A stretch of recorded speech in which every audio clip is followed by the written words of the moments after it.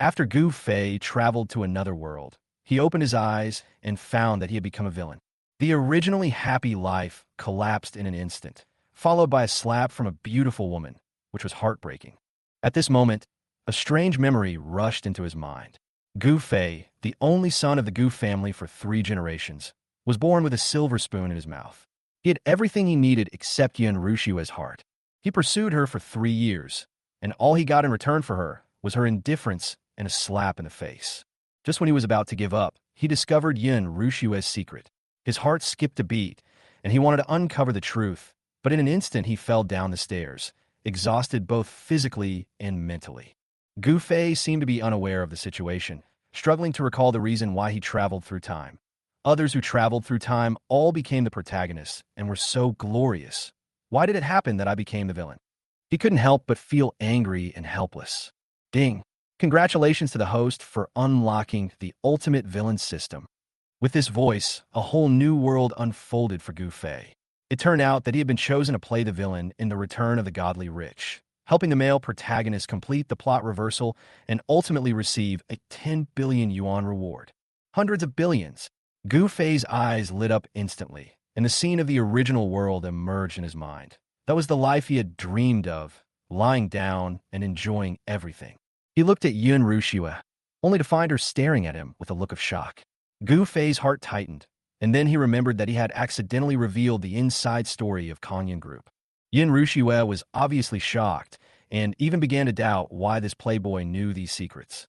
However, what shocked Gu Fei even more was that Yin Rushua had actually heard his inner voice. At that moment, his mind went blank. He hurriedly waved his hands, thinking to himself, "No, this is not important. What's important is, what did I just say?" At this moment, a system prompt brought him to his senses. Since you want to be the heroine's ultimate bootlicker, you must be fully committed. Gu Fei silently pondered how to play this role well. He looked at Yin Rushua with eyes full of anticipation. "Rushua, I am crazy about you. In the past 3 years, I have never looked at other women." He said this, almost self-indulgently, secretly laughing at his own acting skills. Yin Rushua frowned, a hint of displeasure flashing across her face. Gu Fei secretly rejoiced. She's angry. The more reluctant she is, the more I'll pester her. He knew that only in this way could the hero save the damsel in distress. Then, Gu Fei stepped up his pressure again. "Rushua, please marry me. I am willing to give you the entire Gu family as a betrothal gift." He stared at Yin Rushua with anticipation.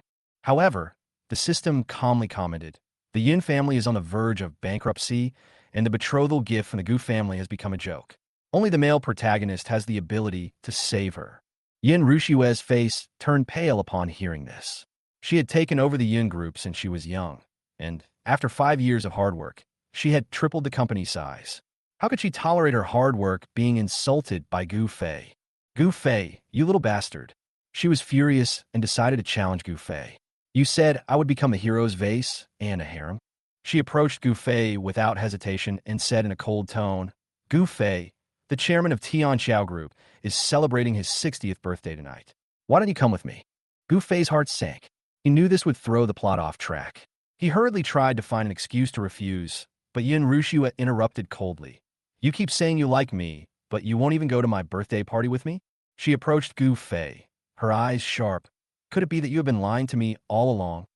Gu Fei quickly smiled apologetically, but he was panicking in his heart.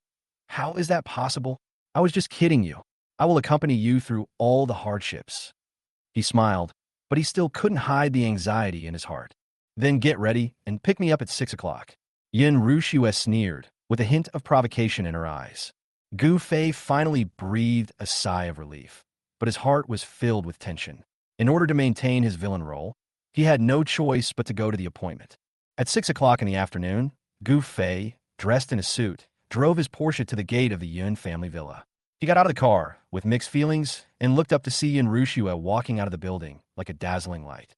"Oh my God, this woman is so beautiful." Gu Fei sighed, feeling an inexplicable urge in his heart. Her black hair was like a waterfall, her figure was graceful, and her white skirt was slightly open, revealing her long, beautiful legs. Gu Fei sighed in his heart. She is simply the best of the best. Seeing that Gu Fei was praising her again in his heart, Yun Rushua sneered. She knew that Gu Fei's love for her was just a pretense. But no matter what, a man's eyes could never escape the charm of a woman. After getting in the car, Yin Rushua pretended to be relaxed and played with her mobile phone, but in fact she was secretly planning how to get information about Kanyan Group from Gu Fei. As the car passed Kanyan Building, Yin Rushua asked, Kanyan Building is quite impressive. Has the Gu family considered cooperating with Kanyan Group? Gu Fei chuckled and replied, You're asking the wrong person, aren't you? I'm a notorious prodigal son who neglects family affairs and idles away my time. You know that. Yin Rushua smiled faintly and continued, How about I call my dad and ask? Gu Fei sneered in his heart and thought to himself, Of course I haven't thought about it. Kanyan Group has been in trouble for a long time. Its capital chain is broken. Only a fool would cooperate with them. He was sarcastic in his heart, but he also realized that the heroine Yin Rushua was able to make the Yin Group so big, and she was indeed capable. Half an hour later, the car stopped in front of the Jinlai's hotel. Yin Rushua attracted everyone's attention as soon as she got out of the car. After all, she was the most beautiful woman in Sioux City. Who wouldn't want to take a second look at her? However, Gu Fei chose to relax and enjoy this brief period of peace. Tonight was the birthday party for the chairman of Tianxiao Group. He couldn't quite remember who the chairman was, but he sounded familiar. Suddenly, a gentle voice broke his thoughts. Rushua, it's great that you can come to celebrate Dad's birthday. Why did you come with Gu Xiao? Don't you hate him very much? Gu Fei was about to stand behind Yin Rushua in a low-key manner, but when he heard the disdain and surprise in the woman's tone, his heart tightened. He glared at her, but was stunned. Lin Yuro, one of the male protagonist's confidants and an important character in the plot. Gu Fei instantly realized that tonight's birthday party was not just a simple social occasion. Her father's birthday party? Gu Fei's heart was shocked. The male lead will definitely come tonight. He immediately realized that he had accidentally fallen into the plot again. If he got involved again, it would probably be even worse. At this moment, Lin Yuro was also shocked by the voice in Gu Fei's heart. She looked at him, a hint of doubt in her eyes. How did you know that my father was detoxified 3 days ago? Gu Fei panicked and kept reminding himself, Don't give away the truth. Find an excuse. He smiled awkwardly, trying to cover it up. Rushua and I are best friends. Of course I have to come. However, Lin Yuro obviously didn't believe her explanation. She sneered. Gu Fei, you even know about my affairs. How can we be just friends? Yin Rushua walked on the other side of Gu Fei and listened to Lin Yuro's words, thinking silently in her heart. She couldn't help but feel that Gu Fei knew too much, not only about herself, but also about Lin Yuro's secrets. Do you have any acquaintances in the Lin family? She asked suddenly, trying to get more information from Gu Fei. Gu Fei answered absent-mindedly. I don't know any of them. I don't know any of them.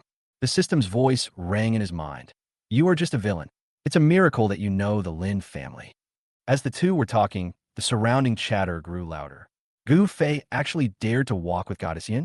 I heard he deliberately fell down the stairs just to get close to her. Gu Fei's mood worsened when he heard these comments. He cursed in his heart. What do you know, Yin Rushua forced me to come here. But he didn't dare to be too ostentatious and try to keep a low profile so as not to cause more trouble. At this time, Lin Yuro's cell phone rang. After she answered the call, she looked at Yin Rushua and said, Dad has something to talk to me about. Let's go in together. Yin Rushua nodded and deliberately walked to the side of Gu Fei. She decided that tonight she would make Gu Fei reveal all the information. Gu Fei was completely unaware that he was being sandwiched between two beauties, constantly exposing his inner thoughts. Moreover, every thought of his was clearly heard by the two women. Although Lin Yuro is the male protagonist's confidant, she is also deeply trapped in Gu Fei's mind. Her every move and every expression makes Gu Fei's heart beat faster. The sky is falling. Gu Fei cried in his heart. If the male lead sees me sitting between them, I will definitely become a thorn in his side. At this moment, Gu Fei suddenly covered his stomach and pretended to be in pain. My stomach hurts and the wound is bleeding. Rushua, can we go back to the hospital to rest first? Yin Rushua looked at him coldly and said, But your wound is not on your stomach, but on your chest. Gu Fei was stunned for a moment, his mind racing. What should I do? The hero is coming soon. I can't stay here any longer. However, just when he was extremely anxious, a waiter came running over. Miss, someone is trying to force their way into the banquet, saying that they are your friend. Do you want to go over and take a look? Gu Fei's eyes widened, his heart tightening. Here, he comes. This person must be the male protagonist. Upon learning of Yi Wentian's impending arrival, Lin Yuro suddenly felt nervous. It wasn't that she was afraid of the hero, but if he clashed with the guards and was provoked by Lin Jixuan, it would mean that what Gu Fei had said was true. Furthermore, she increasingly suspected that Yi Wentian wasn't as kind as she had imagined, and perhaps he had other motives for detoxifying her father. Rushua, Mr. Gu, I'll go over and take a look first and come back to you later. Lin Yuro stood up and planned to check the situation first. Gu Fei watched her leave helplessly, then turned to Yin Rushue and said, Aren't you going to join the fun? Yin Rushue chuckled. It's rare for me to come out and relax. Gu Fei, how about a dance? Gu Fei was stunned for a moment, feeling extremely helpless. He wanted to keep a low profile and avoid becoming the focus of everyone's attention, but Yin Rushue clearly didn't intend to let him have his way. She insisted on inviting him to dance, and Gu Fei couldn't help but respond, No, my injury hasn't healed yet. I feel dizzy, and I can't dance. Yin Rushu gently moved closer to him and said, Let me rub it for you. Gu Fei thought to himself, Are you crazy? Your childhood sweetheart is right at the door, and you don't go to see your male protagonist, but come around my shoulders. But due to his character, he could only sit there awkwardly, unable to push her away. Yin Rushu moved closer, her fingers gently massaging his temples, the warmth of her body palpable. Gu Fei began to grow anxious, secretly warning himself, Too close. My nose is itching.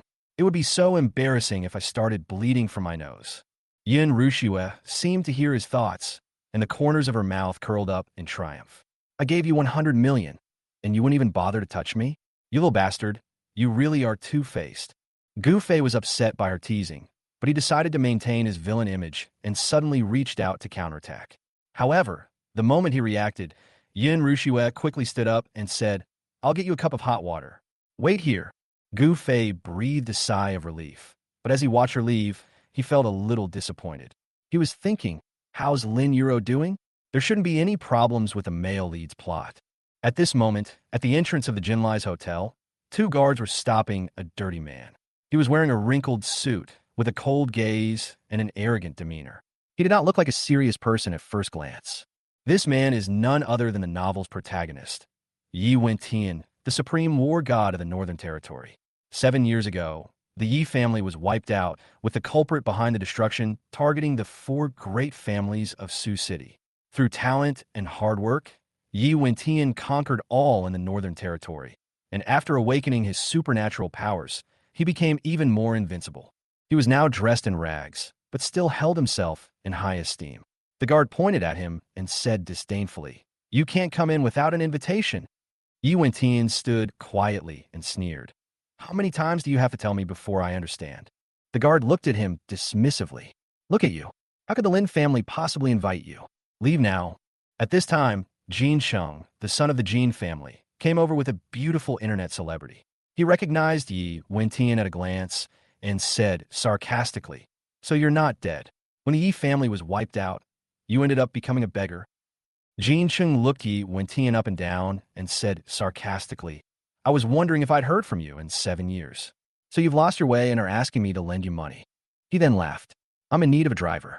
5,000 a month. Would you like to do it? Yi Wentian's fists clenched until they made a creaking sound as he glared at Jin Sheng angrily. How dare you mention the Yi family and my parents?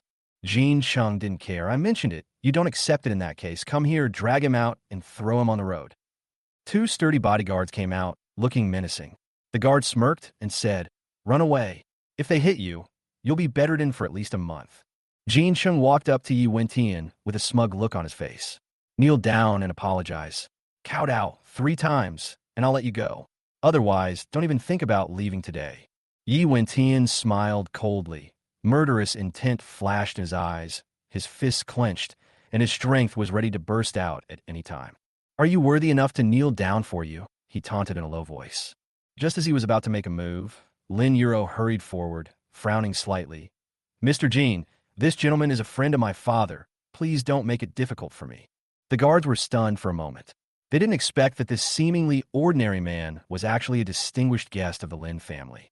Jin Sheng was also stunned. Ms. Lin, are you sure? How could Mr. Lin have any friendship with him? Lin Yuro was a little impatient, but remained calm. Mr. Jin, My cousin is waiting for you. He said he hasn't seen you for a long time. You should go. Although Jin Sheng was reluctant, he still agreed. Okay, I'll give you face today.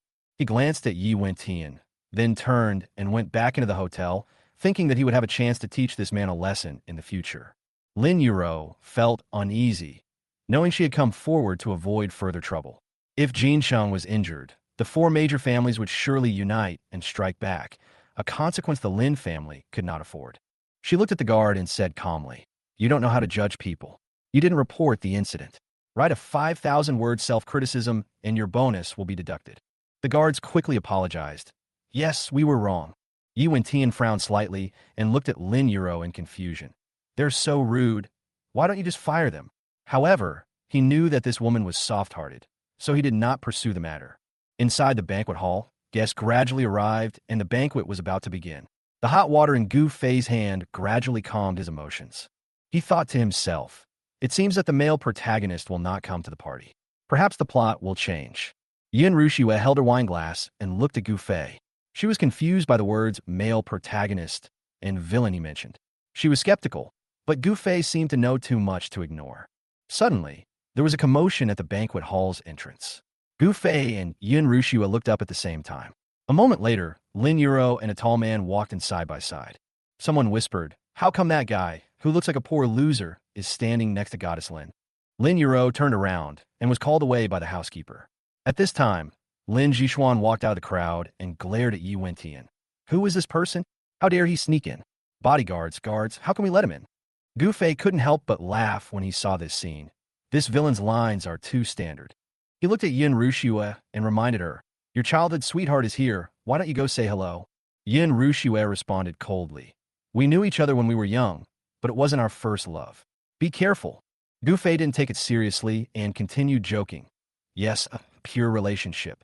Seeing this, Lin Jishuan was furious. "How did you get in? Beat him up." He clapped his hands, and 6 bodyguards immediately appeared beside him, ready to take action. However, Yi Wentian walked forward coldly. "What is your relationship with Yuro?" Lin Jishuan was furious. "How dare a poor loser like you mention my sister?" Yi Wentian sneered and suddenly raised his hand to slap Lin Jishuan. The slap was restrained, enough to teach Lin Jishuan a lesson, but not fatal. Lin Jishuan covered his face and was stunned. "You dare to hit me?" The people around were also dumbfounded. They didn't expect Yi Wentian to dare to take action at the Lin family's banquet. Gu Fei almost wanted to laugh out loud when he saw this scene. He sighed that this scene was just like a plot from a novel. Lin Jishuan spat out a mouthful of blood, in which were 2 teeth. Yin Rushue's eyes widened instantly in shock. Gu Fei chuckled and thought to himself, "Sure enough, the plot of the world is just like the novel." At this moment, Yi Wentian turned around, his eyes swept across everyone coldly, and finally fixed on Gu Fei. Gu Fei suddenly felt his whole body stiffen. What's going on? He was panicking. Why didn't the male lead beat Lin Jishuan up, but instead stared at him? What should he do now? Is it time to start acting? Just when he was confused, Yi Wentian strode towards them. Yin Rushue frowned, obviously unhappy. "What is he doing here?" she asked dissatisfiedly. Yi Wentian, whom she hadn't seen for 7 years, was no longer the handsome young man she remembered. He had become tall and mighty, his eyes burning with anger and hatred, and filled with murderous intent. This man had used his luck and status to seize the Yun group and even sent her into the harem, forcing her to live a life of washing clothes and cooking.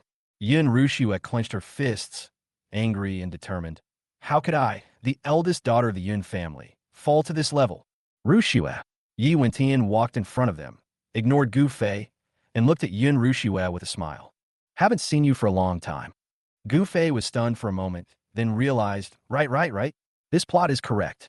Tonight is the day the hero and Yun Rushue reunite, so it's normal for him to come over and say hello. But he accidentally sat next to Yun Rushue, and the two of them were very close.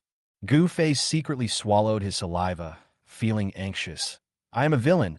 I can't remain indifferent. What if my character collapses?" So he stood up suddenly and stood in front of Yun Rushue. "Who the hell are you? How dare you flirt with my girlfriend in front of me? Master Gu, you're courting death." As soon as the words came out, Gu Fei secretly praised in his heart. "Great, the lines are well acted, and the arrogant look is also on point." Yi Wentian was stunned for a moment, hatred rising in his eyes again. Your girlfriend? Rushua, is what he said true? Gu Fei's heart tightened. Nonsense. Of course it's fake. As long as Yun Rushua refutes it, the hero will definitely get angry. Then I'll scold him severely, and then I'll leave. Perfect. Yun Rushua chuckled secretly beside him, thinking to herself, Want to leave? Just wait and see how I kill you. She stood up gracefully, walked to Gu Fei, and took his arm as he looked at her expectantly. Yes, Yuan-Tian, long time no see. This is my boyfriend Gu Fei. Gu Fei was stunned for a moment, his jaw almost dropping to the ground. What is she talking about? Did I get my head stuck in the door? Everyone around was stunned. Goddess Yin actually admitted her relationship with Gu Fei. This is impossible. Goddess Yin must have been coerced. Yes, I heard that Gu Fei was injured in the Yun family in order to coerce her, and the Gu family threatened to ban the Yun family. Yi Wentian's murderous intent instantly escalated. Gu Fei, do you dare to threaten Rushua? Gu Fei's heart tightened. It's over. What if this idiot really gets angry?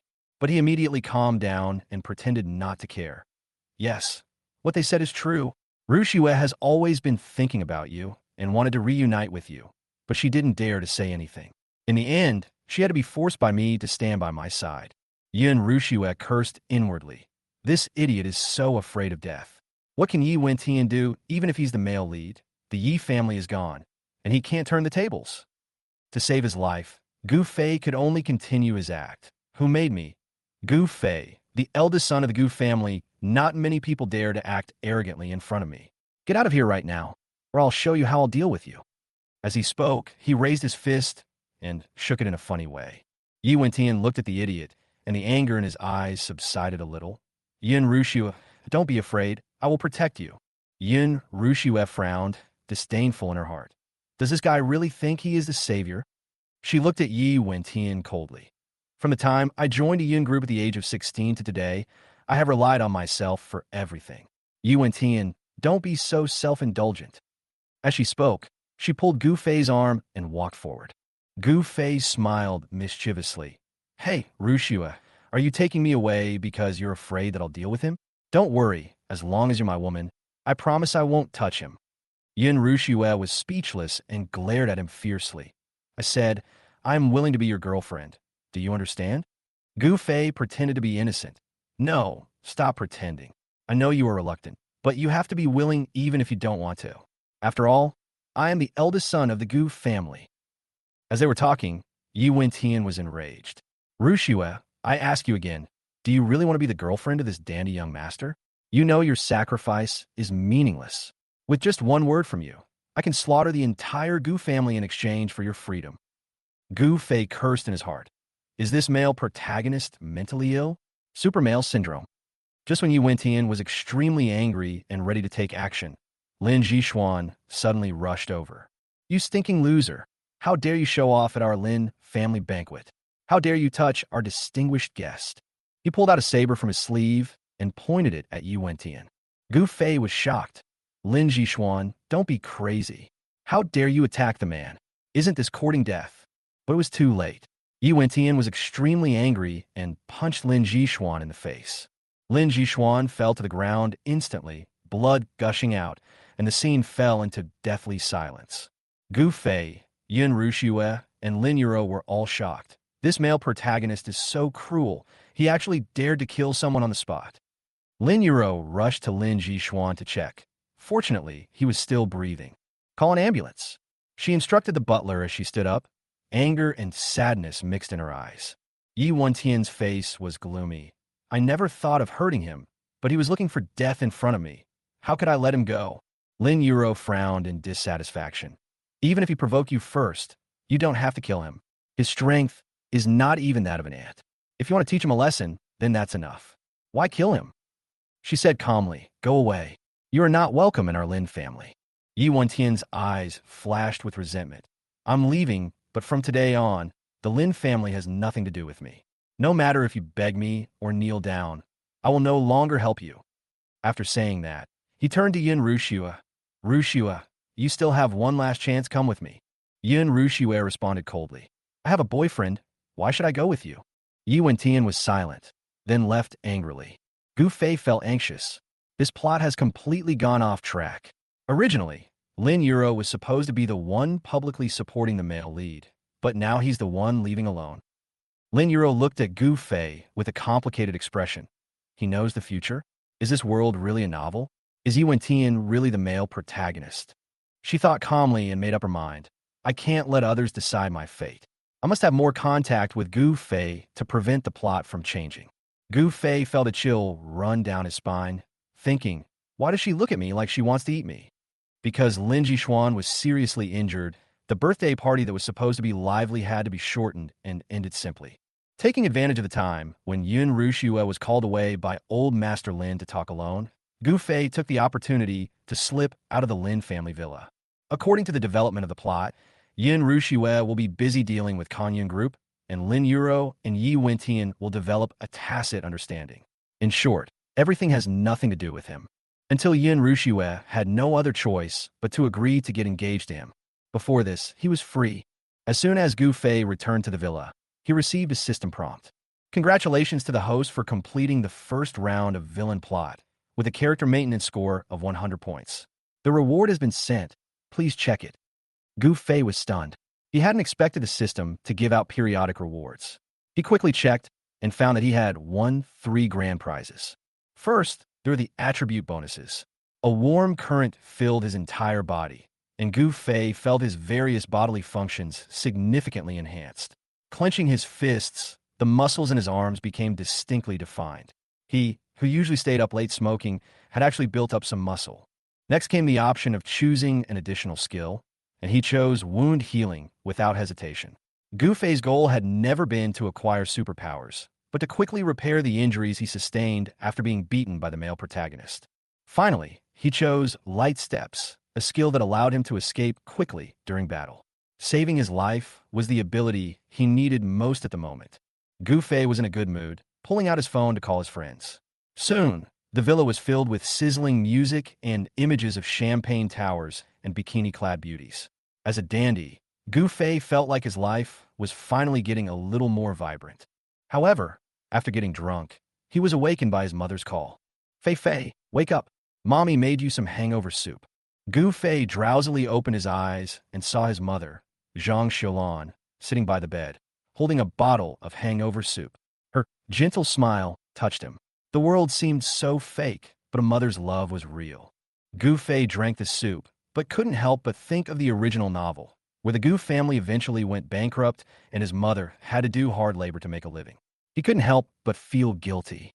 Fei Fei, Mom doesn't object to you bringing your friends home to play, but you have to be careful.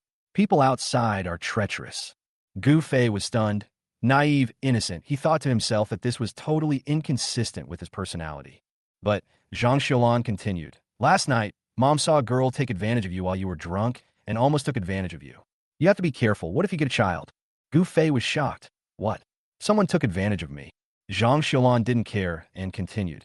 Fei Fei, Yin Rushue will soon give in. When she marries you, Mom guarantees that she will be completely devoted to you. Gu Fei waved his hands hurriedly. Mom, I don't like Yin Rushue anymore. Don't mention this anymore. Zhang Xiaolan's eyes widened. Don't you like her anymore? How could you possibly do that? You even stole your dad's company seal for her. Gu Fei scratched his head awkwardly. People tend to get bored easily. I'm tired of her poker face, and I'm ready for a change. Zhang Xiaolan thought for a moment and actually accepted this statement. Well, since you don't like Yin Rushue, then I will help you find a more suitable partner. Gu Fei's heart tightened. Mom, please stop arranging blind dates for me. How about a full moon with stars? Zhang Xiaolan suggested. Gu Fei was shocked. Who? Man Xingyue, the eldest daughter of the Man family. Don't you remember? You two slept in the same bed for a while when you were little. Later, she went abroad to study and recently returned to China. The Man family is looking for a son-in-law all over the world. Gu Fei's head buzzed. Man Xingyue, Yi Wentian's childhood sweetheart, was also the female villain with whom he had a love-hate relationship throughout the book. Mom, let's put that blind date on hold for now. Gu Fei was feeling very irritated. Okay, that's settled. After Zhang Xiaolan said that, she immediately took out her cell phone to contact the Man family. Gu Fei was full of helplessness. He had just recovered from being drunk, but he didn't expect his mother's arrangement to be so unexpected. Just when Gu Fei was frowning, the cell phone rang suddenly. breaking the silence. He answered the phone and saw that it was Lin Yuro calling. He was confused. Why is Lin Yuro calling? He should have had a tense relationship with Yin Rushue, but he shouldn't have had any contact with Lin Yuro. But he was a villain after all, so he answered the phone. Mr. Gu, there was a problem with my father's birthday party last night. I'd like to treat you to a meal to make up for it. Are you free? Gu Fei hesitated for a moment and then refused. I'm sorry, Miss Lin. I have something to do at noon and can't go. I heard that Mr. Gu is seeking cooperation with Xinghua Group. I happen to have some connections and would like to help you make some connections. Lin Yuro's words moved Gu Fei and he immediately changed his mind. Okay, in that case, I'll go there. Gu Fei thought to himself that he couldn't miss any opportunity.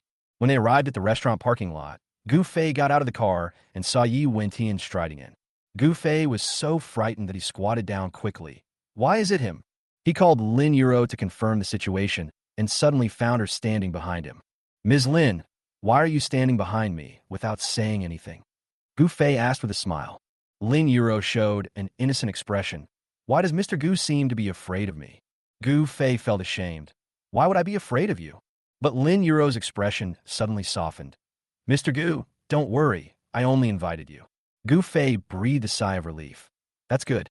However, just as they entered the restaurant, Gu Fei heard a quarrel. He followed the sound and saw Tang Jiqi and Yi Wentian fighting for a private room.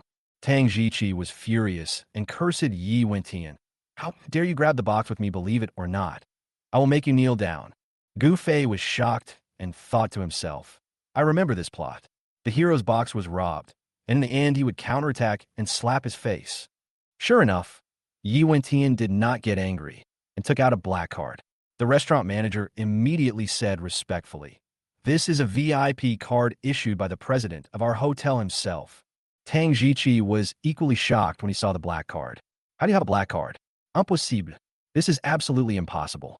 When Uncle Lin first released the black card, my dad went to get one himself and couldn't get one. How do you have one? It's fake. It must be fake. Gu Fei was amazed. Xiao Tang, your villain skills are truly profound. Every line you deliver paves the way for the hero to smack you hard in the face.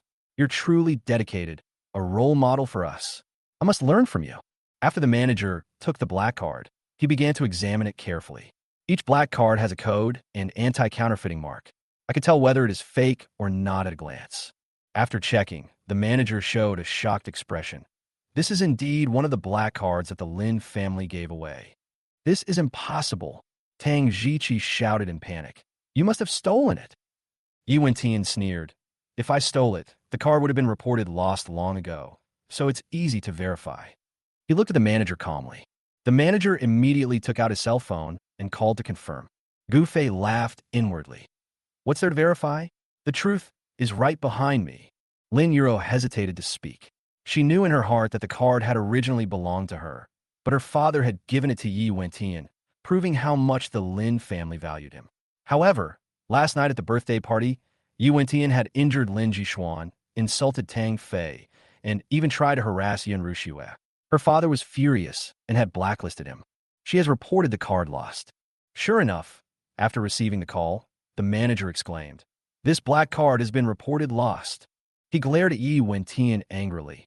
You kid, you stole the Lin family's card, and you dare to show off here?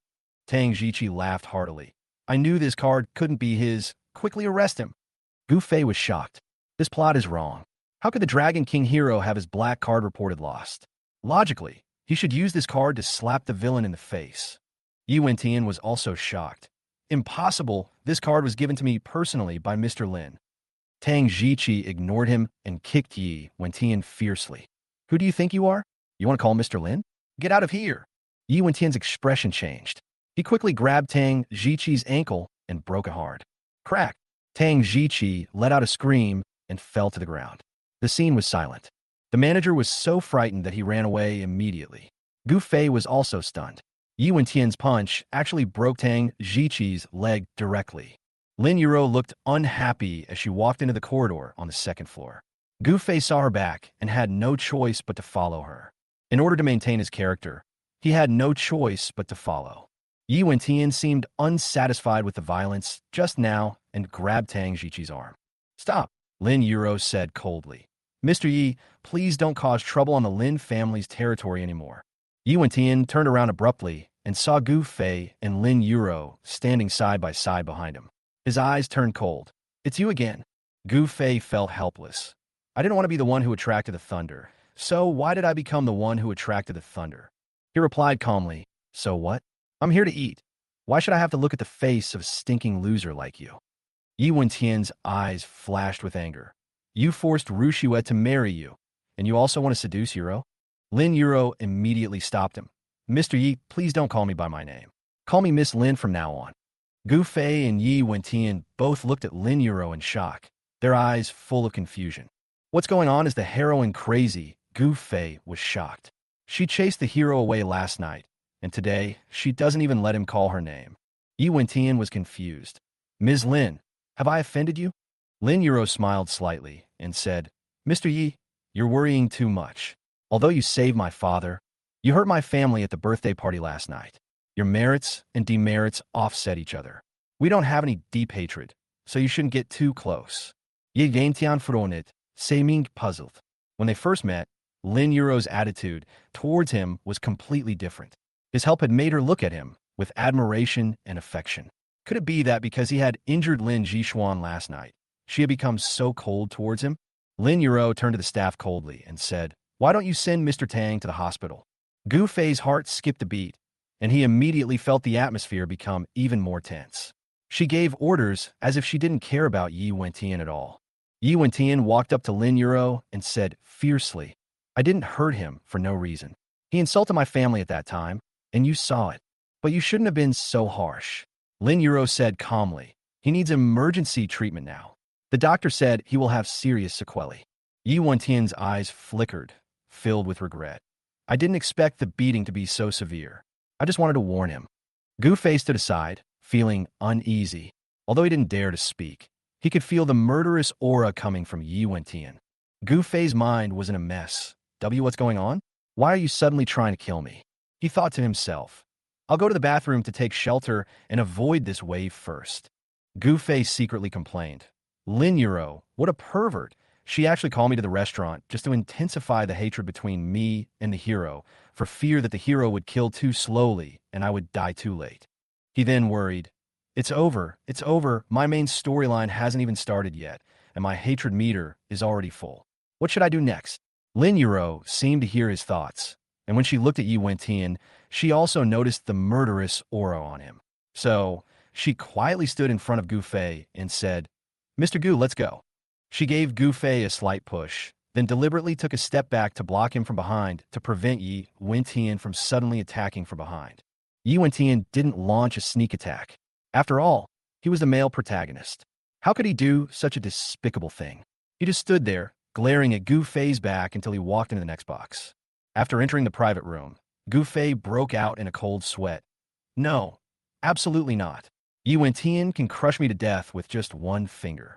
He thought to himself, although I kind of want to die, the story isn't over yet. The mission isn't complete.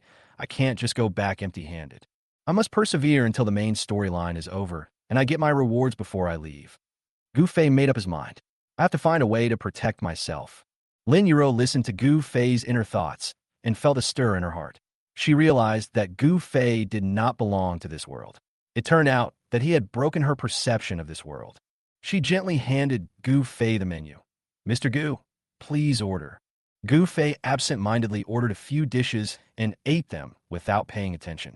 Then he couldn't help but ask, You said you could help my dad get the Xinghua group. Is that true? Lin Yuro smiled. Of course, Tang Jiqi is the son of Xinghua group. He just saw you and Yi Wentian arguing, and he must have a good impression of you. With me coming forward, cooperation should be no problem. Gu Fei thought to himself, so Tang Jiqi was so high and mighty, but unfortunately, in the end, his family was destroyed and his people were killed. Mr. Gu, I have a question. Lin Yuro suddenly spoke. You say, what do you like about Rushua? Gu Fei's face froze. Is that even a question? She's beautiful, intelligent, and capable of managing the family business. She's simply the perfect woman. Who wouldn't like her? Lin Yuro smiled and supported her chin lightly. But, what you said, I'm not bad either. Why don't you like me? Gu Fei was stunned. What does this mean? Is she kidding? He comforted himself in his heart. It must be a joke. The male protagonist's attitude is not right. How could he find me? So Gu Fei smiled and said, Miss Lin is excellent in every aspect. How could she be worthy of me? If Ru Xue is worthy of you, it means she is not as good as me. Lin Yuro raised her eyebrows and showed a hint of a smile. Gu Fei was a little flustered. Of course she is the best. He quickly added, to be honest, I'm Yin Ru Xue's bootlicker. Apart from her, I'm not interested in anyone else. Even if the seven fairies came down to earth, I wouldn't even look at them. Gu Fei muttered in his heart. I thought I could just be a villain, but the plot changed so quickly that the heroine's character collapsed. After hearing what Gu Fei said, Lin Yuro smiled slightly, as if she was a little envious of Yin Ruxue for having a loyal follower. But she didn't believe that Gu Fei really liked Yin Ruxue. Let's eat first, she said softly. Gu Fei took a few bites and asked absent-mindedly, do you really think you can help my dad take over the Xinghue group? Of course, Tang Jiqi is the son of Xinghue group. He saw you being disrespectful to Yi Wentian just now, so he must have a good impression of you. With my help, it shouldn't be a problem to get the cooperation. Gu Fei sighed, so Tang Jiqi is so high and mighty. It's a pity that he will end up with his family destroyed. After dinner, Gu Fei made an excuse and prepared to slip away. I'm not afraid of Lin Yuro. I'm afraid of Yi Wentian. The look in his eyes in the corridor was clearly wrong. How could I dare to meet him alone? He ran back home, but heard the sound of laughter coming from inside. He walked into the living room out of curiosity and was stunned when he saw the woman sitting on the sofa. Isn't this the full moon? My mom is so quick. She just mentioned the introduction in the morning and asked me to go home in the afternoon. Gu Fei suddenly felt like crying. I provoked the hero's two heroines, and now there's another one. Fei Fei, why are you back so soon? Zhang Xiulan saw Gu Fei standing at the door and hurried over. Speak of the devil. Fei Fei, come here, let me introduce you. This is your uncle, man. Come on, call him uncle. Gu Fei smiled awkwardly and said, hello, uncle. Zhang Xiulan continued to introduce. This is your sister Xingyue. Gu Fei nodded helplessly. Hello, hello. But in her heart, she was secretly churning. Man Xingyue, the male protagonist's enemy, ended up becoming his bootlicker. How ironic, he thought to himself. In the book, she not only helps the hero, but also gives him her life. And now, I have to go on a blind date with her. Gu Fei had just greeted everyone when he looked up at Man Xingyue. Her beauty is truly stunning. She has the same charm as the Hong Kong film star Michelle Reese, especially with her curly hair, red lips, and a long halter dress. She is so attractive. But the strange thing was that Man Xingyue just stared at Gu Fei blankly, motionless, with an expression as if she had seen a ghost. Gu Fei couldn't help but be stunned and wondered in his heart. What's going on? Not only him, but everyone else was stunned and looked at each other. Man Changguang, in particular, was so embarrassed that he kept coughing, trying to remind his daughter. Man Xingyue has always behaved very appropriately. No matter what the occasion is or how important the person is, she can always handle it with ease and receive a lot of praise. But today, why are you suddenly so rude? Seeing his daughter still not reacting, Man Changguang quickly stood up to smooth things over. Xingyue, Master Gu just greeted you. Why didn't you respond? Are you shy after meeting the person you're talking to? Man Xingyue finally came back to her senses, frowned slightly, and said calmly, hello, Mr. Gu. Zhang Xiulan laughed at the side. Calling you young Master Gu is too formal. He is 2 years older than you. Just call him Brother Fei. Man Changguang smiled and said, then Gu Fei, you can call her sister Xingyue. Under the mediation of the elders, Gu Fei had no choice but to shout, Sister Xingyue. But in my heart I was thinking, Xingyue, your sister, how can I call her that name? I dare not offend her. Don't look at her gentle appearance. She is cruel and ruthless, and she will not let me have an easy time. He couldn't help but sigh. Oh my God, can the plot be changed just because I don't like Yin Ruxue? At this time, Zhang Xiulan called out, hurry up and sit down. Xingyue Fei Fei, let's talk. Man Xingyue sat back on the sofa, but she had begun to realize that Gu Fei had been muttering to himself ever since she met him. But she confirmed that Gu Fei did not speak, and it was obvious that those words were what he was thinking. He actually said my dad has a heart disease? Impossible. My dad was fine during the physical examination 3 months ago. This guy must be talking nonsense. Although she was convinced he was lying, Man Xingyue still felt a little uneasy. She decided to wait until she met with the Gu family, and then take her father for a thorough physical examination to feel at ease. And he called me a lapdog of the male protagonist, Yi Wentian. That's unbelievable. I never do anything that would affect my own interests. How could I possibly do something so stupid? But she still had questions in her mind. Since he said these words, why can I hear his inner voice? Seeing this, Gu Fei said, Mom, we young people prefer free love. It's really embarrassing for you to introduce us like this. How about we go out and have a chat? Zhang Xilan smiled and responded, I didn't say you should get married right away. If you think we're getting in the way, then go ahead. Gu Fei quickly stood up, looking a little anxious. Okay. He turned to Man Xingyue and said, Sister Xingyue, let's go out for a cup of coffee. Man Xiangwang looked at his daughter with some worry. She had always been proud and arrogant. What if she didn't like Gu Fei and simply refused to give him face? Unexpectedly, Man Xingyue not only stood up happily, but also showed a charming smile. Okay, Brother Fei, let's go. Gu Fei took Man Xingyue into the car and drove out of the villa. Only after they left the residential complex and entered the main road did he clear his throat and prepare to begin his performance. Well, Miss Man, first of all, I'm very sorry for wasting your time. He thought to himself, I must apologize. I must not let this woman bear a grudge against me. If I offend her, it will be worse than offending Yi Wentian. Man Xingyue bit her lip coldly and clenched her fist secretly. He is really a rude person. Gu Fei continued. Then, I must explain to you clearly that I already have a lover. Man Xingyue was stunned for a moment, then raised an eyebrow. You have a crush? Who? Gu Fei hurriedly explained. It's Yun Rushua, the most beautiful girl in Sioux City. I'm devoted to her, and I'll never marry anyone else in this life. So, it's impossible for us to be together. Mom didn't know I liked her, so she introduced you to me. Don't blame her. Gu Fei sighed silently in his heart. The character of the bootlicker cannot be destroyed. In this novel, I will only have two characters, the bootlicker and the villain. I must keep them stable. He couldn't help but laugh at himself in his heart. Man Xingyue is one of the protagonists. How can I let her know my feelings for Yun Rushua? Besides, I have to stick to my dog-licking persona. Man Xingyue smiled slightly, with a sly glint in her eyes. Is the Yun Rushua you were talking about more beautiful than me? Gu Fei nodded without hesitation. Of course. She is the most beautiful woman in Sioux City, definitely more beautiful than you. Especially in my heart. She is an incomparable goddess in the world. But in his heart, he secretly thought, Yin Rushue is indeed beautiful, but I prefer the gentle and quiet type like Lin Yuro. The more I see her, the more I like her. As for Man Xingyue, although she is beautiful, she is cruel and ruthless and difficult to control.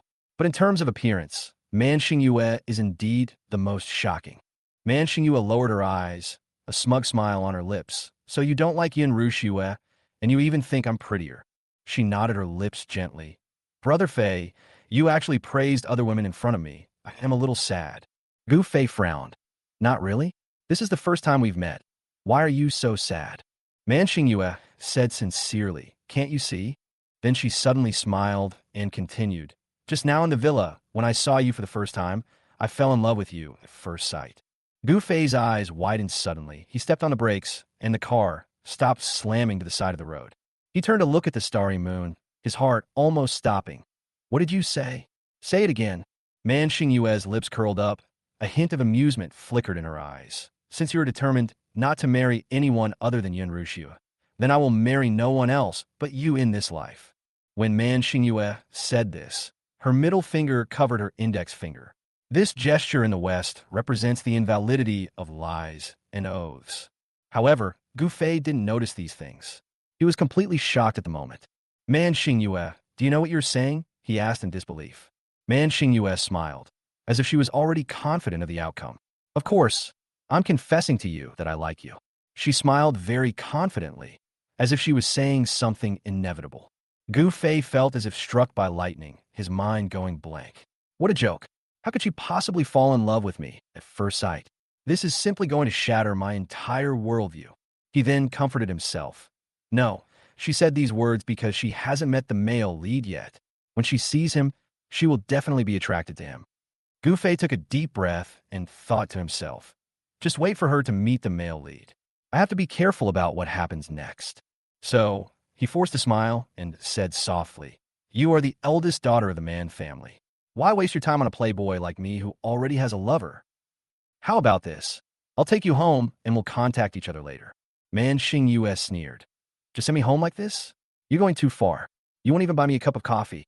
Gu Fei suddenly realized something and patted his head, feeling a little unhappy. It's really my fault. He sighed secretly. Okay, I'll buy you a cup of coffee then. He looked around and saw a coffee shop nearby, so he stopped the car and took her inside. As soon as he sat down, Gu Fei's cell phone rang, and Yun Rushue's name appeared on the screen. Gu Fei was stunned and felt a little nervous. He thought to himself, why did this woman take the initiative to call me? He quickly answered the phone. Hello, baby Rushue, what's up? Hearing the word Rushue, Man Xingya, who was stirring the coffee, looked up and looked over. Gu Fei caught her gaze and quickly turned sideways to avoid her sight. Hey, are you calling me for something? He was a little nervous. Yun Rushue's cold voice came from the other end of the phone. It's okay, can I just call you? Of course not. I'd love for you to call. But this is so sudden. I'm a little flattered. Man Xingya drank her coffee and looked at Gu Fei coldly, sneer-faced in her heart. He is indeed a bootlicker. At this time, Yin Rushue had also parked her car and walked into the coffee shop. She walked into the store while answering the phone. Yin Rushue actually felt a sense of satisfaction and superiority. She felt complicated as she listened to Gu Fei's flattering words. Let's get down to business. Yi Wentian just called me and asked me if I should get rid of you. Gu Fei's heart tightened instantly, and he cursed in his heart. Yi Wentian, what right do you have to say that?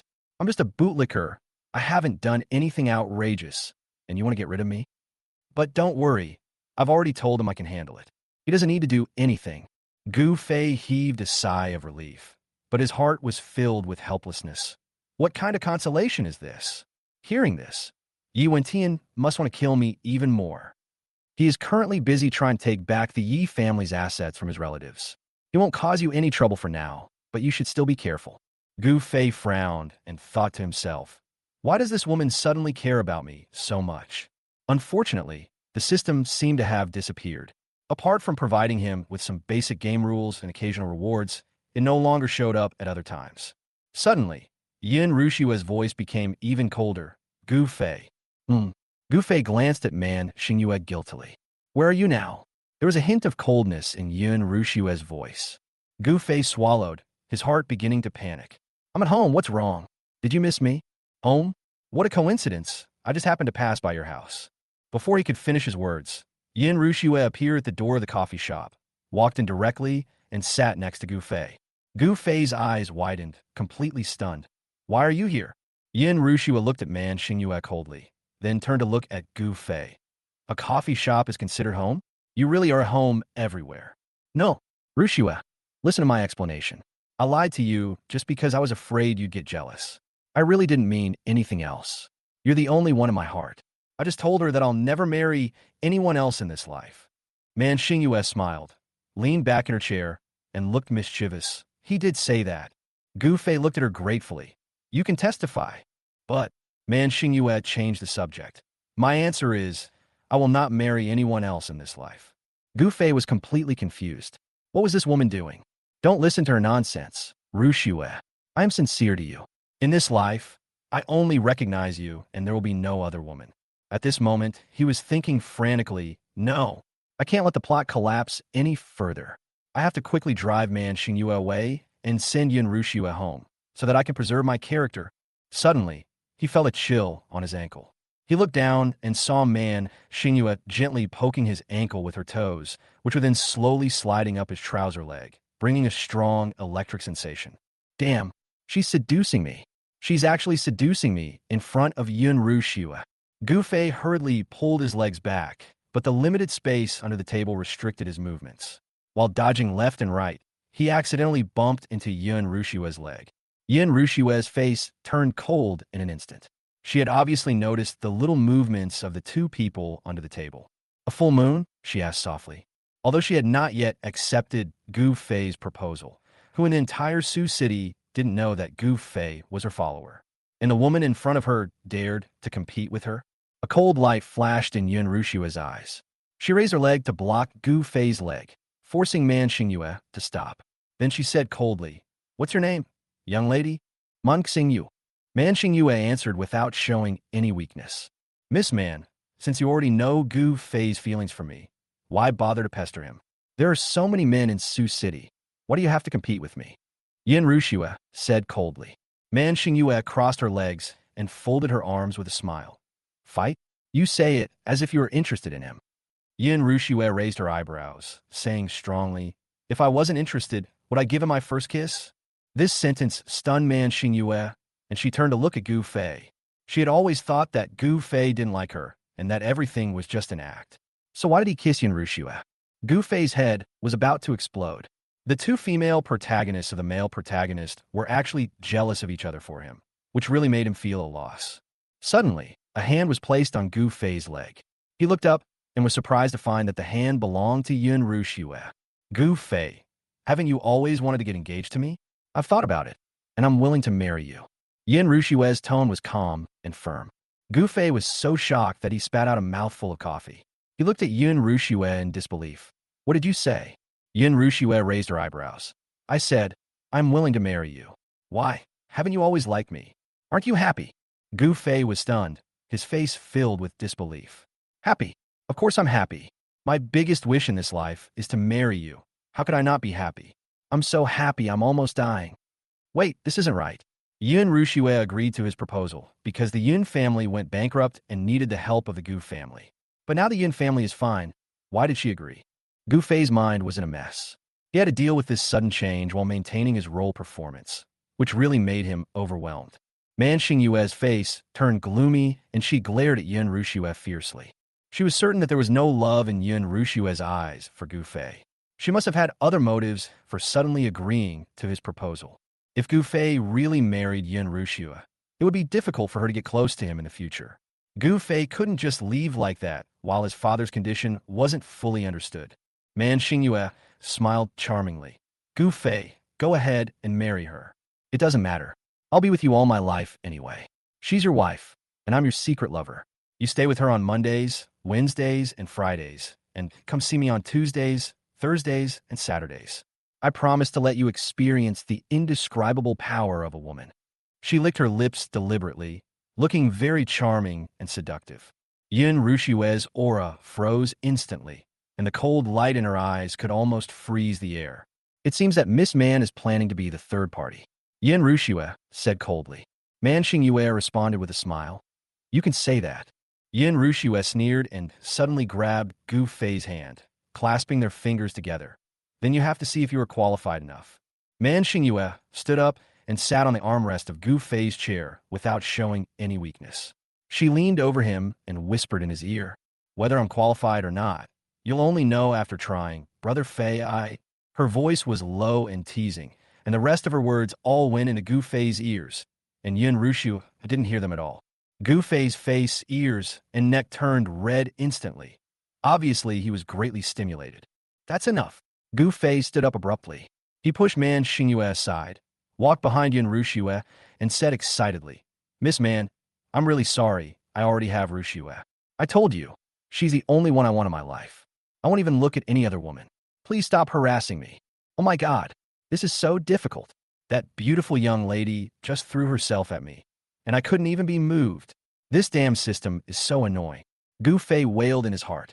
Although he had just been teased by Man Xingyue and was almost hot to the point of exploding, in order to maintain his role, he could only continue to play the role of the bootlicker and was unable to enjoy those beautiful moments. When Yin Rushue heard these words, her expression became even more severe, while Man Xingyue smiled even more triumphantly. Brother Fei, it doesn't matter if you reject me. I won't be discouraged. Whenever you feel lonely or hurt by this ice cube, you can come to me anytime. After saying that, Man Xingyue picked up her bag, blew a sexy kiss to Gu Fei, and left the cafe with a smile. She originally wanted to stay and continue fighting Yin Rushue, but she was more worried about her father's health.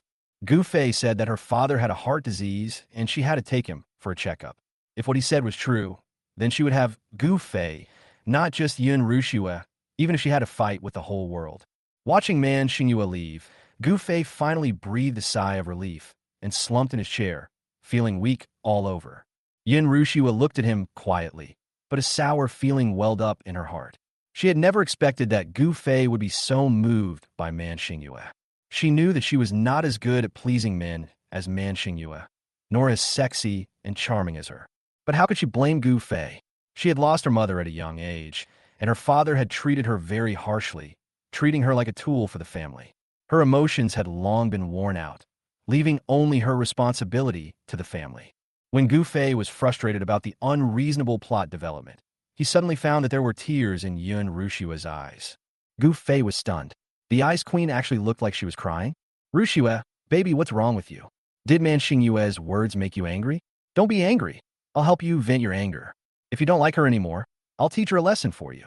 Even if the sky falls, I'm here for you. Yun Rushua took a deep breath, raised her eyes to look at Gu Fei, and held his hand tightly. Then tell me the truth. Are you really willing to marry me? Gu Fei answered without hesitation. Yes, of course I do. My greatest wish in this life is to marry you. How could I not want to? What's wrong with her? Isn't she that unbreakable Ice Queen? The strong woman who wouldn't waver even if the sky fell? How could she show such a vulnerable side? Is it because she couldn't be with Yi Wentian that she was heartbroken? Yin Rushua was touched for a second after hearing his answer, but then she heard his thoughts again in her heart. At that moment, her feeling of being touched completely disappeared, replaced by a deep depression. This little bastard is still so hypocritical. He says one thing, but does another. But it didn't matter. He had to choose her unconditionally. Otherwise, as he said, his personality would collapse. With this in mind, Man Xingyue will never be able to snatch Gu Fei away from her. At the same time, Man Xingyue had left the cafe, found her father Man Chongwang, and brought him to a private hospital. I've been telling you I'm in good health, and there's nothing wrong with my heart. Why don't you believe me? Besides, if you don't believe me, do you also believe Dr. Li? She just examined me a few months ago. Although Man Xingyue thought it was okay, it was always better to be careful with such things. Dad, please don't let me have nightmares again. If you have nightmares, you'll have a heart attack, and I won't be able to sleep or eat well. Just so I can get a good night's sleep, please cooperate with the examination. Man Chongwang sighed and finally agreed to go for the checkup. After the examination, Man Xingyue anxiously waited for the results and found Man Chongwang's attending physician, 28-year-old Li Susu. How is it? Are the results out? Man Xingyue asked impatiently. Li Susu shook the medical report in her hand. Here are the results. Don't worry, it must have been a false alarm. Everything was normal during the examination 3 months ago. How did you suddenly get a heart attack? I've been practicing medicine for so long, and I've never encountered anything like this before. She opened the report and was about to complain, but suddenly froze. How is this possible? She hurried to the table and made a phone call. Are you sure there's nothing wrong with the physical examination report just now? Let's check it again. Soon, the response from the other end of the phone made Li Susu almost unbelievable. Is this Mr. Man's result? We were also shocked, so we checked it again. Dr. Li, the result is correct. Li Susu was suddenly speechless. How could this happen? After being shocked for a moment, she finally turned to Man Xingyue and said, Uncle does have coronary artery atherosclerosis. Fortunately, it's in the early stages and can be controlled. Don't worry. Man Xingyue's heart sank, and everything in front of her seemed to blur. If the voice she had just heard was true, then was she really giving all her strength and future to Yi Wentian? She would never allow this to happen. With a cold, murderous look in his eyes, Man Xingyue clenched his fists tightly. If such a person really existed, she would rather take the initiative and get rid of him to prevent future troubles. At the same time, Yi Wentian had no idea that his fate had quietly changed. After he found the relatives who had embezzled his parents' inheritance and refused to bury them, he turned his attention to Gu Fei. Why did he always feel that Gu Fei was not as simple as he seemed if he was really just a dandy young man who licked Yun Rushua's boots, as the rumors said? Why did Lin Yuro favor him so much? This woman is not so easily deceived. Just as Yi Wentian was thinking about this, the ringing of his cell phone broke his thoughts. It was a call from my subordinate. God of War, I just received news that Kong Longsheng has transferred the money to the West Coast and successfully smuggled it out. There is no way to get the Yun family's money back. I understand. Yi Wentian responded calmly. It seems that the Yun family is about to go bankrupt, and Gu Fei will definitely use this to threaten Yun Rushua to marry him. This is the moment when he comes to the rescue. This time, he wanted to let Yun Rushua know that he not only had the ability to save her, but also to revive the Yun family, so that she would no longer rely on Gu Fei and distance herself from him because of the power of the Gu family. The news that the Yun family was cheated by Kong Yun Group quickly spread throughout Sioux City, and everyone was talking about it. However, unexpectedly, The Gu family did not take the opportunity to force Yun Rushue, but the Yun family took the initiative to come to the door and ask Gu Fei to marry Yun Rushue. In the living room of the Gu family villa, Gu Zhenhai looked at Yun Tai, who was kneeling in front of him, his face full of helplessness. Master of the Yun family, please get up quickly. This isn't the first time we've worked together, so why such a big gift?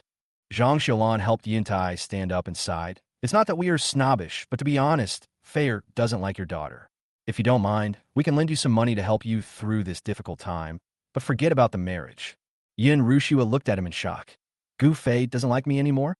This is impossible. Annie, unless he comes out and tells me in person, I won't believe it. Okay, since you don't believe it, I'll ask him to come out and tell you in person. Zhang Xiaolan said. In fact, if she really had to choose a daughter-in-law, Zhang Xiaolan would prefer Man Xingyue. At least, Man Xingyue was generous and decent, and she was sincere to Gu Fei, while Yun Rushue had always been lukewarm towards Gu Fei, treating him like an obedient dog. Gu Fei was lying in the bedroom, listening to music at this time, and had no intention of going out. He had decided that he would never go out unless it was the day before his engagement, so he became a complete homebody. At this time, the bedroom door was pushed open, and Zhang Xiaolan came in and said to him directly, Fei, the Yun family is here to propose marriage, and Yun Rushue is here too. What? Gu Fei suddenly sat up from the bed. Propose marriage? Yes. The Yun family is going bankrupt soon. How come we didn't know? Come down quickly. Yun Rushue is here. Explain everything to her quickly, or they will definitely come after you. I knew the Yun family would go bankrupt, but according to the plot, it should take another 4 or 5 days. How come it happened so quickly? Gu Fei took off his headphones in confusion and followed Zhang Xiaolan downstairs. Sure enough, he saw the Yun family father and daughter standing in the living room. Yun Tai looks elegant and quiet, like someone who loves antiques, calligraphy, and paintings, but he is really obsessed with them all day long and doesn't care about family affairs at all. Whenever there is trouble at home, he only blames Yun Rushue for being useless. In fact, he is the most useless person in the Yun family. Yun Rushue was wearing a white dress with long flowing hair. There was an obvious red palm print on her cheek, probably for being beaten by Yun Tai. Gu Fei felt sad. No wonder when he saw her 2 days ago. Her eyes were filled with tears, and she seemed to be on the verge of collapse. Zhang Xiaolan pushed Gu Fei and reminded him, hurry up and tell them that you don't like Yun Rushue anymore. When Yun Rushue heard this, she immediately glared at Gu Fei. Even if he really didn't like her, he would never dare to show it home. Although Yun Rushue thought so, her heart still felt like it was being stabbed by needles. He actually said in front of his mother that he no longer liked her. This meant that he didn't have her in his heart at all. Was she really that bad? Facing the gazes of a room full of people, Gu Fei had no choice but to continue acting. Mom, what nonsense are you talking about? How can I not like Rushue? I tell you, even if I don't like money, alcohol, or gambling, I can't possibly not like Rushue. She is my life. He hurriedly defended himself. What? Zhang Xiaolan looked confused. But didn't you tell me a few days ago? Gu Fei quickly interrupted. I was drunk at that time and said it in anger. Don't take it seriously. Yun Tai excitedly stepped forward and grabbed Gu Fei's hand. Mr. Gu, since you like Rushue, that's great. How about we quickly hold an engagement party and finalize the wedding? It just so happens that the day after tomorrow is an auspicious day, so let's schedule the engagement party for that day. Gu Zhenhai couldn't help but frown when he heard this. Isn't this too hasty? Our Gu family is not a small family. The engagement banquet must be prepared carefully. Why is it so rushed in just 2 days? But the Yun family is now in a critical situation. If Yun Rushue and Gu Fei's marriage is not announced as soon as possible, the cooperating manufacturers will definitely terminate the contract. At that time, not only will the Yun family go bankrupt, but they will also be burdened with debts. Seeing that the Gu family was unwilling, Yun Tai looked threatening and turned his gaze to Yun Rushue. He knew Yun Rushue had always looked down on Gu Fei, but now was not the time for her to be picky. She had to agree, whether she agreed or not. Yun Rushue had been in charge of the Yun group since she was 16, and she had never bowed her head in front of anyone. Now, she was unexpectedly asked to marry Gu Fei. Although she was willing to get engaged, she still felt deeply insulted. She pursed her lips and stepped forward. But just as she was about to speak, Gu Fei spoke first. I do. I'm willing to get engaged to Rushue right away. Mom and Dad, it's rare that Rushue agreed to our proposal. So let's hold the ceremony the day after tomorrow to avoid any complications. Forget it. Yin Rushua looks like she's about to cry, so I'll just help her. Although she's the male protagonist's lapdog, she hasn't done anything bad. The reason she's fallen to this point is entirely due to the plot, and she's innocent. Alas, I wish she could be pampered more if she joined the male protagonist's harem. She lacked the nourishment of family affection since she was a child and became so cold. If she follows the male protagonist, she won't even be able to enjoy love, which is too pitiful. Yin Rushua lowered her head and bit her lips. I don't care about family or love. I can take care of myself. I can become stronger. I can do it. I don't care. Just then, a big hand patted her shoulder. Gu Fei walked up to her without her noticing. Rushua, you will be my wife from now on. I will take good care of you and will never let anyone bully you or let you get hurt in the slightest. Gu Fei's affectionate voice came to my ears. Although Yin Rushua knew that this was just acting and these words were not sincere, a warm feeling still surged in her heart. It is easy to add icing on the cake, but difficult to provide timely assistance. She clenched her fists, gritted her teeth, and said in her heart, Gu Fei, I don't care whether you are sincere or not. You made such a promise in front of me. You must do it. The engagement was decided. After sending the Yun family father and daughter away, Gu Zhenhai frowned and said, Why did you agree so rashly? The Yun family is going bankrupt.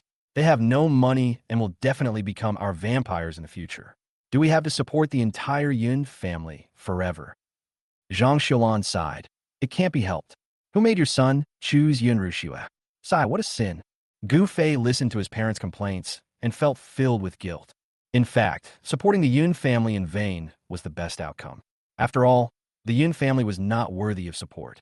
Yin Rushua would definitely be snatched away from the engagement party the day after tomorrow. The Gu family's reputation and face would be completely shattered, and they would become the laughing stock of Sioux City.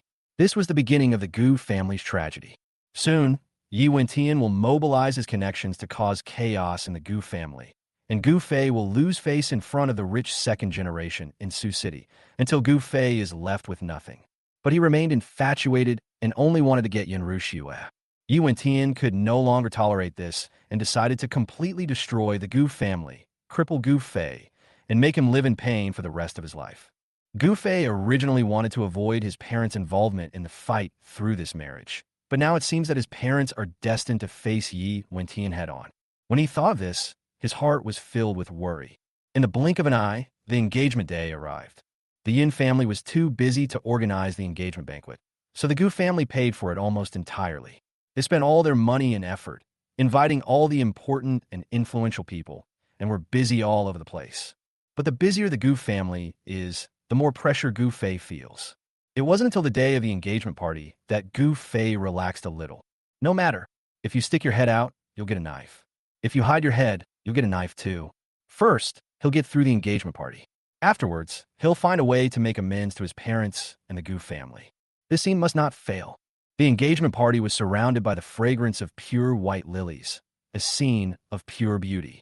Celebrities and dignitaries from Suzhou gathered together, chatting in groups of 3 or 4, and the atmosphere was filled with laughter and joy. No one expected that someone would dare to cause trouble in such an occasion. Wow, it's so beautiful. Is that Yun Rushua, the most beautiful girl in Sioux City?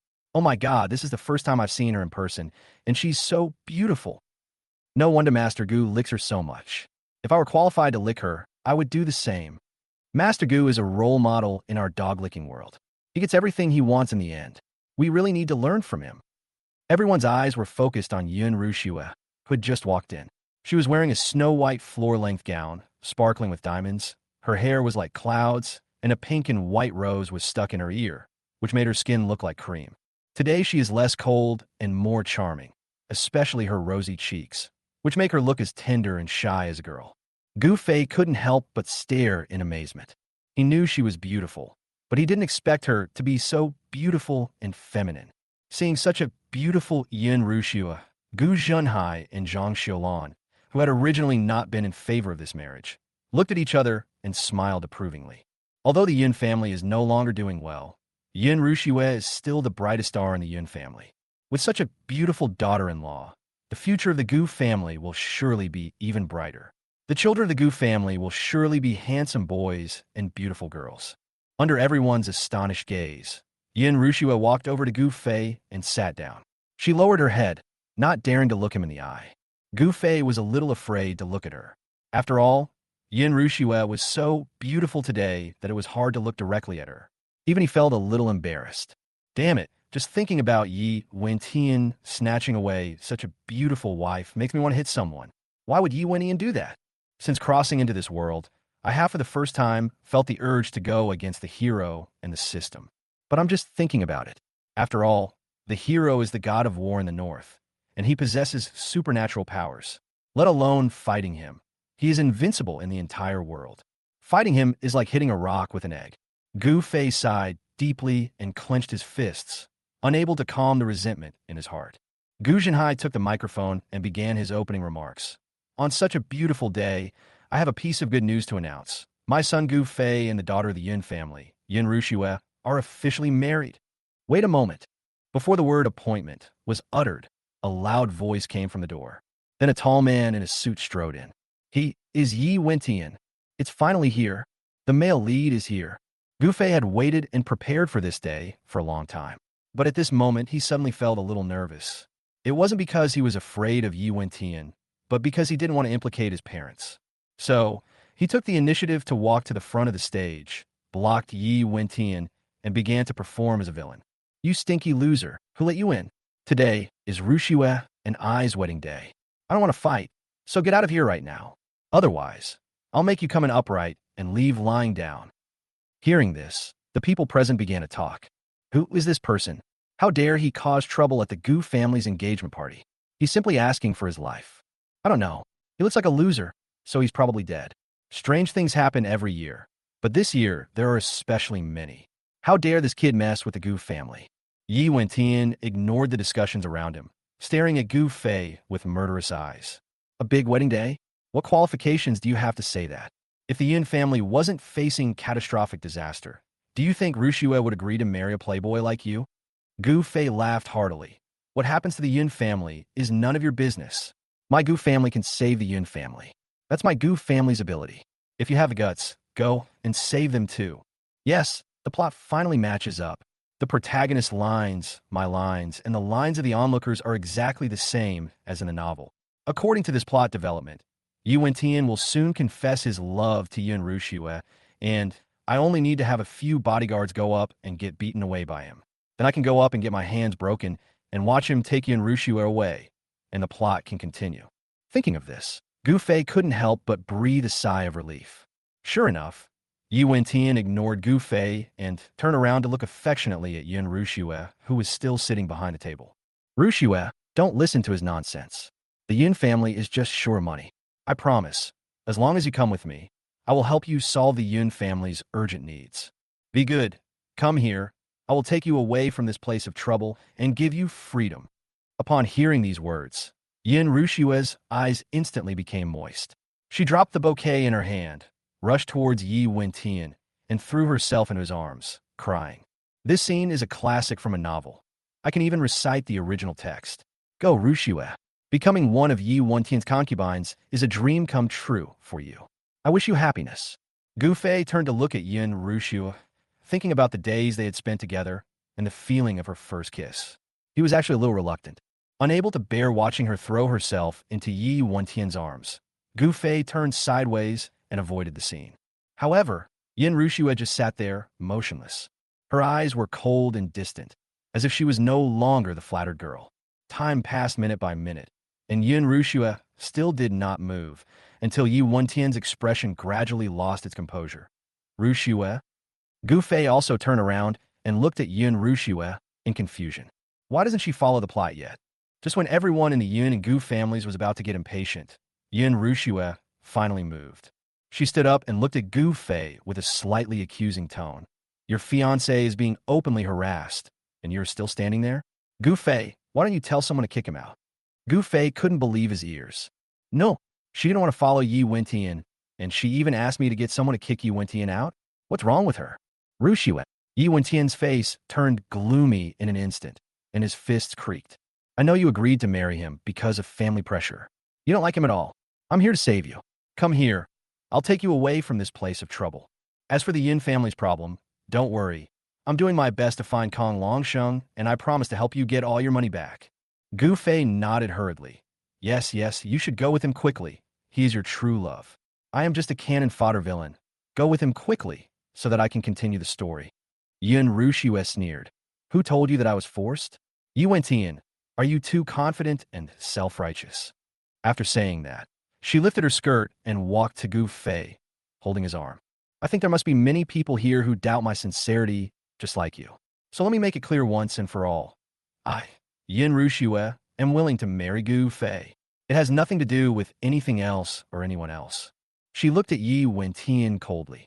Excuse me, have I made myself clear enough, Mr. Yi? Boom. This sentence shocked everyone present like a bolt of thunder.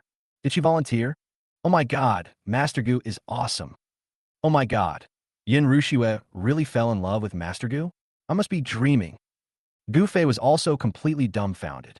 The word voluntary kept echoing in his head, and he couldn't digest it at all. Yi Wentian was stunned, unable to believe it. Rushue, did Gu Fei force you? Did he get something on you? Tell me, and I'll help you solve it. Yin Rushue took a deep breath, and a hint of anger instantly flashed at her eyes. Where does he get his confidence from? She cursed inwardly. If he really wants my best, he should help the Yun family first, then discuss a solution with me privately and respect my opinion, instead of trying to snatch my hand in marriage in this situation. She knew that doing so would only bring disgrace to the Gu family, humiliate the Yun family, and make her a laughingstock in Sioux City. Gu Fei was simply trying to act cool in front of everyone, acting like a hero saving a beautiful woman. It was truly disgusting. Gu Fei, why are you still standing there? Get someone to kick him out immediately. Yin Rushue's tone became even colder. Gu Fei muttered to himself, I'm definitely going to have him kicked out, but that's my subjective wish. How can I let you speak for me? But forget it, the heroine's character collapses. What does it have to do with me? I just need to maintain my role setting. Nothing else matters. Ha ha. Gu Fei laughed loudly towards the sky, revealing the face of a smug villain. Yi Wentian, did you hear that? Rushue had told you to get out. If you don't, forget it. I'll call the bodyguards up, and you won't even know how you died. Now, I'm giving you one last chance. Get out now. After saying that, he actually hugged Yin Rushue into his arms and turned around to kiss her. Baby, a man who knows the times is a hero. Now the Gu family can save the Yun family. As long as you marry me obediently, I promise that you will have a comfortable life for the rest of your life. He said as he kissed her on the cheek several times. Such obscene behavior made Yi Wentian, not to mention the guests present, look sideways. Fuck, Goddess Yin definitely didn't marry Mr. Gu voluntarily. That's right. She's so pure and innocent, so high and mighty. How could she possibly be interested in such a disgusting and perverted man? Goddess Yin is so pitiful that she has to sacrifice herself to save her family. Yi Wentian clenched his fists, his eyes filled with rage. Gu Fei, let go of your hand. If you dare to touch Rushue again, I will kill you on the spot. As soon as he finished speaking, a strong murderous aura instantly spread out, and the air around him seemed to become scorching hot in an instant. Even Gu Fei could feel the temperature suddenly rise, as if he was being roasted by fire. Awesome. He is worthy of being the male lead. His skills are really amazing. Even before he made a move, his aura alone could bring such tremendous pressure. Gu Fei withstood the pressure and said with a fierce smile, Why can't I touch my woman? I told you to get out, but you didn't. Today, you must be killed at my engagement party. Come on, drag him out. At his command, 6 bodyguards suddenly rushed onto the stage. These bodyguards were all muscular men specially hired by the Gu family. Each of them was tall and strong. Without the slightest hesitation, they rushed directly towards Yi Wentian. Yi Wentian roared, grabbed a bodyguard, turned around, and threw him to the audience, hitting a table. The guests screamed in fear. The remaining bodyguards were no match for Yi Wentian at all. It didn't take long before he threw them all down one by one. Gu Fei immediately showed a panic expression. You little bastard, you dare to act wildly at my engagement party. I will never let you go. He took a deep breath, stared at Yi Wentian intently, and exerted force on his feet, deciding to use his explosive power to crash into Yi Wentian. Although he couldn't beat him, he had to at least knock him off balance, which would be considered a counterattack. Anyway, today was destined to be the day when his hands would be broken. Gu Fei gritted his teeth, roared inwardly, and charged towards Yi Wentian. But at this moment, a white figure walked past him and went straight towards Yi Wentian. It's like snow. That's right. The plot finally matches up. She should have gone to find Yi Wentian a long time ago. When Gu Fei saw Yun Rushua walk up to Yi Wentian, he couldn't help but feel relieved, although there was still a trace of unwillingness deep in his heart. Such a beautiful girl is about to be taken away by the male lead. But who cares? These women can do whatever they want. His job is to play the villain well and take home the prize. The people around finally breathed a sigh of relief when they saw Yun Rushua walk up to Yi Wentian. That's right. It seems that the boy's heroic performance has impressed the Cloud Goddess. She's going to follow him. That's how it should be. Young Master Gu has no real skills other than relying on his parents' influence to climb to the position of the eldest son. How could Goddess Yin choose him? Yi Wentian saw Yun Rushua approaching him, and his face was filled with joy. Rushua, you finally figured it out. I told you that I can help you with the Yun family's affairs. Bang! As soon as he finished speaking, Yi Wentian received a loud slap on the face. Yun Rushua said coldly, Yi Wentian, I'll say this one last time. I'm marrying Gu Fei of my own free will. This is my engagement ceremony. Please stop being so self-righteous and making such irresponsible remarks. If you don't leave, I'll have no choice but to call the police. She pulled out her cell phone, her eyes cold and threatening. As soon as these words were spoken, the scene became silent, and you could hear a pin drop. Even Gu Fei was dumbfounded. Oh my god, the heroine has gone completely crazy. Not only did she drive the hero away, she also slapped him in the face, and now she wants to call the police to arrest him. Yi Wentian's face flushed crimson, his eyes filled with disbelief. After a long pause, he asked in a trembling voice, Are you really going to marry Gu Fei? Yun Rushua said coldly, How many times do you want me to say this? If I don't marry Gu Fei, do I have to marry you? Who the hell do you think you are? Gu Fei was stunned. Wait, is this line directed at Yi Wentian? It's not talking about me. Although he didn't know what Yun Rushua was doing, Gu Fei knew that if he continued to be in a daze, his image would collapse. So, he rushed forward and hugged Yun Rushua. That's right. Who do you think you are? My wife told you to get out. Did you hear me? Go away. Don't try to get beaten on such a happy day. Okay. Yi Wentian took a deep breath and looked at Yun Rushua steadily. Don't regret it. After leaving these 4 words, he turned and left. Walk. Gu Fei hurriedly shouted. You stinking loser. Don't run. You came back. Didn't you want to steal the bride? Go ahead and do it. Is that all you can do? Stop. You injure my bodyguard, and you still want to run away, you coward. But no matter how he cursed, Yi Wentian didn't even look back and walked out of the hotel. Gu Fei was completely dumbfounded. The heroine hits the hero, and he runs away. This plot is so fucking broken. Gu Fei looked at Yun Rushua in panic, but she just curled the corners of her mouth, her eyes full of doting, as if she was looking at a naughty child. Are you happy with the scolding? Are you satisfied with the scolding? Then can we continue with our engagement ceremony? Gu Fei's face was filled with confusion, but his mind was in turmoil. Do you want to continue? Do you really want to get engaged to me? Did you get your head stuck in a door? I, Gu Fei, have nothing. I spend all day doing dirty things with your photo. What do you want for marrying me? The atmosphere of the scene immediately became awkward. Even the most slow-witted person could tell that Yun Rushua wasn't pretending, but really wanted to marry Gu Fei. Yin Tai hurriedly urged the master of ceremonies to continue with the ceremony. The MC squeezed the microphone and tried his best to calm down. Although he felt a little nervous, he still forced the process to continue. The whole process that followed was like a dream for Gu Fei. He was actually engaged to the hero's first hair mistress. He had only lightly touched Yun Rushua, but the male protagonist twisted both his arms and ended up with nothing. Now, he actually dared to cuckold the male protagonist. How could the male protagonist not be furious? But now that things have come to this, Gu Fei can only accept his fate. At the end of the engagement party, Yin Tai was grinning from ear to ear and patted Gu Fei on the shoulder. I'll leave everything to you from now on, Gu Fei. Don't let me, your father-in-law, down. Gu Fei had no choice but to force a smile. Don't worry, father-in-law. I will definitely treat Rushua well for the rest of my life. After saying this, he looked at Yin Rushua with a wry smile. There was no trace of love in his eyes, only full of complaints. What kind of idiotic heroine is this? She's leaving the hero behind and choosing to marry a second-generation villain like me. Did she get her head stuck in a door? Yin Rushua obviously didn't understand Gu Fei's true feelings. She raised her hand to hold his arm, stood on tiptoe, and gently kissed his face. Then she whispered in his ear, Gu Fei, You are my fiancé now. If I see you drinking coffee with another woman at home again, I will not let you off easily. Is this referring to the time when he and Man Xingyue happened? Hee hee, don't remind me. Man Xingyue is Yi Wentian's woman. I snatched you from him, and he's already mad enough. If I try to snatch Man Xingyue again, Yi Wentian will chop me into pieces. Yin Rushue felt relieved when she heard what was in his heart. Thanks to Uncle Gu, the Yin group has been revived.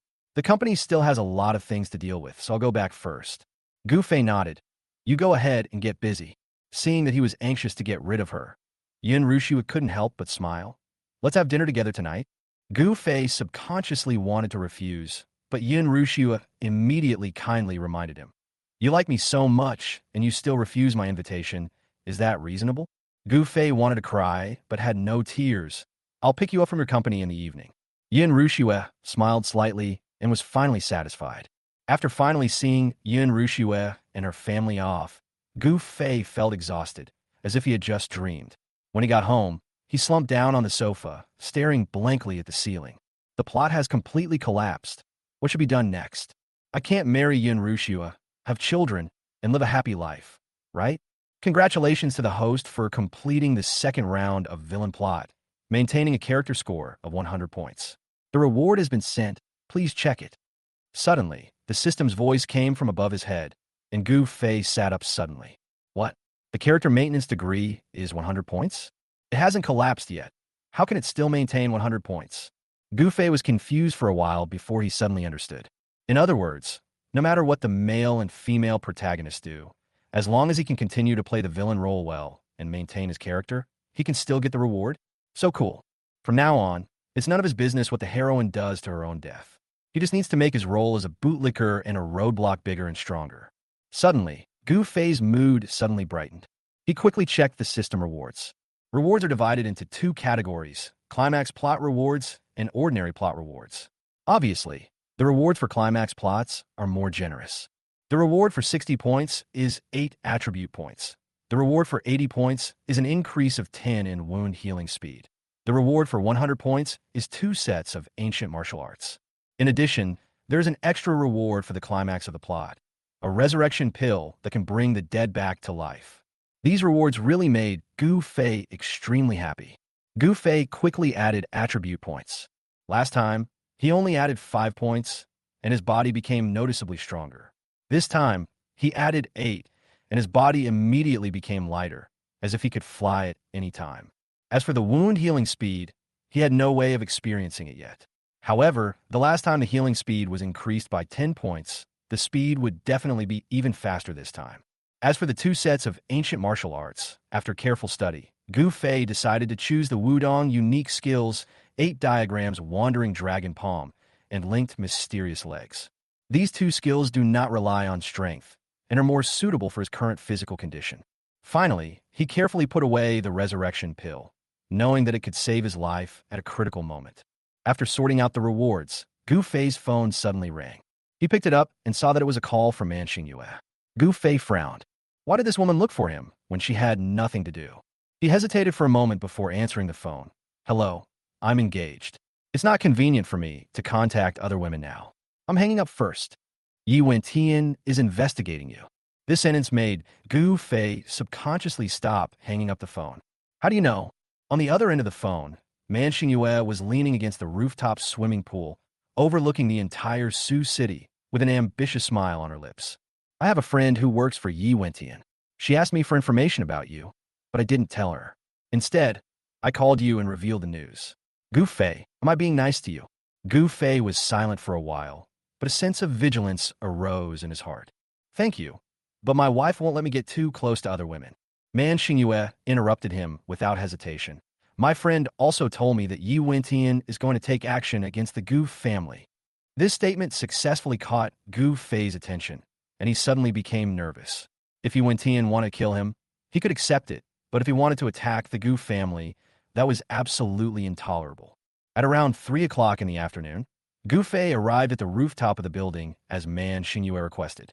Man Xingyue was the only person in the huge swimming pool. She was wearing a bikini and leisurely lying on a unicorn swimming ring, swaying gently with the water surface and basking in the sun. Her snow-white skin was exceptionally dazzling in the sun, and her slender waist and plump figure resembled Marilyn Monroe in a magazine picture.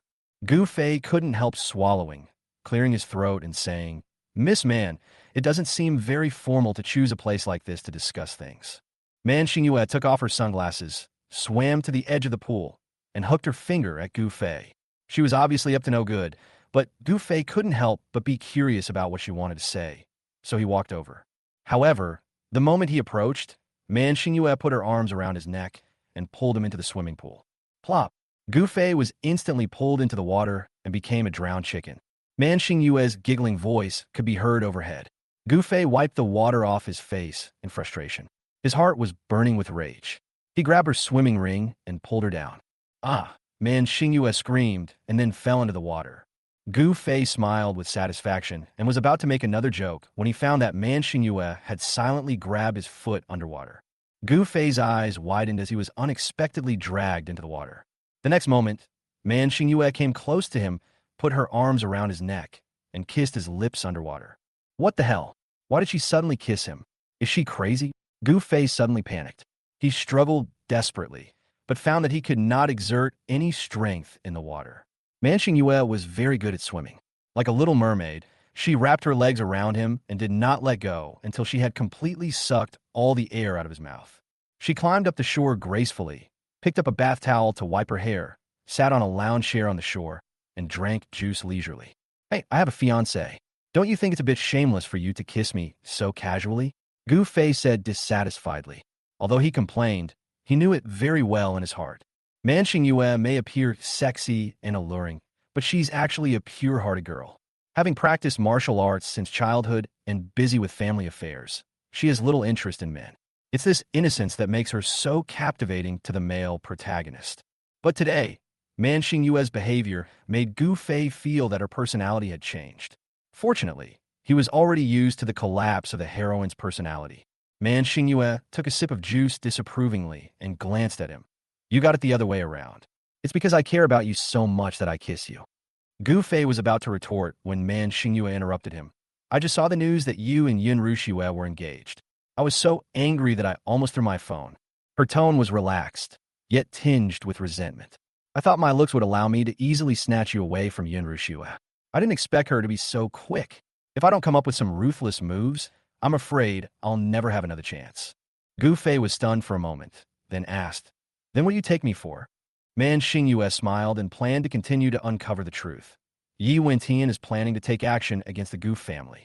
When Gu Fei heard this, he immediately became nervous, put aside his previous joking, and listened attentively to what she continued to say. "My legs are a little sore. Can you rub them for me?" Man Xingyue interrupted the topic and looked at him with a smile. Gu Fei was speechless. This woman was clearly trying to manipulate him this way. Well, he didn't care anymore. As long as his image didn't collapse, he would just let her do what she wanted. He walked over, squatted down, and began to gently pinch her calf. "It's useless for you to seduce me. I have already told you that I will only recognize Yun Ruxue as a woman in my life. Apart from her, I don't want anyone else. But to be honest, these legs are really nice, white and straight, and feel so soft that it makes you feel numb." Man Xingyue almost laughed out loud when she heard his inner voice. He was clearly a little pervert, yet he was pretending to be such a love-struck bastard. A little higher, she said deliberately. Gu Fei was stunned for a moment. His face flushed instantly. "How else can we go up? This is the end. Are you doing this on purpose?"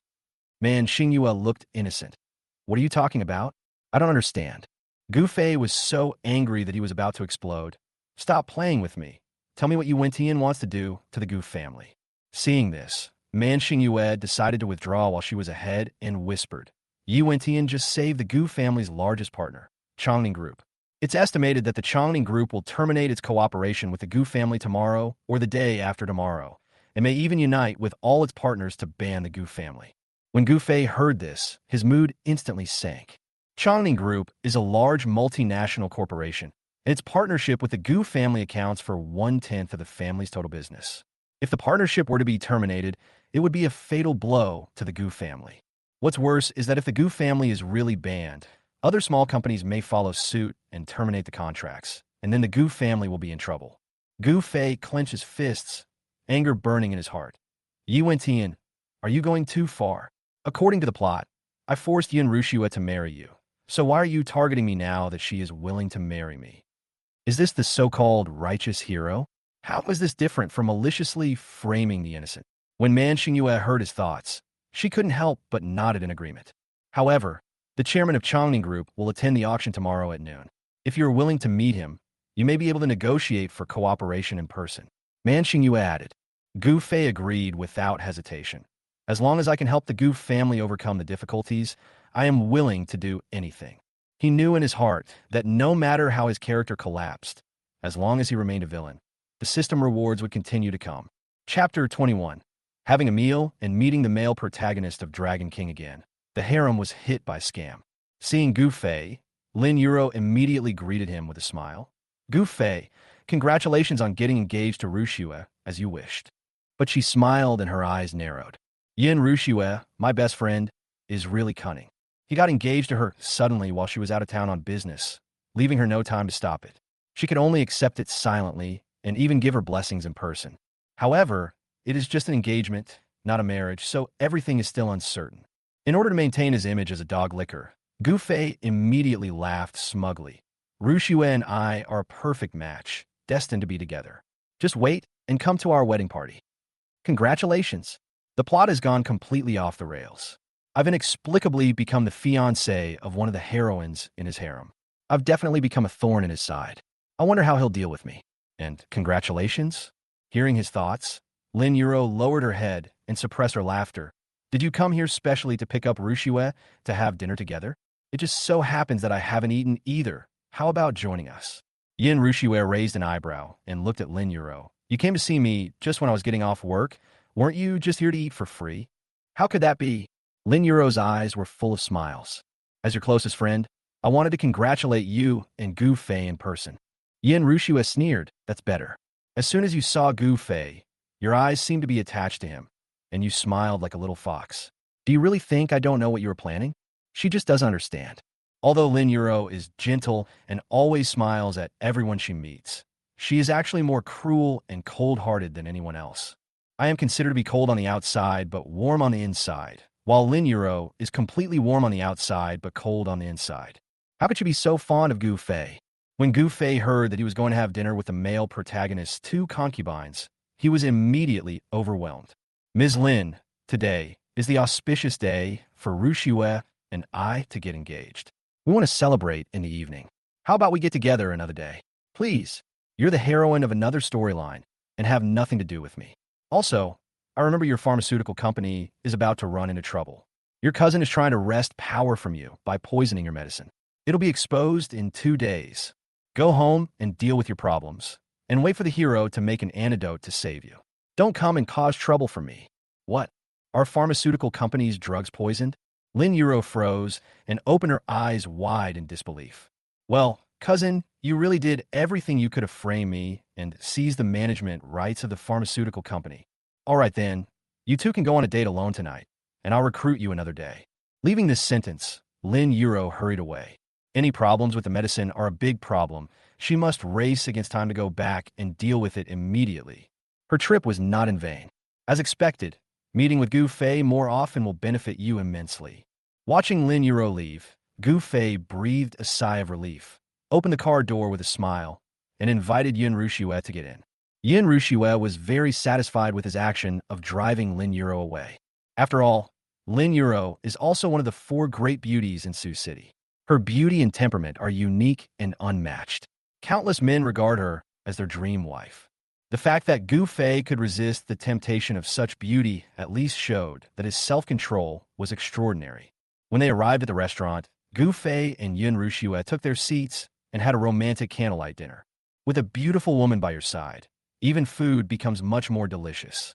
Gu Fei suddenly felt that if he was not a villain, if there was no threat from the male protagonist, it would not be bad for him to stay in this world, be a playboy, and live with Yin Rushua, the most beautiful woman in Sioux City. Just as I was thinking about it, there was suddenly a commotion not far away. Quack! I trusted you so much and entrusted my precious son to you completely. Now that my son has become like this, how can you be responsible? I will sue you in your hospital and make sure you never even think about being a doctor again. What's going on? Ever since Gu Fei came into this world, he has always been diligently following the plot, playing the villain, and has never watched other people's fun. Hearing the noise at this time, he couldn't help but be curious. He pulled Yun Rushiue's wrist, quietly walked out of the crowd, and looked towards the source of the sound. This sight makes me feel numb. Why is it Yi Wentian again? He was wearing casual clothes, and his tall figure looked particularly handsome. Next to him stood a well-mannered and bookish beauty, who was wearing a turtleneck sweater, a long skirt, and a pair of gold-rimmed glasses. The woman who was lying on the ground and rolling around in a rage was holding on to the beautiful woman's dress tightly. You kill my son. You must give me an explanation today. Huh? Isn't this beauty Su Ruashi, one of Yi Wentian's concubines? She's a highly skilled doctor, having won the Nobel Prize in Medicine at the age of 19, becoming the youngest Nobel laureate. But she was a complete homebody, keeping a low profile. No one knew she was actually a peerless beauty until Yi Wentian discovered her and showed her to the world. But just as she became famous, she was taken into Yi Wentian's harem and became his exclusive doctor. From then on, she could only be the little woman behind Yi Wentian for the rest of her life. As soon as Gu Fei saw Su Ruashi, he remembered her story and couldn't help but complain in his heart. She was originally a genius female doctor, supposed to save the dying and the wounded, become the savior of the world, and leave a lasting legacy. Just because she met Yi Wentian, she immediately abandoned her former ideals and aspirations and willingly became Yi Wentian's little follower. Isn't this just love-brained? What? Su Ruashi was shocked and couldn't help but turn around and look around. Who is speaking? Who is scolding her? How could she be in love? She has never been in love since she was a child, and it is even more impossible for her to give up her lifelong ideal for a man. Who is talking nonsense? You're still pretending nothing happened. You evil spirit, you kill my son, give him back his life. My son, wow, your life is so miserable. You had such a quack doctor, and you left this world at the age of 8. Don't worry. Even if mommy dies, she will take her with her to be buried with you. The woman lying on the ground and making a scene was shouting louder and louder. The 8-year-old boy in her arms had a blue and purple face, as if he had been poisoned, and looked like he was indeed dead. The people around looked at Su Ruashi and pointed. That woman is so young, and she's already working as a doctor. Isn't that harmful to others? Yes, she worked so hard to raise the child, but she ended up killing him. She deserves to pay with her life. Who knows which hospital this quack is from? I need to avoid him. Su Ruashi finally came to her senses and quickly squatted down and said, Sister, don't cry.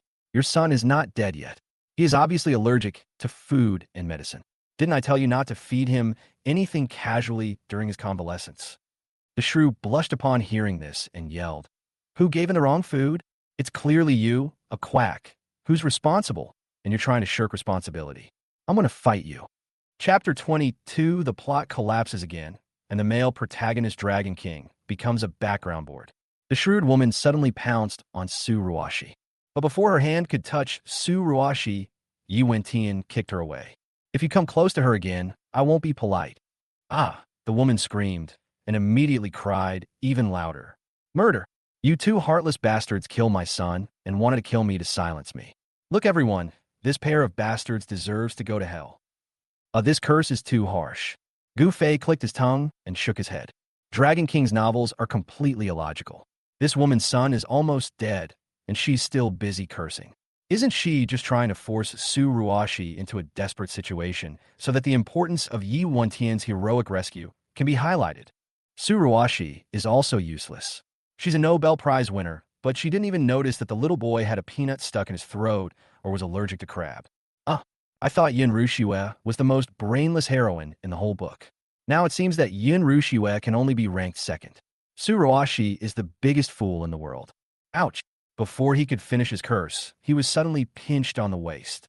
Gu Fei turned around with a grin and saw Yun Rushue looking at him coldly with a raised eyebrow. What happened? Yun Rushue snorted. You just gotten engaged to me and you're already staring at other women. What do you mean? Little bastard. He cursed her in his heart again. She had already rejected Yi Wentian's proposal and got engaged to him instead, but he still thought she was brainless. How hateful. After they get married, let's see how she deals with him. Woman? Where's the woman? Aren't you the only woman here? Gu Fei quickly started speaking sweet words. Excuse me, in the eyes of this young Master Gu Fei, There are only two people in the world, Yun Rushue and the others. As for who the others are, I don't care at all, Yun Rushue curled the corners of her mouth. A smooth-talking little liar. While the two of them were joking here, they didn't notice that Su Ruashi's eyes had changed drastically. She adjusted her glasses and looked around again. Who was speaking? He was able to tell at a glance that the little boy had a peanut stuck in his throat, and he also knew that his allergy was to crabs. His medical skills are 10 times better than his master's. At this time, Yu Wentian stepped forward and said, "Let me take a look." That's right. The plot is starting to develop. Next up is the hero showing off his skills, making Su Ruashi owe him a big favor. The plot develops as Yi Wentian suddenly tries to rescue the boy. The onlookers, including the shrewish woman, curse him and look down on him, thinking he is harming others. However, he persists and successfully saves the little boy, which makes everyone present slap their faces and change their tune to praise him. Another extremely cliched plot where the male protagonist, the Dragon King, counterattacks and gets slapped in the face. Boring. Wait a moment. Just as Yu Wentian was about to squat down to help, Su Ruashi stopped him and said with a firm look in her eyes, "I'll do it." Now that she knew the little boy had food poisoning from eating crabs, she knew what to do. This little boy is her patient. She must see it through to the end and not just stand by and watch him die. Su Ruashi hugged the little boy. She first used the Heimlich maneuver to expel the foreign object from his throat, and then massaged the Donjong acupoint as the voice had instructed. With a wow sound, the little boy opened his mouth and spit out a large ball of dirty stuff. He regained consciousness and threw himself into the woman's arms in fear. Mom, woo-woo. So, the woman hugged the little boy tightly and cried. Su Ruashi looked at the little boy's vomit and was shocked. The strange voice just now did not deceive her. There was actually a crab in the vomit.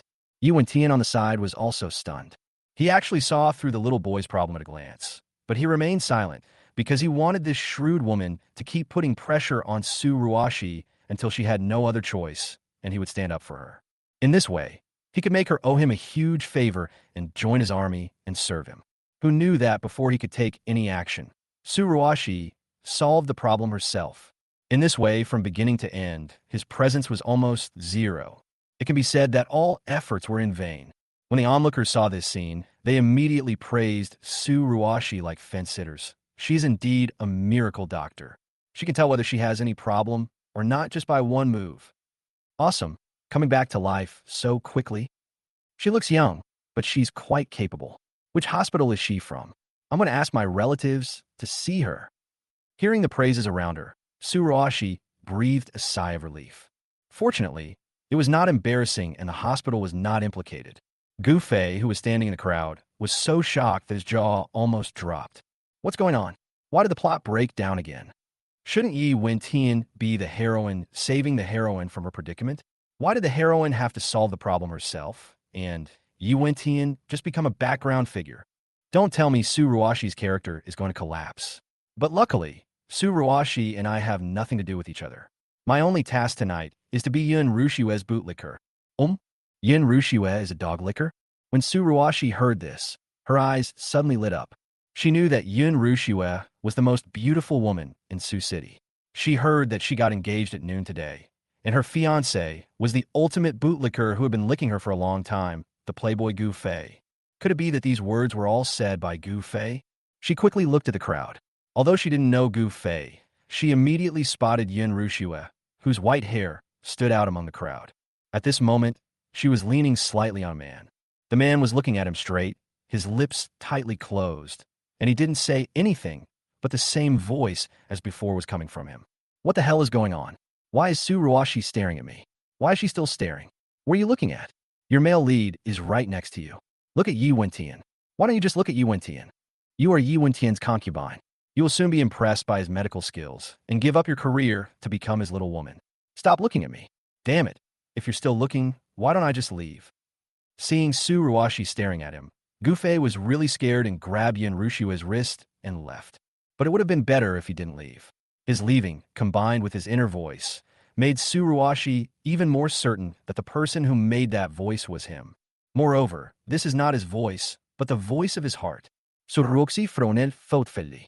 The male protagonist, the Dragon King, counterattacks and slaps her in the face. What does this all mean?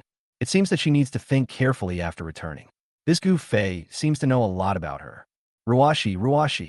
Suddenly, Yi Wentian's voice came to her ears.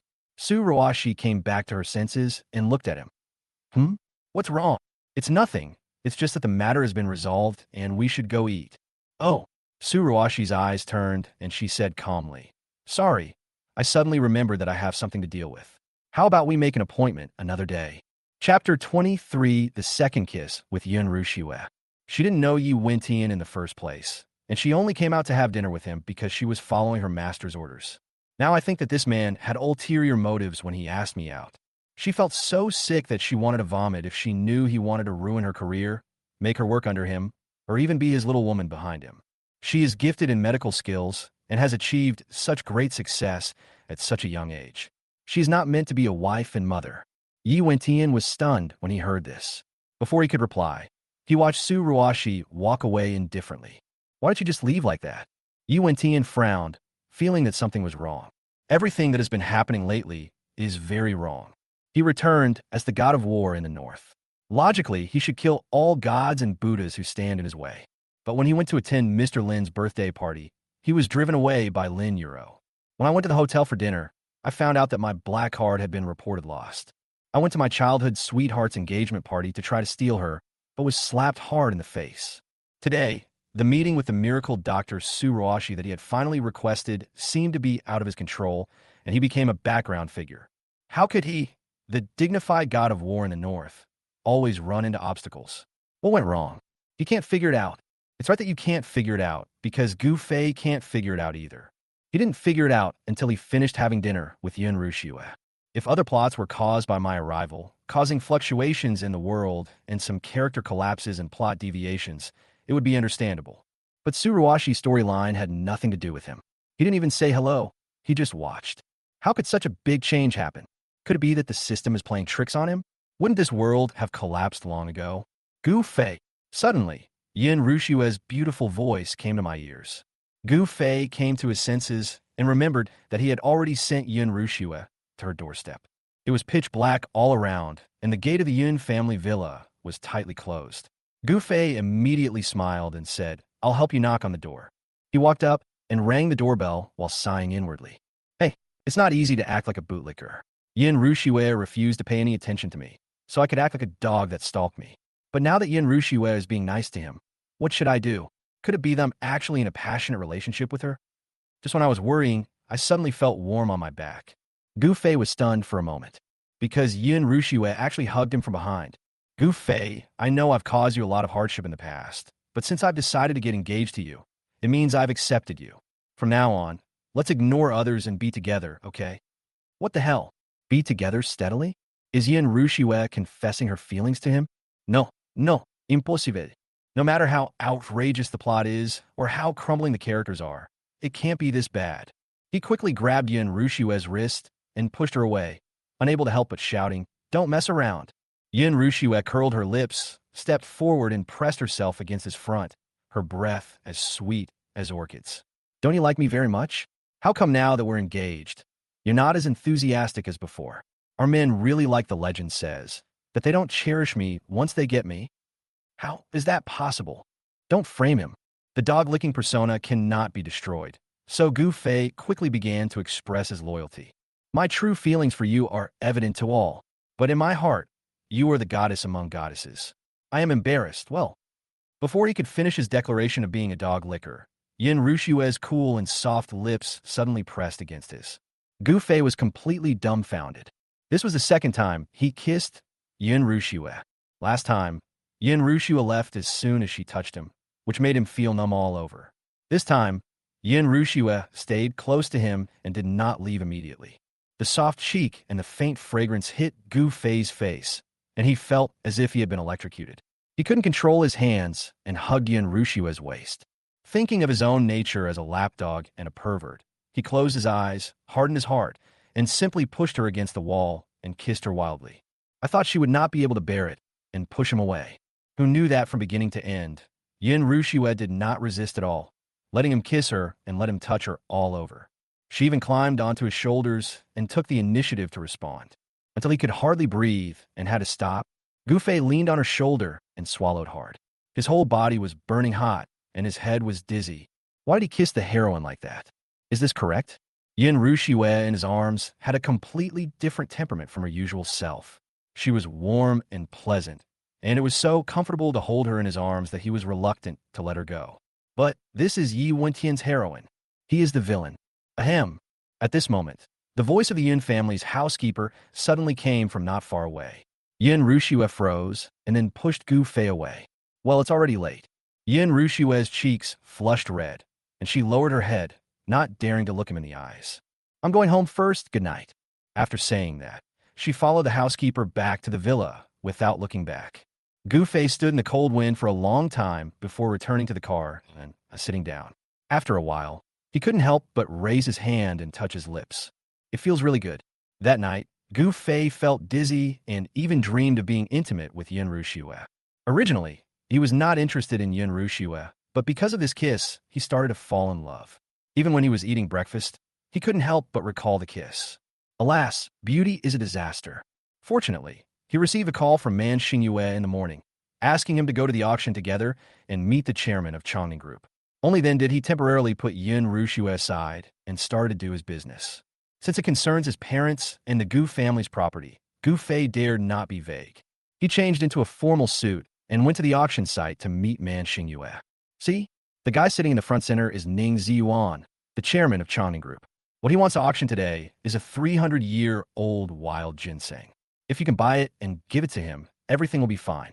300 years old wild ginseng. Gu Fei asked tentatively, how much does it cost? Man Xingyue shook her head. It's hard to estimate. This thing is priceless because there are only a few in the entire country. To those who don't need it, it's worthless. If several wealthy people want it at the same time, the price will skyrocket, potentially reaching hundreds of millions. Several hundred million. Gu Fei almost vomited a mouthful of blood.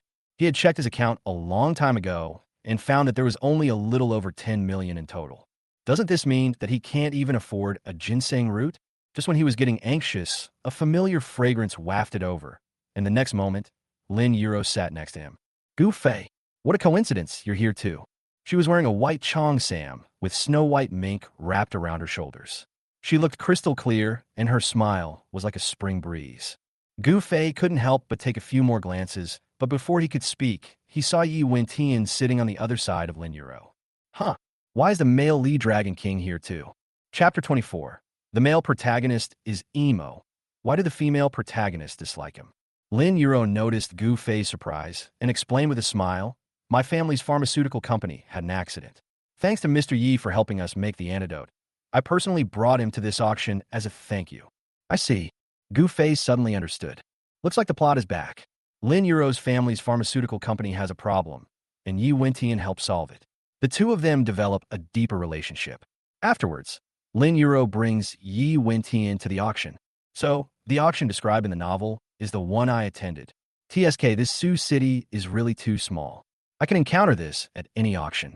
A lot of things happened at this auction. First, Yi Wentian bought Lin Yuro's favorite earrings, and then Lin Yuro helped Yi Wentian buy the herbs he needed for his training. Next, Yi Wentian slaps the villain Tang Jiqi in the face. But I remember Tang Jiqi's leg was broken last time at the hotel. I wonder if he can still come today. If you can avoid coming, then don't come.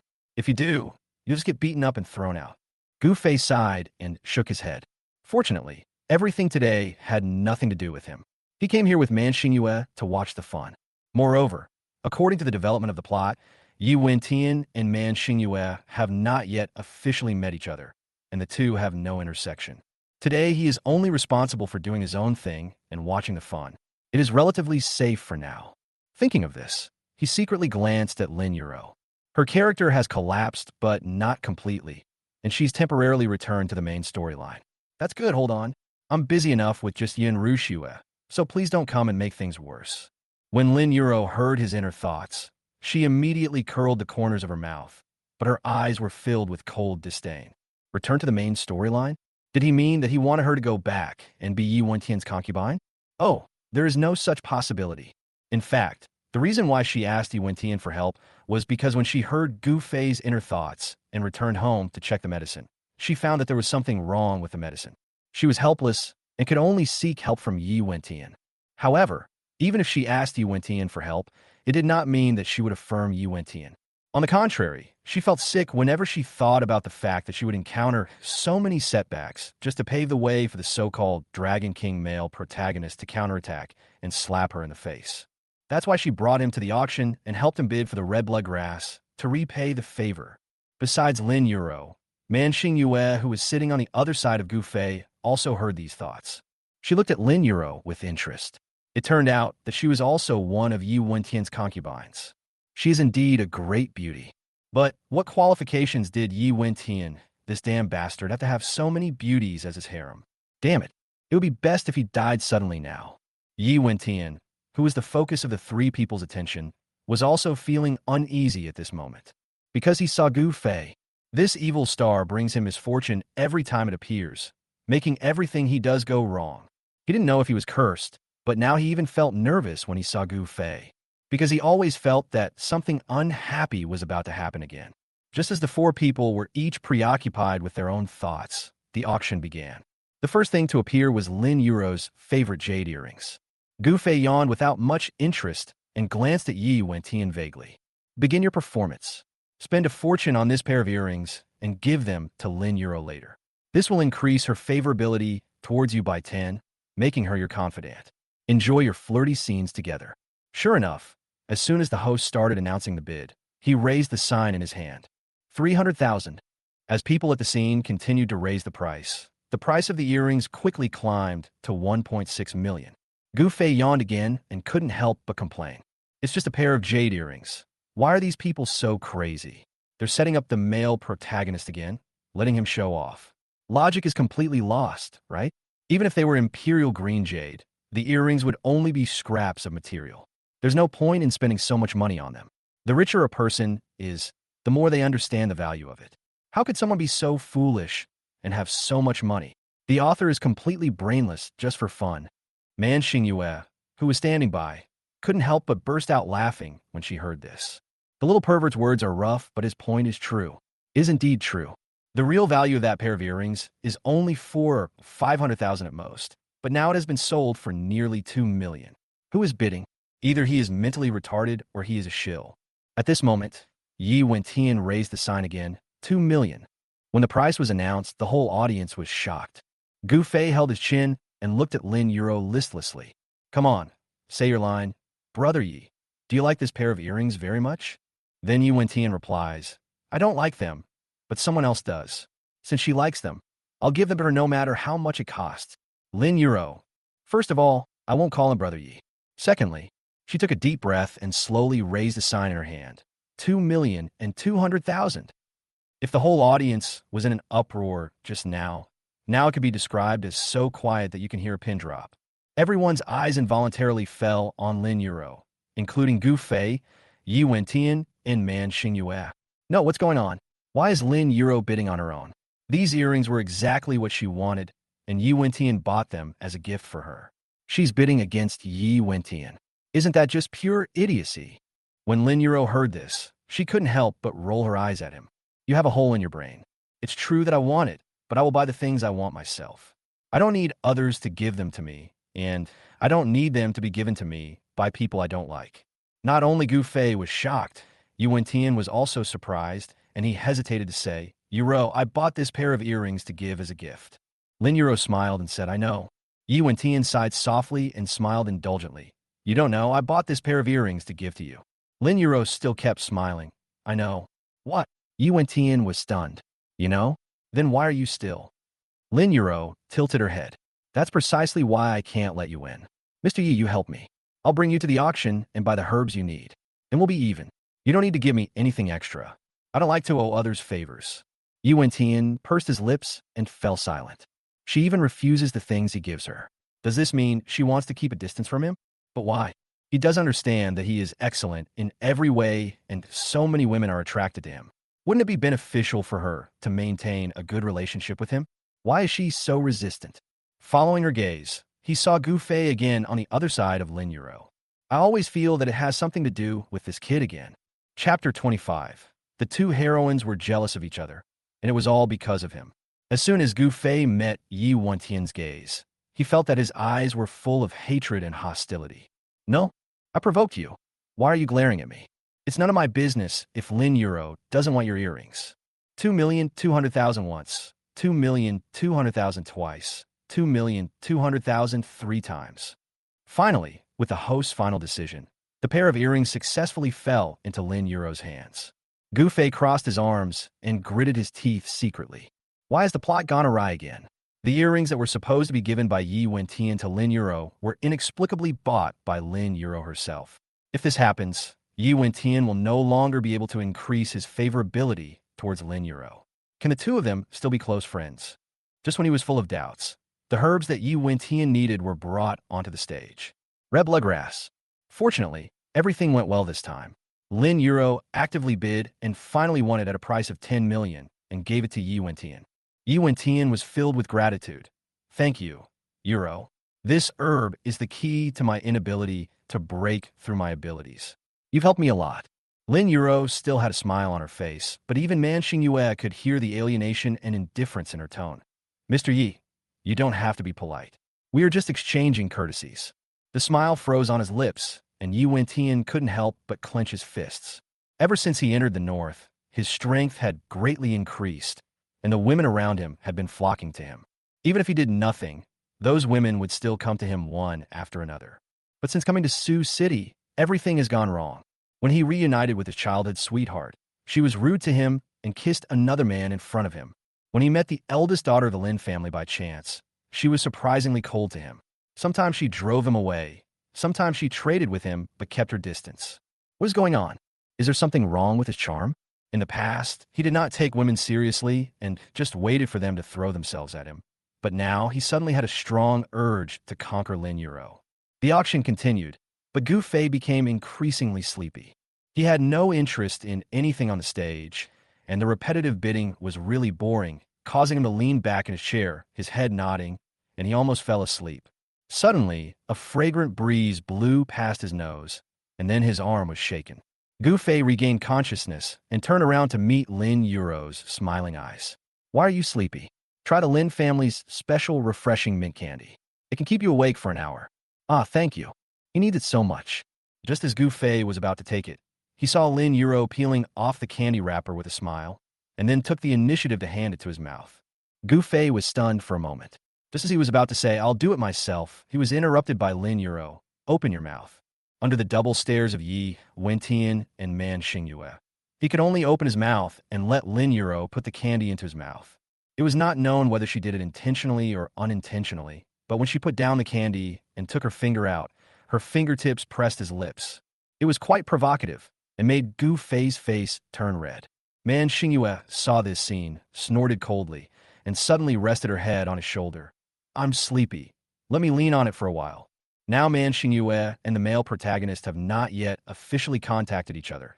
Gu Fei is not afraid of her doing anything reckless, so he casually said, just rely on it. Lin Euro glanced at Man Xingyue, smiled slightly, and suddenly moved closer to Gu Fei, saying gently, I'm a little sleepy too. Can I lean on you? Huh? Are you coming too? No. Gu Fei frowned awkwardly and said, just forget it. But just as he was about to speak, Lin Euro laughed. I'm just kidding. I come from a famous family. I can't do something that disregards my status and etiquette. Oh, hearing this, Man Xingyue suddenly let out a disdainful laugh. You and Gu Fei aren't familiar with each other, and we don't have a good relationship, so you naturally can't just lean on him casually. But it's different for me. Gu Fei and I just had a candid meeting yesterday afternoon, and his hands have already touched many unspeakable places on me. Just leaning on my shoulder is nothing new to both of us. As soon as she finished speaking, Lin Euro looked at Gu Fei with a cold and sharp gaze. If I remember correctly, Gu Fei, you seem to be engaged, right? You let other women lean on your shoulders casually outside. Aren't you afraid that Rushue will get jealous? Didn't you say that you only love Rushue? Yes. Gu Fei slapped his head vigorously. Fuck, how could I have forgotten this? I'm Yin Rushue's lapdog. But then again, just because I'm Yin Rushue's lapdog doesn't mean I can't have sex with other women, right? It's normal for a lapdog to lick a goddess while having sex with other women. But I'm not a promiscuous person, so I'd better stick to my role as a lickspittle. Thinking of this, he pushed Man Xingyue away. I'm sorry, Sister Xingyue. My goddess would definitely be angry if she knew you were leaning against me like this, so it's better for us to keep some distance. Seeing this, Lin Yuro smiled triumphantly, but Man Xingyue frowned and looked unhappy. At this moment, the 300-year-old wild ginseng was brought onto the stage. I heard that this wild ginseng can be used as a guide to many medicinal herbs and can be a lifesaver for many people, so it instantly ignited the whole audience. There was a constant stream of people bidding. The price of this wild ginseng quickly increased from 1 million to 20 million. And when it came to the 20 million level, the bidders were still coming one after another, endlessly. Gu Fei originally wanted to get this wild ginseng so that he could win the heart of the chairman of Chongning Group. But 20 million is beyond his limit. I can't afford it. I can't afford it all. Why? The strange thing is that Gu Fei does nothing on weekdays. He doesn't work or manage the company at all. So the money he has is all the pocket money his parents give him. Basically, I spend all my money every month, so being able to save more than 10 million is already very impressive. So Gu Fei could only sigh in despair, holding the sign and shaking his head. Just when he had given up on auctioning the wild ginseng and was planning to find another way to approach the chairman of Chongning Group, Man Xingyue suddenly raised the sign in her hand. 21 million. Gu Fei looked at her in confusion. Why are you taking pictures of this? Do you need this ginseng too? Man Xingyue winked at him and said, I don't need it, but someone does. As long as that person needs it, I will take a picture of it and give it to him no matter how much it costs. Oh my God, who is so lucky? Is it worth her spending so much money to please him? No. Gu Fei suddenly came to his senses. Why does this line sound so familiar? Isn't this the line Yi Wentian should have said to Lin Yuro? How did Man Xingyue say it to him? Chapter 26. He is so brilliant. How can he be a foil to the dandy? 23 million, 26 million, 28 million. This ginseng is indeed a hot commodity, and the bidding was definitely the most intense of the entire event. Although it is not as precious as red bloodgrass. But there are fewer people who want to buy red bloodgrass, and fewer people know about it, so the competition is not that fierce. Instead, it was this ginseng that was priced at a sky-high price. But when the price approached 30 million, the voices gradually died down. Suddenly, Man Xingyue raised her hand again. 30 million. Suddenly, the whole audience was silent. No one expected that a 300-year-old wild ginseng could be sold for 30 million. Everyone couldn't help but look back, and all their eyes were focused on Man Xingyue. Naturally, she also noticed Gu Fei and Lin Yuro beside her. 30 million once, 30 million twice, 30 million 3 times deal. The final word. Man Xingyue smiled brightly at Gu Fei and said, This is for you. Ever since she heard his heartfelt words last time and took her father to the hospital for a checkup in time, where he was diagnosed with an early-stage heart disease, she has been thinking about repaying him. I finally returned this favor today. Give it to me. Gu Fei's eyes widened. No, this thing is not 300, not 30,000, not even 3 million, but 30 million. You're giving it to me. Man Xingyue raised an eyebrow and said nonchalantly, No matter how valuable it is, if I don't need it, it's worthless. Giving it to you is like giving you worthless air. You don't need to feel psychologically pressured. 30 million for air delivery. It's a pity she said that. However, Gu Fei really needed this ginseng. Okay, then thank you first. At worst, I can find a way to return the 30 million to her later. Lin Yuro watched the sweet interaction between the two, and the smile on her face gradually stiffened. What does a full moon mean? Knowing that Gu Fei was engaged, she still seduced him so blatantly. Did she want to be Gu Fei's mistress? Or is he more ambitious and wants to snatch Gu Fei away from Yun Rushue directly? No matter which one it is, she can forget about it. Isn't that Goddess Lin? She's at the auction, and the guy sitting next to her should be Gu Fei, who just got engaged to Goddess Yin yesterday. Damn it, what kind of shit luck does this kid Gu Fei have? He just got engaged to Yun Rushue, the leader of the Four Beauties, and now he's at the auction with Lin Yuro. What given the right? I refuse to accept it. It's not just Goddess Lin. Look at the other side of him. That beautiful lady seems to be Miss Man, who just won the Miss Universe title not long ago. 2 stunning beauties accompanying this dandy young man to an auction? Are they blind? Even after getting engaged, he's still so popular with women. He's a role model for our generation. There was a murmur of discussion around him, and Yi Wentian's brows furrowed deeper and deeper. As the only surviving son of the Yi family and the god of war in the north, He should be the one who wins the favor of all the beauties and the attention of everyone. Why did he become Gu Fei's foil? After the auction ended, Gu Fei got the ginseng and was very excited. Next, he just had to find a way to approach the chairman of Chongning Group, use this ginseng as a gift, and seek his help. So he and Man Xingyue went to the gate and waited for Chairman Ning to come out. Soon, the white-haired Mr. Ning and Tang Jiqi walked out side by side. However, before Gu Fei could say anything, Tang Jiqi suddenly burst into laughter. Who was it I thought it was? It turned out to be the Yi family kid who used a fake black card to show off at the hotel last time. Forehead. No way. Gu Fei quickly dodged to the side. Tang Jiqi, do you really have to use your ultimate move at this time? However, he quickly remembered that the male protagonist did do 3 things in the plot of this auction. The first was to get the red blood grass for practicing martial arts. The second was to buy a pair of earrings for Lin Euro, and the third was to slap Tang Jiqi in the face. Now that he has got the red blood grass, the plot of the earrings is a bit broken, but not a big deal. Now, isn't it time to start the third thing and slap Tang Jiqi in the face? Gu Fei looked at Director Ning, who was so close to him, feeling anxious. This plot has nothing to do with him, but he has to find Director Ning to talk to him as soon as possible. Not to mention stopping him from colluding with the male protagonist. At least he should not target the Gu family too much. Otherwise, my parents would be unbearable. Just when he was anxious, Tang Jiqi had already started to commit suicide.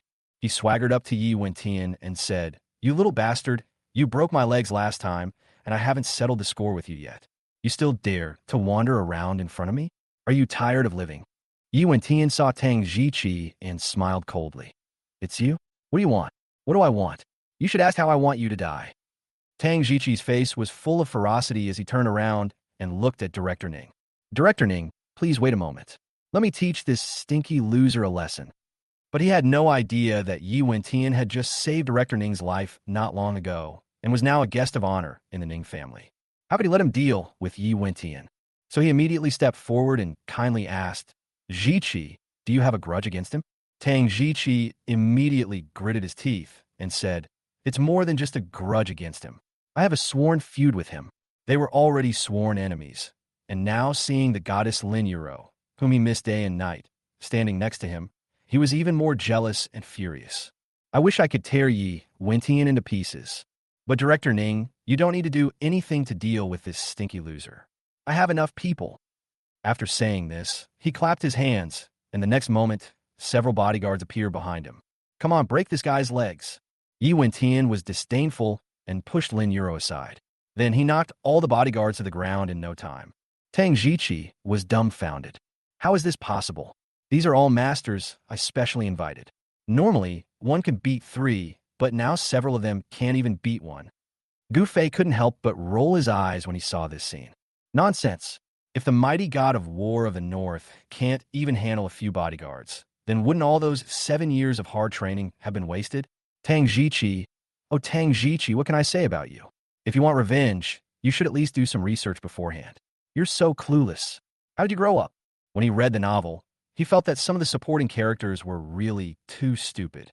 Now that he saw it with his own eyes, he was even more speechless. If all the rich second generation were such fools, people at the bottom wouldn't have to live so hard.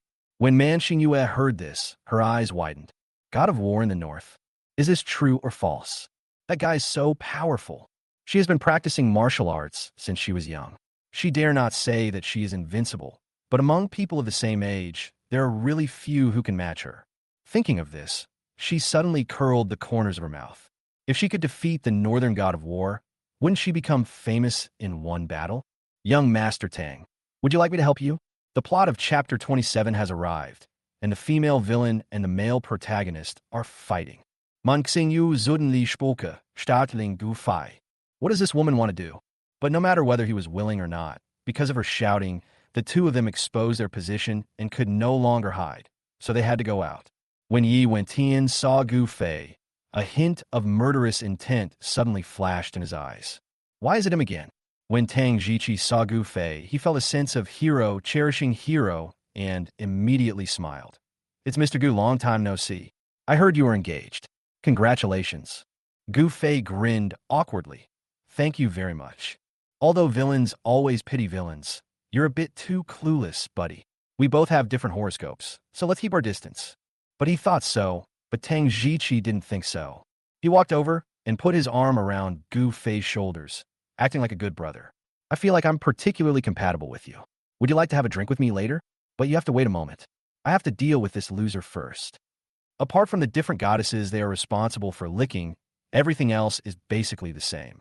They are both villains specifically designed to slap Yi Wentian in the face. How can we not get along? But to maintain his image, Gu Fei could only laugh. Does this loser really need to be dealt with seriously? Why not just have two people break his legs, throw him into the garbage dump, and give him to stray dogs as lunch? Tang Jiqi clapped his hands. Good idea, you are worthy of it. After saying that, Tang Jiqi turned around and looked at Manhwa. Beautiful lady, I appreciate your help, but there's no need for you to take action against this poor loser. Otherwise, wouldn't it be a waste for him? He said to Director Ning, Director Ning, my bodyguard is useless. He was taken care of by this stinky loser. Can I borrow your bodyguard? Hearing this, Director Ning narrowed his eyes and curled his lips. Okay, here it comes. Holy crap. Gu Fei panicked because he remembered the specific content of this plot. Director Ning's bodyguards came out, and the target of their attack wasn't Yi Wentian at all, but Tang Jiqi. Thinking of this, he didn't want to be implicated, so he wanted to push Tang Jiqi away. Who knew that Tang Jiqi acted like he had a very good relationship with him and wouldn't let go of him. Just as the two were pulling each other, Director Ning clapped his hands, and 3 professional bodyguards stood up. Get it from me. When he gave the order, Tang Jiqi still looked like he was enjoying the show. It was not until the 3 bodyguards did not go towards Yi Wentian, but walked straight towards Tang Jiqi, that Tang Jiqi was surprised. Director Ning, what are they doing? Director Ning sneered. He is a guest of honor in my Ning family. What do you think he is doing? Guest of honor? Hearing these 3 words, Tang Jiqi was completely dumbfounded. How could that be? How could a mere Yi Wentian become a guest of honor in the Ning family? He couldn't believe it, but he didn't have time to think about it, because the 3 bodyguards had already come in front of him and reached out to grab him. Yi Wentian on the side breathed a sigh of relief. Finally, the development of this matter was not out of control. Everything was within his expectations. When Gu Fei saw the bodyguards were about to attack Tang Jiqi, he had no choice but to dodge. However, Tang Jiqi was so cunning that he kept trying to get behind Gu Fei. As a result, the 3 bodyguards felt that Gu Fei was more and more troublesome. Finally, they looked at him fiercely and reached out to grab Gu Fei. Seeing this scene, Yi Wentian couldn't help but curl his lips. He had been unhappy with Gu Fei for a long time, but he felt that Gu Fei was not worthy of doing it himself. Today, we finally see someone take care of him. Just as the 3 bodyguards' hands were about to touch Gu Fei widened his eyes and hesitated between resisting and escaping, showing his strength and admitting defeat. Suddenly, a delicate cry was heard from behind them. Stop it! The next moment, the 3 bodyguards were attacked from behind, and the next moment they all flew out. Then Manhwa strode up to Gu Fei and glared at Tang Jiqi unhappily. Gu Fei and I came out to help you out of kindness, and you're using Gu Fei as a shield? Tang Jiqi looked terrified. He glanced at the 3 bodyguards lying on the ground and quickly shook his head. I didn't. I just subconsciously wanted to hide. Brother Gu, I'm really not that despicable. Gu Fei smiled helplessly, I know. It is understandable that people subconsciously want to avoid danger when they encounter it. But it is also nonsense for him to say that he had no intention of sacrificing himself at all. But he didn't intend to pursue it. As a villain, Tang Jiqi's fate will be very miserable in the future, so let's be nice to him now. However, he didn't expect that Manhwa would go so far as to offend Director Ning in order to save him. Quite loyal. While he was thinking, Manhwa had already turned and looked at Director Ning. Old Master Ning, even if this kid is a guest of honor in your Ning family, you can't just attack young Master Tang without asking any questions, right? He is the young master of the Tang family after all. Doing this is a bit of bullying. Director Ning frowned and was about to speak when he was interrupted by Manhwa again. This kid injured and broke young Master Tang's leg before. Isn't it natural for young Master Tang to come and settle the score with him? In my opinion, you should stay out of this. Let us juniors handle our own affairs. As she spoke, she put one hand on her waist and hooked her finger at Yi Wentian with the other. Young Master Tang and I have a connection. I can't bear to see him being bullied like this. Mr. Yi, do you dare to challenge me? If you can beat me today, you can deal with young Master Tang as you please. If you lose, You can't bother him again. She stepped forward, not really to stand up for Tang Jiqi. Instead, he wanted to test the strength of the legendary master from the north. After all, Master hates the north to the core. Gu Fei heard this, and a look of sudden enlightenment appeared on his face. Here it comes. The plot is finally coming towards me with an impassioned pace. Although it is a little different from the original novel, Yi Wentian and Man Xingyue have started fighting. The love-hate relationship plot is about to begin. I remember very clearly the first time Yi Wentian and Man Xingyue fought. Man Xingyue was too arrogant and only used half of her power. However, Yi Wentian was a cautious person. After realizing that Man Xingyue was difficult to deal with, he used 70% of his power. Not only did he defeat Man Xingyue, he also teased her. Man Xingyue said she was unwilling, but in fact she felt sweet inside and was also very shy. From then on, every time she saw Yi Wentian, she would fight him to get his attention. TSK, TSK, TSK. The storyline of the male and female protagonists is just good. When reading novels, Gu Fei actually likes to read the stories of Yi Wentian and Man Xingyue the most, because the two of them are at least a little bit antagonistic. Unlike other heroines, every one of them looked like they were drawn to Yi Wentian when they saw him. They didn't need any strategy at all and just spontaneously snuggled into his arms. Boring and boring. Chapter 28. Go away from your shyness and helplessness. I will kick you to the sky. Just as I was feeling emotional, I suddenly felt a sharp pain in my toes. Gu Fei raised his head and saw that Lin Yuro had walked to his side at some point and stepped on his foot. She smiled, and it was hard to tell whether it was a deliberate prank or a real accident. Oops, sorry, I stepped on you. Does it hurt? It's okay, it's okay. Gu Fei could only endure the pain and looked at Man Xingyue curiously. He really wanted to see the earth-shaking and exciting scene of the battle between the two masters in the novel. Lin Yuro on the side snorted in her heart. You actually said she was boring? And they said she was throwing herself at Yi Wentian? That's ridiculous. She didn't know what she was like in a novel, but she, Lin Yuro, was an independent woman with an independent personality and would never give herself to anyone. However, when she saw Gu Fei staring at Man Xingyue without even looking at her, she still felt a little sour in her heart. No matter what, she is one of the four beauties in Sioux City. He actually treated her like air? So, she deliberately tilted her body and fell on a Gu Fei. Gu Fei subconsciously supported her. Are you okay? Lin Yuro shook her head gently and said softly, I suddenly feel a little dizzy. I might have low blood sugar. Gu Fei, can you hold me up first? Sure. How could Gu Fei know her intentions? Out of the instinct to take care of the elderly and the disabled, he supported her. However, when Lin Yuro moved closer to his arms, his heart began to beat rapidly and uncontrollably. Is she leaning too close? Isn't she afraid the hero will get jealous? Man Xingyue, who was not far away, saw this scene and immediately rolled her eyes.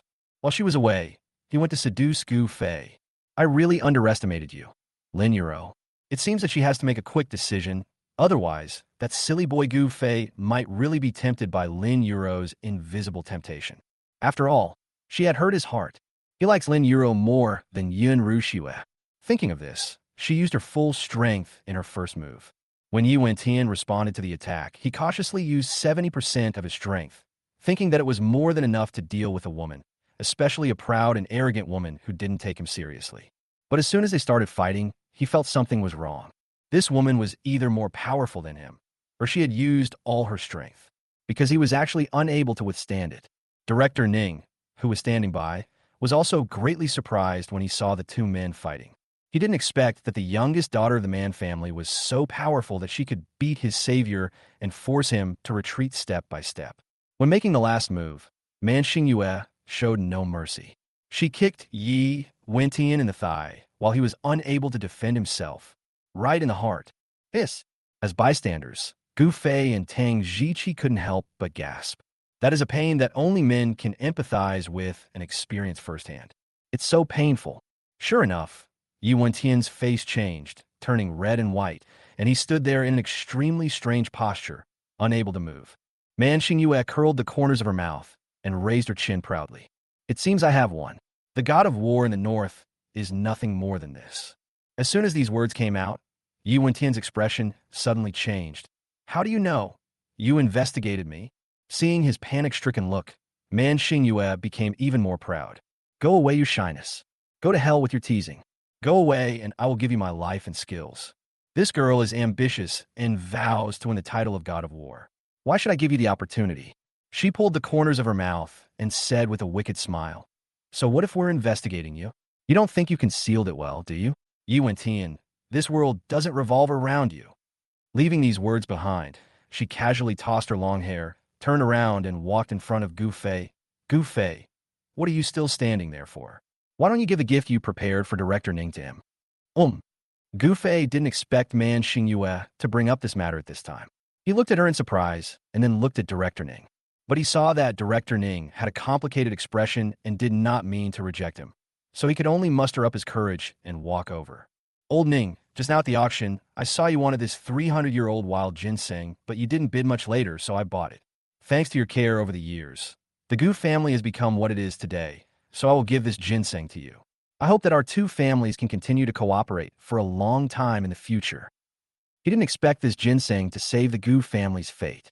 But I hope that Mr. Ning will take this ginseng into consideration and not be so cruel when he attacks the Gu family in the future. When Director Ning saw the ginseng in his hand, he was really stunned. The Ning family and the Gu family have indeed been cooperating. But the relationship has become a little distant in recent years. The main reason is that the Gu family has become more and more powerful and less dependent on the Ning family. Naturally, they're not as fawning on him as before. He felt a little resentful in his heart. I didn't expect that the younger generation of the Gu family is so polite. It seems that the Gu family has a bright future.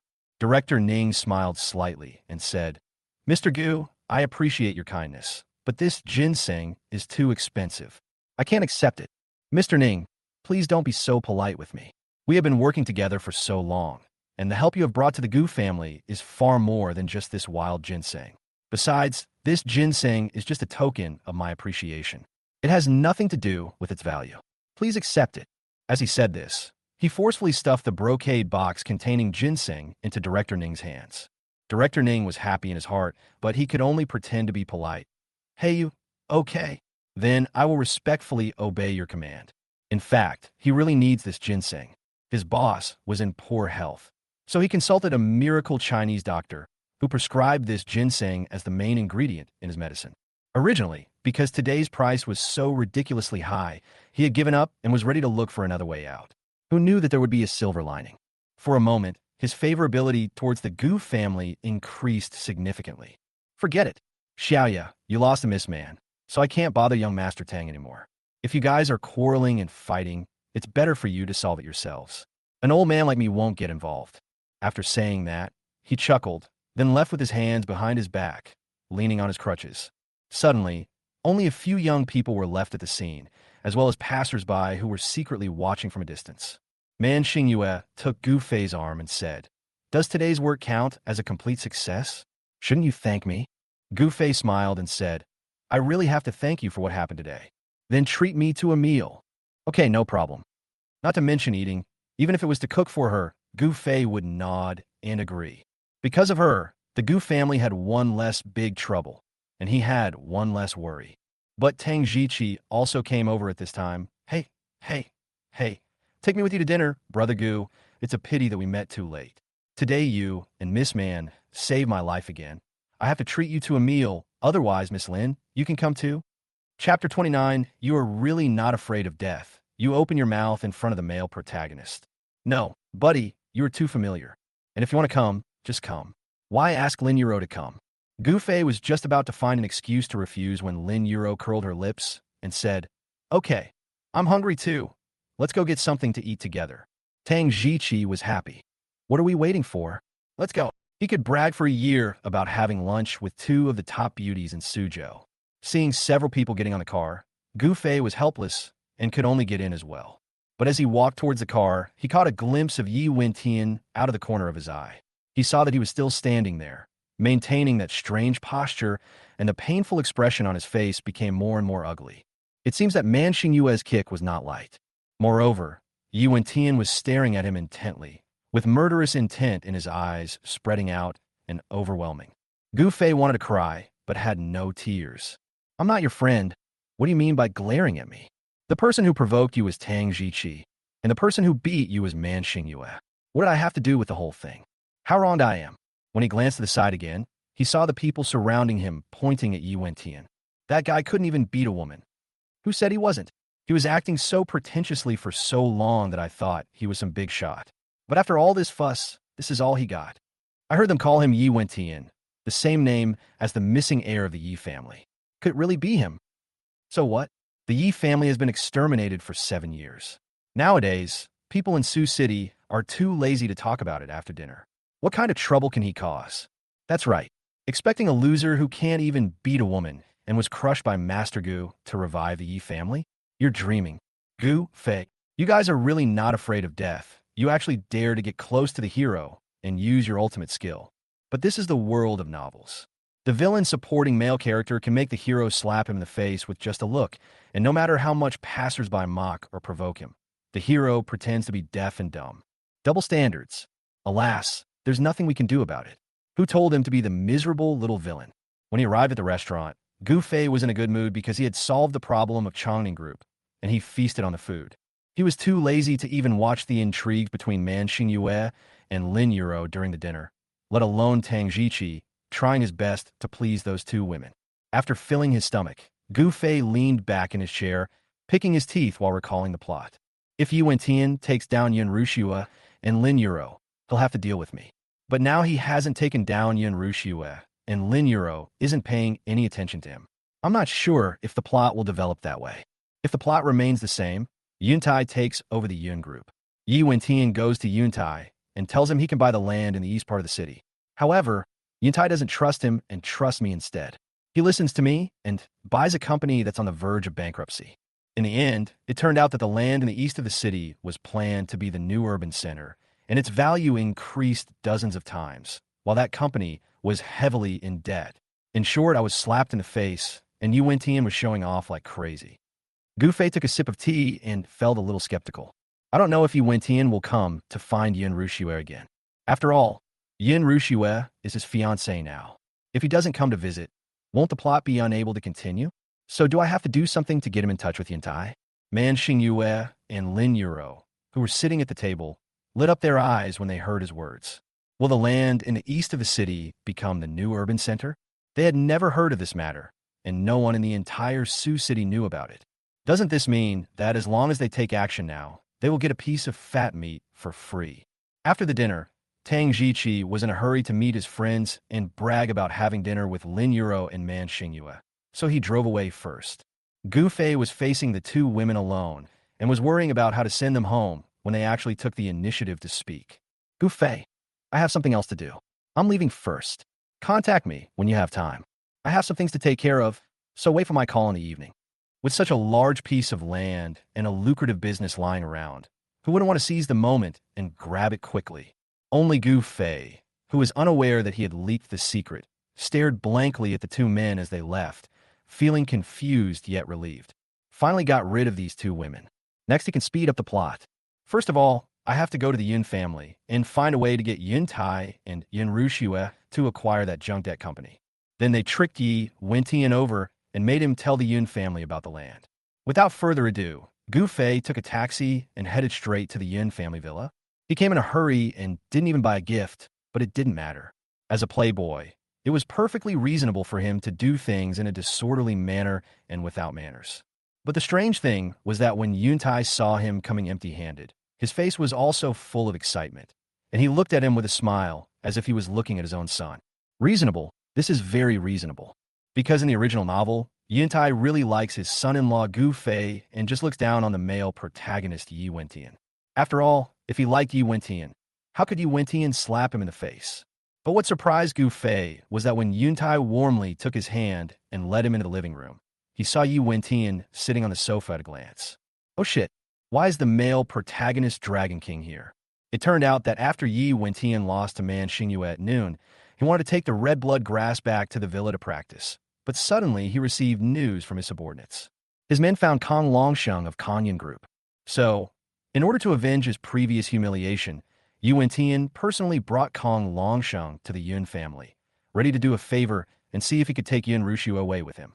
The reason why he was so obsessed with Yun Rushue was mainly because Yin Rushua not only had an extremely lean body, but also had potential supernatural talents. In order to improve his skills, he wanted to practice dual cultivation with Yin Rushua to achieve twice the result with half the effort. I thought that it was because of my childhood sweetheart relationship with Yin Rushua, my heroic act of saving the beauty and my own charm. Get Yin Rushua and hold in your hands. Who knew such a big accident would happen? But he still couldn't give up, because in a short period of time, he could not find a body as good as Yin Rushua's in terms of extreme mean. Moreover, Yin Rushua's beauty was so great that even though he was knowledgeable and experienced, he had never seen many people who could compare with her. He must get this woman, who knew that he just sat down for a while when he saw Yuntai bringing Gu Fei in. Why is this guy here again? At this moment, Gu Fei and Yi Wentian had the same feeling. Damn, can you please stay away from me? Nothing good will happen if I see you. Of course, Gu Fei only felt this way for a second, because he soon began to feel ecstatic.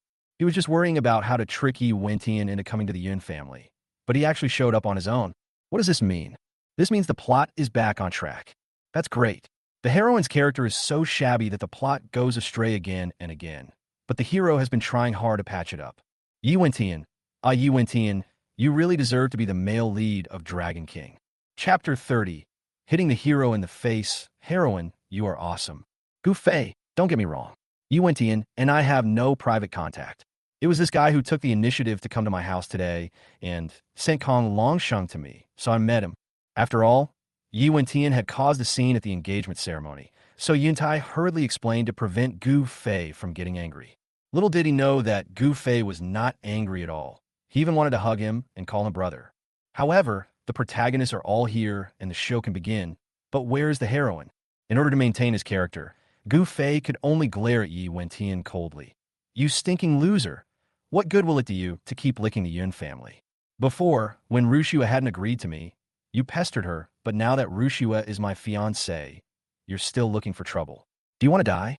Yi Wentian sat on the sofa with his legs crossed, looking very imposing. When he heard Gu Fei's provocative words, his face was full of disdain. On the surface, she didn't take him seriously at all. In my heart, I have silently strangled Gu Fei to death 1,000 times. Yuntai was afraid that they would fight, so he quickly said something nice. Hey Gu Fei, just ignore him. He came to see me, not Rushua. When Rushua was mentioned, Gu Fei asked, where's my wife? Isn't she home? Yuntai smiled and said, oh, she's at home, but she's not feeling well and it's not convenient for her to come down to meet guests, so she didn't come. Not feeling well? Have you called a doctor? Upon hearing that Yin Rushua was not feeling well, Gu Fei quickly showed his concern, but before he could finish, Yin Rushua's shouting came from the handrail of the second-floor stairs. Gu Fei. He looked up and saw Yin Rushua walking towards him in a white long dress. Her long hair was like a waterfall, her face was like a bright moon, and her clear eyes were filled with a hint of coldness and arrogance, as well as an indescribable shyness of a little woman. Why didn't you call me when you came? If the housekeeper hadn't told me, I wouldn't have known you were here. As she spoke, she took the initiative to hold Gu Fei's arm. From beginning to end, he didn't even look at Yi Wentian. Gu Fei hurriedly asked, why did you come down? Didn't you say you were not feeling well? Have you seen a doctor? Yin Rushua slowly shook her head, her tone slow and serious. I'm not feeling unwell. I just don't want to see guests, so I made up an excuse. Gu Fei, what do you mean by I don't want to see guests? You're not talking about Yi Wentian, are you? He's the male protagonist of Dragon King, your childhood sweetheart. You're saying you don't want to see him in front of him. Aren't you just slapping him in the face? Sure enough, when Yi Wentian heard these words, his face became as ugly as it could be. But he couldn't get angry and could only hold it in. Yin Rushua suppressed her laughter and pretended to be surprised and asked, what's wrong, Gu Fei? I don't want to see other men. Are you unhappy? Gu Fei's eyes widened immediately. Happy? Of course I'm happy. How could I not be happy? You don't want to see Yi Wentian, but I'm so fucking happy. Okay? You did the right thing. A loser like Yi Wentian isn't even worthy of carrying your shoes. You should stay as far away from him as possible. Yin Rushua finally couldn't help laughing. She seldom smiled, but when she suddenly curled up the corners of her mouth, it was really like ice and snow melting, beautiful flowers reflecting on the water, and in an instant the sun became extremely bright. Beautiful. So beautiful. Gu Fei was stunned for a moment. And it wasn't his acting, he was really stunned. A woman could be so beautiful. At this moment, he suddenly understood why the tyrant would set fire to the city walls to make the beauty smile. He also wanted to act, and he also wanted Yun Rushue to laugh all the time, as if she had seen through his obsession with her. Yun Rushue was secretly pleased with herself. She moved closer to Gu Fei, even standing on tiptoe, leaning close to his cheek, rubbing his chin subtly, and asked softly, "Are you here to see me for something? Or are you simply missing me?" Gu Fei lowered his eyes to look at her rosy lips and pinched her thigh hard to resist the urge to kiss her. Well, something happened. Gu Fei, quickly activate the anti-addiction system. Don't be mesmerized by Yun Rushue. She's another man's woman. You're here today to get serious business done. Look, the Yin group has just been revived and is in urgent need of new business to inject vitality. I heard that the owner of the fourth and fifth companies is planning to emigrate. Before leaving, he wants to sell the company, and the price is quite cheap. I want to ask if you're interested. If you are, I can introduce you to someone. Immigration is true. Leaving the country is also true. But the reason he left the country was to avoid debt. Whoever takes over this company will be the one who gets taken advantage of. I am Sore Ruksue. I'm doing this for the sake of the plot, so I can only let you suffer in silence. But don't worry, even if you buy this company, the Yun family will be fine. The male lead is supporting you from behind. Yin Rushue was stunned for a moment, then blinked and looked at Gu Fei. Was he planning to have her acquire a company that was heavily in debt? Is the purpose of doing this just to follow the plot? She frowned immediately. So, should she help him or not? If you don't help him, his plot won't go on. He'll get anxious and angry, and it might even affect the performance of the villain. But if they help him, the Yun family will suffer a huge loss. After thinking it over again and again, she finally raised her head and said seriously, "Okay, then you can help introduce me." Gu Fei swallowed hard. You agreed? This task was too easy to complete. Yin Rushue seems to trust me a little. She trusts me so much, and I'm still trying to trick her. Isn't that too heartless? But there's nothing I can do. I'm the villain, and I don't do anything immoral. How can this plot continue? How can a male protagonist pretend to be so cool? Ruksue, I'm sorry. I'm sorry. I'm really sorry. Yun Rushue curled the corners of her mouth. Little fool, what is there to apologize for? You have helped the Yun family so much and helped me escape the fate of being a vase in the harem. I just helped you buy a small company, which is nothing at all. At this moment, Yi Wentian suddenly frowned and said unhappily, "Wait a minute, that 45th company you're talking about, isn't it a furniture chain? Here we come." The male protagonist starts to lay the groundwork for being slapped in the face. So what? Gu Fei snorted. The boss and I are good friends. With just one word from me, he'll definitely be willing to hand the company over to me. Someone like you will never have such connections in your entire life. Yi Wentian sneered. Are you sure he's a good friend? If he were, he wouldn't have cheated you like that. From what I hear, the boss of that company is planning to run away. You're the one running away. You know nothing. He's rich and planning to immigrate to live a good life. Are you jealous that I can get good resources for Rushue and want to deliberately do something bad and sow discord between them? Gu Fei rolled up his sleeves, walked to the sofa, and glared at Yi Wentian. If you can help Rushue earn even a dime, I'll look up to you. You worthless loser. I advise you to get lost wherever you came from. Chapter 31. Even a fool knows how to choose, but the heroine insists on standing with him. After saying such tasteless words, Gu Fei thought Yin Rushue would look down on him. Who knew that when he turned his head to look at Yin Rushue, he saw her staring at him straight, her clear eyes full of doting. It's like watching a naughty child. Gu Fei was full of questions. What the hell? Yi Wentian still had that bossy attitude of, I won't take you seriously even if you act like a fool, sitting on the sofa motionless. I'm here today for the future development of the Yin group, and for your development, Rushue. Having said that, he looked at Yin Rushue intently. The fire flickering in his black eyes would make any woman feel numb all over. This is the natural buff of the male protagonist Dragon King. If there are 10 women around her, all 10 of them will be crazy about her. Even if it is his master's wife, his sister-in-law, his brother's wife, his own sister, the woman of his dead brother. Don't even think of being spared. For 7 years, he has been successful. So now, he is also full of confidence in himself. But strangely, when Yin Rushue met his scorching gaze, she was not only indifferent, but there was even a flash of resistance and anger in her cold eyes. Yi Wentian was stunned. Why resist him? Why are you angry with him? He doesn't understand. But when Yuntai asked what development he was talking about, he could only suppress his doubts and continue to explain. I came here today for two reasons. Besides handing Kong Longsheng over to you and letting you handle it, I also want to tell you that the land being auctioned in the east of the city has great potential for future development. You'd better go and bid as soon as possible. Yuntai was stunned when he heard this. That piece of land in the east of the city? Isn't it a mass grave? How can it have a promising future? Yu Wentian just smiled and said nothing. Now it is naturally a mass grave. But it won't be long before news is released that it will become the commercial center of the new urban area in the future. He had just heard this news from officials in Sioux City. Absolutely reliable. Hearing his words, Gu Fei immediately felt relieved. The plot did not collapse and continued according to the original plot. To give the male protagonist a good slap in the face later, he quickly added fuel to the fire. What business district? That's complete bullshit. That's a mass grave. It's so cheap. If you really buy it, no matter how you renovate it, it will be unlucky. You won't be able to sell it all. It will just be a waste of money. Besides, even if they really were going to build a new urban area, how can we not know anything about it? How would a stinking loser like you know about it? In my opinion, Uncle Yun, this guy must have embarrassed himself at the engagement party. So he colluded with the real estate developer of the mass grave to cheat you, so that he can earn a commission. Yuntai nodded vigorously. That makes sense. That makes sense. If this is true, it's impossible that you, Mr. Gu, don't know about it. This guy just thinks I'm easy to cheat and wants to cheat me out of my money. Upon hearing this, Gu Fei subconsciously looked at Yun Rushue. You're the queen of commerce with a keen eye.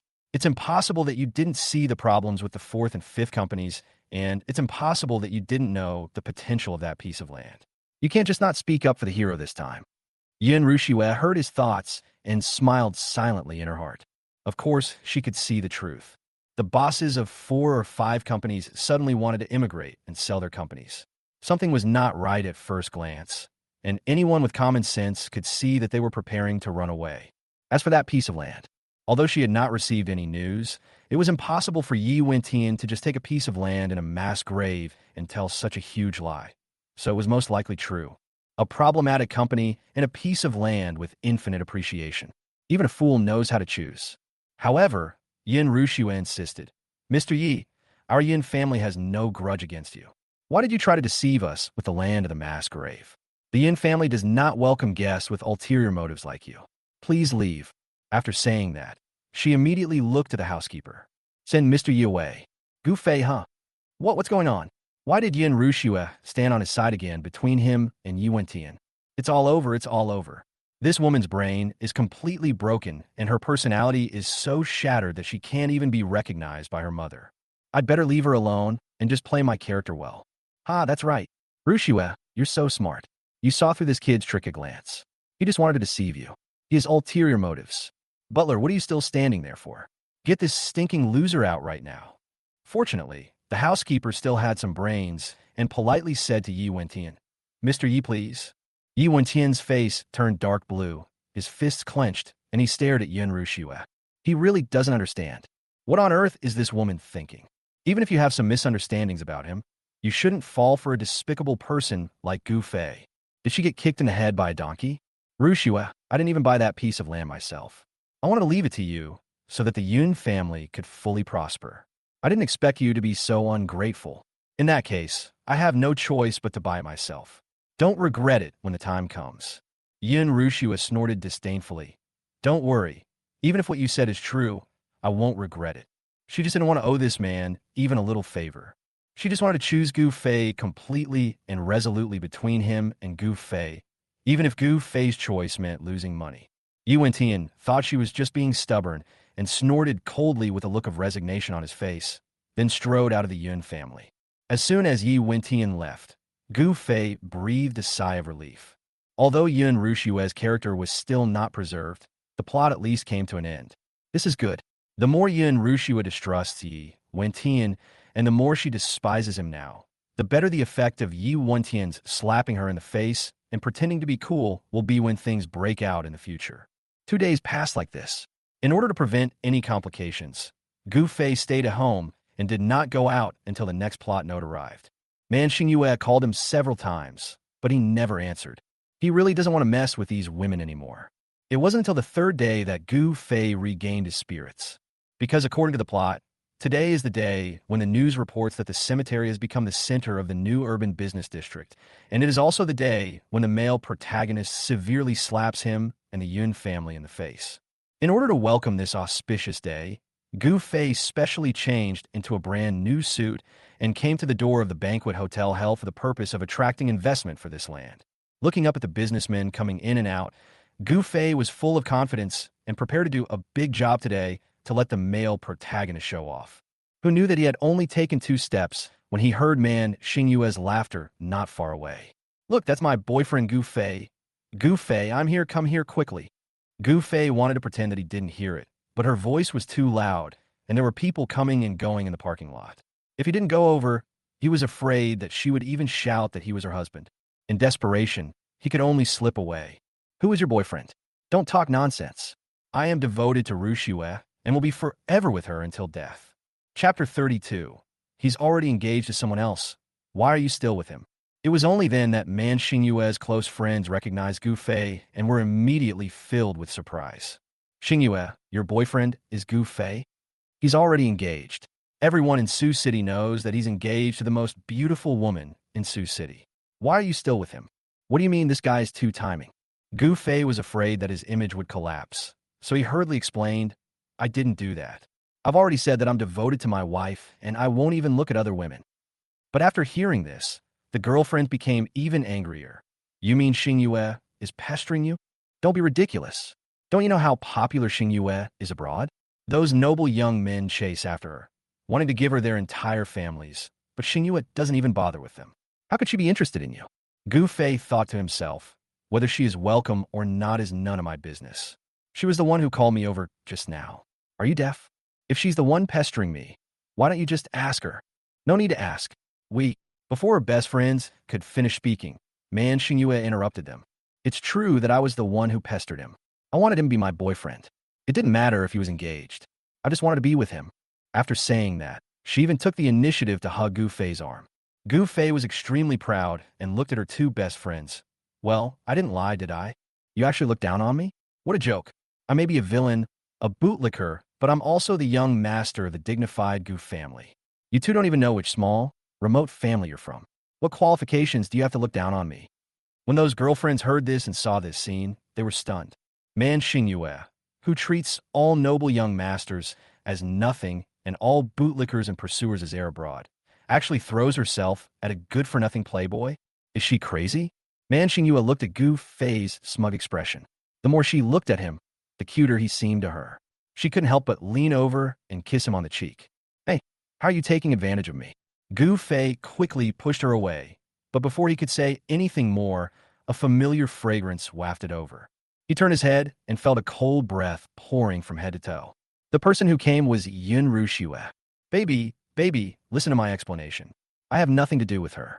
It was just her." Before he could finish, Yun Rushue curled her lips. "You don't need to explain. I believe you." Forehead? Trust him so much? He can't even trust himself. When Man Xingyue saw Yun Rushue, her expression lost its coquettishness and returned to her cold, elegant, and noble look. "Long time no see. Yun Rushue, are you coming to the party too?" Yun Rushue said coldly, "My fiancé is here, so naturally I have to follow his lead." Man Xingyue raised an eyebrow. "Ha, you're clinging to him so tightly. Be careful that he gets annoyed by you and sneaks out to find another woman to relax. Other men might do this, but my man would never do that. Everyone in Sioux City knows that he loves me madly. Why, Miss Man, haven't you heard about it? What's going on?" Gu Fei stood aside and inexplicably felt that there was a strange spark between the 2 women. Were they jealous of him because of Chung Feng? Impossible. This plot would only happen to the male protagonist. How could it happen to a villain like him? Don't be so self-indulgent. At this time, Man Xingyue only heard, "I haven't heard of him. I just know that Gu Fei and I have a very good relationship. We can swim together, talk about our hearts together, and go to auctions together. When I need a massage, I will go to Gu Fei first. Have you experienced his massage technique? It's quite comfortable." Gu Fei's face flushed. If he couldn't tell that Man Xingyue was deliberately provoking Yun Rushue, he would have lived in vain. "I don't." He was about to open his mouth to explain when Yun Rushue interrupted him with a smile. "Husband, can you please stop giving massages to women of questionable character and only give massages to me, okay?" Gu Fei nodded without hesitation. Okay, of course. No matter if he's good or not. I'll just agree first. Nothing is more important than my dog-licking persona. Yin Rushua looked at Man Xingyue with satisfaction. It's a pity that the massage Gu Fei gave you before will be the last time you enjoy it in your life. As for me, I can let him massage me whenever I want. Honey, let's go in. Leaving behind these words that were enough to anger Man Xingyue to death, Yin Rushua took Gu Fei's hand and walked into the banquet hall with him. However, as soon as she entered the hall, Yin Rushua's expression changed. She glared at Gu Fei unhappily. Are you familiar with Man Xingyue? No, I've only met her a few times. How could I possibly know her well? However, Man Xingyue is indeed a bit too much towards me. I'm not the male lead, and she keeps pestering me all day long. I really don't understand. And is there something wrong with her? She's either arguing with Lin Euro or being jealous of my wife. She's not related to me, so I really don't know what she's thinking. It's all Yu Wentian's fault, the Dragon King. He finally mastered a peerless martial art and came back for revenge, but he ended up accomplishing nothing and had women running away one after another. Why is he such a loser? Hearing Gu Fei's complaints, Yin Rushua almost laughed out loud. It seems that he really has nothing to do with Man Xingyue, and he doesn't like Man Xingyue very much. That's enough. She looked at Gu Fei, seeing his pitiful and miserable appearance, and suddenly moved closer to him and gave him a light kiss on the cheek. Gu Fei felt as if an electric current ran through his body. He found that he was becoming increasingly unable to withstand Yin Rushua's teasing. Especially now, he actually had an urge from the bottom of his heart to hug her tightly and feel her rosy lips again. But he restrained himself. I just tried to restrain myself, but couldn't help thinking, damn, I'm a bootlicker and her legal fiancé. Why can't I kiss her? Besides, she has taken advantage of him more than once, so why can't he take advantage of her back? The more he thought about it, the more he felt unconvinced. Gu Fei simply put his arms around her slender waist, pulled her into his arms, and kissed her red lips domineeringly. Yin Rushua was startled and realized that this was a banquet hall and many people would look at her, so she shyly pushed a shoulder. But Gu Fei had already kissed her red lips, and his whole body felt numb, and he couldn't help but kiss her deeply. The two of them soon became entangled with each other, completely ignoring the people around them. It was not until a heavy cough was heard beside her that Yin Rushua quickly pushed Gu Fei away and walked aside with a blushing face. Gu Fei was panting, his hand still tightly holding Yin Rushua's hand, looking around blankly. Only then did he realize that Lin Euro had come to their side at some point and was looking at him with a strange look. After a moment, Lin Euro winked at him. Gu Fei looked back, and suddenly his whole body stiffened. Chapter 33. Is this what a heroine should say? He saw Yi Wentian standing not far away, his eyes blazing with anger and staring at him murderously. Oh my god, when did the male lead come? He was standing there watching himself and Yin Rushua kissing. Isn't this asking for trouble? Gu Fei subconsciously wanted to let go of Yin Rushua's hand, but Yin Rushua instead held it tightly and half leaned on his shoulder. Husband, what are you looking at? Gu Fei subconsciously said, I was looking at that loser over there. Why is he here again? Is he following us? Yin Rushua had just spotted Yi Wentian, but she didn't take him seriously. Hearing what Gu Fei said, she immediately cooperated and said, maybe he has always been jealous of my husband. Gu Fei almost spit out his tears when he heard this. No, is this what you said, a human being? No, I should say, is this the line the heroine should say? The protagonist harem actually said that the protagonist was jealous of him, the villain. This is simply outrageous. Who knew that at this time? Lin Euro also interrupted and said, I think so too. Otherwise, why does he always look at Gu Fei with such eyes? He must be jealous of his handsomeness, charm, and engagement to you, Rushua. Huh? Gu Fei stared at Lin Euro with wide eyes. You're here too? Why do you always have to join in the fun? Wouldn't it be better for you to just be Yi Wentian's confidant? The two most beautiful women in Sioux City surrounded Gu Fei, making him the focus of the entire banquet hall in no time. As for Yi Wentian, at this time, he was still hiding his identity, had not made any name for himself, and had no beautiful women to help him. He seemed all alone, and no one cared about him at all. In order not to steal the limelight from the male lead, Gu Fei had to hide in the corner with a wine glass. Unfortunately, no matter how he hid, as long as Yin Rushua was with him, there would always be someone secretly watching him. Hey, when will the heroine finally be able to follow the hero? I'm really tired of being stared at every day. I just want to be an ordinary person who is carefree and free. No one cares about me. Yin Rushua heard his inner cry, but there was no expression on her face. Since she was a child, she has been accustomed to being stared at, confessed to, followed, and even kidnapped. Since I have chosen to be her fiancé and her husband in the future, I have to get used to it. Fortunately, the banquet started soon. Most of the people who came to the party were those who were interested in the land or those who had already bought the land. After all, it was a mass grave, so only a few people bought it. In particular, 90% of the land was contracted by the male protagonist, resulting in not many people coming to the party. But what no one expected was that the first person to speak out was an official from Sioux City. When he appeared on the stage with the microphone, everyone held their breath. Yi Wentian even revealed a determined smile, and faintly, he turned around and looked at Yun Rushua. His eyes were full of pride and disdain. You actually didn't believe him and refused to buy this piece of land with him. Yun Rushua, you will soon realize how outrageous your decision is. Everyone, I have two important announcements today. The first is that Sioux City has decided to build a new urban area. When these words were spoken, everyone in the banquet hall was stunned. New urban area? Wow, I've been hearing about this rumor lately, but I didn't quite believe it. I didn't expect it to be true. It's time to build a new urban area. It's too difficult to rebuild the old urban area of our Sioux City. The roads are too narrow and there are traffic jams all the time. They need results again? This is a big project. Anyone who can seize this opportunity will definitely make a fortune. When Gufei heard the words, new urban area, he immediately breathed a sigh of relief. Great, the plot point has arrived.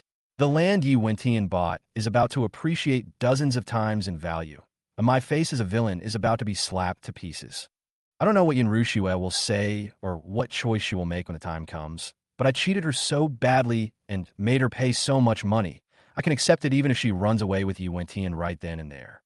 Who lets him have the aura of the male lead? Immediately, someone asked curiously, where will the new urban area be built?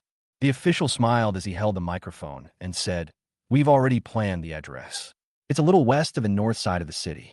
As soon as these words came out, Yi Wentian felt like he was struck by lightning.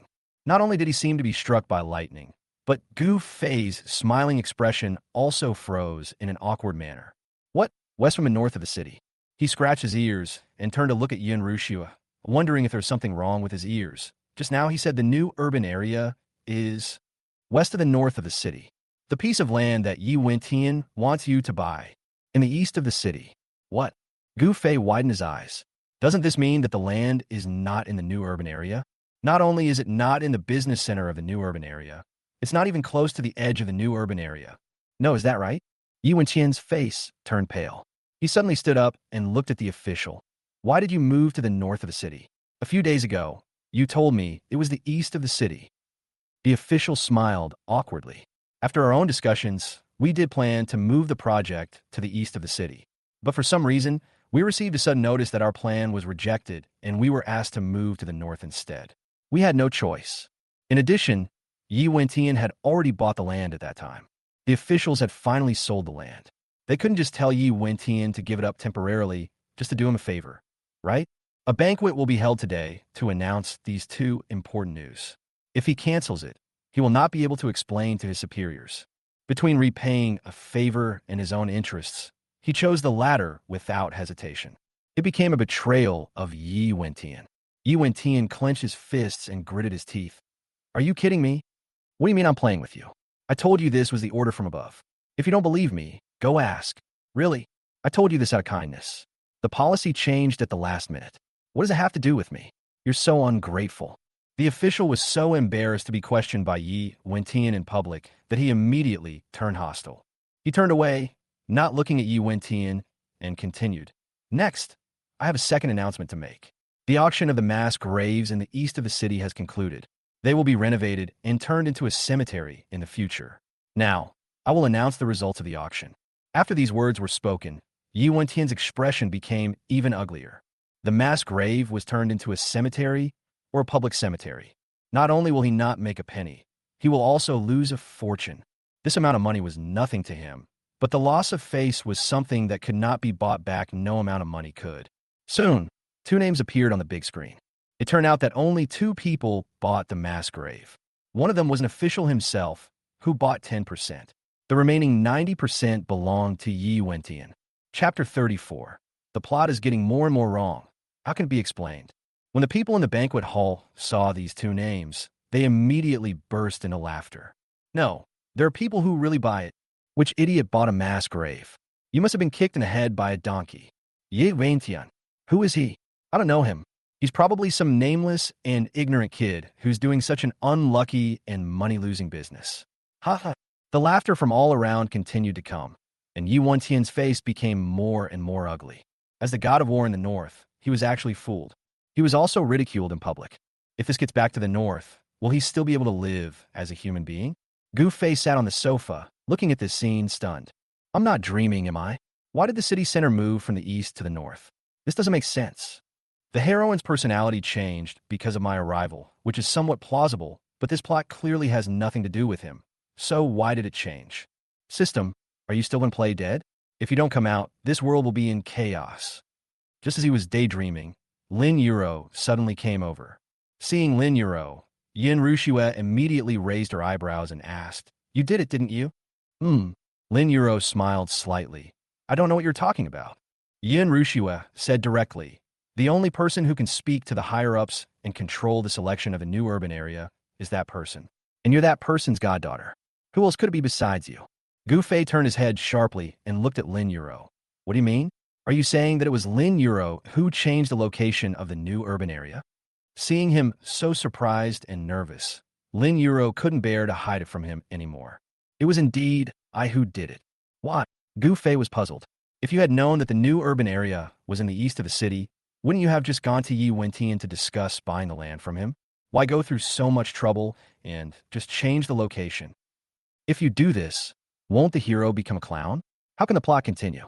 How can the hero still be played? What use is there for me, the villain? Lin Yuro smiled and said, I don't like other people's things. When I learned that Sioux City was going to build a new urban area, I bought the land in advance to seize the opportunity. I also contacted my godfather and built a new urban area around my piece of land. This way, I can maximize my profits without taking advantage of others. Isn't that better? Awesome. Gu Fei didn't know what to say except giving her a thumbs up. She can even handle such a thing. No wonder Yi Wentian has been licking her from beginning to end, and only won her over completely at the end of the novel. But he can still be saved. Although Yi Wentian suffered a big setback in the land issue, the junk debt company he introduced to Yin Rushue was 100 times more junk than the land, and it still failed. In order to save Yi Wentian's face, Gu Fei deliberately stood up and laughed loudly, and suddenly roared, Stinky loser, Yi Wentian. Yi Wentian slowly turned around and looked at Gu Fei. If the murderous look in his eyes had substance, Gu Fei would have been like a sieve by now. What is it? Gu Fei said fiercely. What's the matter? Haha, you're still pretending to be so cool? You went to my wife's house a few days ago and said that buying this mass grave would make a fortune. You forced my wife to buy this piece of land. What the hell are you thinking? When the people around heard this, their eyes widened. This guy actually asked Goddess Yin to buy land in a mass grave? He's so cruel. I guess they're afraid that this piece of land will become a burden on them, so they're going around cheating people. No, this guy looks familiar. Is he the one who caused trouble at Goddess Yin's engagement ceremony? Has he not given up on Goddess Yin yet? Soon someone recognized Yi Wentian. After all, as the #1 goddess in Sioux City, Yin Rushue's engagement still attracted much attention. On the same day, there was news that she was almost robbed of her marriage, which attracted even more attention. Yi Wentian's face looked extremely ugly. He gritted his teeth and wanted to explain, but he didn't know how to start. He couldn't say that it was the official who revealed it in advance.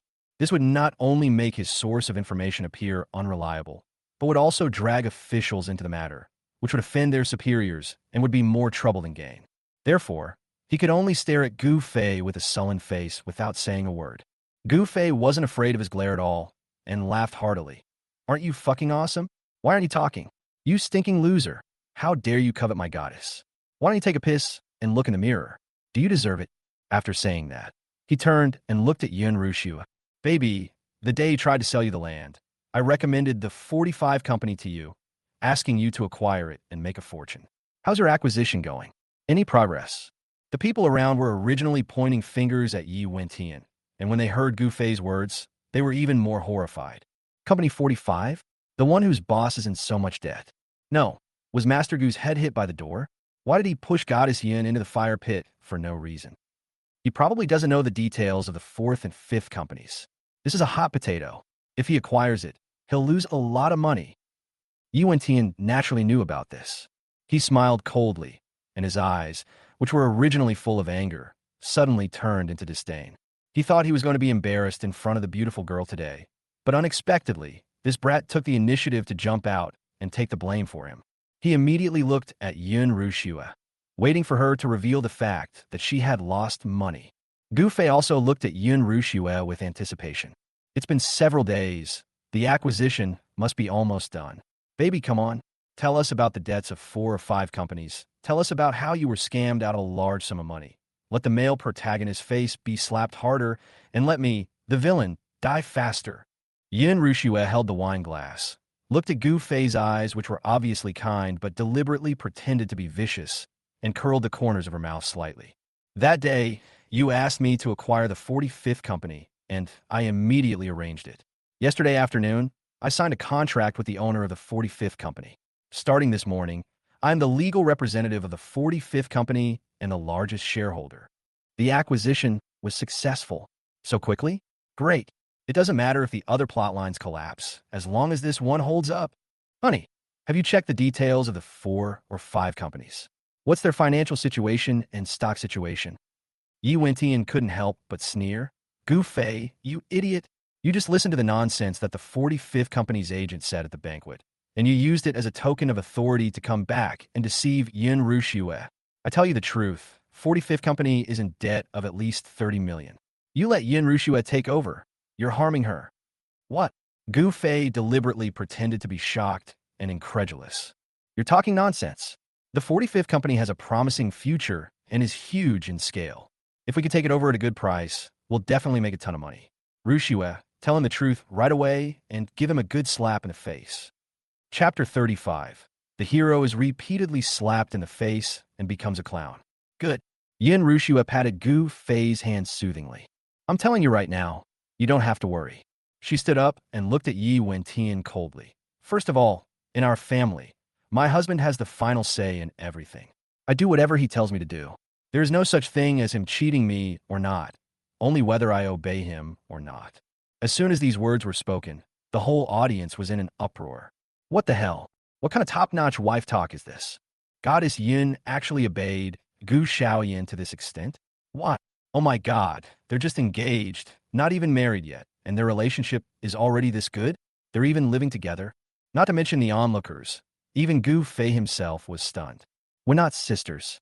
I asked you to share the situation at the 4 or 5 companies, but you suddenly confessed your feelings in public. What do you mean?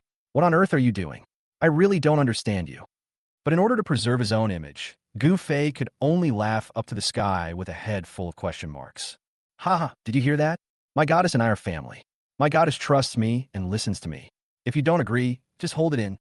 Yin Rushua couldn't help laughing as she saw him pretending to be arrogant, but actually being so nervous that his hand was shaking. Secondly, I've already thoroughly investigated the situation at company number 45. All their debts have been paid off, and the boss even gave me a batch of high-tech equipment. As for the stocks, they were worthless to begin with, so the boss sold them to me at a discount. So, not only did I not lose money, I actually made quite a bit. Huh? Gu Fei dug his ears and doubted his hearing again. The debt is paid off? Also give away equipment? Are stocks still discounted? No. The boss of company 45 is here to do charity? Gu Fei looked at Yun Rushua in confusion, completely bewildered. No, she must be deliberately talking nonsense here to protect his reputation. Hearing his inner thoughts, Yin Rushua smiled slightly. Everything I said is true. If you don't believe me, you can go online and search it now. Just the day before yesterday, the 45th company just paid off its debts and even issued a special announcement. Everyone didn't believe it and quickly took out their phones to check. You won't know the result until you check, and you'll be shocked when you do. The 45th company really turned around. Not only has the debt been paid off, the boss has no plans to run away and has announced that he wants to retire in the country. If the company wasn't in trouble, he wouldn't have stayed. Therefore, whoever takes over the 4 or 5 companies at this time is equivalent to buying the stocks at the bottom and will make money no matter how they operate in the future. This is such a great profit. Oh my god, I thought Mastagu was a scoundrel. But who knew he was the real prophet? I can only say that he is amazing and far ahead of the curve. No wonder Goddess Yin trusts him so much. If it were me, I would obey his orders. Gu Fei had only one thought at this moment. Is this fucking possible? But why? How could a company that was heavily in debt turn around in just 2 days? He doesn't understand. Yun Rushua waited until everyone around her was about to praise Gu Fei to the sky before she looked coldly at Yi Wentian. Finally, what I want to say is, Yi Wentian, don't waste your time. I am already Gu Fei's fiancé, and I will only be with him in this life. I don't like you. Even if you do something to Gu Fei, I will never choose you. She said this in public, which was simply humiliating Yi Wentian. For a moment, everyone looked at him with mocking eyes. What a disgrace. He is inferior to Master Gu in every way, and yet he wants to steal Master Gu's woman. When Yi Wentian heard Yun Rushua's words, his fists clenched so hard that they creaked. Okay, Yun Rushua, you've chosen Gu Fei, right? I'll grant your wish, but I'm warning you, don't regret it. If you do regret it in the future, even if you kneel before me and beg me, I won't forgive you. I was slapped in the face twice today and became a clown laughed at by everyone. Yi Wentian's defense was completely broken.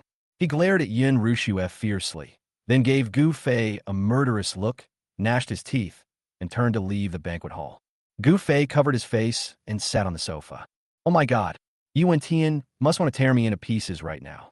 No, even tearing me into pieces might not be enough to relieve the hatred in his heart. Yun Rushua, oh Yun Rushua, how did I offend you that you are trying to bring hatred upon me? But the cemetery land was acquired by Lin Euro. So what happened to the 45th company? How did a company that was in debt become a company that gave blessings? Is there any justice in the world? Man Xingyue, who was not far away, heard Gu Fei's thoughts, chuckled, raised his glass, and drank it all in one gulp. Finally caught up. A few days ago, when she heard that Gu Fei was going to use the 45th company to fight Yi Wentian, she immediately prepared two things when she returned home. The first thing is to confirm whether the land is in the center of the new urban area. The second thing is to help Gu Fei deal with the 4th and 5th companies. But she didn't expect that Yi Wentian would act so quickly. While Man Xingyue was still confirming it, he had already bought the remaining 90% of the land, leaving her empty-handed.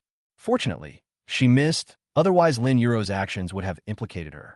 As for the second thing, it is even simpler. She just casually talked to a few creditors and asked them to forgive the debts of the 45th company. She also talked to the boss of the 45th company and asked him to sell the company to Yun Rushua at a low price. That's all. The reason why she tried so hard to help Gu Fei was naturally to thank him for rescuing her from Yi Wentian's harem. At this point, she had repaid all the two big favors she owed Gu Fei, saving her father and saving herself.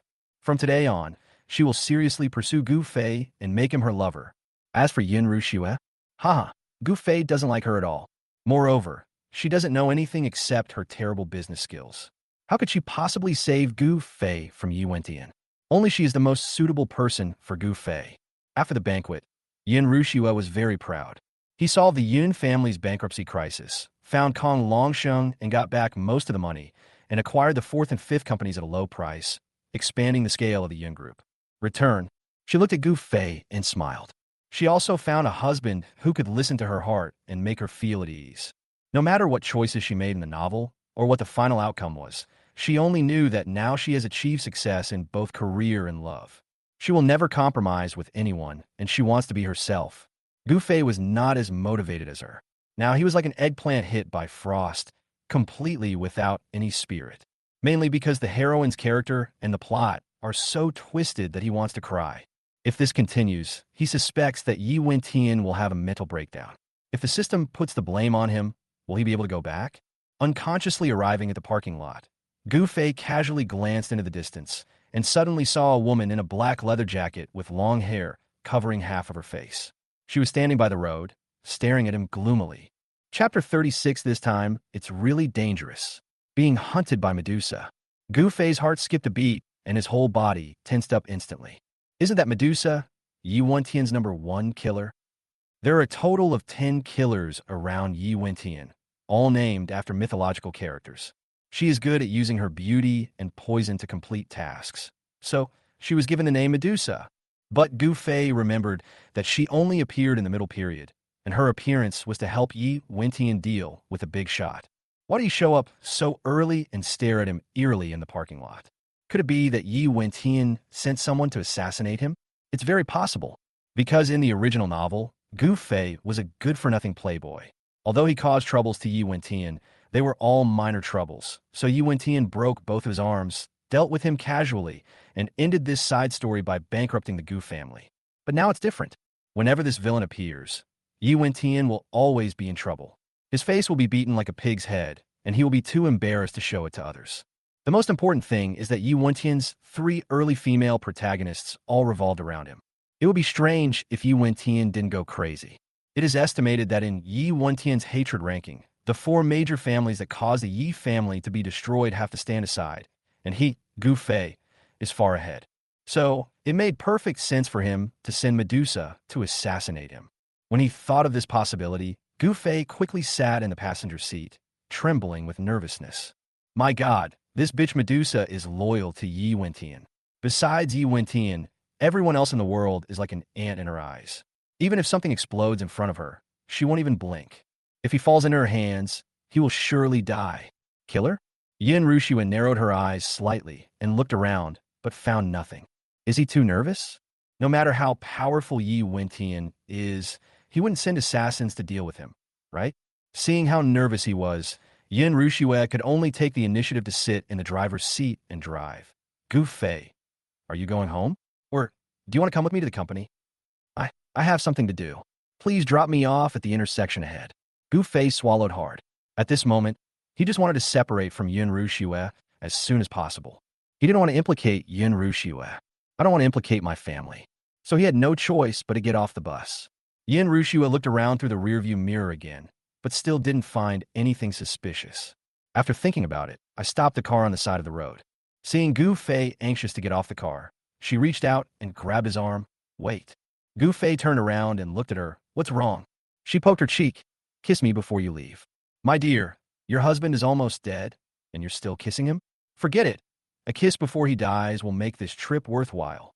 When he thought that he would most likely die at Medusa's hands after getting off the car, he simply gave up, rushed over, hugged Yin Rushua, and bit her lips hard. Be gentle. When being kissed, Yin Rushua's voice was soft and sweet, making Gu Fei feel numb all over. He didn't know how many times he had kissed Yin Rushua. He just felt that she was getting more skilled and relaxed each time. In addition, this time he was ready to die. So when the kiss was over, Yin Rushua's eyes were moist, and she shyly hugged his neck, refusing to let go. Baby, if I have nothing to do later, I will come to see you in the evening. If he could survive the disaster, he would go find Yin Rushua. Anyway, if you don't die today, you won't be able to escape tomorrow. It's better to die happily before dying. As long as Yin Rushua doesn't reject him, his personality will not collapse. Yin Rushua's cheeks were already red, and they became even redder when she heard this. After a long time, she nodded slightly, almost imperceptibly. Gu Fei smiled. Ugh. Although he didn't know why Yin Rushua fell in love with him, at least she was willing at this moment. He's worth it. I'm leaving now. Drive slowly on your way back. Also, you're really beautiful, amazing, and capable. I believe you can support the Yin group. Come on. He patted her shoulder, smiled at her as if leaving a last will and testament, then got out of the car and closed the door. Yin Rushua watched him through the car window as he stood on the side of the road, waving at her with a silly smile, and then turned and left. Her heart was pounding and her cheeks were getting hotter and hotter. She felt like she really fell in love with Gu Fei. On the other side, after Gu Fei got off the car, he quickened his pace and turned along the main road into the pedestrian street. There were people coming and going here, and he bet Medusa would be a little wary. He looked around as he walked, and soon found Medusa not far behind him. This woman really followed me. Medusa was wearing a leather jacket and had an indifferent expression. Her dark lipstick and thick eyeshadow made her look like a decadent rock musician. But no one knew that what she was holding in her hand, hidden in her sleeve, was a sharp knife. Just over an hour ago, she received a message from the boss, kill Gu Fei. She took action immediately. However, just as she got close to Gu Fei, she heard a strange sound. Why did this woman suddenly quicken her pace? Is she planning to attack in the crowd? There are so many passers-by here, and there are cameras nearby. Is she sure she can get away after she attacks? Who is speaking? Why did it seem like it was spoken into her ear and was so clear? Her specialties are butterfly knife and poison, But as long as I'm not eating, she can't poison me. If she wants to kill me immediately, she can only use her broken butterfly knife. Therefore, she has to get close to me to attack, so I just need to keep my distance. What? Medusa was following Gu Fei quickly, and when she heard this, her whole body froze. Who is speaking? Why do you know her so well? She even scratched her ears, wondering if she had forgotten to take off her invisible headphones. But there is nothing. I wonder if psychological tactics will work. She's not truly cold-blooded. She was adopted by a killer master at the age of 7, and from then on began her brutal training, forced to become a killer. The male protagonist, Yi Wen-tian, conquered her through psychological tactics, making her completely devoted to him. How about I repeat Yi Wen-tian's old lines to her? No, Yi Wen-tian has already conquered her at this point, so what's the point of me saying that? When Medusa heard the voice, she was so shocked that she almost lost her pace and tripped over the flower bed. Judging from the content of the conversation, it seems that these words were all said by Gu Fei. But Gu Fei was 3 meters away from her at the moment. Even if he spoke, his voice could not reach her ears so clearly. What's more, he often turned around and looked around. She was sure that he didn't say anything at all. So this voice is his inner voice. Chapter 37. Fighting in the Rain. Gu Fei's first life and death battle.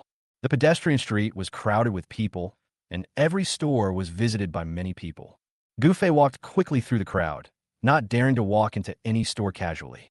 He was afraid that he would walk into a dead end and have nowhere to hide. He could only try to think of countermeasures while walking on the street. Medusa, wearing a black leather jacket and with long black hair like a veil, followed closely behind him. While listening to his constant thoughts, she clenched the butterfly knife in her hand, her expression confused, yet full of murderous intent. Every time she kills someone, she goes home and soaks herself in the bathtub for hours. This is because she still has some kindness in her heart, and killing makes her feel painful. She wants to wash away the blood on her body this way. A normal person in such pain would seek relief, but Medusa chose to follow this path until her death, never once considering giving up her life as a killer. This was simply because she was Yi Wen-tian's tool. There was nothing she could do about it, as Yi Wen-tian was the male protagonist, and his aura was immense. Medusa's death was a minor climax, given her immense popularity, but even if one Medusa died, there were still thousands of others. Yi Wen-tian didn't take her seriously and quickly supported Avni in her place. The more Medusa listened, the more frightened she became. Master, is he the male protagonist? Is she just an insignificant supporting role beside the male protagonist, or a tool who will die halfway? After she died, the master actually supported Avni to take the throne. Avni is her mortal enemy, and several times she almost died because of Avni's frame-up. How can my master do this to me? Just as the two were walking in circles on the pedestrian street, a muffled thunder suddenly sounded above their heads, followed by heavy rain. Pedestrians on the street took shelter in nearby shops. Under the heavy rain, only Gu Fei and Medusa were left. Gu Fei slowly turned around and looked at Medusa. After hiding for so long, she still refused to let him go. There's no point in hiding any longer. You can only fight hard. Now he is no longer a weakling with no use for anything. He has at least 3 sets of ancient martial arts skills: Lingbo Weibu, Bagua Yulong Zhang, and Lianhuan Mizong legs. In addition, he has a buff that accelerates wound healing by 10%. In addition, his physical attributes have also been improved to the level of a master. If you fight with Medusa, at least you won't be killed instantly. He took a deep breath, mustered up the courage, clenched his fists, and stared sharply at Medusa not far away. At this time, she was already soaked all over, and her long black hair stuck to her scalp, making her look even more gloomy. But her standing posture and her flawless movements with her head lowered all revealed the aura of a master. This is the first time that Gu Fei wants to counterattack since entering the world of this novel, because he has no other choice. In the original novel, Gu Fei was not hunted by Medusa, but he knew that except for the fact that she died for the male protagonist in the end, Medusa had never failed to kill anyone. Today, may be an exception. Passers-by under the eaves of shops on both sides of the street watched the rain and looked curiously at the 2 young men who were more than 10 meters away, their faces full of confusion. What are they doing? I don't know. Maybe the couple had a fight? No, it looks like they're filming a movie. Medusa clenched the butterfly knife in her hand. Obviously, Gu Fei was standing not far away, more than 10 meters away.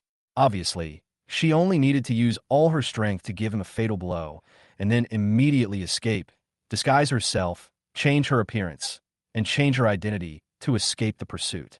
But why doesn't she want to do it? The master's orders must not be disobeyed even if you die. But what if the master is just the destined master, not the master she chooses herself? Is she going to work for this man and die for him? Let her mortal enemy take her place and then disappear from this world forever? She was unwilling to accept it. Gu Fei stood there motionless, waiting for Medusa to attack. But strangely, she kept her head down and remained motionless, with no intention of attacking at all. What the hell? Why is she so motionless? Could it be that Yi Wen Tian's order to her wasn't to assassinate me, but to follow me? Impossible. Isn't it a waste of talent to have the top assassin do this? Then what's wrong with her? Seeing how handsome I am, and how she cherishes me, she can't bear to do anything? Medusa. Quite narcissistic. Forget it. No matter what, I have to fight her. I'll take the initiative. If I feel I can't win, I'll just run away. If she can't beat me, I'll suppress her ruthlessly and scare her away so that she won't dare to come to me again. Hearing Gu Fei's thoughts, Medusa suddenly raised her head. Is he going to take action? Do you want to die? According to her investigation, Gu Fei was useless. Not to mention ancient martial arts and techniques. He even hired someone to take the 800-meter test in college. How could he still fight with her? Just when she was full of disdain, Gu Fei suddenly rushed towards her. The speed was so fast that her eyes widened instantly. This speed? How? Is it possible? Before she could react, Gu Fei had already rushed to her side and suddenly slid out from her side. A strand of wet black hair was lifted up and slowly fell to her chest. Medusa's whole body stiffened, and she slowly turned around, only to see Gu Fei with his back to her, holding a strand of black hair tightly in his raised palm. That's her black hair. If he had wanted her life with that blow just now, it would have been as easy as taking something from a bag. However, even though he knew she wanted to kill her, he still spared her life and only cut off a strand of her hair. What? Gu Fei had his back to her. When he heard her words, he turned around confusedly. Why? Why don't you kill me? I'm not a killer. Why should I kill you? Gu Fei didn't care. But if you keep following me, I won't be so polite next time. Next time I will shave you into a little nun. However, she's actually quite pitiful. As the male protagonist tool, she has no control over many things. He understands. Medusa clenched her fists, her whole body cold. Do you think I'll let you go if you don't kill me? I know you're very skilled. Next time I strike, I'll be even more careful so you don't notice. No way. Are you kidding me? Hearing this, Gu Fei's defense was instantly broken. He held her hair and walked a few steps towards her. Please be reasonable. I'll spare your life and ask nothing in return. But at least you should give up on me, right? Medusa snorted coldly. I am a killer. Is being a killer so great? Does a killer mean he can't be unreasonable? At worst, I'll give you my hair back and give you another chance to fight me. If you can't beat me, just don't come looking for me again, okay? As the saying goes, it is easy to dodge a spear but hard to guard against an arrow from the dark. He had just decided to fight Medusa head-on, which was no problem at all. But if she lurks around him all the time and tries every possible way to assassinate him, he will never be able to sleep peacefully. Chapter 38. 20 years of perseverance turned out to be just destiny. Medusa couldn't help but curl the corners of her mouth when she heard his inner complaints. Finally got back a victory. She reached out and took the black hair he offered her. I'll let you go today, but I will report everything I just saw to my master truthfully. Gu Fei was speechless. What she meant was that she was going to tell Yi Wen Tian that she knew some ancient martial arts. Okay. Anyway, this matter will be discovered sooner or later. Besides, even if he has mastered several ancient martial arts, there is still a world of difference compared to the male protagonist. The male protagonist will not be afraid of him for this reason. Thinking of this, he nodded indifferently. It's up to you. When Medusa found Yi Wen Tian's villa and reported the situation to him, Yi Wen Tian's face suddenly darkened. You said he knows ancient martial arts? How is that possible? Medusa took out a lock of black hair from her leather jacket pocket and said, his skills are superior to mine. If he hadn't shown mercy, he would have chopped off my head. Yi Wen Tian took the black hair from her hand and narrowed his eyes. This man is more complicated than I thought. Medusa, follow him for a while and see who he interacts with and what he does. If you find anything unusual, report to me immediately. The master actually asked her to be responsible for tracking. Remembering Gu Fei's complaint that asking her to follow was a waste of her talent, she frowned slightly for the first time and began to question Yi Wentian's order. It seemed like the master didn't understand her value at all. Noticing that she looked uneasy, Yi Wentian immediately asked, "What's wrong? Is there something wrong?" Medusa slowly shook her head. "No, I'll go now." When she turned around, she heard Yi Wentian's phone ringing. He picked it up and casually called out the name Avni. She clenched her fists slowly, without looking back, and left the villa with gritted teeth. Riding on a heavy motorcycle, Medusa stepped on the accelerator and rushed down the mountain road in an instant. What kept ringing in my ears was Gu Fei's inner voice. "He's the hero, and you're just a tool beside him. You'll die for him and be forgotten by the world. He'll soon support your mortal enemy to the top. You should have found a way to escape instead of going down this path." The fate she had been struggling to hold on to for nearly 20 years suddenly became an uncontrollable destiny. How could she accept this? She doesn't want to accept it. On the other side, Gu Fei returned home in the rain, and as soon as he entered the door, he quickly ordered the guard to lock the door. "I have to remind you that I've made some enemies outside. They might come looking for revenge in the next couple of days, or even kill me. So be careful, or you'll be the first one to get hurt." According to the routine of general novels, no matter which big family the person was killed from, the security guards were the first to be beaten, and it was done without anyone noticing. He patted the guard's shoulder sympathetically and said, "As a passerby cannon fodder, you are even more miserable than a villain like me. I sympathize with you." The guard suddenly felt a chill and couldn't help but open the drawer and put all the knives he had collected into his pocket. But I didn't expect that the joke Gu Fei made to the security guard would be heard by my mother through the security guard. "Your enemies want to kill you?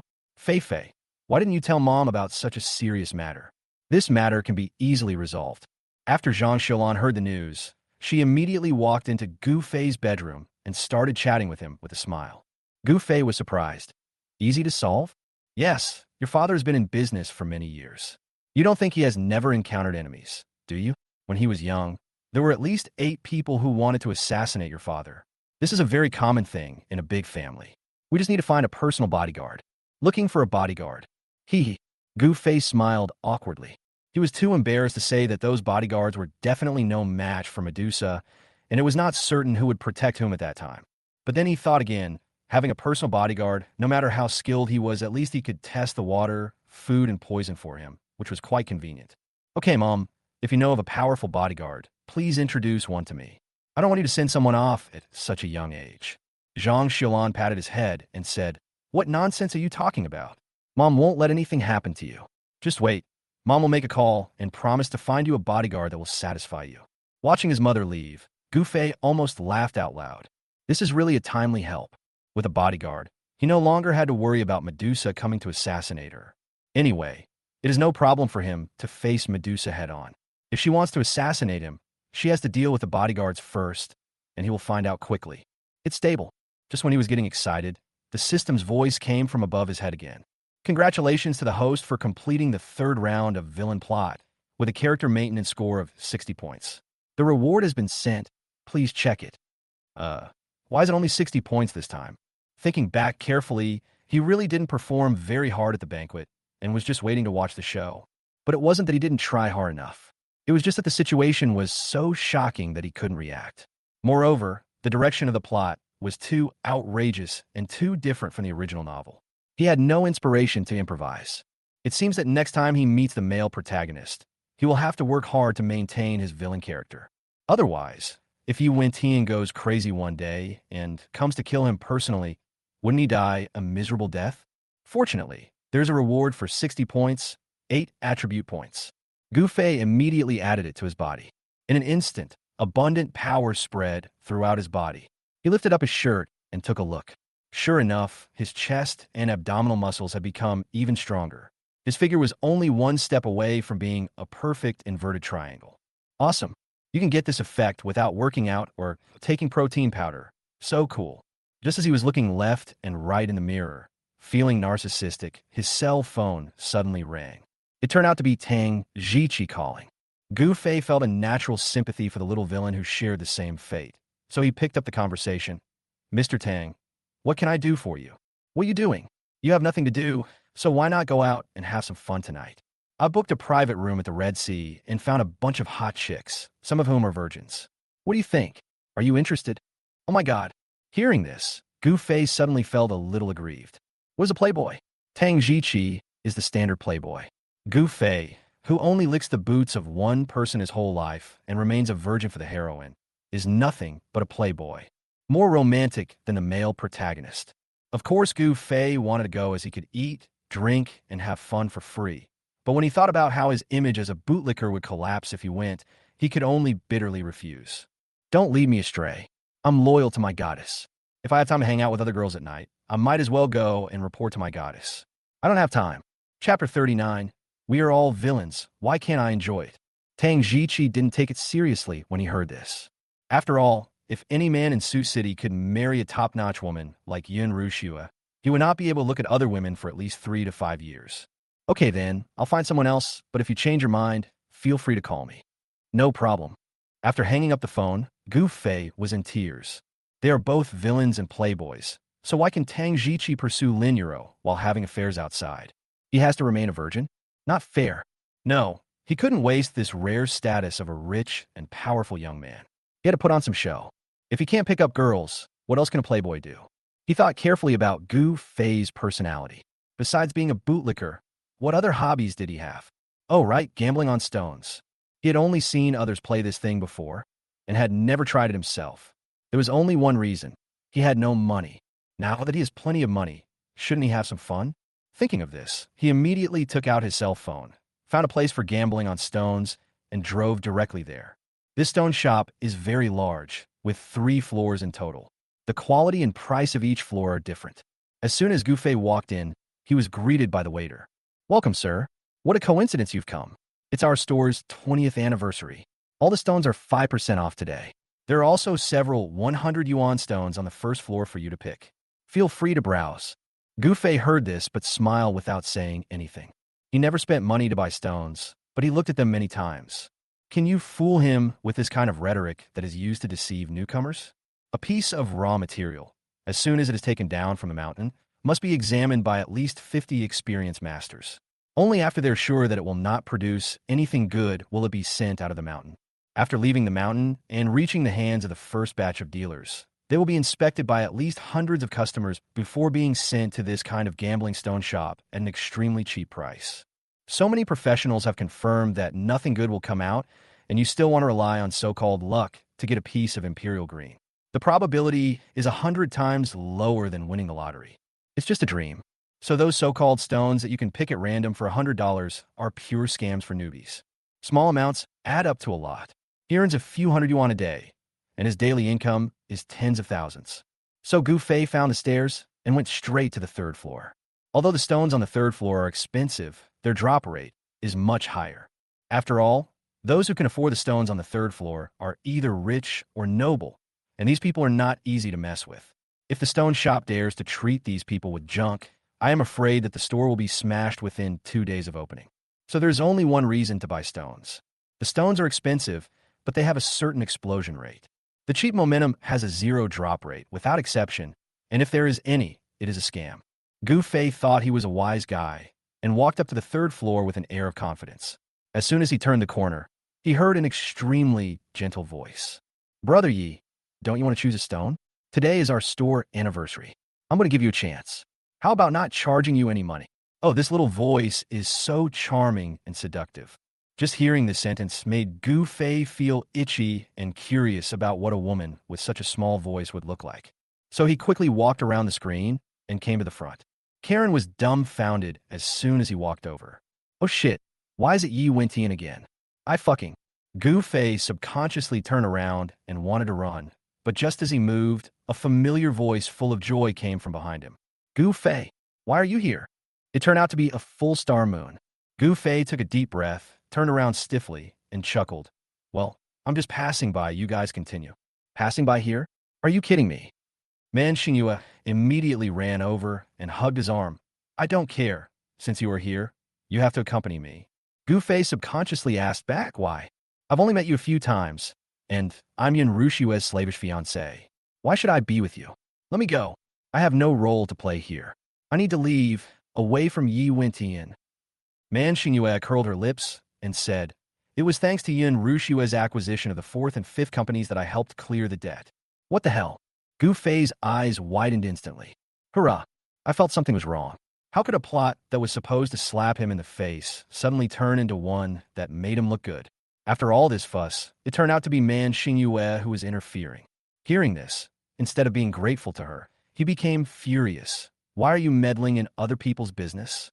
Who asked you to clear the debt? Man Xingyue laughed and said, Why? I helped your fiancée clear her debts. But not only are you unhappy, you're blaming me? Oh, Gu Fei, are you really Yun Rushue's bootlicker? It seems to me that you don't care about Yun Rushue at all. Could it be that you're just pretending? These words made Gu Fei break out in a cold sweat. Oh shit, this woman is so scary. How could it suddenly hit his most feared soft spot? Gu Fei shuddered and said quickly, What nonsense are you talking about? I'm telling you, the universe can collapse, the world can be destroyed, but my dog-licking persona must never collapse. The world can bear witness to my feelings for Rushue, and I will. Man Xingyue interrupted his performance with amusement. I know. Then I helped her. Shouldn't you thank me? Gu Fei could only nod reluctantly. Then I'll let you accompany me.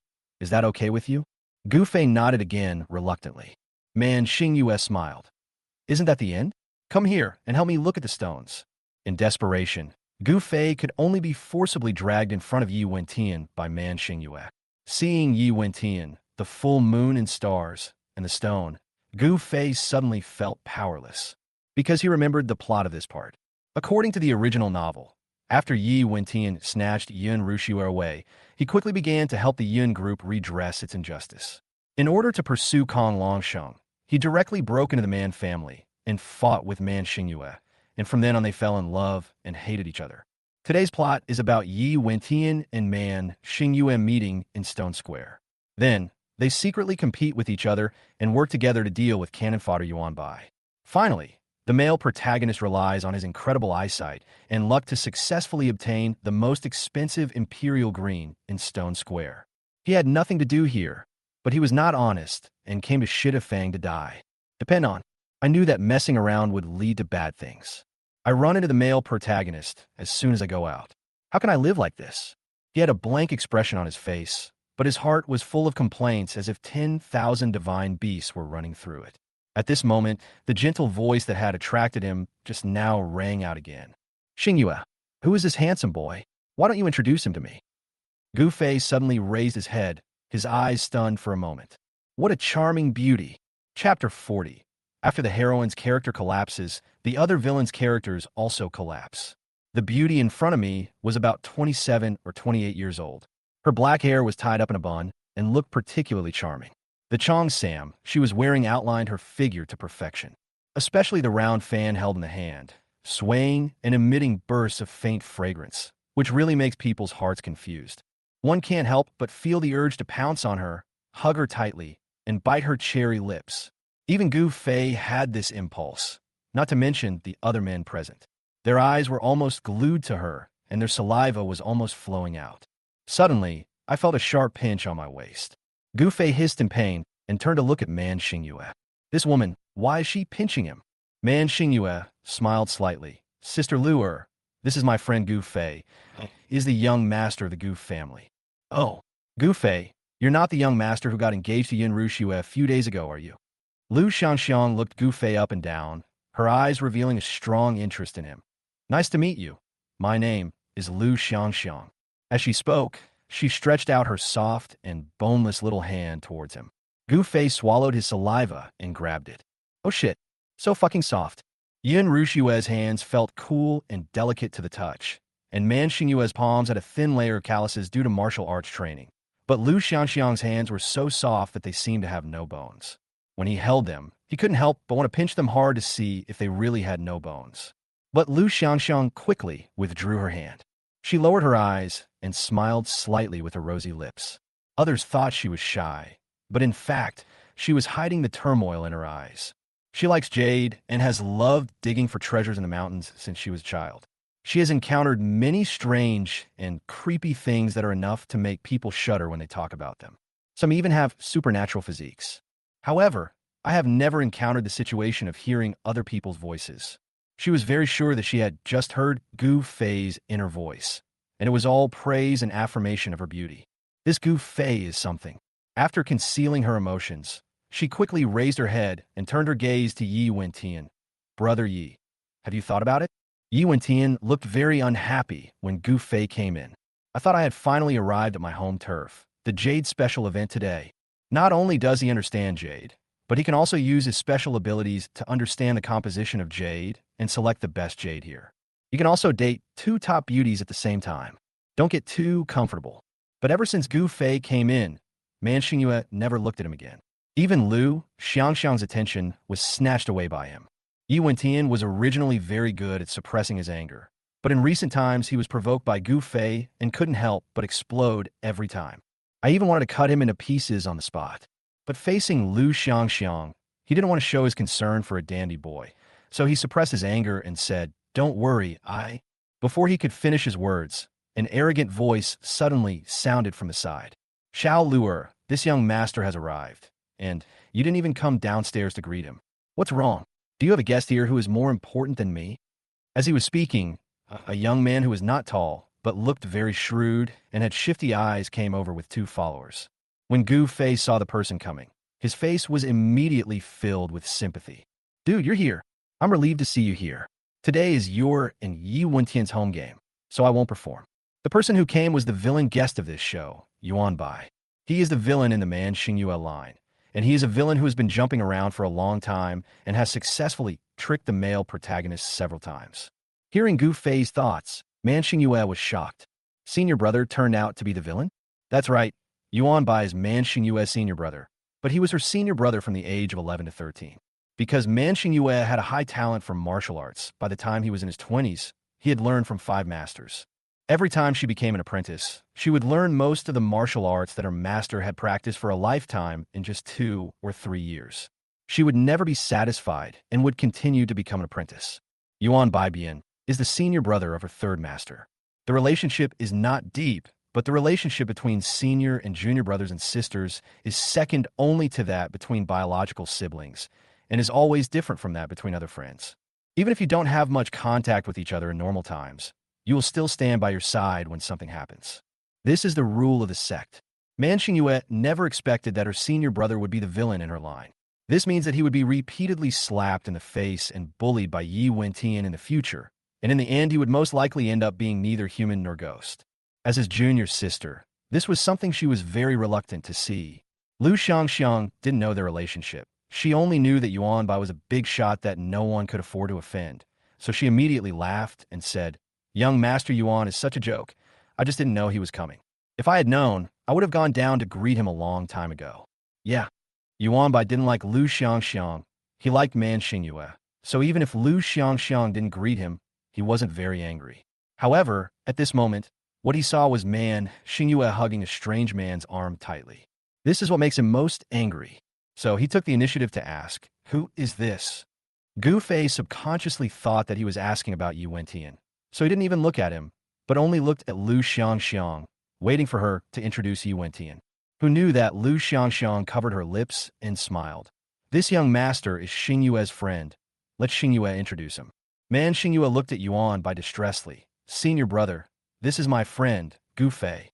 "Friends?" Yuan Bai snorted coldly. "Do friends need to be so close? Even with your arm around his, I thought he was your boyfriend." "Huh?" Gu Fei was stunned, looked down at his arm, and quickly pushed her away. Shit, he'd been holding his arm for so long that he'd gotten so used to it that he didn't even realize it.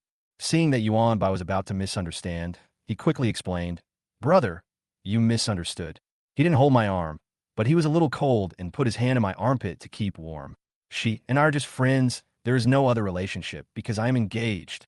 The more Yuan Bai listened, the angrier he became. Engaged?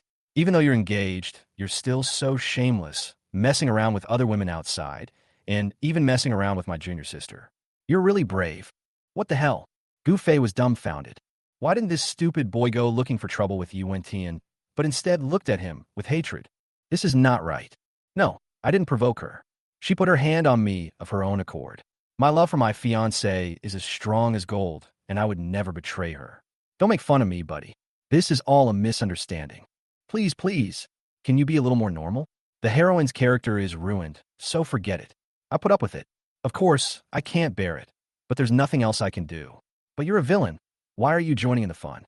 Can you just go and cause trouble for Yi Wentian? I'm really impressed by you. Chapter 41. You don't like Yin Rushue? I can dislike you. Gu Fei was about to collapse.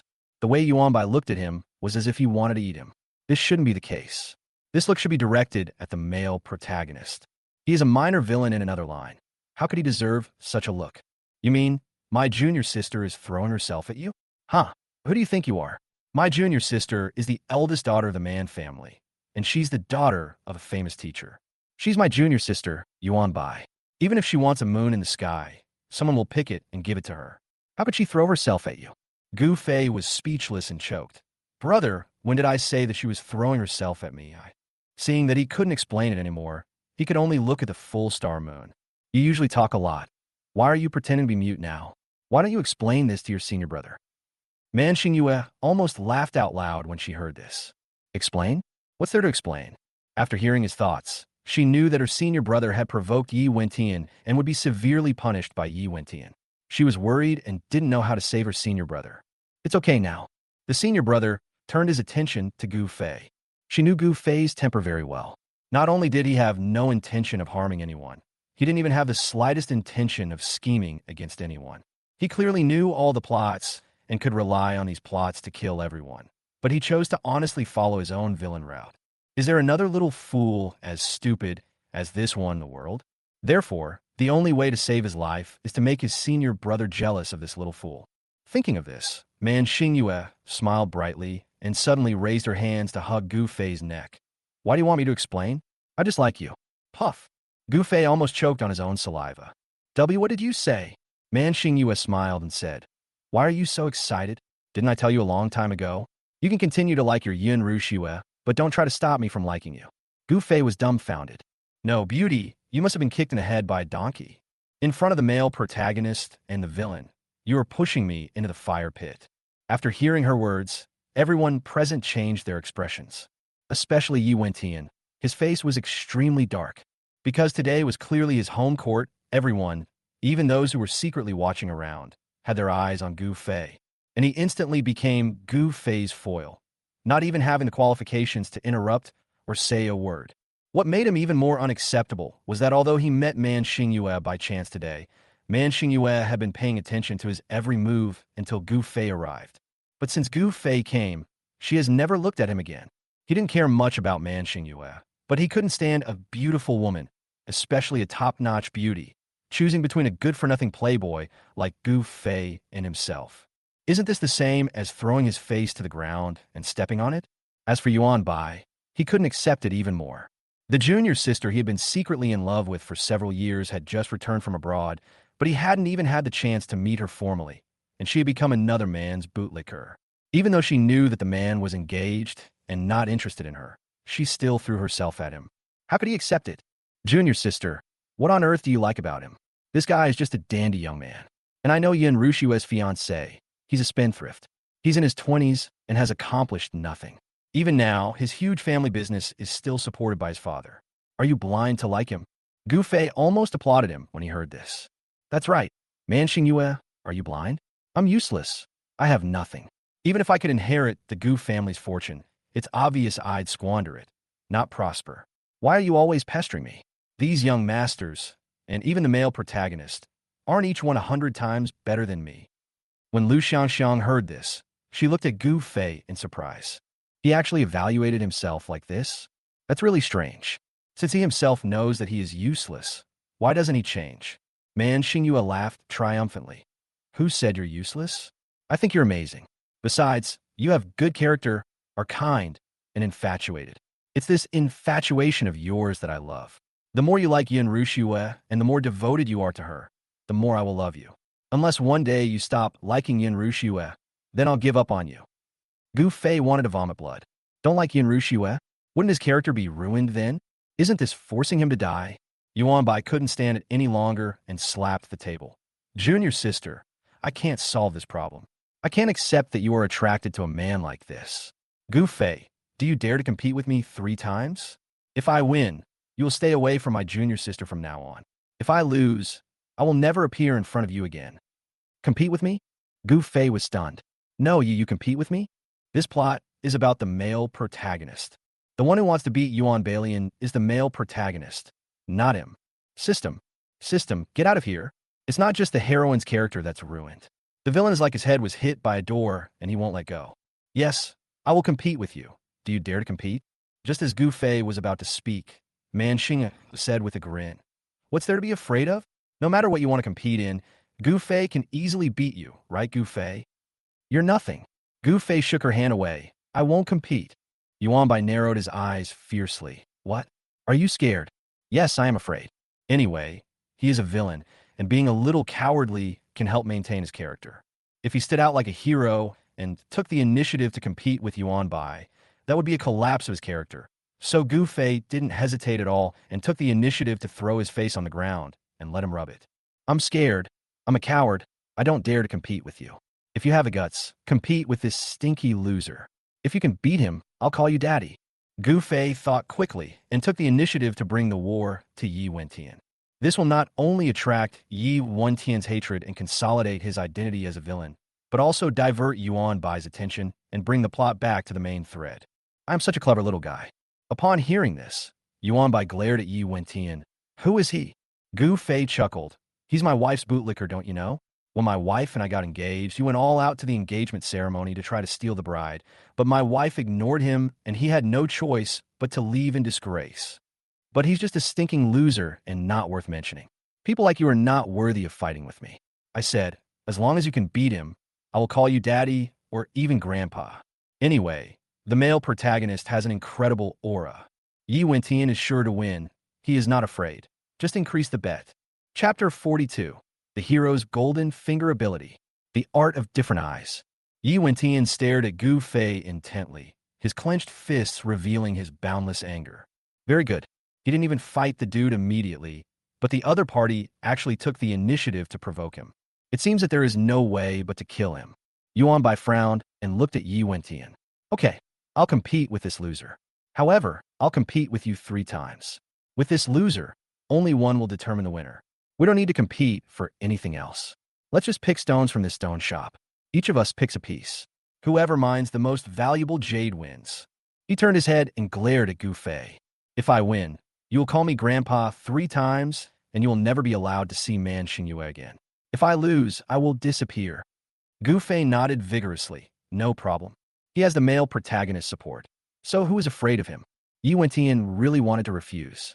After all, this is a fight between Gu Fei and Yuan Bai. Why should he take part? But the problem is that he has been ignored and neglected since a while ago. Now that he has finally become the focus of everyone's attention again, he doesn't want to miss this opportunity to show his talents. So he snorted disdainfully. "I'm not interested in your fight with Gu Fei, but gambling on stones is interesting. I'd like to compete with you." As he said that, he turned around and started picking up the stones around him. Man Xingyue grabbed Gu Fei's arm and whispered, "Are you so confident that Yi Wentian can pick a good stone? If he loses, are you really planning on not seeing me? I'm telling you, even if you don't see me, I'll still come to see you. Don't even think about getting rid of me." Gu Fei deliberately put on a look of disgust. "Can you please stop bothering me? I already have a fiancé. Don't you understand? It's annoying. It's annoying. I've decided to be with you for the rest of my life." The people around were so jealous that their eyes turned red when they saw Man Xingyue pestering Gu Fei. Oh shit. He must have grown up eating peach trees in his previous life. How lucky he is to be entangled by such a gorgeous woman. Lu Xiangxiang was so surprised that she couldn't speak. She and Man Xingyue have been friends for many years. They often get together when they are abroad, so she knows her temper well. This young lady is very arrogant and smart. She never takes men seriously. She even has a competitive spirit in her heart, wanting to become as powerful as men and compete with them. How could she fall for Gu Fei and pester him like this? It's really unbelievable. Gu Fei said that he didn't want to get entangled with Man Xingyue, but he knew in his heart that Yi Wentian would definitely win. People here probably don't know that Yi Wentian has already awakened his supernatural power, the primary level of heterochromia. As long as he activates the technique of heterochromia, I can't say he can see these stones clearly, but he should have no problem seeing most of them. So gambling with him on stones is like racing with Usain Bolt, playing badminton with Lin Dan, or just hanging out in someone else's profession. It's pure fuss. Heterochromia? Is there such a thing in the world? Lu Xiangxiang and Man Xingyue both showed expressions of surprise and took the initiative to observe Yi Wentian's pupils. If Gu Fei hadn't said anything, they wouldn't have noticed anything. But now, looking at it carefully, every time Yi Wentian looked at those stones, the left pupil really flashed with golden light. Is this heterochromia? Lu Xiangxiang was inexplicably shocked. There is such an evil magic in the world. From now on, whenever Yi Wentian comes to shit a fang, won't he be able to get good things every time? Soon all the good stones in the store will be picked out, leaving only a pile of junk. Is this store still open? While she was thinking, Yuanbai pointed at a stone and shouted, I want this stone. Yi Wentian looked back, a disdainful smile appearing on the corner of his mouth. As soon as he saw his smile, Gu Fei knew that this stone must be worthless, and Yuanbai was finished. Soon, Yi Wentian tapped a stone in the corner with his fingers and said, I choose this one. When Lu Xiangxiang saw the stone, her expression immediately became even more complicated. The piece he chose had just been examined by a master, who said it was the stone with the lowest delivery rate in the entire 3 layers. In order to avoid being chosen by the powerful and having their anger taken out on the shop, she deliberately put it in a corner. Yi Wentian actually chose this one. Gu Fei also said that he had heterochromia. It seems that whether everything Gu Fei said was true or false, the truth will be revealed as long as the stone is cut open. At this moment, Man Xingyue suddenly said, Gu Fei, I also want to choose a stone. Can you help me choose? Gu Fei quickly said, I won't choose. You can find someone else. It's not that he doesn't have the ability, but that he is too afraid that he has the ability. After finally turning the plot around to where the male protagonist slaps the villain, what if I accidentally choose a stone that is better than the male protagonist's and steals the male protagonist's limelight again? Will the male protagonist be able to survive? To avoid unnecessary complications, he shook his head like a rattle. You choose if you want to choose. I won't choose anyway. As he spoke, he backed away and accidentally bumped into the display cabinet behind him. With a bang, a stone fell from the cabinet and hit the ground heavily. Oh, Mr. Gu, please be careful. Lu Xiangxiang hurried forward, picked up the stone, and frowned slightly. Every stone here has the potential to produce imperial green. Don't think that something you accidentally stumble upon is worthless. Gu Fei couldn't help but ask, what imperial green? Do you think your stone shop is a treasure shop? Any stone can be called imperial green. As soon as these words were spoken, Lu Xiangxiang's face immediately turned unhappy. What do you mean, Mr. Gu? Do you think my shop is not yours? If that's the case, why bother coming here to play? That's not what I meant. Unexpectedly, a casual remark of his had offended this beautiful woman, and Gu Fei felt extremely embarrassed. In fact, he just felt that Yi Wentian had just walked past this stone. If the stone really contained imperial green, Yi Wentian would not have had no reaction. So, this is just an ordinary stone, and nothing good can be produced from it. But seeing Lu Xiangxiang's unhappy expression, he said in front of so many people that the stone was not good, which was indeed wrong and would affect her business. Helplessly, he could only say, that's not what I meant. Otherwise, to make up for the mistake I just made, I'll buy this stone. I hope Miss Lu will be magnanimous and not argue with me. Lu Xiangxiang then laughed. Mr. Gu, you are too polite. I will respectfully obey your command. So, Gu Fei had no choice but to buy a stone. This gambling game attracted a lot of onlookers. Lu Xiangxiang was a business-savvy person and knew that if this matter could be publicized, it would become a big hit in the store and would easily attract a lot of attention. So she specially ordered people to adjust the cameras and promoted the product on the first and second floors. Only then did she ask her subordinates to invite the best chef in the store. Chapter 43. The hero finally stood up and stunned the audience with an imperial green. Soon, a large crowd gathered on the third floor. Betting on stone cutting would attract a lot of people's attention, plus there were 2 super young masters participating. The boss lady Lu Xiangxiang was present, and Man Xingyue, the top beauty that made countless men jealous, came to help. This wave of attention has reached its maximum level. In front of the long table, Yuanbai and Yi Wentian stood side by side. What surprised Gu Fei was that Yuanbai's aura was not inferior to Yi Wentian at all, especially when he stood next to Yi Wentian. His height of more than 1.8 meters, coupled with his status as a rich and powerful young man who had been living a life of luxury since childhood, made his aura seem extremely powerful. But what he didn't know was that he was standing on the other side of Yi Wentian. Not only was he not inferior to Yi Wentian, but he even had a tendency to overshadow him. Because he has improved his physical attributes 3 times in a row, his body has now become stronger than that of an ordinary martial artist, especially since he was wearing a custom-made suit, and his eyes were sincere, kind, and righteous. He looked more decent and more pleasing to the eyes of the group next to Yi Wentian, who was gradually becoming irritable and evil. All in all, 3 people stood together. Gu Fei is more like the male protagonist. The stone-cutting master doesn't care who is the male lead. His only task is to cut the 3 stones perfectly without any damage.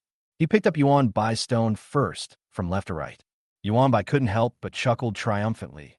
Gold in troubled times, jade in prosperous times. I'm not afraid to tell you, the Yuan family has loved gambling on stones for generations, and we've been involved in this business for at least 200 years. I've inherited the Yuan family's legacy.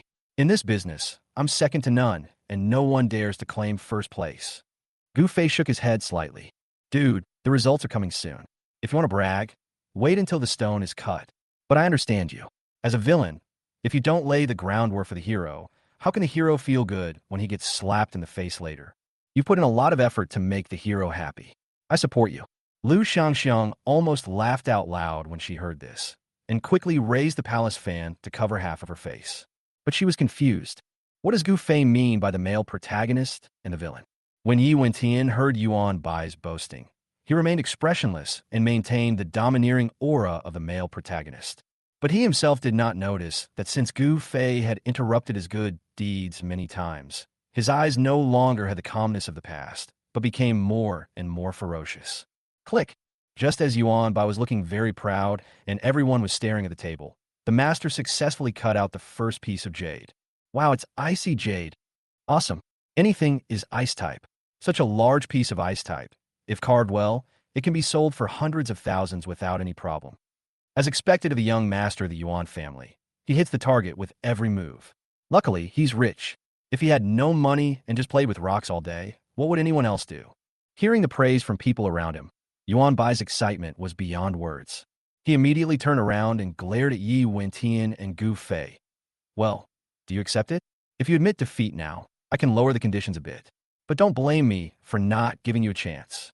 Yi Wentian didn't bother to pay attention to him and said directly to the master, start cutting my stone. The master wiped the sweat from his forehead and said, no problem. He had superb skills and quickly picked up the knife and started cutting Yi Wentian's stone. Just like the original story, when a master cut the stone with a knife, there was no jade at all.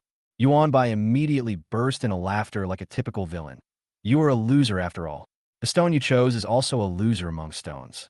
To be honest with you, from my professional point of view, there is nothing inside your stone. It is just a piece of pure stone. Seeing how dedicated Yuan Fei was, Gu Fei didn't want to fall behind, so he joined in the laughter. That's right, Mr. Yi, a loser should just be a loser. You have nothing better to do than come to Shitafang?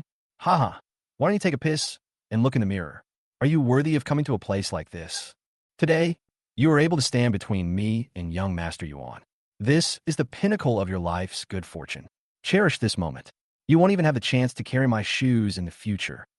Yuan Bai was stunned. What do you mean? Only when he wins can you win. If he loses, why are you so happy? Forehead. I almost forgot about this. Seeing that everyone around him was looking at him with suspicion, Gu Fei could only bite the bullet and continue laughing. Of course it's because I'm annoyed with this stinky loser. Calling you grandpa a few times won't hurt me. But if I can make this guy uncomfortable, I'll be overjoyed. Yuan Fei nodded thoughtfully. So that's how it is. However, he didn't observe the man surnamed Yi carefully just now and didn't notice him. Now it seems that he really deserves a beating. In terms of disliking him, Gu Fei and I had a tacit understanding. After finally fooling around, Gu Fei breathed a sigh of relief. Yuan Fei is awesome. Ice jadeite is not very valuable, but it is not bad. It is much more expensive than buying a piece of stone like this. What Yuan Bai said just now was not bragging. He does have some ability. It's a pity that he met the male protagonist, and all his abilities had to give way to luck. A moment later, the stonecutter uttered his first exclamation. This is... Upon hearing this, everyone hurried forward. Even Lu Xiangxiang and Man Xingyue moved closer out of curiosity. After all, the stonecutter is knowledgeable and experienced, so anything that could make him exclaim in amazement must be a good thing. By the time everyone leaned over, the screams almost blew the roof off. This is Imperial Green Jadeite. Oh my god, it actually turned out to be Imperial Green. Does this store really have Imperial Green? I thought it was just a scam. By the way, is this guy a stooge? My god, young Master Yuan only opened up a piece of ice jadeite, but this guy actually opened up a piece of Imperial Green. That must be worth tens of millions, right? Yi Wentian looked at the pure and bright Imperial Green on the table, with a smug smile on his face. This shouldn't be the expression on his face, but he just couldn't control his pride. What's so great about ancestral skills, or being a playboy? When you come before him, the god of war in the north, you must kneel down. When heterochromia strikes, he will never miss. He didn't care about the Imperial Green at all, but it was enough to slap these people in the face. Lu Xiangxiang was amazed. Is it really Imperial Green? To be honest, this is the first time we've sold Imperial Green jadeite since we opened our shop. After all, as long as this kind of jade is of good quality and well carved, it is not impossible to sell it for hundreds of millions or even millions of dollars, let alone tens of millions. Chapter 44. The villain's luck beats the hero, Dragonstone Jade. Yuan Bai felt even worse. Imperial Green? How lucky was this kid to have minted Imperial Green? Even the Yuan family, which has a history of mining stones for hundreds of years, has never mined Imperial Green. For a moment, he was completely stunned and couldn't utter a word.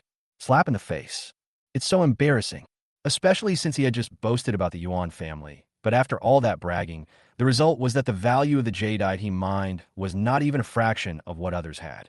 But even so, he didn't look at Yi Wentian, but stared at Gu Fei. The brat is so lucky, he got it for free. Among the people present, the only two who were not surprised were probably Gu Fei and Manhwa. Gu Fei was not surprised because he knew the ending long ago. Manhwa was not surprised because she had gradually accepted the reality that Yi Wentian was the male protagonist, and that his strength and luck were far beyond the reach of ordinary people. Moreover, she also looked down upon this reality. If you really have the ability, you should win people over with your virtue. What kind of man are you if you rely on the mighty and domineering luck of being a male protagonist to cheat and deceive people? As the master gradually finished cutting the entire stone, an Imperial Green jadeite, as big as a fist, gradually appeared in front of everyone. The master carefully handed the stone to Yi Wentian. When he handed it over, he stared at it intently and was even reluctant to give it away. After all, he has few opportunities to touch this kind of top-quality jade in his lifetime. Yi Wentian took the Imperial Green jadeite, turned to look at the master, and said, "There's still his. It can be cut." Compared to Yuan Bai, he cares more about Gu Fei. Rather than slapping Yuan Bai in the face, he wanted to humiliate Gu Fei. In his heart, Gu Fei's status has already surpassed that of other enemies, and currently, he even occupies the first position. Because his revenge for the genocide of his clan is not urgent. On the contrary, this Gu Fei was an eyesore everywhere, and he wanted to get rid of him as soon as possible. After hearing this, the master came back to his senses from his shock and started cutting Gu Fei's stone. Gu Fei folded his arms with little interest. Hurry up. Yi Wentian already has the best Imperial Green. He's probably waiting to slap me in the face. Let's make that slap come hard. Ever since entering this novel's world, I, the villain, have never been slapped in the face by the male protagonist. I've even successfully gotten engaged to the female protagonist. Is there any justice? Is there any law? The system is so inhumane. I feel sorry for the male protagonist. Today, the male protagonist's dream of slapping me in the face has finally come true. Let him show off to his heart's content. Hearing his true feelings, Manhwa had to twist her arms hard to stop herself from laughing. Lu Xiangxiang was greatly shocked. The world of novels? How could this be the world of a novel? At this time, the people around didn't pay much attention to the master's craftsmanship. They were still whispering and talking about Yi Wentian's Imperial Green jadeite. But suddenly, the master stopped and stared at the stone without moving. Everyone was stunned and looked at him. "Master, what's wrong with you? Keep cutting." Yuan Bai couldn't help but vent his anger on Gu Fei, deliberately adding insult to injury. "Do you think there's nothing in this stone and there's no point in cutting it? Forget it. Just consider it that I lost to this stinking loser today and won't bother him in the future." The master shook his head slowly. "No, it's very likely that there is something in this stone. No, I'm not sure yet. I need to continue cutting." As he said this, he ignored everything else and started cutting again. Even a layman could see that his movements were much lighter and more delicate than when he cut the two pieces of jade just now. It was obvious that he thought there was something good inside, and it was very likely something better than Imperial Green. Yuan Bai and Yi Wentian felt a little panicked when they saw their master's reaction. No way. Could it be that Gu Fei really picked a good jade? The two men stared at the jade, and one of them used his family's expertise to observe it carefully, trying to find out what was so special about the stone. The other one used his heterochromia skills to the fullest extent, trying to find out what was special about this stone. After all, he had just checked this stone, and there was indeed nothing good in it, so he just skipped it. If it really came out, it would not only mean that he had completely lost this competition, but also that his heterochromia was completely unsatisfactory. Just as the two of them were lost in thought, the master suddenly shouted, "It's out." In an instant, he pulled away the stone in his hand, took out something from it, and then spread out his palm and showed it directly in front of everyone. When everyone saw what was in his palm, they all gasped. "It's a dragonstone seed." Gu Fei was stunned for a moment. What dragonstone seed? What is this thing?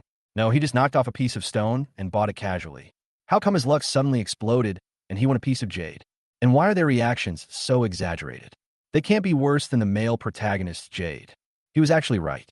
Lu Xiangxiang slowly walked to the table, picked up the jadeite from the master's hand, and marveled. "Is this the dragonstone? This is the first time I've seen it in my life." Imperial Green, she had seen it many times. But I have only heard of the dragonstone species and have never seen it in its true form. Even Man Xingyue couldn't help but exclaim, "This is the first time I've seen it, but I heard from my grandfather that the dragonstone variety has long been extinct and is as rare as a dragon." Rumor has it that the dragonstone variety has colorless root blocks of jadeite, a fusion of earth and water, a cold variety, and a cold color, with a natural cold glow. Whether in terms of quantity or quality, is a treasure far superior to the Imperial Green. Huh? More valuable than Imperial Green? Doesn't that mean that he defeated Yi Wentian? No, that's not right. The male protagonist's luck should be the best.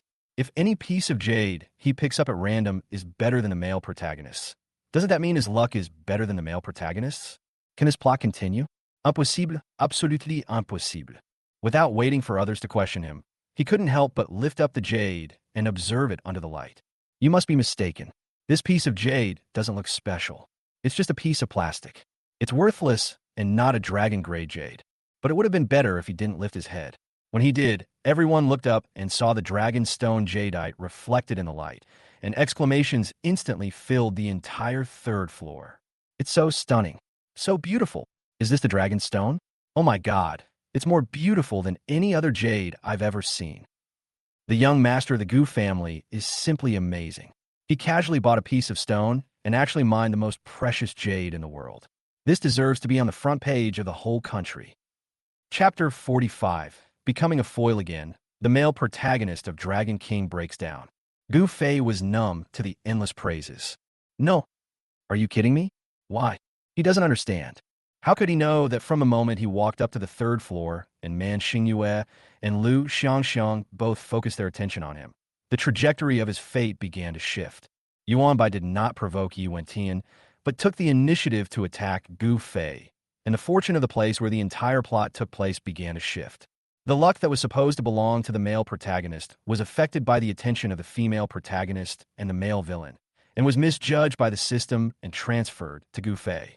In addition, Yi Wentian was filled with resentment and emotional instability, and his practice of the heterochromia technique was not yet proficient, so he failed to identify the dragonstone jadeite in the stone. Therefore, there is a huge question mark above Gu Fei's head. Especially when he saw everyone in the audience looking at him with respect and admiration, he felt his scalp tingling. This should be the male protagonist's gaze. He couldn't help but turn his head to look at Yi Wentian, but he only saw him clenching his fists, lowering his head and not saying a word, and he didn't know what he was thinking. After a long time, he suddenly turned around and left. "Hey, Yi Wentian, stop!" Gu Fei subconsciously called out to him. Yi Wentian slowly turned around and looked at him with a look that was more than hatred. It was simply irreconcilable. "Do you have anything else to do?" There was nothing wrong with Gu Fei. He just felt that this moment belonged to Yi Wentian, and, as the male lead, he couldn't just leave like that. But at this moment, he couldn't utter a word. At this moment, Man Xingyue suddenly came over, leaned against Gu Fei, and said with a giggle, "Can I call you if nothing happens?" "Young master, Gu hasn't spoken yet. Hasn't told you to get out yet. So who allowed you to leave?" Gu Fei looked at Man Xingyue with a stiff neck. This woman, Does she think he is not dying fast enough? But her words woke him up. He is the villain. He had to make Yi Wentian uncomfortable. So he could only bite the bullet and laugh loudly. Haha, Yi Wentian, are you convinced? I just asked Yuan Bai to compete with you because I know that I can kill you, a stinking loser, in seconds with just a casual move. Just tell me if you admit it or not. Yi Wentian's face was extremely gloomy, but after a long time, he just narrowed his eyes and smiled coldly. Gu Fei, it's just a piece of jade. If I really want it, there are people who can give it to me. But I have to remind you that you have provoked me time and time again. I didn't kill you because you are not worth getting my hands dirty, but that doesn't mean I don't have a temper. Here it comes. The male protagonist finally couldn't help but say something harsh. Gu Fei was even a little excited, because the male protagonist should have broken his hands as early as the engagement party. If he had done so at that time, the current plot would definitely not be like this, and he would probably be close to returning home. But now, not only is he intact, but he also slaps the male protagonist in the face again and again. If things continue like this, he feels that he will have no chance of returning home. Hey, you still have a temper? What's wrong with me provoking you? What do you do to me? You stinky loser. You're so fucking right to steal my wife. I'm warning you. Don't show up in front of me again. If you see me, get as far away from me as you can. Do you hear me? Otherwise, I'll send you back to reunite with your parents. Yi Wentian's Achilles' heel is his parents. He'll fly into a rage whenever his parents are mentioned, and if he takes action, he'll definitely suffer the consequences. This can be considered a slap in the face in another sense. Come on, I'm ready. Just come and ravage me. When Yi Wentian heard Gu Fei's words, the anger in his eyes really changed. From anger, it turned into hatred, and then into an extreme outburst. His fists were clenched so tightly that they made a crackling sound. But just as he took a step forward, intending to teach Gu Fei a lesson, suddenly, Lu Xiangxiang and Man Xingyue calmly took a step forward, blocking Gu Fei on the left and right. Gu Fei, what are you two women doing? Stop disturbing the male protagonist from venting his hatred. Especially you, Lu Xiangxiang. What do you have to do here? Get out of here. Unfortunately, Lu Xiangxiang heard his inner voice, and instead of avoiding him, she took 2 steps forward. Brother Yi, the stones here are all treasures. If you break my stones casually, I won't be able to explain it to Dad. Besides, if you make a move, you'll become my unwelcome guest. Brother Yi, please, for my sake, don't bother with him. She said this politely, but the gentle waving of her palace fan revealed an irresistible aura. As long as Yi Wentian dares to take action, she will definitely fight him. And Yi Wentian knew her skills. Once the fight begins, it will inevitably last 100 rounds. Plus, there was Man Xingyue looking at him with a face full of vigilance and precaution. He really didn't have the confidence that he could deal with them in such a short time. If you can't kill 2 women instantly when fighting them, it's an insult. Thinking of this, he couldn't help but grit his teeth. Okay, I'll let him go today for your sake, but Gu Fei, listen to me. Don't let me see you again, otherwise, no matter who comes forward to plead for you, it won't work. After saying this, he turned and walked down the stairs. Watching his back as he left, Gu Fei couldn't help but sigh in his heart. I really can't afford to lose. Yuan Bai is the one who lost the most. He didn't even break through the defense. So why are you trying to break through the defense? At least you got the Imperial Green. This is the hero, right? If he doesn't win first place, he loses. His ambition is as high as the sky. And his fate is also very tough. Just as he was feeling deeply moved, the arrow suddenly sank. Man Xingyue leaned on his shoulder and blew a breath of warm air into his ear. Gu Fei, do I have to share the credit for this Dragonstone jade? Should you make me a pair of jewelry? Upon hearing this, Gu Fei opened his mouth to agree. He didn't understand jade and didn't care about it, so it didn't matter if he gave it to her. But when the words were on the tip of his tongue, he suddenly realized, no, such a good thing, of course I have to give it to my goddess first. Is it your turn? Go away, don't bother me. I have to go back to my goddess to present the treasure. Yuan Bai, who was standing by, was so angry that his lungs were about to explode when he saw Gu Fei not paying any attention to Man Xingyue. He actually looked down upon the woman whom he held dear to his heart. He is looking for death. However, Man Xingyue heard this. Not only was she not angry, but she smiled and moved closer. Okay, if you want to give it to the goddess, then give it to the goddess. I don't want it, but today's contribution is really mine, so you must give me a gift. Gu Fei was unhappy. No. Where did you get the credit? Man Xingyue said seriously, if it weren't for me, my senior brother wouldn't have gambled with you on the stone. If my senior brother hadn't caused you trouble, you wouldn't have opened the stone. Isn't this all my credit? That's true. Gu Fei could only say, then tell me what you want. Man Xingyue pursed her lips and smiled, pointing to her mouth. It's very simple, just kiss me. Chapter 46, The Heroine's Birthday. The hero gets slapped in the face, and the climax of the plot is coming.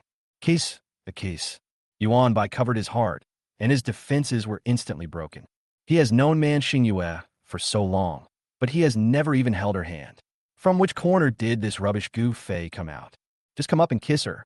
No, I won't allow it. He suddenly took a step forward and pushed Gu Fei aside. Man Xingyue was startled, then her eyebrows raised. You don't allow it? Who do you think you are? Why don't you allow it? I am your senior brother. What's wrong, senior brother? Gu Fei is still my husband. Get out of the way. I'm letting my husband kiss me. Is it your turn to stop me? Don't take yourself too seriously. Husband. As soon as these two words were spoken, Yuan Bai completely collapsed, standing there as if frozen in place, turning into a sculpture. Gu Fei leaned on his shoulder with amusement. Dude, don't get excited. I'm not interested in her at all. My goddess is Yun Rushue, and my goddess has become my fiancée. So you can pursue her if you want, but don't treat me as an imaginary enemy. Please, I'm just a minor villain in Yun Rushue's storyline. If you have time to stare at me, why not go and cause trouble for Yi Wentian? You are Yi Wentian's villain, so recognize your identity.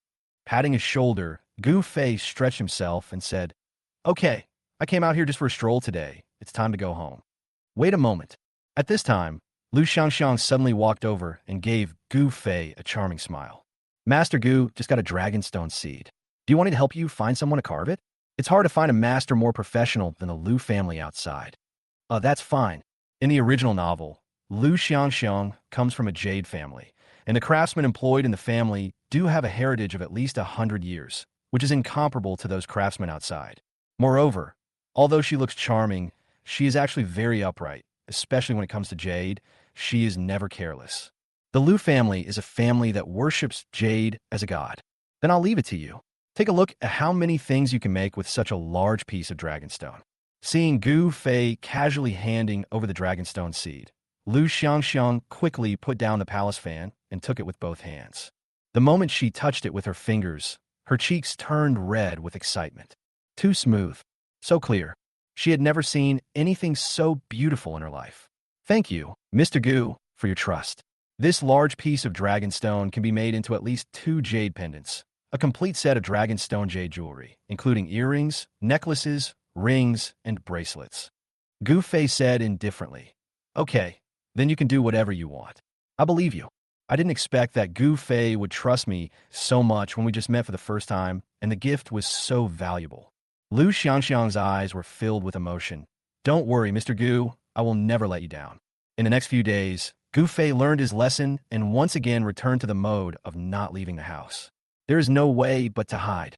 On a rare whim, he wanted to be a playboy, so he went to a jade shop and met the male protagonist. He also ruined the plot and made the male protagonist, who originally just wanted to bankrupt him, want to cut him into pieces. If you hang out again, you never know what will happen. After all, the protagonist is busy doing things for 23 hours out of the 24 hours in a day. He runs around the entire Sioux City looking for people to slap in the face and show off. He is very busy. It's easy to create chance encounters as long as you go out. So he simply lay at home playing games, watching beautiful women live broadcasts and giving them tips. And by the way, eating the delicious food prepared by 5-star chefs, and he lived a very happy life. During these days at home, he also received rewards from the system again. He scored 90 points for his performance in the Jade Shop. Although there is no ancient martial arts technique with a full score reward, the physical attribute has increased by 5 points, the physical fitness has become better, and the wound healing speed has increased by 10, now becoming 20. For example, if a normal person breaks a leg, he needs to rest for 2 months, but he only needs more than a month to be able to walk again. But during these 2 days at home, he didn't do nothing. He was actively preparing for the next plot, Yin Rushue's birthday. According to the plot of the original novel, after Yi Wentian snatched Yin Rushue away, restored the Yin group, and caused the Gu family to suffer a great loss, he held a grand birthday party for Yin Rushue. After the banquet, he had sex with Yin Rushue. Relying on Yin Rushue's extremely lean physique, his skills increased greatly, and the ancient martial arts he was practicing also broke through to the 8th level, benefiting him greatly. As the villain in this line, his only role is to offer himself to Yi Wentian for a slap in the face. The way to slap him in the face was also very simple. He bought an expensive gift for Yun Rushue and belittled Yi Wentian endlessly. Yun Rushue regarded money as dirt and would rather choose Yi Wentian, who had nothing prepared, than ignore him. As a result, Yi Wentian took out a set of imperial green jade jewelry, shocking the whole audience. Although he now owns the Dragonstone type, which can surpass the imperial green, the Dragonstone type jade is with Lu Xiangxiang. He can pretend that it didn't happen and complete the original plot. A few days passed in a blink of an eye, and Yun Rushue's birthday party arrived as scheduled. As her first birthday party after her engagement, Yun Rushue held it very grandly, because not only her fiancé Gu Fei would be coming, but her future mother-in-law and father-in-law would also be attending, and she had to entertain them well. So she took the initiative to invite celebrities from all over Suzhou City, and the scale was unprecedented. After all, celebrities may not necessarily come to other events when they are invited, but every man has to come to the birthday party of the most beautiful woman in Sioux City. Now that the men have come, the young ladies who want to marry a rich man will naturally not be left behind. So when Gu Fei drove to the hotel, the parking lot was full and there was not a single empty space. If he wasn't a family member with an exclusive parking space, he would probably have to drive somewhere else and park before coming here. Mr. Gu, Miss Yun is already waiting for you. Please follow me. As soon as he walked into the hotel gate, Gu Fei was taken to a separate lounge on the 3rd floor by the Yun family. Husband.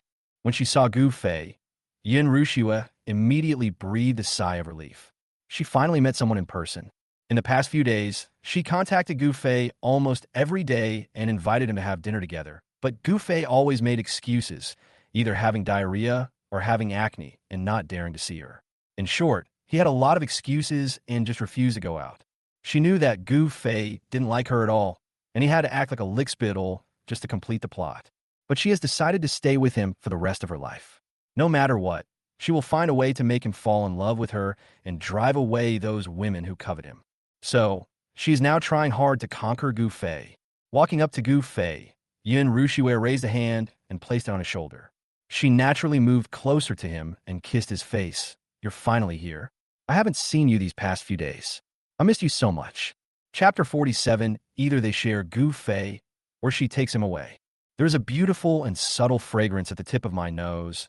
A soft warmth came from my arms, and a face that was pure and beautiful to the extreme was magnified in front of my eyes. No man can resist this temptation. What's more, Gu Fei is a dog licker, so he had no psychological reservations, and he put his arm around her waist and pulled her into his arms, then bent down and kissed the sweet, rosy lips that he had dreamed of many times. Yin Rushue's sweet voice came to his ears, and Gu Fei felt a tingling sensation all over his body. He couldn't help but explore up and down with his hands and kissed her deeply. We must do the work that needs to be done, but if you could take advantage of something, don't miss it. Anyway, the plot is going well tonight, and Yin Rushue and Yi Wentian are going to live together and practice cultivation together. Before that, it's not too much for him to ask for some benefits, right? The more he thought about it, the more he felt that he must take advantage of her. So he hugged her and fell directly on the sofa. Yin Rushue gently stroked his cheek while thinking in a daze. Is she going to spend the night with Yi Wentian tonight? What is this little bastard thinking about? She has chosen to be his fiancée. How could he still care about Yi Wentian? Not to mention that Gu Fei has the ability to see through the entire world. Even if he doesn't have it, between Gu Fei and Yi Wentian, she will choose Gu Fei without hesitation. Because Gu Fei would support her career, even if she married him, he would let her show herself in public and make a big splash. Unlike Yi Wentian, who directly locked her up in the harem as a vase. Just when the two were kissing passionately, their clothes were disheveled, and they were even unable to stop. There was a sudden knock on the door. Then, Yuntai's voice came in. Rushue, the guests are almost here. The birthday party can begin now. Gu Fei then swallowed his saliva and raised his head, looking at Yin Rushue, who was gasping for breath under him. He felt like a volcano was about to erupt. He lowered his head to kiss her a few more times, but Yin Rushue curled the corners of her mouth and raised her fingers to press against his lips. Honey, if you want, we can continue tonight, but now, I have to go out and host the birthday party. There are too many celebrities invited today, and many of their families are bigger and more powerful than the Yun family. She can't just leave the guests alone. All right. Gu Fei stood up reluctantly. He felt very uncomfortable when he thought about handing Yin Ruxue over to Yi Wentian tonight. I always feel that he seems to have feelings for Yin Ruxue. He didn't want to hand her over to anyone else. But the plot? Why? He scratched his head and followed Yin Ruxue out with mixed feelings. As soon as Yin Ruxue came out, she was called away by Yun Tai. Gu Fei had no choice but to go and greet the guests downstairs out of boredom. Congratulations, Mr. Gu, for finally getting the beauty. Mr. Gu, how's your relationship with Goddess Yun going lately? TSK. You don't know that you're now #1 on the list of the most envied men in Sioux City. I heard that Chongning Group just signed a new contract with you, expanding the scope of cooperation. It's really a double blessing, a double harvest of career and love. No wonder young Master Yun is so happy. I have to say, people feel refreshed when happy things happen. Ever since he got engaged to Yin Ruxue, his reputation in Sioux City has gradually improved. On weekdays, no one paid any attention to him except his friends and playboys, but now he was surrounded by people and flattered by them. Gu Fei. At this time, a beautiful woman in a water-green long dress walked out of the crowd. It was Yin Ruxue's good friend Lin Yuro. She had long hair draped over her shoulders and a delicate and lovely bow on her head, and her smile was still as refreshing as ever. Long time no see. How are you doing? Gu Fei scratched his head and smiled. Okay. As long as you guys don't harass me and keep me away from the heroine and Yi Wentian, I'll be fine with anything. But it seems that Lin Yuro hasn't appeared recently. What has she been busy with? Oh, now I remember, helping Yi Wentian find medicinal herbs. Yi Wentian wants to break through his magical skills and needs to find several magical herbs. Our gentle and amiable confidant, Miss Lin, accompanies Yi Wentian on his journey around the world to acquire these herbs. Of course, they also get to witness Yi Wentian's cool and impressive performances as he slaps the villains in the face, which helps to increase his favorability. When Lin Yuro heard Gu Fei's inner thoughts, she still smiled, but she couldn't help cursing in her heart. Help Yi Wentian find medicinal herbs to practice martial arts? Is he worthy? However, during this period of time, she was indeed looking for the medicinal herbs that Yi Wentian needed, but she did not help him find them. Instead, she destroyed them once she found them, so that he could not get them and could not break through his magical powers. In this way, he could not exercise the male protagonist's luck to control her as a harem, let alone deal with Gu Fei. She worked so hard, but in return she was treated perfunctorily and misunderstood by Gu Fei, which made her feel very unhappy. Then he deliberately moved closer to Gu Fei. Mr. Gu is fine, but I am not fine. Gu Fei was puzzled. You're not okay? What's wrong with you? Isn't it good to hang out with a male lead all day? Lin Yuro smiled slightly and said meaningfully, the person I like doesn't like me, and he's always pestering other women. Do you think I could be good? Someone you like? Yi Wentian. Haunting other women? Clouds like snow? Hiss. He really is helpless in this regard. After all, Yi Wentian is destined to have 8 or 10 wives and countless concubines. If you start to feel jealous now, won't you be jealous forever in the future? Gu Fei kindly tried to comfort her. It's normal for men to have 3 wives and 4 concubines. The more capable a man is, the more women he will have. If you really like him and want to be with him, you have to accept this.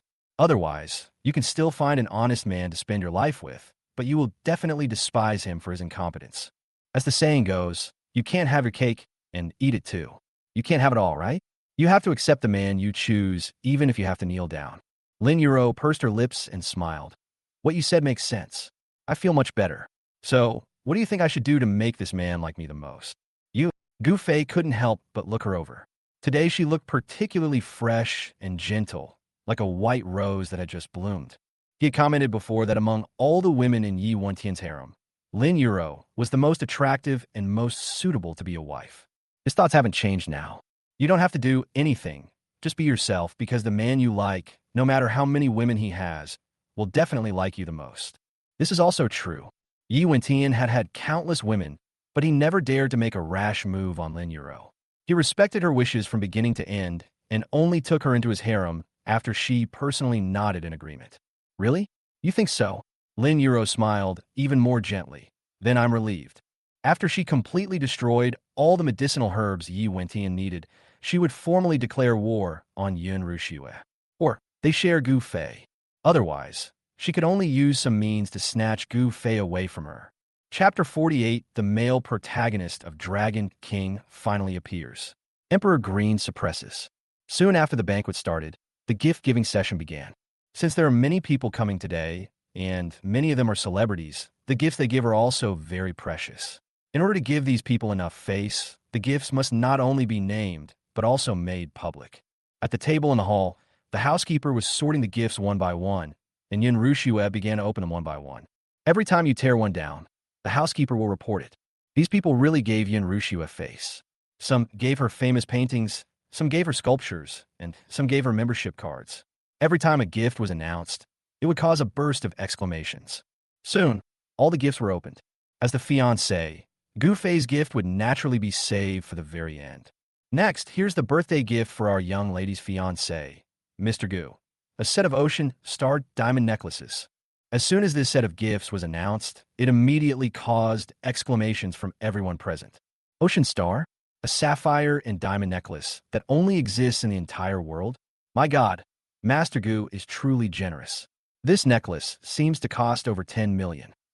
Giving such an expensive gift before we even get married, won't the gifts get more expensive in the future?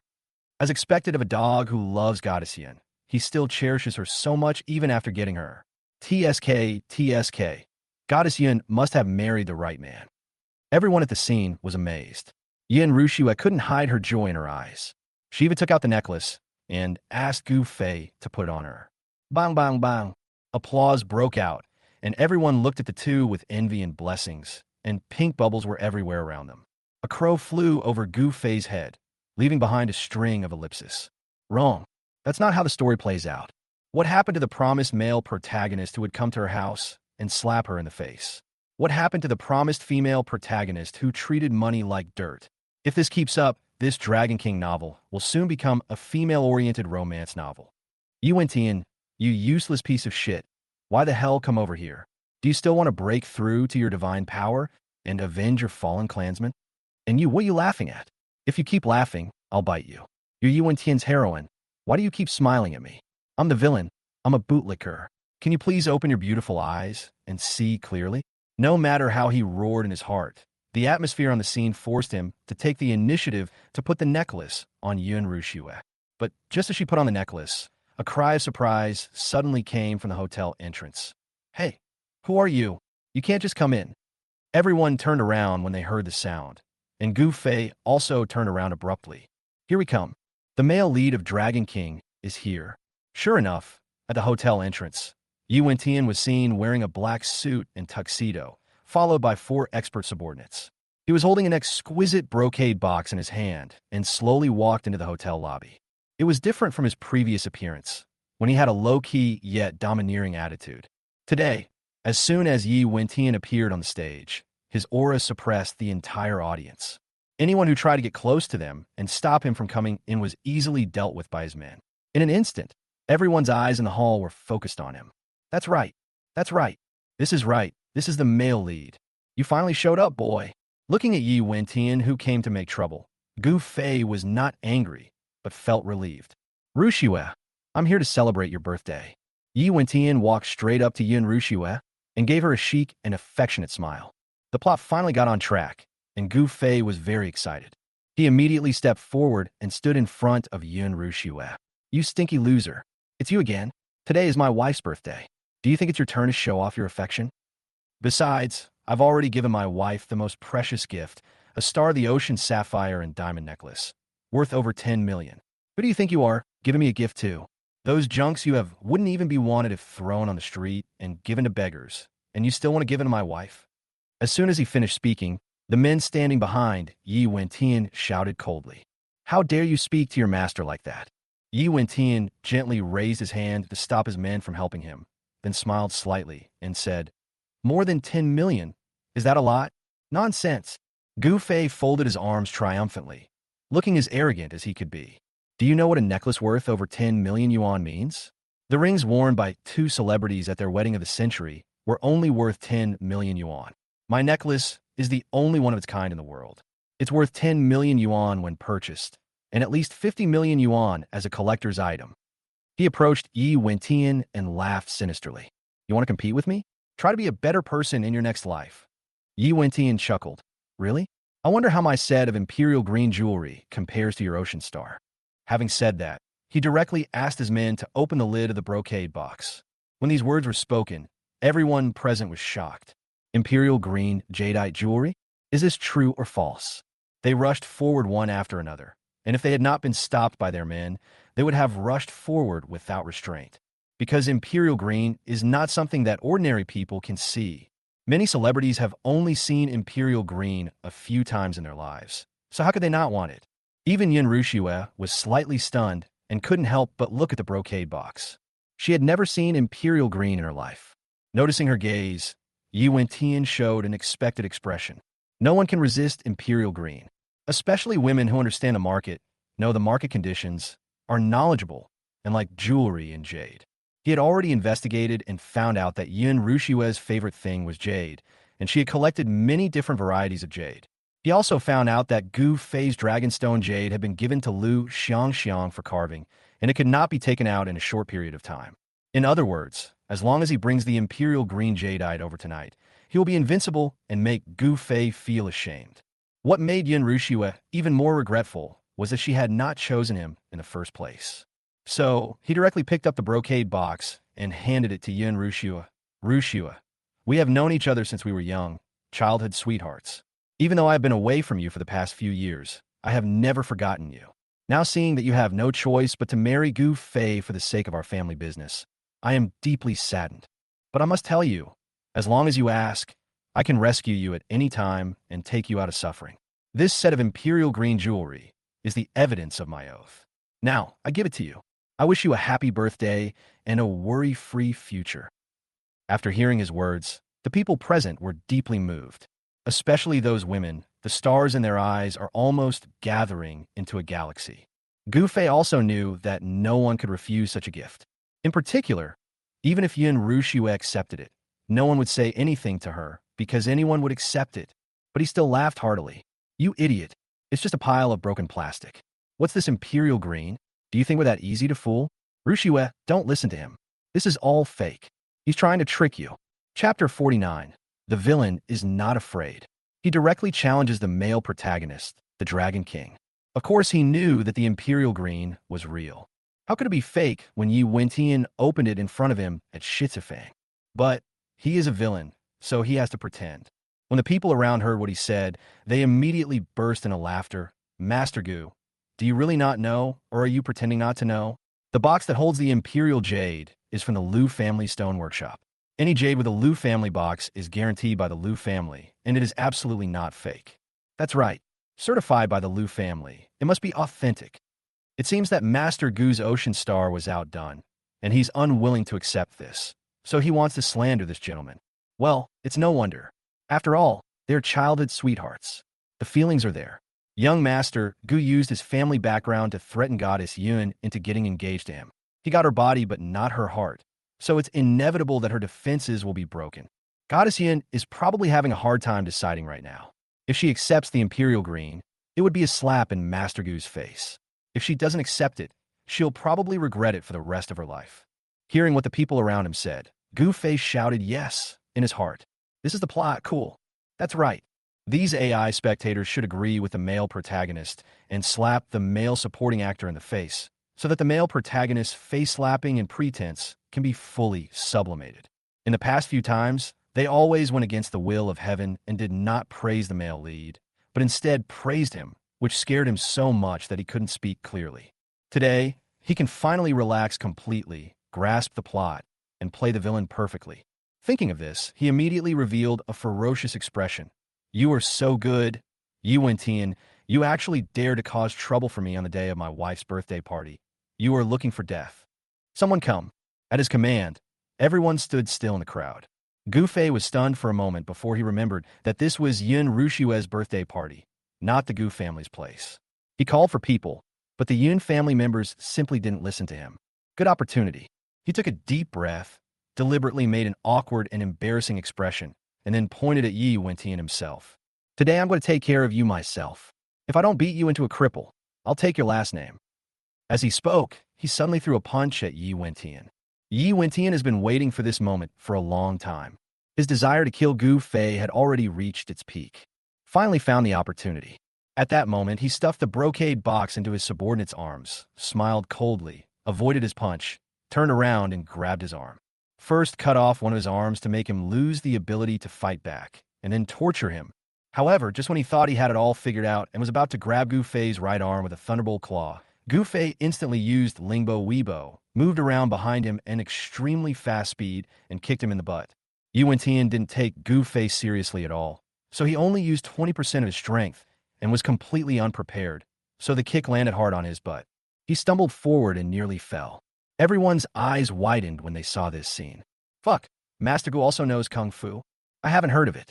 Isn't he a weakling? Exactly. At the sports meet held by the Chamber of Commerce last year, wasn't he unable to even run 400 meters? Seeing Gu Fei's skills, Yin Ruxue and Lin Yuro were also surprised. He actually dodged Yi Wentian's attack, and even won the first round? It would be fine if we lost the first round. He actually lost by being kicked in the butt. Anger surged instantly. Yi Wentian clenched his fists, his whole body shook, and a murderous aura surged out. Gu Fei was stunned. Damn, that's not really the case, right? It was just a kick, but why did he act like he killed his whole family? This is too heroic. He swallowed hard, knowing that it would be a tough battle, because Yi Wentian had wanted to kill him for a long time. He had to ensure that Yi Wentian could attack him while not killing him, because he still had 2 climax plots to finish.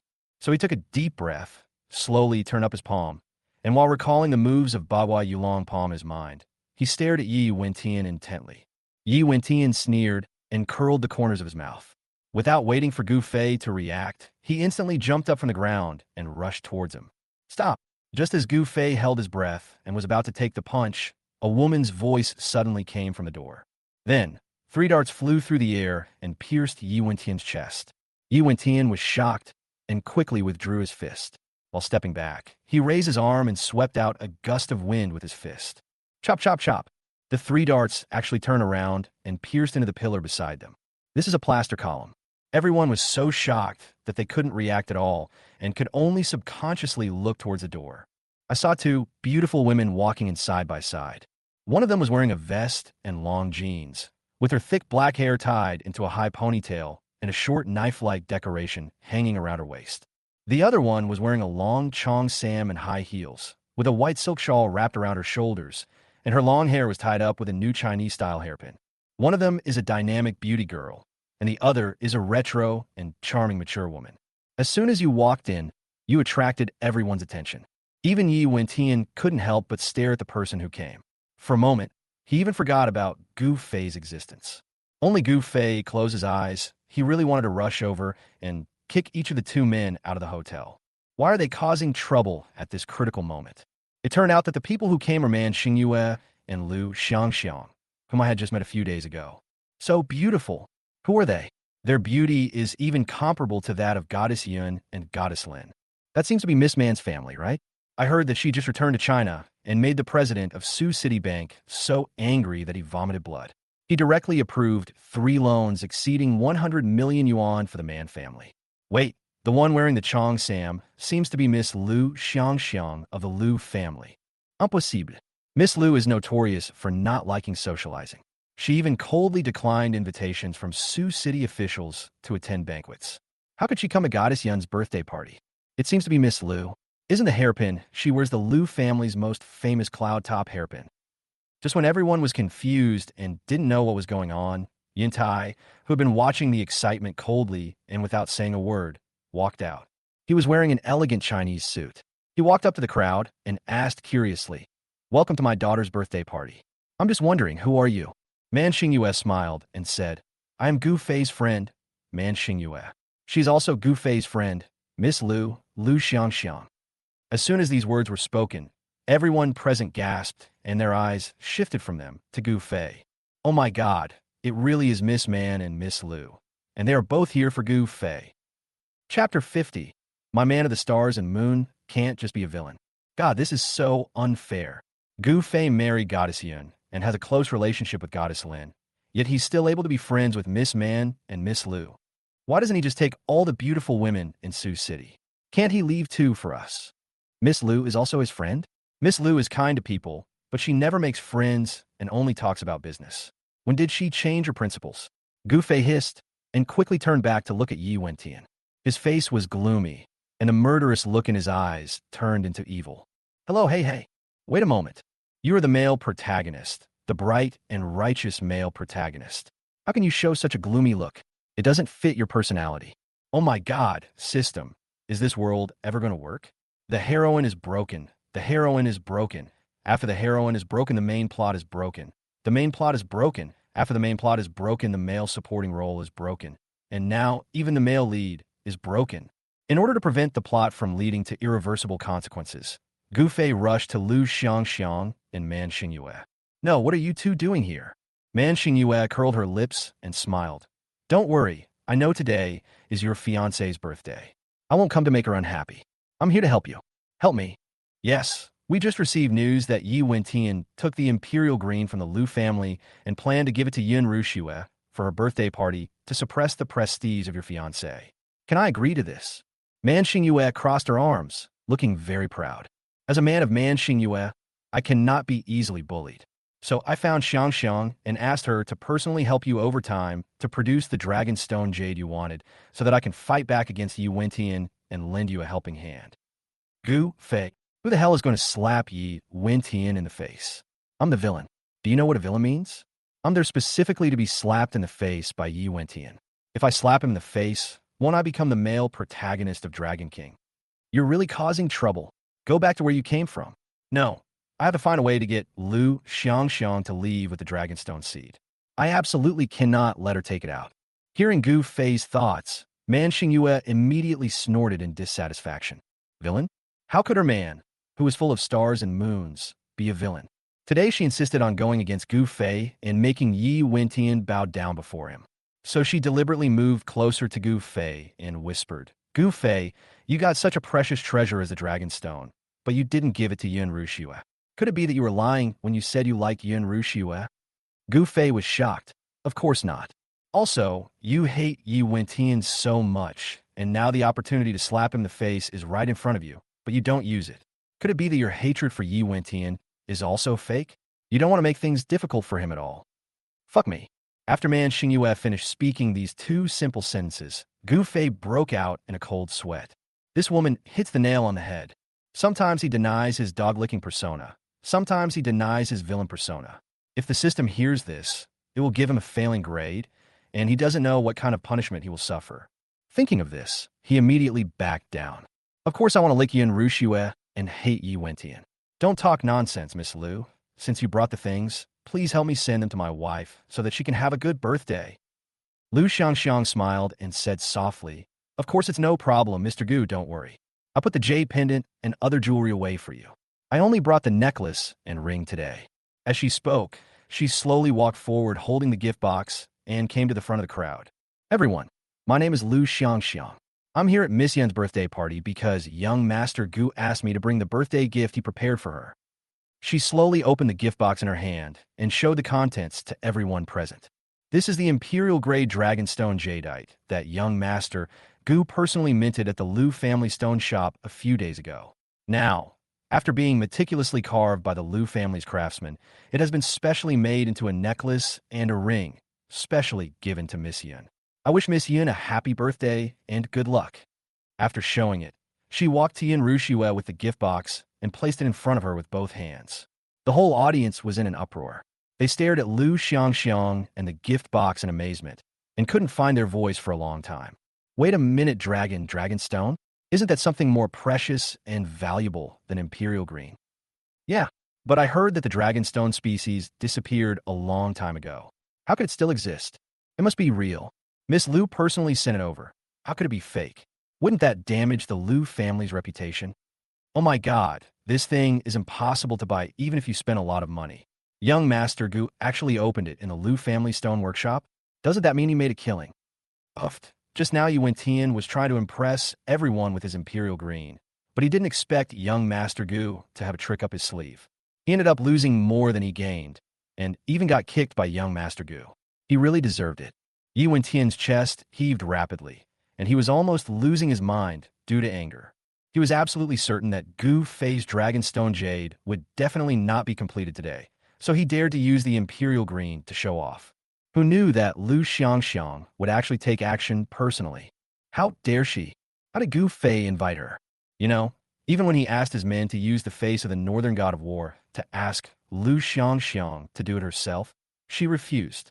Yin Ruxue was also stunned. Just now, even the Imperial Green attracted her attention, not to mention the dragon stone in front of her. She took the gift box with both hands and looked at the jade inside. Her eyes lit up with amazement, and her hands began to tremble. Yintai even wanted to glue his eyes to the jade. Ruxue, show it to Dad. Show it to Dad quickly. He reached out and snatched it from Yin Ruxue. Yin Ruxue finally came to her senses, raised her head, looked at Gu Fei with emotion, then suddenly ran to him, hugged his neck, and gave him a passionate kiss on tiptoe. Thank you, husband. Gu Fei was so dizzy from the kiss that he even forgot his own identity for a moment. He smiled and said, You're welcome. As long as you're happy, that's enough. But at this moment, a loud noise suddenly came from behind. Everyone looked back and saw that it was Yi Wentian who had smashed a table. Gu Fei, our fight isn't over yet. I want to continue competing with you. Gu Fei let go of Yin Ruxue, knowing that he had to take this punch today no matter what. Otherwise, Yi Wentian would really lose face. So he took the initiative to step forward and said, Okay, come on. But he didn't know that he had already won, and he was still so open and honest, which made him look like a gentleman. On the contrary, Yi Wentian came uninvited and used the Imperial Green to show off, but was outdone and still wanted to fight, like a despicable villain.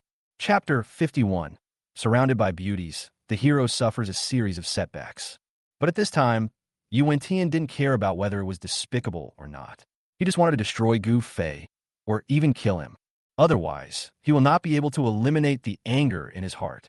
But just when he was about to release all the murderous aura in his body and teach Gu Fei a lesson, Man Xingyue and Lu Xiangxiang, who were not far away, stepped forward again and stood beside Gu Fei, one on the left and one on the right. Man Xingyue crossed her arms and glared at him provocatively. Yi Wentian, today is Miss Yun's birthday party. It's okay for you to come uninvited, but you also want to cause trouble at her birthday party. Do you have any shame? Besides, the last time you fought me, you were defeated by me and I even kicked your vitals. You haven't even had a good rest yet, and you're out asking for a fight again. With your character, you still want to revive the Yi family? Go back and practice in seclusion as soon as possible. Yi Wentian clenched his fists and gritted his teeth. Don't talk nonsense. Why did you kick me so hard that it broke my vital organs? Oh, Munxing you smeedet. You only deny this point. Does that mean you admit that you were defeated by me? In that case, if you want to take action against Gu Fei, you have to get past me first. Lu Xiangxiang produced a palace fan from nowhere, gently waved it, and said with a smile, Brother Yi, Master Gu is a distinguished guest of my Lu family, and also a friend of mine, Lu Xiangxiang. I'm a person who always sticks with my friends. If you want to confront him in front of me, I won't allow it. Gu Fei stood between the two of them, looking at Man Xingyue for a while, and then at Lu Xiangxiang. I feel numb. No, what are you two doing?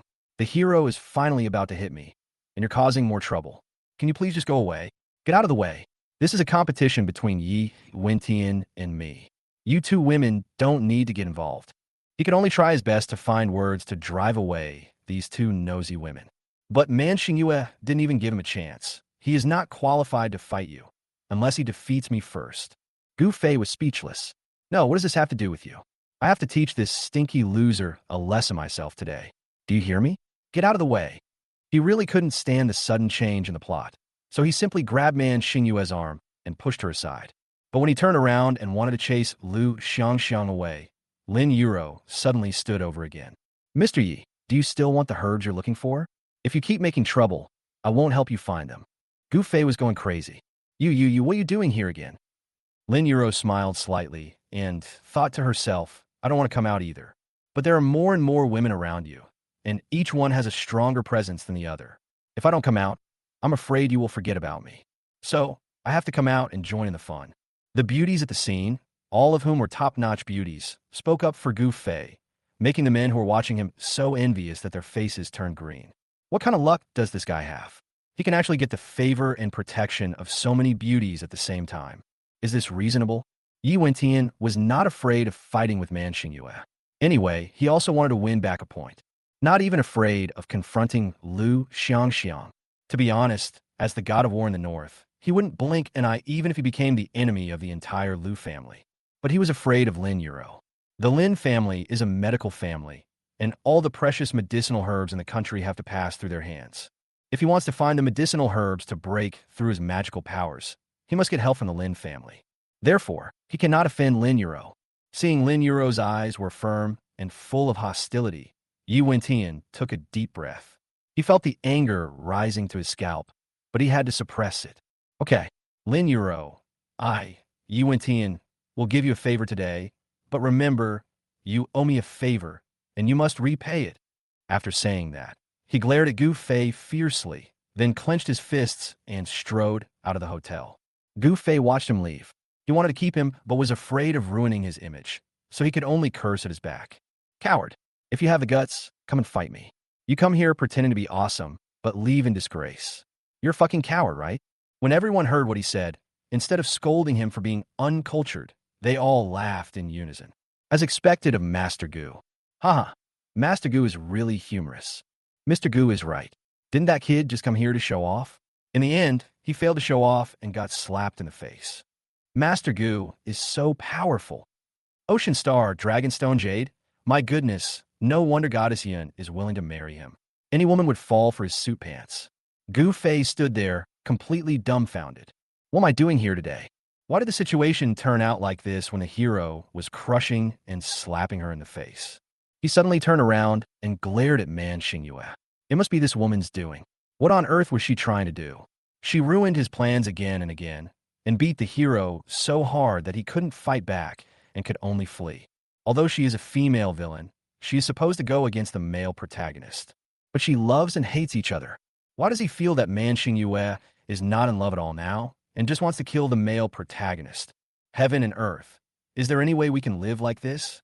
At this time, Yuntai finally closed the lid of the brocade box and held the box in his arms like a treasure. Everyone, I hope this little incident hasn't dampened your spirits. Let's continue the birthday party. The Yin family has prepared quite a few programs to welcome you all. Please enjoy the food and the fun. Soon, music started and the party continued. Yuntai came to Lu Xiangxiang with a box, nodded and licked it. He usually likes these cultural relics and has long admired the Lu family. This time, he finally has the opportunity to establish some relationship with them, so he naturally will not let it go. Fortunately, Lu Xiangxiang responded politely for Gu Fei's sake and even gave Yuntai her mobile phone number, which was considered very supportive. Only Gu Fei, who had clearly won, actually lost. He stood there listlessly, sighing in his heart. The climax of the plot has turned out like this. How can he continue to act? But at this time, his parents got off the plane and rushed over, so Gu Fei could only cheer up and celebrate Yun Rushua's birthday with his parents. After the banquet was finally over, Gu Fei couldn't wait to get in the car and go home to have a good meal. Fei, Mom has found a perfect bodyguard for you. You will definitely like him. Gu Fei responded listlessly. The bodyguard is already at home. I've told her that from now on, she will not only be your bodyguard, but will also temporarily be your personal assistant. If you have any requests, feel free to ask her. Oh, he didn't take his mother's words to heart at all. When he got home and was led into the living room by his mother and saw his bodyguard standing there waiting for him, he came back to life. How could the bodyguard my mom hired be Medusa? Chapter 52, if you want to be my babysitter, wash your feet and massage your legs first. Son, this is the bodyguard I found for you, Miss Sheng. I'll trouble you to take care of my son from now on. Zhang Xiulan smiled and was very satisfied with the bodyguard. She is beautiful and has a good figure, still able to fight. With a woman like this by Gu Fei's side, he would no longer be dazzled by other women, nor would he treat Yin Rushue as a one-in-a-million goddess to be licked. Gu Fei looked at Medusa in a state of confusion and did not dare to expose her identity. If she gets desperate and suddenly attacks, he is not sure he can protect his mother. But when you think about it, the two of them only met once. It was raining when we fought. He might as well take advantage of the situation, pretend not to recognize her, and then find a way to get her away. Thinking of this, he coughed, pretended to be a rich kid, walked up to Medusa, and suddenly raised his hand to pinch her small chin. There was a cold glint in Medusa's icy gaze, and she was obviously angered by his action. But as his bodyguard, she couldn't lose her temper, so she could only keep a straight face and let him pinch her chin and shake it left and right. Are you a bodyguard? Can you do that with your tiny arms and legs? Don't need me to protect you when you go out. He thought he acted very convincingly, but he didn't know that Medusa had already heard his thoughts clearly. You want to pretend you don't know me, right? No problem. I'll help you pretend. Master, don't worry. I am 100% sure that I can protect your safety. 100%? Is that true? Then show us your skills. Yes, sir. Medusa didn't hesitate. She gently pushed Gu Fei's hand away, exerted force with her fingertips, and a dart suddenly smashed the tea bowl on the table more than 10 meters away. Wow! Zhang Xiaolan, standing by, clapped her hands in amazement. Amazing! Amazing! So, this is a master. No wonder he's asking $100,000 a month. He's really not an ordinary person. What? 100,000 yuan a month? Gu Fei gritted his teeth. This little girl was really ruthless, asking such a high price. No, he must find a way to help his mother get the money back. Medusa played with the butterfly knife in her hand, as if deliberately provoking Gu Fei. Master, are you satisfied? Satisfied as hell. Gu Fei walked over quickly, picked up a broken tea bowl, and placed it in front of Medusa. Do you know how much this tea bowl costs? Do you know that these tea bowls come in a set, and if one breaks you have to buy a new set? Who told you to break it? This money must be deducted from your salary at the end of the month. Medusa. As long as she could make money, Zhang Xiaolan naturally wouldn't object. She pretended not to hear her son's provocation, held her hair bun, and smiled. It seems that you two get along well. Then you should adapt to each other. I have other things to do, so I will leave first. Son, be good. If you need money, just ask me. After saying that, she left with peace of mind. As soon as his mother left, Gu Fei relaxed. Medusa was no match for him at all, so he didn't need to be afraid of her. So he sat down on the sofa and casually put his feet on the coffee table. Bring me my slippers. Medusa glanced at him and said, I just got here and I don't know where the young master's slippers are. I don't know if you're going to ask, but what's the point of having a mouth? Hurry up and get my slippers. If you can't even do such a simple job, what do I need you for? Oh, you're still glaring at me. If you don't want to do it, get out. I don't need any bodyguards. Medusa, this is the trick, right? You want to force me to leave, right? No problem. I'll play with you. Medusa had no expression on her face as she turned and walked towards the butler. A moment later, she walked to the sofa with a pair of slippers in her hand. Just as she put her shoes down, before she could say anything, Gu Fei said, Take off my shoes. Even though she had prepared herself mentally, Medusa still felt a surge of anger when she heard this. But she didn't get angry. She just squatted down obediently and took off his shoes. Sock. She took off her socks obediently again. Such a good temper. Gu Fei became even more aggressive and casually grabbed a pillow and threw it behind his head. Beat your legs. Nothing happens more than 3 times. Medusa couldn't bear it anymore. But just as she was about to explode, Gu Fei said coldly, My mom said that not only do you have to protect me, but you also have to be my personal babysitter. If you can't even give me a leg massage, what do I need you for? Get lost. I'll find someone else. Find someone else? Wouldn't that mean her mission of lurking around him and investigating has failed? When she returns, her master will definitely punish her severely. Thinking of this, she could only clench her fist, raise her hand, and punch his calf. She deliberately used some strength, wanted to make Gu Fei feel pain.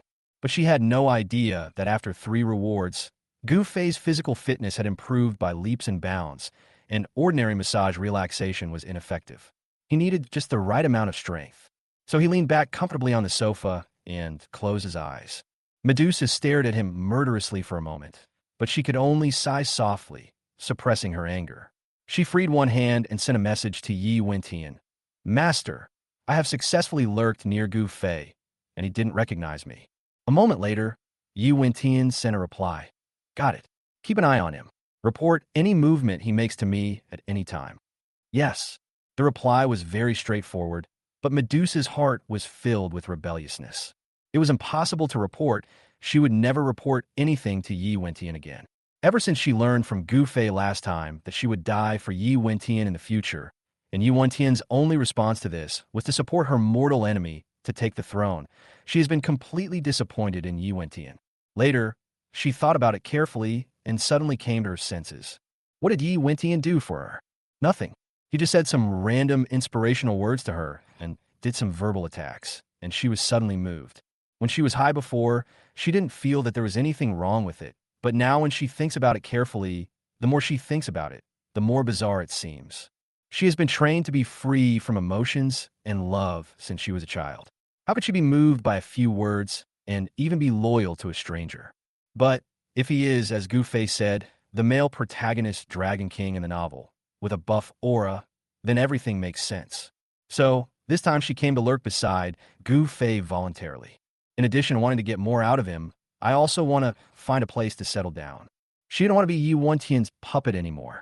Gu-Fei had no idea what Medusa was thinking and just pretended to be asleep.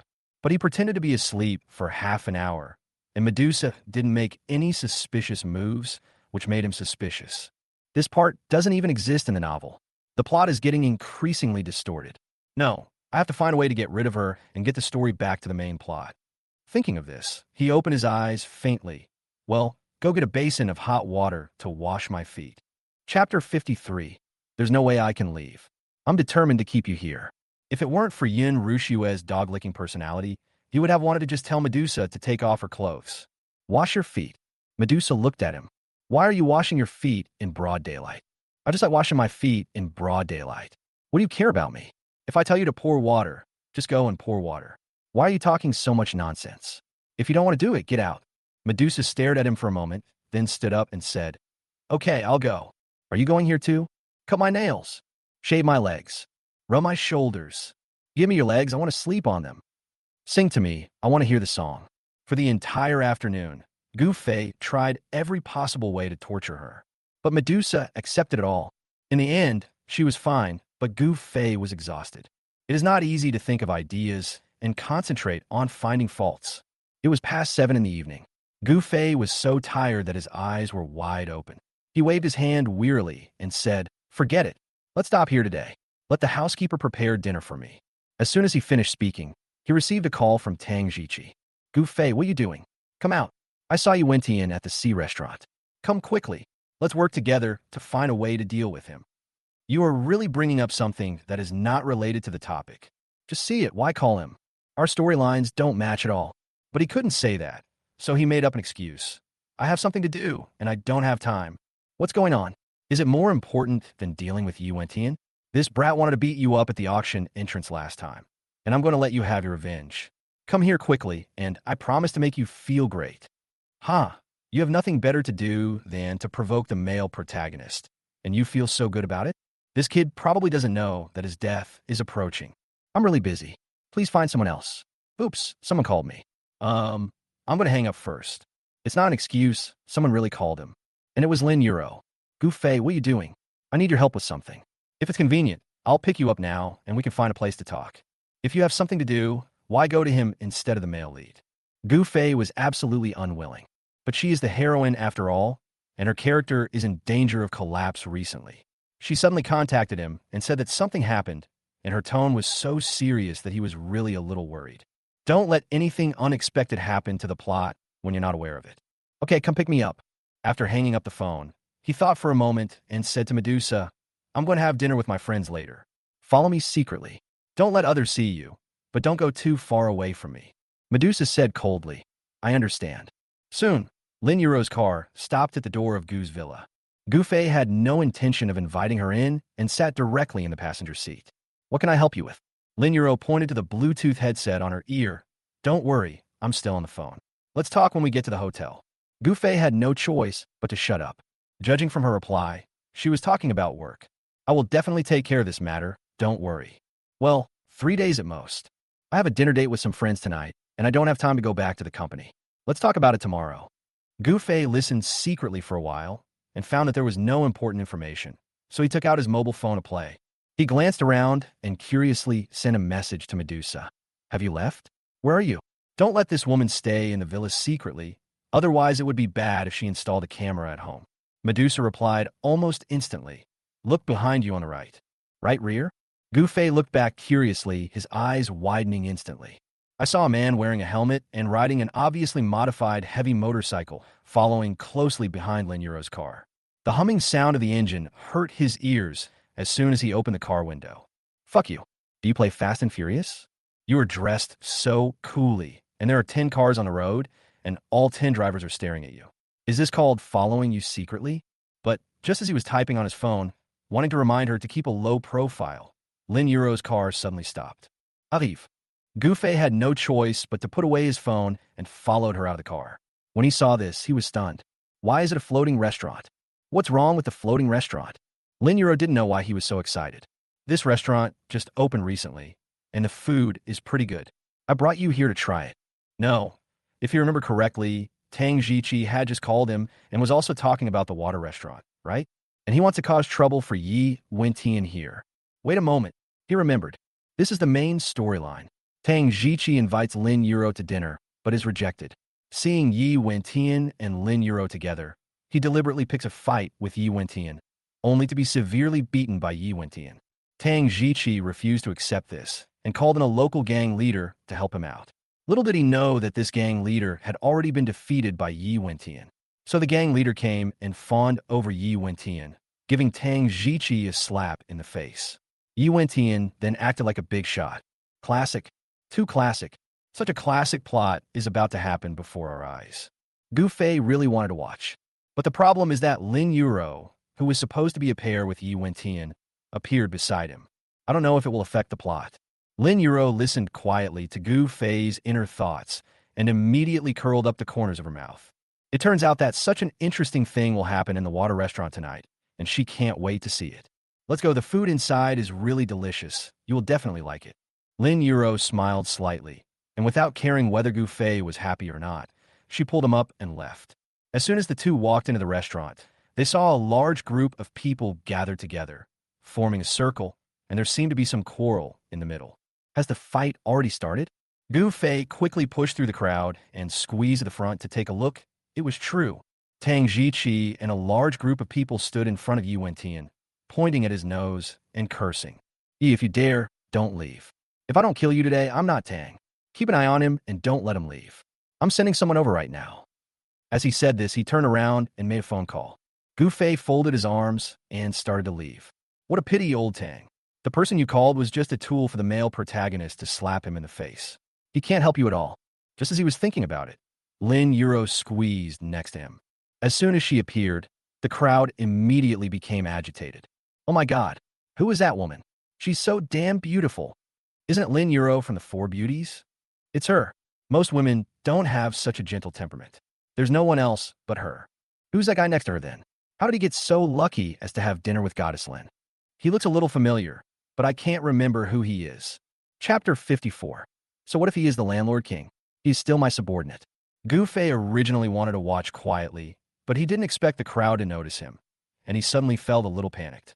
He doesn't want to steal the limelight from the face-slapping plot of other people's storylines. So he quickly pushed Lin Yuro back and wanted to turn around and run away. Gufei! But at this moment, Tang Jiqi looked up and saw him, and shouted his name loudly. I knew you would not come to help me. Come quickly. Damn it, that brat Yi Wentian actually dared to hit me. Today I'm going to give him a good beating no matter what. As he said that, he pulled Gufei out of the crowd and all the way to the opposite side of Yi Wentian. Mr. Yi, my brothers are here to support me. Don't even think about walking out of this restaurant alive today. Oh, your brother. Yi Wentian looked at Gufei with a sneer. What had originally been a look of contempt immediately ignited into raging anger and murderous intent. It just so happens that beating Tang Jiqi just now was not satisfying at all. He will take care of Gufei as well later. Completely wash away the unhappiness and humiliation that Gufei has brought him during this period of time. Seeing Yi Wentian's face full of tears, Gufei quickly pulled Tang Jiqi aside and said, I'm not here to help you. I'm here to eat. Tang Jiqi didn't believe it at all, laughed, and patted him on the back. I already told you that I beat Yi Wentian at the water restaurant. If you don't want to help me, why did you come here to eat? What's the matter? Are you afraid that I owe you a favor? Don't worry, brother. I can pay it back. No. Who's coming? Lin Yuro caught me here. In desperation, he could only walk into the crowd and drag out Lin Yuro, who just wanted to watch the fun. You tell him. Lin Yuro found Gufei's frightened look funny, but she still cooperated and helped explain. Indeed, I brought him here. Yuro, you're here too. But when Tang Jiqi saw Lin Yuro, his eyes suddenly lit up and his heart flew to her. You're coming over for dinner? Why didn't you tell me earlier?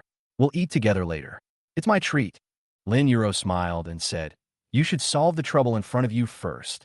As soon as he finished speaking, there was a commotion among the crowd. The next moment, a bald man came over with a large group of people. Brother Yuan. Seeing the person coming, Tang Jiqi rushed over and grabbed the bald man's hand. You are here.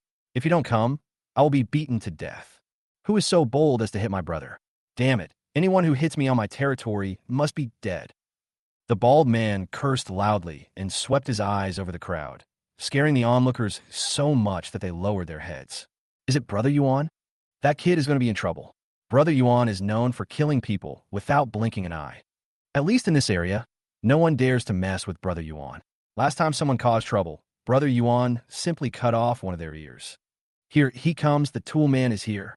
Gufei secretly laughed while listening to the AI crowd's praise. When I don't know, you praise bald guys just to give the male lead a slap in the face. Alas, poor Tang Jiqi, he is about to be slapped in the face, so pitiful. Hey, the girl from the Lin family. But at this moment, the bald man suddenly strode towards Lin Euro. When did you get here? Why didn't you tell me? I'll call the restaurant later and order whatever you want, and it'll all be free. Lin Euro smiled and said, Brother Yuan, you're too polite. I came here to eat to show my support for you. If you treat me, wouldn't I be eating for free? By the way, let me introduce you. This is my friend Gu Fei. Gu Fei, this is Brother Yuan. She suddenly pulled Gu Fei over and started introducing him to some connections. Gu Fei could only improvise. Hello, Brother Yuan. The bald man looked at Gu Fei, then turned to look at Lin Euro and smiled ambiguously. Sister Lin, this is the first time you have introduced your friends to me. It seems that good things are about to happen to you.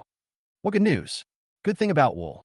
Gu Fei quickly waved his hands. No, you misunderstood. However, Lin Euro didn't give him a chance to clarify and interrupted him directly. Then I will accept your good words, Brother Yuan.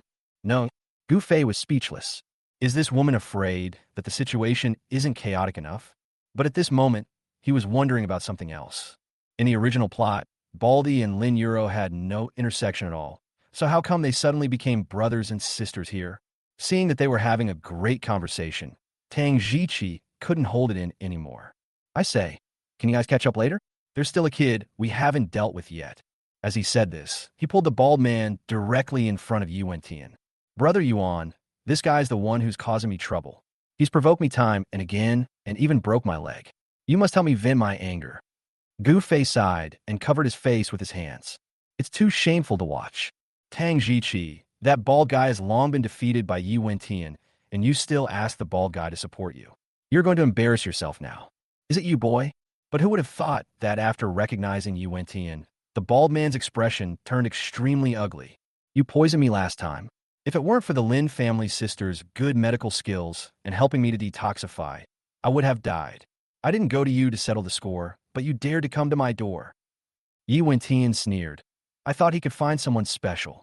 If I had known it was you, I wouldn't have wasted my time waiting. Tang Jiqi was furious. How dare you look down on Brother Yuan? Sure? He is the king of landlords in this area. Yuan Tian snorted coldly. Really? Unfortunately, no matter how powerful you are, you will still be defeated by me. What? How is that possible? Tang Jiqi didn't believe it and turned to look at the bald man for confirmation. The bald man gritted his teeth and stared at Yuan Tian, but he couldn't say a word of rebuttal, because he did lose to Yuan Tian. So what if I lost to you once? I'm a real man, so what? I admit defeat, but this time, I'm going to teach you a lesson. Gu Fei's mind buzzed and became a mess. What's going on? When this bald guy saw Yuan Tian, shouldn't he immediately kneel down, nod and bow, and call him Big Brother? Why are you still arguing with Yuan Tian? No, this part of the plot has nothing to do with me at all. How come it has been distorted to be completely different from a novel? Just when he was confused, Lin Euro smiled and solved his doubts. A few days ago, Brother Yuan came to me to detoxify him. I thought he was injured by a gang, but I didn't expect it was Yuan Tian who did it. You help him detoxify? Gu Fei widened his eyes, finally understanding why the plot had gone awry. Because in the original novel, Yuan Tian captured and released this bald man 7 times. The first time was when he was poisoned. The bald man couldn't find the antidote anywhere, so he had to go to Yuan Tian to beg for mercy. After Yuan Tian helped him detoxify, he fought again and was injured by Yuan Tian again. Only after 7 cycles of this will he be completely devoted to Yuan Tian. The result was that it went wrong the first time. She turned into Lin Euro to help him detoxify. Chapter 55. You want to hit me? I have bodyguards. Without the 7 captures and 7 releases, Yi Wentian would just be his enemy, not his benefactor whom he sincerely respected. What the hell? How can the male protagonist still pretend to be cool? Gu Fei looked at Yi Wentian and was filled with sympathy for him for a moment. It's too cowardly for the good god of war in the north to be bullied everywhere. Yi Wentian looked at Brother Yuan and sneered. Get out of here. Otherwise, I don't mind poisoning you again. Hearing this, Brother Yuan really showed a look of fear, and he subconsciously pulled Tang Jiqi to hide aside.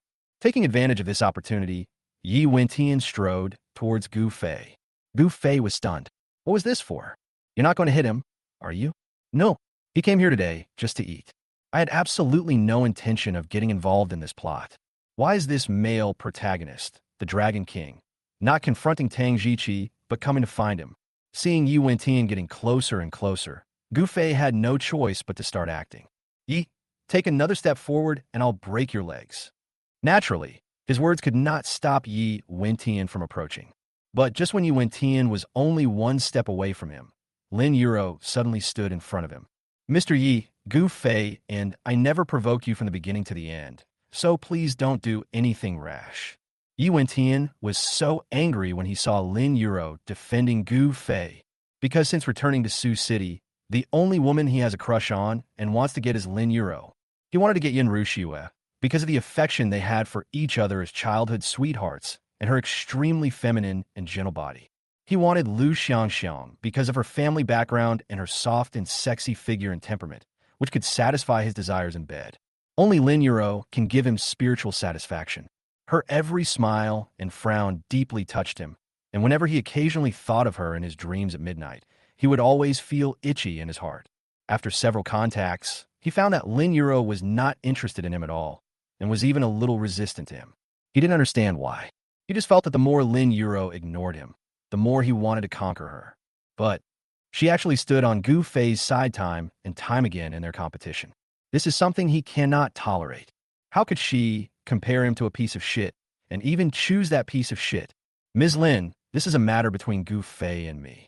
Please don't meddle in our affairs. Lin Yuro smiled and said, Mr. Yi, you're joking. I really don't want to interfere with your affairs, but I brought Gu Fei here, and I have an obligation to protect his safety. If you insist on hurting him, you have to get past me first. Gu Fei was no longer surprised by such scenes. Anyway, the heroines in this novel are all crazier than the other. Yin Rushue got engaged to him directly. Lin Yuro has been ignoring the male protagonist, Dragon King. Man Xingyue even kicked the Dragon King protagonist's vitals directly. So he simply pulled Lin Yuro behind him and said, Gu Fei, don't need a woman to help me get out of this situation. Stammt Azita. As he said that, he clapped his hands. Bodyguard, come out. Bodyguard? The crowd and Lin Yuro looked around. No wonder this guy is so arrogant. It turns out he brought bodyguards with him. But even if we call bodyguards, it's useless. Even Brother Yuan doesn't dare to do anything to him. What can bodyguards do? This kid is doomed. Just now, young Master Tang and so many others were beaten to a pulp by the man named Yi. His fate will only be worse. Of course, Gu Fei knew that bodyguards were useless, because his bodyguards are Yi Wentian's men.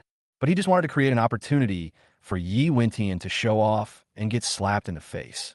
This is the unshirkable duty of being a villain. Bodyguard, do you hear me? If you don't get out of here, you can't be my bodyguard anymore. I'm going to call my mom and have her fire you. Sure enough, after hearing this, Medusa could no longer sit still. With a flash, he appeared beside Gu Fei like a ghost. As soon as she appeared, Yi Wentian's eyes widened in surprise. Medusa is here?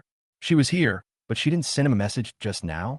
Gu Fei looked at Yi Wentian's surprised expression and almost laughed out loud. You sent Medusa to lurk beside me, so I'll let her fight you in person and see you fight each other. Bodyguard, I don't like this guy named Yi. You have to help me beat him up. Medusa looked at Yi Wentian without saying a word or moving. She really didn't know what to do. Using violence is disrespectful to the master. If I don't take action, I may lose this job. Yi Wentian clenched his fists and was also in a dilemma. Just when both of them were a loss, Gu Fei suddenly walked behind Medusa and pushed her hard. Medusa staggered and pounced directly towards Yi Wentian. Yi Wentian instinctively dodged, but Medusa actually attacked the moment she pounced on him. He went around behind Yi Wentian and kicked him in the air. This was the first time she attacked Yi Wentian. But once he started, the hatred in his heart could no longer be suppressed. Why do you rely on the male lead's halo to make me your dog? Why do you want me to sacrifice my life for you? Why do you respect my mortal enemy? Today, I'm going to settle this account with you. So, relying on her identity as Gu Fei's bodyguard, she was ruthless when attacking Yi Wentian and almost used 90% of her strength. Yi Wentian had no time to react at all, because while he was still thinking about showing mercy, Medusa had already delivered a fatal blow to him. Good. She actually meant it. Yi Wentian became ruthless and was about to fight back when he suddenly felt a murderous aura coming from behind him. He was startled and dodged to the side. Out of the corner of his eye, he saw Brother Yuan holding a long knife and chopping towards his head. As he raised his arms to block, he turned to look at Medusa. When he turned back, his pupils suddenly shrank because Medusa's fist had hit his face. Bang! He landed a powerful punch, and the next moment, 2 streams of blood slowly flowed out of his nose. After the attack was successful, Medusa immediately retreated 7 or 8 steps to a safe distance. Ha ha ha! When the onlookers saw Yi Wentian being beaten by a beautiful woman and his nose bleeding, they immediately pointed at him and laughed. For a moment, Yi Wentian became the clown being watched. Even Lin Yuro narrowed her eyes while smiling, and the look in her eyes when she looked at Yi Wentian was clearly 3 parts contempt, 3 parts disdain, and 3 parts mockery. Yi Wentian's face turned red and black. He never thought that he, the dignified god of war of the Northern Territory, would be forced into such a situation by a small-time scoundrel like Tang Jiqi and his subordinates. The overwhelming rage could no longer be suppressed. Oh! He only roared, followed by a loud bang. The machete that Brother Yuan held in front of him was smashed to pieces by his punch. Brother Yuan, be careful! Seeing that Brother Yuan was about to be beaten, his men rushed forward. Yi Wentian's fist kept coming, smashing directly towards Brother Yuan and the group of people behind him. Chapter 56. The hero is completely defeated. What did he do? With his strength, it would be effortless for him to knock these people into the sky with one punch. Stop! But at this moment, an angry shout came from the crowd. The next moment, a man wearing a flowered shirt, rubbing 2 walnuts in his hands and with a ferocious look on his face walked out. Boy, who allowed you to run wild on my territory? He glared at Yi Wentian, his mouth shining brightly, revealing 7 or 8 gold teeth. When Brother Yuan saw the person coming, he was overjoyed. Brother Snake. Gu Fei hissed. Who is this person? Is there such a character in this plot? Fortunately, the AI crowd gave him the answer. This guy seems to be Viper, the boss behind the Sea Restaurant. That's him. He's not only the owner of the Sea Restaurant, but also the boss of Brother Yuan, the leader of the biggest power in this area. Awesome. The big names are taking turns to appear. It's going to be a good show. When Lin Yuro saw Viper, she immediately walked up to him with a smile. Brother Snake, you finally came out. I thought you were hiding somewhere and got addicted to watching the fun. Viper grinned and said, My dear sister personally sent me a message to come. How could I not come? Is he the one you wanted to deal with? He raised his hand and pointed directly at Yi Wentian. Lin Yuro said without hesitation, Yes, it's him. Yi Wentian was stunned when he heard this. Was the Viper brought by Lin Yuro? Are you here just to deal with him? Why? What on earth did he do to make Lin Yuro hate him so much? For a moment, Yi Wentian almost broke down, staring at Lin Yuro with his eyes, and could hardly see anyone else. Gu Fei was also defeated. What the hell is going on? It was outrageous enough that Medusa fought with Yi Wentian without holding back, and even made Yi Wentian's nose bleed. Now why did a Viper appear? This plot has all gone to Java. What's even worse is that Gu Fei had never heard of Viper, because he never appeared in the novel. So now he has no idea where the plot is going. Yi Wentian clenched his fists. The smell of blood in his nose and the pounding in his heart filled him with murderous intent. He just wanted to kill everyone and vent his anger. Okay, since you all want to deal with me, then come at me together. I don't mind finishing you off right here, all at once. Viper smiled sinisterly. You're far from qualified to fight me, Yi Wentian. I know your origins and what happened to you, but I advise you to keep your tail between your legs if you want to avenge the Yi family. The 4 major families are not as easy to deal with as you think. What? Yi Wentian looked at Viper in shock. Why would this person know this? Gu Fei was also shocked. What was going on? This Viper seemed to know a lot. Ah, you want to know? Then follow me. After saying that, Viper turned around and smiled at Lin Yuro. Don't worry, dear sister. I've already settled your account for you. But right now, he and I have some other things to deal with. I'll take him away first and call you later. Lin Yuro seemed to trust him very much and nodded without hesitation. No problem. Viper took the lead and walked towards the crowd. Seeing this, the passers-by who were blocking the way quickly made way for him.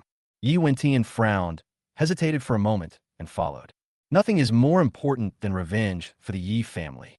He can't let such a trivial matter delay the important matter. As soon as they left, the excitement came to an end. Most of the passers-by who were still lingering around and unwilling to leave wanted to stay and admire Lin Yuro's beauty. But in Lin Yuro's eyes, there was only one figure. Gu Fei, the trouble has been solved. Let's go eat. Good. What's the point of eating? He has no energy at all now. I just want to go home and summon the system to ask what's going on with this plot that has gone so far as to reach Java. It's okay that his plot collapsed, but why are other plots starting to collapse now? And why did Medusa just kill Yi Wentian? Thinking of Medusa, he immediately turned back, but Medusa had disappeared. In the corner of the underground parking lot, Yi Wentian leaned against the wall coldly, looking at Medusa kneeling in front of him. Viper just called him out and only said one sentence to him. That is, the four major families have already known about his return and his desire for revenge, so they have united to deal with him. This news is not a secret, but it is also beneficial to him. At least he knew that Viper was not in the same group as the four major families. After finishing this task, he immediately called Medusa over. I'm sorry, Master. I just wanted to make sure Gu Fei didn't doubt my identity. Besides, I didn't expect that Master couldn't even dodge this punch. Yi Wentian said coldly, Raise your head. Medusa's eyes trembled and she slowly raised her head. Having been his dog for several years, she knew that his strength was far superior to hers. So when she was alone with him like this in private, she had an instinctive fear of him in her heart. Bang! She had just raised her head when a heavy slap landed on her face. He used 60% of his strength. If it were an ordinary person, this palm would be enough to send the person flying. Although Medusa knelt on the ground without moving, she knew that the flesh beneath her skin must have rotted away. She clenched her fists tightly and immediately lowered her head to hide the humiliation, resentment, and anger in her eyes. Next time, you won't have to show up in front of me. Also, when you follow Gu Fei, besides investigating his skills, you must also observe carefully why Lin Yuro favors him so much and what he and Lin Yuro are doing behind the scenes. Lin Yuro? It turns out that the woman the Master likes is Lin Yuro. Medusa nodded slightly, yes. On the other side, Gu Fei and Lin Yuro originally wanted to eat alone, but Tang Jiqi and Yuan Gufei wanted to come over to eat together, so there was no way, and it ended up becoming a dinner party. This was the second time in Tang Jiqi's life that he had dinner with Lin Yuro, and his face was beaming with excitement. Unfortunately, as a villain, he was born without any charm, and his smile was particularly vulgar. So after this meal, not only did he fail to win Lin Yuro's favor, but made Lin Yuro hate him even more. On the way back, Lin Yuro was still driving, and Gu Fei sat in the passenger seat. What exactly do you want to talk to me about today? Can you tell me now? Lin Yuro smiled and said, It's actually very simple. I'm going to class reunion this weekend, and I promised my old classmates that I would bring my boyfriend with me. But I don't have a boyfriend at all, so I'd like to ask you for a favor and pretend to be one. Gu Fei pointed to his nose. Wrong. This is the male protagonist's plot. The male protagonist followed the female protagonist to attend a class reunion. At first, he was looked down upon by his classmates, but after showing his connections and strength, he slapped the faces of those vain classmates. If the heroine doesn't go looking for the hero, how can she find him? Chapter 57, I want to kill you, why do you care? Anything else is fine, you can ask for it, but this is really not okay. Gu Fei refused without even thinking. The plot belongs to the male protagonist, and he gets to be the male protagonist. Isn't this against the will of heaven? Absolutely not. Lin Yuro pretended to be surprised. Why not? No means no. He was about to say that, but he quickly found an excuse, because I'm afraid Rushue will be jealous. Then you can rest assured. I've already told her, and she doesn't mind at all. What? Don't mind? Her fiancé went to pretend to be her best friend's boyfriend, and she didn't mind? All I can say is that she still doesn't like him enough. But even if she didn't mind, he wouldn't go. I really can't do this. Please find someone else. I didn't expect that his bottom line was so high that he was unwilling to go. Lin Yuro was a little disappointed. But after thinking about it, she quickly added, You just said that except for this matter, everything else is fine. right? Gu Fei nodded. That's right. Well, my friend's birthday party is next week, and I have to attend. You can accompany me as my boyfriend. Gu Fei. Why can't I get around the word boyfriend? But at least a birthday party is not the main storyline and has nothing to do with the male protagonist Dragon King. So it's harmless for him to pretend to be one. After thinking about it, he agreed. Then let's make a deal. Don't refuse when I come pick you up next week. Gu Fei was helpless. Don't worry, I keep my word. When they arrived at the villa gate, Gu Fei got out of the car without any reluctance and went straight home without even looking at Lin Yuro. It's not that he doesn't sympathize with women, he just feels sorry for Lin Yuro, a girl, who has to take him back late at night. He really didn't want to have any deeper contact with this woman. Unfortunately, the more he wanted to stay away, the more Lin Yuro wanted to get close to him. There is nothing safer than being with a man who has no intentions towards you. When he got home and walked into the living room, Gu Fei saw his parents sitting on the sofa chatting. Fei Fei is back. The housekeeper told me that Miss Lin personally sent you back. Zhang Xiaolan pursed her lips and smiled happily. I told you Fei Fei is a good boy and will definitely be popular with girls, right? You still don't believe me? Look, he just got engaged to the most beautiful woman in Sioux City, and now she's personally sent him home. Besides Fei Fei, who else in Sioux City can get such treatment? Yes, yes, yes. Your son is the best. Your son is the best. Gu Fei just found it funny when he heard that. If he hadn't traveled through time, this playboy would have been spoiled into a waste by his mother, and he still wanted to win the favor of a beautiful woman? It's impossible in the next life. Gu Jinhai was dissatisfied and said, You didn't send Miss Lin home at night, but actually asked Miss Lin to send you back. It's really ungentlemanly. Gu Fei smiled and said, I want to give it to her too, but I've been drinking and can't drive. By the way, Mom and Dad, I have a gift for you. He took out a pair of jade pendants from his pocket that he had made from dragonstone jadeite last time and threw them to them. This is a pair, one for each of you. Gu Jinhai and Zhang Xiaolan were not experts. When they saw the jade pendant, they thought it was just ordinary jadeite, maybe of better quality, but not particularly good, so they didn't take it seriously. Seeing him about to go upstairs, Gu Jinhai suddenly stopped him. I heard from Mr. Ning that it was you who gave him wild ginseng and helped him cure his wife's illness. So he expanded the scope of cooperation with us. You little brat, I thought you didn't care about the family business at all, but it turns out you were secretly helping. Come with me to the company later. Zhang Xiaolan was delighted when she heard this. Husband, you finally figured out. When Gu Fei graduated from university, he was assigned to the family business and began to learn management. But he really didn't care about this matter.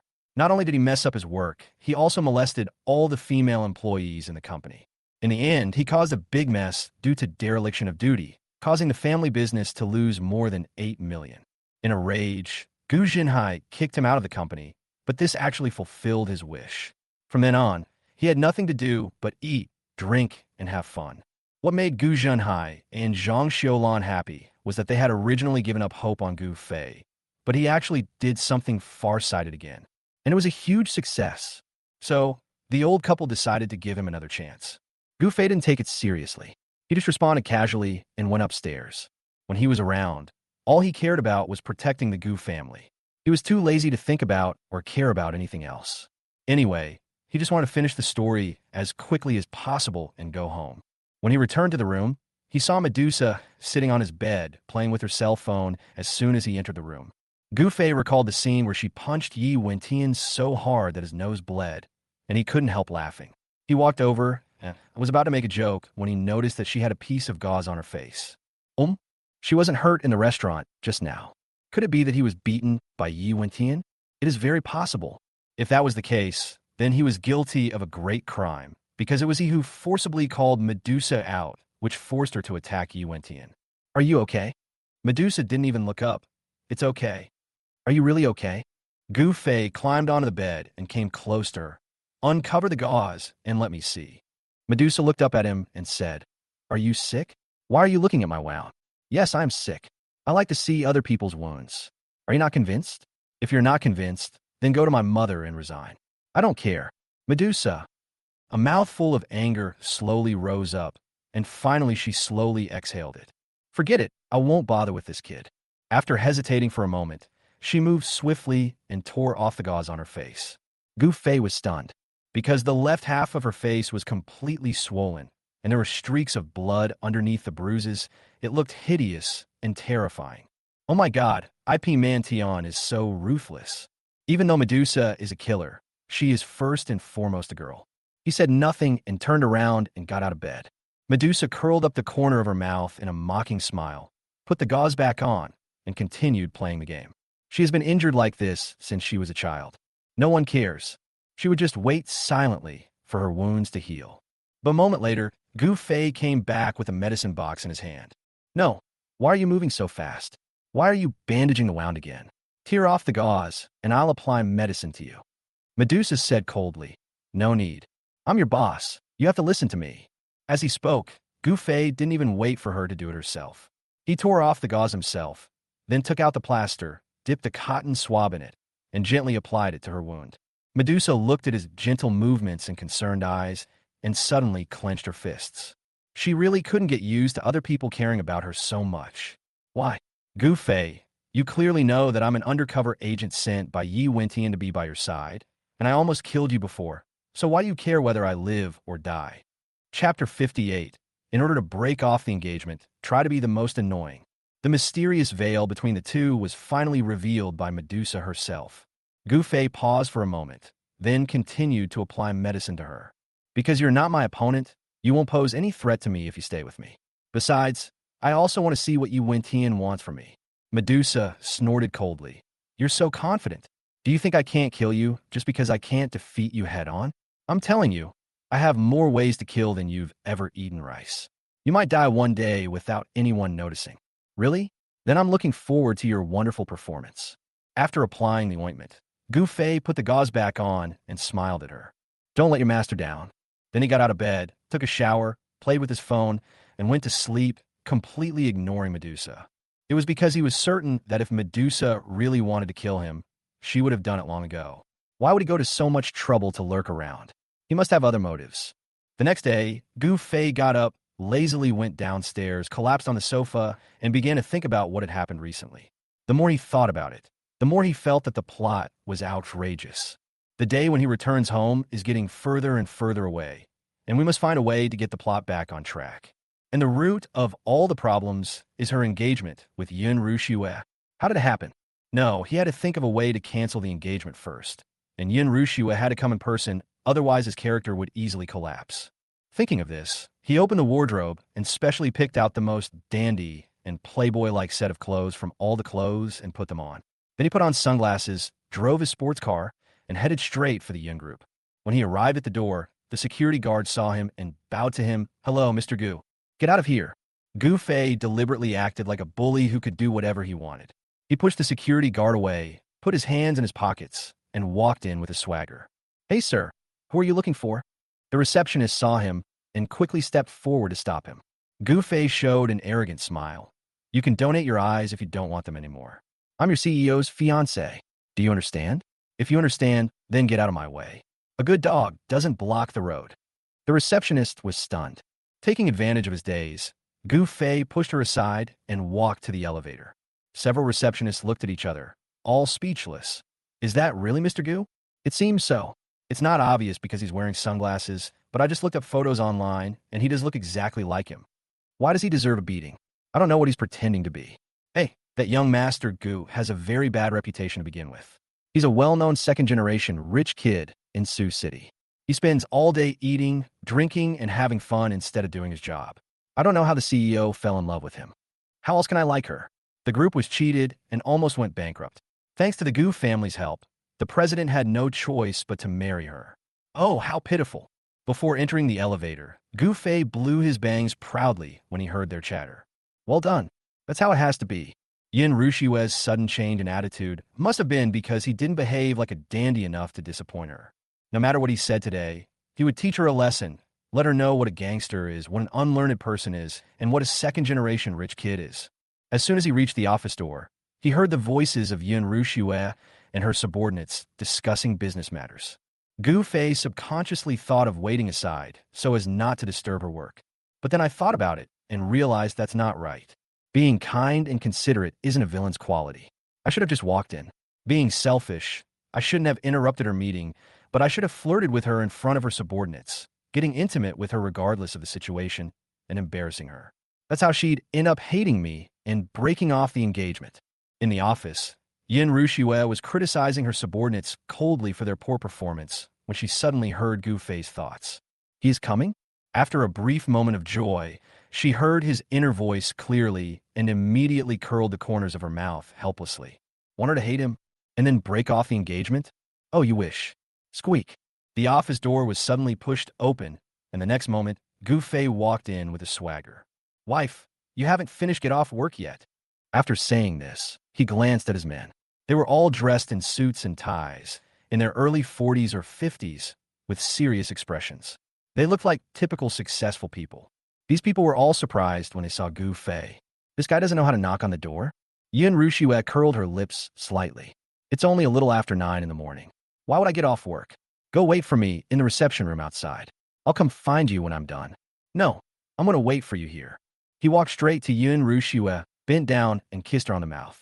Baby, I miss you so much. I couldn't sleep last night because I missed you so much. I wanted to rush to your house and get into your bed and hug you, hee. Several high-ranking officials froze upon hearing this. Is this a line they can listen to? Do you want to step away? But they had done something wrong and were being scolded. It would not be appropriate for them to just leave like that before the president even spoke. Therefore, they could only lower their heads as much as possible and pretend that they hadn't heard anything. Gu Fei saw their expressions out of the corner of his eye and immediately laughed. Awkwardness is good. The more awkward they are, the more embarrassed Yin Rushue will be. The more embarrassed she is, the more she will hate him. But Yin Rushue smiled slightly when she heard this. Really? If you still want tonight, you can drive directly to my house, and I will help you make your wish come true. Huh? Gu Fei was stunned. What does this woman mean? He was acting so recklessly. But not only did she not stop him, she also went along with him and let him come to her tonight. No, what's her taste?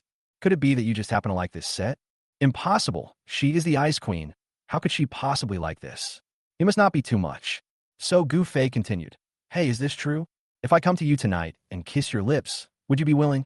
As he spoke, he moved closer to Yin Rushue and made an obscene expression that even he himself didn't dare to look at.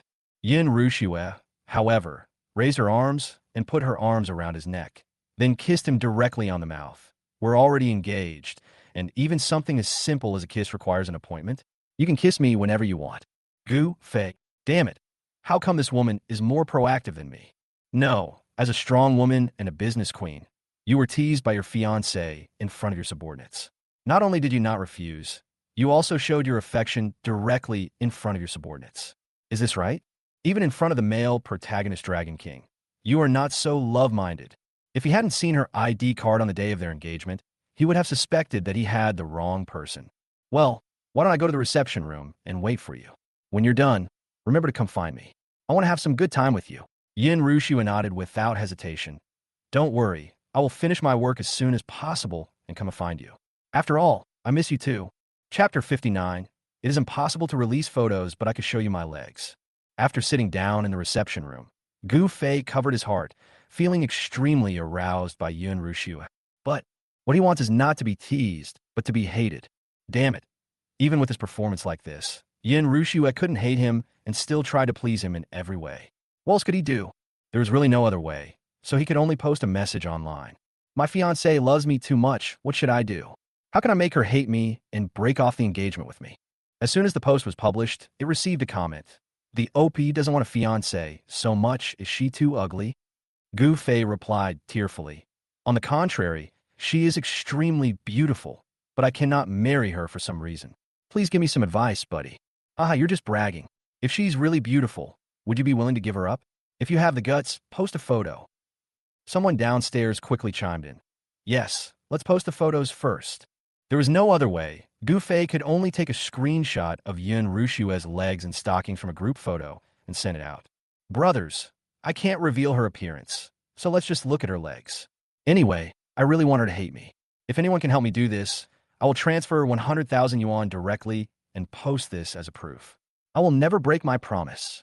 At this time, a netizen with the ID Yi Vo Chunfeng replied, if you want her to hate you, it's very simple. All you have to do is cheat on her with her best friend. Best friend? Lin Yuro? No. Gu Fei shook his head like a rattle. Lin Yuro was also the woman of the male protagonist Dragon King. How could he get involved with her? Besides, his character is Yun Rushue's bootlicker, and nothing can happen between him and other women. No, I can't do anything to let her down. Then came the other people's messy and bad ideas. Don't brush your teeth for 5 days, don't take a shower for 7 days, don't wash your feet for half a month, then take off all your clothes and hug her. I guarantee she will vomit when she sees you. Man, this is brutal. Gu Fei wiped the cold sweat from his forehead. If this is really the case, Yin Rushua doesn't need to vomit. He will vomit on his own within 2 days. Or you can just say you're impotent and can't last a minute in bed. Forehead. Gu Fei silently made a cross in his heart. He had to complete the mission and return home, but he couldn't lose the bottom line and dignity that a man should have. Then a netizen with the ID, star, and moon poetry replied, "These legs are just so, what about mine?" In the picture, a pair of legs wearing flesh-colored stockings are deliberately posed in a seductive manner. Gu Fei read it and clicked save silently. Nice legs.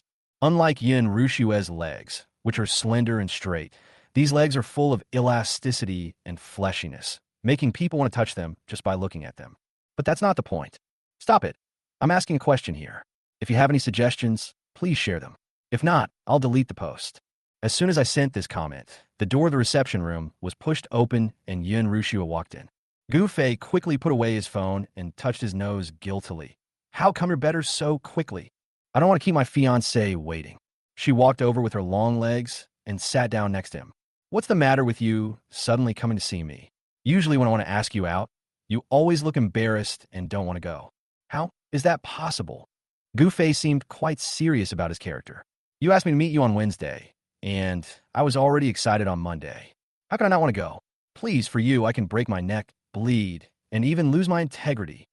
Yin Rushua almost laughed out loud.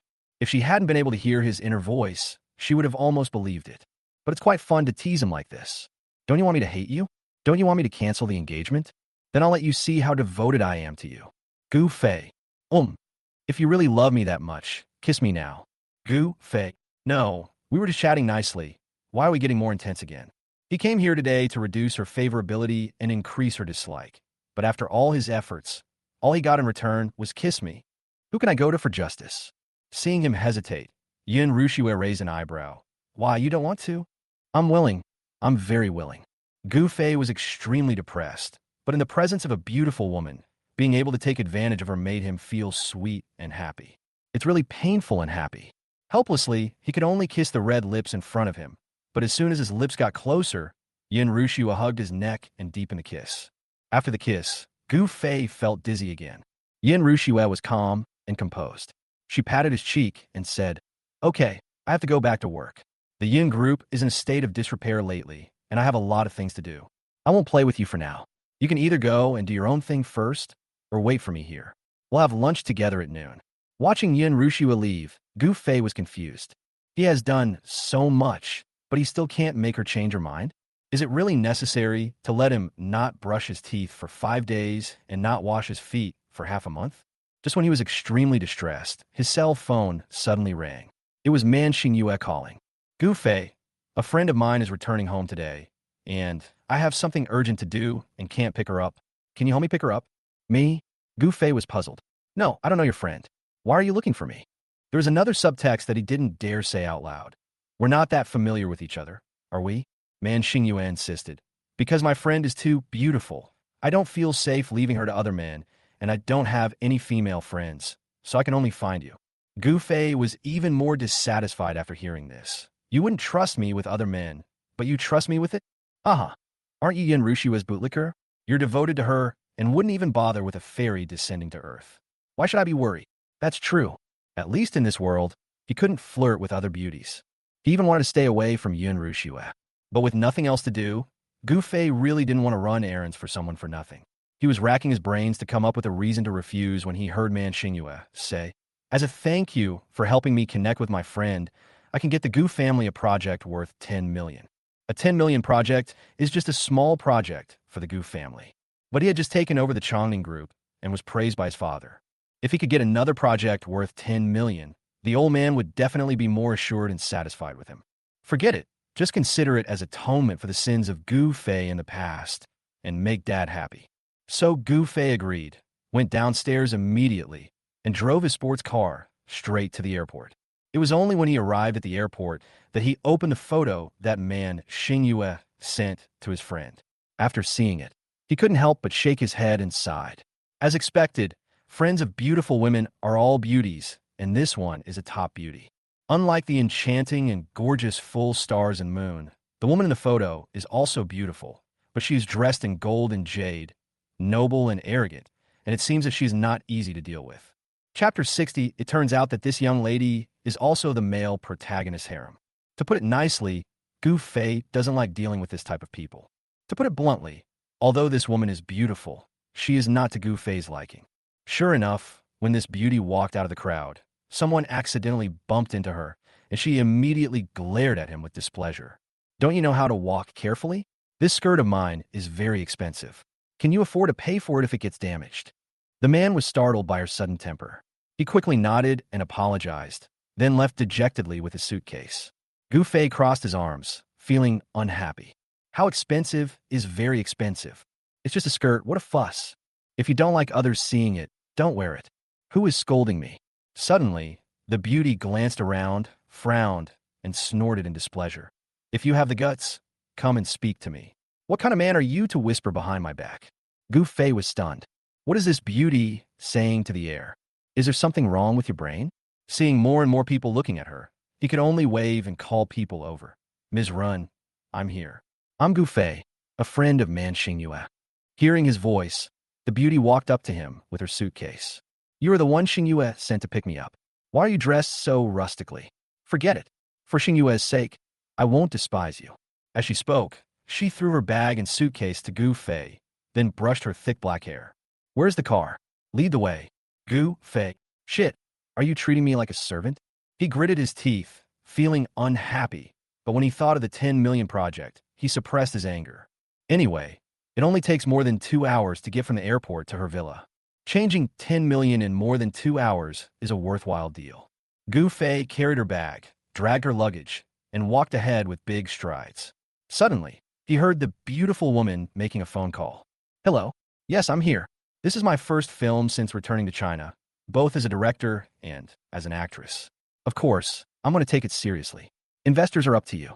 I can invest myself, but if you want to do me a favor, I can give you a 20% share. Filming a movie? So this beauty is a celebrity. No wonder she has such a bad temper and is so arrogant.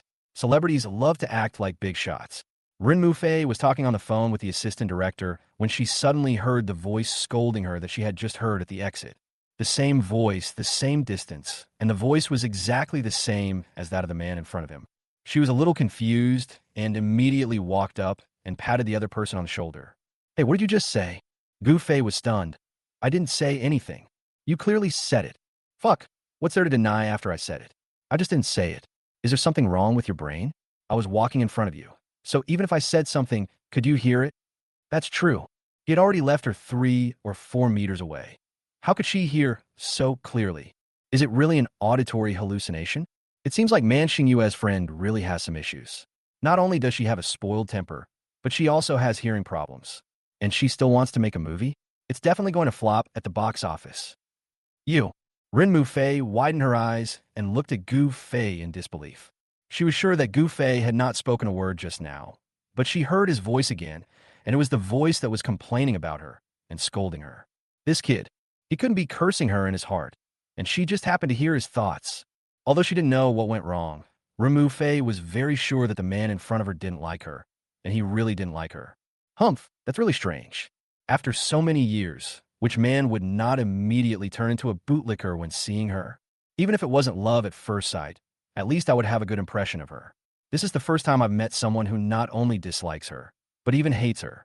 She looked Gu Fei up and down, feeling disdainful. He doesn't look that good either, far inferior to the pretty boys she has seen. I don't know what he is pretending to be. Let's go. What are you still looking at? If I get home late and am late for work, you'll be in trouble. Gu Fei shook his head. Yes, let's go, Mississippi. After finally getting in the car, Gu Fei yawned out of boredom while driving, thinking that once he sent her home, he would immediately go find Man Xingyue and get the project. Otherwise, if it drags on for too long, she might break her promise. Just as I was thinking about it, I heard Rin Mufei making a phone call. Hello? Yes, it's me, Rin Mufei. Upon hearing this, Gu Fei's eyes widened instantly, and he almost couldn't help but step on the brakes. Wait a minute, Ren Fei? One of the Dragon King's harem. The top movie star Ren Fei? Oh shit, I remember now. Ren Fei is indeed Man Xingyue's best friend, but Ren Fei is in the entertainment industry, while Man Xingyue is in the martial arts and business circles, so the two of them don't interact much. Later, Man Xingyue changed her mind and recognized her true self, all thanks to the ideological work done by this good friend. Because at that time, Ren Fei had already become one of Yi Wentian's concubines, the most humble one at that. She was no different from Princess Janning in The Deer and the Cauldron. She was completely perverted and devoted. It was strange that Yi Wentian would pay attention to her. Gu Fei was flustered and his whole body was numb. But he soon calmed down. It is said that if you have too many lice, you won't be afraid of itching. After provoking Yun Ruxue, he was at a loss. Then, he got along well with Lin Yuro, which made him feel confused. He became friends with Man Xingyue and felt like crying, but had no tears. Now, there's another Ren Fei. He wanted to see if this heroine would break down. Just as he was trying to regulate his emotions and mentality, Ren Fei also took a deep breath and clenched his fists. What is this guy talking about? Will she become Yi Wentian's harem? Or is she like Princess Janning in The Deer and the Cauldron? Nonsense. What a joke. She is the eldest daughter of the Ren family, the youngest winner of the Best Director Award at the Academy Awards, has countless fans, is gifted with extraordinary talent, and is destined to leave a mark in the history of global cinema. How could she possibly be a concubine in any man's harem? And the harem is so devoted. Just as she was thinking about it, Man Xingyue suddenly called. She bit her lip and answered the phone. Xingyue, who did you send to pick me up? Man Xingyue smiled and said, of course it's the person I trust the most. You trust him the most? Ren Fei was a little angry. Have you investigated him? Do you understand him? How can you say you trust him the most? Do you know what he says about you behind your back? She said you would become Yi Wentian's concubine, and that it was because I persuaded you to do so. How could I possibly let my best friend become a man's harem? Wouldn't that be pushing her into the fire? But Man Xingyue swore solemnly. Fei, I guarantee you with my integrity that Gu Fei is absolutely trustworthy. You don't need to doubt him. Chapter 61. I give my man a project so that the benefits don't flow to outsiders. Ren Fei was stunned. I have known Man Xingyue for so long, but I have never heard her talk about man. Not to mention trusting a man so much. She trusts Man Xingyue. So, she should also trust Gu Fei? But what did he mean by those words? Full of doubts, Ren Fei no longer harbored hostility towards Gu Fei, but the look in her eyes when she looked at him was still full of suspicion. When they arrived at the villa gate, Gu Fei was so happy that he could get rid of this woman soon. He got out of the car to help her carry her luggage, just to get her out as soon as possible. Seeing his attentive side, Ren Fei's impression of him finally improved a little. Thank you for picking me up. Give me the QR code. QR code? Gu Fei was puzzled. What QR code? Ren Fei raised an eyebrow. It's the errand fee. Do you want cash? I haven't had time to exchange it for RMB. I only have euros on me. Do you want it? This woman really treated him as a coolie. Gu Fei gritted his teeth and thought, since you insist on giving it to me, I'd rather not refuse it. He took out his phone and opened the QR code directly to see how much money she could give. One-time transfer of 300 yuan. Good. It's really a pure hard-earned price. She doesn't even want to give a tip. She's really arrogant and stingy. Gu Fei's impression of her became even worse. I've safely sent you home. Mission accomplished. I'll be leaving now. If you need anything, just go find Man Xingyue. After leaving the villa, Gu Fei finally breathed a sigh of relief. Fortunately, he didn't have much interaction with the heroine. After this trip, he should just stay away from her as much as possible in the future to avoid encountering any bloody incidents that would ruin the plot. On the way back, he suddenly received a call from Lu Xiangxiang. We're planning to hold a customer appreciation event this afternoon to thank all our new and old customers for their support over the past year. We prepared a lot of gifts. Would you be interested in joining us? Afraid that Gu Fei would refuse, she added before he could speak. The gifts are generous, and as a VIP who has opened a rare dragonstone, we have prepared a special gift for you. Please be sure to appreciate it. The special gift is ready, and the polite words of doing me a favor have been said. It would be awkward to refuse. Gu Fei had no choice but to agree, and then drove straight to Man Xingyue's company. He wants to strike while the iron is hot and get the project, so as to avoid any more trouble. When I read novels in the past, I always saw the male protagonist being harassed and blocked by the security guard at the door and the front desk. But when Gu Fei walked into the company, he was greeted with all kinds of welcome and courtesy. Not only did the receptionist not intend to stop him, she even personally led him to the elevator door, smiled, and helped him press the floor button before leaving. All I can say is that people's status is different and their treatment is indeed different. At the door of the top floor office, Gu Fei raised his hand and knocked on the door. A voice called "Come in" came from inside, and Gu Fei walked in directly. Who knew that as soon as I opened the door, I saw Man Xingyue standing in front of the sofa, wearing only a thin piece of underwear. His eyes widened instantly, and he turned around quickly. Damn, why is she not wearing any clothes? Man Xingyue was seen naked, but she didn't react at all. She silently picked up the clothes on the sofa and put them on before saying, "Okay, you've even seen me in a bikini. Why are you shy? How can this be the same? What's the difference?" Man Xingyue walked up to him with a smile. "Do you prefer the style of the underwear I'm wearing now?" This woman, still teasing him. You really don't treat him as a man. If she wasn't Yu Wentian's woman, he really wanted to teach her a lesson and let her know the consequences of teasing a man without any bottom line. Of course, he could only think about it because the women of the Dragon King male protagonist could not be touched, although he had already touched one of them. "Well, I'm here to sign a contract with you. It's worth 10 million. When will you fulfill your promise?" Man Xingyue smiled and said, "I knew you wouldn't come to me if you were fine. Why don't you call your uncle and ask him?" "Uncle? What uncle?" "Your dad."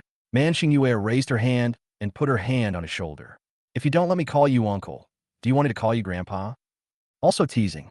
Gu Fei had to admit that he was indeed aroused, but in order to prevent the two of them from crossing the line, he could only push her hand away and take 2 steps to the side to keep a distance from her. "Otherwise, my heart really can't take it." He took out his cell phone, coughed, and called his dad. As soon as the call was connected, Gu Zhenhai's excited voice came from the other side. "Son, Dad was just about to call you. How come you are so awesome that you can even get the full family's order?" It turned out that Man Xingyue had already sent someone to my dad to sign the contract. This woman was quite particular. She started to make some moves while he was on his way to send Ren Mufei off. It seems that his worry that Man Xingyue would go back on her word was purely unnecessary. "Dad, it's just a small project worth 10 million. It's not difficult. It's not that difficult, son. It's not difficult for us to cooperate with the Man family, but this project has official endorsement, and it's also a stepping stone. If we get this project, we can follow the clues and get more official projects. I tell you, this project is worth at least 50 million. 50 million? So much?" Gu Fei was startled and couldn't help but look at Man Xingyue again. "I just helped her to connect with a friend, but she immediately gave her a project worth 50 million. Isn't this woman such a spendthrift?" How could he know that when she decided to give this highly sought-after project to Gu Fei, her secretary described her as a spendthrift? Her response was, "Giving my man a project is like transferring money from one hand to the other. This is called saving money and keeping it within the family. How can it be considered squandering the family fortune?" After hanging up the phone, Gu Fei scratched his head, feeling a little embarrassed. "Thank you. If you need my help in the future, just let me know." A girl is so open, and it would be unmanly for him to be so fussy about the errand fee. Man Xingyue smiled and said, "There is something I need your help with." "You say?" "I'm planning to hold a welcome party for Fei Fei at the bar tomorrow night. How about you be our escort to prevent any men from hitting on us or trying to get us drunk?" "I thought it was something else, is that it?" Gu Fei agreed immediately. He originally wanted to invite Man Xingyue to dinner at noon, but Man Xingyue had already made a lunch appointment with a client, so he had to go home first. As soon as I entered the door, Zhang Xiulan came up to me excitedly. "Son, you've really achieved great things quietly. You actually managed to win that official project of the Man family. Did you know that ever since the Man family put this project out for investment, your father has given Man Changwang a lot of good things?" But Man Changwang agreed, but the elders of the Man family disagreed, and your father had already given up. She touched Gu Fei's cheek lovingly. "If anyone calls my son a loser again, I'll get angry with them." Chapter 62. The female villain appears and starts cursing on the street when they meet for the first time. Not a loser, but not much better either. But he would definitely not let the two elders be implicated by him. After lunch and a short rest, Gu Fei drove to the Liu family stone workshop. Probably because they were holding an event to appreciate their customers, the stone shop was packed with people. As soon as Gu Fei entered, he was submerged in the crowd. He could only admire the stones on the first floor with the crowd and listen to gossip. He found that as long as the male protagonist was not around, passers-by were still very normal. At least not that AIY. The Liu family stone shop has been very popular recently, and the price of stone has also skyrocketed. I heard that the sales in the past week alone exceeded last quarter's. To get Imperial Green and Dragon Stone in one day, how could that not be amazing? For an ordinary person, if they could get any of them, they would have a good life and no worries about food and drink for 3 generations. Do you think this is a scam? Impossible. The one who opened the Imperial Green was a survivor of the Yi family's genocide, and the one who opened the Dragonstone was the eldest son of the Gu family. Who could possibly ask these two Buddhas to act as their agents? Gu Fei almost laughed out loud when he heard this. In the eyes of passers-by, he is actually a Buddha who is on par with Yi Wentian. If the male protagonist heard this, he would be furious on the spot. As he was walking, he suddenly heard a conversation between a mother and daughter nearby. Mom, those who can come to the Liu family's thank you party must be people who have opened good things. If we just get to know 1 or 2 of them, we can get to know rich people. That's right. Ronger, you must seize the opportunity to find a good man to marry. Otherwise, you will only be able to marry that loser Yi Wentian. Ronger? Madi Ye Lentian. Gu Fei looked in the direction of the voice and recognized it instantly. The mother and daughter standing next to him were Su Rinzhe, the blind date that the Yi family had arranged for Yi Wentian. She despised the poor and loved the rich, looked down on Yi Wentian, and would never marry him. But in the novel about the male protagonist Dragon King, anyone who looks down on the male protagonist Dragon King, regardless of gender, will not have a good ending. Su Rinzhe is no exception. She was like an idiot. She had been slapped in the face by Yi Wentian countless times, but she still pretended to be deaf and dumb. She believed that Yi Wentian was a loser and insulted him in various ways whenever she saw him. Until she married a perverted rich man. She was tortured by domestic violence and became half-human. She's a fairly common type of female villain. Gu Fei looked at Su Rinzhe, who was still quite glamorous at this time, and couldn't help feeling pity. Is it a big deal to be disdainful of the poor and in love with the rich? Doesn't Yi Wentian himself only look for rich women and flirt with wealthy girls? Doesn't he still look down on those girls from ordinary people? Since we are all the same, don't have double standards. Just as he was thinking about it, Su Rinzhe suddenly cried out, then raised her head and glared at Gu Fei fiercely. Are you blind? You didn't see me standing right here, and you still bumped into me. Have you never seen a woman in your life? Gu Fei, well, I just spoke up for you, and you turned around and scolded me. You deserve to be bullied by the male protagonist Dragon King. Before he could say anything, Su Rinzhe's mother pulled her aside and looked Gu Fei up and down with a wary look on her face. Where did you come from, you little bastard? Stay away and don't even think about hitting on my daughter. My daughter doesn't like the likes of you. What is a gangster? The clothes he is wearing cost at least 20,000 or 30,000 yuan. Which gangster can wear such expensive clothes? Gu Fei was unconvinced, but just as he was about to retort, a sweet and gentle voice rang out from above his head. Mr. Gu, I've been waiting for you for a long time. Why are you still on the first floor? Do you want me to come down and pick you up in person? As soon as this voice came, everyone on the first floor couldn't help but look up at Liu Xiangxiang. I saw Liu Xiangxiang standing at the fence on the second floor, smiling with her lips curled. The Cheongsam outlines the perfect curves, and the bright red lips have a unique flavor. She just leaned against the fence casually and lazily, and she looked so charming that all the men drooled. It's Miss Liu. It's so beautiful. Oh my God. Miss Liu's figure is unmatched. No one else can compare. Su Rinzhe was also very excited when she saw Liu Xiangxiang. Mom, Miss Liu said that Mr. Gu is on the first floor. Please help me find him. If I can marry Mr. Gu, I won't have to worry about anything in my life. Okay. Mom will help you find it right away. When you find it later, you must try to get close to Master Gu. Even though he already has a fiancée, it would be just as well if you could curry favor with him and become his secret lover. Gu Fei, I went there. What are the 3 views of this mother and daughter? How can you become someone else's lover right away?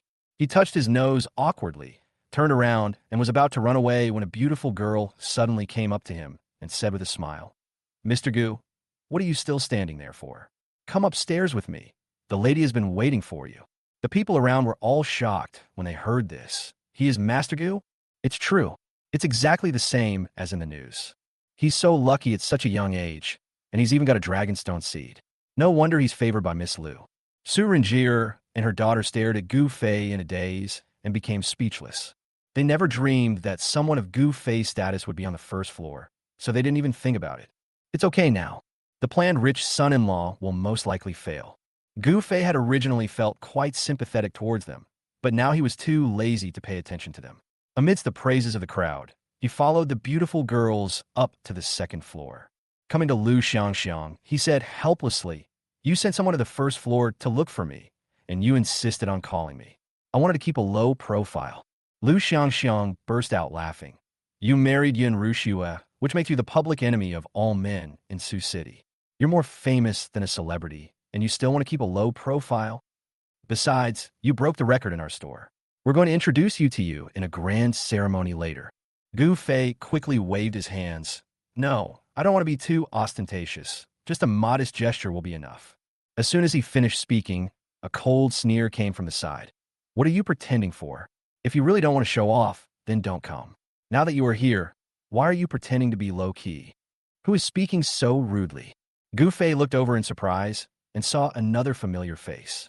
Yuan Bai, Man Xingyue's senior brother, and also the villain in Man Xingyue's storyline. But Man Xingyue is not here, so what is this kid doing here? Lu Xiangxiang shook her head. "Mr. Yuan, I personally invited him here. He came to give me face. How can you say he is pretending? If the most important VIPs of our restaurant are considered pretenders, then all the guests who came today, including you, Mr. Yuan, are pretenders." Yuan Bai was surprised that Lu Xiangxiang would confront him just to defend Gu Fei. He immediately turned furious. "Humph, just protect him. I want to see how long this brat's luck can last." Gu Fei listened to Yuan Bai's targeted words, but didn't take them to heart at all, because he knew that this kid would soon be dealt with by Yi Wentian. Just as I thought of this, I suddenly caught a glimpse of a tall figure on the first floor out of the corner of my eye. It was Yi Wentian. Chapter 63. You were so obedient just to get a slap in the face later. He is here too? That's right. The dragon stone he opened is indeed powerful, and the imperial green is also a good thing. It is normal for Lu Xiangxiang to invite Yi Wentian. You should have thought of it earlier. Yuan Bai was present. Su Renjie was present. This was a face-slapping plot for the male protagonist of Dragon King. Lu Xiangxiang held a thank-you party for old customers and invited Yi Wentian, who had invented the imperial green tea, to attend. However, Lu Xiangxiang's subordinates looked down on Yi Wentian and deliberately ignored him, making him sit in the corner. This made Su Renjie ridicule him even more and add insult to injury. Unexpectedly, when the thank-you party began, Lu Xiangxiang personally invited Yi Wentian out as a VIP and announced that he had opened the imperial green coin. The whole audience was shocked. Su Renjie slapped herself in the face and hurriedly tried to please Yi Wentian, but it was too late. Thinking of all this, Gu Fei felt relieved for the time being. He has nothing to do with the face-slapping segment tonight, so just leave everything to Su Renjie and others. Sure enough, when he peeked downstairs, he saw several employees questioning Yi Wentian with unfriendly expressions. "Are you a high-ranking customer too? You have no proof, no invitation, and you're relying solely on your words. Who would believe you? Stay on the first floor. The second floor is not a place for you." Faced with the doubts, Yi Wentian had no intention of explaining at all. The staff told him to go to the corner, and he went there obediently. Hee, are you being so obedient just to show off and get slapped in the face later? Looking at it from his perspective, Yi Wentian is quite disgusting. He would do anything to show off and slap others in the face. He could have clearly produced proof or called Lu Xiangxiang to confirm, but he chose to pretend to be innocent and made things difficult for a diligent grassroots staff member. Soon, the thank-you party will begin. As a special guest, Gu Fei sat in the best seat. As the second-class VIP, Yi Wentian should have sat in the first seat below Gu Fei, but in order to show off, he cooperated with the staff and sat in the corner. His face was calm, but Gu Fei could see that he was definitely looking forward to his grand appearance and trying to show off. As the store owner and the host of this thank-you party, Lu Xiangxiang stood on the stage and gave a humorous speech into the microphone, making the whole room laugh from time to time. As the program entered the awards ceremony, the atmosphere immediately became lively. Lu Xiangxiang was very generous and brought out a lot of good things this time. Even the most ordinary old customers can get jade materials worth hundreds of dollars. Those who meet the consumption standards can even receive gold carvings. The atmosphere on the scene reached its climax until the top VIP award ceremony. There are 5 top VIP guests in total. The 5th person went on stage and received a jade pendant worth more than 2,000 yuan. The fourth person went on stage and received a jade bracelet worth more than 3,000 yuan. The third person went on stage to receive the latest Apple phone. When the third person walked off the stage with a smile, Gu Fei immediately sat up straight and looked towards the corner. Because the second one is Yi Wentian. Yi Wentian also sat up straighter, his eyes radiating excitement that was hard to conceal. As soon as he stepped onto the stage, it was enough to scare the staff who had just made things difficult for him out of their wits.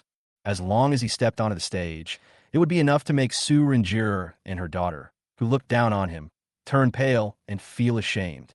After spending 7 years in the North, he knows too well how to criticize before praising. The patience and humility just now were for the glory of standing up at this moment. For this moment, he slapped the faces of those who looked down on him. Lu Xiangxiang stood on the stage, already holding out the second-place prize. The second-place VIP has won an Imperial Green Jadeite in our store, which is truly unprecedented. Therefore, we have prepared a ruby necklace worth 10,000 yuan for him. Everyone present was filled with envy and shock when they heard this. Oh, that ruby is probably worth more than $10,000, right? Even if it's only worth 10,000 yuan, it will definitely appreciate in value after being touched by Lu Xiangxiang. It can be sold for at least 20,000 or 30,000 yuan. The Lu family was really generous this time. They gave away dozens of dresses, with a total value of over 300,000. That's because they make a lot of money. With a piece of Imperial Green Jade or a piece of Dragonstone Jade, they can earn hundreds of thousands just from processing fees. They're really lucky. Especially Su Renjie and her daughter, they were so excited that they couldn't sit still. Renjie, if you can't curry favor with Master Gu, you can curry favor with the boss who sells Imperial Green. You won't have to worry about your life anymore. Su Renjie giggled and said, "Don't worry, Mom. I'll definitely find out who opened the Imperial Green and get his contact information. When I get back, I'll work hard on him." Yi Wentian couldn't help but sneer when he heard this conversation. "With your looks, even if you were naked and standing in front of me, I wouldn't even look at you twice. What's more, you dare to look down on me. I'm being merciful by not letting your family be destroyed, and you still want to marry me? Go and dream your big dream." He clenched his fists, ready to stand up. But at this moment, Lu Xiangxiang smiled and said, "It's just that the second distinguished guest doesn't seem to be here yet. In that case, I'll keep the gift for him first and have someone deliver it to him later. Now let's solemnly invite out the first distinguished guest, Gu Fei, Master Gu." Yi Wentian. Gu Fei. No, the second VIP has arrived and is sitting in the corner. Gu Fei wanted to remind Lu Xiangxiang, but at this time the lobby was already filled with applause and everyone's eyes were focused on him. He could only stand up, waved, and walked to Lu Xiangxiang's side, reminding her softly, "Hey, Yi Wentian is not absent. He is here, sitting in the corner." "Oh, really?" Lu Xiangxiang smiled like a little fox. "My eyesight is poor, so I didn't see it. Since his part has already passed, there's nothing I can do. Let me interview you first." She introduced herself into the microphone. "The person standing next to me is the VIP who opened the legendary Jadeite, the Dragonstone Jadeite, in our store. He is the son of the Gu family and also my friend. Let's give him a big round of applause." Bang, bang, bang. Applause rang out again, and Gu Fei could only bow slightly and say, "Thank you all for your kindness. The reason I was able to open the Dragonstone species, besides the factor of luck, is mainly because the Lu family stone workshop uses genuine materials and does not use some garbage to pass off as good ones. So I am here to express my special thanks to the Lu family and Miss Lu." He and Lu Xiangxiang smiled at each other. The reporters below captured this scene and quickly pressed the shutter button. So, the next day, all major media and newspapers used this photo when reporting on this thank you party. Lu Xiangxiang smiled and said, "Mr. Gu, you are too polite. As a gift to thank you, I have taken out a pair of plum-shaped, jade-inlaid gold picio that my grandfather personally carved and treasured for 13 years. I hope you will accept them." As she spoke, she opened the brocade box and placed a pair of lifelike golden picio in front of Gu Fei. Chapter 64. The male protagonist of Dragon King was ignored and became a transparent person throughout the whole process. Seeing the golden picio, Gu Fei was completely stunned. "I thought she would prepare a gift worth at most 10,000 or 20,000 yuan. For people of their background, receiving a gift worth 10 or 20,000 yuan is no different from an ordinary person receiving a gift worth a few dollars. Just for fun, just for show. But this pair of golden picio is worth at least hundreds of thousands, right? He looked at Lu Xiangxiang in surprise. Is this too expensive? Lu Xiangxiang smiled and said, if Imperial Green is unprecedented and unrivaled, then your Dragon Stone is probably a unique and one-of-a-kind gem. It will never be found again. As a lasting commemoration, I am willing to personally give you a gift of equal value. How can it be considered expensive? The people below also followed suit. That's right, Mr. Gu. Just accept it. I heard you gave all the scraps of Dragonstone to Miss Lu. Those alone must be worth millions, right? What's the point of taking a golden picio worth a few $100,000? Yeah, you deserve it. It would be fake to be polite. Hearing the shouts from below, Gu Fei smiled and had no choice but to close the lid and put the brocade box in his hands. Then I will respectfully obey your orders. I wish the Lu family's business will continue to prosper, and I also wish Miss Lu all her wishes come true. Gu Fei returned to the VIP seat with the brocade box, feeling both grateful and excited. I didn't expect Lu Xiangxiang to be so generous. However, when his eyes caught sight of Yi Wentian, he could no longer laugh, because Yi Wentian was staring at him with eyes that looked like he wanted to kill his entire family. Not Buddy. It was Lu Xiangxiang who didn't see you. It was Lu Xiangxiang who didn't point at you. Not me. Why are you glaring at me? After the most important guests received their prizes, the thank you party came to an end and the banquet began with free time. Gu Fei guessed that something bad was bound to happen with the male protagonist Dragon King around, so he prepared to run away. But as soon as he walked down the stairs and reached the first floor, he was blocked by Su Renjur and her daughter. Mr. Gu, what are you doing in such a hurry? Gu Fei laughed dryly. I have to pee urgently. I'm leaving now. Hey, Mr. Gu, don't be so anxious. Su Renjur hugged his arm tightly and threw him a coquettish look.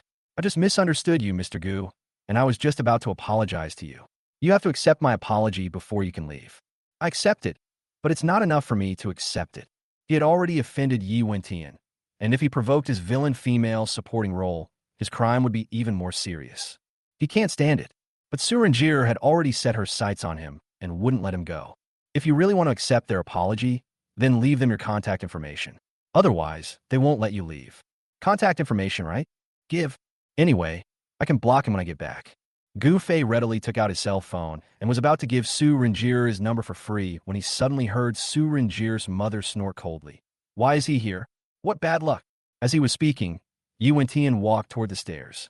He wanted to go upstairs to find Lu Xiangxiang. He was invited as a VIP, but never received any VIP treatment from beginning to end, which made him feel very upset. But he didn't want to admit that this anger was because the popular beauty ignored him, so he could only blame Gu Fei. According to his experience, as long as this guy is around, he will definitely be up to no good. It was as if all his luck had been snatched away by Gu Fei. So when he walked over, Gu Fei, Su Renjur, and others saw him at the same time, and their eyes all fell on him. Su Renjur and her mother looked at each other with disdain and disgust, while Gu Fei was so depressed that he wanted to drag the system out and beat it with 30 sticks. The male protagonist's plot always breaks down. Moreover, the male protagonist always puts the blame for the collapse of the plot on his head. If things continue like this, the Dragon King male protagonist will not just be able to resolve the issue by bankrupting the Gu family. In all likelihood, his family will be destroyed. He can still fool the male protagonist, the Dragon King, with ordinary small matters. But if a fight really breaks out, 10 of them won't be enough for the Dragon King to handle. Even in such a complex, fearful, and tangled state of mind, Gu Fei's first reaction when he saw Yi Wentian was to maintain his character. Hey, who did I think it was? Isn't this the stinky loser Yi Wentian who shamelessly ran into my engagement ceremony to steal my bride, only to be chased away by my wife and have to leave in disgrace? When Yi Wentian heard this, his face turned cold, but he couldn't say anything to refute. Because, although Gu Fei's words were humiliating, they were all true. Su Renjur had always disliked Yi Wentian, and when she found out that Gu Fei also disliked him, she immediately joined in the discussion. Haha, not only did he go and disrupt your engagement ceremony, Master Gu, he even wanted to get engaged to me, but I rejected him. A loser like him who has nothing and can't even make a living, and he wants to be a son-in-law? What a fantasy! Su Renjur's mother was even more venomous.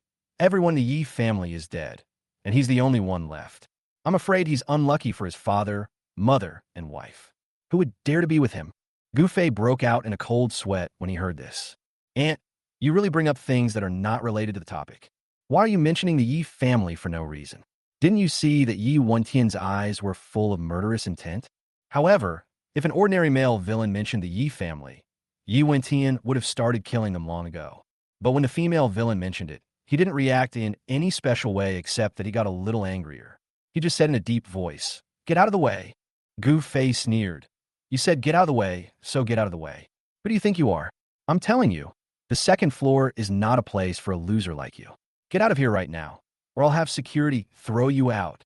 Su Renjir pouted. "You're so lucky to be able to sneak into a place like this, and you dare to show off and even want to go to the second floor? You're such a joke." Yi Wentian clenched his fists. "I got the Imperial Green. I'm the second-rank VIP at this thank you party. Why can't I go upstairs?" "What?" When these words were spoken, Su Renjir and her daughter were stunned. "He got the Imperial Green. How is this possible?" The two looked at each other, quickly recovered from their shock, and burst into laughter. "You got Imperial Green? Uft. Who are you trying to make fun of? If you got Imperial Green, how could you get to such a remote position? I'm in a better position than you." "That's right. Mr. Gu is the #1 VIP. If you were #2, how could Mr. Gu not know? You must have heard Miss Lu say the second VIP was absent, so you came here to impersonate her. You're so shameless." Gu Fei stood aside and remained silent. No way. According to his personality, it is impossible for him to speak for Yi Wentian at this time.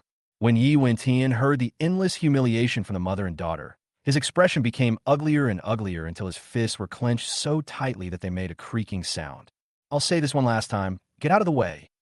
This posture, Gu Fei suddenly became nervous. The male leader of the Dragon King was going to hit someone. Chapter 65. I taught a bastard a lesson, and Miss Lu wants to protect him? But he is Gu Fei. He is the villain. He completely disregards Yi Wentian. Whenever he sees him, he wants to provoke him, scold him, beat him, and step on him under his feet.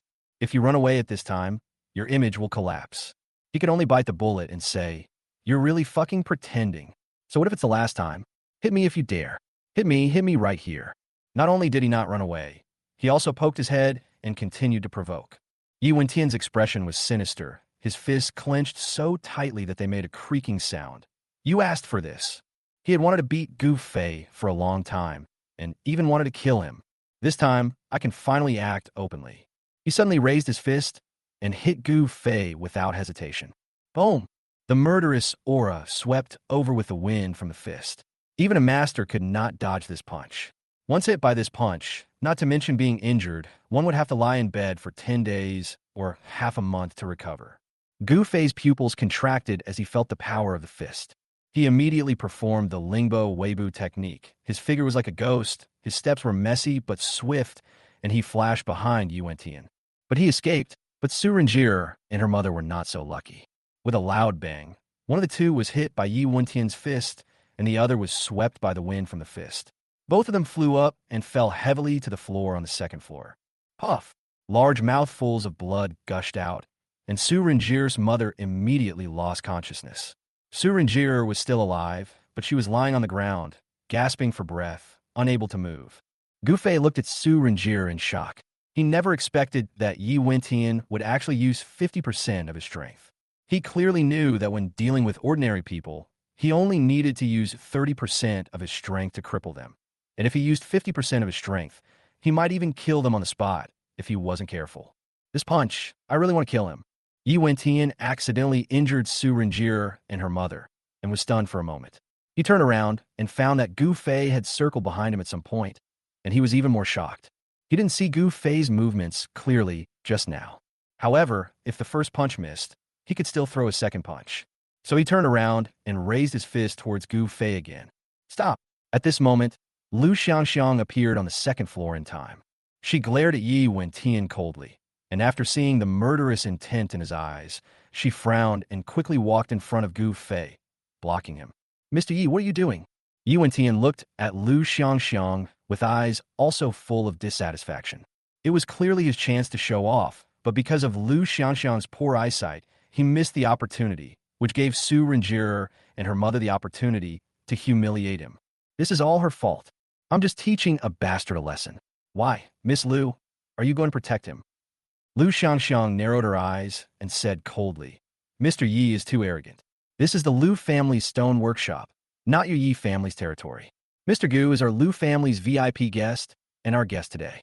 The Liu family does not have the habit of watching guests being offended and then ignoring it. She is always polite and smiling when facing guests. This was the first time she spoke so coldly, which showed that she was really angry. Yi Wentian was also extremely angry, and he was unwilling to give face to Liu Xiangxiang. You protect your customers, and I fight my enemies. We have nothing to do with each other. At worst, we will see in the end whether you can protect them or I can take revenge. As he spoke, he snorted coldly, his whole body shook, and he exuded a murderous aura again. Judging from the situation, if he doesn't beat Gu Fei to a pulp today, he will not have a good ending. Liu Xiangxiang frowned and was about to speak when a loud laugh suddenly came from the second floor. Ha ha! Young friend of the Yi family, what's got you so angry? Gu Fei looked up and was surprised to find that the person who came was Liu Xiangxiang's father, Liu Yinqing, the old man of the Liu family. Why did the old man appear so early? Shouldn't he have waited until Yi Wentian was seriously injured and came to the Liu family for refuge before appearing? The old man needed the ancient divine jade to heal his internal injuries. Liu Xiangxiang went to great lengths to obtain it, but the family didn't know how to use it, so they could only guess blindly. It wasn't until Yi Wentian arrived and explained that the ancient divine jade needed to be soaked in the snow water of the northern border to show its magical effects that the old man's internal injuries were healed. In order to repay Yi Wentian's great favor, they not only helped Yi Wentian defeat his opponent, but also brought Liu Xiangxiang and Yi Wentian together. Eventually, Liu Xiangxiang was taken into Yi Wentian's harem. The plot hasn't even started yet. Why did the old man come out? Gu Fei was shocked, and he had a feeling that the plot of this episode was going to go astray again. Liu Xiangxiang, who was standing by, was shocked when she heard Gu Fei's thoughts, and her face changed drastically. It turns out that the magic jade needs to be soaked in the snow water of the north to show its magical effect. Very good. She was tossing and turning in bed, unable to sleep because of the magical jade, and even suspected that she had gotten a fake. It turned out that she just didn't find the right way to use it. Thinking of this, she quickly looked up at Liu Yinqing and said, "Dad, I don't know what's wrong with Mr. Yi. He suddenly injured two of our guests and is now trying to attack our VIP guest, Mr. Gu. I just tried to persuade him to calm down, but he didn't listen at all. He even wanted to attack me. I don't." Yi Wentian looked at Liu Xiangxiang in disbelief. He didn't expect that she would slander him for Gu Fei. Old Master Liu holds a very important position in Su City and should not be provoked easily. He could only walk up the stairs and said solemnly, "No matter what the situation is, I will never hurt Miss Liu." Liu Yinqing smiled and stroked his beard, saying calmly, "Not harming my daughter is the most basic thing. However, since you're a guest at the Liu family, you should abide by the Liu family's rules. Now that you have injured my guest, how do you expect me to explain?" Yi Wentian frowned and said, "I was inconsiderate. I am willing to take full responsibility." After saying that, he clapped his hands. In an instant, two people jumped in front of him from nowhere. Yi Wentian said coldly, "Take Su Rinjur and her mother back and take good care of their wounds." Yes. The men immediately stepped forward. One carried Su Rinjur, the other carried Su Rinjir's mother, and hurried downstairs and left. Gu Fei looked at it and shook his head. The two men were so badly injured that they couldn't be moved easily, lest their injuries become worse. As a result, Yi Wentian's men didn't even bother to take good care of the thing, let alone take good care of it. They just carried it on their shoulders and took it away in a bumpy ride. Who believes that they will be treated well when they are taken back? It would be a courtesy if you didn't just bury him on the spot. However, it seems that Liu Yinqing doesn't care about Su Rinjir's life or death at all. He is just afraid of being implicated. So when he saw Yi Wentian's men behaving so irresponsibly, he said nothing and pretended not to see it. Forget about the two of them, but young Master Gu is our most distinguished guest at the thank you party. Young friend from the Yi family, would you please give me some face and let him go? Chapter 66. Caught buying couple jewelry with another woman. Yi Wentian glared at Gu Fei with a sinister expression and said, "All right, I'll let him off this once for the sake of this old man. But if he falls into my hands next time, he won't be so lucky." After saying that, he snorted coldly, turned around, and went straight downstairs. If he had known that he would be ignored today, he would never have come here. I specially made time to attend the thank you party in order to get closer to Liu Xiangxiang and at the same time show my face in the Jade Circle. Who knew it would backfire? Not only did he fail to show his face, but he was also humiliated. When passing by Gu Fei, Yu Wentian gritted his teeth and whispered, "Let's wait and see," before striding away. Gu Fei breathed a sigh of relief and looked at Old Man Lu with gratitude. If he hadn't shown up today, I would have been severely beaten. According to the original plot arrangement, he was supposed to receive his first beating at the engagement ceremony, but based on the plot at the time, he only had his 2 arms broken and he only needed to recuperate later. Now, Yu Wentian will not let him go unless he loses half his life. So he really didn't want to be beaten. Dad! Lu Xiangxiang was very excited and walked quickly to Lu Nianqing. "I already know how to use that piece of jade. Your internal injuries can be cured." "Really?" Lu Nianqing was shocked. "How did you know?" Lu Xiangxiang pursed her lips and smiled, then glanced back at Gu Fei. She then stood on tiptoe and leaned over to Lu Nianqing's ear and said, "Master Gu told me that, but Master Gu didn't want our family to remember his favor, so he didn't allow me to say that." "Dad, just pretend you didn't know it was him who said that." It turned out to be Mr. Gu. Mr. Lu immediately looked at Gu Fei with gratitude.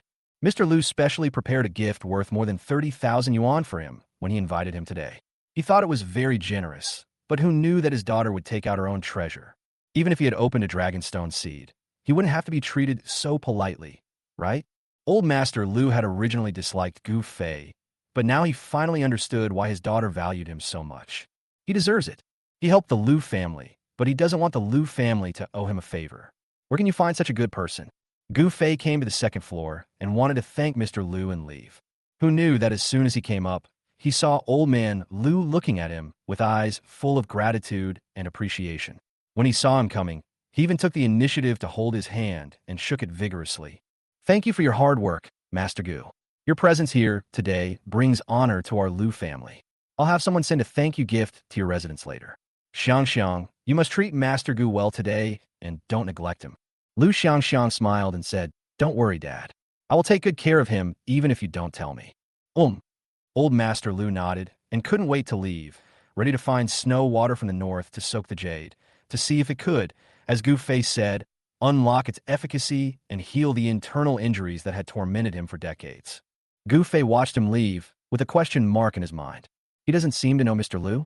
This old man is a little too enthusiastic about himself. "Mr. Gu, the thank you party is over. How about we go out for a stroll?" "Okay." Gu Fei had nothing to do, so it wouldn't hurt for him to accompany her for a walk. Moreover, the storyline and emotional line between Lu Xiangxiang and Yi Wentian have not officially started yet, so it would not be a big deal if he interacted with her a little more. It's better than going back to Yun Ruxue. Lu Xiangxiang drove directly to a large shopping mall with Gu Fei. "I'm planning to go abroad next month. It's not convenient for me to wear Chong Sam all the time. You can be my advisor and help me find some suitable clothes to buy." She took Gu Fei into the clothing store she frequented most. Any piece of clothing here costs tens of thousands of yuan, and there are also limited editions of big brands that cost hundreds of thousands of yuan. Most people don't even have the courage to come in and shop, let alone buy things here. Lu Xiangxiang casually picked up a dozen sets of clothes and put them in the fitting room, then put them on one by one for Gu Fei to see. Gu Fei and Lu Xiangxiang were not very familiar with each other, so he didn't have the nerve to really comment on her. Every time she wore a new outfit, he would politely give her a thumbs up and say, "Beautiful." But I was complaining madly in my heart. "This dress is only suitable for my mother, but it's too old-fashioned, especially since you have such a sizable figure. Buttoning it up makes you look even more hunky." "Beautiful. Wearing a bright red dress abroad? Are you worried there aren't enough thefts and shootings? You'll definitely be targeted by criminals the moment you step off the plane if you dress so ostentatiously. This set looks great. Finally, I have a set that looks good. The black color not only sets off my temperament, but also makes me look sexy and charming. The most important thing is that this set fits the skin and highlights my figure, and there's a thin jacket to cover it up so that it is not too eye-catching." After trying on more than a dozen sets of clothes, Gu Fei smiled and said, "You are indeed a beauty. You can wear every set so beautifully." Lu Xiangxiang just smiled without saying anything. She picked out the sets that Gu Fei had praised in his heart and threw them to the clerk. "Please help me wrap it up." Gu Fei was stunned when he saw it. What the hell? How come this woman's taste is exactly the same as his? They're so in sync. She bought the very sets he liked. Why didn't I realize before that the two of them were so in tune with each other? After buying clothes, Lu Xiangxiang took him to go shopping for jewelry. The salesperson took one look at them and immediately pulled out their newly released couples necklaces. This necklace set is one of our newest models. The men's is understated and luxurious, with a gold base and obsidian complementing each other beautifully. The women's is exquisite and noble, with the combination of diamonds and sapphires elegant and sparkling. Together, they're a perfect match made in heaven. Gu Fei smiled awkwardly. You misunderstood. He was about to explain that he and Lu Xiangxiang were not a couple when Lu Xiangxiang interrupted him on the spot. Gu Fei, help me put on. Do you want to wear this? Under the salesperson's stare, Gu Fei was too embarrassed to refuse, so he could only pick up the sapphire one, raise his hands, put them around Lu Xiangxiang's neck, and helped her put it on. Lu Xiangxiang looked in the mirror and said, Gu Fei, how about you help me try on this men's necklace? Don't worry, I'm not asking you to wear it with me. I just want you to help me try out the style. Oh sure, just try it out. It won't ruin your character. Big men don't need to be so particular. Gu Fei agreed immediately. Lu Xiangxiang immediately picked up the men's necklace and put it around Gu Fei's neck. But she didn't put on from back to front. Instead, she tiptoed and put her hands around the back of his neck, gradually forming an action of throwing herself into his arms and hugging his neck. The tip of his nose was filled with the subtle fragrance of her body and hair, and he could feel her warmth through the thin clothes, and Gu Fei swallowed hard, and his palms felt a little hot. Just as her nose was getting closer and closer to his neck, almost about to kiss it, a cold voice suddenly came from behind him. What are you doing? Chapter 67. She actually gave him her dowry. What was this woman's plan? Gu Fei's whole body stiffened. He turned around and saw that it was really Yin Ruxue. She and Lin Yuro stood side by side, staring at him with frosty faces. At this time, Lu Xiangxiang and he were even still hugging each other. Lin Yuro narrowed her eyes and reminded, Gu Fei, how long do you plan to hold her? Gu Fei finally reacted, pushed Lu Xiangxiang away, and rushed to Yin Ruxue to explain. Baby, listen to my explanation. Things are not what you think. Lu Xiangxiang and I have nothing to do. I was just helping her try on a necklace. Necklace? Yin Ruxue looked at his neck and realized that Gu Fei was wearing an obsidian necklace, which seemed to be a couple's necklace with the one Lu Xiangxiang was wearing. Her eyes darkened. She untied the necklace from his neck, threw it on the counter, and then walked up to Lu Xiangxiang in high heels. Miss Lu, don't you know that Gu Fei is already engaged? Lu Xiangxiang picked up the necklace on the counter and said with a smile, such a big thing. Who in the whole Sioux City doesn't know about it? Of course I know about it too. Yin Ruxue snorted coldly. Since you know this, why did you ask my fiancée to go shopping alone? It doesn't matter if Miss Lu doesn't care about her own reputation, but don't let my fiancée get scolded. The salesperson at the counter looked at the three beauties in front of him and swallowed hard in shock. Oh my God. Normally, it would be a blessing to meet such a beautiful one. 3 of them came today. Moreover, 2 of them were so jealous of a gangster-looking man that they started a fight. What good things did this man do in his previous life to have such good luck and love? But how could she know that Gu Fei didn't feel lucky at all? Now he only had regrets, immense regrets. I shouldn't have agreed to let Lu Xiangxiang go shopping with her. Isn't this just looking for trouble? Even if Lu Xiangxiang's heroine plot hasn't officially started yet, she's still a dangerous person. How could I not have any risk awareness at all? Now, Yin Ruxue and Lu Xiangxiang are arguing. How should I, a bootlicker, handle this? I've never been a bootlicker before, so how would I know? How about calming by Ruxue down first and taking her away? Otherwise, if she really starts arguing with Lu Xiangxiang, things will get really serious. These 2 people have great status and abilities in Sioux City. If they start fighting, both will suffer. I don't want them to get hurt because of me. The 3 women present, Yin Ruxue, Lin Yuro, and Lu Xiangxiang, heard Gu Fei's thoughts at the same time, but their expressions were different. Lu Xiangxiang was very satisfied. Although they didn't have much contact, Gu Fei still had some feelings for her. At least he didn't stand on Yin Ruxue's side between her and Yin Ruxue. He also knew how to feel sorry for her and didn't want to hurt herself. That's enough. Lin Yuro chuckled. If she doesn't make any noise or trouble, she won't feel like she exists, right? This little liar's mind was full of Yin Ruxue and Lu Xiangxiang, and he didn't consider her existence or mood at all. Okay, then she can participate too. Bai Ruxue's face was extremely cold. She was the first one to know Gu Fei, and was the only goddess in Gu Fei's heart. She was engaged to him and had many close contacts with him. She even made up her mind to spend her whole life with Gu Fei. But she did so much and had so many advantages. But in Gu Fei's heart, she still couldn't crush Lu Xiangxiang. She could only be on equal footing with her and become one of the people whom no one wanted to get hurt. This little bastard. Is his heart made of stone, and he hasn't really fallen for her yet? Gu Fei didn't realize that his thoughts were completely exposed. He grabbed Yin Rushue's hand and said, "Baby, I'm hungry. Let's find a place to eat something. How about I explain it to you while we eat? Oh, by the way, I came to the Liu family's thank you party today and received a prize. Do you like it?" As he spoke, he took out a pair of golden pichio and handed them to Yin Rushue.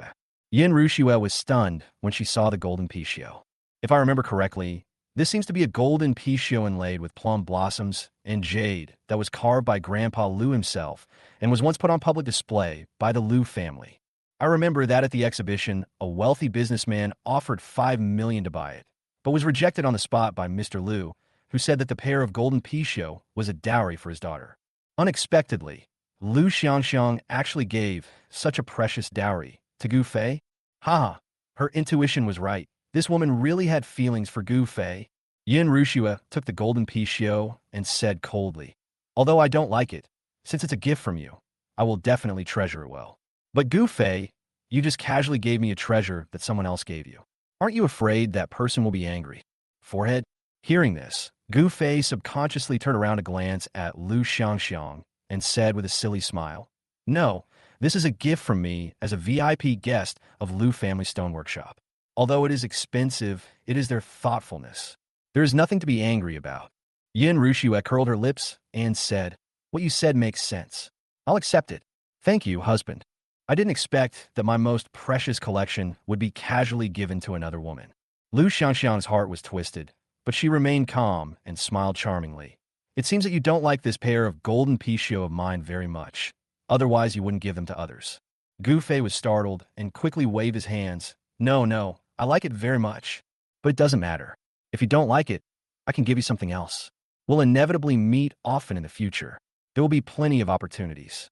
She narrowed her eyes seductively, knowing that under the current circumstances, she could not win over by Rushu. So she walked up to Gu Fei, suddenly raised her foot to kiss him on the cheek, and whispered in his ear, "Thank you for shopping with me and helping me try on the necklace. I'll keep this men's couple's necklace for you. Sooner or later, you'll wear it again." After saying this, she asked the salesperson to pack up the necklace, and then she left the mall with the necklace, swaying her waist. Finally got rid of one. Gu Fei breathed a sigh of relief, turned around, and looked at Yun Rushue in a flattering manner. "Baby, shouldn't you be working at this hour? How do you have time to go shopping?" Yun Rushue didn't want to appear jealous, so she stopped talking and said, "Yuro and I are planning to jointly purchase a shopping mall and are currently selecting a location." Hearing this, Gu Fei was speechless. Other women go shopping to buy clothes and shoes, but you're so awesome that you just open your mouth and ask to buy a shopping mall. What a rich and inhumane person. However, although the Yun family and the Lin family are both wealthy, they're not rich enough to buy shopping malls casually, and Gu Fei does not remember that they have ever done a joint business venture. Never mind. Anyway, these two female protagonists have done more than one or two outrageous things, so he is not surprised at all. He simply asked directly, "Why did you buy them all?" Chapter 68. Telling you 2 prescriptions to make you rich right where you are.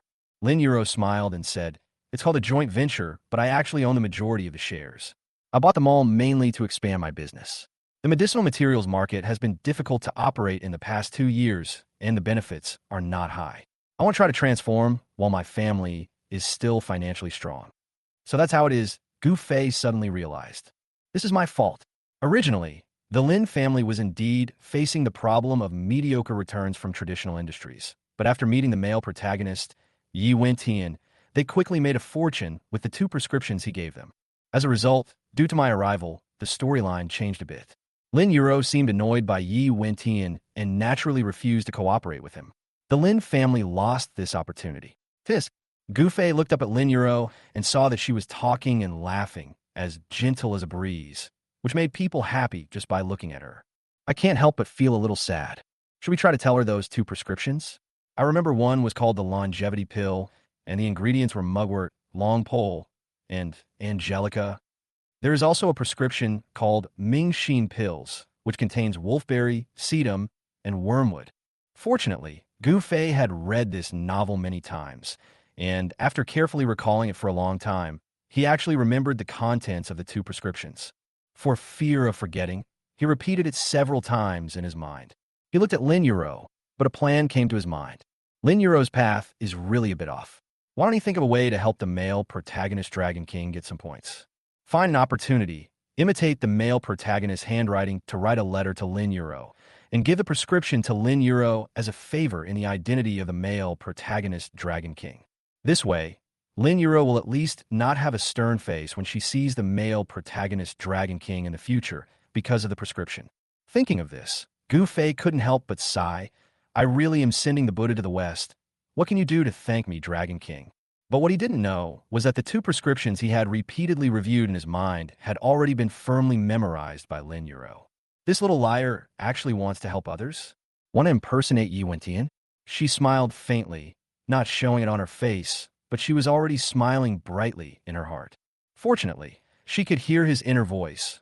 Otherwise, she would have to be nice to him because she owed Yi Wentian a favor for no reason. Similarly, Yin Rushue also heard his thoughts, but she did not show any expression. Lin Yuro is her best friend, and she is happy to see her family business prosper with help. Gu Fei didn't care at all about the increased affection between Lin Yuro and Yi Wentian. This showed that he had no romantic feelings for Lin Yuro, which made her even happier. All three of them were happy, and the atmosphere suddenly became lively.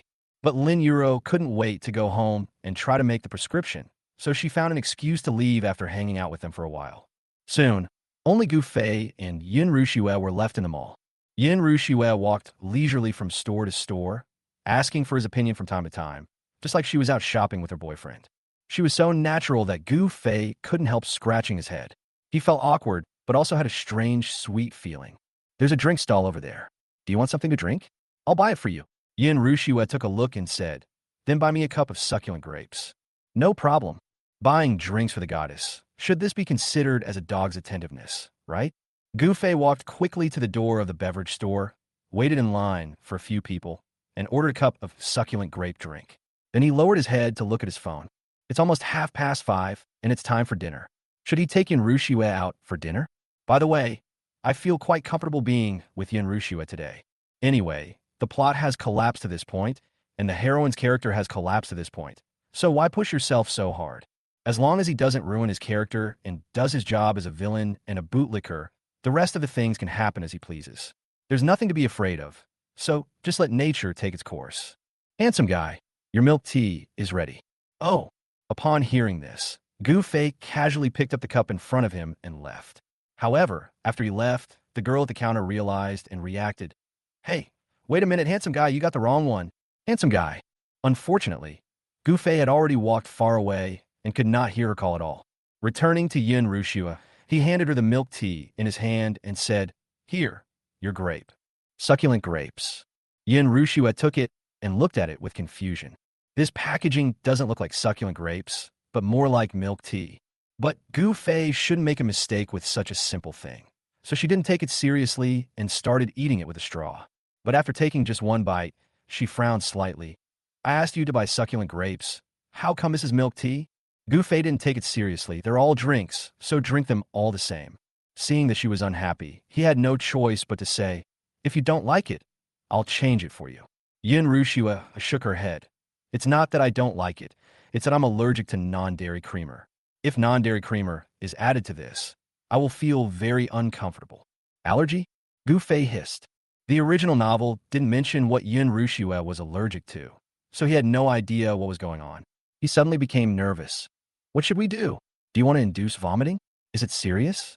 Or should we go to the hospital now? Allergies are not a small problem. Some serious cases can cause shock and even death. Yin Rushue said cautiously, No, I only drank one sip. It shouldn't be too serious. Having said that, after the two of them walked around the mall for a while, Yin Rushue suddenly felt itchy on her face and neck and scratched them unconsciously. When she scratched herself, her face and neck immediately turned red. And she also had some red rashes on her face, which looked very creepy. Yin Rushue was completely unaware, and Gu Fei was busy paying the bill and didn't notice. But the customers around her and the staff in the clothing store all looked at Yin Rushue with horror and disgust, as if they were afraid that she had some infectious disease. Noticing their looks, Yin Rushue was startled and quickly walked to the mirror. After taking the photo, he was stunned. How could she become so ugly? Not only did I develop a red rash and large scratches on my face and neck, but my cheeks also swelled up inexplicably. So ugly. No wonder those people looked at her with such disgust. Even she felt disgusted when she saw them. After Gu Fei paid the bill, he turned around and saw Yin Rushue covering her face with a look of fear, avoiding the gazes of the people around her. What's wrong? He walked over curiously, and Yin Rushue quickly turned around and faced away from him. Don't look at me. Ever since she met Gu Fei, she has always been a perfect and cold goddess in front of Gu Fei, without even a hair out of place. Gu Fei still wasn't really attracted to her. If he saw such an ugly side of her, he would definitely completely hate her. Thinking of this, she ran out. Hey, baby, where are you going? Gu Fei hurriedly chased after her, but all he heard was Yin Rushue nervously yelling, Don't come over here. Chapter 69. Completely moved, Yin Rushue is devoted to him from now on. Gu Fei was so frightened that he stopped in his tracks. What's going on? At this time, a saleswoman came over and said, Sir, what are you waiting for? Your girlfriend seems to be allergic or something. She has a lot of rashes on her face. It turns out it was an allergy. Only then did Gu Fei catch up again. I followed her all the way to the entrance of the shopping mall and saw Yin Rushue standing on the roadside, waving anxiously to get a taxi. She didn't know what was going on. If the allergic reaction was severe, she might faint, so she didn't dare to drive easily. But there were too many people at the entrance of the mall, and it was not easy to get a taxi. While he was hesitating, Gu Fei caught up with him, panting. Baby, I finally found you. Why are you here again? Yin Rushue was so anxious that she covered her face again and turned her back to him. I told you not to come over here. Go away. Do you hear me? Gu Fei grabbed her wrist with amusement. What are you doing? Even an ugly wife is not afraid of meeting her parents-in-law. You're just allergic. Why are you reacting so strongly? As he said that, he pulled her directly in front of him. But after seeing the red marks and rashes on her face, he frowned. Seeing his expression, Yin Rushue gasped and quickly lowered her head, tears welling up in her eyes. Go away. I told you not to come over. Let me go, let me go. Do you hear me? Go away. Don't look at me. Realizing that she had misunderstood, Gu Fei quickly said, Don't move. I don't mean anything else. I'm just worried about you because your allergies are so severe. Okay, it's nothing. You're so beautiful, and you're not disfigured. It's just an allergy. What are you so nervous about? Seeing that he wouldn't listen to anything she said, he kept struggling and resisting, causing people around him to look at him frequently. In desperation, Gu Fei simply took off his coat, put it directly on Yin Rushue's head, and then wrapped her face like a headscarf. Okay, now I can't see your face. I can only see your beautiful big eyes. Can you please stop moving around? Seriously, you're not a child anymore. It's just an allergy. Why are you getting so excited? When she smelled his breath and felt the warmth of his clothes on her cheek, Yin Rushue finally calmed down. She covered her face with her coat and looked at him with her big eyes blinking. You won't dislike me? Gu Fei laughed. Just because you're allergic, I dislike you? Do you know what a licking dog is? It means that no matter what you become, I will still lick you for the rest of my life. He didn't seem to be taking it seriously at all. Instead, his face was filled with worry. Does your face hurt? Do you want to go to the hospital? Yin Rushue lowered her eyes and shook her head gently. When she was a child, she had an allergy and broke out in rashes all over her body. Even her father looked disgusted when he saw her and never came to see her again until her allergy was completely cured. That's why she was so nervous and afraid of being seen by Gu Fei. But unexpectedly, Gu Fei didn't care at all and even took the initiative to care about her. I'm Fine. I'll buy some ointment and apply it later. I'll be fine after a good night's sleep, but I don't want to go home like this. Please help me book a room in the hotel. It's just an allergy, so you don't want to go home? How willful. But 80% of the responsibility for her allergy lay with him. So without saying a word, he simply pulled her into the parking lot and drove straight to the hotel. When they arrived at the hotel room, Yin Rushue wanted to go to the bathroom to apply the medicine by herself. But Gu Fei was worried and insisted on following her into the bathroom and helping her apply the medicine himself. The trouble he caused must be dealt with by himself. Yin Rushue stood obediently in front of the mirror, watching Gu Fei apply the medicine for her, without any disdain for her appearance, not even sparing the tiny red marks. A warm feeling surged in her heart. She had previously planned to be with Gu Fei for the rest of her life because she wanted to avoid Yi Wentian, the scourge. At the same time, it was also because she could hear Gu Fei's inner thoughts and knew him inside and out, so she felt more at ease with him. But now, she looked at the man who was applying medicine to her silly but serious face, and she felt her heart pounding for the first time in her life. She seemed to really like this little bastard. After applying the medicine, Yin Rushue fell asleep on the bed, feeling uncomfortable. Not knowing how long she had slept, she woke up in a daze and found the room was pitch black. It seems that it is already evening. That little bastard has gone home too. Sick and lying on a bed in a strange room, Yin Rushue felt lonely and vulnerable for no reason. But she was used to being strong, so she quickly suppressed the feeling, forced herself to sit up, and turned on the bedside lamp. The moment the light came on, she saw Gu Fei lying on the edge of the bed. He fell asleep with his arm as a pillow, his cheeks squeezed by his arm and the corners of his mouth distorted. His saliva flowed down his arm, and he looked dull and stupid. Yin Rushue burst out laughing. This smile is truly captivating. It's a pity that Gu Fei couldn't see it. She stared at Gu Fei silently for a long time, until Gu Fei made a sound like a pig's snout, then looked up and stretched in a daze. You're awake now. How are you feeling? Yin Rushue smiled and said, I'm much better now. The rashes on my body have gone away. Then she was silent for a moment before speaking again. Thank you for taking care of me. Gu Fei yawned. Hey, why are we being so polite? As long as you're fine, then do you plan to sleep here tonight or go home? Yin Rushue lowered her eyes and said, the room is already booked. I can't waste my money. I'll leave tomorrow morning. Okay, you take a rest. I'm going home. He stood up and yawned lazily again. Sleeping on his stomach was not comfortable at all, and he couldn't sleep well. Now he just wanted to go home and have a good sleep. Who knew that just as he was about to leave, Yin Rushue suddenly grabbed his wrist. Then smooth fingers slid down and held his hand. Can you please not leave tonight and stay with me? Huh? Gu Fei was stunned and his whole body stiffened. This tone, this atmosphere, couldn't it be what he thought? No, absolutely not. Yin Rushue is Yi Wentian's woman. Normally, if the plot breaks down, it will break down. We can always find a chance to make up for it later. But if he really does something to Yin Rushue, her plot will completely collapse, and there will be no way to save it. Thinking of this, Gu Fei quickly pushed her hand away, not daring to look at her. Goodbye. I have something to do at home. I will come to accompany you another day. Hearing his thoughts, Yin Rushue became angry. She was already engaged to him and had taken the initiative to this extent, but he still treated her as someone else's woman. Do you feel uncomfortable if you don't get a little green? She bit her lips hard, lifted the quilt, stood up, and suddenly hugged Gu Fei from behind. No, tonight, you're not allowed to go anywhere. You must stay with me. Otherwise, you are not keeping your word. All those things you said before about liking me and treating me like a goddess were lies. Chapter 70, you also know the distinguished guest I invited. His name is Yi Wentian. Doesn't this just mean that his character is ruined? No, absolutely not. Gu Fei turned around and hugged her tightly in his arms. Okay, this is what you said. Don't regret it. After saying that, he threw the person onto the bed and gave her a wolf kiss. But while kissing, I felt anxious. If it doesn't work, the character will collapse, and if it does, the plot will collapse. Oh, heaven and earth, who can tell him what to do? Just as the two of them were whispering to each other, their clothes in disarray, and gradually getting into the mood, and Gu Fei himself was a little carried away, a sharp cell phone ring rang out, instantly interrupting the ambiguous atmosphere in the room and waking Gu Fei up. He quickly picked up his phone, pretended to be busy answering the call, and jumped out of bed. After the call was connected, he spoke. His voice was so hoarse that he almost didn't recognize himself. Hello, who is this?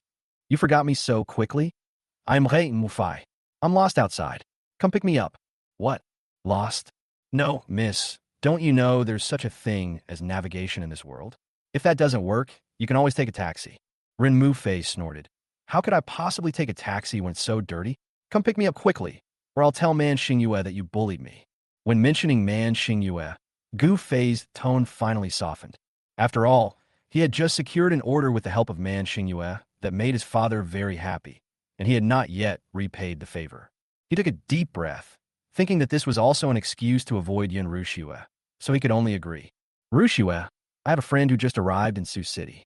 She's unfamiliar with the place and got lost after drinking too much. I'm going to pick her up. You should have a good rest and call me if you need anything. After saying that, he didn't even dare to look at Yin Rushue and left the hotel in a hurry. Are you kidding? At this time, Yin Rushue was half lying on the bed, her clothes were disheveled, and she was exposed here and there. Which man would be unable to move his legs when seeing this? He had no confidence in his willpower at all, so not looking was the safest option. Yin Rushue couldn't help but curl her lips as she watched him leave in a mess. Let him go tonight, since she is not in a good condition.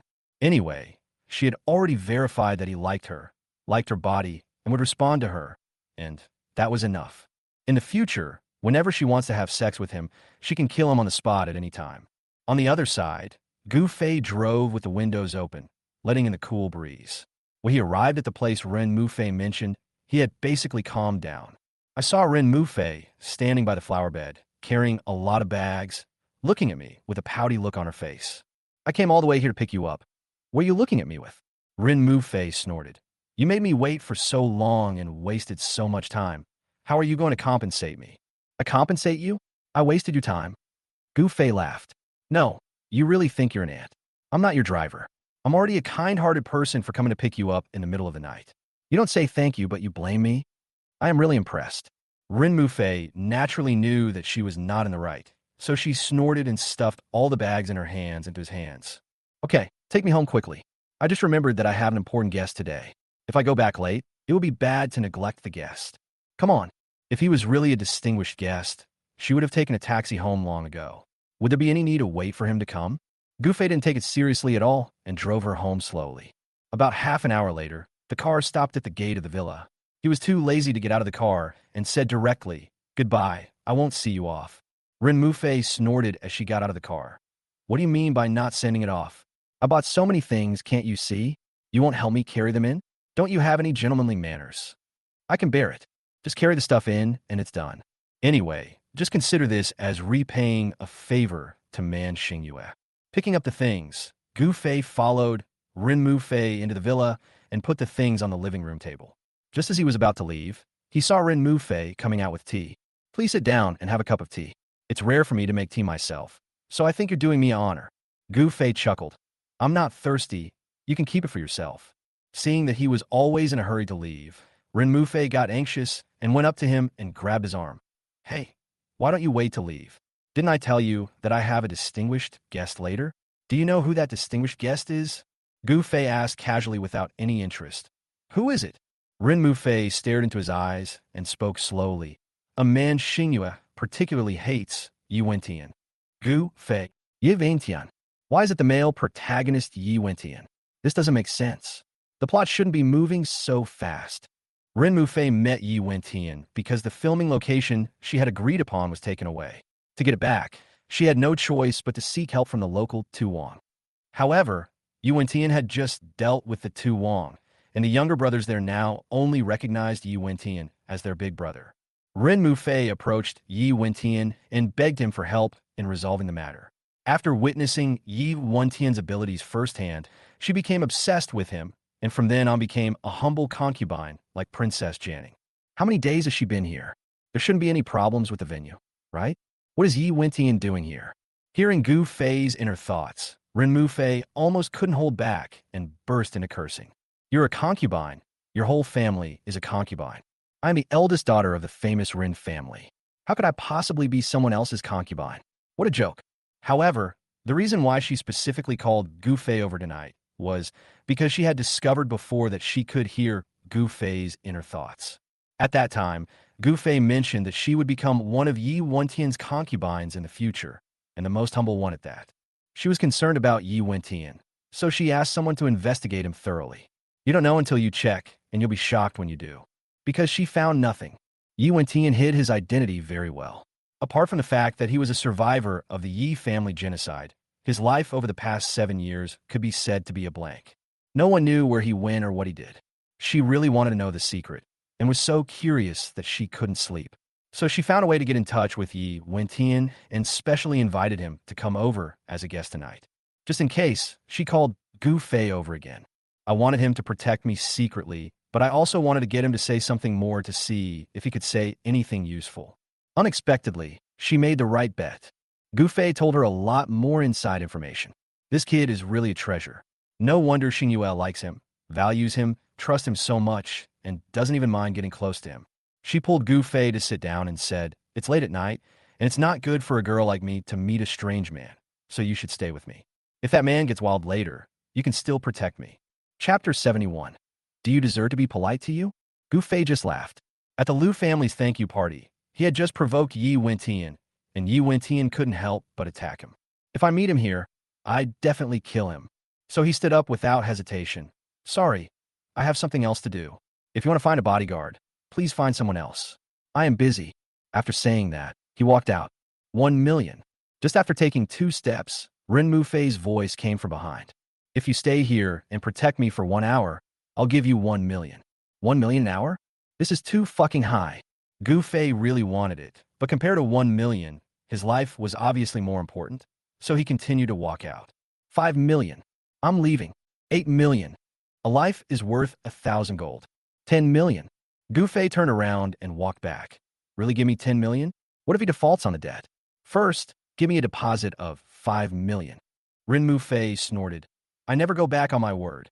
She took out a check, wrote down 5 million fluently, and handed it to Gu Fei. Take it. The tone and action are like sending away a beggar. But Gu Fei didn't care. He spent 10 million at a time, so being treated as a beggar was nothing. He joined the beggars sect on the spot. After all, these days, many people can't earn 1 million even if they work like slaves for their entire lives. But he still wanted to compromise. Can I protect you secretly? I mean, I can hide aside and not show my face. But I promise that as long as you are in danger, I will rush out at the first moment and will definitely not be late. The other party is Yi Wentian. Although he is pretentious, his character is impeccable. He definitely wouldn't do something like bullying women, so the 10 million yuan he earned was pure waste. Ren Mufei hesitated and looked around. Then you can hide behind that shelf, but you can't leave. You must stay there.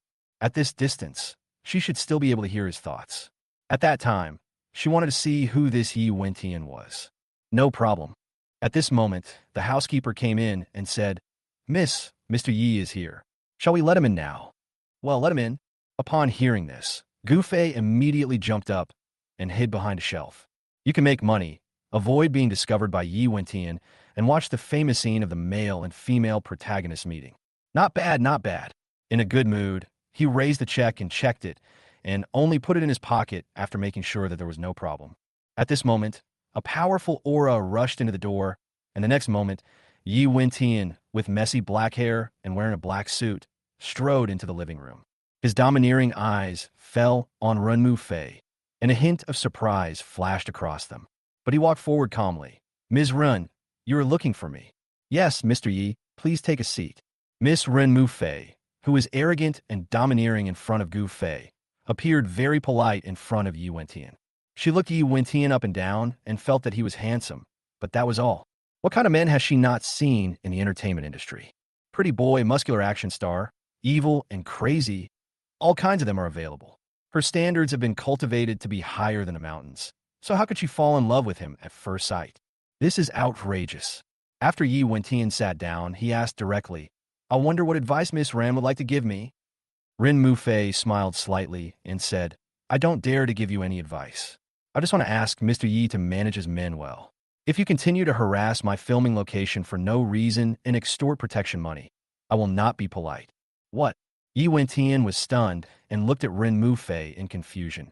My men are extorting protection money from you? That's right. Ren Mufei's politeness lasted less than 5 minutes before she raised her eyebrows arrogantly. I only let them go a few times for Mr. Ye's sake, but they kept pushing their limits. My patience has reached its limit. Yi Wentian. Unexpectedly, the eldest daughter of the Ren family came to him to warn him. I thought she came to ask him for help. Yi Wentian frowned, feeling that things shouldn't be like this. Gu Fei behind the shelf was also confused. This wasn't right. When Ren Mufei and Yi Wentian first met, her attitude was indeed arrogant, but that was the kind of arrogance that came with the feelings of a little girl and a spoiled child. Why does this attitude now seem like a provocation to Yi Wentian? No way, no way. Isn't it possible that even her character is going to collapse? After a moment of silence, Yi Wentian slowly clenched his fists and said, Ms. Run, I think you misunderstood. The land in the south of the city is not under my control. The people there just call me Big Brother. I have never recognized them as my subordinates. Also, although I, Yi Wentian, am not a big shot, as a descendant of the Yi family, I cannot tolerate making trouble out of nothing. Miss Run, please be polite to me.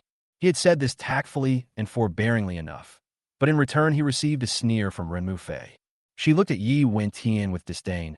Do you deserve to be polite to you? Hearing this, Gu Fei was stunned. Yi Wentian's expression changed even more. Huda stood up and said, Ms. Run, what do you mean? Renmu Fei also stood up and said coldly, Do I need to make it clearer? I called you here today not to discuss things, but to order you to keep an eye on your people and don't come a mess with me.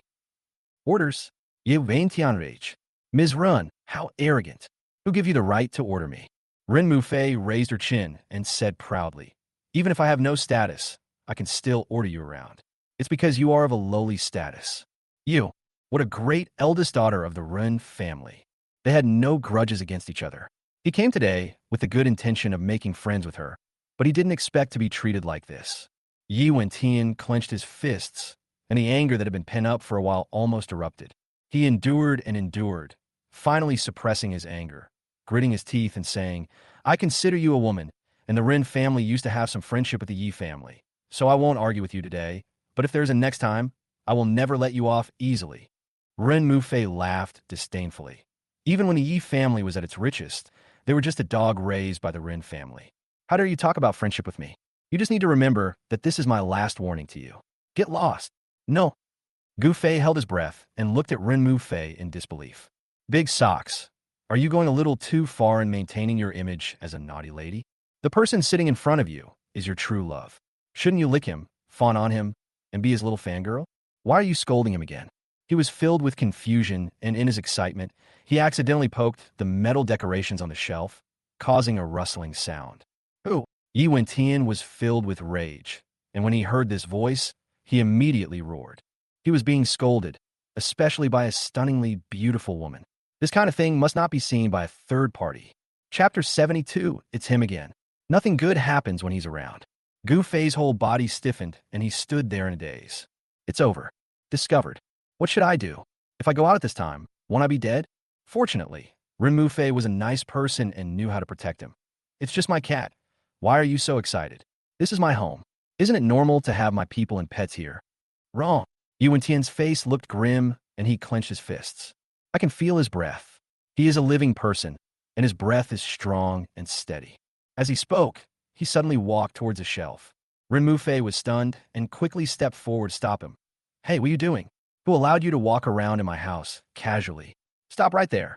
Unfortunately, she had completely angered Yi Wentian. Yi Wentian ignored her and walked straight ahead. Seeing that he was about to approach, Gu Fei knew that he could not hide away, so he had to bite the bullet and walk out. It's me, young master. What do you think? It's you. Yi Wentian was shocked. He never expected that Gu Fei would be here. He went to look for his childhood sweetheart, but it turned out that she was getting engaged to Gu Fei. He went to attend Mr. Lin's birthday party, but Miss Lin spoke harshly to him because of Gu Fei. He went to Lu's Stone Square and met Miss Lu. As a result, Miss Lu treated Gu Fei as a guest of honor. Now, he came to see Renmu Fei late at night just to make friends with the Rin family. I actually met him. Why is he like a shadow, always appearing to disrupt things when he is about to have contact with beautiful women? And every time he succeeds in disrupting the situation, he clenched his fists and gritted his teeth, saying, Miss Rin, may I ask if you were so rude to me tonight because you listened to his provocation? Playoff? He is eager to bring them together. Gu Fei felt extremely wronged and immediately clarified himself. Stop talking nonsense. This young master doesn't take you seriously at all. Why would I stir up trouble for no reason? Oh, you don't care? Yi Wentian narrowed his eyes. You don't care, but you still keep following me and ruining my plans? Gu Fei, you challenge my bottom line again and again. Can you afford the price? No, who followed you? I can't hide from you enough.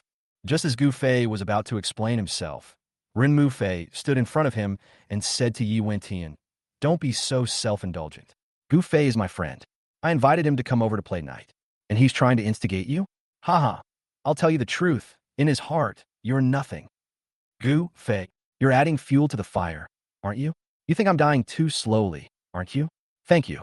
Yi Wentian's face looked extremely ugly, and even the look in his eyes when he looked at Renmu Fei was full of murderous intent. Okay. He said, okay, 3 times in a row, each one much louder than the previous one. I'm giving you face. I came to you. It's my fault. I admit my mistake. But Renmu Fei, I'm telling you, he's a loser who has accomplished nothing and only knows how to roam around with women. If you hang out with someone like that, you'll never succeed in your life." After saying this, he clenched his fists, turned around, and strode out of the living room. Gu Fei watched his back as he left, opened his mouth, and wanted to curse a few more times by relying on his villain character. But when the words came to his lips, he swallowed them back, because he could feel that Yi Wentian had been pushed to the critical point, and if he scolded him again, he would probably lose his temper on the spot. With his current skills, he has no problem protecting himself, but there is no chance of protecting Renmu Fei. Renmu Fei smiled as she listened to Gu Fei's analysis in her heart. This guy still has some conscience. When in danger, he still considers her safety. Okay, stop looking. If this kind of person leaves, then he's gone. Anyway, the purpose of calling him here today has been achieved. Gu Fei retracted his gaze upon hearing this, his face speechless as he said, "You called someone home late at night just to scold them and threaten them? Is it not possible?" Renmu Fei said calmly, "Don't people like him deserve to be scolded? Deserve a scolding? Is this the evaluation that the heroine should give to the hero? Tell me honestly, why do you hate him so much? What did he do to you? It's just one of his men provoking you. It shouldn't make you so angry, right?" Gu Fei always felt that something was wrong. No matter how unruly and headstrong this guy was, he would never do such a thing as deliberately calling Yi Wentian over to scold him and humiliate him. It must be that Yi Wentian had offended her in some way. He had to find a way to make amends for Yi Wentian. Renmu Fei snorted. "Do I need a reason to hate someone? Can't I just hate him when I see him?" "Hey, that's what you said. Why does it seem like you're acting like a spoiled child?" It seems that Renmu Fei doesn't really hate Yi Wentian. She's just acting like a spoiled brat. Perhaps this was a way for her to attract Yi Wentian's attention. Thinking of this, he felt a lot more at ease. Anyway, he is not involved in this line at all. Even if something goes wrong, it cannot be blamed on him, so don't worry too much. On the other side, Yi Wentian left the villa and drove directly to an abandoned factory in the suburbs. On the surface, this looks like an abandoned factory, but in fact, it has long been transformed into a base. As soon as he entered, countless people who were busy at work nodded and greeted him. "Boss. The boss is here. Boss, why are you here so late?" Yi Wentian was in a bad mood. He ignored everyone along the way and walked straight into the study on the top floor. A moment later, a slim woman with long hair and black-framed glasses walked in. She has a hot body, intellectual elegance, and her red lips are full of charm. "Boss, you look like you are in a bad mood." Yi Wentian lowered his eyes, trying his best to hide the anger in his eyes. "Xiao Yinong, I want to kill someone." Oh, it's not surprising that he wants to kill someone. Ever since these people gathered around Yi Wentian to help him, they have helped him deal with countless troublesome people. However, the person who could make him so angry that he risked being discovered and went to the secret base late at night to kill him must be no simple person. Who is so lucky to be noticed by the boss? Gu Fei. Word after word came out, and with every word he spoke, his anger became more and more uncontrollable. It turned out to be him. Xiao Yinong instantly showed a look of sudden enlightenment. As Yi Wentian's trusted subordinate, she had naturally noticed Gu Fei a long time ago. However, they investigated this person again and again, and the conclusions they came to were exactly the same. This person is just an uneducated, non-threatening waste. But for some reason, Yi Wentian cared about him very much, from treating him as a thorn in his side to wanting to kill him. Xiao Yinong adjusted his glasses and said, "Didn't the boss send Medusa to monitor him? If he wanted to kill him, couldn't he just give Medusa the order?" Chapter 73 tonight, he must die. Yi Wentian narrowed his eyes and said, "Medusa, she is no longer reliable. To kill Gu Fei, I must send someone I trust."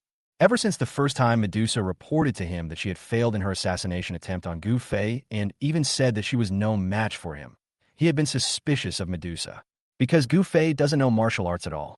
How could Medusa, who had undergone rigorous training since childhood, not be a match for Gu Fei? In addition, since he sent Medusa to Gu Fei, Medusa has never taken the initiative to report anything to him.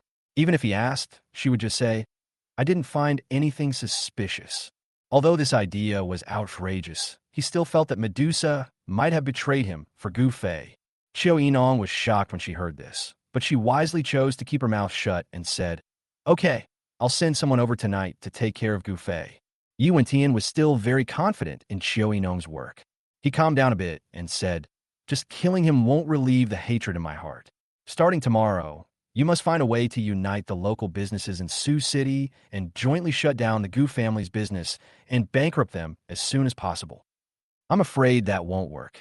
Xiao Yinong shook her head very rationally. We previously sought cooperation with the Chongning Group and mentioned to Mr. Ning that we wanted to deal with the Gu family.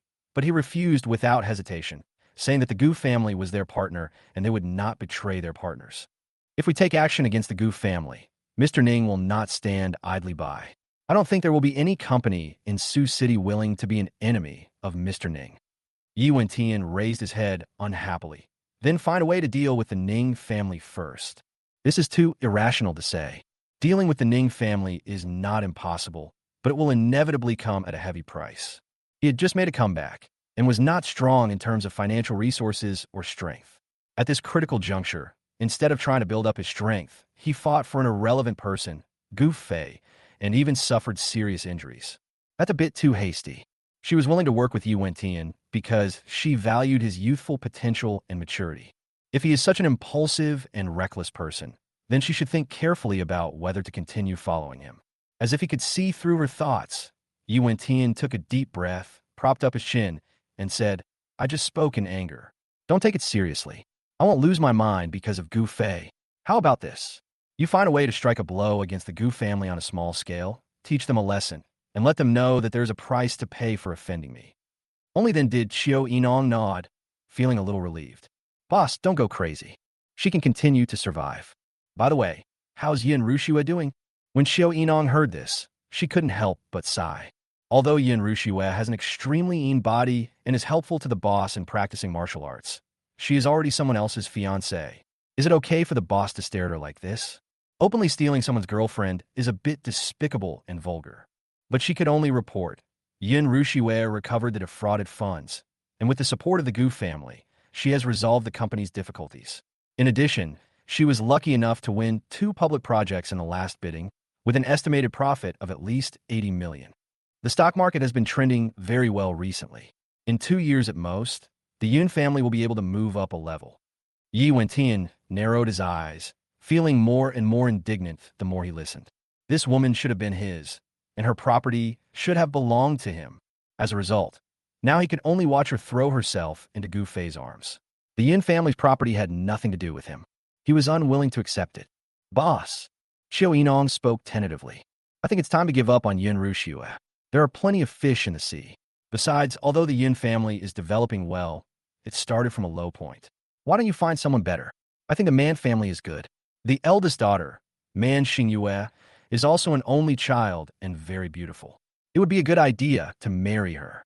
Hearing Man Xingyue's name, Yi Wentian was even more at a loss for words. Because this woman almost ruined him last time. He naturally had to tame this fierce mare, but it was not an easy task and required him to devote some time and effort. So, don't be impatient. You don't understand. Yin Rushua not only has an extremely lean body that can help me practice, but this woman has a broad vision and strong abilities. She can also help me manage the company. If I can get her, she will definitely become my virtuous wife and help me solve many problems. This is not something an ordinary woman can do. He narrowed his eyes and said, So, Yin Rushua, I must get her. After a pause, he said softly, Call the North Territory and have the Thunder Team transferred over. I have something I want them to handle. Thunder Team? This is Yi Wentian's core subordinate. Unless it is absolutely necessary, they should not be deployed casually. The boss has only been back in Sioux City for a few days, but he can't wait to recruit them over. Could it be that he sensed some danger or trouble? Xiao Yinong always felt that something had changed, and it was a change that she could not control or understand. His eyes also became deep. After returning home, Gu Fei lay down on the bed, too lazy to move. He was so busy this day and was really exhausted. After a moment, he turned to look at Medusa, who was leaning against the bed reading a book, and said speechlessly, Your job as a bodyguard is too comfortable, isn't it? You have nothing to do all day long. Just stay in my room and read books. I paid you to enjoy a leisurely life. Medusa raised her eyebrows and looked at him. Who told you that I stayed here reading all day long? Today, whether you went to the Liu family stone workshop, went to the hotel to accompany your fiancée, or went to accompany Miss Run, I have always been secretly protecting you. You are. Being able to tell his entire day's schedule, it seemed like she was really there. But she was such a living person following him nearby. And he didn't even notice her? He is indeed a killer. But no matter how powerful she is, she still has to be his punching bag. Who told her to have nothing better to do than to assassinate him and lie in wait for him? Gu Fei raised his legs instead. I'm tired. Give me a massage of my leg muscles. Medusa glanced at him, said nothing, put down the book, and started massaging him. She's a trained martial artist, so massage is a piece of cake for her. Even professional masseuses don't know as much as she does. Gu Fei was soon so comfortable with her massage that he hummed in pleasure. Knock, knock. At this moment, Gu Wei's voice came from the door. Son, come out for a moment. Dad has something to tell you. Here I come. Gu Fei gave Medusa a wicked smile and said, We'll continue later. Then he stood up and walked out of the room. Dad, what's going on? Gu Wei looked him up and down and whispered, You're already engaged to Rushua, so you should be careful about your conduct and not do anything behind her back. If Rushua knew about this, wouldn't she be so angry that she would break off the engagement with you? She can't tolerate any sand in her eyes. What? Gu Fei was stunned. Dad, what are you talking about? Gu Wei snorted. Don't you know your father? What are you and your female bodyguard doing in the house? Chapter 74. If the man surnamed Gu doesn't die, I won't be able to sleep well tonight. He had just arrived at the door when he heard a strange noise coming from inside. He immediately leaned over the door to eavesdrop. It wasn't that he was prying into his son's privacy, but because his son had been too reckless in the past, and he didn't want to cause any more trouble after they finally got engaged. I was shocked when I heard this. The sound my son made was clearly that he was doing that kind of thing. How can this be tolerated? I finally married a beautiful and capable daughter-in-law who will definitely improve the Gu family's genes. I hope she won't be driven away by my son's reckless behavior. So he quickly knocked on the door to interrupt his son's good times. After hearing what he said, Gu Fei rolled his eyes on the spot. What are you thinking? How could I possibly betray my goddess? I was just getting a massage and asked my bodyguard to massage my legs. Nothing else. Gu Wei finally nodded in relief. Oh, that's fine, but your female bodyguard is too beautiful. Is it safe to keep her in the room at night? Gu Fei was even more speechless after hearing this. He is not worried about his beloved son being by his side, but he is worried about the safety of his bodyguard. Is there any justice in the world anymore? Dad, what do you want to talk to me about? If it's nothing, I'll go back to my room. I've done a lot of things today, and I'm tired. Something's going on. Gu Wei quickly brought up the business. Do you still remember Gu Jingjing, the daughter your uncle adopted from abroad? It seems to be the case. Of course I remember, because Gu Jingjing is also part of the male protagonist's harem. Speaking of which, Yi Wentian is quite vicious. It was not enough to make Gu Wei bankrupt, as other relatives of the Gu family also encountered troubles one after another. As an adopted daughter, Gu Jingjing did not have a deep relationship with the Gu family and had only met her uncle a few times, but she still returned to China out of loyalty. However, after she returned to China, she restored the glory of her uncle's family and paid no attention to Gu Fei's family. Gu Fei didn't know why Gu Wei suddenly mentioned her, so he asked cautiously, Did something happen to her? Fine. That's good. She's coming back home in the next couple of days. Your uncle happens to be out of town for a meeting, so he called me and asked me to help take care of her for 2 days. Then you can pick her up from the airport and let her stay at our house first. Puff. Fortunately, Gu Fei didn't drink the water, otherwise he would have sprayed his father in the face. He widened his eyes in shock and asked in disbelief, She's going back to her country? That's not right. Nothing happened to the Gu family yet. Why would she return to China? Gu Wei asked in confusion. Why are you so surprised? She graduated with a master's degree and came back to help your uncle. Isn't that normal? Besides, your English is not very good, so it's just right that she's back and you can practice with her. In the future, Dad will send you to study abroad. He is already in his 20s. Why should he stay to study? Besides, other people go abroad to find a job.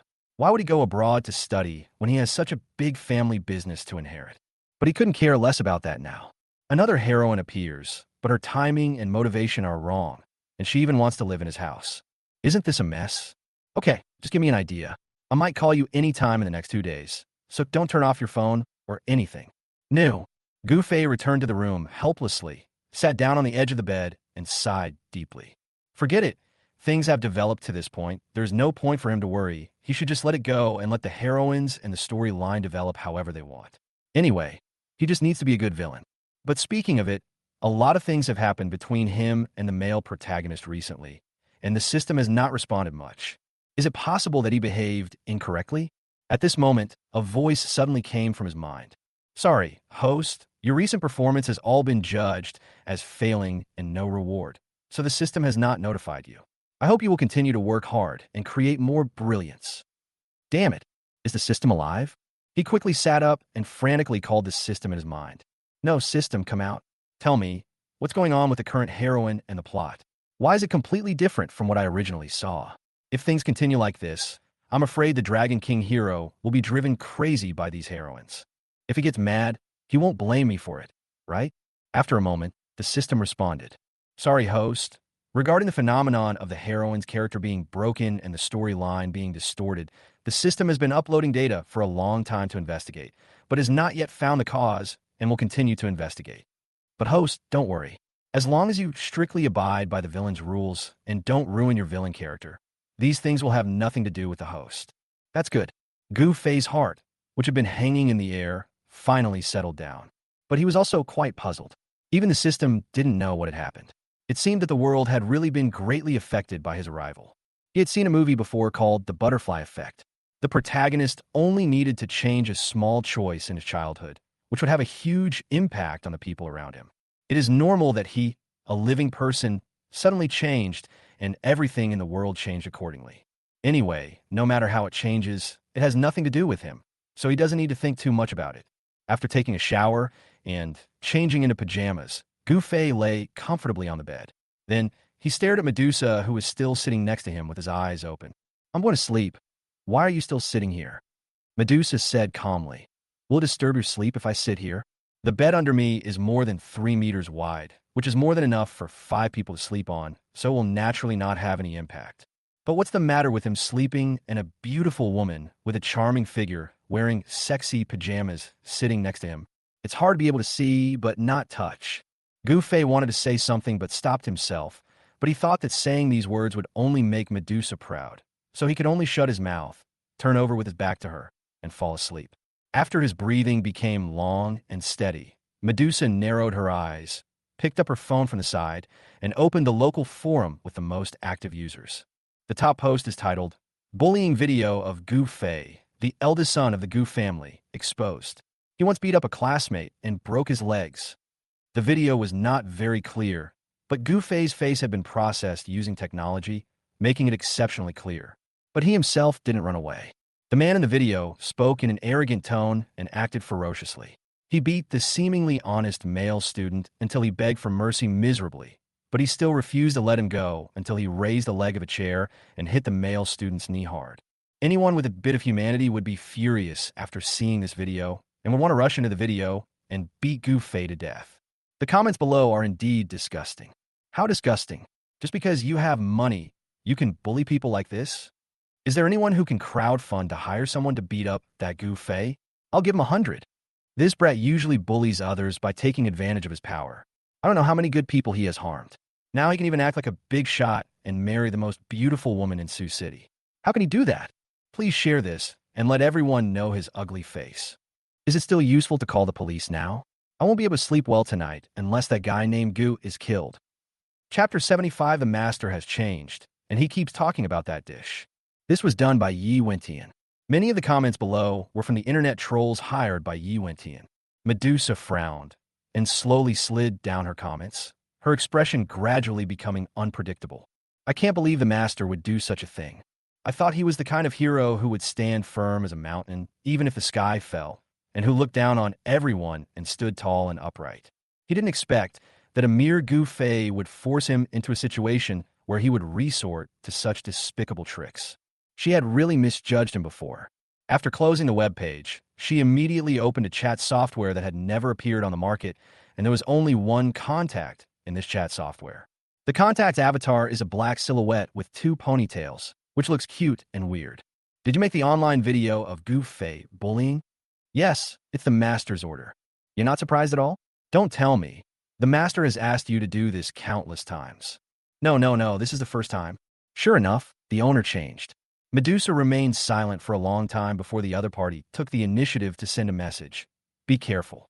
The master had a meeting yesterday, and did not inform you. Do you know what this means? Of course she knew. It meant that her master no longer trusted her. Once you lose the trust of your master, it means death is approaching. But Medusa was not afraid at all. She already knew her own fate, that she would die in vain in the future. Her tragic death even became a stepping stone for her archenemy to gain power.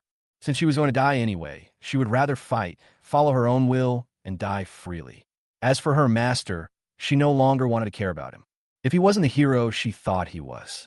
If he doesn't deserve it. That's right. The screen suddenly lit up and cute fonts and emoticons appeared on the desktop. I'm going to meet you in Sioux City soon. I want to see with my own eyes who Gu Fei is, the man who changed you and your master. The next morning, Yi Wentian woke up and summoned his men. The first thing he asked was, how is Gu Fei's video? Zhua Hang was stunned. There's so many big things to do right now, and the 4 major families are ready to move, and some have even mobilized military forces. The killer organization lost Medusa, its main force, and suffered 2 consecutive failures recently, with the death of 3 core members. This is a huge loss for them. These owners don't ask. He actually asked Gu Fei, who was not important at all, first. The master has changed, but he remained calm and said calmly, the effect is very good. The video has 600,000 views and over 3,000 comments. You should know that this is a local forum, and every ID is logged in by a local person with real name authentication.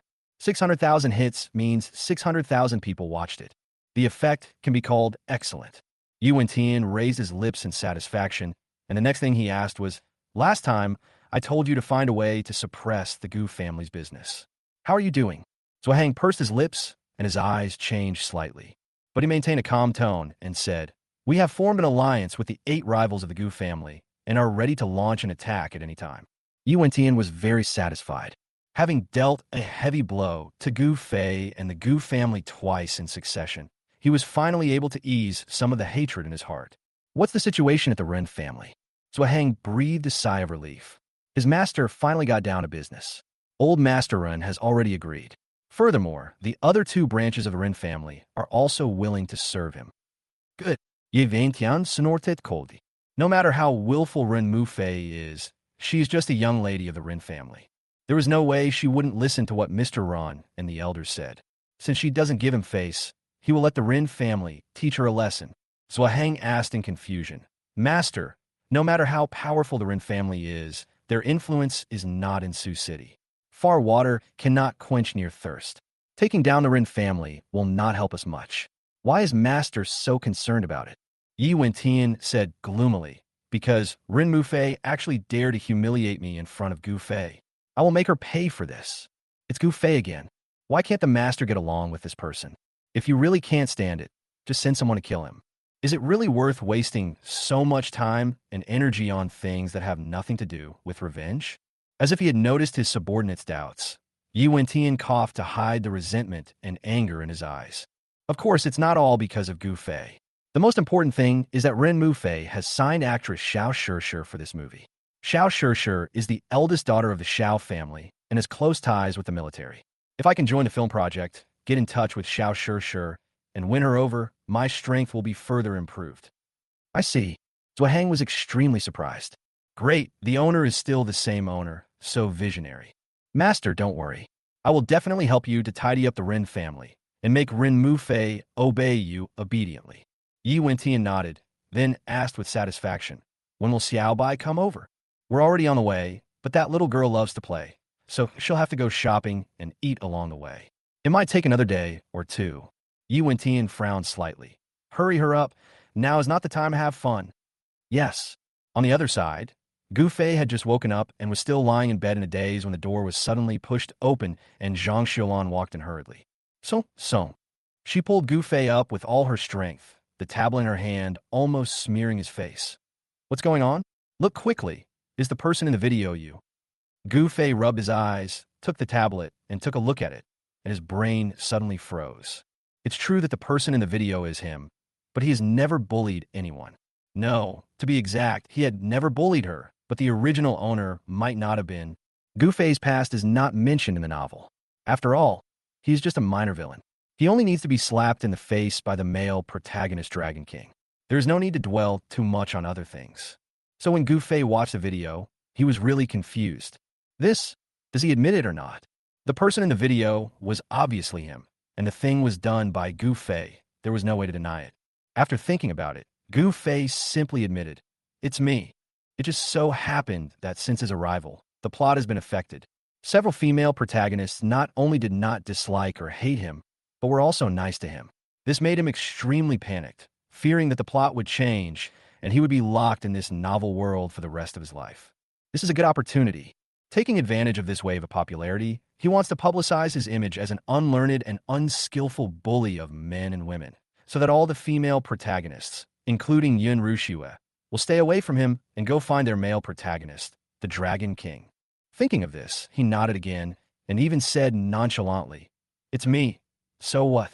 I'm not happy with this guy. So what's wrong with hitting him?" Chapter 76. My fiancé and mother both treat me like a baby. Bang! As soon as he finished speaking, he was slapped hard on the head.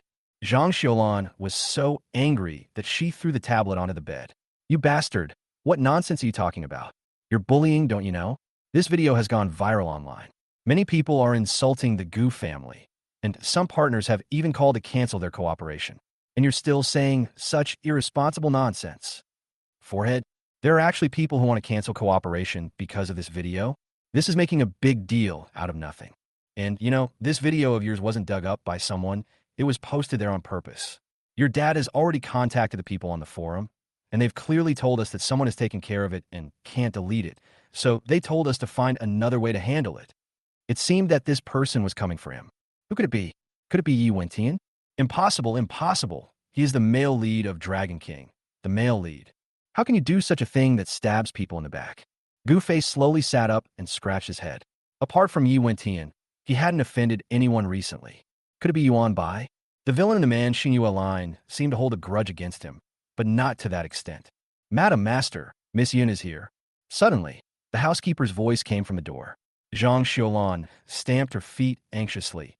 "Look, now the whole city is in an uproar. Rushue has even come to our door. If she knew you were this kind of person, she would break off the engagement. How can you survive in Sioux City? Their engagement caused such a big fuss and attracted so much attention. Once the engagement is canceled, Gu Fei's reputation will definitely be worse than before." Gu Fei was suddenly shocked, his eyes shining. The opportunity has come. Who knows, Yin Rushue might really cancel her engagement with him this time, and then the plot of this line can return to orthodoxy. He didn't even bother to change his clothes and ran downstairs in a hurry. "Hey son, why are you running?" Zhang Xiaolan followed in. Downstairs, Yin Rushue had just sat down on the sofa when she heard hurried footsteps coming from the spiral staircase behind her. The next moment, Gu Fei rushed to her, his eyes full of excitement, but he did not speak immediately. Instead, he looked at her expression nervously. "What do you think? Are you really disappointed in me? You're so pure and innocent, you can't tolerate even a grain of sand in your eyes, and you especially hate people who bully the weak.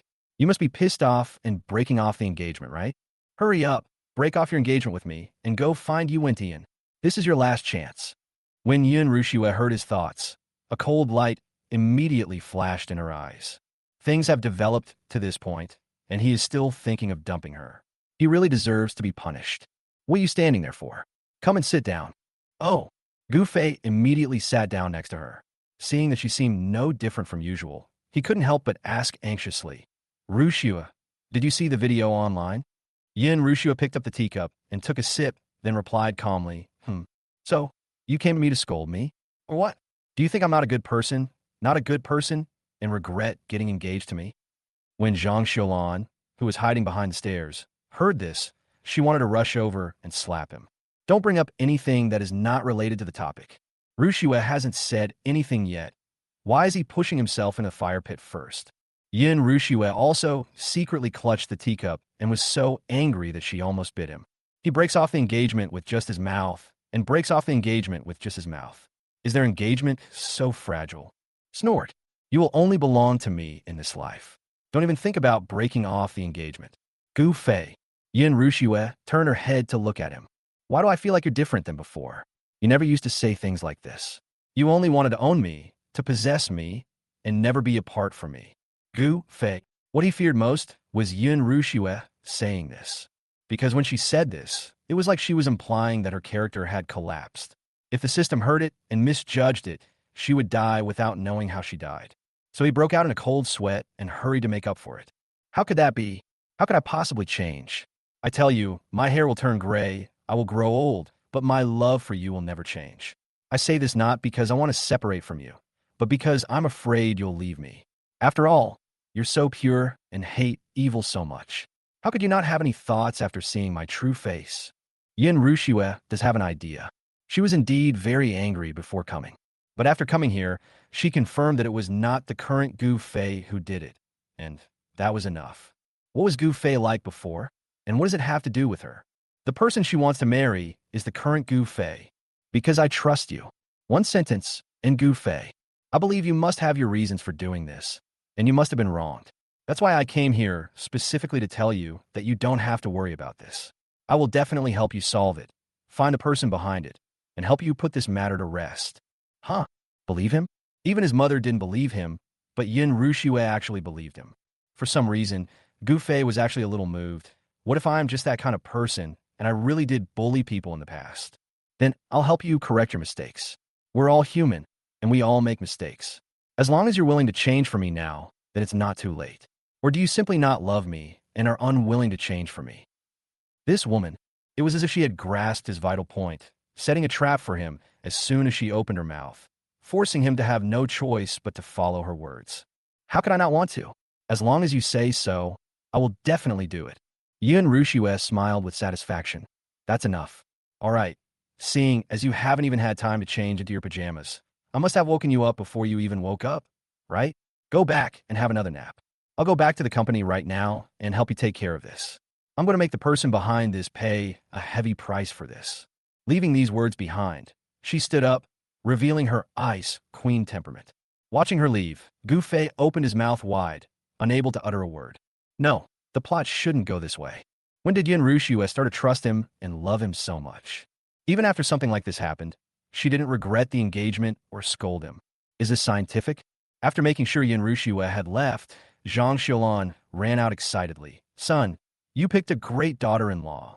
When you needed help the most, she didn't abandon you, but chose to stick with you. You can't find many good women like her these days. She was extremely satisfied with her daughter-in-law and couldn't stop smiling. Since your wife trusts you so much and has helped you so much, Mommy can't fall behind. Don't worry, son. Mommy will definitely help you. Just go back and sleep peacefully. Chapter 77. The villain is in trouble, and the heroines unite to fight against the hero. No, why did they all ask him to go back to sleep? Are they treating him as a 3-year-old child, or as the god of sleep? I had wanted to use this incident to cancel the engagement, but now it seems that's impossible. Gu Fei went upstairs in a sullen manner and fell on the bed in a big letter shape. If Yin Rushue doesn't work out, he can try other heroines. Lin Yu, Man Xingyu, Liu Xiangxiang. The characters of these heroines are a bit broken. Taking this opportunity, he wants to draw a clear line with all of them. Just when he made up his mind, all the heroines he had in mind became busy. Why do we have to cooperate with him? I don't understand, Grandpa. Our family isn't just based in Sioux City. No matter how powerful Yi Wentian is, his influence is only in Sioux City. Why should we let him control us? Ren Mufei sat on the sofa, holding her cell phone, shaking with anger. Just now, she received calls from her brother, parents, and relatives one after another. These people suddenly called her and bombarded her with only one purpose, which was to make her accept the cooperation with Yi Wentian. She even wants Yi Wentian to be the leading actor in her new movie. That's ridiculous, Grandpa. I can't accept this. Making movies is my personal hobby. I haven't used a single cent of our family's money. Besides, it's a huge shame for the Ren family to be controlled by Yi Wentian. Shut up. But when Mr. Ren heard her words, he became furious. As long as your last name is Run, everything you do will be related to the Ren family. You can disobey me, as long as you don't become my granddaughter. If you don't want to piss me off to death, quickly contact Yi Wentian and discuss the follow-up of the cooperation with him. After saying that, the old man hung up the phone. Ren Mufei stared at the phone blankly for a long time, then suddenly exploded and threw the phone away. Over the years, no matter what she did wrong, Grandpa never got angry with her, let alone said such serious words. Right now, it's all for a mere Yi Wentian. Grandpa actually wants to kick her out of the Ren family? It must be that Grandpa, or someone from the Ren family, was caught by Yi Wentian and was threatened by him. This hateful guy, who was driven away by her last time, actually resorted to such despicable means and tried to threaten her by threatening her family. Damn it. Just then, the cell phone she threw out rang. The ringtone was the exclusive ringtone set for manhwa. So she sat there in depression for a moment, then walked over, picked up the phone, and pressed the call button. Why did it take you so long to answer? Sure enough, the voice coming from the other end of the phone was manhwa's. Rin Mufei pouted and gritted her teeth. Yuan Tian threatened my family and forced me to work with him, and even made him the leading actor in my new movie. Yit Vaintian. Upon hearing the name, manhwa immediately frowned. How did you get in touch with him? Rin Mufei angrily said. My filming location is on his territory. I invited Gufei to my house for tea a few days ago and happened to invite him over to discuss something. We parted on bad terms, and this is how he retaliated against me. She complained loudly, as if she wanted manhwa to vent her anger. Because manhwa has been a tomboy since she was a child. Unlike other girls who like to quarrel, she loves to solve problems with her fists. To deal with a hateful bastard like Yi Wentian, it is best to beat him up to vent your anger. Manhwa twisted her hair with her fingers, tilted her head, and suddenly grinned. The day before yesterday? It seems that the incident that happened to Gu Fei this time is most likely related to Yi Wentian. Rin Mufei was stunned when she heard this. Gu Fei was being bullied? What happened? She had never visited the local forum and had not seen the video. Manhwa briefly told her, I've had our family's technical staff analyze the source of the video. The server that uploaded the video is located in another place, and it was uploaded in an encrypted and confidential manner. In other words, the person who uploaded the video doesn't want to reveal his identity. To be able to do this, even my technicians can't crack it. It must be someone very powerful and not ordinary. Apart from Yi Wentian, I can't think of a second choice. Great! Rin Mufei was furious after hearing this. That bastard not only schemed against me, but also against Gu Fei. He's so despicable. Manhwa snorted. Yes, he is a despicable villain, but now that things have come to this, it's useless for us to scold him. We must first find a way to help Gu Fei solve the problem. I will drive to find you, and we can meet first. Good. Lin Family Pharmaceutical Factory. A researcher in a white coat held up the pills in his hand and said with surprise, Success. The longevity pill and the enlightenment pill have both been developed. This is truly amazing. The Lin Pharmaceutical Factory is about to soar into prominence. When Mr. Lin and Lin Euro heard this, they smiled at each other, because they know that what the RD personnel say is the truth. Possessing either of these two pills would definitely open up the global pharmaceutical market and quickly occupy the high ground in a short period of time. What's more, they have two kinds at once. What is even more worth celebrating is that they obtained these two prescriptions for free at zero cost. Once the pills are on the market, the benefits will be immeasurable. Dad, please send someone to handle the relevant paperwork. The drug packaging design is nearing completion. As long as you get the paperwork done, we can immediately promote and start selling the product. Mr. Lin nodded excitedly. Okay, I'll do it right away, do it myself, and try to speed it up. After instructing the employees on the remaining work, Lin Euro walked out of the RD room. As soon as he came outside, he saw the secretary waiting for him. She then asked, How's the investigation going? The assistant whispered, We found the person who was bullied back then. He's still in Sioux City, selling fresh produce in a supermarket. But my people have privately asked him, and he's not the one who posted the video. He also told the forum members that he didn't want his face exposed, but they ignored him. It seems that the release of this video has nothing to do with the parties involved and was done by a third party. Lin Euro thought for a moment and said, You find this person and tell him that I'm willing to help him find a lawyer and sue the forum for infringing on his portrait rights. If he wins the case, I can help him get at least $1 million in compensation. Yes. By the way, contact lawyer Zhang and ask him to go with you. After arranging this matter, Lin Euro walked towards the parking lot and took out her cell phone to call Gu Fei. She could turn a blind eye to other things, but someone was so blatant in wanting to harm Gu Fei. She couldn't just sit back and watch. What's more, Gu Fei helped the Lin family so much this time. It was only right and reasonable for her to help him to the end. Lu family stone archway, behind the screen in the corner of the second floor. Lu Xiangxiang gently stroked a piece of jade, then placed it in front of the man sitting opposite her with a smile. As long as you help me, this jade will be yours. Chapter 78, he wants the whole city of Sioux to call him a bastard. The man glanced at the jade, his face full of confusion. In order to get this jade, I offered you so many conditions, but you refused to agree. Now, for Gu Fei, you are so straightforward. I want to know why. He knew Gu Fei, a useless piece of shit who is uneducated and good for nothing. She is not at all worthy of Lu Xiangxiang's attention. What was it about him that made her attitude towards him change so much all of a sudden? Lu Xiangxiang curled her lips and smiled. You will know what you should know, and I suggest you don't ask about things you shouldn't know. I pay you, and you do things for me. The relationship between us is that simple. Besides, I've already dealt with most of the media. I just need you to help me deal with a few tough ones. That shouldn't be too difficult for you, right? Haha, it's still that smiling fox. The man picked up the jade reluctantly. As long as it is something she wants, she can always find a way to get it. But for others to get something from her, it is harder than climbing to the sky. Many people who don't have much contact with her mistakenly think that she is a good-tempered person. He always smiles and speaks softly, looking like someone who is easy to bully. But only those who know her know. She is a woman who appears warm on the outside, but is actually cold-hearted. She is extremely cold-hearted and acts very decisively and viciously. There is no need. It is best not to provoke her easily. Okay, I'll do it right away. Once I've dealt with those media outlets and confirmed the venue, I'll send you all the procedures for holding the press conference. The man picked up the jade, stood up, turned, and walked out. As soon as he left, his men came forward and said, Miss, in order to help Gu Fei, you even gave away our most valuable treasure? If the old man knew about this, he would be furious. Lu Xiangxiang smiled and said, What are you afraid of? I'm here with Dad. Besides, Dad won't be angry even if he knows.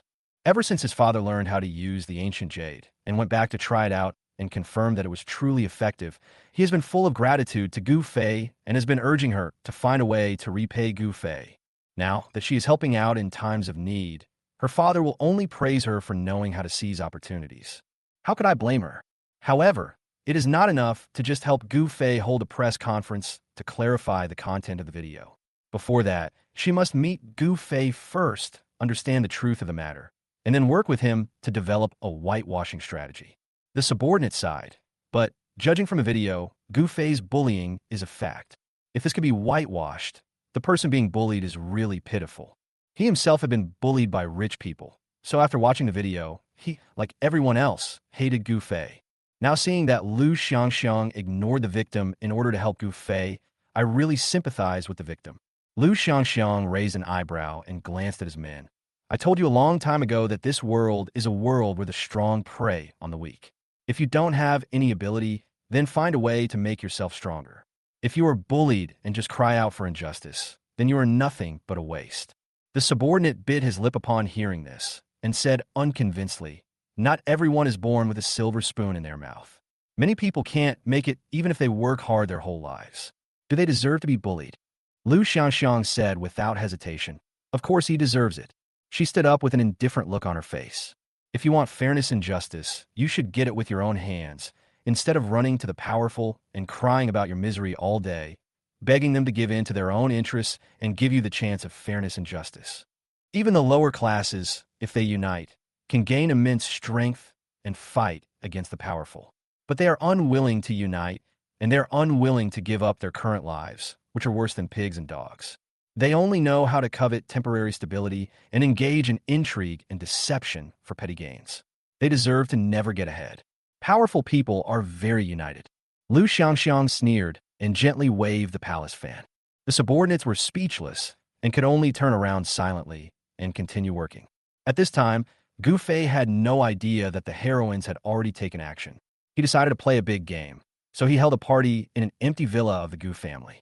He took the initiative to invite all the young men and women in the phone book, including, of course, villains like Tang Jiqi, Yuan Bai, etc. Originally, based on his reputation, some young masters and young ladies were unwilling to come. But he is now the topic of conversation among people in Suzhou. Everyone wants to get in touch with him to gloat over his current state and see how he reacts. Some people are even ready to mock him to his face. So the number of people coming was unprecedented, almost filled the entire villa. On the second-floor balcony, Gu Fei looked at the crowded crowd below with satisfaction and decided to show off his abilities later. He would even take the initiative to tell these people about the stupid and bad things he had done in the past to deepen their bad impression of him. Tang Jiqi beside him couldn't help but say, Why don't you hold the party any other time? Why do you have to hold it now? Don't you know how many people are waiting to see you make a fool of yourself? Gu Fei smiled and said, If they don't want to watch, I won't invite them. Hmm? What do you mean? What I mean is, let's go. Let's go down and have some fun. When he came downstairs, Gu Fei immediately attracted everyone's attention as soon as he appeared. Everyone came forward, gathered in front of the stairs, and looked at Gu Fei curiously. Before Gu Fei could speak, a voice in the crowd shouted, "Master Gu, is the video circulating online real?" Gu Fei laughed heartily. Of course it's true. Besides me, who else can possess such a domineering and majestic posture? Upon hearing this, everyone looked at each other, their eyes full of mockery. Now the internet is full of insults against him, and even the reputation of the Gu family has been affected. As the instigator, he not only does not feel guilty or embarrassed, but is proud of it. What kind of person is this? Many people secretly took out their phones and started recording.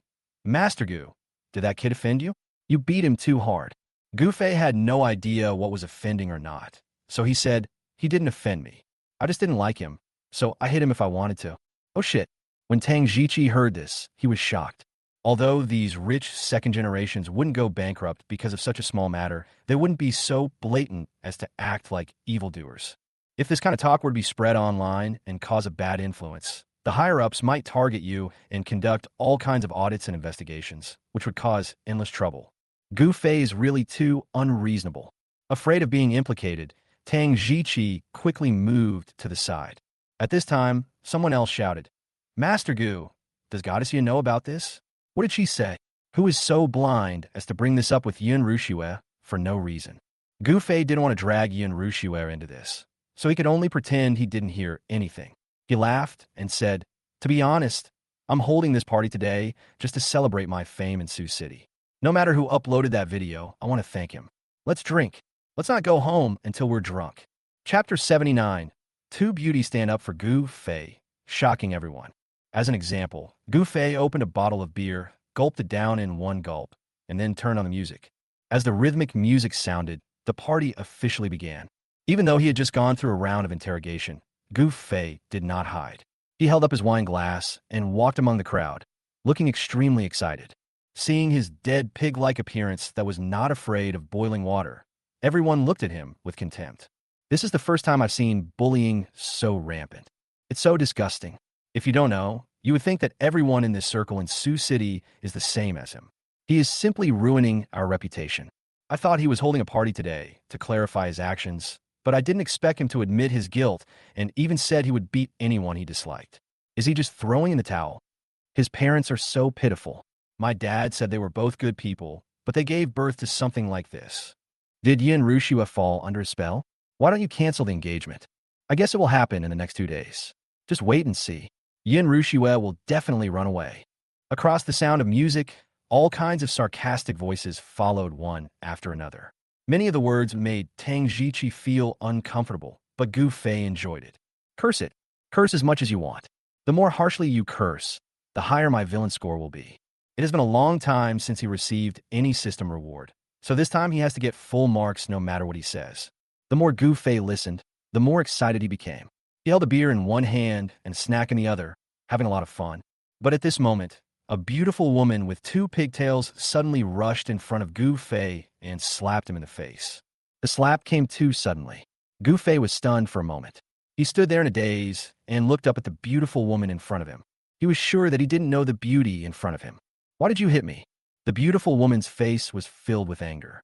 I just can't stand your bullying and I'm annoyed with you, so I hit you when I want to. Is that not okay? What? Isn't this the principle you said you would follow? Why are you denying it so quickly? Damn, you hit me just because you don't like me? Who do you think you are? The heroine of the novel? Gu Fei was immediately filled with rage. He clenched the beer bottle in his hand and was about to splash the beer in her face when he suddenly heard a loud noise from the crowd. He turned slightly and looked in the direction of the voice. The next moment, he saw Man Xingyue and Rin Mufei appear in the crowd. One of them is bright and beautiful. The other is cold and arrogant. One wears a belly-bearing top, loose jeans, and a high ponytail, while the other wears a lace-long skirt, long curly hair, and a beret. The appearance of either of them is enough to shock the whole audience. Because both of them have beauty that is not inferior to the 4 beauties in Suzhou, and one has just returned to China, and the other has just arrived in Suzhou for a few days. They rarely attend group activities and rarely show up in public. For these rich second generations in Suzhou, they are full of freshness and mystery. So when everyone saw them, they were immediately stunned. Who are they? I don't know. I just know they are beautiful. Only Gu Fei's eyes were about to pop out of his head. He didn't invite them. Gu Fei. Man Xingyue walked up to Gu Fei and casually placed her hand on his shoulder. You're having a party, and you didn't invite me? What does that mean? Do you look down on me? Ren Mu Fei stood on the other side of him and snorted arrogantly. We are almost busy with your affairs, and you still have the mood to have a party. Gu Fei glanced left and right and said speechlessly, No. How did you get here? I didn't invite you.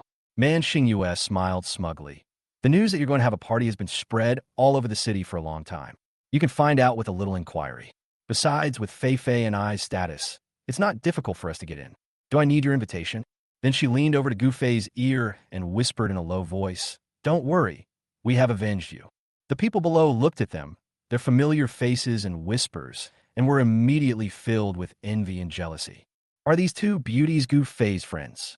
Wait a minute, that beautiful lady looks so familiar. She looks like Ren Mu Fei, the young director and actress who just became popular this year. It seems to be Ren Mu Fei. Isn't she coming to Sioux City to film a movie? No. How did Gu Fei know these two beauties? Don't they know about Gu Fei's bullying? And why are they still associating with him? They definitely don't know.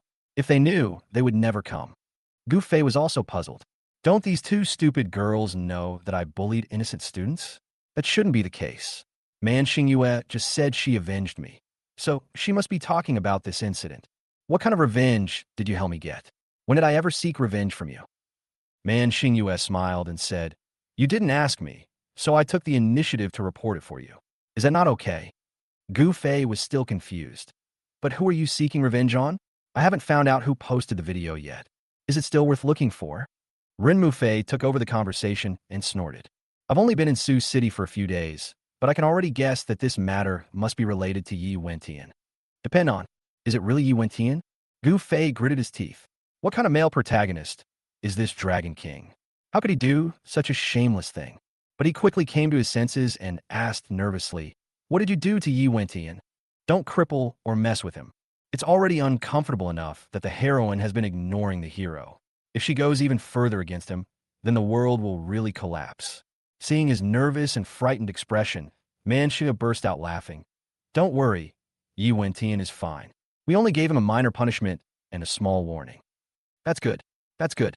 As long as nothing too extreme is done for the male and female protagonists, minor quarrels are equivalent to flirting, and there is still a possibility of repairing and getting back on track. But he still wanted to ask, after watching my bullying video, don't you think I'm hateful? Even though the person in the video isn't me, they don't know that. In their eyes, I must be a vicious, immoral, bullying villain. Why do they seem so indifferent? Monk Sing Yu Lao Kit. It's abominable, but I'm not a good person either. Besides, those were things you did when you were in college. The law has a statute of limitations, so what you did is nothing. Yes. I almost forgot that Man Xingyue is also a villain and the biggest female villain in the whole book. It is normal for her not to take it seriously. What about Ren Mu Fei? He turned his head and looked at Ren Mu Fei. Do you think so too? Ren Mu Fei raised her eyebrows proudly. Although I'm a very kind person, I will help my relatives instead of others. As long as I recognize you as my friend, then whatever you do is right. Chapter 80. One is more cruel than the other, worthy of being the villain. When the people present heard their words, their worldviews were shattered. What a good person who helps his relatives, but not others. So bullying is justified? The pigtail beauty was already unhappy with Gu Fei, and now that Man Xingyue and Ren Mu Fei had stolen her attention, she became even more unhappy, so she immediately started cursing. You are shameless. You are aiding and abetting the evil, speaking for the wicked. Aren't you afraid of retribution? Man Xingyue narrowed her eyes and looked at her, then sneered. If you hadn't said anything, I would have almost forgotten that it was you who beat Gu Fei just now, right? So what if it's me? The beauty put her hands on her hips and looked righteous. Assholes like him who bully men and women and take advantage of the weak should be punished by all. Everyone applauded her upon hearing her words. Well done. A heroine.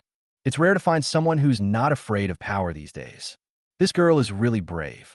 She opened her mouth right in front of Gu Fei. I respect her as a man. Having once again received the attention and praise from the crowd, The girl proudly raised her chin and glared at Man Xingyue provocatively. Man Xingyue sneered. Bullying men and women? Bullying the weak? Isn't that all nonsense? If you don't bully the weak, then what about the weak bullying the strong? The reason you dare to stand here and yell at Gu Fei is because you rely on your family's money. How noble do you think you are? Yes, the beautiful woman was extremely proud. My family is rich. Isn't that okay? I'm Miss Zhou, and today I'm just mad at Gu Fei, so I want to scold him. What can you do to me? Man Xingyue raised an eyebrow. Miss Zhou? Who is Zhou Yin to you? It's my uncle. Oh, after all this fuss, you're just Zhou Yin's niece. I still think of you as his daughter. Man Xingyue looked disdainful and took out her cell phone to make a call, even pressing the hands-free button. The beauty looked at her in confusion. It's no use asking for help. I won't change my mind. Man Xingyue just sneered and said nothing. The call was quickly connected, and a slightly weathered voice came from the other end. Hello, Miss Man. What can I do for you? Hearing this voice, the beauty's eyes widened. Is it uncle? How is this possible? She looked at Man Xingyue in horror, but she only saw Man Xingyue curl her lips and said quietly, Zhou Yin, you came to my house and fawned over me, and then you let your niece speak nonsense in front of me and provoke me. What are you thinking? If you don't want to cooperate, get out. Don't give me that. No. Zhou Yin was confused. What niece provoking me?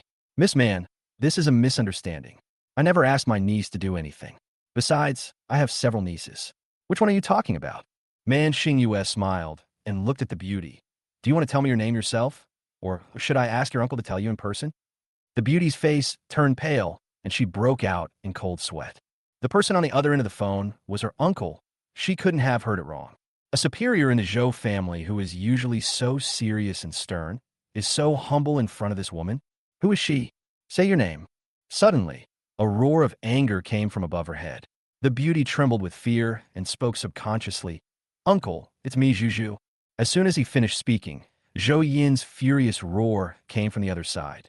Juju, what the hell did you do? Who told you to act recklessly in front of Miss Man? Apologize to me immediately. If you mess up my business, you will be kicked out of the Zhou family. After being kicked out of the Zhou family, she became nothing. Zhou Juju was so frightened that she trembled and cried. I was wrong, uncle. I apologize right away. As she spoke, she looked up at Man Xingyue. The arrogance she had just shown was gone, leaving only fear and pleading. I'm sorry, I spoke nonsense. I was wrong. Please forgive me. Man Xingyue said expressionlessly. You hit my friend, and you're done with just an apology? Then call back. The beauty looked at Gu Fei, sending out pitiful signals. Even if she provoked him first, even if she hit someone first, even if she asked him to hit her now, he would definitely not dare to hit her. Because he is a man. When a man hits a woman, even if he is right, he will become wrong. Especially in front of so many people, and especially since Gu Fei was involved in a lawsuit for bullying, he would never do anything. So she lowered her head pitifully on the surface, with an expression of letting herself be dealt with. But in fact, she was very proud in her heart. Without saying a word, Gu Fei walked up to her and slapped her in the face. The sound of "pa" instantly echoed in the ears of the people around. Everyone in the audience was stunned by his slap. Even Man Xingyue and Ren Mufei were surprised. Did he really fight? You know, even Man Xingyue thought that he couldn't fight and had already thought of a way out, ready to let Zhou Juju fight herself. But Gu Fei was so unexpected. It's such fairness between men and women, and such boldness in taking action. A slap, without hesitation. After slapping her, he clapped his hands and said with a sad face, I was about to let you go, but you insisted on letting me hit you.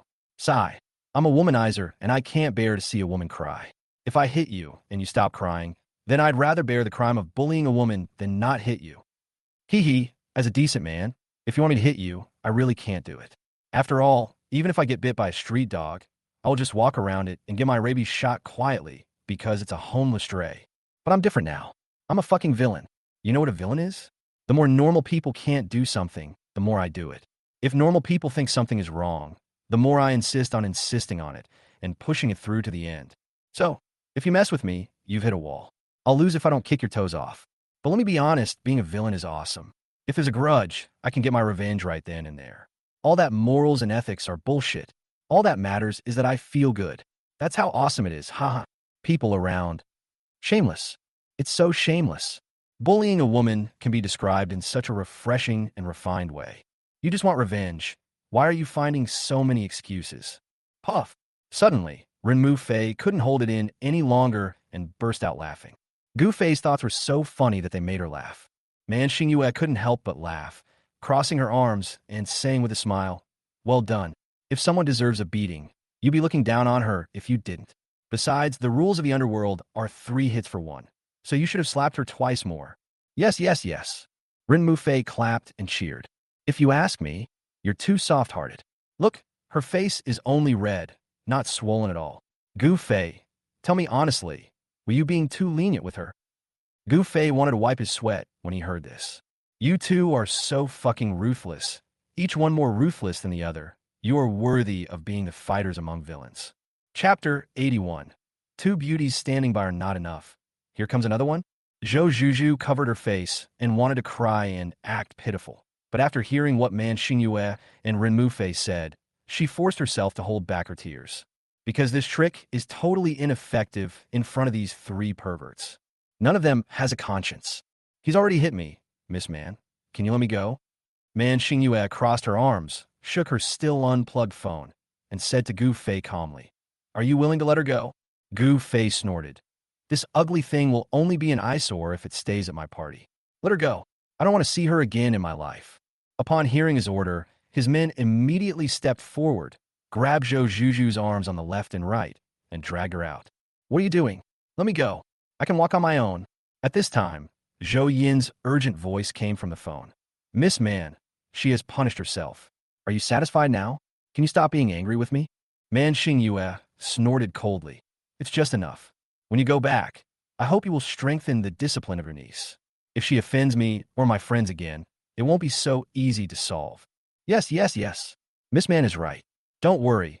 I will discipline her well when I get home today and will never let her cause trouble for Miss Man again." Yeah, hung up.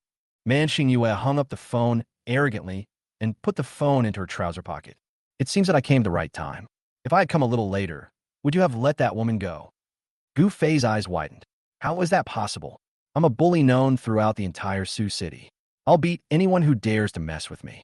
I won't let anyone go from an 80-year-old man to a 3-year-old child. Regardless of gender, I'll beat them all." Of course, he was just saying this to fit his character. If he himself doesn't believe it, Man Xingyue and Renmu Fei won't believe it either. But the people around you have to believe it. They all stared at Gu Fei intently, looking as if they wanted to kill him but didn't dare to do anything to him or even stare at him openly. This kid is too arrogant. I've never seen anyone so shameless. He's a complete villain. It's a shame to have someone like him in our circle. It's a complete shame. But that person just called her Miss Man. Could she be the daughter of the Man family?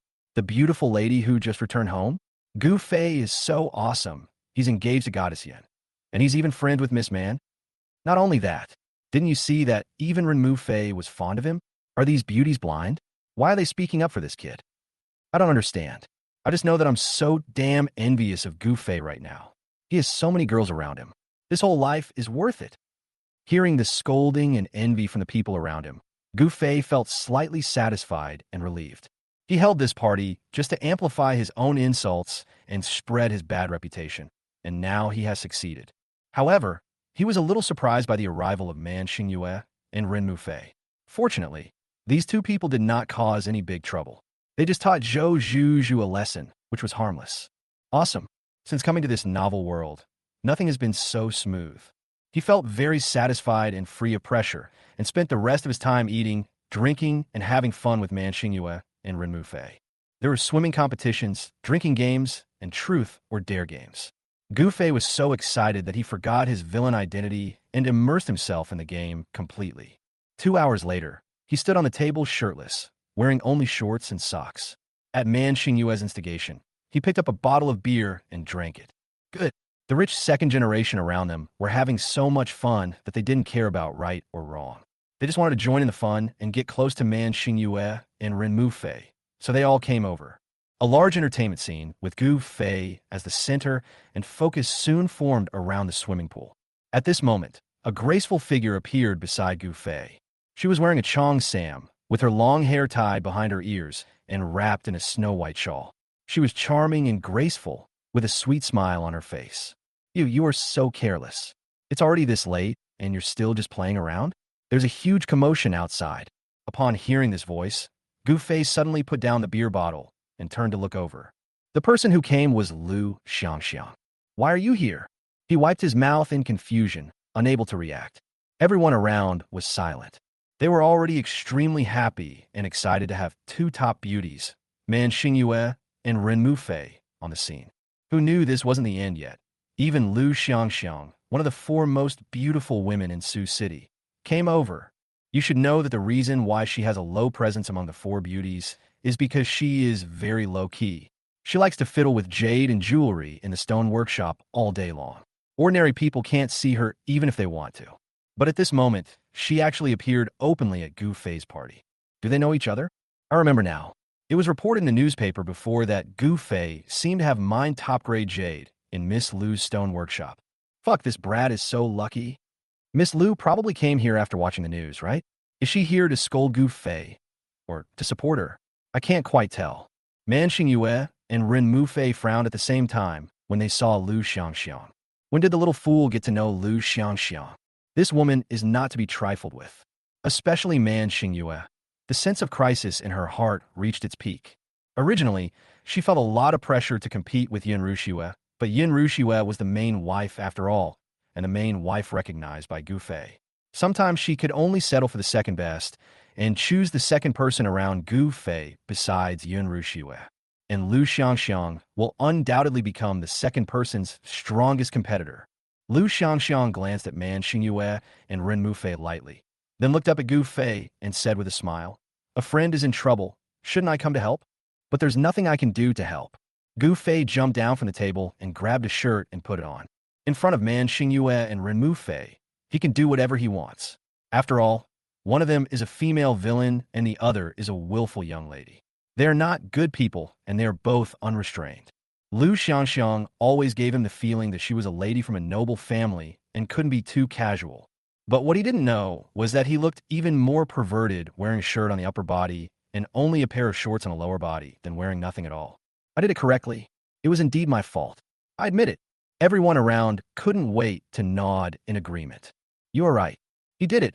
He was wrong, and he deserves to be scolded. How can this help? A group of beauties came one after another to stand on the street for Gu Fei. What were they thinking? For the sake of a good-for-nothing second-generation rich kid, are you going to throw all your values to the dogs? Chapter 82. The Sky Fell. From a limited villain to a street rat. Upon hearing this, Lu Xiangxiang said seriously, "It's true that you did it, and it's true that you made mistakes, but this happened several years ago. Why do you use it to judge you now?" She turned around and looked at the people around her.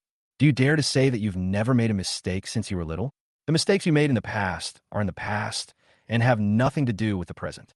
The forum posted your video without permission, and the people behind the scenes used it to manipulate and harm you. That's wrong of them. Everyone around her was speechless after what she said, and they didn't know how to refute her.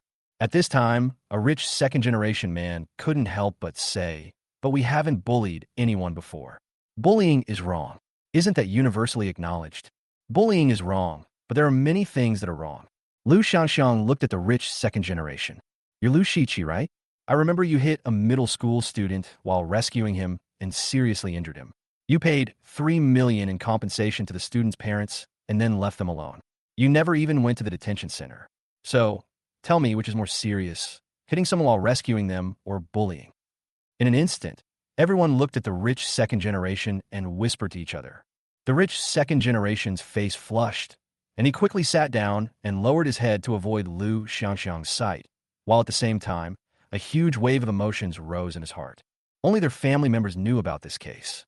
How did Lu Xiangxiang know about it? This woman is truly powerful. She actually wanted to investigate people who had nothing to do with her thoroughly and hold on to other people's faults. What does she want to do? At this time, another rich second generation raised his head, but just as he was about to speak, Lu Xiangxiang caught him in the act. Why? Master Wang has something to say too? Your wife cheated on you, and you disfigured her and beat her until she had a miscarriage. After the miscarriage, you found out that the dead child was your own son. To cover up the truth, you even sent your wife abroad. Could it be that bullying is worse than this? Mr. Wang became mute in an instant. Lu Xiangxiang chuckled. Everyone here has done something wrong to some degree. It's fine if everyone pretends to be ignorant, but it's a bit disgusting if they insist on acting like moral role models. I'm sorry, I'm a straightforward person and don't understand those bewildering things. I just know that Gu Fei is my friend. If anyone dares to scold him, especially in front of me, I will definitely seek justice for him. After saying this, she gathered her shawl and looked up at those people. Everyone, do you have anything else to say? There was silence all around, not to mention talking. Now, those people even lost the courage to look up at Lu Xiangxiang. If you meet her eyes, she will reveal your secrets. Who dares to look at her? Gu Fei was also shocked.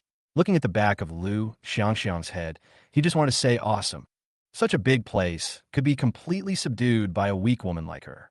If she isn't awesome, who is? Okay, Gu Fei, I prepared a press conference for you. Come with me and let's take care of this matter. Huh? Gu Fei was stunned when he heard this. Press conference? No. When did I hold a press conference? How come he doesn't know anything about this? Lu Xiangxiang smiled and said, You didn't ask me to open it, but I wanted to open it for you. I've already arranged everything for you, including the media. You just need to show up and let them take a few photos of you. No. Gu Fei was stunned and walked up to her and lowered his voice. Do you understand the situation? Everyone here has leverage over you, so they don't dare to argue with you. But if you hold a press conference, the news will get out, and you won't be able to shut up the people outside. Then, won't I become a villain reviled by everyone? He is willing to be a villain, but with conditions. He just wants to be in the circle of rich second generation. Because the story of the male protagonist Dragon King only takes place in the circle of people like the second generation of rich people and the second generation of officials, it can be said that there are no ordinary people in his story. Gu Fei himself is an ordinary person who hates the second generation of rich people and the second generation of officials. So he doesn't care even if he becomes notorious in this circle. But this does not mean that he is willing to be cursed by the people. If you are scolded by the common people, it's not a question of whether you're a villain or not. You will become a rat crossing the street. Lu Xiangxiang smiled gently, extremely charming. What are you afraid of? Do you think I will hurt you? If I am not fully prepared, how can I let you go? Don't worry, I have said that I have taken care of it. What are you afraid of? Come with me, dear. What is going on? Gu Fei was a little flustered and a little at a loss. At this time, Manhwa and Renmu Fei also came over. Gu Fei, just go with her. Yes, even I know Miss Lu's name. She said everything has been taken care of, so there will definitely be no problem. Don't worry about anything. The video can't be deleted. You'll have to explain this matter sooner or later. Otherwise, the incident will only get bigger and bigger, and your reputation will get worse and worse, and it will also affect your uncle and aunt. Go ahead, we'll go with you. Don't worry, everything will be fine. How come even Renmu Fei, the unruly young lady, has started to comfort others? Gu Fei looked at the three of them in confusion. You are all Yi Wentian's heroines, and I am a villain who has nothing to do with you. Why do you always hang around me? Can we go? Don't worry about me. Go, go, go. But no matter how much he shouted in his heart, he could only nod dejectedly. Okay, I'll go, okay? On the way there, Gu Fei sat in the back seat with his arms folded, determined to hold on to his words and not give in, believing that he was the bastard who bullied ordinary people. If this is whitewashed, how can he still be the villain? Must persevere to the end. However, it was still very uncomfortable to suddenly go from being a villain in a circle to being a rat crossing the streets of the entire Sioux City. Why? System, oh system, tell me whether you're cheating or not. Not only are the heroines here more awkward than the other, but the plot is also confusing and convoluted, making it hard to understand. At this moment, Gu Fei just wanted to shout angrily, Fuck you, this is another price, give me more money. Unfortunately, the system was like a dead person. No matter how he shouted in his heart, it never appeared. The press conference was held on the first floor of the hotel lobby. Only when he got here did he realize that this hotel belonged to the Liu family and that they had closed for one day specifically to hold a press conference. Several people got off the car and walked towards the hotel gate. Miss Liu has gone to great lengths for Gu Fei. Not only did she take the initiative to arrange the press conference, she even used her own hotel to host it. Could it be that she's interested in Gu Fei? But Gu Fei already has a fiancé. Does this count as being a mistress? When several people were walking into the hotel together, Manhwa suddenly spoke and took the lead in attacking Lu Xiangxiang. Chapter 83.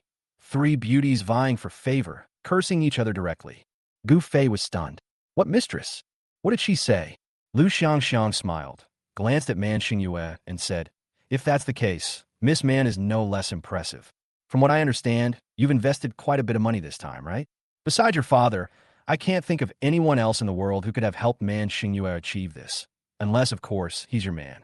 Now, you're doing this for Gu Fei. Oh, do you think of Gu Fei as your man? Then wouldn't you be taking advantage of others? What the hell? Gu Fei turned his head and looked at Lu Xiangxiang. What did she do to lose so much money? How come he doesn't know anything, but Lu Xiangxiang knows it so clearly?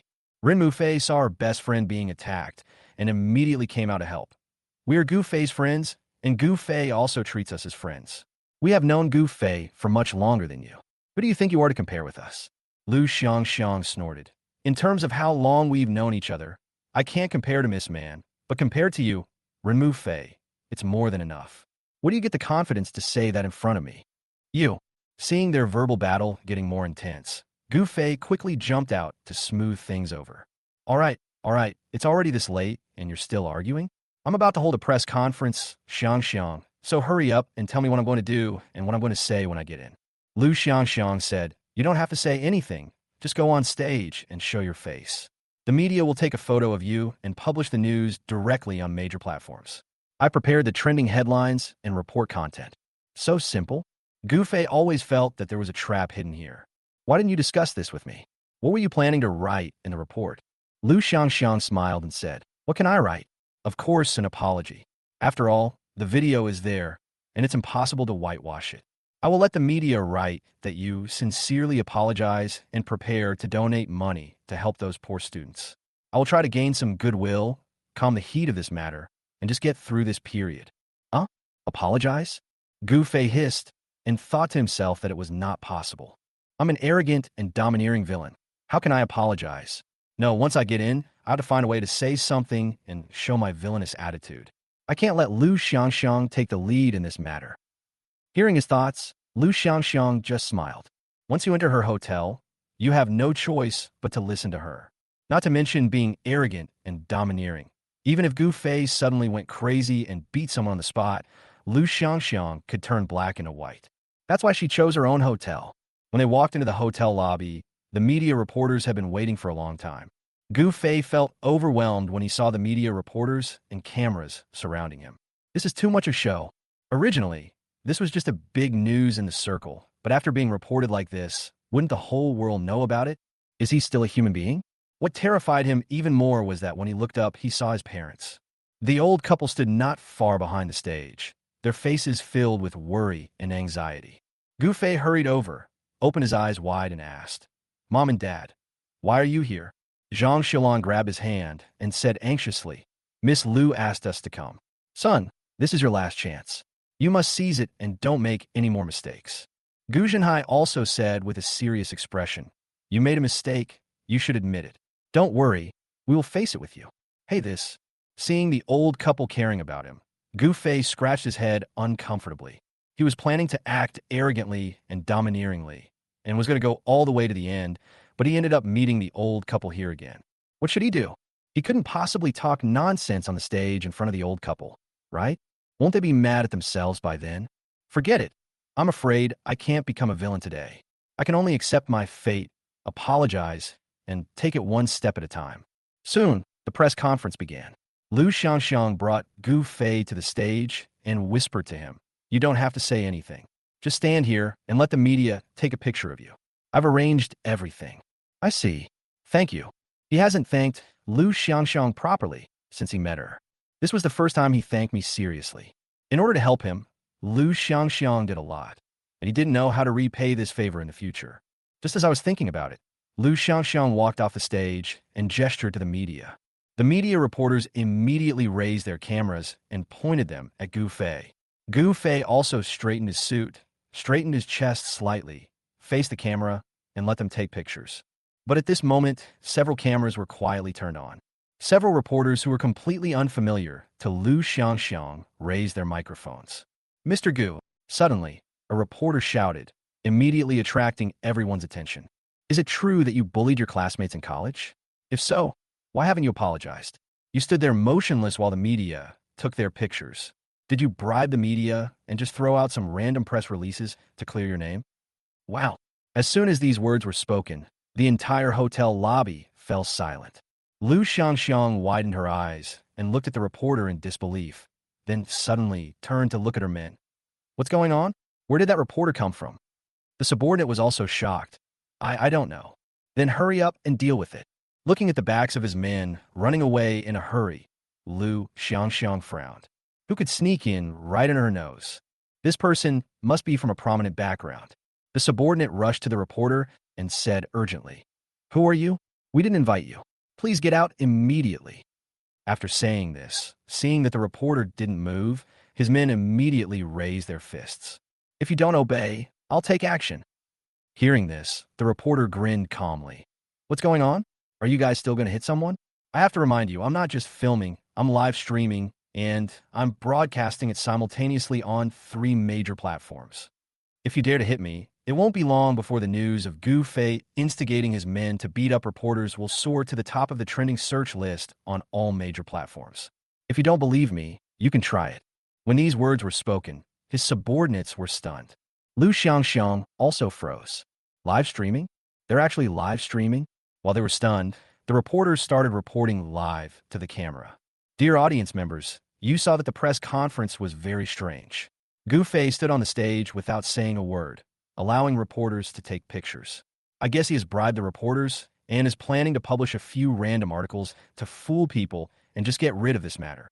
However, the poor people being bullied are still struggling, and similar incidents are constantly happening. If we treat them coldly this time, the next time, the ones being bullied might be our own children. In order to make similar incidents disappear, we must seek an explanation." Chapter 84. Big Reversal. The villain's true face is revealed, and the villain is confirmed. I have to say, this reporter is very good at inciting emotions. A few words made the live broadcast room boil. Not only did the people who came to the live broadcast room to watch speak out in support, even Gu Fei was moved. Then, the reporter turned and looked at Gu Fei. "Mr. Gu, as a second-generation rich kid, you were born with a silver spoon in your mouth. We ordinary people naturally can't afford to offend you, nor do we dare to provoke you. But we live a good life. What right do you have to bully us? The bullying has been exposed, yet you haven't even apologized sincerely. You're acting as if you have the final say here, and you're colluding with the media to commit fraud. Do you have any conscience? Wow, what a serious crime." Originally, Gu Fei thought that this reporter might be a righteous man who came here just to expose the facts. But he sets the tone as soon as he opens his mouth. Instead of exposing the fact that he was bullying, he was deliberately brought into opposition with the audience in the live broadcast room and the common people, as if he had become a landlord who was to be overthrown and could be killed by anyone. I have to say, he has some skills. If the video was released by Yi Wentian, then this guy was most likely sent by Yi Wentian. Because in the entire Sioux City, there are not many people who can do evil under Lu Xiangxiang's nose, and the only one who has a grudge against him is Yi Wentian. Dragon King, you are simply running naked.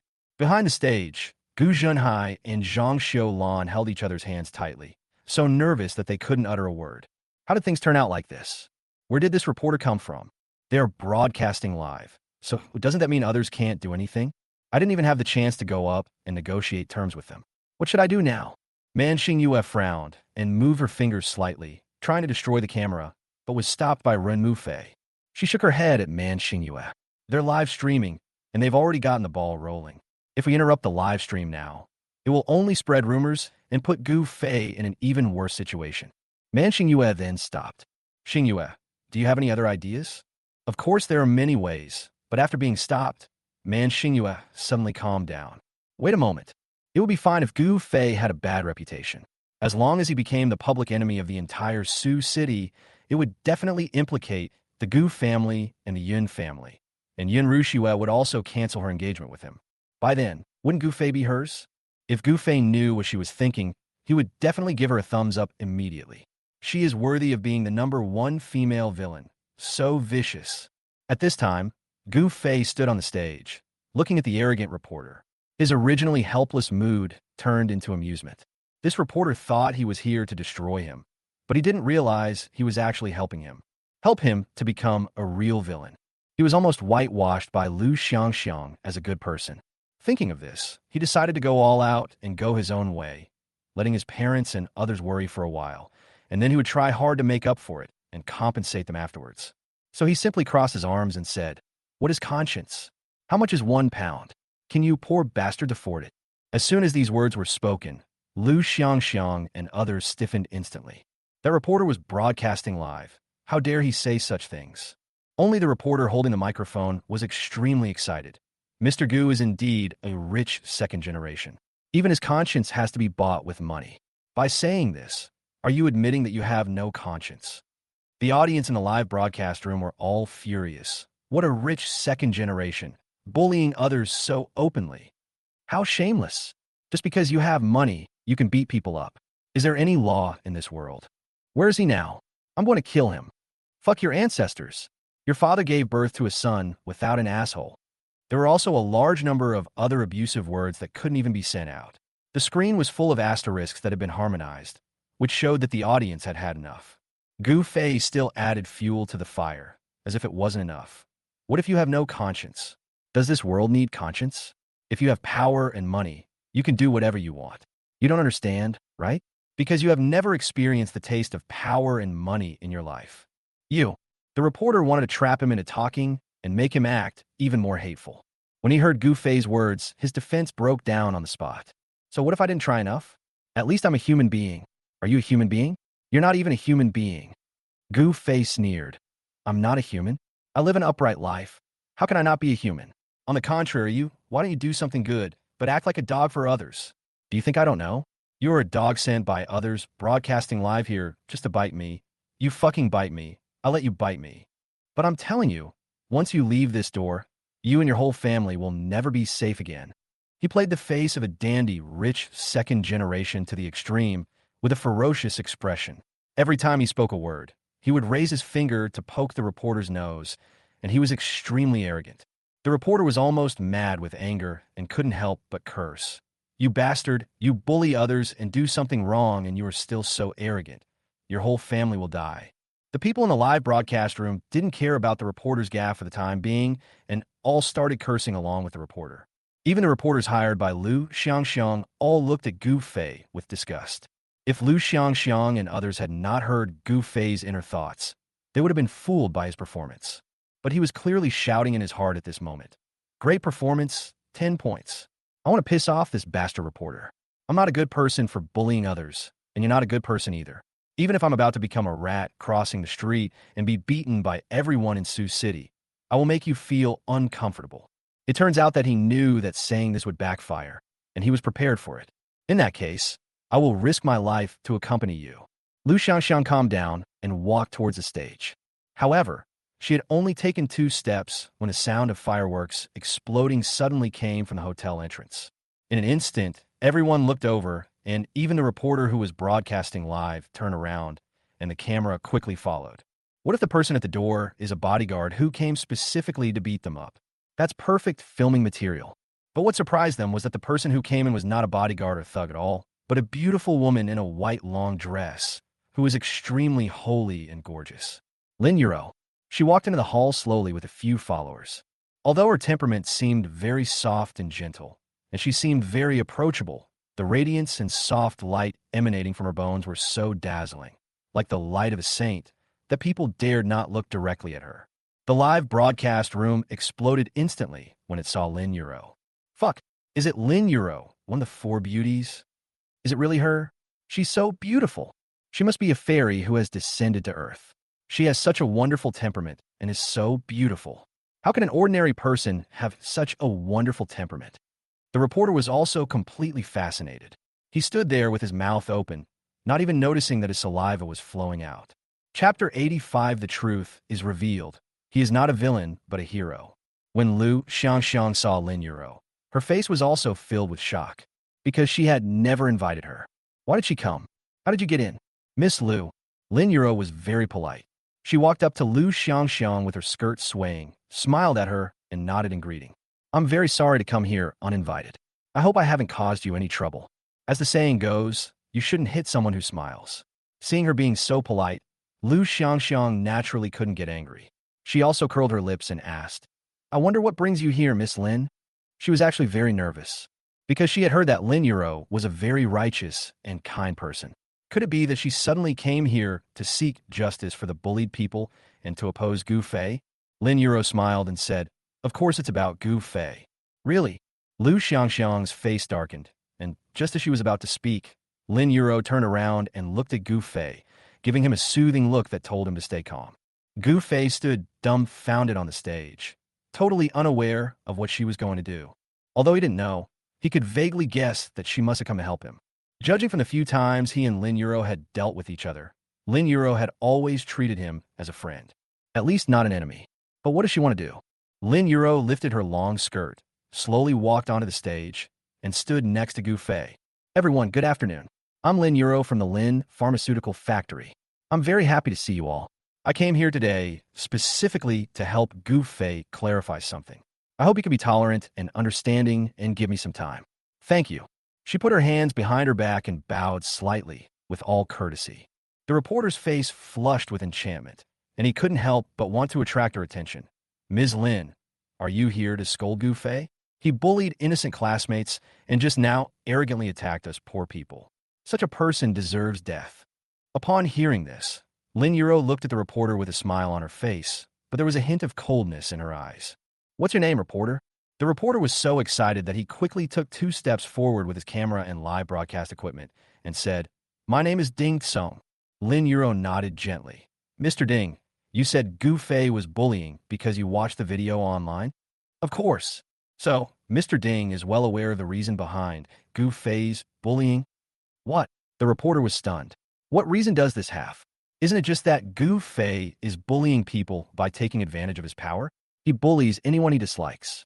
He even admitted it himself." Lin Yuro slowly shook her head and smiled. If he knew how to defend himself, he wouldn't have been misunderstood for so long. "You are all reporters, and you should understand the basic elements of news reporting. Time, place, and people. This bullying incident involves both parties. Instead of asking the victim about the truth, you're only trying to harass Gu Fei. Isn't this beneath your status as a journalist?" The reporter frowned and suddenly had a bad feeling. "Wrong. Goddess Lin is not here to target Gu Fei. It seems that she is here to help Gu Fei. Luckily, I'm a kind-hearted person. After discovering your vulnerability, I help you invite another person involved, Gu Fei's classmate who was bullied. Mr. Sun, please come up to the stage." Among the entourage that followed her in, a thin man slowly walked onto the stage. But he kept his head down the whole time and said nothing. Everyone was surprised when they saw this person, because this person really looks exactly like the person being bullied in the video. However, many people have been looking for this person, but have not found him. How did Lin Yuro find out? When Sun was Gu Fei's classmate, he was beaten by Gu Fei. He later dropped out of school, changed his name, and started a new life. Upon hearing this, the reporter quickly chimed in. "Ms. Lin, are you saying that Gu Fei ruined this person's life and prevented him from even graduating from college?"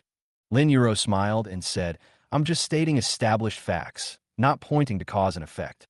Mr. Ding, as a reporter, should be more cautious than I am. How can you say such irresponsible things?"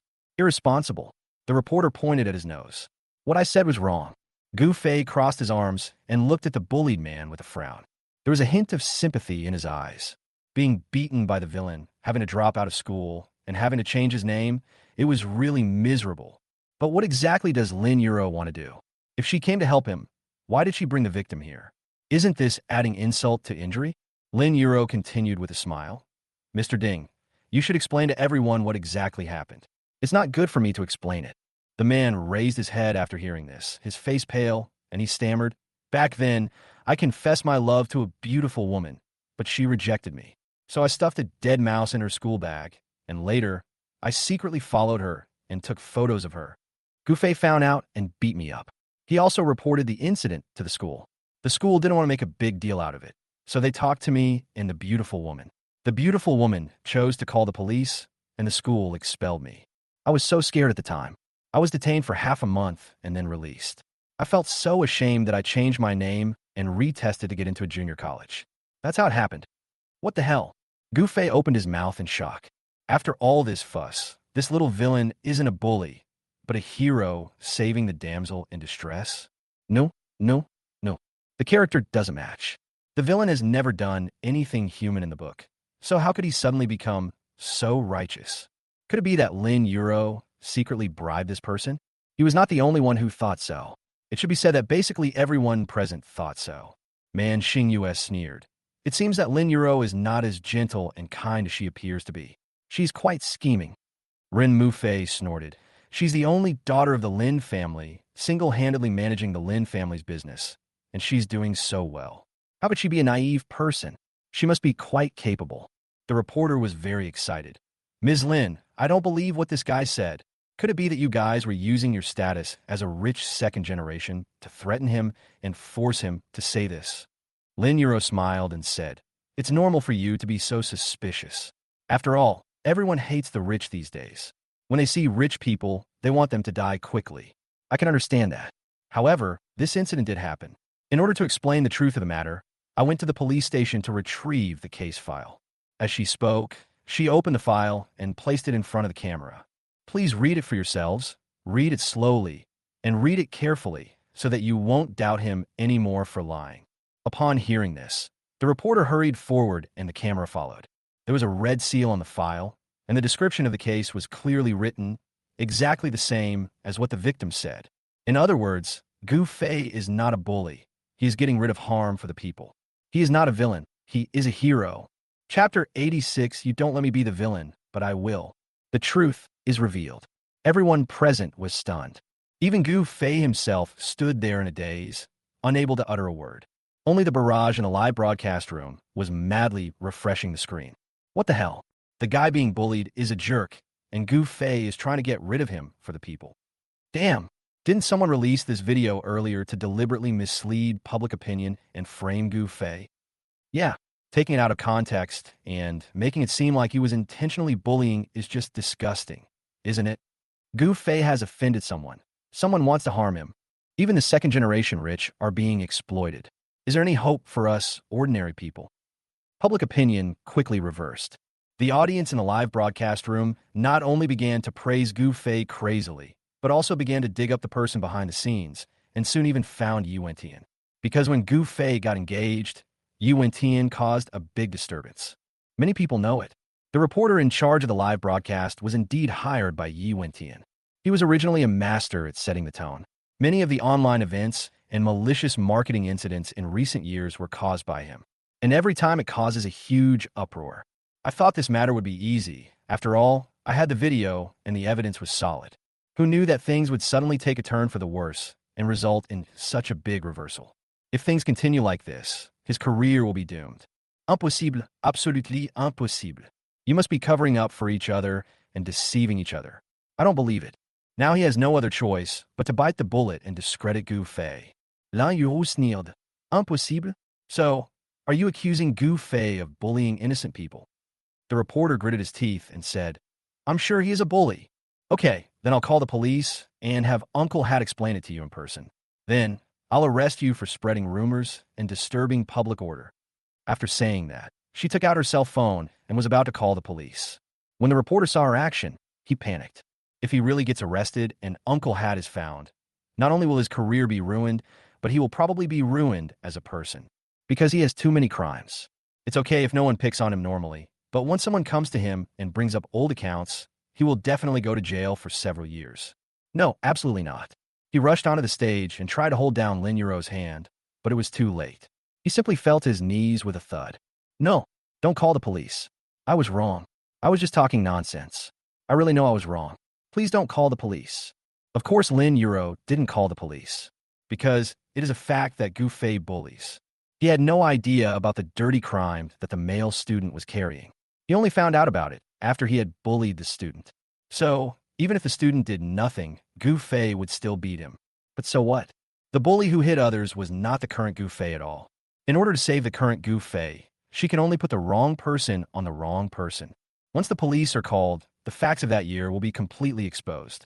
If there are other parties who come forward to testify, the story she deliberately concealed will be exposed, and Gu Fei will still be scolded. Letting everything end here is not only a good thing for the reporter, but also a good thing for Gu Fei.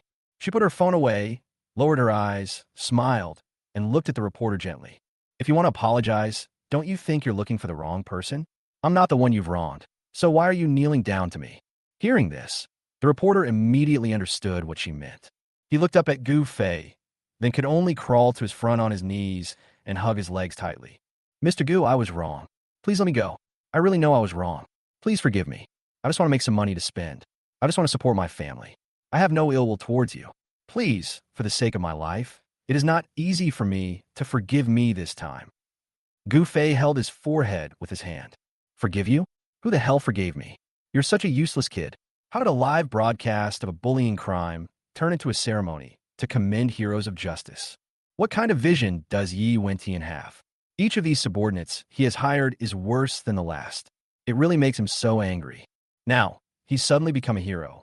Not only is he getting the system's villain reward, but he's also lucky enough to not be punished. Thinking of this, Gu Fei was really full of resentment. Remembering his villain identity, he raised his foot and kicked the reporter. Plop! The kick was so strong that it knocked the reporter off the stage. Fortunately, the platform was not high. Otherwise, he would have been in trouble. How dare you beg for mercy from me? You almost ruined my reputation.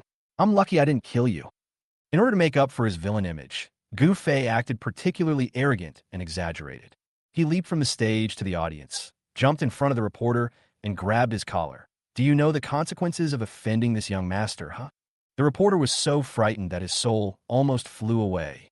He quickly reminded him, Mr. Gu, the live broadcast is still going on.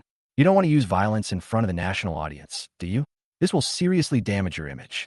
Mr. Gu, think twice. Do I care about my image, even though I'm hurting your mother? I'm the eldest son of the Gu family, destined to live a life of luxury. Stop using your pauper's thinking to speculate about me. If I cared about my image, I wouldn't have been living off the fat of the land and doing all sorts of evil things over the years. You poor bastard.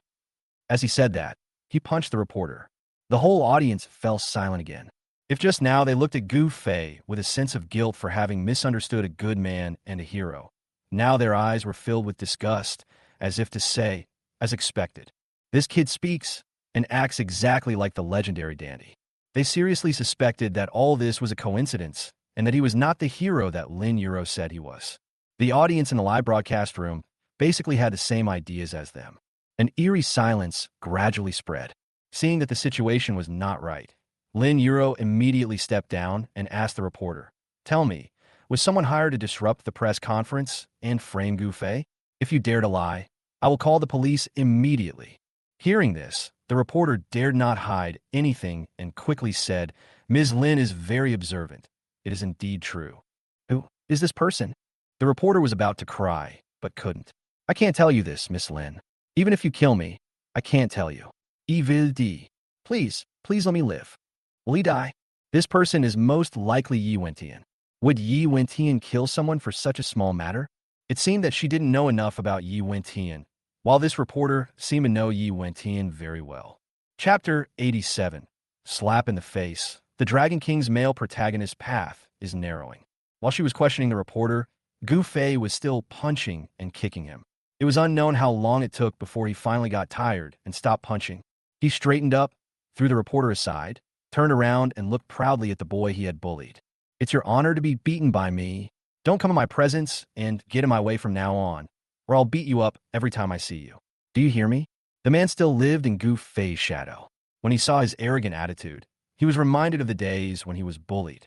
He nodded immediately. I heard it. That's better, get out. And all of you, get out of here too, or I'll beat you up too.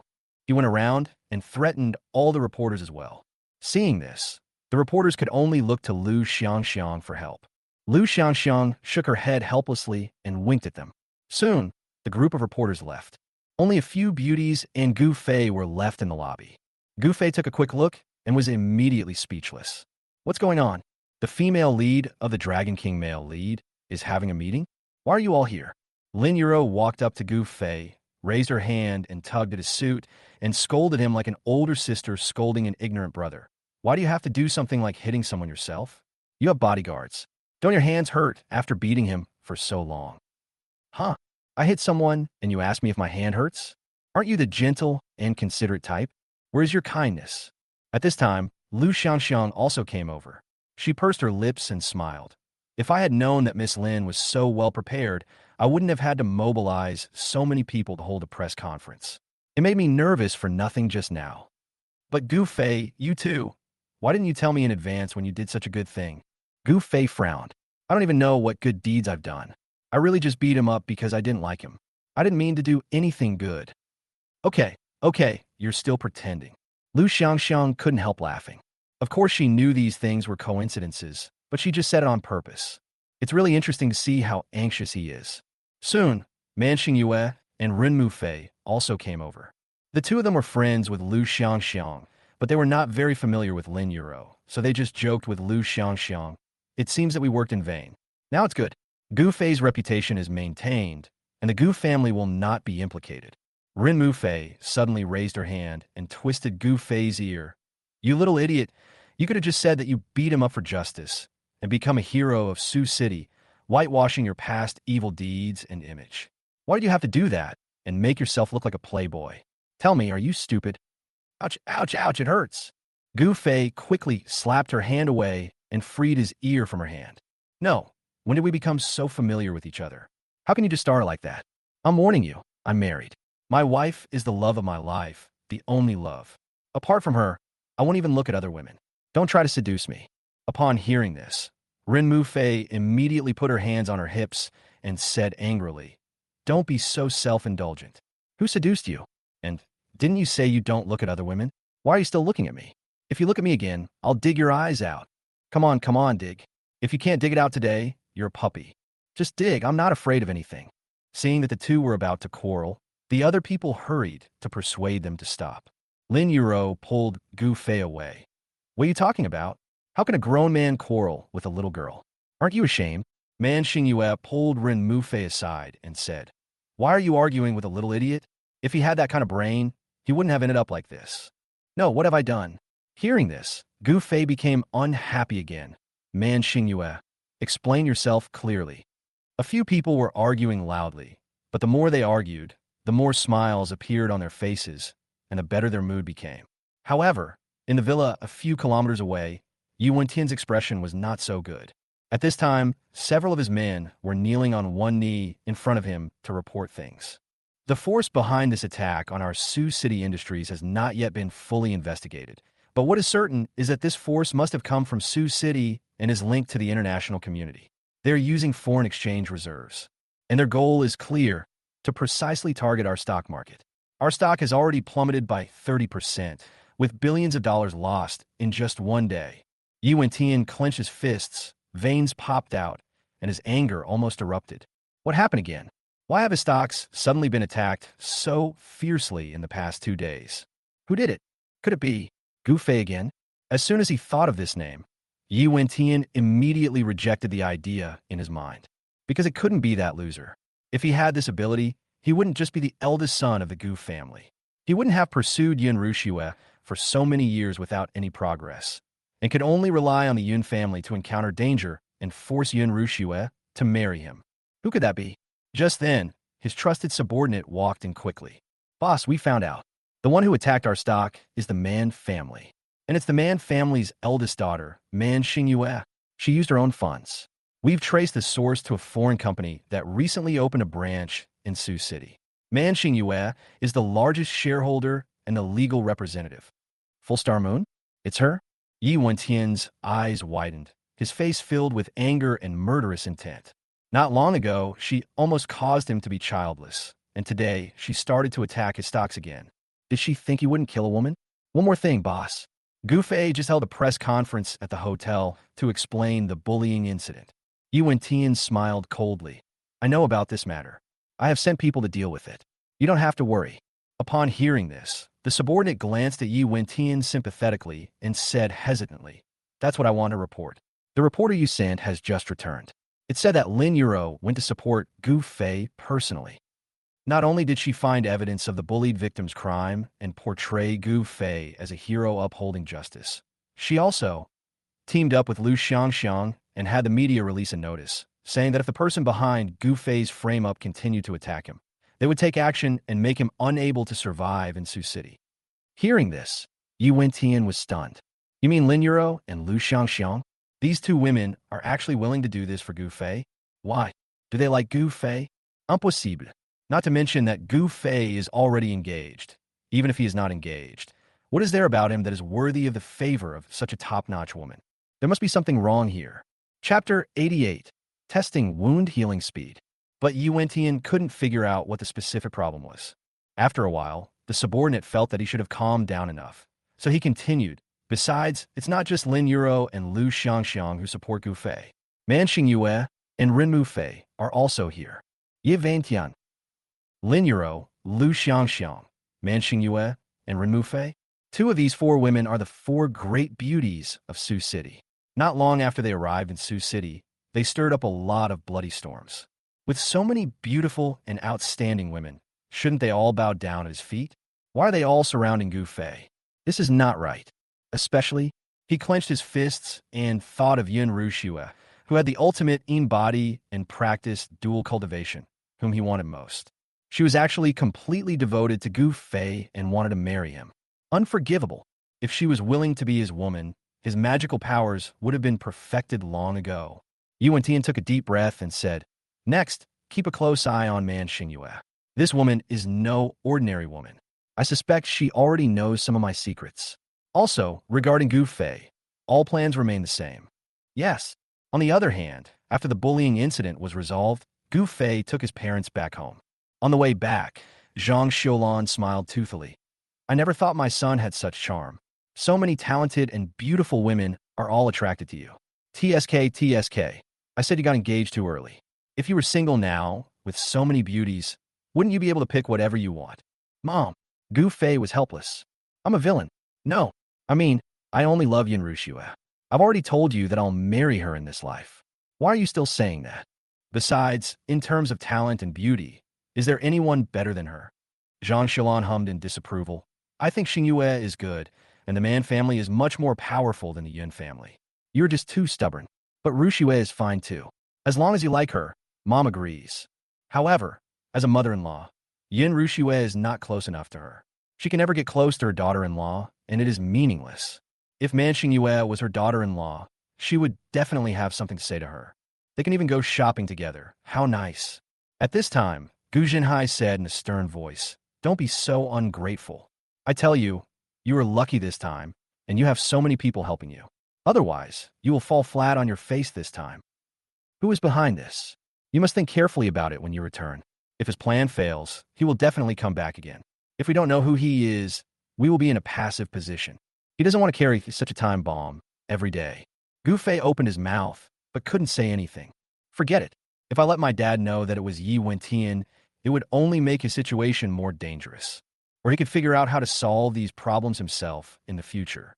After returning home, Gu Fei fell on the sofa, exhausted. He caught a glimpse of Medusa from the corner of his eye and immediately waved to her. "Go get me a drink and make sure it's ice cold." Yes. As soon as Medusa left, the voice of the system came from above Gu Fei's head. Congratulations to the host for completing a new round of Villain Plot with a character maintenance score of 80 points. The reward has been sent. Please check it. 80 points? How can this get 80 points? Gu Fei was so surprised that he almost jumped up. He almost became a hero today, although he tried his best to make amends for a long time, and finally reached a balance between the tug of war between villains and heroes, so that everyone neither thought he was a hero nor hated him. He was still far from the so-called villain image. It seems that no matter what the final result is, as long as his own performance is villainous enough, it will be enough. Today he was still shocked by the performance of those heroines. When they should have played villains, they were not evil enough and not thorough enough. Otherwise, at least you could get a perfect score. Keep up the good work. He will definitely perform well next time. With only 80 points, you won't be able to obtain the ancient martial art skills, and you can only get 5 attribute points and a 10% acceleration in wound healing speed. After the enhancements from the previous times, his physical fitness is now excellent. After careful consideration for a long time, he finally decided to add all 5 attribute points to agility. After all, it is still somewhat difficult to fight Yi Wentian one-on-one now. If you really encounter the situation where he wants to kill you, the best strategy is to run away. Then he looked at the fruit knife on the table, gritted his teeth, picked it up, and cut a bloody gash on his arm. After increasing the wound healing speed 3 times in a row, he had to verify how fast the speed could be. So, when Medusa came out with the ice juice, what she saw was Gu Fei slashing his arm with a knife. "What are you doing?" Gu Fei originally wanted to make a light cut to try out the healing effect of shallow wound first. After all, although this is not his own flesh, the pain is his. But it was the first time he had hurt himself, and he was so focused that he didn't hear Medusa approaching. When he suddenly heard her voice, he was so scared that his hand shook and a sharp blade cut him, and blood gushed out instantly. Oh my God! Gu Fei was angry and looked up at Medusa fiercely. Murder you! Medusa looked innocent. I was standing there motionless. You hurt yourself. But what exactly did you want to do? If you wanted to commit suicide, you wouldn't be stupid enough to draw here. Are you trying some ancient medical bloodletting method? I'll let your uncle bleed. If it weren't for Medusa's beautiful face and innocent eyes, Gu Fei would have definitely scolded her to death. What are you still standing there for? Hurry up and get the medicine box to stop the bleeding. Medusa took a look at his wound and said, No need. The wound is so shallow, the bleeding will stop on its own after a while. Gu Fei took a deep breath. Do you think everyone is like you, growing up in a pool of blood, with more wounds on their body than hairs? I've been living a life of luxury, eating delicious food and drinking spicy drinks. Even if I get a little scratch, my mother has to comfort me for a long time. You have no idea how delicate my skin is. Relying on the fact that he is a villain, Gu Fei vents his anger and hostility without restraint. No matter how he yells, how uncultured he is, or how he vents, it's all consistent with his personality. Who cares? But just as he was roaring to vent his pain, Medusa suddenly raised her hand and pointed at his arm. The bleeding has stopped. Forehead? Gu Fei looked down and saw that it was true. The wound that was originally bleeding had stopped bleeding. This is too fast. You should know that the bloody wound is at least 7 or 8 centimeters long, and it is not too deep, but not too shallow. Normally, it will take at least half an hour to an hour to stop the bleeding naturally. The speed at which his wounds heal is truly amazing. Chapter 89. 24-hour protection means taking a shower. Not only did he think it was awesome, Medusa also tilted her head in confusion. As a killer, her own physical fitness has been trained to the top level. From childhood to adulthood, I have seen many masters. But this was the first time she had seen a wound of this severity stop bleeding naturally within a minute. It seems that Gu Fei not only hides extremely powerful skills, but also hides an extremely powerful background. Who is he? She had been lurking around him these days, observing him secretly, but she had never seen Gu Fei practicing martial arts or doing fitness. Every day, I either run around everywhere or lie on the bed playing with my phone. How did such a person develop such muscles, such a good figure, and such profound skills that come from the original power? She was really puzzled. Even after the bleeding stops, you have to get me a medical kit to bandage it. Go now, don't make me say it again. Seeing that he insisted, Medusa had no choice but to take out the medicine box and bandage his wound. Gu Fei groaned, shook his arm and said, You are the one who hurt me. Remember this well. You owe me one. Medusa remained silent. She is already her bodyguard and nanny, and has done everything from massage to foot washing. Does she still care about whether she owes him anything? At this time, Gu Weigua came down from upstairs and said to Gu Fei when he saw him, Jingjing will be returning to China tomorrow. Don't forget to pick her up at the airport. Damn it, he really forgot. Gu Fei felt a little uncomfortable when he thought of Gu Jingjing. This woman is cruel and ruthless and is not a human being. Although the Gu Fei family does not have a very deep friendship with her, they all have the surname Gu after all, and her father treats her very well and always gives her red envelopes during festivals. But she just watched her father suffer torture every day without ever looking at him. Thinking of this, he didn't have a good impression of Gu Jingjing. The most annoying thing is that according to the plot development, she shouldn't come back at this time. I will never live in his house. What is going on? But facing his father's somewhat commanding eyes, he could only sigh softly and said, oh, reluctantly. After his father left, Gu Fei immediately pulled Medusa and said, Come with me to the airport to pick someone up tomorrow. With Medusa around, maybe he could find an opportunity to leave the person to Medusa and sneak away. Medusa raised her eyebrows upon hearing this. Master, I remember I told you that even when you couldn't see me, I was by your side. I was just hiding on purpose. I'm your personal bodyguard. I'm with you 24 hours a day. Gu Fei tooted. Then were you there when I was taking a shower? Gu Fei's eyes widened. Where are you? Medusa curled her lips. No comment. No. Is this correct? Yin Group conference room. Facing the senior management sitting around the round table, Yin Rushiue's face was as cold as ice, and she remained silent. President, we're not forcing you to break off your engagement with Mr. Gu. We're just issuing a statement to sever ties with the Gu family. Why don't you agree? Yes, President, this is related to the development of a Yun group. You can't act on your own. Young Master Gu has stirred up a hornet's nest this time. The bullying is getting more and more intense online, with countless people swearing and boycotting us. We've just started to make a slight improvement, but if we're implicated, we'll be plunged into another series of crises. President, think carefully about this. Ever since the video of Gu Fei's bullying was released, and she was subjected to a large amount of abuse online, the company's senior management has been putting pressure on her to make a statement and cut ties with the Gu family. She knew that they did this because they used to have a lot of say. But since the Gu family helped her, she gradually took back her power. They had to obey her orders. After working for decades and finally gaining experience, they must be very unhappy to have to bow and scrape like a girl in her early 20s. Yin Rushu said expressionlessly, "Since I'm already engaged to Gu Fei, I'll stick with him through thick and thin. If he does something wrong, I'll share the consequences with him. There's no need to discuss anything else." What? This? Everyone looked at each other, all with displeasure on their faces. A popular general manager was furious. You want to stand by him, fine, but why drag the Yun group into this? What if something happens to the Yun group and thousands of employees lose their jobs? Can you afford it? The atmosphere in the conference room froze instantly. Several veteran managers secretly curled their lips. Great. This time Yin Rushue is going to incur public wrath. Her reputation and authority will immediately be greatly affected, making it easier for them to seize power. But at this moment, the assistant walked into the meeting room and leaned over to Yin Rushue's ear and whispered a few words. Yin Rushue immediately smiled. Okay, tell them. Yes. The assistant immediately stood up straight, cleared his throat, and said, the latest news is that there's been a reversal in the Gu Xiao bullying incident. The man being beaten in the video is a beast in human form. Gu Xiao was trying to protect the female students at school and punished this beast for his crimes. Many people online are praising young Master Gu for his chivalrous spirit. The Gu family stock price rebounded quickly after just a dip and has now risen by 20%. As a result, the reputation of our Yin group has also soared, with the stock price increasing by 15%. As soon as these words were spoken, the entire conference room exploded. Reverse. Is there such a thing? Really? Look at this report. It's almost portraying Gu Fei as a people's hero. But some people suspect that this is all a hype orchestrated by Gu Fei, while others say it's just a coincidence. Anyway, overall, the reviews are positive. Can this even be reversed?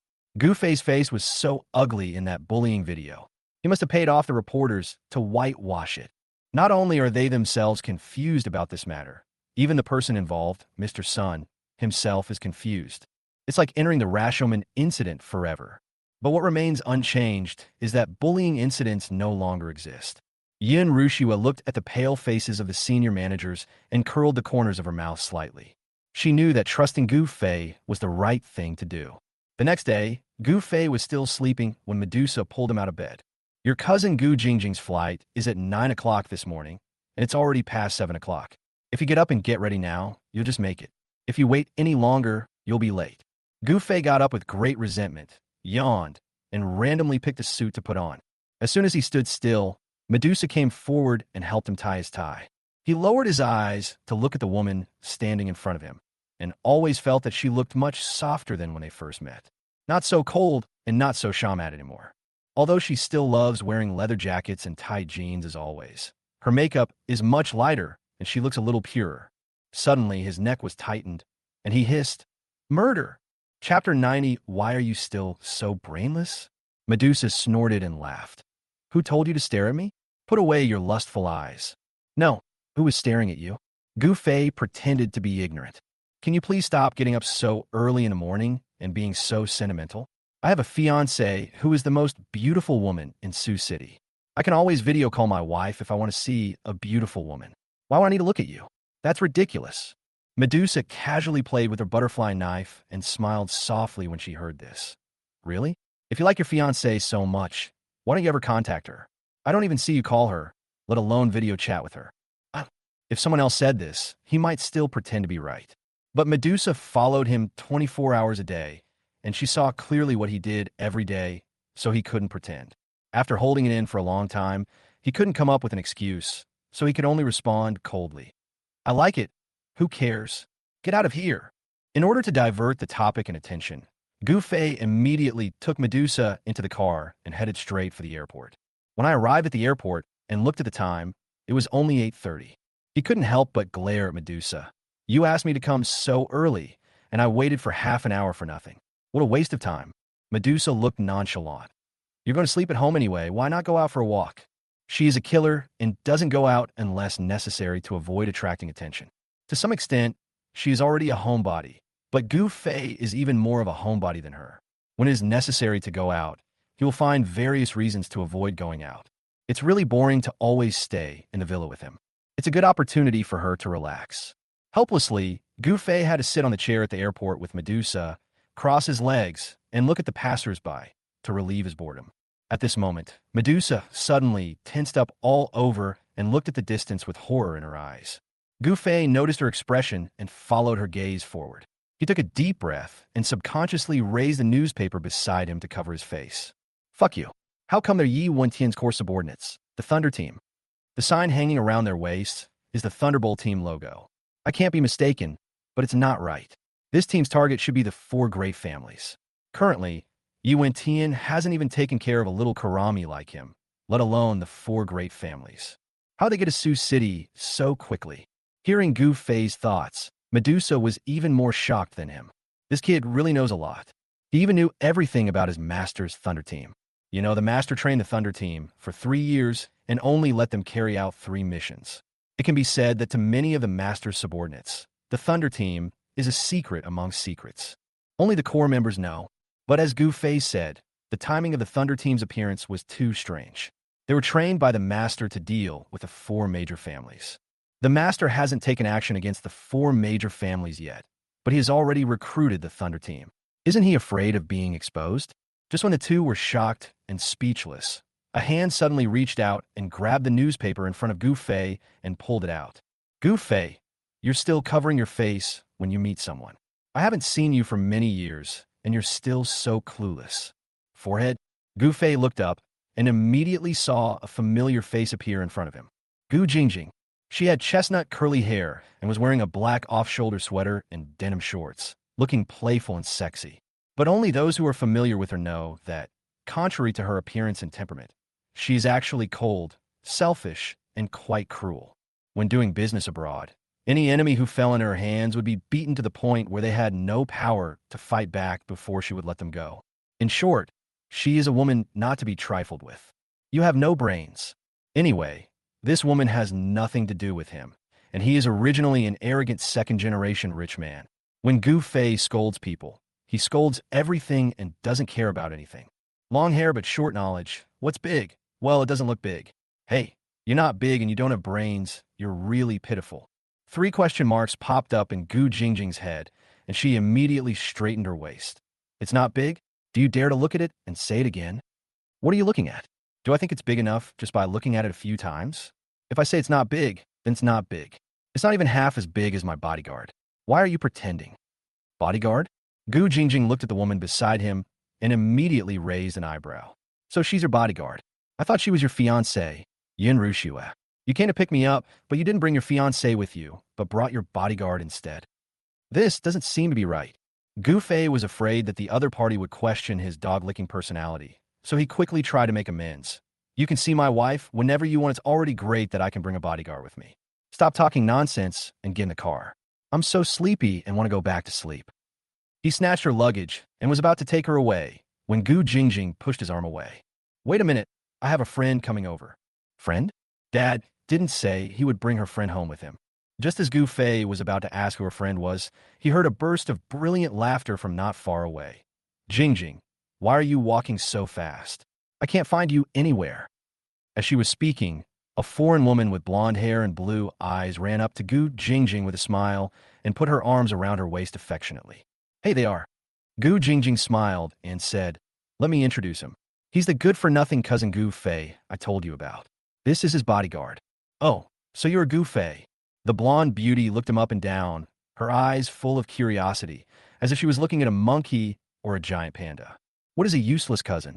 Gu Fei gritted his teeth. No wonder the Gu family fell into trouble. This damn guy turned a blind eye. It turned out that she looked down on him from the very beginning. Ugh, just wait for me. I will make you regret this decision. He pretended not to hear the teasing and ridicule between the two people and turned to walk out of the airport. Medusa looked at him and couldn't help but smile. It was unbelievable that someone could actually make him speechless. It's quite interesting. Gu Fei glanced at her coldly and made a face at her. There are many things that are not convenient to say to her, so I can only complain silently in my heart. Gu Jingjing, you damn bastard, you can show off all you want. It won't be long anyway, and you'll be able to meet Yi Wentian. Then you'll just be a good girl by his side and become part of his harem. You'll spend your whole life as the woman behind him, vying for his affections with a bunch of other women. I wonder how long you can still laugh. As soon as he finished complaining, Gu Jingjing grabbed his arm and asked, "Who is Yi Wentian?" Chapter 91. Once evidence of betrayal is found, kill immediately. What? Gu Fei was confused. What Yi Wentian? Why did she suddenly ask about Yi Wentian out of nowhere? Did she know Yi Wentian? That's not right. She's been abroad, and Yi Wentian has been in the Northern Territory. They have nothing to do with each other. So how could they possibly know each other? While he was dazed, Gu Jingjing also widened her eyes. Just now she thought it was Gu Fei talking to her, so she suddenly caught up and asked. After all, he said that she wanted to be the woman behind Yi Wentian and just won the harem. This was really insulting. Must ask clearly. But when she came in front of Gu Fei and stared at his face, she suddenly realized that what she had just heard was not what he said, but it is his inner voice. Because they were facing each other, she heard the voice even when Gu Fei didn't speak. She could actually hear this guy's thoughts. Why? You know Yi Wentian? Gu Fei looked at Gu Jingjing in shock. How do you know him? Gu Jingjing finally came back to her senses and immediately released her grip on his arm.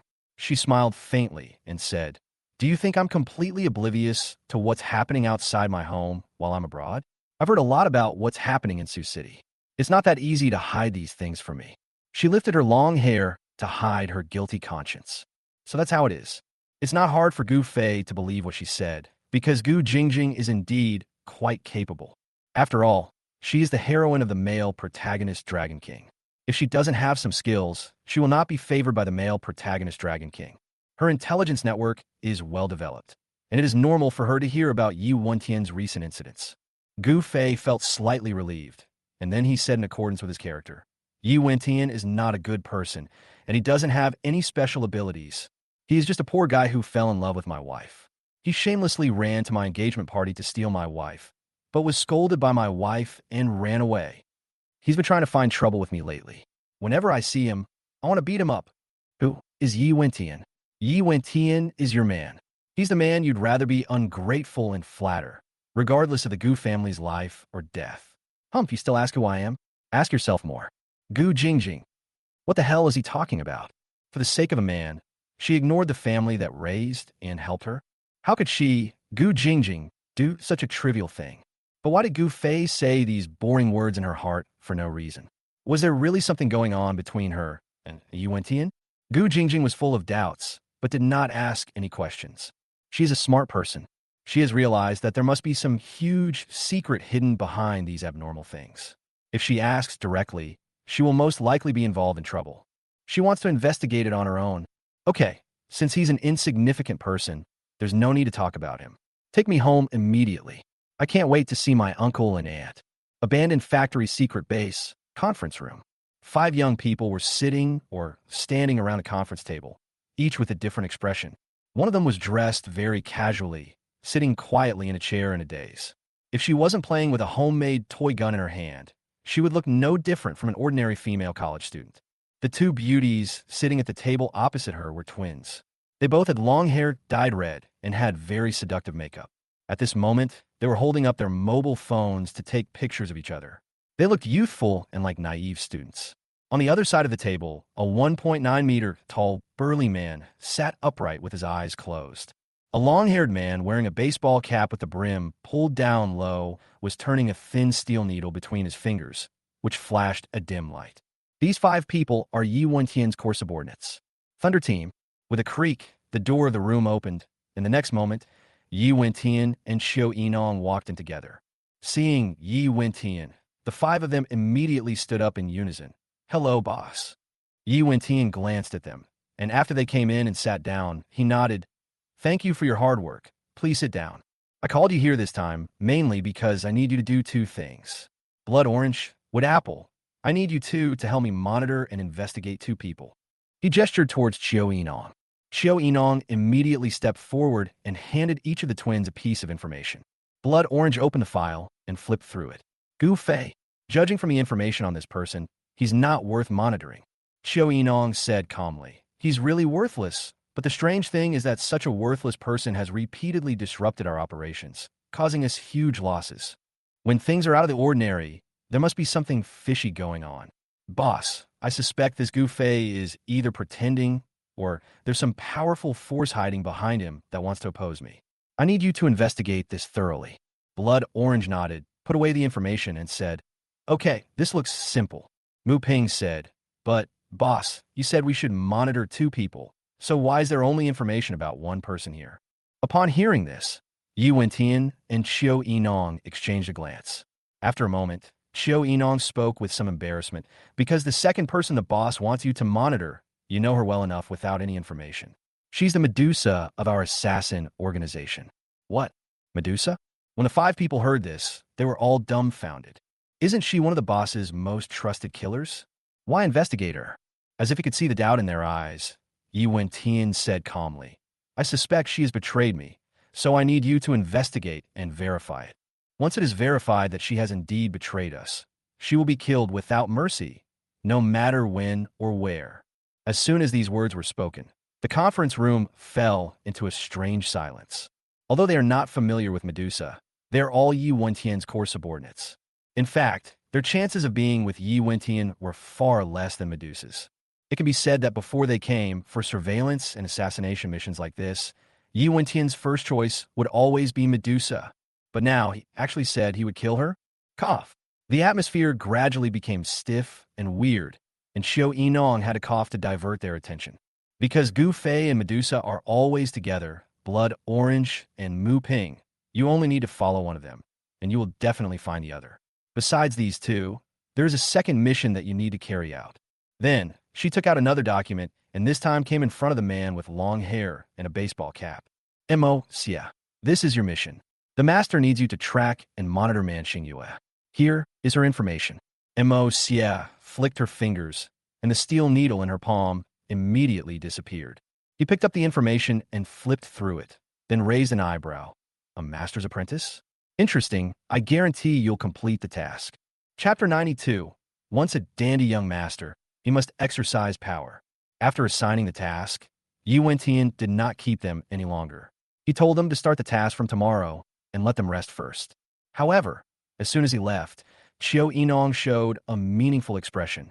In the past, she always felt that Yi Wentian was not only a leader among young people, but even compared with those older superiors, he was exceptionally calm, broad-minded. However, recent events have made her slowly realize that she has overestimated this person. The reason why he seemed so powerful in the past was because he was extremely lucky and invincible. No matter what he wanted to do, he would meet noble people to help him, and thus he could overcome all obstacles and achieve everything. But he couldn't stand the setbacks. Recently, there were only a few trivial things that went wrong, but he was so confused that he even threw the affairs of the four major families behind his mind for the sake of a small person like Gu Fei. Even mobilized the Thunder team in advance. This doesn't look like someone who can accomplish great things. She might have to reconsider whether she still wants to work with him. On the other side, Gu Fei drove Gu Jingjing and Vina back home. When he got home, he yawned and went straight to the second floor to take a nap. After walking a few steps, he found that Medusa did not follow him, so he immediately gestured to her. Didn't you say you'd follow me closely for 24 hours? Come here. Medusa turned around and glanced at the wall.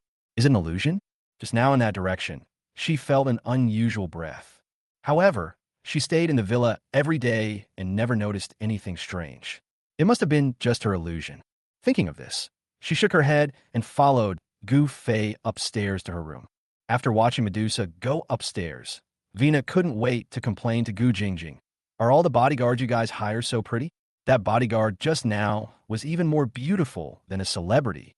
Humph, he's not looking for a bodyguard. He's just looking for a pretty girl to be by his side. Gu Jingjing snorted disdainfully. If you really want to find a bodyguard, just pick a big and strong man. He is better than that girl with thin arms and legs. What that kid is up to, you can guess it even with your toes. But she was wrong. If he could drive Medusa away, Gu Fei would do it without hesitation and drive her away immediately. The problem is that he can't be driven away. Firstly, Medusa is the bodyguard hired by my mother. And secondly, she is Yu Tian's subordinate. And at the moment, she seems to be a relatively safe subordinate. If he drives Medusa away, Yu Tian will send another ruthless person over, and then he will be in real trouble. In the room on the second floor, Gu Fei sat on the bed and said directly to Medusa, "Come here and take off your pants." Medusa's eyes widened instantly. What did you say?" After knowing each other for so long, this was the first time Gu Fei saw Medusa show such a human-like expression. Normally, she's like a robot. No matter what you say, she just nods coldly, never crying, laughing, or making a fuss. She is very AI-like. Gu Fei said with a smile, "What are you afraid of? Can I eat you? Just take off your clothes if I ask you to." "Master." Medusa frowned and finally got angry. "I'm just your bodyguard and nanny. I'm only responsible for your safety and your daily needs. I'm sorry, I can't do anything else. Yes, I'm going to sleep now. I want to use your lap to sleep, but your jeans are so stiff that I can't lie down comfortably. So I'm asking you to take off your pants. Is that okay? If you don't want to, forget it. I'll ask Mom to find someone who is. Being a villain is so tiring. Why not enjoy it if you can?" He didn't let Medusa get into his bed and let him hold her in his arms while sleeping. He just rested his head on her thighs. Isn't that too much? After all, he was trying to catch up on sleep in the broad daylight, and he couldn't sleep at all because he was uncomfortable. Medusa breathed a sigh of relief upon hearing this. It turned out that he just wanted to rest his head on my thigh. But even so, she was not very willing. But after meeting Gu Fei's determined eyes, she finally compromised. "Then I'll go change my clothes." Soon, she changed into a nightgown and came out. Gu Fei immediately laid down on the bed, found a suitable position and posture, and then raised his chin towards her. Medusa's cheeks flushed, but she still cooperated and sat next to him. As soon as she sat down, Gu Fei moved and lay on her thighs. Well, not bad. It's definitely more comfortable than a pillow. Her legs are not bony, but they are not soft and weak either. Instead, they are legs that have been trained since childhood, with plenty of muscles, soft, smooth, and elastic. Isn't this much better than latex pillows or memory foam pillows? Gu Fei sniffed the subtle fragrance wafting from his nose and closed his eyes contentedly. What is the life of a playboy? Now that's more like it. He slept until the afternoon, when Zhang Xiulan came knocking on the door and asked him to get up and go downstairs for a family dinner. Since my uncle was not around, my parents entertained Gu Jingjing on his behalf. Unlike what is written in the novel, Gu Jingjing is very respectful to her parents and is also grateful for their care. She spent half of the meal saying all kinds of words of thanks to express her gratitude. Gu Fei was eating silently while wondering in his heart. If that was the case, then why did Gu Jingjing stand by and watch indifferently when the Gu family suffered misfortune later? Gu Jingjing quickly gave him the answer. When Gu Jinhai took the initiative to ask Gu Jingjing to help out of the company, Gu Jingjing immediately said, "Uncle, this is absolutely not possible. I'm the adopted daughter of the Gu family. My status is very sensitive. Once I enter the company, no matter whether I do a good job or not, I will be criticized. I am really not suitable to work in the Gu family's enterprise. Please forgive me, Uncle." Zhang Xiulan looked puzzled. "Whether I do well or not, I'll be criticized. Why is that?"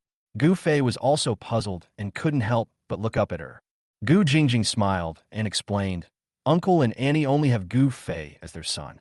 In the future, your property will definitely be inherited by Gu Fei.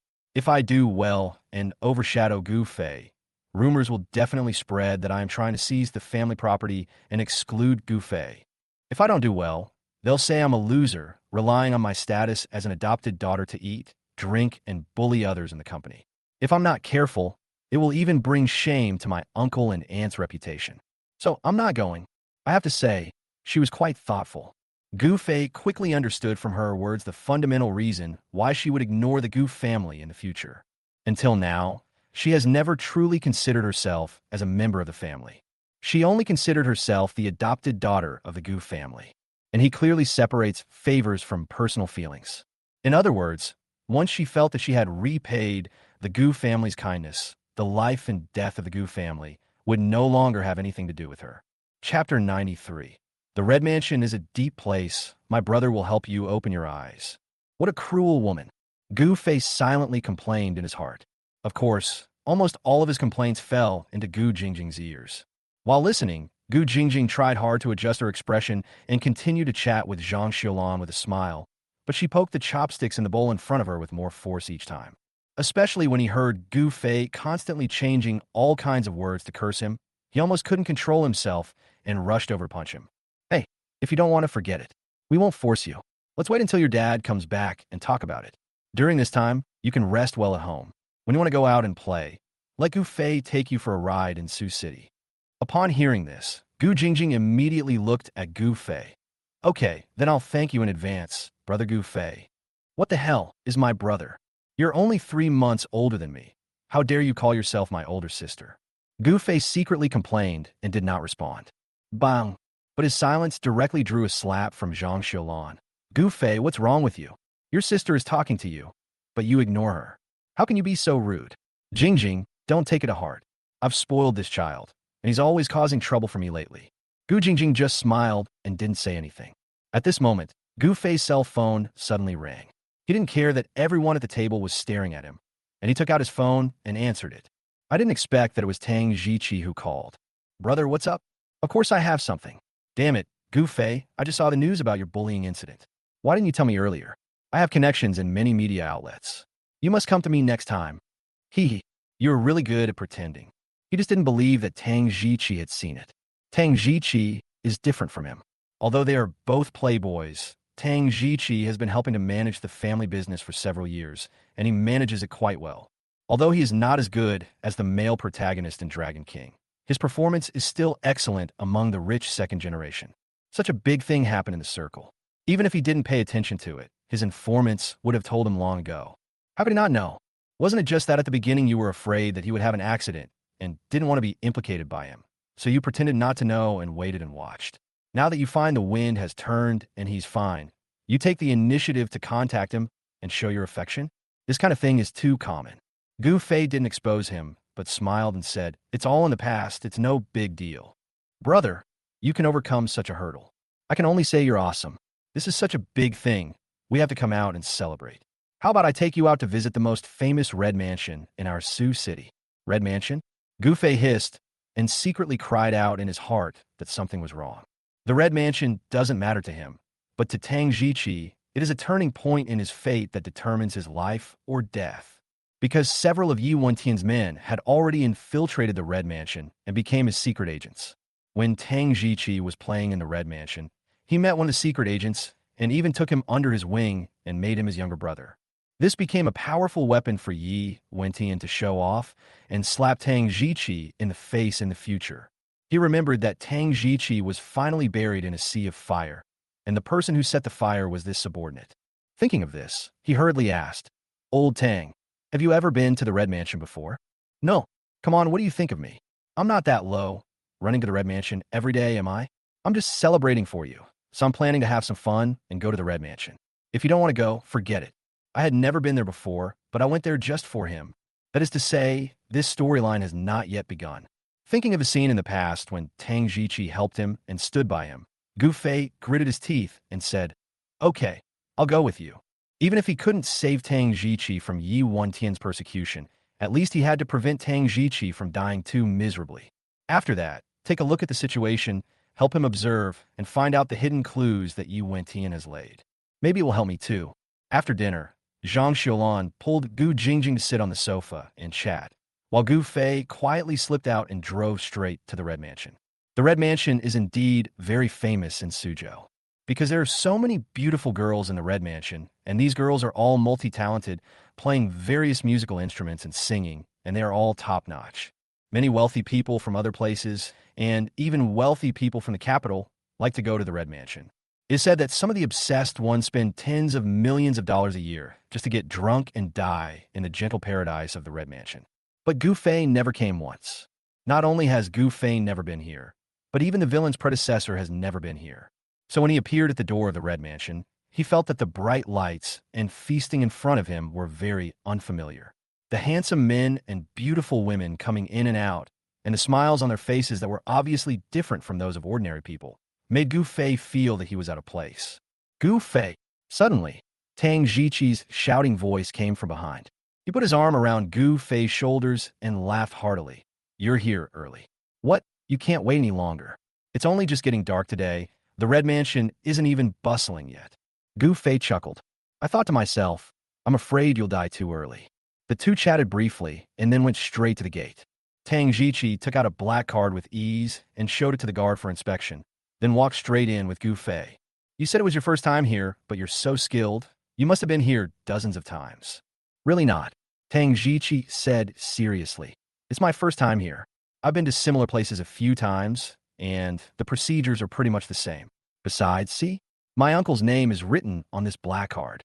Okay, just believe him for now. Gu Fei followed him inside and soon entered a hall. This place looks no different from those more luxurious bars. On the stage in the middle, foreign beauties in high heels and muscular men are dancing enthusiastically. They are all dressed very revealingly. They keep standing up and squatting to the music, causing the audience in front of the stage to scream. Gu Fei noticed that it wasn't just lustful men who came here to play. There were also quite a few women who looked quite wealthy.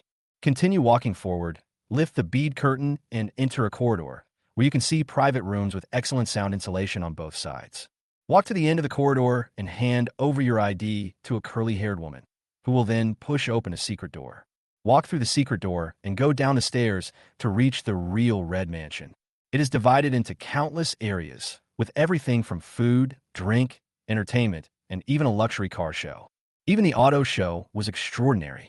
Car models dressed like fairies sat on the roofs of the cars, dancing in weird and seductive poses, seducing many men to the point of their eyes popping out. In addition, the most eye-catching thing is the luxurious gambling hall. Tang Jiqi is worthy of being the first person to seek death. The first thing he did when he came down was to drag Gu Fei to exchange chips. Come on, let's go and have some fun. Maybe we'll get lucky and make a fortune. Chapter 94. We are all licking dogs together. How have you changed? Gu Fei sneered repeatedly. Dude, you really have no idea where you stand on your own terms. You are a villain. The villain can still hide before he meets the hero, but as long as the hero appears, he will be possessed by bad luck. It's good enough that you can keep your own property. Do you still want to make a fortune? Gu Fei shook his head. Listen to my advice, don't get involved in that stuff. Didn't you come here to play with me? Let's find a place to have a few drinks and watch the fun. Two villains means your bad luck is doubled, so it's better to stay out of trouble. No, brother, we finally made it here, so why not have some fun? Even if we don't get rich, even if we lose money, we could just play for a few $100,000 and then call it a day. It won't cost much. Let's go. Let's join in the fun. We're already here. Since you are here, it's the Chinese New Year. These 8 words are really classic. Gu Fei really couldn't persuade Tang Jiqi, so he could only follow him to exchange chips for 200,000. He felt sore after the change. Although it was not his money that was spent, he used to only have a monthly salary of 5,000 yuan. After paying for rent, utilities, he only had about 3,000 yuan left. He had to look for coupons everywhere to go out for hot pot. These rich people are so good, they just throw away 200,000 yuan casually. Comparing yourself with others will only make you angry. After the two of them played around the field for more than 10 rounds, Gu Fei played very conservatively and lost more than 70,000, and Tang Jiqi had no money left. Gu Fei glanced at the time and realized that only an hour had passed. I lost 200,000 in just 1 hour. If all else fails, wouldn't it be better to just give it away to a poor person? But Tang Jiqi obviously didn't have such a loser mentality. After losing all his money, he quickly exchanged it for another 200,000 chips. It was already past 9 o'clock in the evening, and more customers came, and the place became lively. Tang Jiqi's face was a little red. Obviously, he was a little drunk. Dude, can we stop playing this? Wait a minute, I'll play a few more rounds. I was so close to winning just now. How about I just win a couple more rounds and make a few tens of thousands of dollars, and then I'll stop. The problem is you can't win. At this time, Gu Fei already regarded Tang Jiqi as a friend. He really couldn't bear to see him being cheated, so he dragged him out of the casino and returned all the chips of both of them. Listen to me. Come to this place. What's the point of gambling? Isn't playing with women better than this? Playing with women? When talking about this topic, Tang Jiqi's eyes immediately darkened. I'm not interested in playing with women. You know I like Lin Yuro. Unless she can accompany me, I won't even look at other women. Joy? What? Are you also a big bootlicker? Gu Fei quickly followed suit, fearing he would lose to him in the dog-licking race. Me too, except for my goddess Yun, I wouldn't feel anything even if other women took off all their clothes and stood in front of me. Then why are we here? We're not playing for money or women. So why are we trying to make ourselves miserable? Gu Fei thought to himself, I do want to play with women, but I don't dare. I don't want to play it, but I could just take a look, right? He was just looking for an excuse to stay and broaden his horizons. After all, such an opportunity is hard to come by. Back in his real world, even if he had money, he might not come to such a place. Suddenly, several slovenly dressed men approached the two of them. TSK, TSK, TSK. Isn't this the recently famous Mr. Gu? Why didn't you stay home and be your lickspittle instead of running off to the Red Mansion? Gu Fei glanced at them and found that he didn't know any of them, so he didn't want to pay any attention to them. His current principle is to do as little trouble as possible. But those people were relentless, saying, he's so incredibly powerful now. I heard the press conference to whitewash him was organized by Liu Xiangxiang, and Lin Yuro even went to support him. Damn, he must have saved the galaxy in his past life. How could he have such good luck? More than that, according to the people in the hotel, Man Xingyue and Rin Mufei were also there to support him. I even suspect he drugged those beauties. So awesome. Master Gu, how about sharing some tips on picking up girls? Don't eat all the food by yourself. Eating alone will only make everyone angry. Just a few words directly irritated Gu Fei. Looking at the faces of these people, he snorted disdainfully. Want to learn how to pick up girls? Unfortunately, you can't learn this. Several people were curious. Why can't I learn it? Gu Fei raised his eyebrows and said, because you are too ugly. If you want to learn, you have to go back to your mother's womb and change your father. Maybe there is still a chance. The scene suddenly became extremely quiet.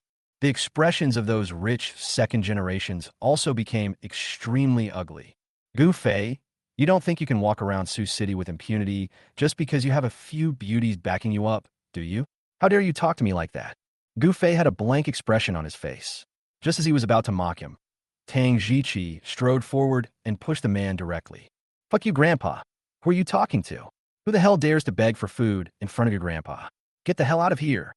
It has to be said that Tang Jiqi taught Gu Fei a lesson. What is a dandy? What is a rich second generation? This is what the formula represents. Who is talking nonsense to you? Who is reasoning with you? Who is playing word games with you? Even after being scolded in the face, he still wants to continue talking nonsense. Is this something those rich second generations who are so arrogant can do? This group of spoiled, rich second generations always find fault when there's nothing to do. When something happens, they're like dogs seeing meat buns, rushing forward without thinking. Those who could take action will not waste time talking. Otherwise, why Gu Fei couldn't get any rewards recently? It's because he didn't grasp the character of a rich second generation well enough. When Gu Fei saw Tang Jiqi's performance, he immediately realized this. He wants to perform well and maintain his image. Even if he doesn't have to be very good, he has to at least be as good as Tang Jiqi. So when those rich second generations were enraged by Tang Jiqi and waved their fists to punch him, Gu Fei grabbed his wrist. His face was ferocious. He grabbed the other person's wrist tightly and pressed it down hard. Ah! The man screamed immediately. His body bent like a shrimp, and he pulled out his hand and took 3 steps back. The others were also shocked. They obviously didn't expect that Gu Fei looked like a loser, but was so strong. Of course, Gu Fei is very strong. After 3 consecutive physical enhancements, his current strength value cannot be compared with the male protagonist Dragon King, but he can definitely beat everyone in the Red Mansion.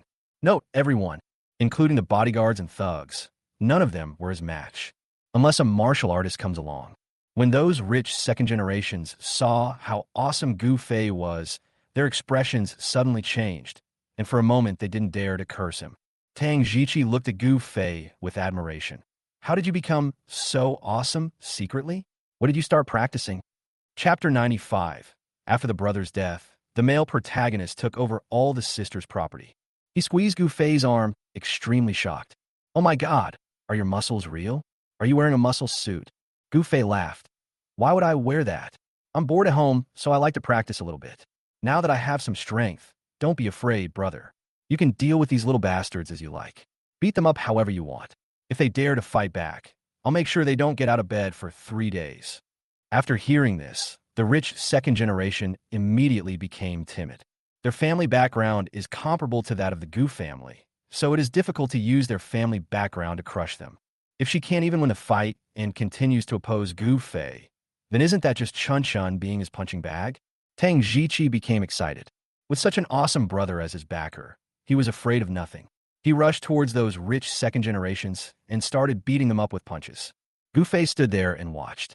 Whenever he saw someone trying to deal with Tang Jiqi, he would grab an ornament from the side and throw it over. Every time he threw it, it was hard and accurate, hitting people either in the mouth or in the nose. Soon, he was beaten by those rich second generations until his nose was bleeding and his mouth was cracked. He was so angry that he was jumping up and down, but had no idea what to do. He could only leave cursing. Tang Jiqi was so focused on the fight that he didn't notice Gu Fei helping him from behind. He thought he had beaten those people away, and his face flushed with excitement. Fuck, that's awesome. I didn't know fighting was this awesome. Tomorrow I'm going to find a martial artist to teach me, and I'm going to try to act this cool from now on. While the two were chatting and laughing, a few more rich second generations came over. Different from a few people, just now, these rich second generations looked much more elegant and took the initiative to hand Gu Fei a glass of wine. Mr. Gu, I've heard of your great name for a long time. Would you like to be friends? Gu Fei knew that anyone who could come to the Red Mansion, especially to this place, must be extraordinary, so he accepted the glass of wine and said politely, "No problem. What's your name, sir?" "Thunder." He simply gave 2 words and nothing else. It seemed as if he was certain that as long as he said these 2 words, Gu Fei would definitely know who he was. Gu Fei really knew, because Lei Jun is Yi Wentian's brother. According to the development of the plot, Yi Wentian should be acquainted with Lei Jun. After the two met, Lei Jun helped Yi Wentian a lot and eventually sacrificed himself to save Yi Wentian in the battle with the 4 major families. His last words were to ask him to take good care of his sister. Therefore, Lei Jun's sister was directly sent to the harem of the Dragon King. Naturally, all of Lei Jun's property fell into the hands of the male protagonist, Dragon King. Regarding this plot, Gu Fei only wants to say 2 words. What a beast. Someone died for you, and you want to eat up their entire family? You can eat her just like that, but you don't even give her a proper status as your sister.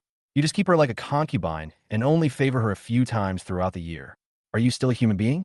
But since this is a novel with Dragon King as the male lead, this kind of plot is normal. Not to mention his sister. Even if Lei Jun left behind a sister-in-law, she would still have to enter the harem of the Dragon King. After all, it is not uncommon to find a man who likes young wives. So when Gu Fei looked at Lei Jun in front of him, his emotions were very complicated.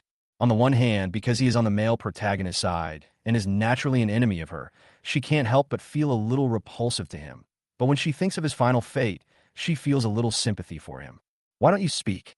Yu Heng, the follower beside Lei Jun, glared at Gu Fei. Is that polite? Lei Jun raised his hand to stop Yu Heng and said with a smile, Mr. Gu may not have heard of me. Yes. Gu Fei quickly responded. How many people in Sioux City haven't heard of Lei Jun's name? I'm sure I know him, but I didn't expect a big shot like you to come and talk to me. It's a bit strange. Lei Jun is not very good at business, but he has a lot of say in the military region. The male protagonist's strength can be expanded rapidly in the middle and late stages, all thanks to Lei Jun's help in management and dealing with things. Many people don't understand him and mistakenly think that he is just relying on his family to cheat people. This is really a big misunderstanding. Gu Fei knew all this, but he didn't want to get too close to him. It is not a good thing to let the enemy know too much about you. Mr. Gu, you're too polite. I'm not a big shot at all. I just rely on the shelter of my family to make a living. Tang Jiqi learned that the person across from him was Lei Jun, and he quickly tried to make friends with him. If you're not considered a big shot, then we're not even small shots. Master Lei, let me tell you, we may not be able to match you in other things, but when it comes to picking up girls, our Master Gu can be considered a big shot in Sioux City. Is that right? What the hell? It's okay to say this in front of others, but how can you say it in front of Lei Jun? Isn't it embarrassing? Gu Fei was about to stop Tang Jiqi, but then he changed his mind and realized that he and Tang Jiqi were essentially the same kind of people. If Tang Jiqi thinks so, it means he will think so too. If he were humble at this time, if he behaved like a well-educated gentleman, wouldn't his image be ruined? After recovering, Gu Fei puffed out his chest and said proudly, I'm second to none when it comes to picking up girls. The fact that I was able to pick up the most beautiful girl in Sioux City is proof of my awesomeness. When Lei Jun heard this, a hint of contempt flashed in his eyes. but he was very cunning and just smiled without saying anything. Yu Hung couldn't help but say, everyone in Sioux City knows that Yun Rushua married you because her family suffered a major change and needed the help of the Gu family. You really have the nerve to flatter yourself. Where does this all come from? Drag him out. Gu Fei pretended to be unconvinced and said, she needed help. Why didn't she come to you or anyone else but me? Isn't it because I'm charming? Yu Hung chuckled. That's because we won't take advantage of others when they are in trouble. If you really have that much ability, you can just pick one up in this red building. He turned his head and saw the beautiful woman standing in front of the counter and immediately curled up the corners of his mouth. Look, there's a single beautiful woman drinking alone over there. If you can get her phone number within 3 minutes, I'll call you Grandpa whenever I see you. Gu Fei looked in the direction his finger was pointing and saw that there was indeed a beautiful woman standing in front of the counter. And just from looking at her back, you can tell she is a stunning beauty. Her waist was so thin that people with bigger hands could probably measure it directly, but her bust was particularly strong. Her dazzling black hair reflected a satin-like luster under the light, and she was extraordinarily beautiful. To be honest, if the back view is so beautiful, even if the back view is killer, the front view will not be that ugly. But she looked like she didn't want anyone to get close to her. In the few seconds that Gu Fei was watching, 2 men came over to chat with her, but were chased away by her. Hiss, it's a bit difficult. What? Are you scared? Yu Hung folded his arms and chuckled. If you're scared, just tell me. I won't do anything. I just hope you can be more reserved in your words next time and not let your tongue get away with it. Low-key, if he keeps a low profile, his image will be ruined. 3 minutes? Haha, just brush your teeth and wait to call me Grandpa. Chapter 96. Chat up girls in person and pick them up for you to see. To be honest, Gu Fei had no idea whether he could win over this beauty, because when it comes to picking up girls, he is really an idiot. In the past, he would be blocked even if he pursued an average-looking girl. Now, even though he has become a rich second generation, he can only seduce materialistic women who are sure of money. When he meets a top-notch beauty, he is still at a loss. But even if he was rejected, he had to go. Watching Gu Fei walk towards the bar, Yu Hung burst out laughing. He's really going there? Could he not know who that beautiful woman is? Lei Zhan shook his head. You really like to make trouble out of nothing. Yu Hung said guiltily, I don't know if he'll actually go. Didn't he see that anyone who flirted with that beautiful woman was chased away? Lei Zhan sighed. Isn't it because you keep provoking him? If he gets crippled or loses his life, how will I explain this to the Gu family? What? Tang Jiqi was a little confused. What do you mean by being crippled and losing one's life? What are you talking about? It's just picking up a girl. It can't be that serious. Yu Hung looked at Tang Jiqi and said, so you really don't know that beauty? Well, you're in big trouble. That beauty's name is Xiao Wuqing, the daughter of the Kanglan sect's leader. Her skills, let's just say that everyone in the Red Mansion combined wouldn't be as good as one of her hands. Tang Jiqi's eyes widened. Kanglan sect. Is it the ancient martial arts sect that specializes in training assassins and mercenaries? Oh my god, didn't the sect leader's daughter say she was living in the Northern Territory? Why did she end up in Sioux City? I heard she was here for something. She's so open, never hiding her identity. Many people have already set their sights on her. Anyone who wants to secretly attack her. Yu Hung kept the question a secret before continuing. Anyway, the crematorium has received at least a dozen unidentified bodies recently. Upon hearing this, Tang Jiqi broke out in a cold sweat. Brother, please don't do anything rash. If this isn't handled properly, someone might actually die. Gu Fei had already arrived at the bar. Even though he didn't know the other person's identity, his heart was beating fast. In fact, he doesn't know how to pick up girls at all. The fact that he was able to pick up Yin Rushua was just a screw-up. Apart from Yin Rushua, he has no experience with women at all. Well, what? But he had no choice but to go ahead without any experience. Beautiful lady, please add me on the phone. I grew up in Sioux City, and I'm familiar with the area. I could take you for a ride or something. Fuck, this is so embarrassing. I've never done anything so embarrassing in my life. Please reject me and let me go. I can't take it anymore. I can't even look at her. What should I do? Damn, why am I such a coward? What if I get rejected? What if I just look at her? I just looked. Gu Fei suddenly raised his head and was stunned when he saw the beautiful woman's face. This is so beautiful. It's not that her back is killer.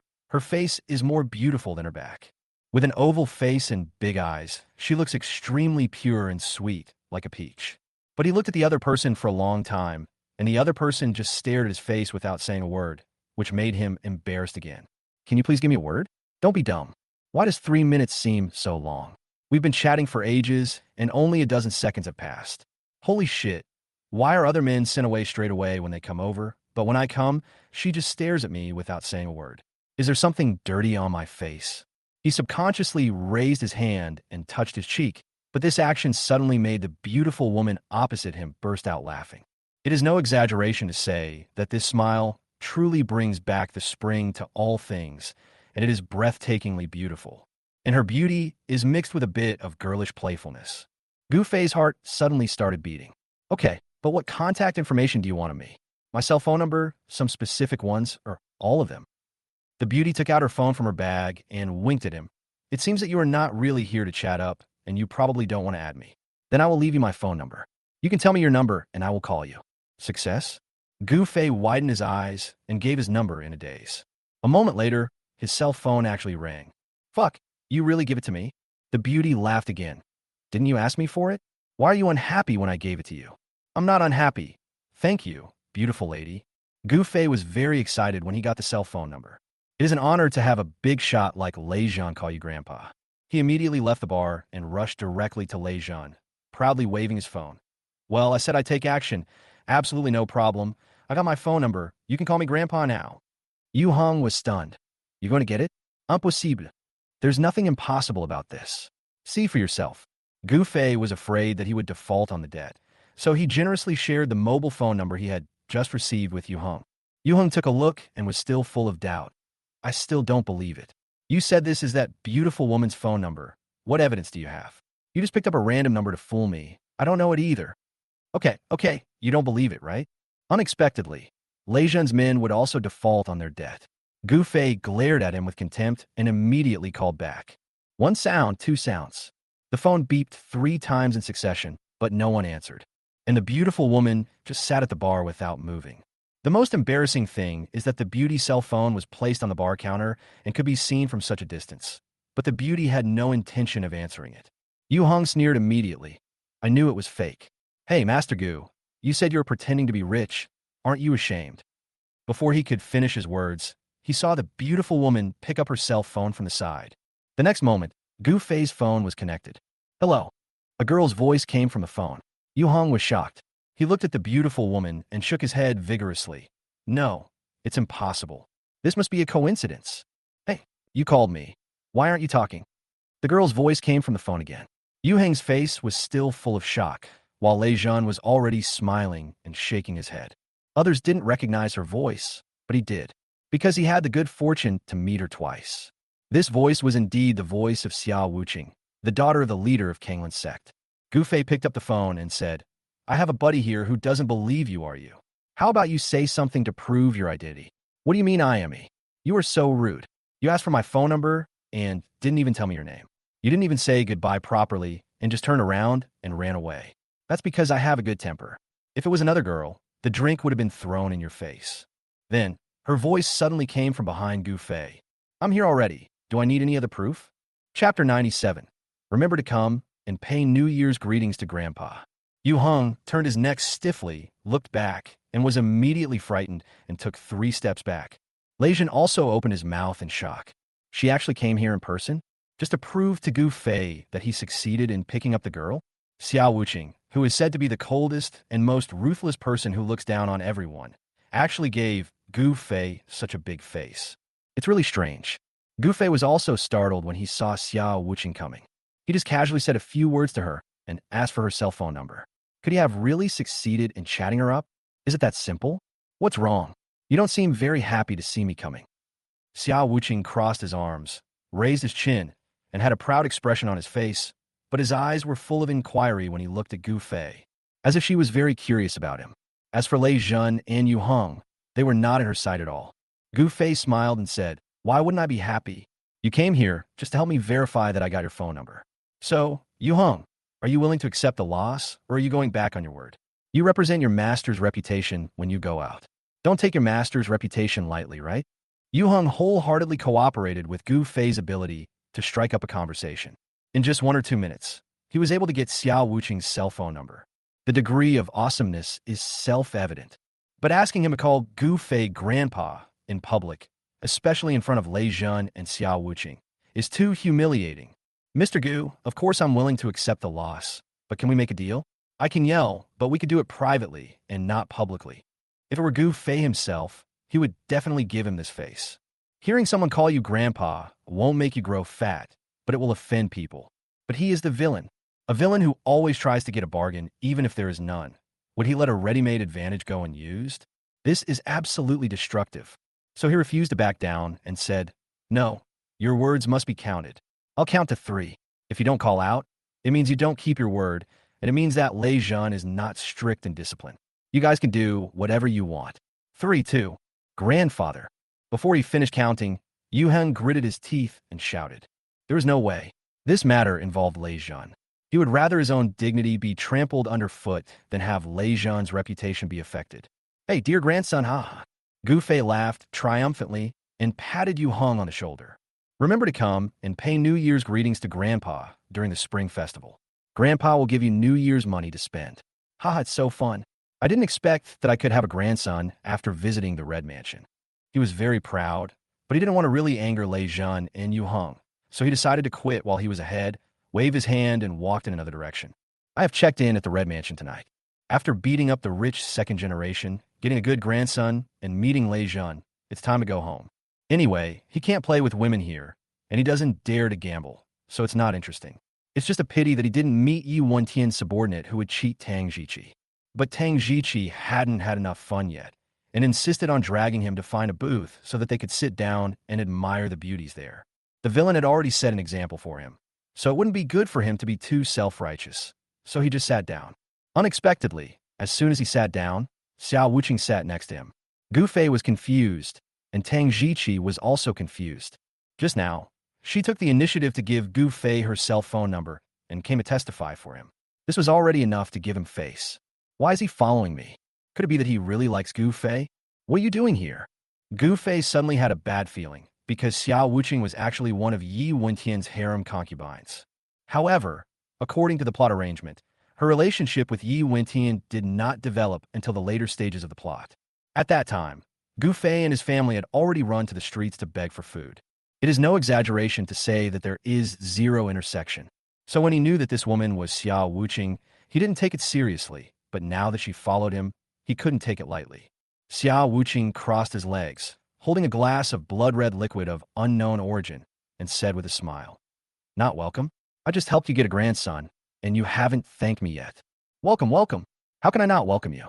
Seeing Xiao Wuqing, Tang Jiqi was so excited that he almost jumped out of his chair. "Miss Xia, it's an honor for Gu Fei and me to have you here. We're very welcome. Whatever you want to eat or drink, just order.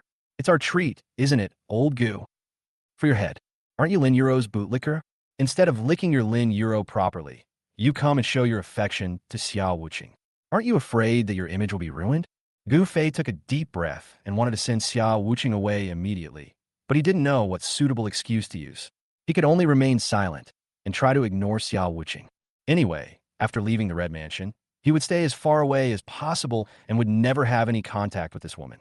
He couldn't even handle Yin Ruxue and the others, and he really didn't want to provoke more heroines. Think of Chow Chow, and Chow Chow will appear. He had just thought of Yin Ruxue when his cell phone rang, and it was Yin Ruxue calling. When he saw the 3 flashing words, Yin Ruxue, he broke out in a cold sweat. If she knew that he came to the Red Mansion to play, she would twist his head off.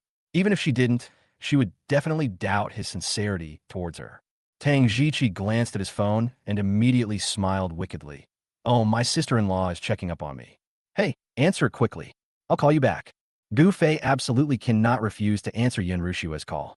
Therefore, even though he felt extremely guilty, he could only press the call button.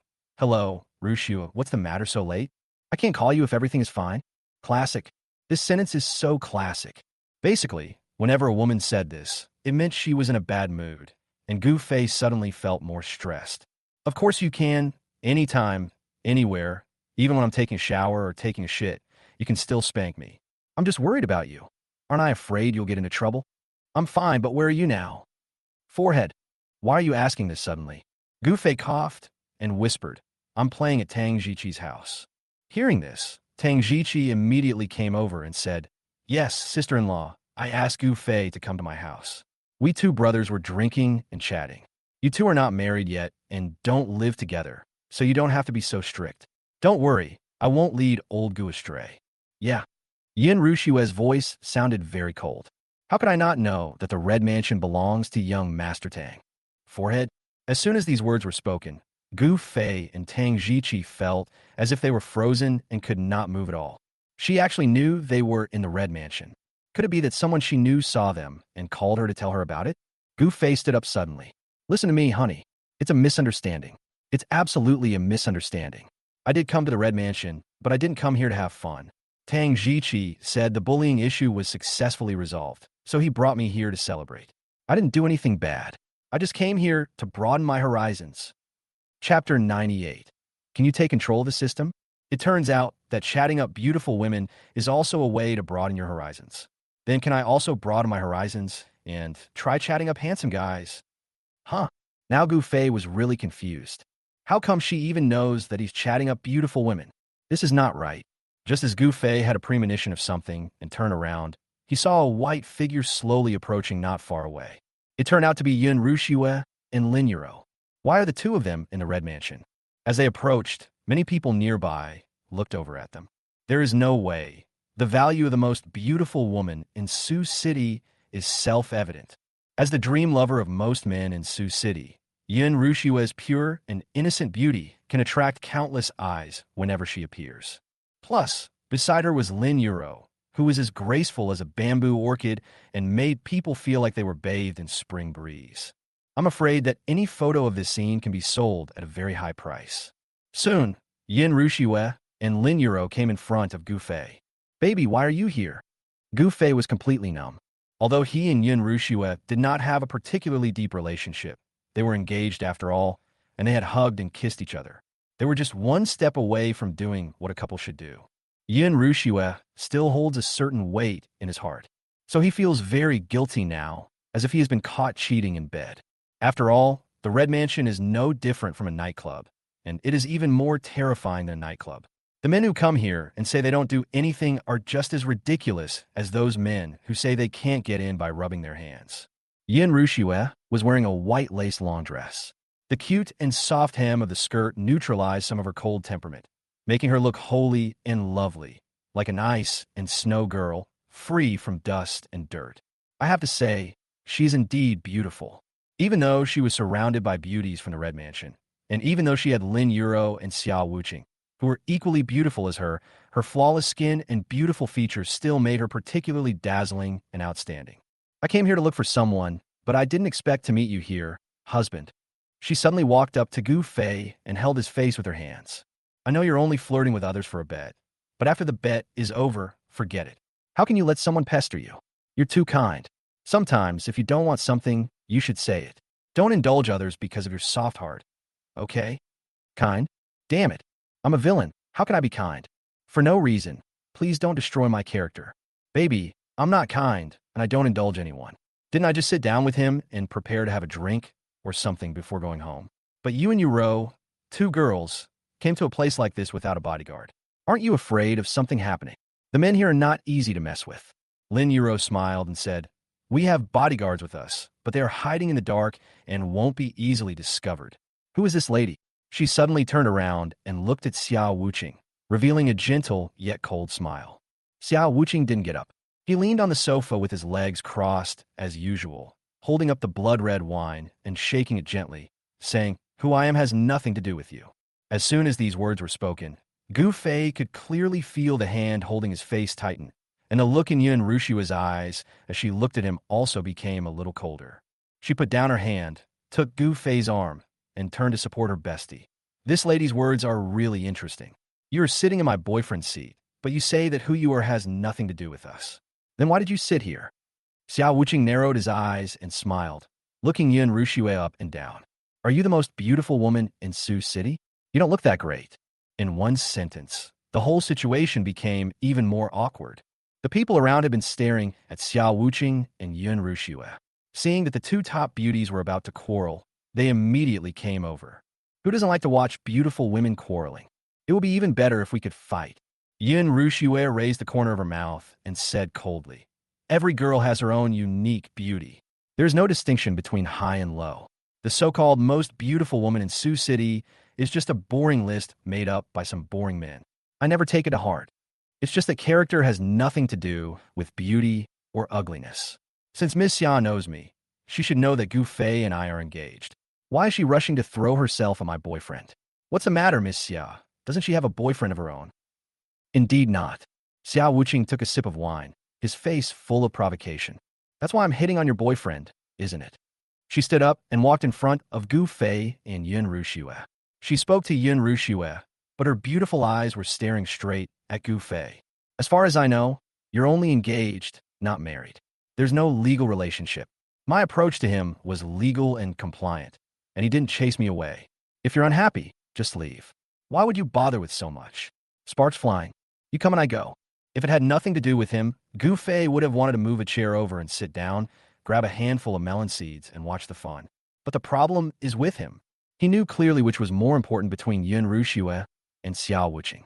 So he simply raised his arm and put his arm around Yun Ruxue's shoulders, saying defensively, Miss Xia, stop joking. I'm determined to marry Ruxue in this life. Everyone in Sioux City knows that. If you're bored and want to tease someone, go tease them. Don't make fun of me. Who said I was teasing? Xiao Wuqing raised a hand and placed it on Gu Fei's shoulder. I fell in love with you at first sight. I like you and want to pursue you. Is that not okay? Gu Fei shouted without hesitation. No. You're sick, aren't you? These heroines are all sicker than the other, aren't they? Love at first sight? You idiot? Do you think I'm a fool? The way you look at me doesn't show any love at all. You're clearly making fun of me. Oh my God. System, can you please come out and take charge? Another heroine has gone crazy, and she's even more crazy than the previous heroines. Please fix this immediately. System? System. I shouted in my heart for a long time, but the system still didn't respond. After the last experience, Gu Fei was very sure that the system was not unable to hear, but was pretending to be dead. It has discovered that the heroine and the plot of this world are starting to go astray, and is trying to find the problem, but it can't find it. So I can only pretend to be dead. Leave all the pressure to Gu Fei alone. But Gu Fei really couldn't hold it any longer. Yin Ruxue, who was supposed to be Yi Wentian's concubine, became his fiancée, and Lin Yuro, who was supposed to be Yi Wentian's confidant, always tried to get close to him. Just these two women made him feel overwhelmed, and he didn't know what to do. Now another Xiao Wuqing jumps out. A Valkyrie who was supposed to become Yi Wentian's partner in the second half of the story suddenly threw herself at him like a lunatic, and even said it was love at first sight. Get out of here. Chapter 99, your boyfriend, is definitely one in a million. While he was roaring wildly in his heart, Xiao Wuqing appeared calm on the surface, holding up his wine glass with a smile on his lips. In fact, there were also huge waves in her heart, because from the first time Gu Fei appeared in front of her and tried to strike up a conversation with her, she discovered that she could hear his thoughts. At first, it was just some boring complaints and she didn't take it seriously. She just thought it was interesting that she could hear his thoughts, so she left him his cell phone number. I want to investigate this matter slowly in the future. Who knew that when he called her and she thought it was interesting and went to find him, she actually heard some very strange things from his heart. For example, he actually said that he was a villain. Moreover, the words he said and the poems he wrote were not his original intentions, but were intended to maintain his image. What exactly this villain and his character were aroused her strong interest. So when he and Tang Jiqi left and ran over to sit down, she followed them. As it turned out, her trip was not in vain, because as soon as Gu Fei saw her, he revealed a lot of information about her in his mind. What about her being the heroine, being one of Yi Wentian's concubines, and having a relationship with Yi Wentian in the latter half? And she just happened to know Yi Wentian. This trip to Sioux City is also for Yi Wentian, but she and Yi Wentian are just friends. So why would Gu Fei say that she is Yi Wentian's woman? These words filled her with doubts. Until Yun Ruxue appeared. She was able to sort out some important information from his messy thoughts. She, Yin Ruxue, and Lin Yuro were originally Yi Wentian's women and part of his harem. But for some reason, Yin Ruxue chose to get engaged to Gu Fei, and Lin Yuro also stayed away from Yi Wentian, causing Gu Fei to believe that the plot had collapsed and their characters had gone astray. So she deliberately said that she fell in love with Gu Fei at first sight, wanting to test his reaction and get more out of his thoughts. Sure enough, when Gu Fei heard her say the words love at first sight, he exploded on the spot. No, Absolutely not. I've told you many times that there's only Rushue in my heart. Don't you understand me? And didn't Rushue just tell you that you have your man? You have your boyfriend.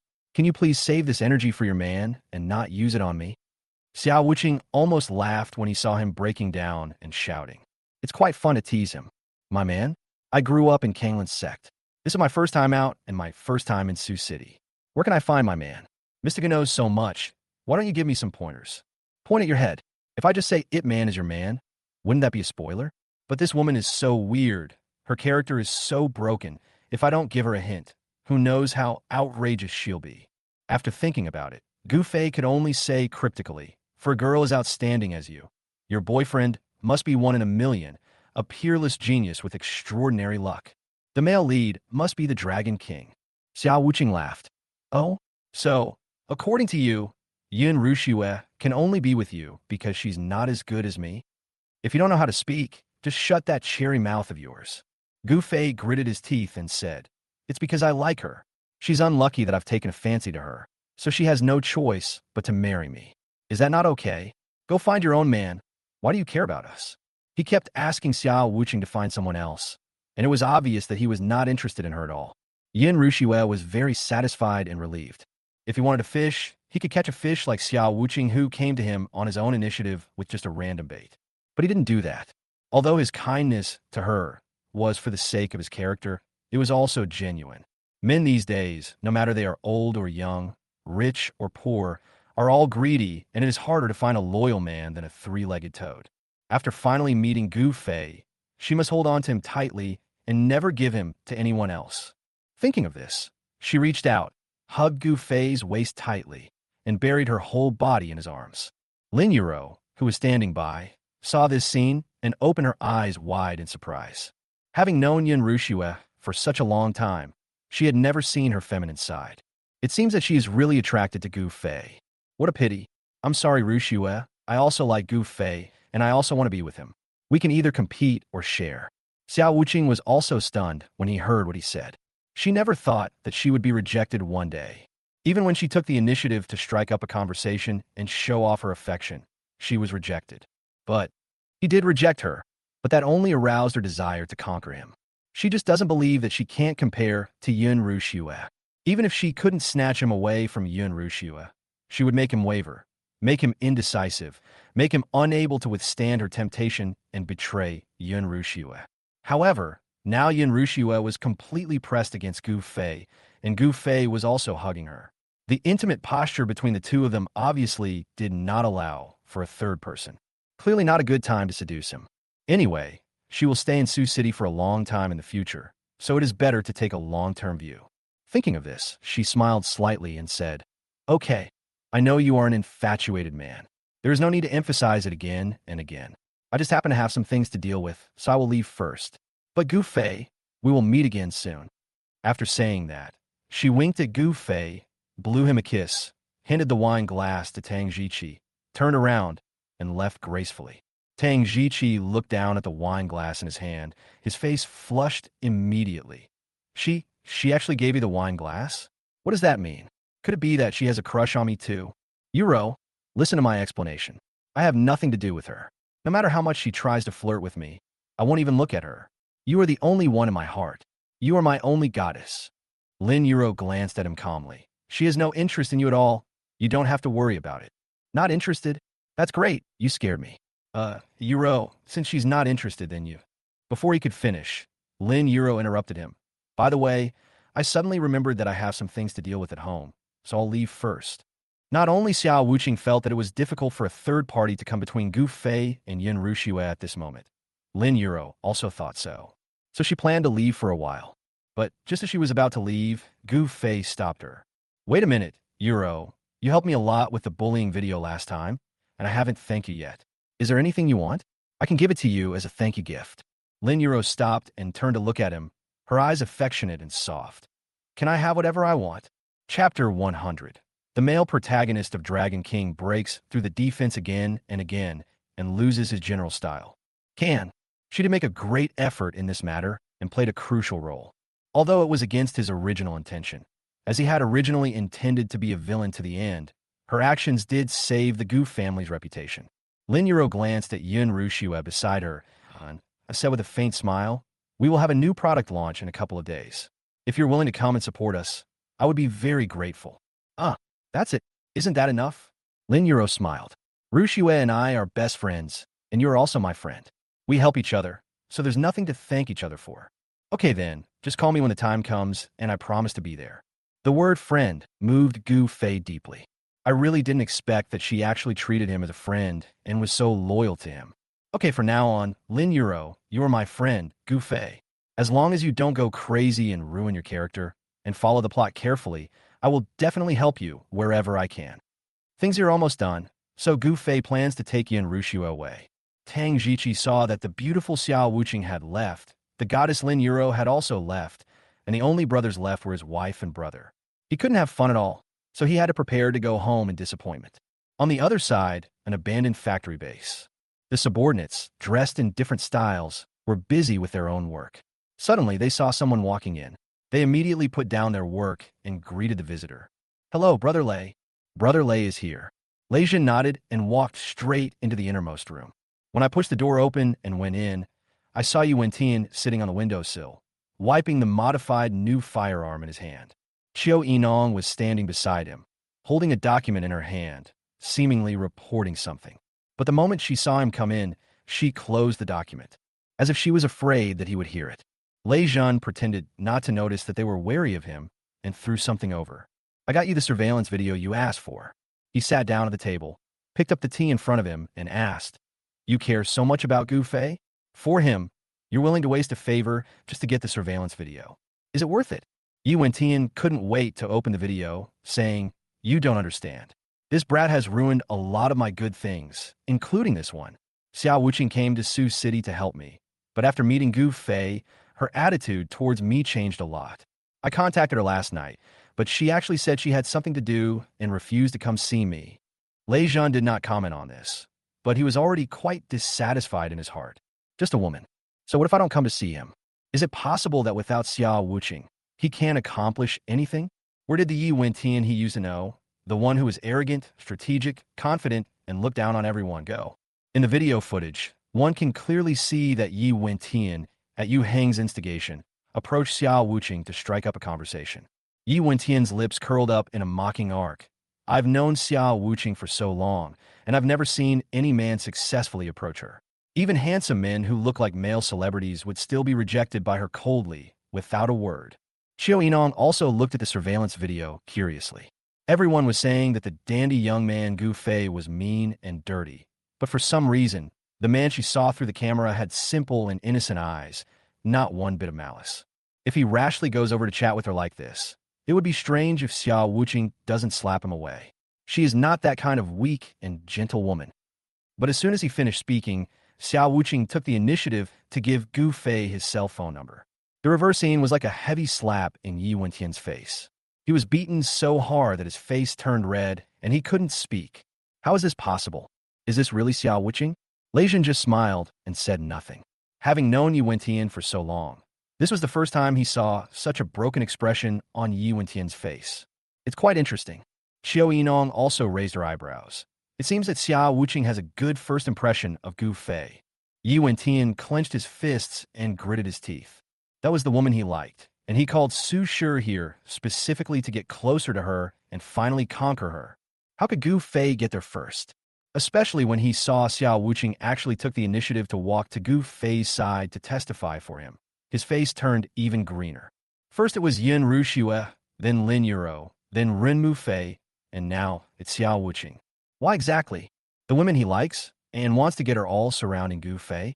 Yi Wentian gritted his teeth, unable to comprehend. There must be something fishy going on here.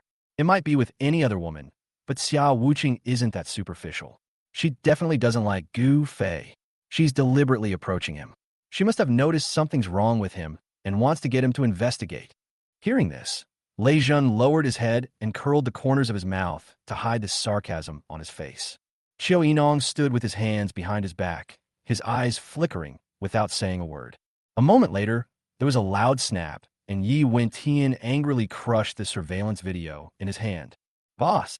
Qiu Yinong frowned slightly and looked at Yi Wentian in confusion. Recently, The eldest brother's emotions have been out of control, and he has become more and more unstable. If even such a small thing can easily anger him and make him break down, how can he accomplish great things? In her heart, she became more and more dissatisfied with him. But at this time, Yi Wentian had no time to control his emotions, because he actually saw Xiao Wuqing taking the initiative to find Gu Fei and even seduce him. He really couldn't stand it anymore. Since entering the Northern Territory for 7 consecutive years, he seemed to have suffered a lot on the surface.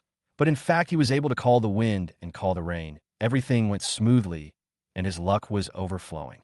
Now he returned to Suzhou with full confidence, intending to dominate the city. But he encountered obstacles at every turn.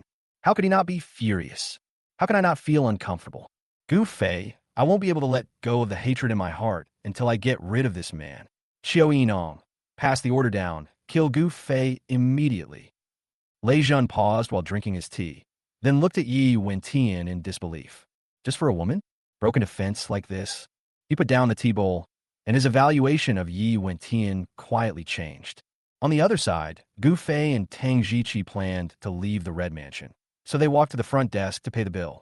Gu Fei had just taken out his mobile phone to scan the code when a hand suddenly covered his phone. The person then took out his own phone and paid for him. The total amount is 30,000 yuan. Although it is not a lot, it is rare to find someone willing to pay the bill. Gu Fei looked up and saw a familiar-looking man smiling and saying, "Mr. Gu, Mr. Tang, give me a chance to show my courtesy?" Tang Jiqi looked the man up and down. "Who are you? Do we know you?" "I don't know you, of course I don't. You two are so high up there. How could you possibly have seen me? It's just that I've admired your great names for a long time and have always wanted to find an opportunity to serve you. Today, I finally met you." Chapter 101. An unexpected incident led to the capture of a younger brother to save him from danger. Effectiveness? Gu Fei hissed. Could this guy be the spy that Yi Wentian placed in the Red Mansion, sent to Tang Jiqi's side, and finally betrayed Tang Jiqi, causing his tragic death? He observed carefully for a moment and indeed found several unusual things about this person. First, normally a lackey like this is someone with no skills or taste, but this person dresses very modestly, unlike the kind of useless person who only knows how to flatter. Second, this kid looks easy to deal with on the surface, but he actually has solid muscles and his palms are covered with calluses. The calluses in this area are either from farm work or from practicing with weapons. It must be the latter. Third, although what he said was all flattery and fawning, his eyes were not respectful at all and were even full of intimidation. This is no ordinary person. It must be Yi Wentian's men. They are even core members of his team and usually hold a superior position.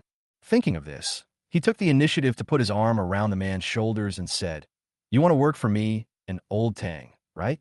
It just so happens that I need an errand boy. You can do it for me." He couldn't just stand by and watch someone die. Since this person came here to kill Tang Jiqi, it would be better to keep him by your side. Anyway, he already has a Medusa by his side. As the saying goes, the more lice you have, the less itchy you are. It would be best if Yi Wentian could send another 10 or 8 people to work for him as his subordinates. Forehead. Upon hearing this, the man looked at Tang Jiqi in obvious surprise. It was obvious that he was coming for Tang Jiqi. Seeing this, Gu Fei couldn't let him go. "What? You don't want to be my little brother? It's okay if you don't want to, then just get out." No, no, no. How can I not be happy? I'm extremely happy. It is my great honor to serve you, Master Gu. By the way, my name is Wang Yuan. Please take good care of me in the future. Wang Yuan. It's Wang Yuan indeed. In the original novel, the spy who killed Tang Jiqi was called Wang Yuan. Gu Fei breathed a sigh of relief. By getting this kid by his side, Tang Jiqi's situation would at least be less dangerous. "Okay, leave me your phone number. I'll call you directly if I need anything in the future." "No problem, Master Gu." After exchanging phone numbers, Gu Fei put his arm around Yin Rushua and took Tang Jiqi by the other hand and left. When he got outside, he couldn't help but say to Tang Jiqi, "Old Tang, we've been a bit ostentatious lately, so it's inevitable that some villains will target us. You have to be careful when you go out to do things, okay?" Tang Jiqi didn't take it seriously at all. What a joke. "If anyone dares to do anything to me, I'll kill him." Forehead. "Brother, I'm not saying anything bad about you, but you can't even kill me. Who else do you want to kill?" "Oh, forget it. I'd better take care of him more." On the way home, Yin Rushua couldn't help but ask, "When did you and Tang Jiqi become so close?" Gu Fei casually said, It got better without me noticing. It's not to the point of being close, it's mainly because heroes appreciate heroes. To be precise, it should be that villains cherish villains. Even if they are both going to be killed by the male protagonist Dragon King in the end, at least they won't die too miserably. Can't they save themselves within a limited scope? Yin Rushue heard his thoughts and immediately understood. It turns out that Tang Jiqi is also a villain. But Gu Fei, I have to advise you. Although you don't do things in a proper way, you are kind-hearted and a good person. Tang Ziqi is different. He is inherently despicable. He may call you a brother today, but he may betray you tomorrow for personal gain. It's better not to trust others too easily. What a good person.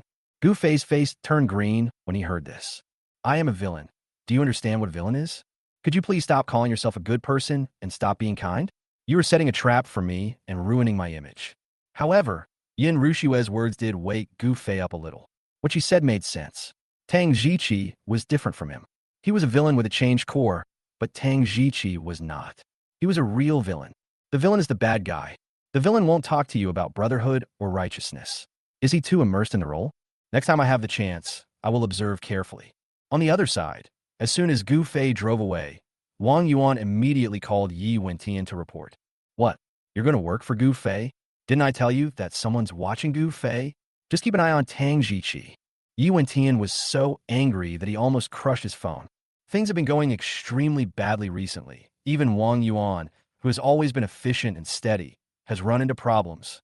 Wang Yuan said helplessly, I was heading for Tang Jiqi, but Gu Fei stopped me right after I got there. He insisted on asking me to be his younger brother, and I had no choice but to agree because I was afraid of being exposed. After listening to his subordinate's narration, Yi Wentian's hatred towards Gu Fei was completely filled. Boss, I heard that you ordered Gu Fei to be killed immediately. Do you need me to do it? Yi Wentian gritted his teeth and said, Not yet. I just received a tip that Xiao Wuqing has sent someone to track and investigate Gu Fei. If we act now, she will definitely find out. He didn't want to lose Xiao Wuqing as his helper. At least we have to deal with her first, and then deal with Gu Fei. Follow Gu Fei first, and keep an eye on him. If there's anything I can ask you to do, I'll be there anytime. After hanging up the phone, he narrowed his eyes and looked at Xiao Yinong. Ren Mufei's movie is about to start shooting. When the time comes, I will use a borrowed knife to kill someone and let Ren Mufei and Man Xingyue destroy Gu Fei. At that time, he only needs to use a little trick to frame Gu Fei. Let Ren Mufei and Man Xingyue mistakenly believe that Gu Fei wants to murder them. It would be best if we could take the opportunity to get rid of Man Xingyue as well.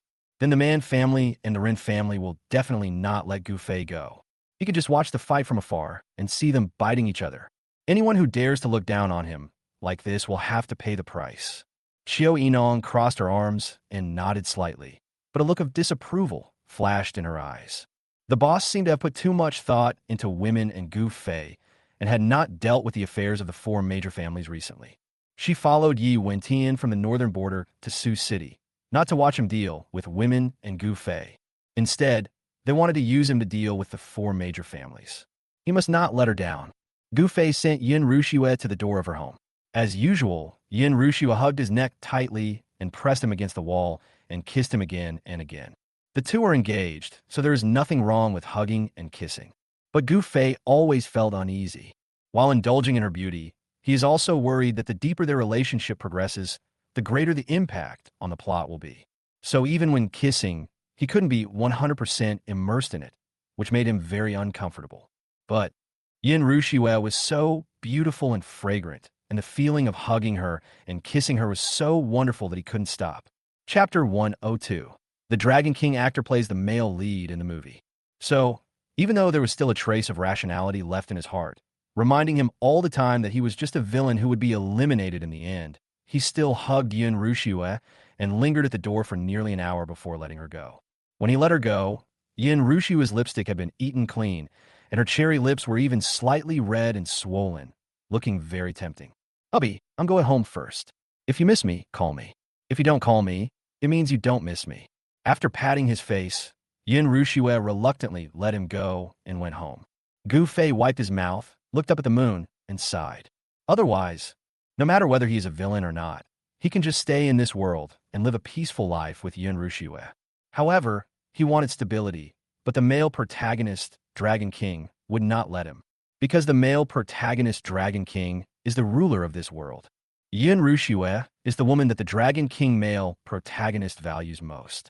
The Dragon King male protagonist will definitely not give up and will definitely deal with him when the time comes. The male protagonist, Dragon King, is the emperor with the greatest luck, the highest martial power, the strongest subordinates, and the most powerful strength in this world. What about him? He is just a little loser who has slightly improved his physique with the help of the system and learned 2 or 3 ancient martial arts to escape. How could he be a match for the male protagonist, Dragon King? Go against him and snatch women from him. There's only one way to go: death. Forget it. I'd better just do my mission honestly and return to my own world. At least back in his own world, he can use the money to live without being targeted and live a stable life. Thinking of this, he could only look at the Yun family's villa with regret. I'm sorry, Ruxue. Although I have feelings for you, you still don't belong to me. He shook his head, got in the car, stepped on the accelerator, and drove away. Not long after he left, Yin Rushue opened the door and walked to the door. She heard everything he said just now. At this point, you still want to leave me? Still want to go back to the original world? It's impossible for Gu Fei to come. The man Yin Rushue, can only be my man, and he can never leave me.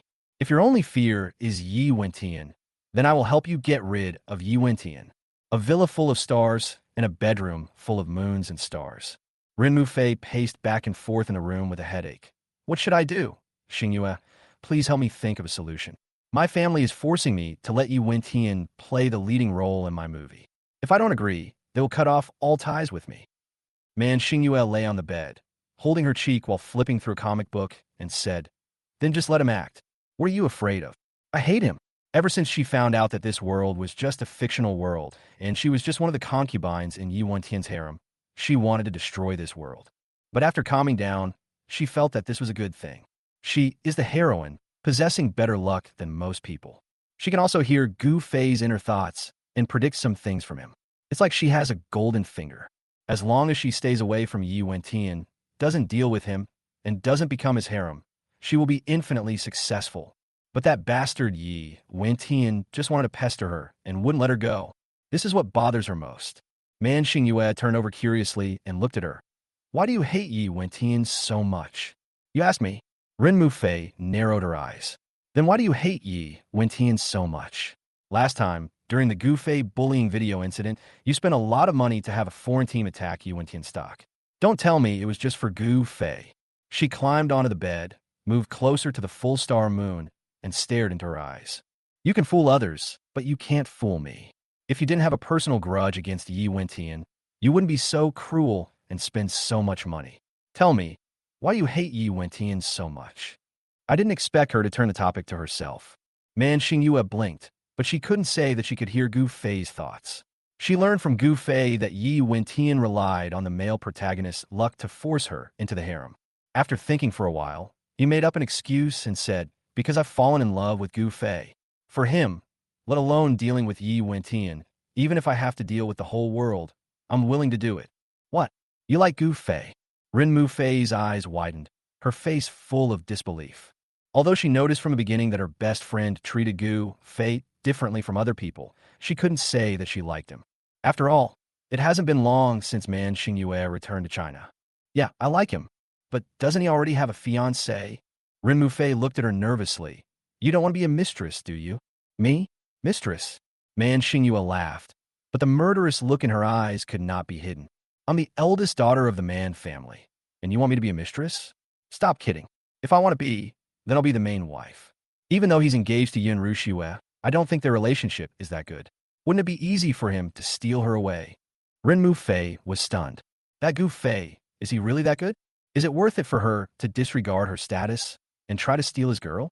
Although she was also interested in Gu Fei, she just wanted to get useful information from him. She didn't think about what would happen to her with Gu Fei. At this moment, her phone rang again. Rin Mufei took a look inside. It's my dad calling. He must be urging me to agree to let Yi Wentian be the male lead. Oh, I'm afraid I can't escape it. 2 days later, Rin Mufei's new movie was finally officially announced. Director and actress, Rin Mufei. Actor, Yi Lentian. As soon as this list was announced, it caused a huge uproar. Because in the entertainment industry, Yi Wentian had never acted in any film or television drama before and had no experience. He was just a newcomer. He was able to play the leading role right after his debut, and even played the leading role in Ren Mufei's movie, so all kinds of scandals and gossips were inevitable. Many people are saying that he is dating Ren Mufei, but in Sioux City, the four major families were also shocked when they received this news, because Yi Wentian's move meant that he would no longer take a low-key approach. He would develop his own power in a big way and openly deal with the four major families. How can they sit still? As soon as the four major families took action, they immediately caused unrest in the entire Sioux City. Even when Gu Jinhai returned home every day, he couldn't help but bring up these topics. After hearing the news, Gu Fei was not nervous, but extremely happy. Very good. This line is finally on track. Yi Wentian plays the male protagonist, develops a relationship with Ren Mufei, wins over Ren Mufei, and then wins over the Ren family, developing and strengthening his own strength. The plot is exactly the same as the original novel. Yun Hoksua, Lin Yu, Man Xingyu, Liu Xiangxiang. What is a heroine? Ren Mufei. This is what a heroine should do. Can you learn from her? That day, he was at home having Medusa massage his legs when he suddenly received a call from Lin Yuro. Only then did he remember that he had promised to attend the new product launch conference. So he changed his clothes and was about to go out, but as soon as he reached the door, he was stopped by Gu Jingjing.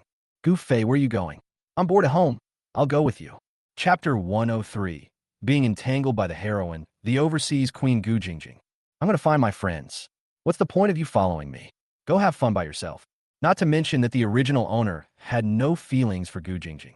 Even if he did have feelings, he had to keep a distance from these heroines in order to prevent the heroine's plot from going astray. So he refused without thinking. But Gu Jingjing had finally caught him, so how could she let him go so easily? She immediately took out her phone and said, "You don't want me to go, right? It doesn't matter. I'll call my uncle and aunt right now and have them order you to take me out to play. Then it won't just be a simple trip with you. You might have to accompany me from morning to night." This sentence silenced Gu Fei. These days, Gu Jingjing has made her parents very happy, and they almost treat her like their own daughter. If she really complained to her parents, things would really turn out as Gu Jingjing said, and he would be forced by his parents to play with her from morning to night. This woman is too threatening. I'll take you there, okay? But you have to promise not to cause trouble or run around. Gu Jingjing laughed. Do you think I'm a 3-year-old? Let's go. On the way there, Gu Fei checked the status of the Lin family pharmaceutical factory online. According to the plot of the original novel, after their pharmaceutical factory encountered a bottleneck, they relied on the prescription given by Yi Wentian to break through the siege and reach a new level. But due to the change in the plot, Lin Yuro did not become Yi Wentian's confidant, so Yi Wentian naturally would not give them the prescription. Lin's pharmaceutical factory has been stuck in a dilemma. In order to bring the plot back, Gu Fei specially wrote a letter to Lin Yuro in the name of Yi Wentian, telling her the 2 prescriptions. Today's new product launch is the launch of those 2 prescriptions. I wonder if Yi Wentian will go. If Yi Wentian goes, he must act with caution. The first few times I met Yi Wentian, the plot went astray. The male protagonist, the Dragon King, who was supposed to be invincible, not only failed to gain any advantage, but was always slapped in the face. This time he said that you have to stay alive no matter what. Welcome, welcome, Mr. Wong. We are honored to have you here. Mr. Liu is here. Long time no see. At the hotel entrance, Mr. Lin was welcoming guests. He was wearing a well-fitting suit and looked very happy. It was obvious that he was very satisfied with the new product. Mr. Gu is here. A rare guest. Hey, who is this? As soon as Gu Fei and Gu Jingjing walked over, Old Man Lin came to meet them. Gu Jingjing extended her hand towards him. Hello, Mr. Lin. I'm Gu Jingjing, Gu Fei's cousin. Nice to meet you. Oh, are you Gu Jingjing, the daughter of the Gu family who is so successful overseas? I've heard a lot about you. Knowing Gu Jingjing's identity, Mr. Lin seemed quite surprised. He shook hands with her firmly and then started chatting about the overseas economic situation. Gu Fei stood aside and watched, and couldn't help but admire Gu Jingjing. She was only in her early 20s, yet she could have such an enjoyable chat with Mr. Lin, who was over 50 years old.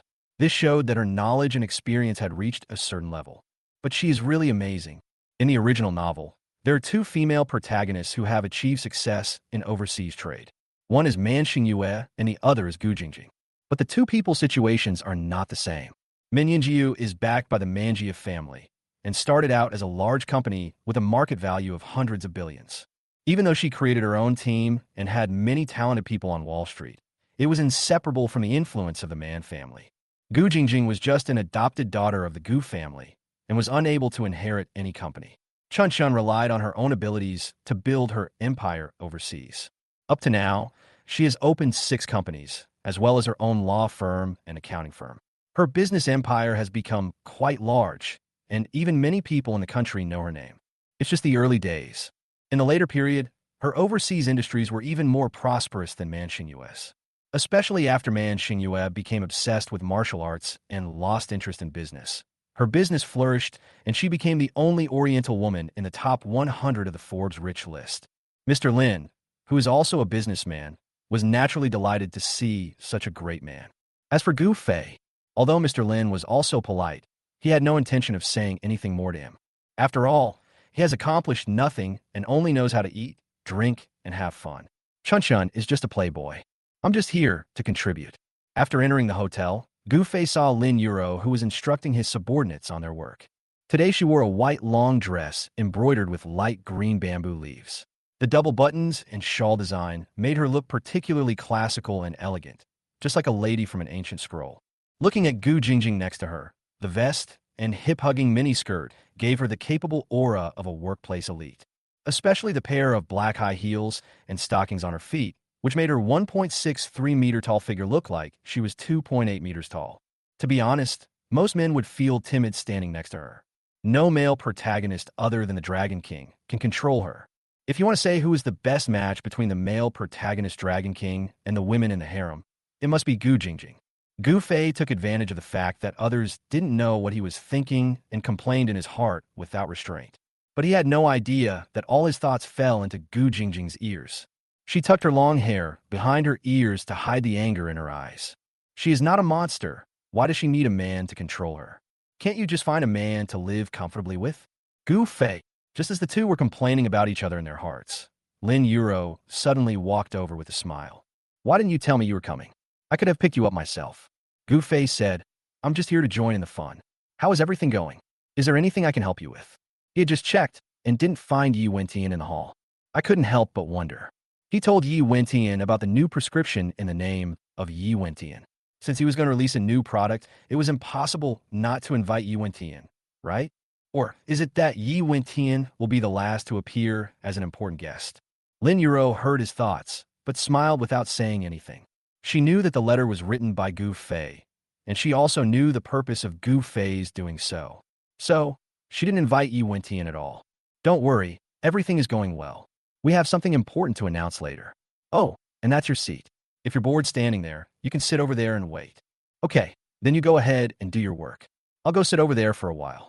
Gu Fei waved his hand, then pulled Gu Jingjing to the designated seat and sat down. He didn't want to be in the spotlight today, nor did he want to cause any trouble.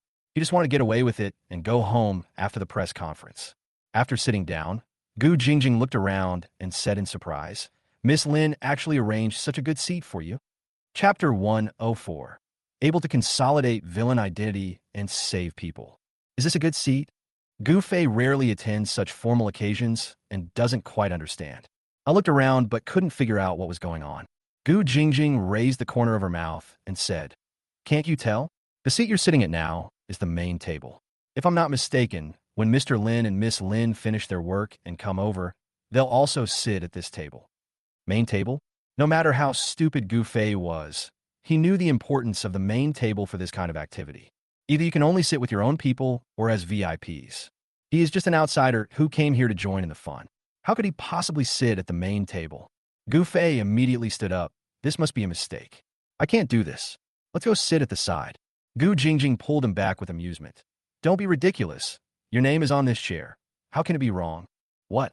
Gu Fei turned around and saw that it was true.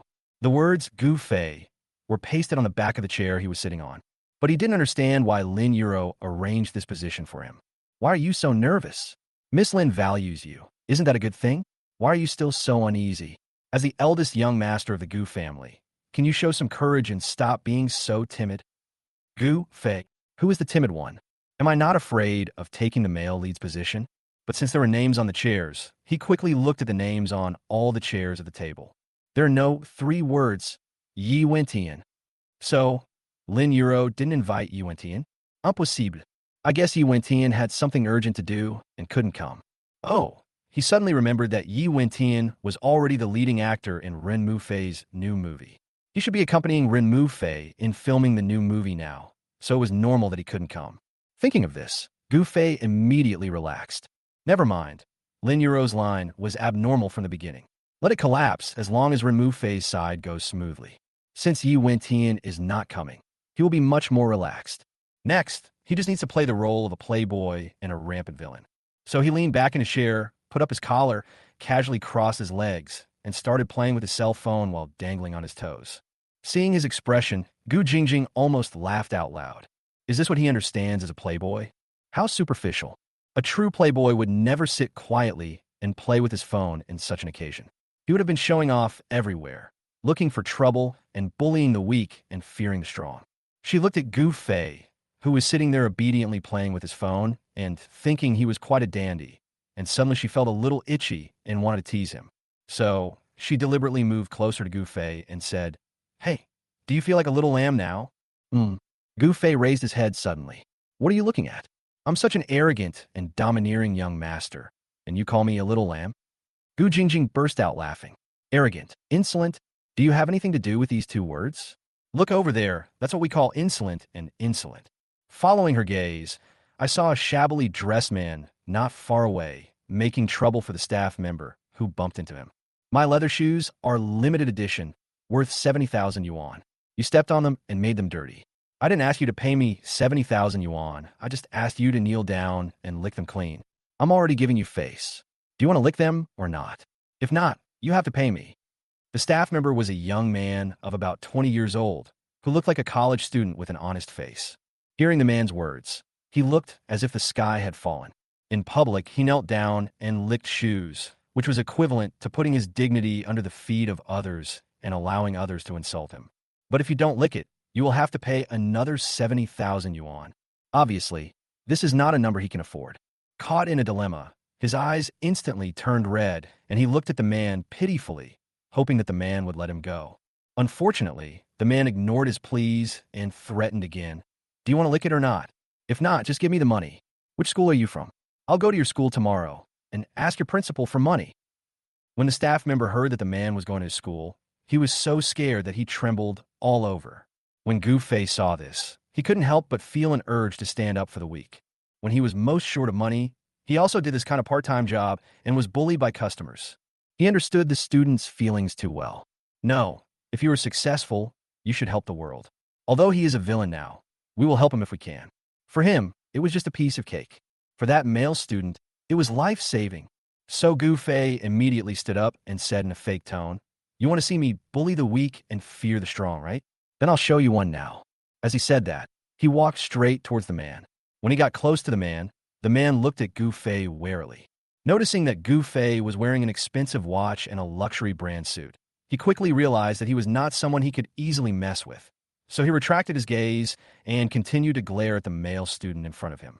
But Gu Fei clearly saw him, but instead of avoiding him, he rushed straight towards him.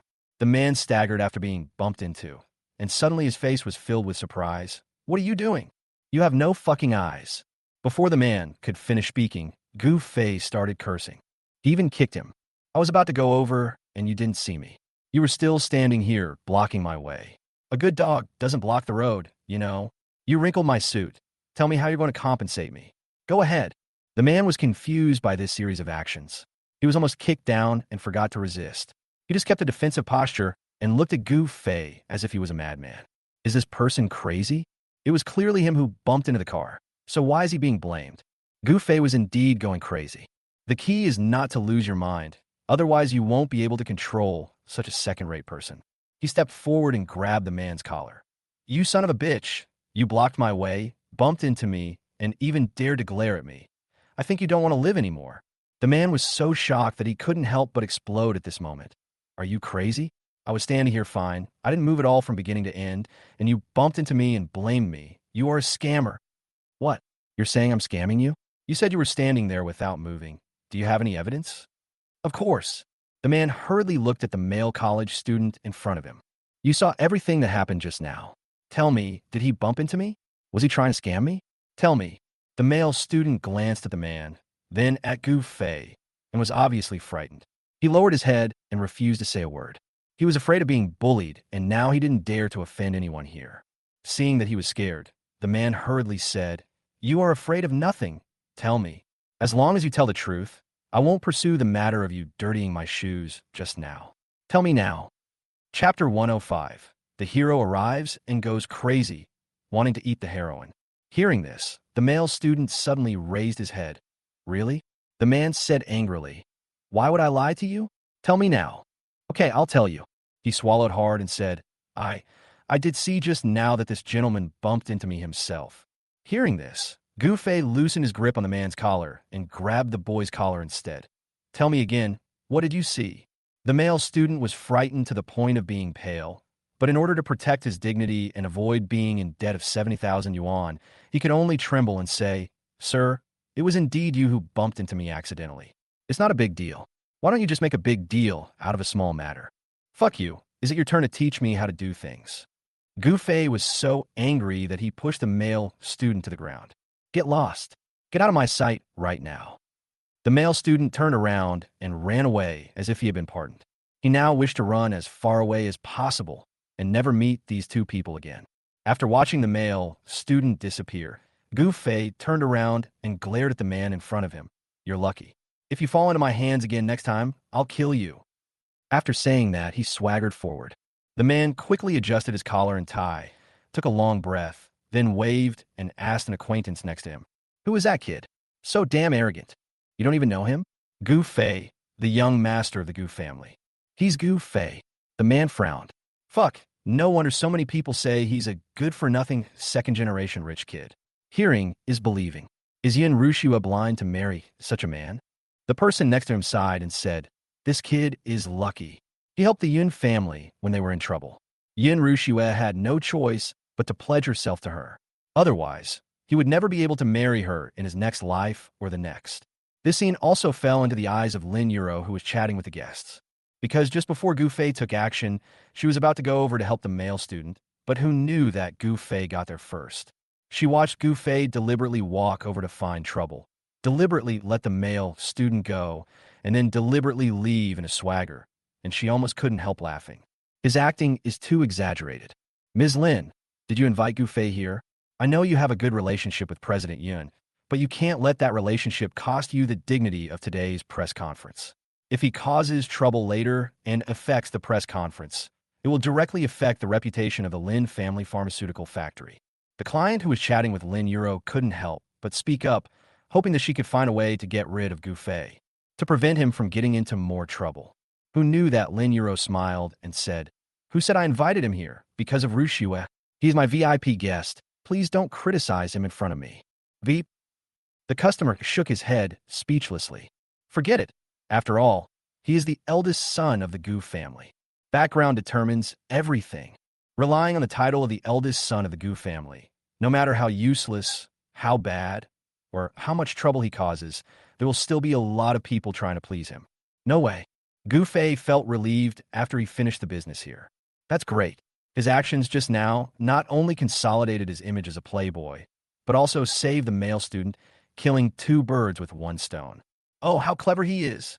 Just as he stretched and was about to return to his seat and continue playing with his phone, he suddenly caught a glimpse of the door from the corner of his eye and saw Yi Wentian walking in with two of his men. Hold! Why is the male lead here? When Gu Fei saw Yi Wentian, his first reaction was to hide. But he quickly realized what was going on. He hasn't provoked the male protagonist Dragon King recently. Today's new product launch is also the story of the male protagonist Dragon King and Lin Yuro. It has nothing to do with him. He just needs to watch from afar and not get involved. What is there to be afraid of? Thinking of this, he straightened his back again. Yi Wentian. At the same time, Lin Yuro also discovered Yi Wentian. Her face was filled with shock, and she immediately walked over quickly. Why are you here? Yi Wentian narrowed his eyes and looked at Lin Yuro, his eyes revealing a strong desire and longing for conquest. Why? You are not welcome. Since coming to Sioux City, he has not touched any woman. Given his habit of dual cultivation addiction, if he doesn't find a way to get a woman, he's really about to explode. Hateful. It's all because of those women in the north. Each one is prettier than the other, and they have spoiled his appetite. He doesn't even look at ordinary women. He doesn't even want to touch top beauties like Fei Yun Rushue and Lin Yuro. Yin Rushue has become Gu Fei's fiancée, and it seems that she will not change her mind in the short term. Before killing Gu Fei, he can only be patient and not think about Yin Rushue. But Lin Yuro, she is single and as beautiful as Yin Rushue. Although it is not an extremely lean body, it is one in a million. Being able to practice dual cultivation with her will help him achieve twice the result with half the effort in his cultivation. Therefore, his desire for Lin Yuro has now reached its peak. The look in his eyes when he looked at her made him want to eat her. Lin Yuro didn't know about his twists and turns. She was just very surprised by his arrival. Ever since she knew that he was the male protagonist of this world, possessed extraordinary luck, and had set his sights on her, and wanted to take her into his harem, she had been rude to him. Unexpectedly, he came uninvited today. But he secretly opposed the 4 major families and built up a huge force.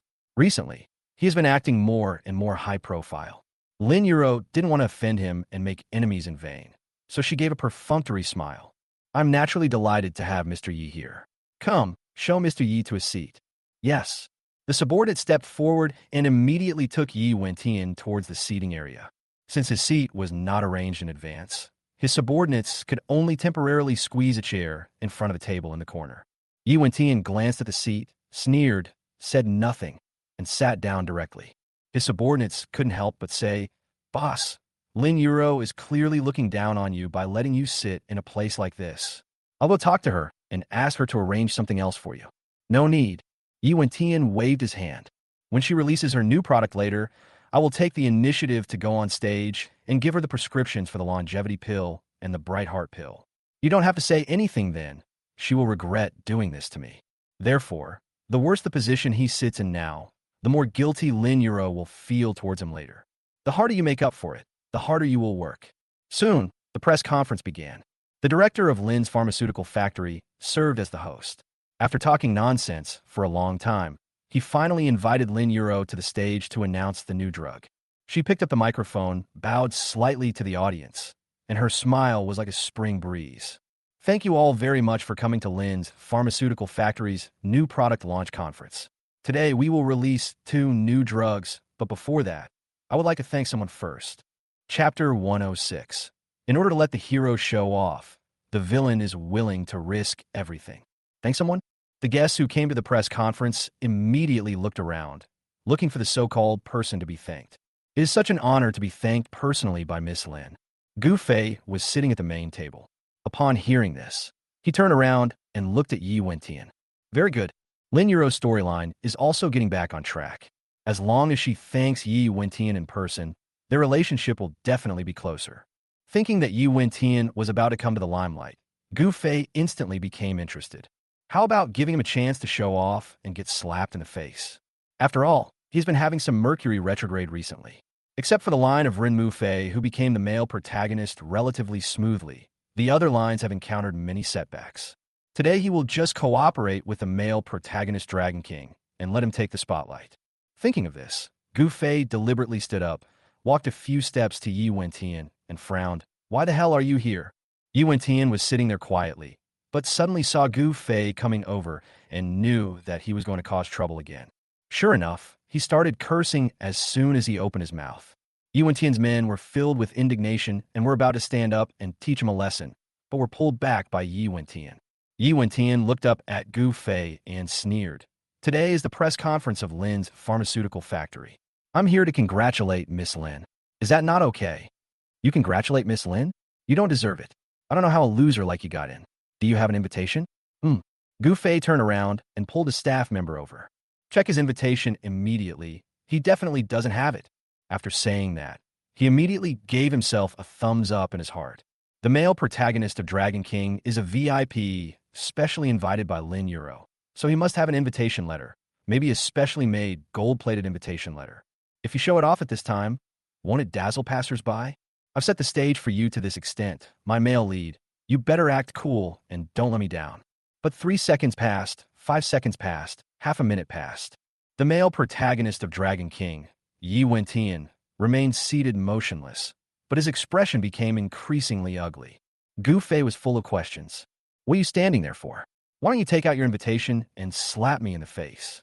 The staff member looked puzzled. Sir, please show me your invitation. The people around also looked over curiously and began to whisper. Is it true that he doesn't have an invitation? It's unlikely. He's a descendant of the Yi family and the leading actor in Renmu Fei's new movie. He wouldn't do something so shameless. This brat finally got on Renmu Fei's good side, and now he's trying to lick Miss Lin. How greedy! Under the double gazes and questioning of staff and passersby, Yi Wentian finally spoke with a sullen face. I really don't have an invitation. Huh? Gu Fei was dumbfounded. What the hell is going on? How could the male lead not have an invitation? If you do this, wouldn't I have gone from helping you embarrass yourself to embarrassing you? No. Male lead, listen to my explanation. But I greeted Miss Lin when I came here, and she asked me to sit here. If you don't believe me, you can go ask her. Yi Wentian added his explanation awkwardly, his face even turning pale. But if you look closely, you will find that Gu Fei is even more embarrassed than him, and his face is even paler than his. No, we can't let the male protagonist lose face. We must help him make amends. Ha ha, I knew you didn't have an invitation. You said you'd greeted Miss Lin, right? You mean you're a VIP guest specially invited by Miss Lin? Look at your stinky loser face. Why are you pretending? If Miss Lin could take the initiative to invite you as a VIP, I'd take your last name. My hero, I'm really going all out to make you show off. It's okay if you don't have an invitation, but as Lin Euro's VIP, you must seize this opportunity to slap me in the face. If you mess up again, I'll start to doubt whether you're worthy of being the hero of this novel. As a result, Gu Fei's words immediately aroused discussion among the people around him. Is he the VIP invited by Miss Lin? That's really possible. He can come in without an invitation. He must have been specially invited. Didn't Miss Lin just say she wanted to thank someone? Could it be him?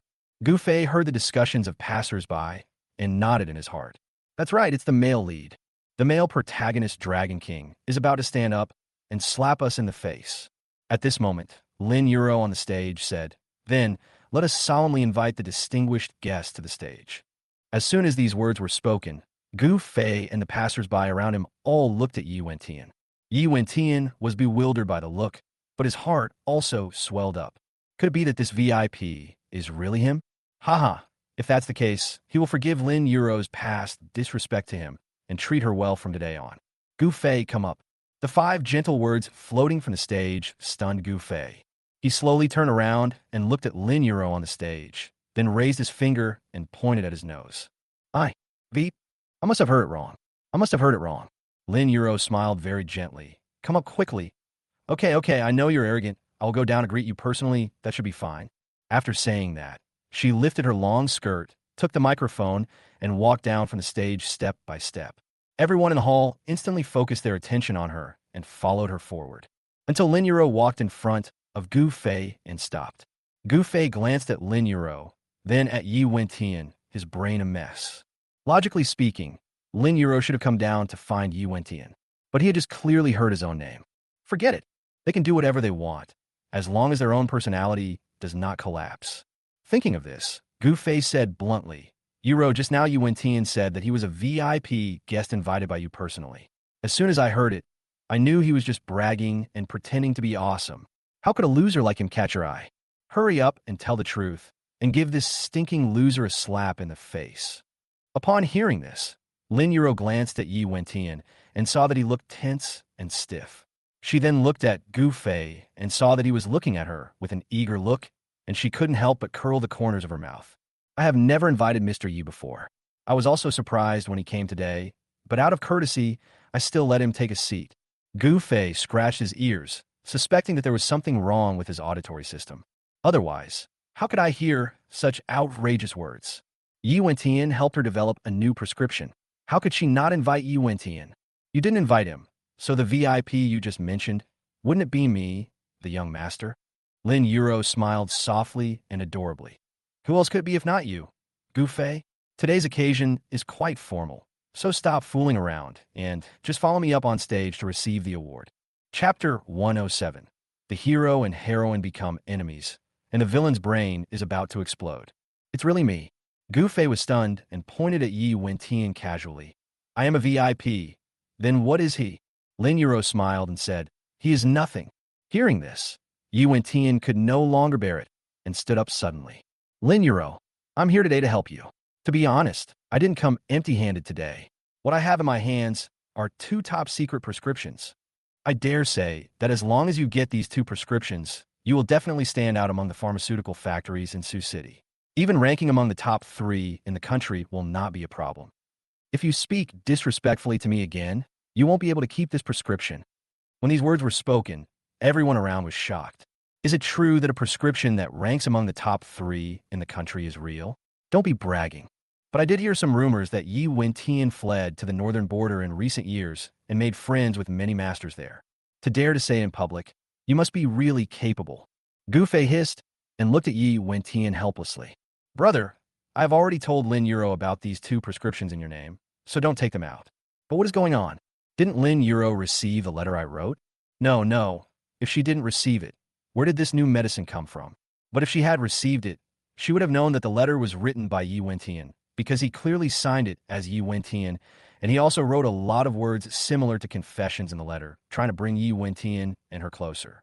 How could she be so indifferent when facing Yi Wentian? Even if you don't accept the confession, you should still express your gratitude. Gu Fei felt like his brain was about to explode. Lin Yuro smiled faintly and said, Mr. Yi, you are so arrogant. However, our Lin Pharmaceutical Factory already has a new drug and does not need your prescription. You should keep it for someone else. Snort. Ye Yantian snortet distainfui. Can your prescription compare to mine? I swear here that if the prescription I give you is not as good as your new medicine, I will quit the medical field and never get involved in anything again. Lin Yuro raised her eyebrows and smiled. Okay, since Mr. Yi is so serious, then I will compete with you. If your prescription is better than my new medicine, I will give you the Lin Pharmaceutical Factory. As soon as these words were spoken, the whole audience was in an uproar. Even Gu Fei was shocked. As expected of the male and female protagonists, they put everything into a random bet. Do they have to be so cruel? Well, once a word is spoken, it cannot be taken back.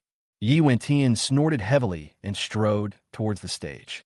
Lin Yuro glanced at his back coldly, then pulled Gu Fei's wrist and said, Let's go see what's going on. After she finished speaking, she pulled Gu Fei along, walking through the seats for the guests, and didn't let go of his hand until they were on stage. Bang, bang, bang. There was soon warm applause from the audience. They were whispering and talking among themselves. The VIP Miss Lin mentioned turned out to be Mr. Gu. TSK, young master, Gu has been really in the spotlight lately. First, he married the most beautiful woman in Sioux City. Then he opened the Liu Family Stone Workshop's Dragonstone Seed. Then he turned the bullying video into an act of justice. And now he's become a guest of honor at the Lin family. It seems he's not as useless as the legend says. Don't speak too soon. Didn't you see how he bullied Yi Wentian just now? He was incredibly arrogant. He must have bought his reputation with money. Yi Wentian is quite arrogant. Does he understand medicine? Why would he make a bet with Miss Lin? Yes, Lin's Pharmaceutical Factory is not as good as the best, but better than the worst. Moreover, Miss Lin also has the title of Thousand-Handed Medical Immortal. Isn't he too confident? When Yi Wentian's men heard the discussions around them, their fists clenched so hard that they made a creaking sound. The boss just sat there quietly, not provoking anyone, and didn't even let them cause trouble for Gu Fei. As a result, Gu Fei is a bastard. He actually showed up to humiliate the boss, making him lose face, and was exposed by Lin Yuro on the spot for sneaking in. It's so infuriating. No wonder the boss always gets so upset whenever he encounters something like Gu Fei. Anyone else would be pissed off, right? If Xiao Wuqing hadn't suddenly appeared and set his sights on Gu Fei, the boss would have cut this loser into pieces and thrown the body into the sea to feed the fish. Gu Fei on the stage was confused at this moment. Not to mention whether he was a VIP or not, the fact that Yi Wentian wanted to bet with Lin Yuro on the prescription was enough to confuse him for half a day. Because they both used the same prescription. Fearing that the male protagonist of Dragon King would embarrass himself again, Gu Fei quickly pulled Lin Yuro aside and said, Yuro, are you mistaken? I haven't done anything wrong. Why are you treating me like a VIP? Having said this, he remembered that his character was a villain and he shouldn't be so humble, so he quickly changed his words. Although I'm omnipotent and unrivaled in the world, one thing is for sure. I don't want what is not mine. Lin Yuro smiled and said, "Today is the new product launch of Lin's pharmaceutical factory. I have the final say on everything here. If I say you're a VIP, then you are. Do I need another reason? Don't you need it? This is too much of a joke." Yi Wentian, who was standing by, saw the two of them mumbling and immediately said impatiently, "Is this all over? Can we compete now? Lin Yuro, take out your new product. Stop hiding it." Lin Yuro was not angry at all when she heard this. She just raised her hand lightly.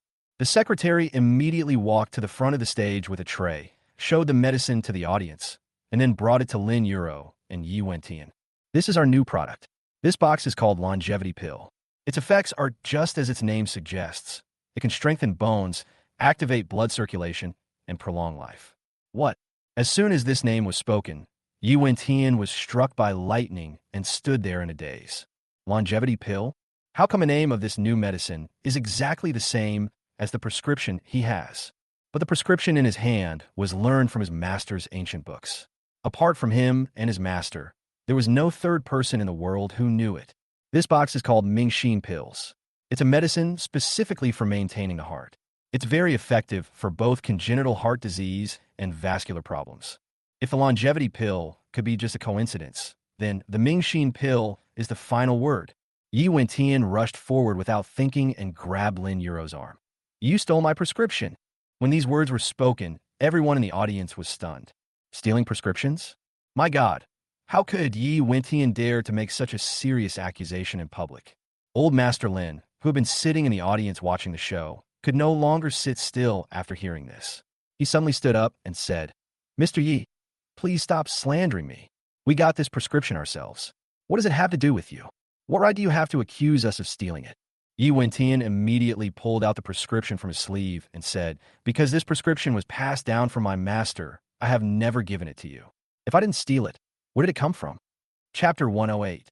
If I don't kill you today, I will not be a human being. At this moment, Gu Fei wanted to die.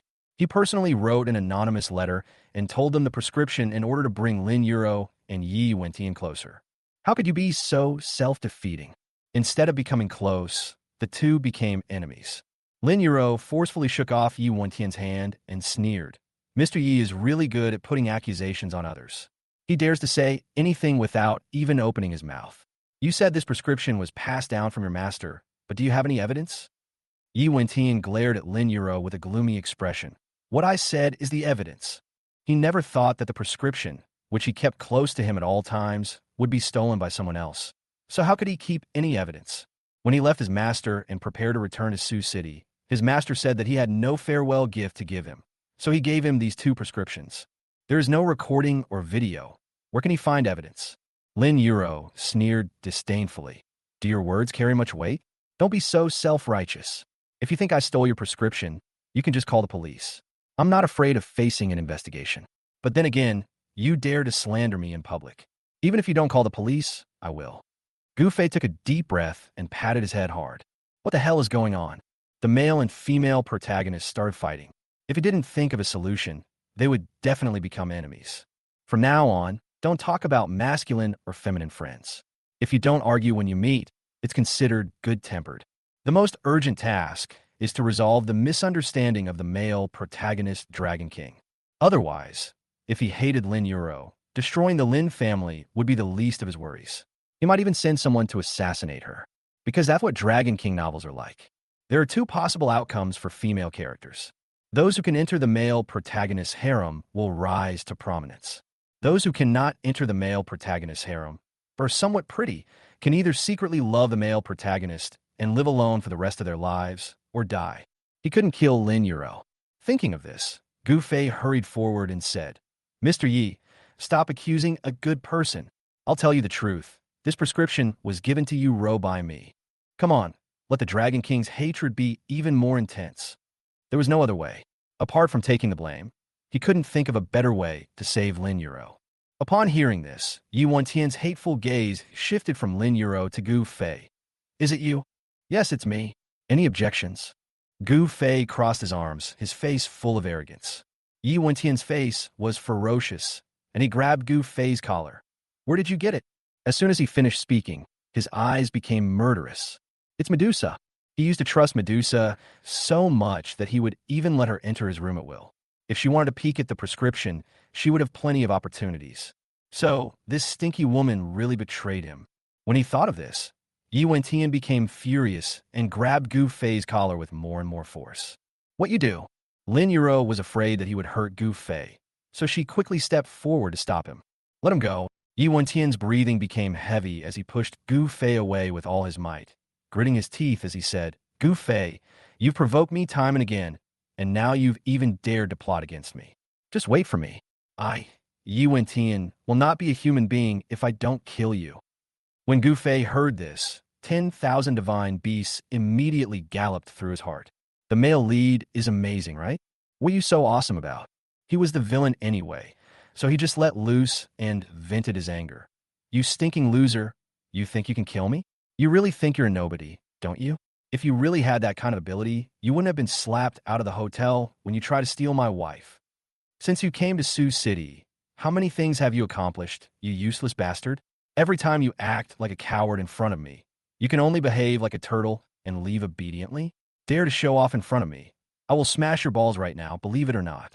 He finished cursing in a fit of impulse and anger, and immediately met Yi Wentian's bloodshot eyes, which were almost unable to suppress his anger. How dare you talk to me like that? Gu Fei was a little scared for a moment, but the play had already been set up to this point, and there was no turning back. I've already cursed you, so whatever. If the hero suddenly explodes and kills me on the spot, I'll be considered dead in the line of duty, and I could take the prize money and return to my original world. It's hard on my parents. I don't know if they will be targeted by the male protagonist Dragon King after I'm killed, and what will happen to them. Hearing Gu Fei's inner thoughts, Lin Yuro's face turned pale. No, she couldn't let Gu Fei die, let alone leave this world. If he left, this world would become a world where Yi Wentian was the king. With his current style, I'm afraid he would force her to become his woman, even by force. She immediately rushed forward and stood in front of Gu Fei. Yi Wentian, you have no evidence to prove that the prescription is yours. Even if you invite your master out, it won't prove anything. You were on stage today, slandering us and threatening to kill us. Just for these two charges, I can call the police and have you jailed for several years. But considering that the Yi family suffered such a tragic fate and you are still obsessed with revenge, I am willing to let you go, as long as you immediately destroy the prescription and, as we agreed in the bet, never get involved in medical matters again. After saying these words openly, Lin Yuro lowered her voice again. Yi Wentian, don't forget, you're still the leading actor in Ren Mu Fei's new movie. If you make a big deal out of this, it's very likely that the film won't be released. Are you sure you want to ruin your future just for a moment of anger and the prescription? Yi Wentian was shocked and looked at Lin Yuro in disbelief. This woman always treats everyone with gentleness and kindness, as if she is harmless. Who would have known that hidden beneath her gentle exterior was a heart full of calculation and cruelty?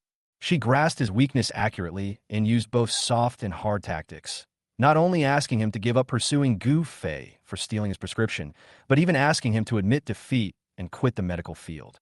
Isn't this because she's afraid that he'll give the prescription to someone else, causing her new drug to lose its exclusive advantage? He really is. I like this woman more and more. But at this moment, Lin Yuro was standing in front of Gu Fei, and her protective attitude deeply hurt his eyes. It's fine that Yin Rushiwei wants to marry Gu Fei, a loser at all costs, but why does even Lin Yuro protect him so much? What's so good about that piece of trash? He took a deep breath and tried to calm himself down. Okay, Lin Yuro, I'll give you this favor today and let that loser go. From now on, I won't interfere in the pharmaceutical industry anymore. But you'd better remember, if I let him go, it's like you owe me a life. Think carefully about how to repay me. Chapter 109, What Kind of Lucky Child Is This? Goodbye. After saying these words, Yi Wentian strode off the stage and headed towards the door. Seeing this, his men also stood up, their angry eyes fixed on Gu Fei, wishing they could skin him alive. Gu Fei put his hands in his pockets, with a look of arrogance on his face. What are you looking at? If you keep looking, I'll take off your pants and hang you outside the hotel door in the sun for 3 days and 3 nights. Upon hearing this, his subordinates' faces turned pale and dark, and their hatred levels reached the maximum. After they all left, Lin Yuro said to the customers who had been watching the show for a long time, I'm very sorry to have made a fool of myself. I didn't expect Mr. Yi to go back on his word and get so angry. Let's get back to the topic. Lin Yuro winked at Gu Fei and began to introduce the new medicine. Gu Fei took the opportunity to slip off the stage and return to the main table. After sitting down, he crossed his legs, grabbed the wine glass on the table, and drank while looking at Lin Yuro on the stage as if nothing had happened. But his heart was about to explode. It's ruined. After all his efforts, the Dragon King and Lin Yuro have become enemies. However, before the Dragon King left, he said that Lin Yuro owed him a favor, and if things go well, Lin Yuro might marry him. I hope the plot can be salvaged. Hey, I'm not saying this, but this Dragon King male protagonist is really a wimp. I've paved the way for him time and time again, letting him act cool, but why can't he keep up? Also, what's going on with that prescription? Could it be that Lin Yuro got it from some other source, not from the letter I wrote? Otherwise, she shouldn't be treating Yi Wentian this way. Gu Jingjing leaned sideways on the table, her eyes fixed on Lin Yuro, but her ears were completely on Gu Fei. These voices are really interesting. It turned out that he had suddenly gone crazy and picked a fight with Yi Wentian just now in order to give Yi Wentian an opportunity to show off. However, in her opinion, Yi Wentian really doesn't look like the male protagonist. He has a bad temper, poor endurance, is irritable and reckless. In the situation just now, instead of finding a way to get out and investigate thoroughly, he made a scene on the stage. Didn't he think he was embarrassed enough? She really doubted whether the novel and the male protagonist that Gu Fei mentioned were true. If Yi Wentian is really the son of destiny chosen by this world, then this world is doomed. After finally waiting for the press conference to end, Gu Fei immediately ran to the front of the stage and found Lin Yuro. Yuro, I want to ask you something. Lin Yuro was packing up her microphone and ID. She nodded gently. Well, go ahead. Gu Fei lowered his voice and asked, where did you get those 2 new prescriptions? A prescription. The little liar finally came to ask her. Lin Yuro smiled and looked at him with a teasing look in her eyes. I heard it from a friend. There is indeed a problem. It turned out that she neither got these 2 prescriptions from Yi Wentian nor saw them in his letter, but heard them from a third party. He asked anxiously, which friend? Do I know him? It shouldn't be like that. Only 3 people know this prescription. The male protagonist's master, the male protagonist, and him. Where did the 4th person come from? Lin Yuro pretended to be mysterious. You don't know him, but I can't tell you either. He needs me to keep it a secret. All right. It seems that there really is a third party. Gu Fei crossed his arms and shook his head. Yi Wentian, oh Yi Wentian, your luck is so bad. I have helped you to this point, but you were still preempted by a third party. How can you be called a lucky guy? You should go find a big Buddha to worship. Lin Yuro almost laughed when she heard his inner voice, but she quickly said seriously, Gu Fei, you've completely angered Yi Wentian today. You better be careful next time. I suspect he's already ordered something to happen against you. Gu Fei thought to himself, why should I be careful? There are 2 of Yi Wentian's men lurking around me. One Medusa, the other Wang Yuan. These 2 time bombs could receive Yi Wentian's assassination signal at any time and directly hit him.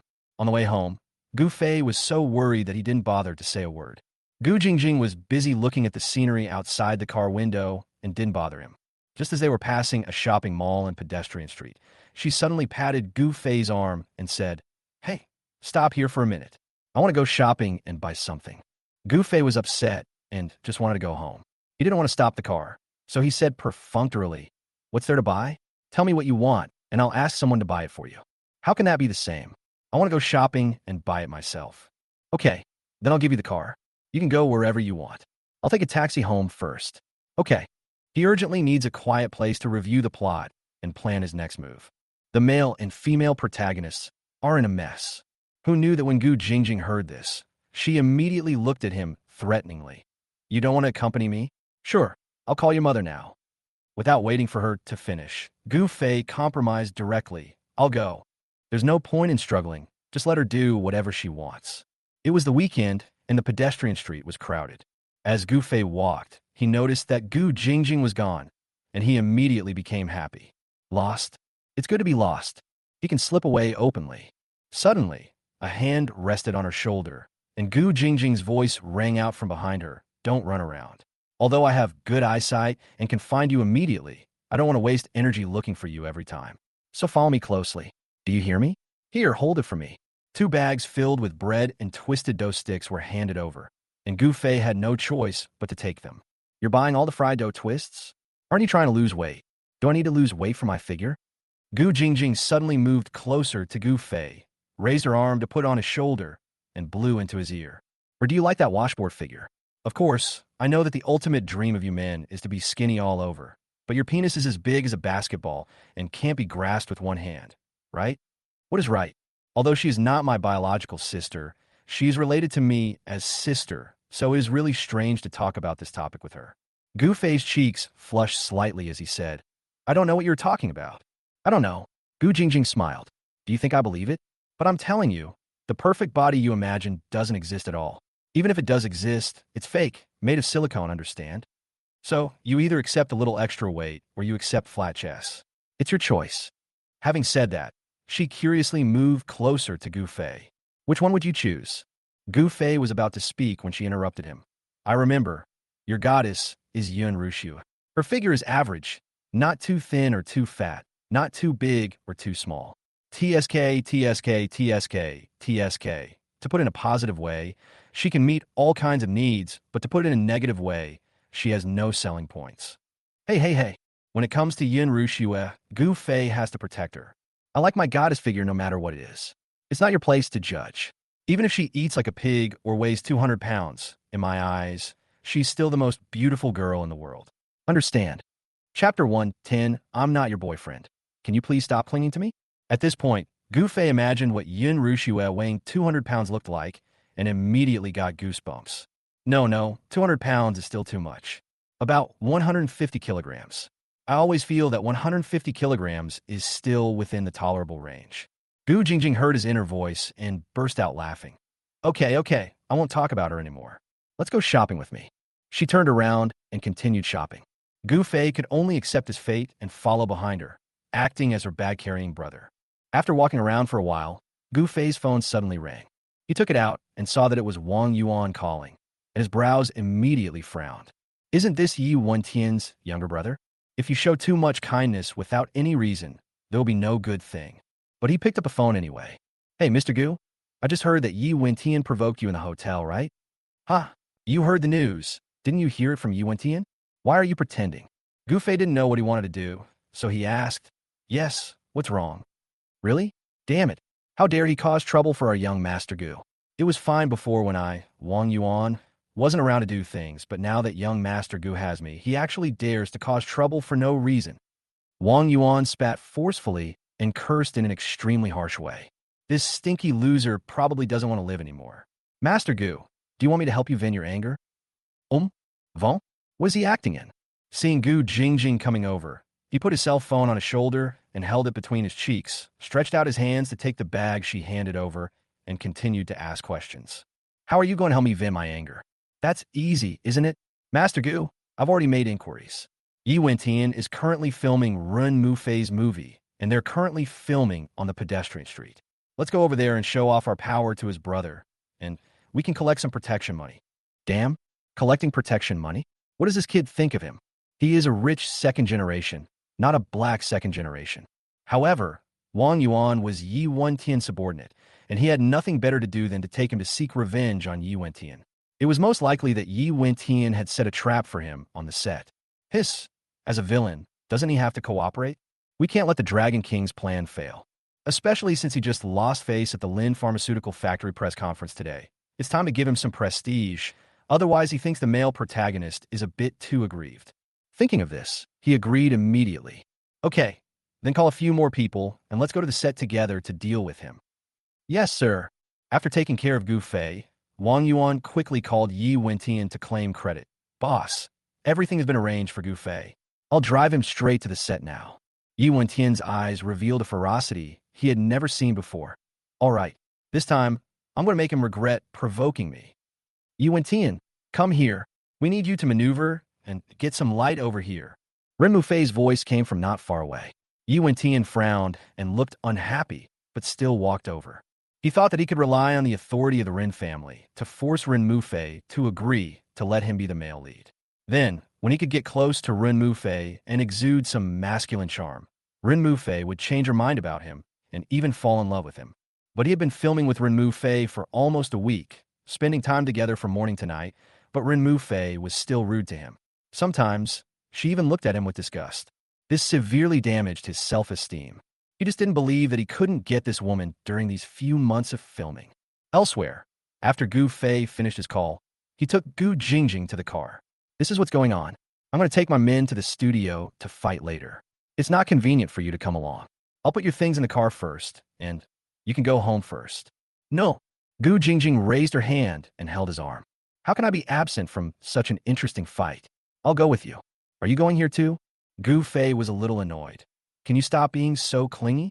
I'm your brother, not your boyfriend. Gu Jingjing curled her lips. You mean if you were my boyfriend, I could be so clingy to you? Okay, from now on, you'll be my boyfriend. Hearing this, Gu Fei only wanted to say one word. 6. No. Is this woman crazy? Not to mention that they are cousins. Although they are not related by blood, they are related in name. Let's just say that he is engaged, and everyone in Sioux City knows that he is engaged. How dare she say such a thing? Ha, you look so scared, I was just kidding. Gu Jingjing covered her mouth and burst out laughing. Why are you so incapable of taking a joke? Gu Fei was almost exhausted by her. Sister, please go home, please. You were at the press conference today. You saw how Yi Wentian treated me. Fighting is not a joke. We are fighting for real. It would be bad if I accidentally hurt you. Well, go by yourself. I won't bother you, okay? After talking for a long time, Gu Jingjing finally gave up pestering him and simply opened the car door and got in. Gu Fei felt as if he had been pardoned. He immediately saluted the car window, then turned around and ran away, fearing that she would change her mind. It was not until he ran to another street that he stopped to call Wang Yuan and then got into the van driven by Wang Yuan. There were more than a dozen street urchins in the car, each holding an iron pipe in his hand. Gu Fei couldn't help but be curious. Are these people also Yi Wentian's men? Or an extra? However, with Yi Wentian's skills, even if these people didn't know him, if they really attacked him later, they would definitely not be his match. Master Gu, don't worry. I will make that kid named Yi look bad later. Gu Fei just smiled and said nothing. Should we make the guy named Yi look good or let him be finished? Do you really think he doesn't know? The van drove for more than 10 minutes and then stopped by the roadside. Gu Fei got out of the car and found a very deep and narrow alley in front of him. Wang Yuan said they're filming in this alley. Let's just go over there. Young master, you don't have to do anything. Just stand aside and watch. We'll help you deal with that little bastard. Oh, I see. Since he doesn't need to do anything, why call him over? It's obvious there's a trap. These people really took him for a fool. The alley is lined with old buildings on both sides, and some small shops with few customers have curtains hanging on them, looking like they're about to go bankrupt. When they were almost at the end, Wang Yuan suddenly stopped and said, Master, they are inside. After saying that, he walked forward without waiting for Gu Fei to say anything, and without saying a word, he kicked the wooden door in front of him and broke it. The cameramen in the yard were startled and turned around. Wang Yuan stood at the door and shouted, Listen up, everyone inside. We are Gu Fei and Master Gu's men. Send Yi Wentian out to die immediately. Chapter 111. Having money is not a crime. Having no money is a crime. I am shameless. What a cliched line. Gu Fei's face was filled with black lines. However, he still walked over cooperatively, pushed Wang Yuan away, and walked into the yard with a swagger. He knew what Wang Yuan meant. Doesn't he just want to bring some thugs to cause trouble, and then pretend that he can't beat Yi Wentian, so that Yi Wentian can beat him up? By the way, Ren Mufei can also see his ugly face and never dare to deal with him again. Let Ren Mufei see Yi Wentian's skills again, and she will look at Yi Wentian with new eyes. Kill 3 birds with 1 stone. It's a good plan, but also quite boring. So Gu Fei decided to add some drama to them. He walked in the yard, kicked over the bench in front of him, and said to the terrified cameraman, Where's Yi Wentian?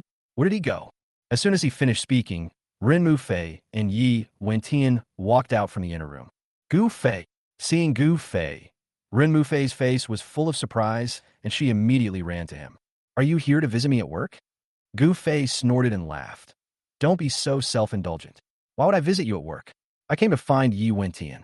This kid dared to humiliate me at the Lin Pharmaceutical Factory press conference today.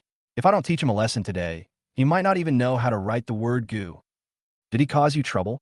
Ren Mufei continued to stare at Gu Fei, her expression tense. Are you okay?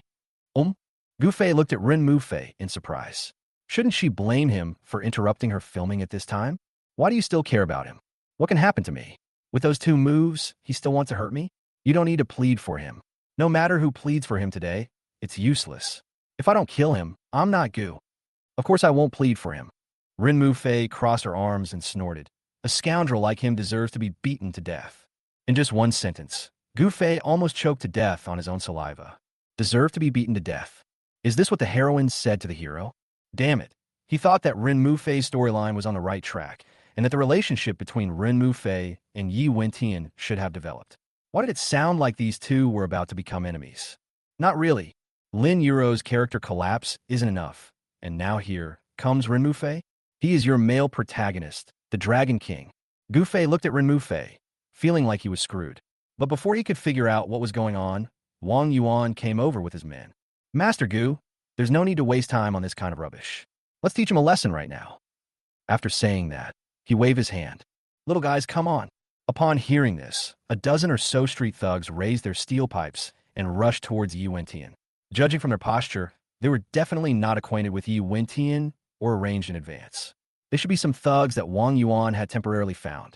But just as Gu Fei thought, these street urchins were no match for Yi Wentian. He knocked them all to the ground in a few seconds, just like cutting melons and vegetables. He took a step forward with his long legs and said arrogantly, "You only have this little ability, and you dare to come and mess things up? Gu Fei, you still have time to get out of here, or I will be rude to you. TSK, TSK, TSK. This line is so old-fashioned." In order to match his old-fashioned lines, Gu Fei couldn't fall behind. He took on the posture of a villain, acted cowardly, and looked terrified. What? How could this be? You losers, get up, all of you, and beat him up, beat him up. He's only one person. What are you afraid of? Come on together, and you come on too. Gu Fei grabbed Wang Yuan's shoulders, pushed him forward, and kicked him on the butt, causing Wang Yuan to fly towards Yi Wentian.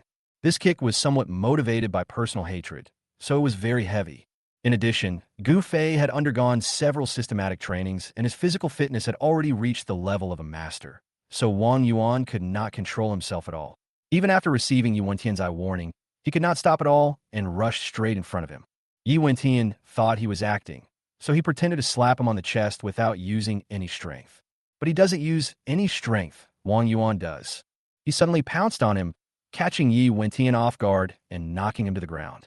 In an instant, the yard fell silent. Even Gu Fei was dumbfounded. No, where is my wise and powerful male protagonist, the Dragon King, who can kill any Buddha or God who stands in his way?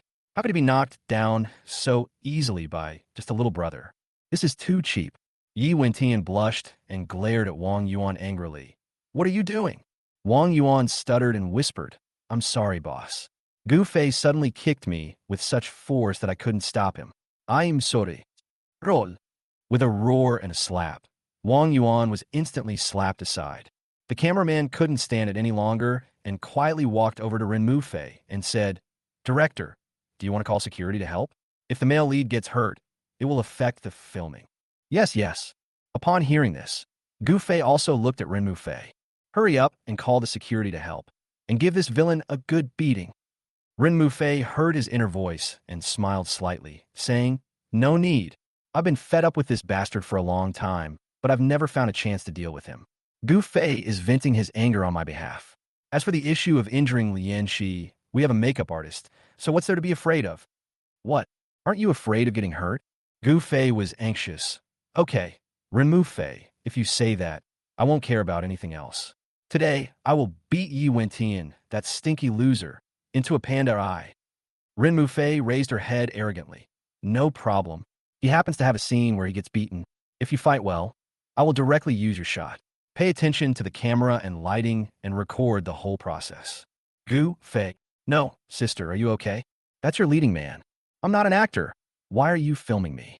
When Yi Wentian heard Rin Mufei's words, his face turned pale and blue.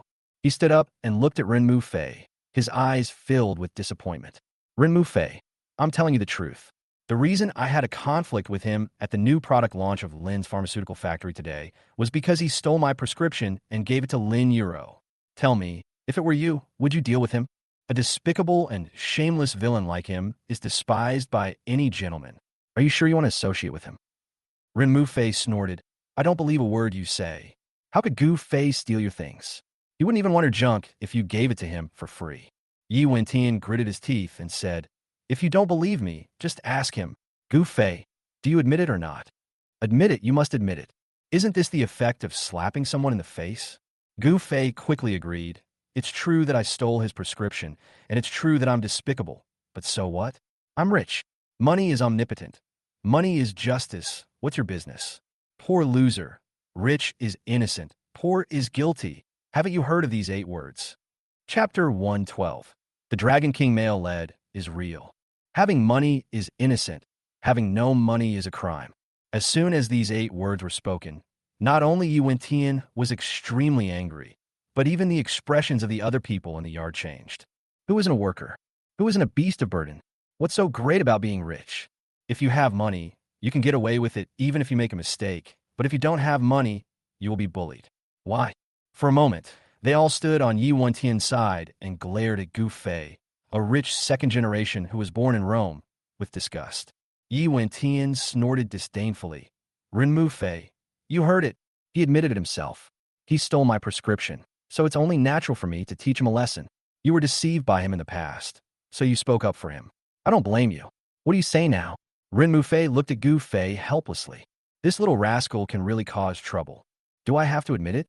Well, if you must play the villain, then I will lend you a hand. Who said I was deceived by him?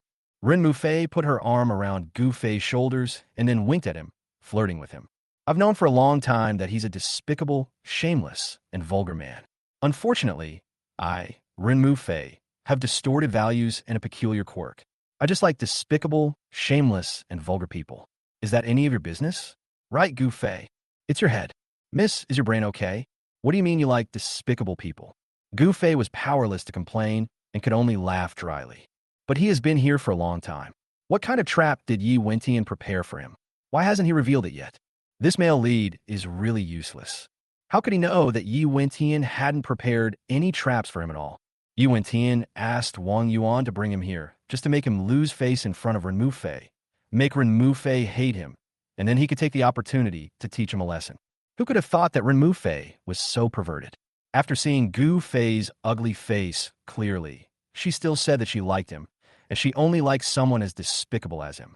The method of killing 3 birds with 1 stone only resulted in the shooting of 1 eagle. Okay, whether you like him or not is your business, I don't care. Yi Wentian gritted his teeth and decided not to waste any more time talking. But he stole my prescription and tried to slander me. I have to avenge this. Gu Fei, since you came to me, don't blame me for being rude. He can no longer endure it. If Gu Fei isn't killed soon, he'll have a heart attack sooner or later. As for Xiao Wuqing, I will find a way to explain it later. Then his whole body shook, and a murderous aura spread out.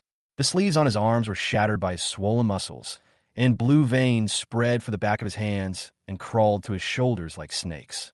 Seeing his appearance, the cameraman and other staff members were all frightened and stepped back. What is this? The Hulk? However, Yu Wentian was not in the Hulk state at this time, and he was about to explode. He had accumulated too much anger recently, and when it suddenly poured out, it was inevitable that he couldn't control it. Wang Yuan quickly got up from the ground, secretly shocked. The master actually used 80% of his strength? It's just a matter of dealing with a weakling like Gu Fei. Is it necessary to make such a big fuss? It's obvious that 1 punch would kill him. Renmu Fei panicked when she saw Yi Wentian's expression. Gu Fei, what should we do? He'll beat you to death. How about I help you hold him back? You leave quickly. Gu Fei couldn't help but smile when he didn't expect Renmu Fei to be so righteous. When I first met you, I thought you were a shrewd young lady, and I quite disliked you. But Renmu Fei, I must say that I have a little affection for you now. But little sister, when you are in danger, please treat me as a man and stand aside. Thank you. After saying that, he gently pushed Renmu Fei directly into the crowd of staff over there, then closed his eyes, took a deep breath, and looked at Yi Wentian. The male protagonist of Dragon King is finally going to play for real. God knows how long he has been waiting for this moment. Should I just sit there and wait to be beaten to death by him? Or should I use Lingbo Weibo to run away? No matter which one he chooses, before that, he wants to try fighting with Yi Wentian. Anyway, no matter how hard he fought, he would never be Yi Wentian's opponent, but at least he had learned 2 ancient martial arts, the 8 diagrams Wandering Dragon Palm and the Chain Mysterious Kick. You have to use it at least once before you die, right? So I don't know if it was the adrenaline that took effect, but Gu Fei felt Yi Wentian's resolute, murderous aura, And not only did he not get scared, but he became faintly excited. Gu Fei, this is your last chance to say your last words. I'll give you half a minute. Yi Wentian's eyes were slightly red. He stood there, his clothes fluttering in the wind. Gu Fei stared at him calmly. Half a minute is too much. My last words are just one sentence. I hope that in my next life, I won't be reborn into a family that was wiped out when I was a child. As soon as these words were spoken, the whole yard fell silent. Even Wang Yuan couldn't help but break out in a cold sweat. Damn it, this guy's about to die, and he's still bringing up all sorts of issues. The extermination of the Yi family has always been Yi Wentian's Achilles heel. Whoever brings it up will die.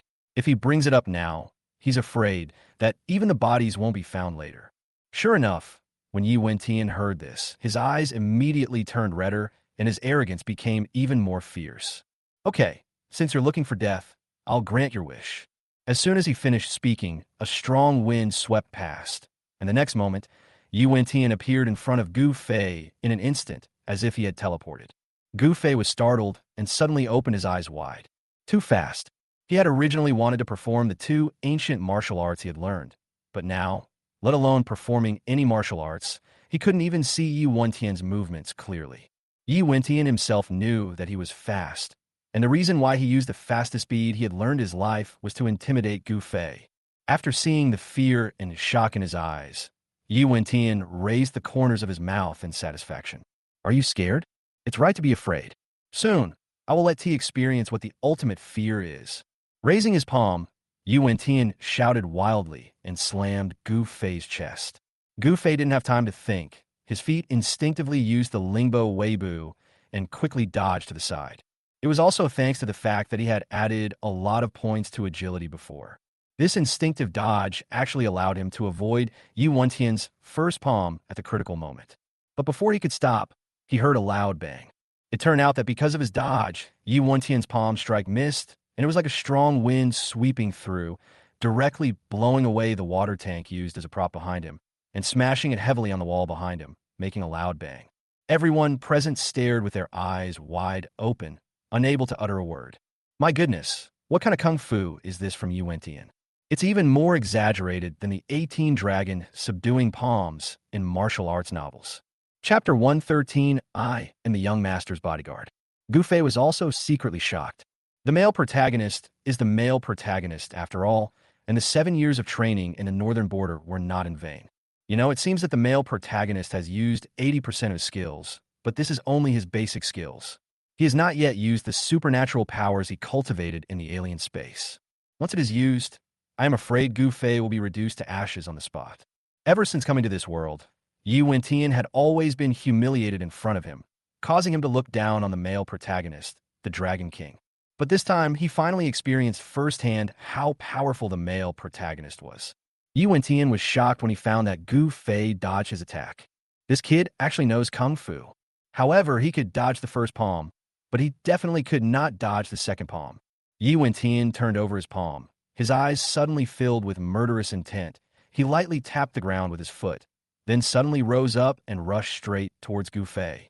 Gu Fei knew that Yi Wentian was going to kill him. If I don't kill him, I intend to severely injure him and paralyze him. But he hadn't arranged things at home yet, and he was beaten to death. I'm afraid that his parents will be the next to suffer, so he has to run away. Thinking of this, he turned around and ran away. But what was unexpected was that Yi Wentian was even faster. A gust of palm wind suddenly came from behind. Gu Fei widened his eyes. He knew that he would be hit, but he had no other choice but to run forward with all his strength. Just as Yi Wentian was about to slap Gu Fei's back with his palm, a breeze carrying murderous aura suddenly blew from his side. Yi Wentian was startled and quickly withdrew his hand and jumped to the other side. Knock knock. 2 darts hit his cheek and shot into the tree trunk beside him. Yi Wentian turned around suddenly and saw Medusa appear in the yard at some point. Her long hair was draped over her shoulders, her long bangs covered her eyes, and the lipstick on her lips was a little black, like the lipstick of a rock band, making her look gloomy. She usually looks like this, and Yi Wentian is no longer surprised. What shocked him at this moment was that she actually came out to stop him. What you do? He asked coldly, unable to understand.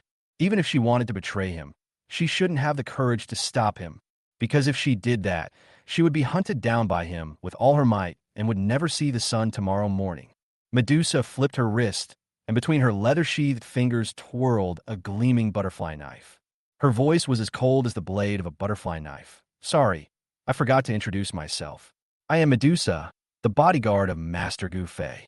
Anyone who threatens the safety of the master will be eliminated by me. When she knew that she would die for Yi Wentian and that her mortal enemy would step on her corpse to climb to her position after her death, she had already begun to think about rebellion. But she hasn't figured out how to do it.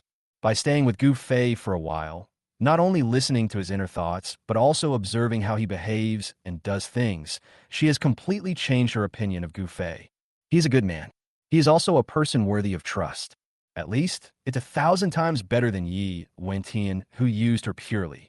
So she planned to stay with Gu Fei, even if he was just a villain who only wanted to leave this world. Even if he and she could not defeat Yi Wentian together, she wanted to try to go against God and live the life she chose. She doesn't want to accept her fate. Wang Yuan, who was not far away, was stunned when he saw this scene. What's going on? Isn't Medusa the boss's confidant? Isn't this the killer he has been using for a long time? Did she betray the boss? Gu Fei looked at Medusa in shock, unable to utter a word. If the collapsed characters of Yun Rushua, Lin Yuro, and others can still be saved, then Medusa is like being soaked in ink for 7 days and 7 nights, and there is no way to wash it off.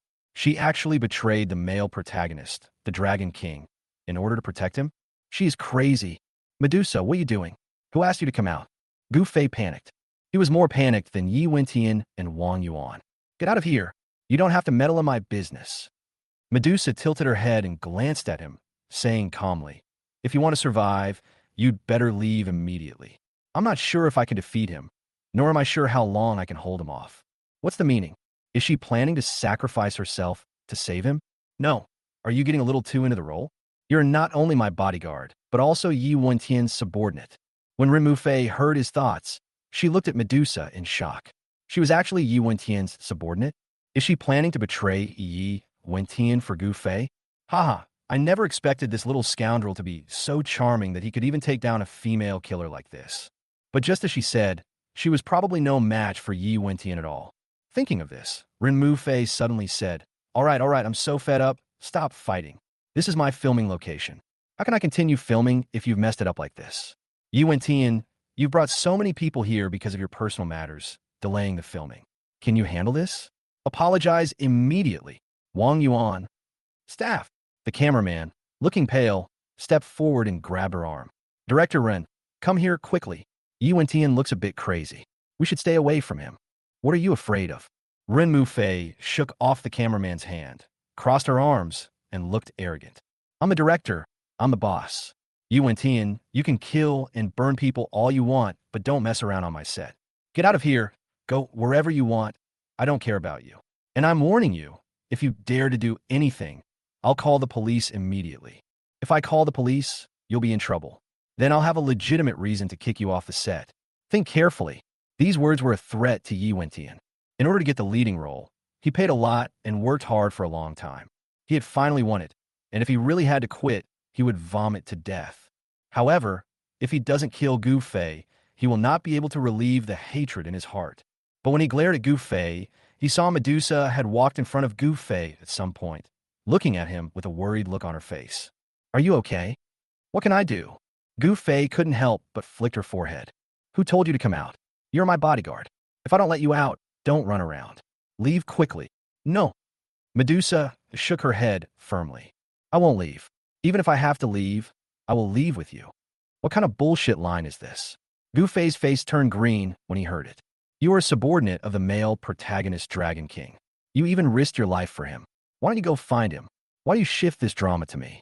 When Yi Wentian heard this, he was so angry that he almost fainted.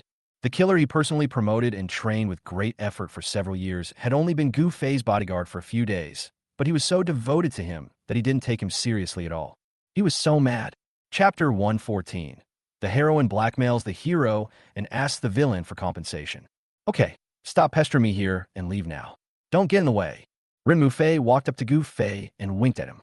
It was obvious that she was hinting to him to leave quickly and to cover for him. Gu Fei didn't want to die before settling his parents, so he could only pull Medusa's wrist and quickly leave the yard. Yi Wentian's face turned cold, and he was about to chase after her, but was stopped by Ren Mufei. Stop! Did I tell you could leave? You broke the tank over here and the wall over there. Tell me how you plan to compensate them. Yi Wentian gritted his teeth and said, deduct it from my salary. Pay? Haha. Yi Wentian, you're not mistaken, are you? You think you're getting paid for acting in this movie? To tell you the truth, you're paying for joining the crew and won't get a penny. And I'm warning you, don't bring your personal matters to the set in the future. If you delay work, you'll still have to pay. She walked over, squatted down, and picked up a piece of debris. These were painstakingly handcrafted by the prop team over a long period of time. Since you're the male lead, I'll give you a discount. Just pay me 1 million, and that's all. Hearing this, the props team fell silent. Although it took them 2 or 3 days to make this water tank, it didn't cost 1 million. 5,000 is enough. Isn't the director asking for too much and trying to scam me? Yi Wentian smiled coldly, took out a stack of checks from his pocket, wrote down 10 million, and handed it to Ren Mufei. Here's 10 million. Spend it as you please. If you need money later, ask me and I'll give it to you. No need to make such childish excuses. Oh shit. Everyone present was stunned when they saw his action. Rich, so rich. It turns out that he is not a loser. He is also a rich man. No wonder people say that a lean camel is bigger than a horse. Although Yi Wentian is the survivor of the Yi family after its genocide, he is much richer than the average person. Not only is he rich, but he is also generous. He just gave 10 million casually and told people to take whatever they wanted. Wouldn't director Ren be so moved that he almost died? What woman can stand this? Just as they were shocked, Ren Mufei had quickly checked the check. After confirming that there was no problem, she took out her cell phone and called Gu Fei. Hello, I just sent you 10 million in compensation and mental damages. I'll have someone send it to your home later. Yi Wentian. On the other side, after Gu Fei received Ren Mufei's call, he thought she was joking and didn't take it seriously at all. How could Yi Wentian possibly compensate him? What are you doing? And right now, his most important task is to save Medusa. Lao Mei. No, Laudu, that's not right, Lao Sha. No, what's your real name? Medusa curled her lips and said, I don't have a real name. I'm an orphan, picked up by my master. From the moment I can remember, I've only been known as a killer, Medusa. Gu Fei was unconvinced. What about your ID card? You can't be called Medusa too. A moment later, an ID card with Medusa's name on it appeared in front of him. 6. Gu Fei had nothing to say. No matter what her name is, you are my bodyguard and babysitter. Although it is your duty to protect my safety, when I don't call you, it means I can do it myself. There is no need for you to come out on your own initiative. Understand, Medusa said coldly. If I hadn't come out just now, you would have been dead. I know I'm dead. When the truth came out of his mouth, Gu Fei realized that he had almost revealed the secret and hurriedly tried to make amends. What I meant was, I had already thought of a plan to deal with it, and you showed up and ruined my plan. Medusa said disdainfully. What's the big deal? Is it the big deal to be a villain, or the big deal to want to die and return to another world? None of this matters to her. She only knew that Gu Fei was the only person she could trust in this world and the only person she could rely on. She is a killer and has disregarded life and death since she was a child. Anyway, her fate was to die early. Compared to the two endings of dying for Yi Wentian and being killed by Yi Wentian, she preferred to die for Gu Fei. Because she knew that if she died for Gu Fei, at least Gu Fei would remember her for the rest of his life and sweep her grave and burn paper for her. That's enough. Gu Fei said anxiously. Can I tell you my story? In short, do you listen to me or not? If you don't listen to me, then leave. I don't need a disobedient bodyguard. I understand. I won't come out next time. This little fool has no bad intentions at all. Every time he threatens her, he uses the excuse of driving her away. What kind of villain is this? In comparison, Yi Wentian is more like a villain. Every time he threatened her, he said he would make her disappear into thin air. When he got home, Gu Fei felt that he was in trouble. The heroine's character collapses one after another, and the collapse becomes more and more exaggerated. She either becomes an enemy of the hero or wants to kill him. He himself had completely annoyed Yi Wentian.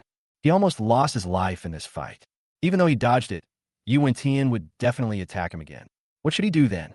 With a heart full of anxiety, he wanted to go straight to the bedroom on the second floor as soon as he entered the house to think about these things carefully. But who knew that as soon as he entered the living room, he was stopped by Zhang Xiulan. Son, someone just sent me a check for 10 million yuan, saying it was from Miss Ren Mufei, and that it was for you. What's going on? How did you become friends with Miss Ren? She's a wealthy woman in Beijing. Gu Fei was stunned. Did it really come? He took the check and looked at it. His face suddenly darkened. Why is the signature Yi Wentian? So this check was really requested by Ren Mu Fei and Yi Wentian. Did she think that the hatred he created was not enough? Forget it. Gu Fei casually handed the check to Zhang Xiulan. Take it. Spend it as you like. Wow, son, that's great. Mommy can buy that limited edition Hermes bag. But son, why would Miss Ring give you 10 million for no reason? That's too much. Could she be trying to support you? I'm telling you, this won't work. We're a respectable family. Gu Fei didn't know whether to laugh or cry. What are you thinking? With your son being such a rich kid, what rich lady would be so stupid as to support me? Taking advantage of this opportunity, he simply brought it up. Mom, the truth is, I offended Yi Wentian, the survivor of the Yi family, on Renmu Fei's set. He threatened to retaliate against us. You and Dad should try to go out less these days, and be careful when you do go out, okay? Although Yi Wentian would not be so crazy as to attack them, he has many subordinates, so it is hard to say. What if someone wants to deal with them to please Yi Wentian? Zhang Xiulan was surprised when she heard this. A member of the Yi family? We have no grudge against him. Why would he want to take revenge on us? Shouldn't he be dealing with the 4 major families? Everyone in Sioux City knows that the Yi family was wiped out by the 4 major families. If all else fails, we might as well join forces with the 4 major families and deal with him together. Chapter 115 rewards are online again. No, Mom. Yi Wentian dared to challenge the 4 major families. He must have come prepared. If we get involved, we will definitely become cannon fodder. Don't think about it. Just do what you need to do. He had to interrupt his mother's terrible idea. Even the 4 major families can't defeat Yi Wentian, and my mother still wants to go against Yi Wentian? He could only say that being too brave was not a good thing. However, when he returned upstairs, even Gu Fei couldn't help but have an idea to turn Tiangang upside down. The male lead of Dragon King is a bit dishy. The luck is a bit bad. Judging from the current plot development, no matter what he does, it doesn't go well. Maybe if I try hard enough, I can kill the male protagonist Dragon King? As long as the male protagonist Dragon King is defeated, the world will be a fair one, and everyone will be an ordinary NPC. Wouldn't that make competition fair? But he quickly shook his head and rejected the idea. Forget it. Don't take risks. If you try to steal a chicken but end up losing the rice, not only will you lose yourself, but your image will be ruined and you won't be able to go back. Or even if you go back, you won't get any rewards. That would be a huge loss. Returning to the bedroom and falling on the bed, Gu Fei recalled the entire process of looking for Yi Wentian today and concluded that the problem lay with Ren Mu Fei and Medusa. Ren Mu Fei can be forgiven. After all, she has just been in contact with the male protagonist for a short time, so it is understandable that she has no feelings for him. But Medusa, he gritted his teeth and was about to call the woman out to give her a lesson when a dinging sound suddenly came from above his head. Congratulations to the host for completing a new round of Villain Plot, maintaining a character score of 100 points. The reward has been sent. Please check it. Depend on. Gu Fei suddenly turned over and sat up, his eyes revealing ecstasy. There is a reward, and it's 100 points. He checked quickly and saw a big bag of prizes. First of all, the basic reward for maintaining the character at 60 points is 5 attribute points. Gu Fei added to agility without even thinking. If it weren't for his agility and light steps today, he would have been skinned alive by Yi Wentian. Next is the 80-point reward, with a choice between additional skills and wound healing. Before, he had always chosen to heal the wound, but today, as long as he was hit by Yi Wentian, he would be disabled if not dead, so it seemed that it didn't matter whether the wound healed or not. Why not try the extra skills? After being selected, a red light immediately appeared above his head, enveloped him, and quickly spread to between his hands. Congratulations to the host, you have obtained the extra skill Magic Hand. Magic Hand, what is this? He read the instructions carefully, and then he suddenly understood. The magic hands allow his hands to be faster than that of a magician, allowing him to perform various subtle movements that are impossible to detect with the naked eye. For example, stealing something, cheating, or throwing darts. Okay, it may not seem to be of much use, but it can increase convenience in some small things. In short, it is better to have it than not. The reward for 100 points is still a set of ancient martial arts. Today, Gu Fei finally had a formal fight with Yi Wentian, and he also deeply felt the huge gap between himself and the male protagonist of Dragon King. Unless the male protagonist uses his full strength or his special powers, he cannot withstand any move of the Dragon King. If the male protagonist really loses his temper, he will definitely die without a burial place. So he must choose carefully and must choose self-defense skills first. After looking around, he finally settled on 3 sets of magical skills: Indestructible Vajra, Great Shift of Heaven and Earth, and Absorbing Essence. Indestructible Diamond can temporarily turn the body into a little golden man that is invulnerable to swords and guns. The duration varies depending on the level of skill, but the shortest is more than 10 minutes. The advantage is that it is easy to learn and has a low threshold. The disadvantage is that once used, it cannot be moved, which means that you cannot use it and run away at the same time. The Great Shift of a Universe is about transferring attacks from the outside world to other places. The advantage is that it is very flexible and does not require standing still, and can be used while running. The disadvantage is that he simply cannot learn it now, because he found out that if he wanted to learn ancient martial arts, he had to upgrade himself. For example, his current physical function score was A level, but if he wanted to practice the Great Shift of the Universe, he had to reach S level. The way to upgrade is to play the villain's plot or get rewards, constantly add points to your body, and practice other basic skills to improve your own abilities. He couldn't even practice the Great Shift of a Universe, let alone the great art of absorbing essence. Because this technique is simply amazing.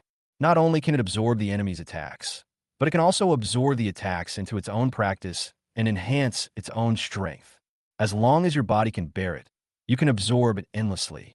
Of course, the disadvantage is that it can easily cause people to become greedy and eventually explode and die from backlash. But no matter whether it can backfire or not, he can't learn it now. For the 3 life-saving skills, he can only learn Vajra Indestructible first. Gu Fei sighed, activated the technique, and immediately felt a powerful force filling his body, making his muscles stronger. These are all the rewards, right? No, why are there more below? Is this the villain dislike reward? Congratulations to the host. You have successfully raised the male protagonist dislike level to 60 points. I'm hereby giving you a reward. What? Gu Fei was shocked. It turns out that the Dragon King's male protagonist dislike for him is only 60. He thought it had already exceeded 100 points. So what's the level of dislike that the Dragon King has for the 4 major families? Current monitoring score is 50 points. Good guy. Gu Fei smiled speechlessly. The male protagonist, Dragon King, keeps shouting about revenge, and I thought he was very hateful. But is this all? It seems that he doesn't hate it that much. No wonder he is not in a hurry to take action. But it may also be because 7 years have passed, and the male protagonist of Dragon King has dealt with too much, and some things and hatred have begun to fade. No matter what, the Dragon King's hatred for him now even exceeds that of the 4 major families, which is a bit dangerous. Forget it. Danger is good, because danger allows you to go home early. He was too lazy to think too much and immediately started to check the negative rewards. Except the male protagonist, freely choose all the information of 3 characters. That's it. Gu Fei was very disappointed. The sudden reward, let alone the Spider-Man or Superman suits, at least comes with a special prop like X-ray vision and invisibility cloak. What does he want other people's information for? Anyway, he just needs to keep an eye on the male protagonist, Dragon King. Just as he turned off the system in disappointment and was about to test his body speed after adding points, Medusa ran in hurriedly. Master, something's happened. I just contacted Wang Yuan, and he accidentally let it slip that Yi Wentian plans to burn down the crew tonight and pin the blame on you. They're already making preparations, and they say the fire will be set at 2 o'clock this morning. Set fire?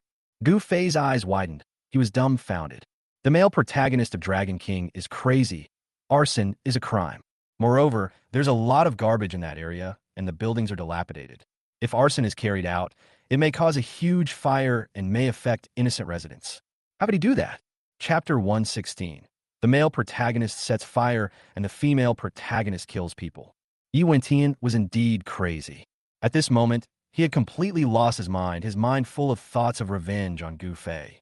So he called Wang Yuan directly and asked him to prepare to set the fire at night.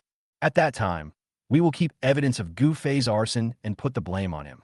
It would not only make Renmu Fei completely disappointed in him, but also send him to jail, killing 2 birds with 1 stone. But he never expected that Wang Yuan accidentally let the secret slip to Medusa. In the bedroom, Gu Fei walked around the room, rubbing his hands. Since coming to this world, no matter what the male protagonist Dragon King does, he has never deliberately obstructed him, and even set up traps for him to help him pretend to be cool and get slapped in the face. But forget about other things. He couldn't help the evildoers in doing something like arson. He couldn't even sit back and watch. But he is the villain, and Yi Wentian is the male protagonist. If we stop him, will it affect the plot? Wrong. There is no such plot of arson in the original novel, which means that this part of the plot has gone astray. Even if he stopped it, it would have no impact on the original novel. Thinking of this, Gu Fei took a deep breath and made up his mind to stop the fire tonight and save the innocent residents at all costs. The cell phone suddenly rang. He picked it up and saw that it was from Man Xingyue and was a little surprised. She hadn't seen him for a while. The call came suddenly, and I thought it was something, so I picked up the phone. Gu Fei, what are you busy with? If you're free tonight, come out for a drink. I'm not free tonight. Man Xingyue was very arbitrary. You have to be free even if you are not. I am in a bad mood, and you must accompany me. Under normal circumstances, Gu Fei could still have a few words with her, but now his whole mind was occupied by the fire in the middle of the night. He really had no mood to argue with her, and his tone was a little impatient. Stop it. I really have something to do. I'll drink with you next time. I'm hanging up now. Don't hang up. Man Xingyue was also angry. Don't lie to me. You're either playing around or looking for Yin Rushue all day. What could possibly be wrong with you? You're probably going to accompany Yin Rushue again tonight, right? I won't allow it. You have to come and accompany me. If you don't, I'll go find Yi Wentian. What? Gu Fei was stunned. What does it have to do with me if you look for him? She is the female lead, and Yi Wentian is the male lead. It's only natural for the two of them to be together. This is a good thing. What's the idea behind suddenly threatening him with this kind of thing? Man Xingyue sat at a table in an outdoor cafe, sipping cappuccino with a wicked smile on her face. You little fool, still pretending with her. What he feared most was not the collapse of the character in the plot, but her going to Yi Wentian to cause trouble for him, which was what he was most worried about. So she said slowly, I'm in a bad mood, and you won't accompany me, so I can only go find Yi Wentian and kill him. Isn't this none of your business? Gu Fei almost spit out laughter when he heard this. Kill. Okay. The male protagonist sets fires, and the female protagonist kills people, and the world will eventually be destroyed. He took a deep breath and said, Stop making trouble. Murder is against the law. What nonsense are you talking about? I'm not talking nonsense. If you don't come, I'll do it. If you don't believe me, just try it. After saying that, Man Xingyue hung up the phone. If someone else said this, Gu Fei would definitely not take it seriously. After all, that's the male lead, Dragon King. Trying to kill him is like hitting a rock with an egg. But since Man Xingyue said so, he couldn't take it lightly. In the original novel, these two people love and hate each other, and their skills are to some extent comparable. Especially the male protagonist Dragon King seems to have had a retrograde Mercury recently. Nothing he does goes well, and his luck is bad. If I really meet Man Xingyue and am completely off guard, it is hard to say whether I will be killed by her. Once the male protagonist Dragon King dies, he can never return to his original world. Thinking of this, Gu Fei could only grit his teeth in silence, picked up the car keys, and went out. The coffee shop on the riverbank was full of people. Man Xingyue was wearing a red tube top, a black hip-hugging miniskirt, and a pair of bright yellow slippers. Her long hair fluttered in the wind, and she looked lazy and charming. Many men around her were staring at her, ready to make a move. Finally, a young man who was dressed very fashionably, wore an expensive watch, and was obviously a rich second-generation man, sat in front of her and handed her a rose in a very romantic way. Beautiful lady, are you alone? No, my boyfriend will be here soon. Man Xingyue took the rose, put it to her nose, and smelled it. She is truly more beautiful than flowers, and the young man is even more itchy when he sees her. She is already taken. He wanted to see what kind of man could pursue such a stunning beauty. Although you already have a boyfriend, it's obvious that your boyfriend hasn't come yet. So, can I stay with you until your boyfriend comes? Man Xingyue looked at the man with a smile. I don't mind, but I don't know if my boyfriend minds. He has a bad temper. If he sees you, he will hit you directly. I won't speak up for you. Hearing this, the young man laughed out loud and deliberately wiped up his sleeves. Beautiful girl, I'm not bragging to you. I've never been afraid of anyone in my life when it comes to fighting. Have you seen my muscles? Going to the gym every 2 days is the basics. When I lift weights, always start with 50 kilograms. Do you know what that means? Man Xingyue curled the corners of her mouth. I'm not sure. The starting weight is 50 kilograms, which is really laughable. When she was 13 years old and doing horse stance, the weight she carried was at least 200 kilograms. Just as the young man took off his coat and was about to lift up his shirt to show her his abdominal muscles, Gu Fei ran over panting. Fuck, why are you here? I thought you were next door. I've been looking for you for ages. After sitting down, Gu Fei waved to the waiter and wanted to buy a drink. The young man looked Gu Fei up and down, then looked at Man Xingyue with a puzzled expression. Beauty, this man is not your boyfriend, right? Yes. Man Xingyu smiled wickedly. He's amazing. What boyfriend? Gu Fei rolled his eyes at Man Xingyue, too lazy to argue with her. However, when he glanced at the young man and noticed his obsessed gaze towards Man Xingyue, he knew that the man must have been seduced by Man Xingyue. He couldn't help but sneer. Dude, why are you so desperate to choose her as your girlfriend? Do you know what kind of person she is? Be careful. You will die without knowing how you died. In the early stage, people nicknamed her Little Pepper. In the middle stage, she was nicknamed Jade-Faced Shura, and in the later stage, she was nicknamed Poison Scorpion. It is enough to see how vicious her methods become as the story progresses. Even the male protagonist, Dragon King, spent most of the book and went through fire and water for her several times before he finally won her over. How dare a cannon fodder like him get involved? However, when the young man heard what Gu Fei said, he thought that Gu Fei was exaggerating and deliberately wanted to scare him away so that he could have the beauty all to himself. His face became more ambitious. Brother, stop talking nonsense and tell me if you dare to compete with me. Chapter 117. I lost the bet. Your girlfriend is mine tonight. Gu Fei was stunned. Comparing what? The man raised his chin proudly. If we compare family background, I'm afraid you'll think I'm bullying you. If we compare abilities, that's not intuitive enough. How about we just compare strength? Arm wrestling, dare you? Arm wrestling? Why are you arm wrestling for no reason? You must be crazy. Seeing Gu Fei's silence, the man thought he was scared and became even more complacent. You're not going to be a coward, are you? Beautiful girl, your boyfriend is really a bit weak. I can understand that he's afraid of losing, but at least he can't be a coward in front of you, right? You found such a coward. Are you sure he can protect you in the future? Man Xingyue listened without saying anything. She supported her chin with one hand and held the rose with the other hand, rubbing it on her delicate face, bewitching the man. But her eyes were always on Gu Fei, with a wicked smile on her lips. She was just teasing him on purpose. Because she was in a bad mood, she wanted to have fun by playing a prank on others. Gu Fei saw it at a glance and couldn't help but feel annoyed. Never mind. Let's compare. Get rid of this man quickly so that he can tell Man Xingyue about Yi Wentian's plan to set fire tonight, and then find a way to resolve it. This is the top priority. So Gu Fei casually stretched out his right hand and said, Okay, if you want to compete, I'll compete with you. How about one round to decide the winner? Let's not waste time. Oh, you really want to compete? Let's decide the winner in one round. Okay. The man plopped down across from Gu Fei, looking at him with a confident look in his eyes. It's impossible to snatch her away directly using this method, so the bet is simple. As long as I win, you will let me go on a date with her tonight, and you're not allowed to disturb me. How about it? Gu Fei agreed without thinking. No problem, let's get started. When the men who had been secretly watching the scene heard this, they immediately gathered around to watch the fun. If that guy really wins and takes his girlfriend away in front of this guy, that would be so exciting. Man Xingyue also looked very amused. When the two of them clasped their hands together, she even acted as a referee. She held their hands, placed them in the middle of the table, and then shouted crisply, Begin. Following her command, the young man immediately burst into breast-sucking energy. He didn't want to play tricks at all. He just wanted to kill Gu Fei in an instant and win the favor of the beauty.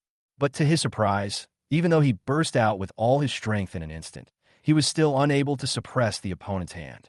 The two men kept their hands in the middle of the table, shaking gently, and it was obvious that they couldn't determine the winner for the time being. Seeing the intense battle situation, the people around also became excited. Some people even started placing bets. I'll bet $100 that this trendy guy will win. I'll bet $200. I'm betting on the trendy guy to win. Aren't you guys interesting? All in on the trendy guy. How can we place a bet? No one is betting on this handsome guy. Hearing the voices of people around him, the man became more and more excited. If he could defeat his opponent under such circumstances, he would surely receive the warmest applause. When the time comes, he will hold the beautiful woman's hand and leave with her. Wouldn't that be awesome? Thinking of this, he actually put his hand on the edge of the table in a somewhat foul manner, gripped the edge, tensed his whole body, and began to pour all his strength into suppressing Gu Fei. But Gu Fei's expression was quite calm. This is the limit of being a trendy guy. He probably couldn't muster any more strength. It seems that his strength and physical fitness are much better than those of ordinary people, because the power he feels from the other party at this moment is no different from that of a teenager. As long as he puts in a little effort, he can crush it easily. But even so, compared to the male protagonist Dragon King, one is in heaven and the other is on earth. TSK. So the male protagonist of Dragon King is the male protagonist of Dragon King. When he returns, he is a max-level character. Who can beat him? Seeing that the trendy man's face turned red, his expression was ferocious, and his muscles were about to explode, Gu Fei finally had some mercy and gently pressed his wrist to the left. Bang! The fashionable man's hand was instantly slammed down on the table. Ah! The moment Gu Fei withdrew his hand, the trendy man covered the back of his hand in pain and screamed. At the same time, people around shouted in fear. Fuck! The table is cracked. No way. This is a solid wooden table. Is this kid born in the year of the ox? Awesome. Your arm wrestling with him? Isn't that courting death? That trendy guy's hand is probably going to be broken. The trendy man's hand was indeed broken, but he hadn't noticed it yet. He just felt a piercing pain on the back of his hand, which made him unbearable. He could only cover his wrist and scream. Man Xingyue handed the rose in her hand to Gu Fei. This is the prize you won. Gu Fei didn't answer, but said to her helplessly, have you had enough fun? If you have, can you come with me? It's not convenient to talk here. How could he dare to bring up the subject of arson when there were onlookers everywhere? If someone secretly calls the police, then everything will be ruined. Man Xingyue stretched out her delicate hand towards him. I'm tired. Please help me walk. Gu Fei rolled his eyes at her, grabbed her hand, and pulled her up from her seat. Man Xingyue giggled like a girl. I'm sorry, everyone. My boyfriend is very jealous and won't let me play here anymore. I'm leaving now. See you again if we're lucky. I have to say, calling Gu Fei here is a good idea. Just a wrist wrestling made her feel aroused and in a very good mood, and all the unhappiness in her heart disappeared completely. Gu Fei pulled her along, walking all the way to the end of the riverbank, and then stopped in a deserted alley nearby. Man Xingyue glanced around and said shyly, Hate it. There will be people coming here too. I don't want it. Don't want what? Stop making trouble. I'm really impressed. How come she loves to joke around all day long? I'm telling you, I have something very important to tell you. Man Xingyue said, oh, then raised her arms and hugged his neck. Go ahead. Gu Fei looked at her beautiful face, so close to him. Do you really have to say it in this posture? Well, I won't listen if you change your position. Are you crazy? I already have a fiancé. He could give it on other things, but he would never do anything that would ruin his character. So Gu Fei pushed her away forcefully, not buying into her tricks at all. Tisk, stingy guy, I didn't ask you to kiss me, so what if I just hugged you? She curled her lips, looking unhappy. Just a hug ruins the character. Gu Fei glanced back, making sure that no one was in the alley, and then he whispered, I heard something. Someone is going to set fire to ruin Mu Fei's set tonight. What? Sure enough, as soon as the matter related to her best friend was mentioned, she immediately became serious. Who is so blind as to dare to cause trouble for my sister? Are you tired of living? Chapter 118, I really can't go. My mom is dying. I don't know who it is. Man Xingyue wants to develop a relationship with Yi Wentian, so she can't let her know that Yi Wentian is the mastermind behind this. Otherwise, the two of them will probably become enemies, and the plot will completely collapse. So Gu Fei deliberately concealed it. But he didn't know that Man Xingyue could hear it clearly through his heart. It turned out to be Yi Wentian. He had gone through so much trouble to finally get into Ren Mu Fei's crew, but instead of cherishing the opportunity to play the leading role, he even set fire? This madman. Court death. Here's what I thought. I'll stop the arsonist, and you find a way to take Ren Mu Fei away, so she won't be in danger if I fail to stop her. Man Xingyue asked worriedly, how are you going to stop it? She had fought with Yi Wentian before, and although she had the upper hand, she knew her own limitations, and that victory was purely a fluke. Yi Wentian didn't use his full strength at all, and even gave her some points. If he showed his true strength, she would definitely be in a tough fight, and might not even win. Even she is in trouble, let alone Gu Fei. Gu Fei said, I have my own way. Don't worry. I will definitely not put myself in danger. You just need to take care of yourself and Ren Mu Fei.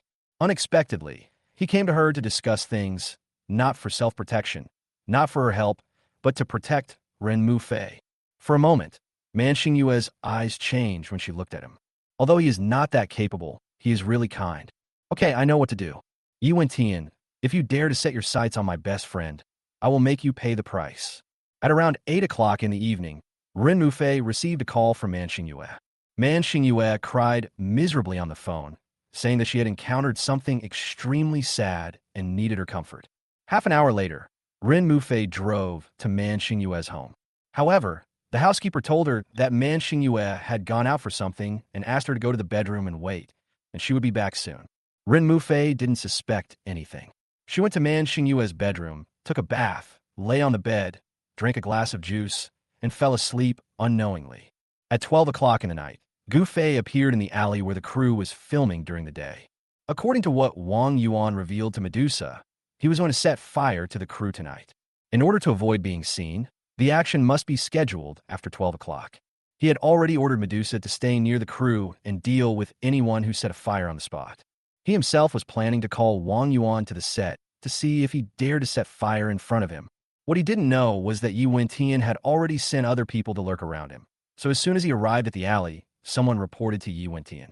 Gu Fei and Medusa split up. One went to the crew, and the other followed Wang Yuan. Upon hearing the news, Yi Wentian was furious. Their actions clearly showed that they knew he was going to set a fire tonight. Who said that? Who leaked it? He only talked to Wang Yuan about this matter at the time. Could it be that he failed to do his job well and leaked the information to his subordinates? And then his subordinates spread it and told Gu Fei? Now that Gu Fei already knows, he can no longer take any action. He immediately called Wang Yuan, wanted to tell him to cancel the operation, but he heard on the phone now. At this time, Wang Yuan was naturally talking to Gu Fei. No, Mr. Gu, I told you I have something to do. Let's drink another day. I really can't do it today. It has to work even if it doesn't work. No matter what he said, Gu Fei insisted that he come out for a drink at this moment. I'm in a bad mood today, so I just want to find someone to drink with. You have to come over. Wang Yuan glanced at the time and was so worried that sweat broke out on his forehead. Something as serious as arson would easily be exposed if it wasn't properly arranged and carried out according to plan. Once the crime is exposed, the minimum sentence is 10 years in prison. Mr. Gu, to be honest, my mother is dying, and I'm staying in the hospital with her. I really can't leave. Gu Fei almost spit out his tears when he heard this. Not really? Because of this incident, he even cursed his own mother. He suddenly felt a little sympathy for Wang Yuan. After all, he was just a small cannon fodder who ran errands for the male protagonist Dragon King. But he could turn a blind eye to other things, but not this one. So he continued, to tell you the truth, I didn't get any advantage from dealing with Yi Wentian today, so I plan to continue to deal with him. I've already come to the crew and plan to find some trouble here. If you don't come, forget it, I'll do it alone. What? Upon hearing this, Wang Yuan almost jumped out of the car. Mr. Gu, where are you? I'm on the set. Wang Yuan was anxious. Why did you go to the crew? You can't go. At this time, his men had already rushed to the crew and started pouring gasoline. If Gu Fei found out and called the police, he would be dead. Mr. Gu, you want a drink, don't you? I'll go drink with you right now. How about I take you to the bar on Shangjin Road? The girls there are so hot. Hearing his nervous tone, Gu Fei suppressed a laugh and said, Didn't you say your mother was dying? You don't need to stay by her bedside. No, the doctor just came in and said her condition has stabilized and she's asleep now. I can come out. That's quite considerate of you. Your mother is almost dying and you're not here to accompany her. Instead, you come out to drink with me. Aren't you afraid that your mother will suddenly die while we're drinking? I'll be embarrassed to visit her grave then, and I'll just have to burn more paper for her. Wang Yuan, why does it feel like Gu Fei is always finding different ways to scold him? None of this matters. You are the most important person in the world, Master Gu. Where are you now? I'll pick you up and take you to the bar. Gu Fei smiled and said, Okay, I'm right here on the set, come on over. At this time, Wang Yuan was also near the crew, ready to dispatch his subordinates to work at any time and deal with some sudden accidents. So after hanging up the phone, he impatiently started the car and headed straight to the crew, completely unaware of the missed call from Yi Wentian. Yi Wentian knew Wang Yuan very well. Unless there was something special, he would never dare not answer his call. So Wang Yuan must be in trouble now. And it's most likely related to Gu Fei. Without thinking too much, he got on a very cool motorcycle and headed straight for the crew. Gu family villa. Gu Jingjing was about to go upstairs with a glass of milk in her hand when she suddenly thought of something and asked the servant downstairs, "Where's Gu Fei?" The young master went out in the afternoon and hasn't come back yet. Not back. She frowned slightly, took out her phone, and called Gu Fei. "Where are you? What are you doing? It's not right for you to not go home so late." "No, what's with that tone?" Gu Fei felt unhappy when he answered the phone. "You're not my mother, nor my biological sister. Why do you care what time I come home?" Hang up. Chapter 119. One installs GPS and the other plant spies. Gu Jingjing had been pestering him these past few days, which had annoyed him. Adding to his nervousness, his tone was naturally very bad, and he even hung up Gu Jingjing's phone directly. Gu Jingjing held the phone with a sneer on her face. "Are you brave enough to hang up on her? Oh, do you think if you don't tell her, she won't know where he is?" A few days ago, she secretly installed a GPS tracking system into his phone. She opened the map app on her phone and clicked the tracker button. A small red dot immediately appeared on the map, showing the location of the crew. "Here? That's strange. It's in the middle of nowhere. What's he doing here?" With full of curiosity, Gu Jingjing tilted her head back and drank the milk in one gulp, then returned to the room to change into a windbreaker, tucked her curly black hair in her helmet, and got on a motorcycle that was no less large and equipped than Yuan Tian's, and set off. Soon, in the early hours of the night, the two motorcycles met on the main road. Yuan Tian suspected that something had happened to Wang Yuan, so he rushed over to check it out. He stepped on the accelerator and drove at a speed of 120 miles per hour. This speed is already very fast. Even though the traffic on the road was not dense, it was night after all, and the visibility was limited, which was very dangerous. Every time he passed a car, he was met with a barrage of abuse. But he was very proud of himself.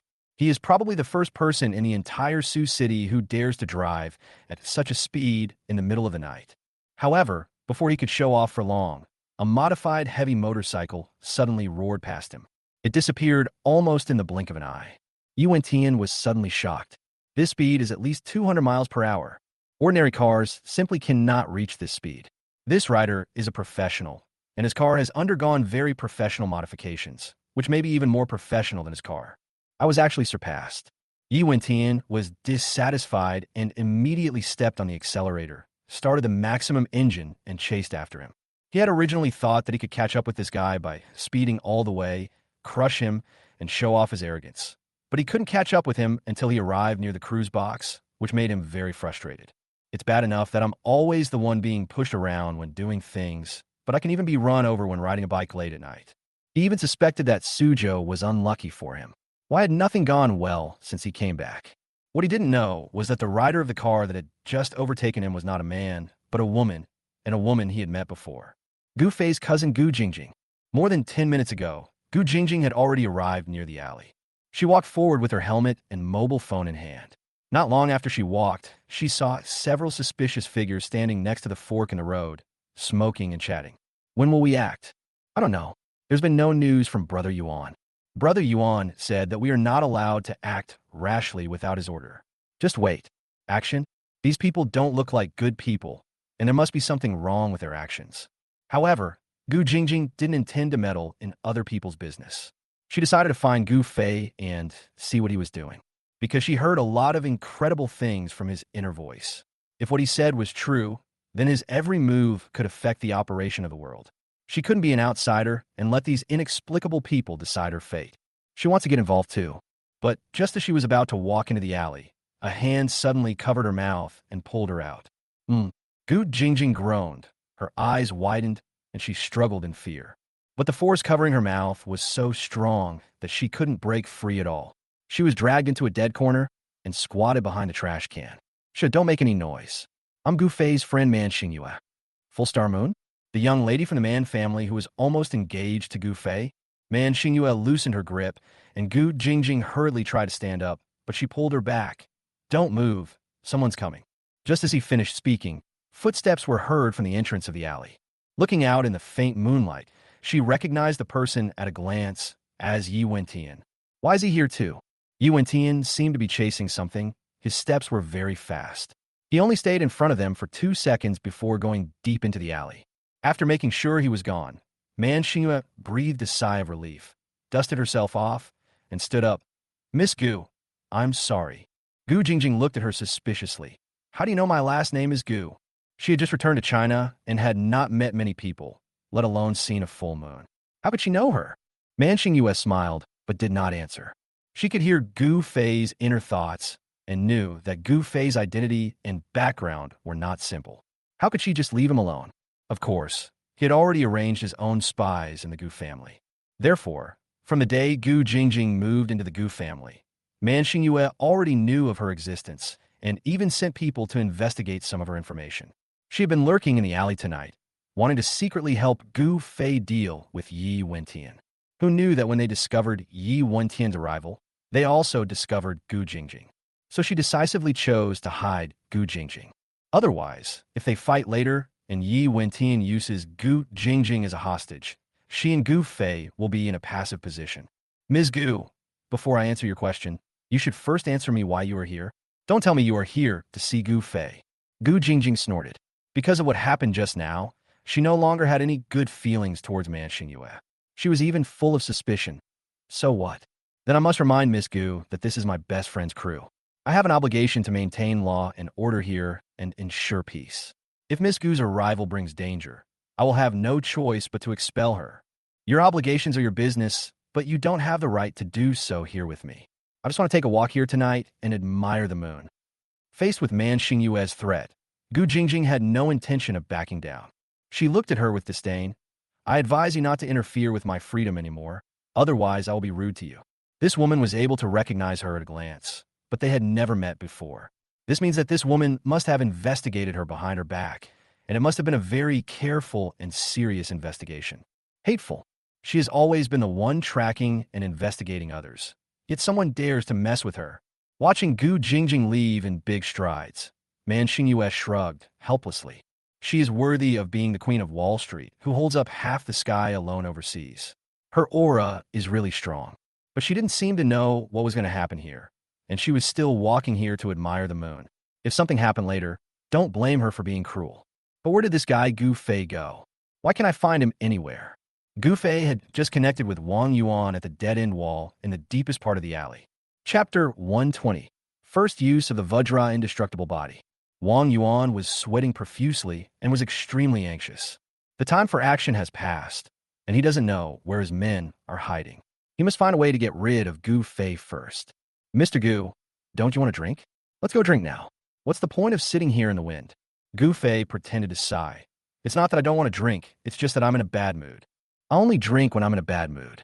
A few drinks and a good night's sleep will make everything go away. But I'm too lazy to move. He leaned against the wall and folded his arms lazily. You can't stay here even if you don't want to move. Wang Yuan lit a cigarette and looked at Gu Fei fiercely. Things have come to this point. There is no turning back. Maybe I should just go all out and knock him out. Anyway, this matter was going to be pinned on him, so keeping him at the crime scene would only serve to confirm his guilt. Even if he gave himself up at that time, he could rely on the boss to provide a perfect alibi. Thinking of this, he suddenly pointed to the side. Mr. Gu, look what that is. Gu Fei turned his head, following his finger, and suddenly a big palm rose up from behind him and slashed at the back of his neck. Gu Fei remained motionless. Are you kidding? Is the indestructible body achieved in vain? Huh?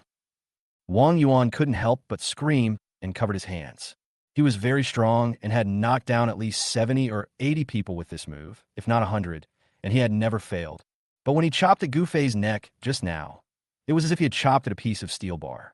The reaction force was multiplied several times on his hand, shaking his hand bones as if they were about to break. The pain was so severe that he couldn't speak. Gu Fei pretended to be innocent. What's wrong with you? Why are you scratching my neck for no reason? Scratch. He used all his strength to strike with a knife, but it was said to be just a tickle. The double attack of physical pain and mental trauma almost made Wang Yuan faint. After a long while, he regained some strength and said, I saw a mosquito and wanted to swat it for you. Oh, then you have a mosquito here too. Bang! Gu Fei slapped Wang Yuan on the head. Wang Yuan's body swayed, and he fell to the ground with a thud. Weak chicken. You still want to knock him out with this level? Gu Fei squatted down, casually dug out his phone, opened the screen with his fingerprint, and casually sent a message to the group. All right, brothers, tonight's operation is canceled. Everyone go home. I will give each of you 10,000 yuan in compensation tomorrow. Fuck. Thank you so much, Brother Yuan. Thank you, Brother Yuan. We'll go back first. Finally, I can go home and sleep. Damn, I'm so sleepy. Done. I didn't expect it to be so simple. But we also have to thank Wang Yuan. As a good citizen, if Wang Yuan hadn't taken the initiative, Gu Fei really wouldn't have thought of attacking him and stealing his phone. He was holding Wang Yuan's cell phone and was thinking about looking for other secrets to spy on when a message from the boss suddenly flashed on the screen. No need to ask. The boss must be Yi Wentian. I'm coming. Where are you? Coming here. Yi Wentian is here? Gu Fei was startled and suddenly became nervous. It's bad news. He is no match for Yi Wentian now. Once a fight starts, Yi Wentian will definitely not let him go in the dark and windy weather. After thinking for a moment, he immediately replied, I'm at number 6 Huimin Road with Gu Fei. Sure enough, Yi Wentian replied as soon as the message was sent. Hold him. I'll be there soon. Hold. Seeing this reply, Gu Fei couldn't help but feel his scalp tingling. Yi Wentian really came for him. What does this kid want to do? He must have gotten the news from Wang Yuan and knew that he was coming. He wanted to go all out and kill him to silence him. Yi Wentian is really capable of doing this. After all, for him, killing someone and then erasing the traces is as easy as pie. No, I can't stay here any longer. Gu Fei used Wang Yuan's phone to call 911. Hello? I want to call the police. There's a fight going on here, and someone's trying to set the house on fire. I can smell gasoline. Uncles in hats, come and take a look. You have to be quick, or everyone will call 911. After specifying the location, Gu Fei hung up the phone, turned it to silent mode, stuffed it into Wang Yuan's clothes, and then quickly ran out of the alley. On the other side, after answering the phone, Yi Wentian jumped onto the wall and headed straight for number 3 Huimin Road. But he had not walked far when he heard an unusual sound of wind following closely behind him. He remained calm and continued walking towards Huimin Road. Gu Fei ran out while thinking. Yi Wentian was led to Huimin Road. Should he teach him a lesson? As the male protagonist, he actually ignored the safety of the people around him and chose to commit such a cruel act of arson just to frame him. It is really wrong. If you don't teach him a lesson, he'll be a little unhappy. Gu Fei, just as he was about to reach the entrance of the alley, a figure suddenly jumped out, scaring him so much that he staggered backward and almost fell. Gu Jingjing, his eyes widened, and he rushed forward to grab her wrist. Why are you here? Gu Jingjing smiled smugly. I came to find you. You're not sleeping at night, running out to this alley alone to date Man Xingyue? Humph, I thought you were so loyal to Yin Ruxue, but you're nothing special. What are you talking about? Gu Fei was stunned. Who is dating Man Xingyue? Don't throw mud at me. My loyalty to Ruxue is evident to all. Gu Jingjing snorted disdainfully. Stop pretending. I just saw the full moon and stars. When she saw Yi Wentian, she even pulled me away to hide. She even asked if I was looking for you. You two sneaked around in this dark and windy place. Calling it a date is a nice word. To be frank, it's just an affair. Gu Fei covered his chest and almost vomited 3 liters of blood in anger. Sister, I'm fine with whatever you say, but don't joke about this. I'll say it again. My feelings for Ruxue are pure and unadulterated. I will only love her and marry her in this life. There's absolutely no chance of any other woman having anything to do with me. Damn it. Why did Gu Jingjing come to this place? This is weird. And she even met Man Xingyue. Wait, that's not right. Shouldn't Man Xingyue be at home with Ren Mufei at this time? Gu Fei's heart skipped a beat, and he suddenly had a bad feeling. He quickly took out his cell phone and called Ren Mufei, but no one answered. Broken. He grabbed Gu Jingjing's shoulders tightly and asked, Did you really see the full moon and stars? Gu Jingjing asked in confusion. Yeah, what's wrong? Isn't she here to see you? Man Xingyue saw Yi Wentian and hid herself? Gu Jingjing nodded. Yeah. What the hell are you doing? She originally thought that Man Xingyue and Gu Fei ran to this place to hide their affair from others. But looking at Gu Fei's reaction, it seemed that was not the case. Oh no, this stupid woman Man Xingyue, is she planning to challenge Yi Wentian in a one-on-one fight? Thinking of this, Gu Fei rushed towards Huimin Road. Chapter 1:21 Medusa vs. Dragon King. Number 4 Huimin Road. Yi Wentian rushed over, but found that there was no one here. Not only was there no one, there wasn't even a car.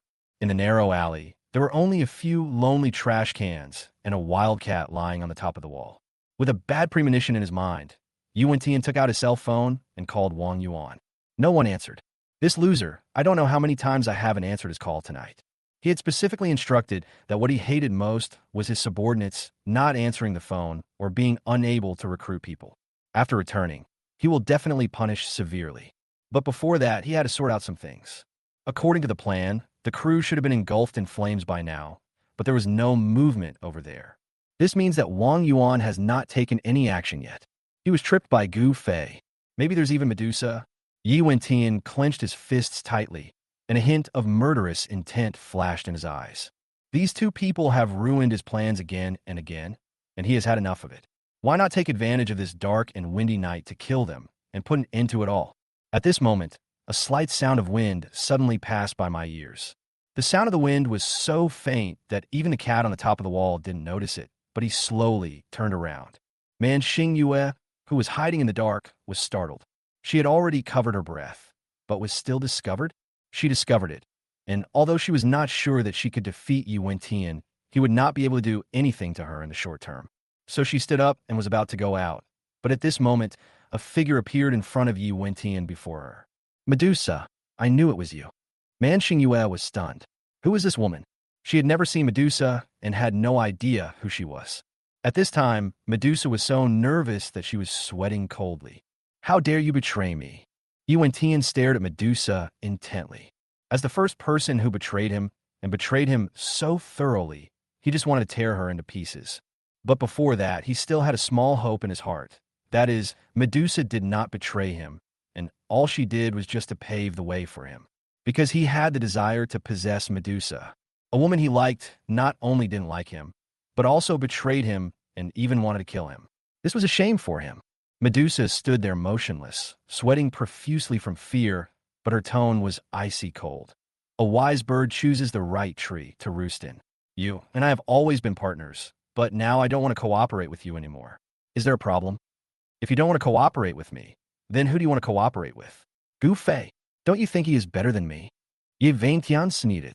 He can't even protect himself from me, and he needs you to escape. Are you sure you'll have a good ending if you follow him? Medusa snorted. At least he behaves like a man. He won't force a woman to work for him, let alone treat her as a tool. She actually compared him with that loser Gu Fei, and even thought that Gu Fei was better than him. It's really ridiculous. Keeping such a person alive in the world will only lower his dignity. Yi Wentian looked at Medusa and instantly felt murderous intent. Since you like him so much, why don't I help you? I will send you and him to the west tonight. Let you become a pair of star-crossed mandarin ducks who may not be born on the same day, but can die on the same day. He sneered, flipped his palm, and an invisible force gradually gathered.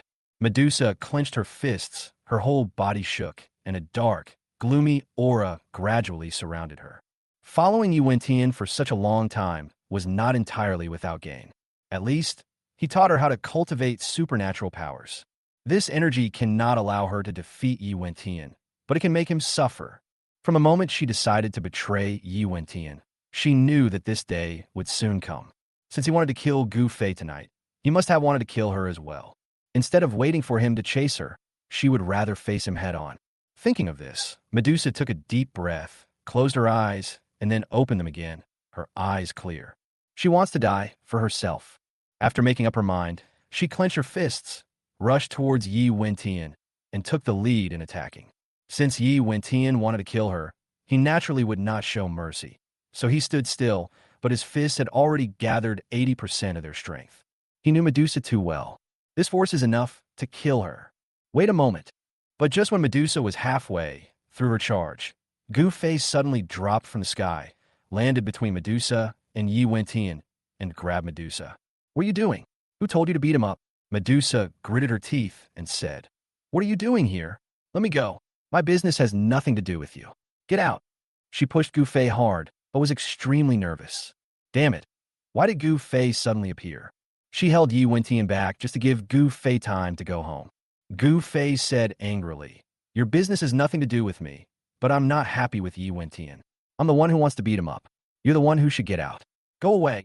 He and Medusa entangled on the spot, each trying to drive the other away. Instead, Yi Wentian, who was standing aside, looked stupid and redundant. He waited for a long time, but saw no conclusion from the two people's argument. Veins on his forehead bulged. You two don't have to argue anymore. You can both come and meet together. I'm telling you, tonight, I want both of your lives. But as soon as he finished speaking, Man Xingyue walked out from the shadows. What a big tone. She walked to Gu Fei's side and looked at Yi Wentian with her chin raised. If you want to kill them both, I'm afraid you'll have to get past me first.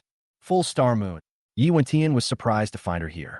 You have to know that Man Xingyue is Ren Mu Fei's best friend. If she knows what happened tonight, it means that Ren Mu Fei knows it, and he will lose his position as the male lead. He gritted his teeth and said fiercely, "All right, then I'll send the three of you to hell." Who knew that just as he finished speaking, he heard another voice behind him. "I'm afraid it's not that easy." A strange voice. Yi Wentian quickly turned around and saw a woman wearing a leather jacket and tight jeans, holding a motorcycle helmet in her arms. Locomotive? Could it be that the woman who just overtook him on the main road was this one? He looked at Gu Jingjing warily. "Who are you?" Gu Jingjing naturally wouldn't be stupid enough to reveal her identity, so she jokingly said, "I'm just a good person passing by. I saw you bullying 3 people, and I felt a little unfair, so I came over to join the fun. 1 bullies 3. Listen, is this human language? And he is obviously the righteous man. Why does this woman make him sound like the villain?" There were flames on Yi Wentian's head, and he was grinding his teeth fiercely.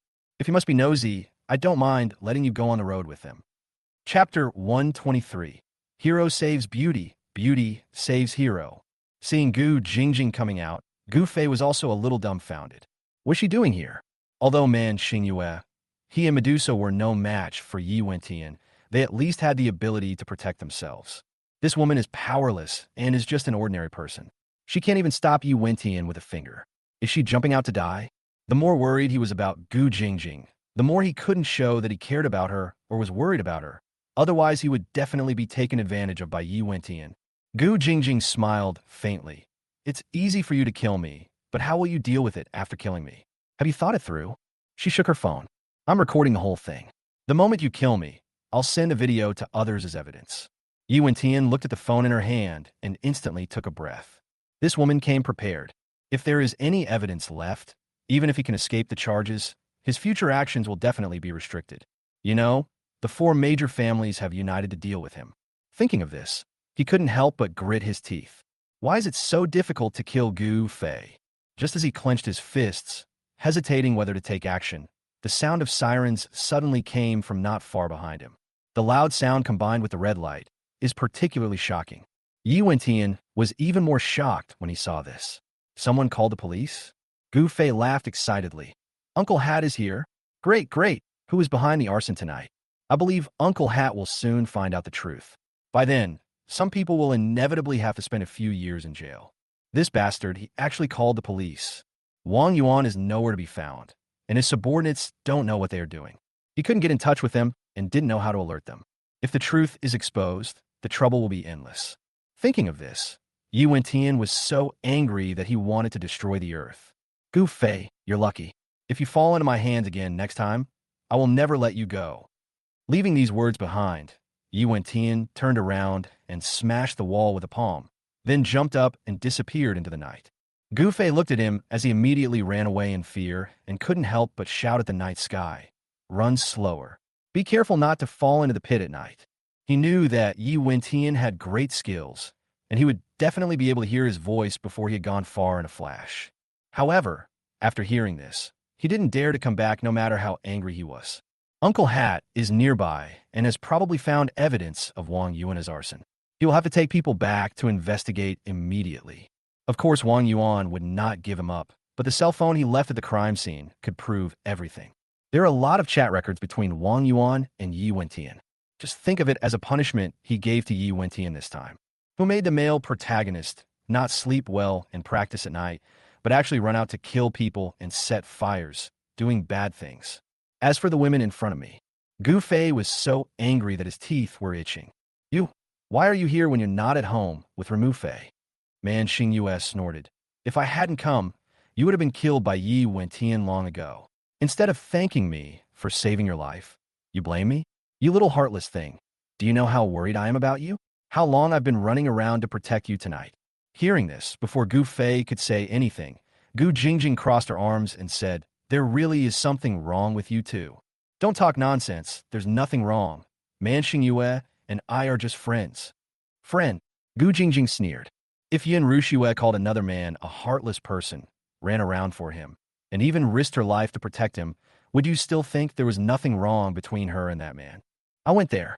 Gu Fei wanted to curse. What's wrong with this woman? She kept hinting tonight that he was having an affair with Man Xingyue. Isn't this trying to trick him? He immediately looked up at the night sky, raised his hand, and said, I, Gu Fei, swear to heaven that if anything happens between me and Man Xingyue, I will die a miserable death. Is that okay? Did you hear that, system? I am innocent. I am innocent. Please don't judge my character as ruined just because of a few words from this bad woman. Hearing his urgent voice, several women laughed secretly. It was so much fun to tease him. No wonder Gu Jingjing deliberately provoked him. Okay, you really have nothing to do with me, but I have something to do with you. Is that okay? Glancing at her watch, Man Xingyue muttered, Fei Fei's medicine is about to wear off. When she wakes up, she'll definitely scold me. I'm going back now. I'll contact you when I have time. After saying that, Man Xingyue hurriedly left the alley. Gu Jingjing patted the helmet on her hand and said coldly, It wasn't in vain to come here tonight. It was quite lively. Gu Fei, next time there's such a lively scene, don't hide it from me. Remember to take me with you. I'm going back now. See you later. Luckily, she came over tonight. Otherwise, with the skills of Man Xingyue, Gu Fei and that woman, they would definitely not be a match for Yi Wentian. Her arrival could at least make Yi Wentian, who didn't know her at all, feel wary and save Gu Fei. After they both left, only Gu Fei and Medusa were left in the alley. He looked at Medusa helplessly. I asked you to stay behind the crew. Why did you run out to find Yi Wentian? If I hadn't run fast just now, if you had really fought with Yi Wentian, would you still want to survive? You wouldn't even know how you died. Medusa turned around upon hearing this and snorted. I'm going to die. What does it have to do with you? Oh my God, what the hell is that? I just jumped out to save you, risking my life. But in the end, not only did she not say thank you, but she also treated me so coldly. Gu Fei was not convinced. You are my bodyguard. You signed a contract with me to protect me for a year. It's only been over a month, and you're already thinking about it. Are you trying to cheat me out of my work injury insurance? What? Medusa's eyes widened. She had never thought that she had work injury insurance, because she had worked hard for Yi Wentian before and didn't even get any reward. She earned her daily expenses from taking on private jobs. After hearing what Gu Fei said, she instantly felt as if she had become an ordinary worker, as if she had really felt the fireworks of the world. Yes, I just wanted to cheat your insurance. Who asked you to hire me? Great, you can kick me out. After saying this, she turned and left. In fact, she doesn't know what to do now. Yi Wentian was certain that she had betrayed him and would definitely try every possible means to kill her. If she continued to stay by Gu Fei's side, it would bring danger to Gu Fei. But the world was so big, and she really didn't know where else to go if she left Gu Fei's side. She didn't want to leave either. At least, she didn't want to leave until she was sure that Yi Wentian no longer wanted to attack Gu Fei. Even if she couldn't beat Yi Wentian, she would have no problem dealing with a few of his men. She wants to protect Gu Fei. Just because he bravely stepped forward to save her tonight despite the danger, she would protect Gu Fei even if it meant risking her own life. Chapter 124. The subordinate betrayed the boss, and the male protagonist of Dragon King was arrested. Yi Wentian returned to the villa and was so angry that he almost blew up the house. He just didn't understand. I just wanted to deal with a piece of trash. Why couldn't it be so unsuccessful? The arson attempt failed, and he was even restrained when he personally took action. If this continues, he will be angered to death by Gu Fei sooner or later. So he took out his cell phone, ready to let the Thunder Squad take action directly. They must get rid of this waste first at all costs. But just as he picked up the phone, it rang. It's Wang Yuan calling. This brat, he finally decided to return the call. Hello. As soon as the call was connected, Yi Wentian couldn't help but get angry. You'd better explain to me why you didn't answer my phone all night. I asked you to set a fire at 1 a.m., but you never showed up. You're so useless after doing my job for me. Don't you want to live? However, after he finished his rage, the other party remained silent for a long time. Wang Yuan speak. After roaring, Yi Wentian suddenly realized that something was wrong. It is impossible for Wang Yuan to have the courage to call him without saying anything, and there was clearly some noise from the other end of the phone, which meant that there was a signal. After a pause, Wang Yuan trembled and said, Boss, I've been arrested and am in police station now. Uncle Hat took my phone as evidence. I told them that I did it all, and you have nothing to do with it. They believed me at first, but they called you in front of me, and now its speakerphone, and they're all right next to me. In an instant, Yi Wentian became speechless. Got caught? Interrogation? Hands-free? After a while, a cold voice came from the other end of the line. Yi Wentian, is this considered confession? Are you planning to turn yourself in? Or are you waiting for us to come and arrest you? Yi Wentian held his cell phone tightly, his anger almost burning him up. Damn Wang Yuan. He didn't get the job done and still dared to implicate himself. Damn it. No one could sleep well that night, including Gu Fei. He lay on the bed with his legs crossed, listening carefully to the movements outside the window. Because he felt that Yi Wentian was about to go crazy with him and would never let him go, he must take action tonight. If someone comes to kill him, he will fall asleep again. Wouldn't that mean that you won't even know how you died? So he stood up to check the door every half an hour, got out of bed to look out the window every hour, and only fell asleep at dawn when he finally couldn't bear it anymore. He slept until almost noon, and then he was woken up by the phone. To his surprise, it was the police station that called him. You're Gu Fei, right? We're calling to inform you that we've apprehended all the perpetrators of the arson case you reported. Yi Wentian, Wang Yuan, and their 12 underlings are now incarcerated. What the hell? Even Yi Wentian was arrested? Gu Fei was extremely shocked. You know, in the world of this kind of novel, Uncle Hat is only responsible for cases involving ordinary people. When it really comes to the male lead, either the characters have no sense of existence or are fooled around by the male lead. After all, he has been to another world, cultivated supernatural powers, has countless subordinates, and has close relationships with various high-level officials. Ordinary hat uncles can't shake them at all. Who would have thought that the male protagonist of Dragon King would be arrested because of his call to the police? Also, I have to inform you that according to our investigation, this arson case appears to be intended to burn down the crew, but it's actually aimed at you. Yi Wentian and Wang Yuan are trying to frame you. Moreover, Yi Wentian even has murderous intentions towards you. You must be careful in the future. We've already warned Yi Wentian. If anything happens to you in the near future, we'll make him our primary suspect. If he's not afraid of being investigated, go ahead and do it. There's nothing else to worry about. I'm hanging up now. After answering the phone, Gu Fei was stunned for a moment, then immediately stood up and shouted long live. He never dreamed that he would be saved by Uncle Hat. Moreover, they listed Yi Wentian as the first suspect, so Yi Wentian would definitely not dare to do anything to him in the short term. He is safe.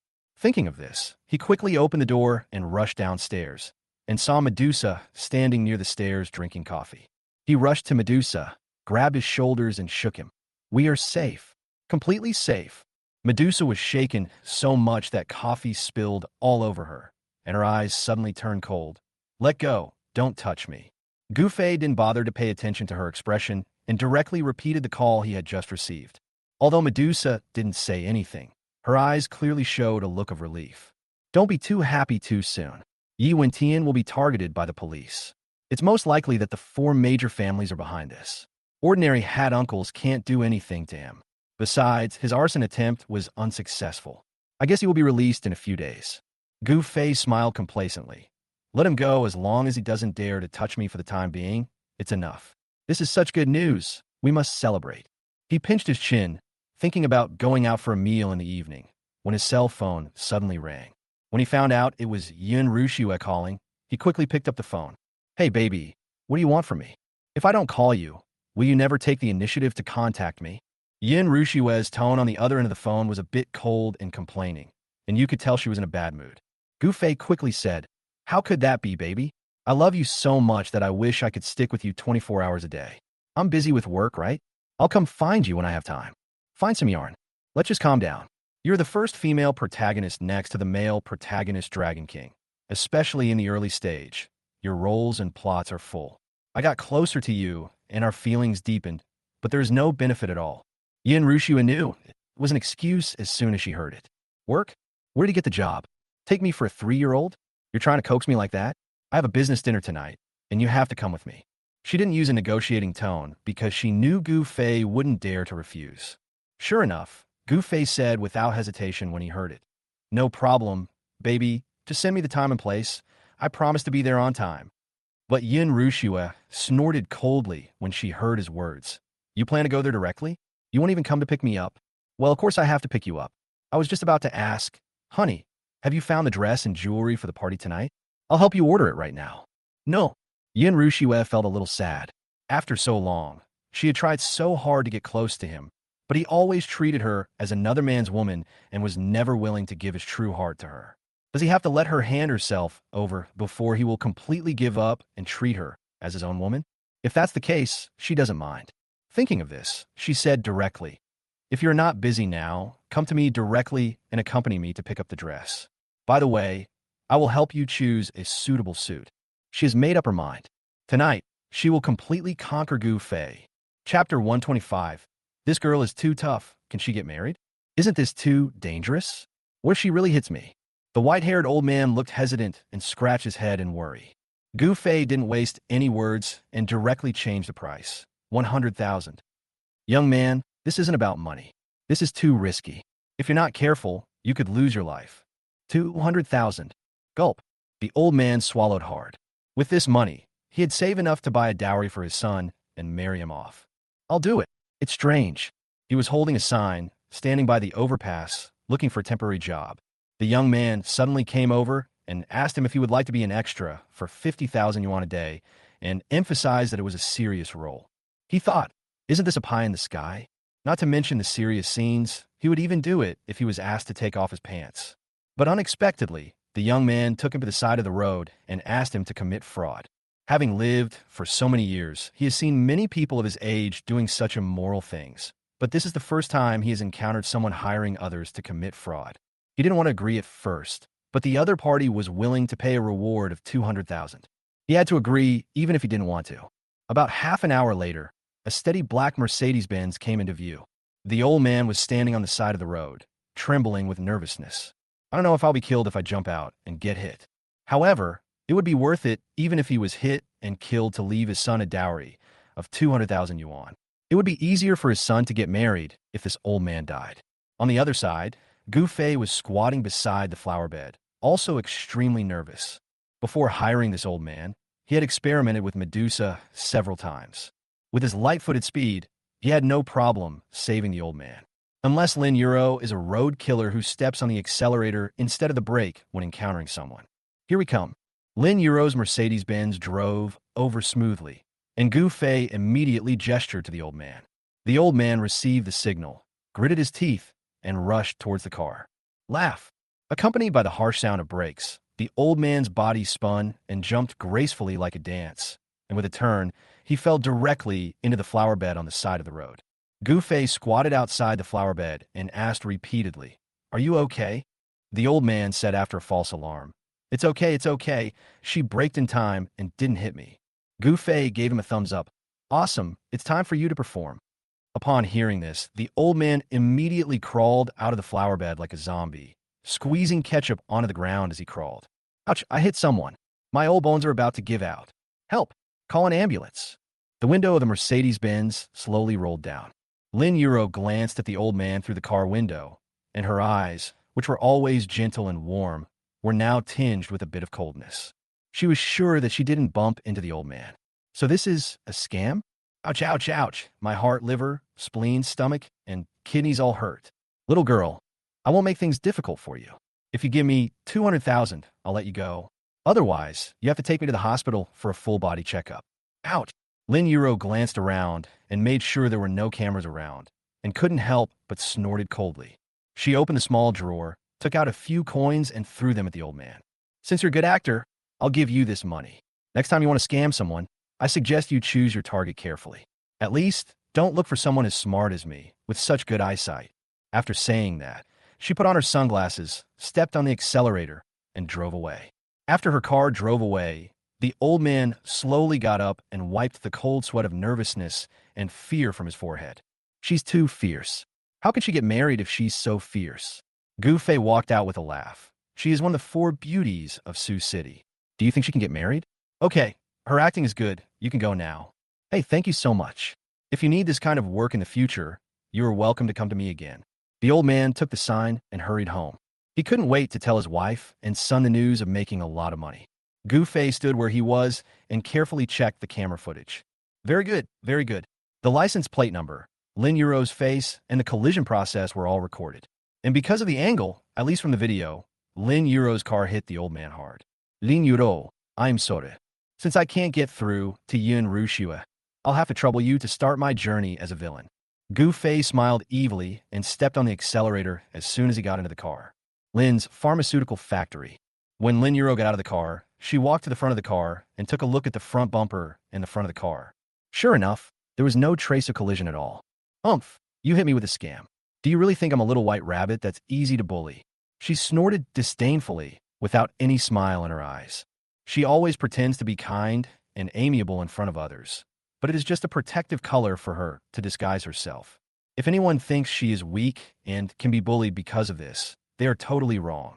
Just as she was about to enter the factory to check the work, a car suddenly stopped behind her, and then Gu Fei jumped out of the car. Yuro, Gu Fei. Seeing Gu Fei, Lin Yuro immediately smiled and walked forward to greet him. All the coldness she had just shown was suppressed.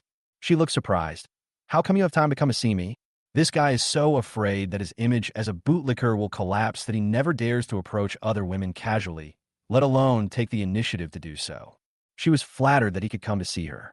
Gu Fei walked up to Lin Yuro and shouted 3 times in his heart, I am Tangjiki. I am Tangjiki. I am Tangjiki. Hearing her thoughts, a question mark slowly appeared above Lin Yuro's head. What is he talking about?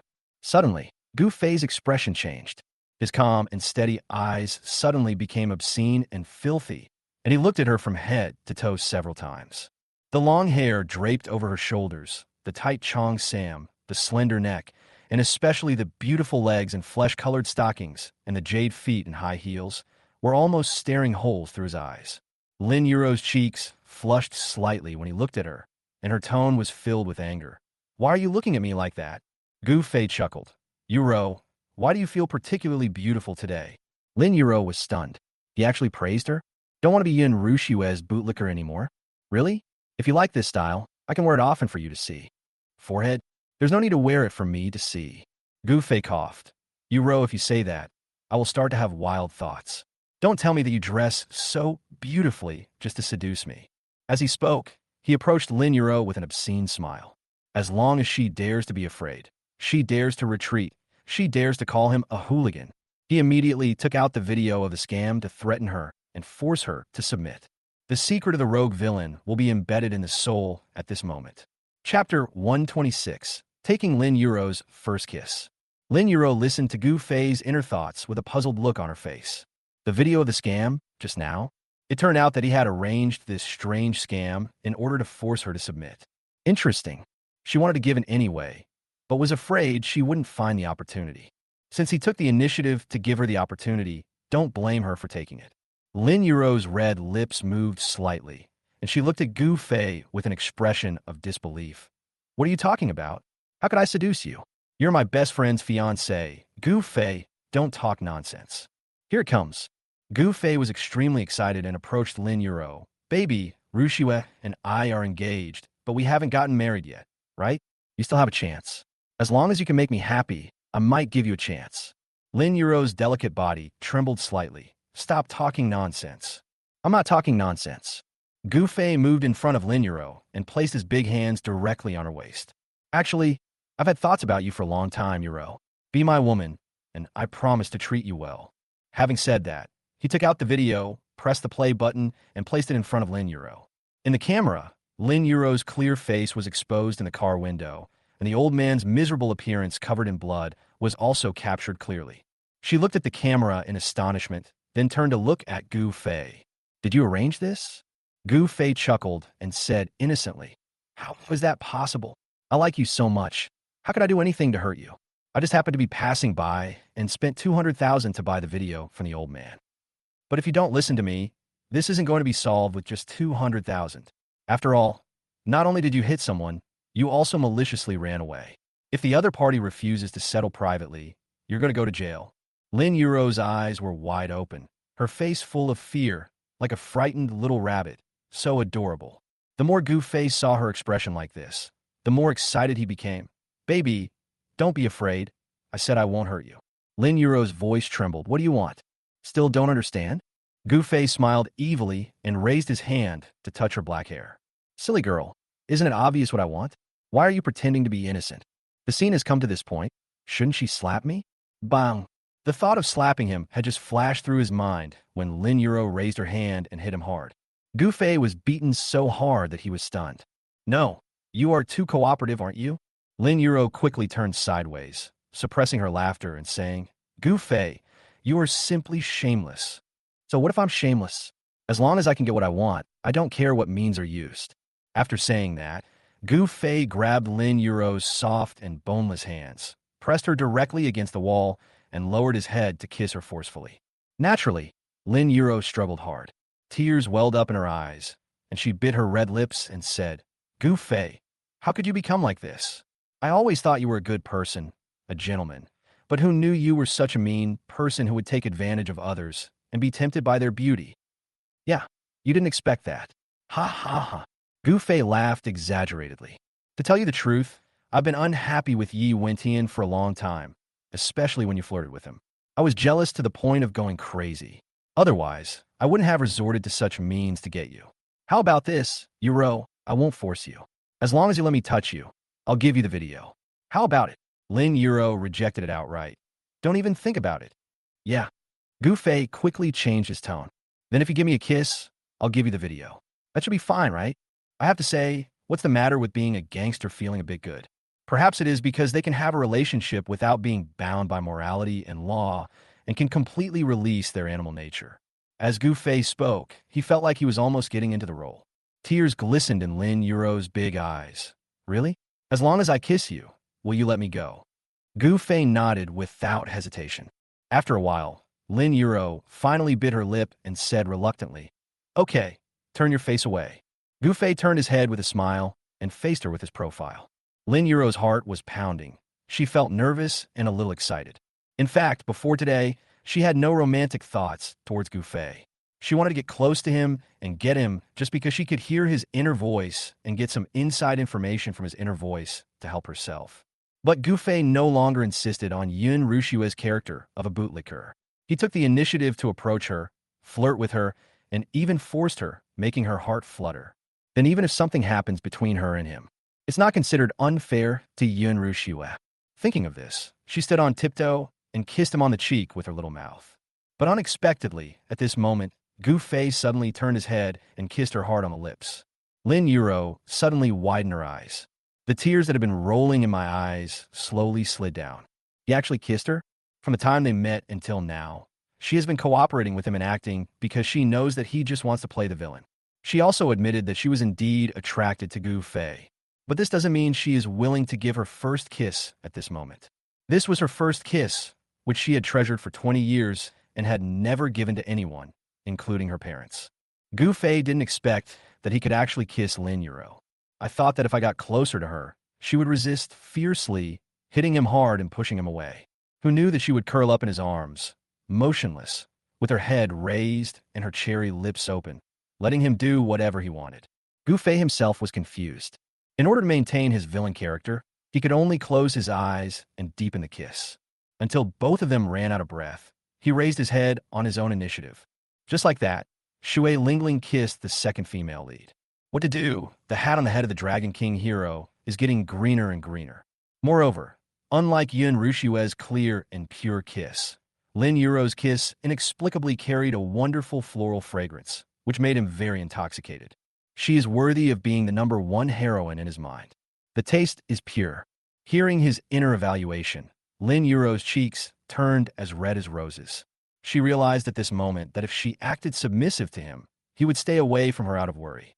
On the contrary, the more frightened she appeared and the more she resisted, the bolder his behavior towards her would become. Thinking of this, she raised her hand and slapped him again. Gu Fei, how dare you do this to me, you bastard? Gu Fei thought to himself, I am a fucking bastard. If I weren't an asshole, I wouldn't do that. He looked at his watch. The time he had agreed with Yun Rushue was almost up, so he had to set out to find Yun Rushue. TSK. He messed with 2 women in just a few hours, and both of them were top beauties in Sioux City. This romantic luck is really good. Gu Fei licked the corner of his mouth. Weren't you kissing that bastard very passionately just now? I thought you enjoyed it. I'll keep this video for you. Don't worry, I won't release it as long as you behave. Leaving a wicked smile, he turned around and got into the car without even looking at the annoyed Lin Yuro. Chapter 127. Kissing 2 heroines in one day, it's so cool. After the car drove a long way, Gu Fei immediately made a victory gesture. The acting was so outstanding. There must be something fishy going on if it didn't win an Oscar. Lin Yuro is not a pushover. She won't let him catch her and then do nothing. So next she will definitely take action and find a way to get the video back. After 2 or 3 failures, she had no choice but to seek help. The enemy of my enemy is my friend, so it's natural for her to form an alliance with Yi Wentian. By then, he would have increased his villain index and the mutual favorability between the male and female protagonists. This is the feeling, so cool. But he had no idea that after he left, Lin Yuro's shy and angry expression immediately changed into a coy smile. If you want to kiss her, just kiss her. Is it necessary to go to so much trouble? She gave him her first kiss. Anyway, she had already decided to take him. It would be better to give it to him than to give it to any other stinky man. As for the video in his hand, she could hear his inner voice, and after spending some time with him, she also understood his character. She knew that he would never let her go. Just let him keep it and enjoy it slowly. Gu Fei, I'm already looking forward to you taking the initiative to contact me for the second time. On the other side, Gu Fei had already driven to the Yin group. As soon as he stopped the car, he heard a voice from the system. Congratulations to the host for increasing the villain index by 3 points. After system evaluation, the host villain index is 38 points, which is a bit low. Please continue to work hard. The villain index can be used to redeem items in the villain mall. 38? Isn't this a bit too little? Yes, host. I didn't know until I saw it. After seeing it, the system was also shocked. I didn't expect the host's villain index to be so low. Normal villains have at least 60 points. Take Tang Jiqi as an example. His villain index is 72 points. He also hopes that the host will do more evil to avoid self-destruction. That kid Tang Jiqi is twice as strong as him. It seems that even if he was not forced by Yi Wentian, he himself was not a good person. However, since coming to this world, he has indeed not done many immoral things. Apart from following the main storyline, he basically stays at home like a otaku. Even when following the main storyline, he often does good things with bad intentions, and occasionally stands in the way of the male protagonist. Hiss. No wonder the plot is getting more and more crooked, and the heroine is getting closer and closer to him.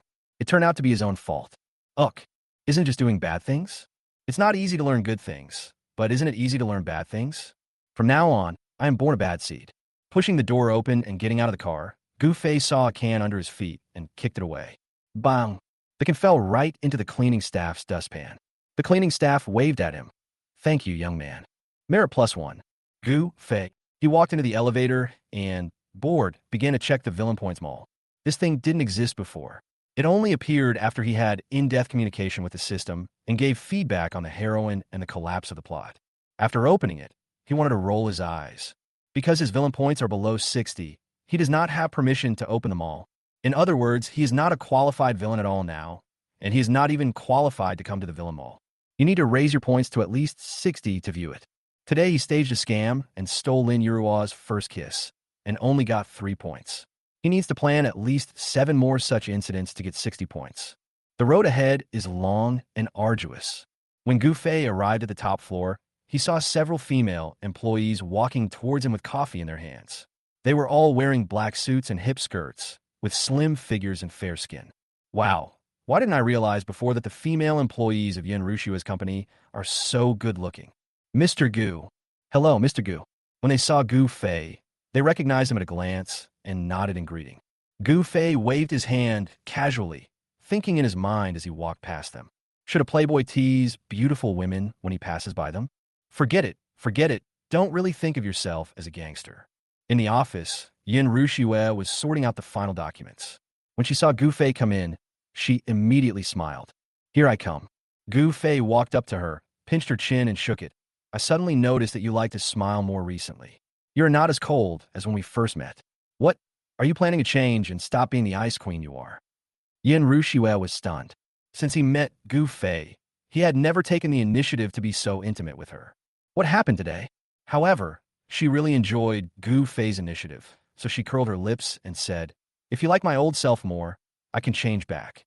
It's just that seeing you makes me want to smile unconsciously. Isn't this a confession? Under normal circumstances, Gu Fei would have blushed and dodged, but today he wanted to take a risk.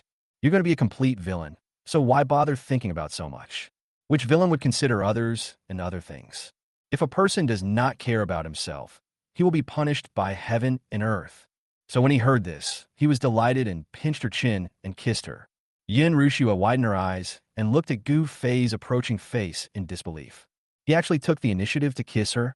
This is also the first time. When his lips pressed against hers, Yin Rushua even felt a little excited, her lips trembling slightly until he hugged her tightly. A suffocating deep kiss began. The two hugged each other tightly, completely absorbed in each other, their breaths intertwined, until the secretary knocked on the door. "Mr. Yin, it's almost time. You should change your clothes." Gu Fei finally let go of her hand and squeezed her with a smile. "Go change your clothes. I'll wait for you." When Yin Rushua walked into the inner room with the dress, Gu Fei immediately took a deep breath and raised his hand to wipe his wet lips. Kissing two heroines in one day, is that a bit too much? Across countless buildings and spaces, he seemed to see that the hat on Yi Wentian's head had become greener. But who cares? When the two arrived at the banquet hotel, quite a few people had already arrived, gathered in groups of 2 or 3, looking for acquaintances to greet. As soon as they entered the door, they caused quite a commotion. After all, Yin Rushua is the most beautiful woman in Sioux City. Even though she is engaged, there are still many men eyeing her, and many people want to see her beauty with their own eyes. And she did not disappoint these people. Today she wore a white dress with a long skirt and diamond jewelry, and her whole body was shining under the lights. Coupled with her stunning beauty, her face, as pure as the Snow Queen, made the women present feel ashamed and wanted to stay 800 meters away from her to avoid being outdone by her. What is this party for? Gu Fei followed Yin Rushua a few steps inside before he remembered to ask. Yin Rushua said softly, "It's a project launch conference.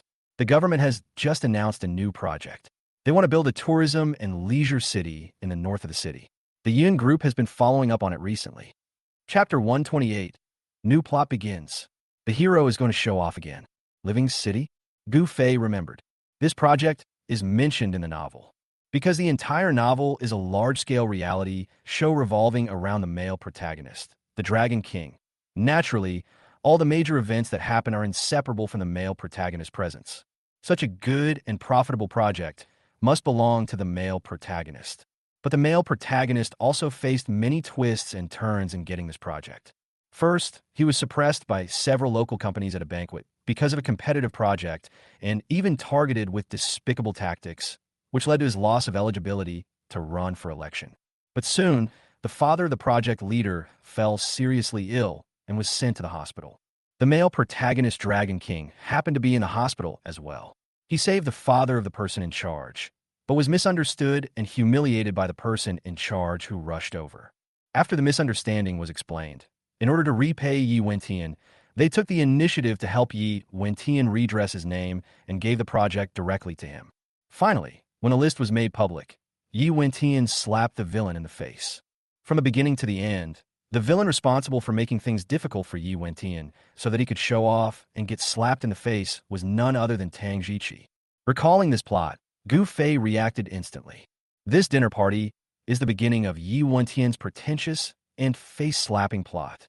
As a villain, shouldn't he do something tonight to make his presence felt? Yin Rushua stood beside Gu Fei, ostensibly holding his arm, looking straight ahead with a blank expression, but in fact, her heart was already filled with turmoil. Because she heard Gu Fei's thoughts clearly. It turns out that this project is also in Yi Wentian's pocket. It's really too much. In order to get this project, she has been working so hard recently, turning day and night upside down, that she doesn't even have time to look for Gu Fei. As a result, I was making clothes for others. She tried so hard, but it was in vain. She wasn't even qualified to compete with Yi Wentian.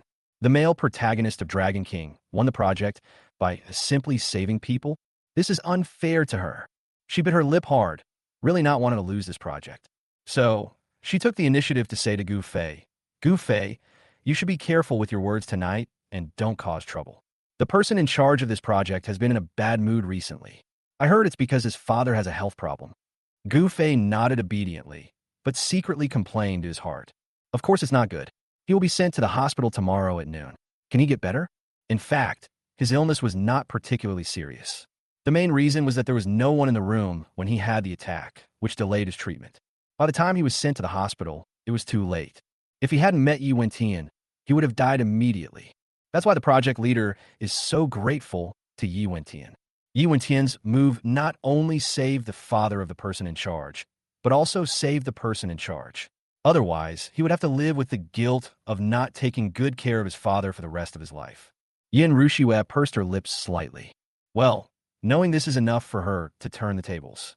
Just when the two of them were thinking about their own things, a quarrel suddenly came from not far away. They looked at each other and walked over at the same time. As soon as I walked outside the crowd, I heard Tang Jiqi's shouting from inside. "You stinky loser! You dare not admit that you molested my woman? You are such a coward. I tell you, if you don't apologize to me and my female companion today, you will never leave this hotel." This line? Isn't it the line where Tang Jiqi slandered Yi Wentian, causing him to lose his eligibility to run for election? Has the plot begun? This is too fast. The party hasn't even officially started yet. No, I have to join in and earn some villain points. Thinking of this, he pulled Yin Ruxiue and squeezed to the front of the crowd. Sure enough, Tang Jiqi was seen standing there hugging a beautiful woman with an amazing figure who looked like she was handmade, cursing at Yi Wentian. There was also a beautiful woman standing next to Yi Wentian, and Gu Fei recognized her at a glance. It's Su Ruoshi. He and Su Ruoshi had met once. I still remember that Su Ruoshi seemed to be having dinner with Yi Wentian when she was harassed by a crazy mother who was trying to extort money from her. It should have been Yi Wentian who saved the beauty at that time. But for some reason, Su Ruoshi stepped forward to solve the problem, making Yi Wentian feel completely invisible. In the end, he left Yi Wentian alone. He never saw Su Ruoshi again after that. He didn't expect that she had quietly become Yi Wentian's woman. Very good. It seems that as long as he stays away, the characters of these heroines will not collapse and the plot will not be distorted. Su Ruoshi, who was standing next to Yi Wentian, was listening to Tang Jiqi's insults with an expressionless face. Suddenly, she turned her head and looked around, as if she was looking for something. The voice finally appeared again. It turned out that ever since she saved the little boy who was allergic to crabs at the reminder of this voice, she had been studying the reason for the appearance of this voice, but she still had no idea. From a medical point of view, it is simply inexplicable. In order to find out the whole story, she had to look for Gu Fei again. However, she had no idea where Gu Fei came from, so she could only look for Yi Wentian first, trying to find Gu Fei by getting close to him. After all, Gu Fei knows Yi Wentian so well, he will definitely appear in front of Yi Wentian again. She made the right bet. She finally found Gu Fei again. Yi Wentian, kneel down and apologize to me right now. Do you hear me? Tang Jiqi wanted to continue shouting, but Yi Wentian's expression changed. I told you, she was the one who took the initiative to woo me and seduce me. I pushed her away and ignored her. She got angry and slandered me. What did you say? Hearing this, the artificial beauty's defense was instantly broken. I seduced a poor bastard like you? Are you kidding me? Young Master Tang is more handsome than you, has a better family background than you, and is richer than you. How could I let young Master Tang seduce you? Stop flattering yourself. After scolding, the beauty immediately looked at Tang Jiqi with tears in her eyes. Tang Xiao, believe me, I wouldn't seduce him even if I were blind. He's slandering me. At this point, even if Tang Jiqi suspected the woman, he would not admit it, because that would also damage his own reputation. So he had to bite the bullet and slander Yi Wentian. So he gritted his teeth and said, "Okay, stinky boy, you don't admit it, right? It doesn't matter. I will contact the banquet organizer now and kick you, a stinky loser, out of the hotel." As he spoke, he took out his cell phone and made a call. The artificial beauty was indignant. She crossed her arms and glared at Su Ruoshi, saying, "Haha, you brought an ugly girl to the banquet and you set your sights on me. You even want to slander me. Someone like you is not even worthy of carrying my shoes." When Gu Fei heard this, he couldn't help but shake his head. Ugly? Su Ruoshi is a peerless beauty whose appearance is no less than Yin Ruxiue, but she is now negligent in dressing up and is too low-key. Just as I finished complaining in my mind, two sharp gazes were cast at me. Chapter 129. What kind of ugly guy wants to flirt with me? Is he worthy? Gu Fei turned to look at Yin Ruxiue first. What happened? Why did her gaze look so scary just now? Stab him like a knife. Yin Ruxiue snorted and said nothing. Instead, she cast a scrutinizing gaze at Su Ruoshi. Gu Fei actually said that this woman's appearance was no less than his. You must be blind. How did you tell that? Su Ruoshi usually doesn't care about her appearance, and has never compared herself with other women. She prefers strength to appearance. But after hearing what Gu Fei said, she couldn't help but look at Yin Ruxue. After all, Gu Fei's words still carry a lot of weight. However, she felt inferior after seeing Yin Ruxue. The other person was so beautiful, she couldn't compare to her at all. He is talking nonsense. At this time, Tang Jiqi finished the call and glared at Yi Wentian triumphantly.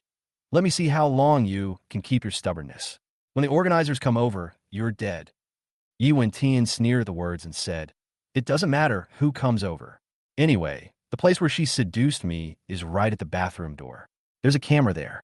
We'll know who's right and who's wrong when we see it. Kamita. Upon hearing this, Tang Jiqi and the artificial beauty were both panicked. If there were cameras, they would be doomed. When the time comes and they check the surveillance footage, everything will be clear. How can they still wrongly accuse Yi Wentian? They become clowns themselves. Thinking of this, Tang Jiqi took out his mobile phone and quietly sent a text message. Gu Fei saw all of his actions. Putting aside other things, just talking about this matter, Yi Wentian was indeed wronged. Because he did not molest the artificial beauty. He is the male protagonist of Dragon King. Although he has hit a wall in his pursuit of top beauties like Yin Ruxue and Lin Yuro, he can't be wanted by just any woman.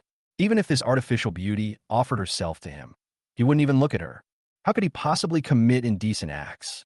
Either Tang Jiqi's villain points are so high, or the things he did are really despicable and shameless. Gu Fei crossed his arms and was thinking about what he could do to increase his villain index when Tang Jiqi suddenly looked at him. Old Gu, forehead. At this time, Gu Fei really didn't want to recognize him. It's quite embarrassing to make friends with villains. But he had to smile. Brother Tang, I've been watching here for a long time. I didn't expect you to take so long to clean up such a piece of trash. Don't make me look down on you. Tang Jiqi scoffed. Isn't it easy for me to take care of him? But this is someone else's place. I have to give them face, right? If I just go ahead and destroy their place, how will I have the nerve to fight them during the competition later? Gu Fei gave a thumbs up. You are very thoughtful. You are worthy of being the eldest son of the Tang family. You have a vision. Ha ha. Sure thing. Tang Jiqi laughed triumphantly and then patted Gu Fei on the shoulder. I remember this stinky loser has caused trouble for you several times, and even caused trouble at your engagement party. Today, I'm going to give him a good beating and let you vent your anger. Then I would like to thank Brother Tang first. The two of them chatted with each other, looked at each other, and laughed wildly. The arrogant face of the dandy boy is portrayed vividly. Even though Yin Ruxue knew that Gu Fei was just acting, she couldn't help but look away. It's unbearable to watch. It's really unbearable to watch. At this moment, Su Ruashi suddenly stepped forward.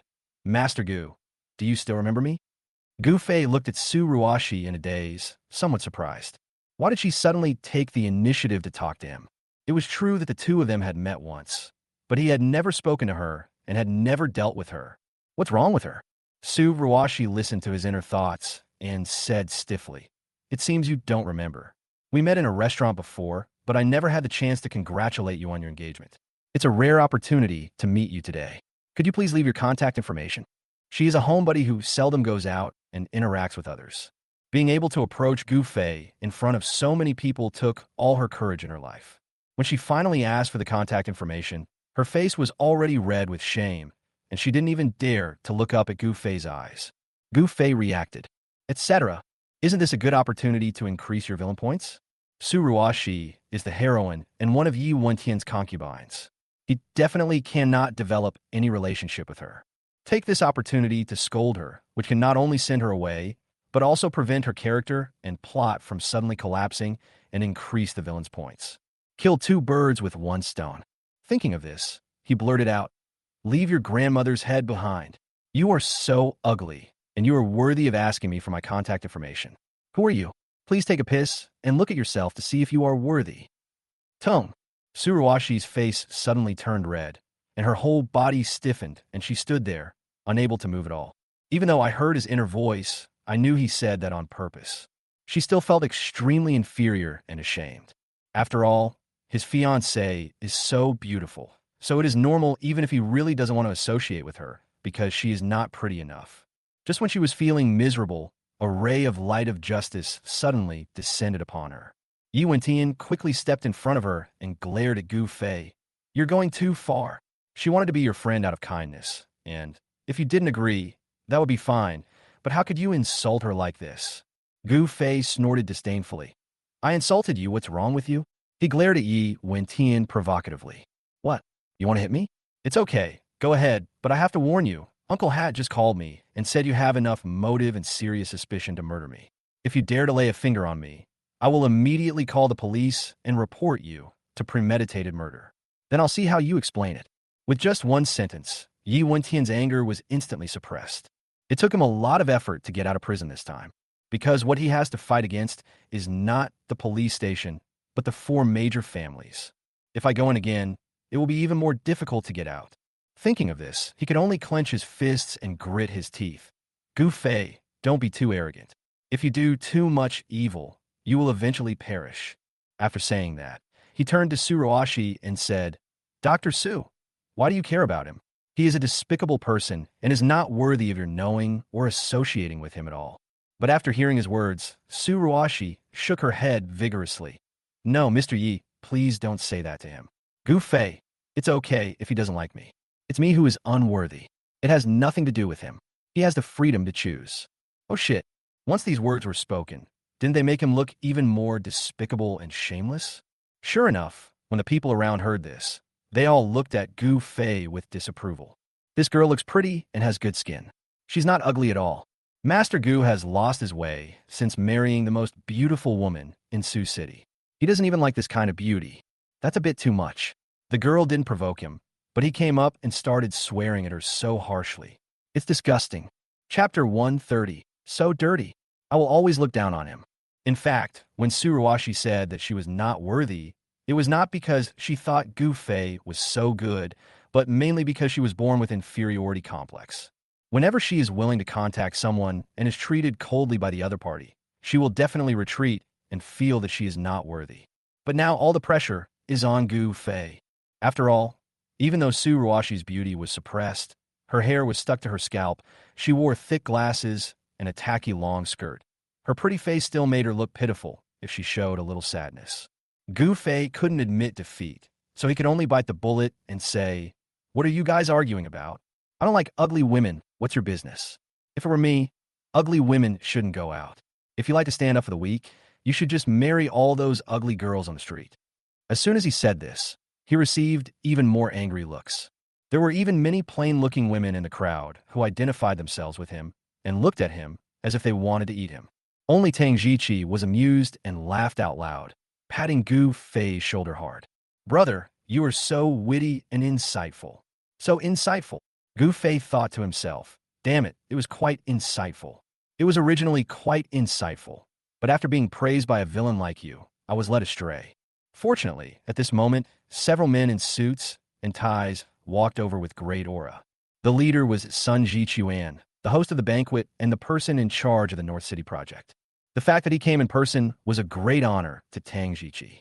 However, to ensure fairness, after coming over, he pretended not to know Tang Jiqi and asked, What happened? Why are there so many people gathered here? Tang Jiqi, however, had low emotional intelligence and didn't understand the other party's implicit meaning at all. He stepped forward and grabbed Sun Jichuan's arm. Director Sun, you're here. Just like I told you on the phone, this stinky loser tried to molest my female companion, but then beat her up. You have to help me deal with him. Sun Jichuan frowned slightly and said calmly, Someone molested your female companion and even beat her maliciously? How could such a thing happen? I held this banquet to find a better person in charge of the project. Someone who did such a thing is obviously not qualified to undertake the project. He turned around and clearly saw Yi Wentian, but acted as if he didn't see him. Who did this shameless thing that disrespected me and my guests and even hurt this young lady? Stand up. As soon as he finished speaking, the eyes of the onlookers fell on Yi Wentian. Yi Wentian walked out with a look of disdain on his face. The person he was talking about is me, but things are not as he said. Sun Jichuan then looked at Yi Wentian, frowning and saying, Mr. Yi, are you trying to quibble?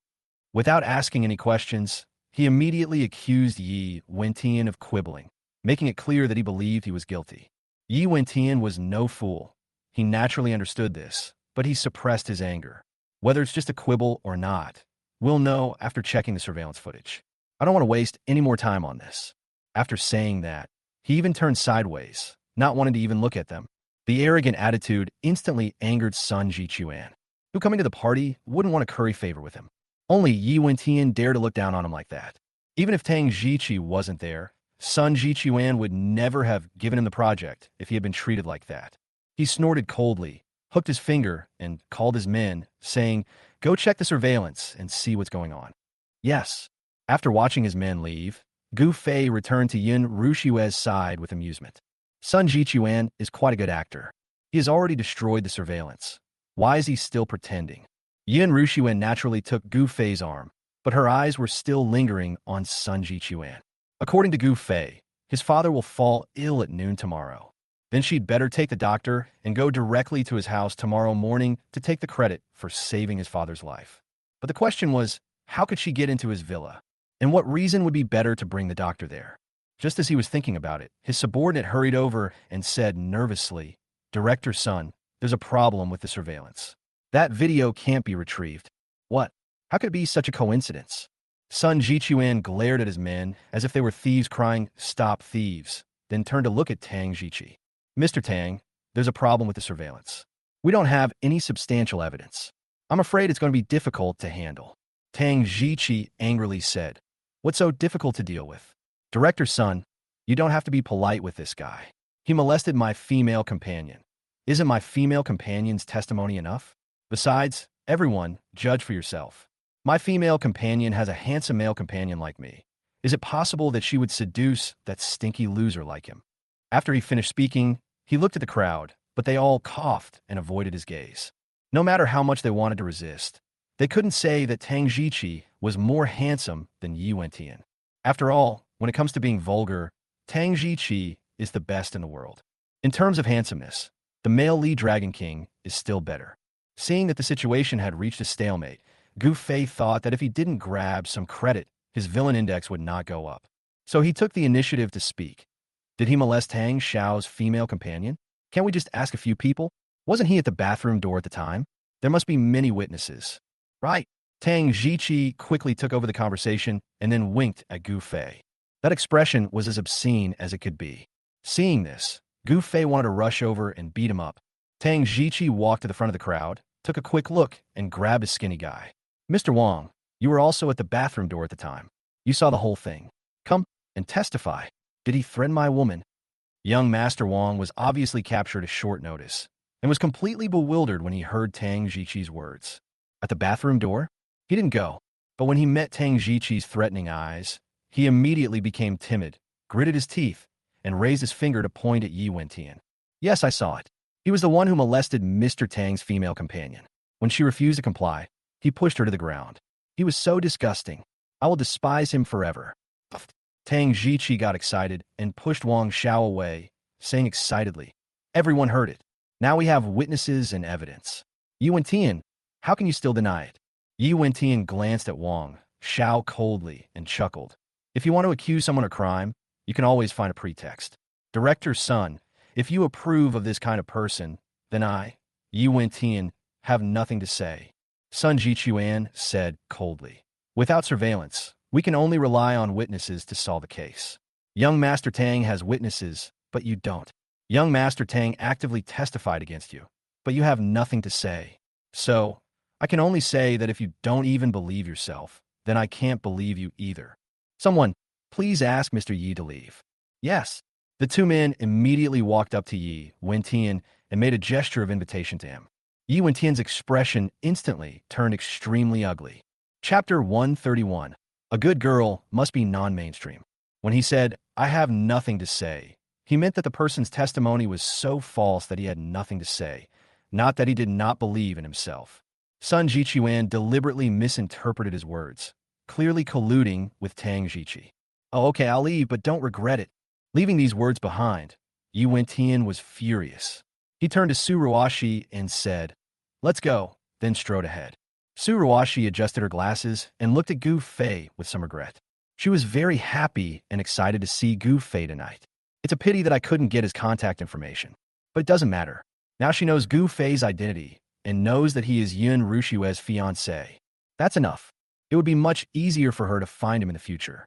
After seeing Yi Wentian off, Tang Jiqi was overjoyed and immediately pulled Gu Fei over. Director's son, let me introduce you. This is Gu Fei, my brother, the young master of the Gu family. This is his fiancée, Yin Rushua.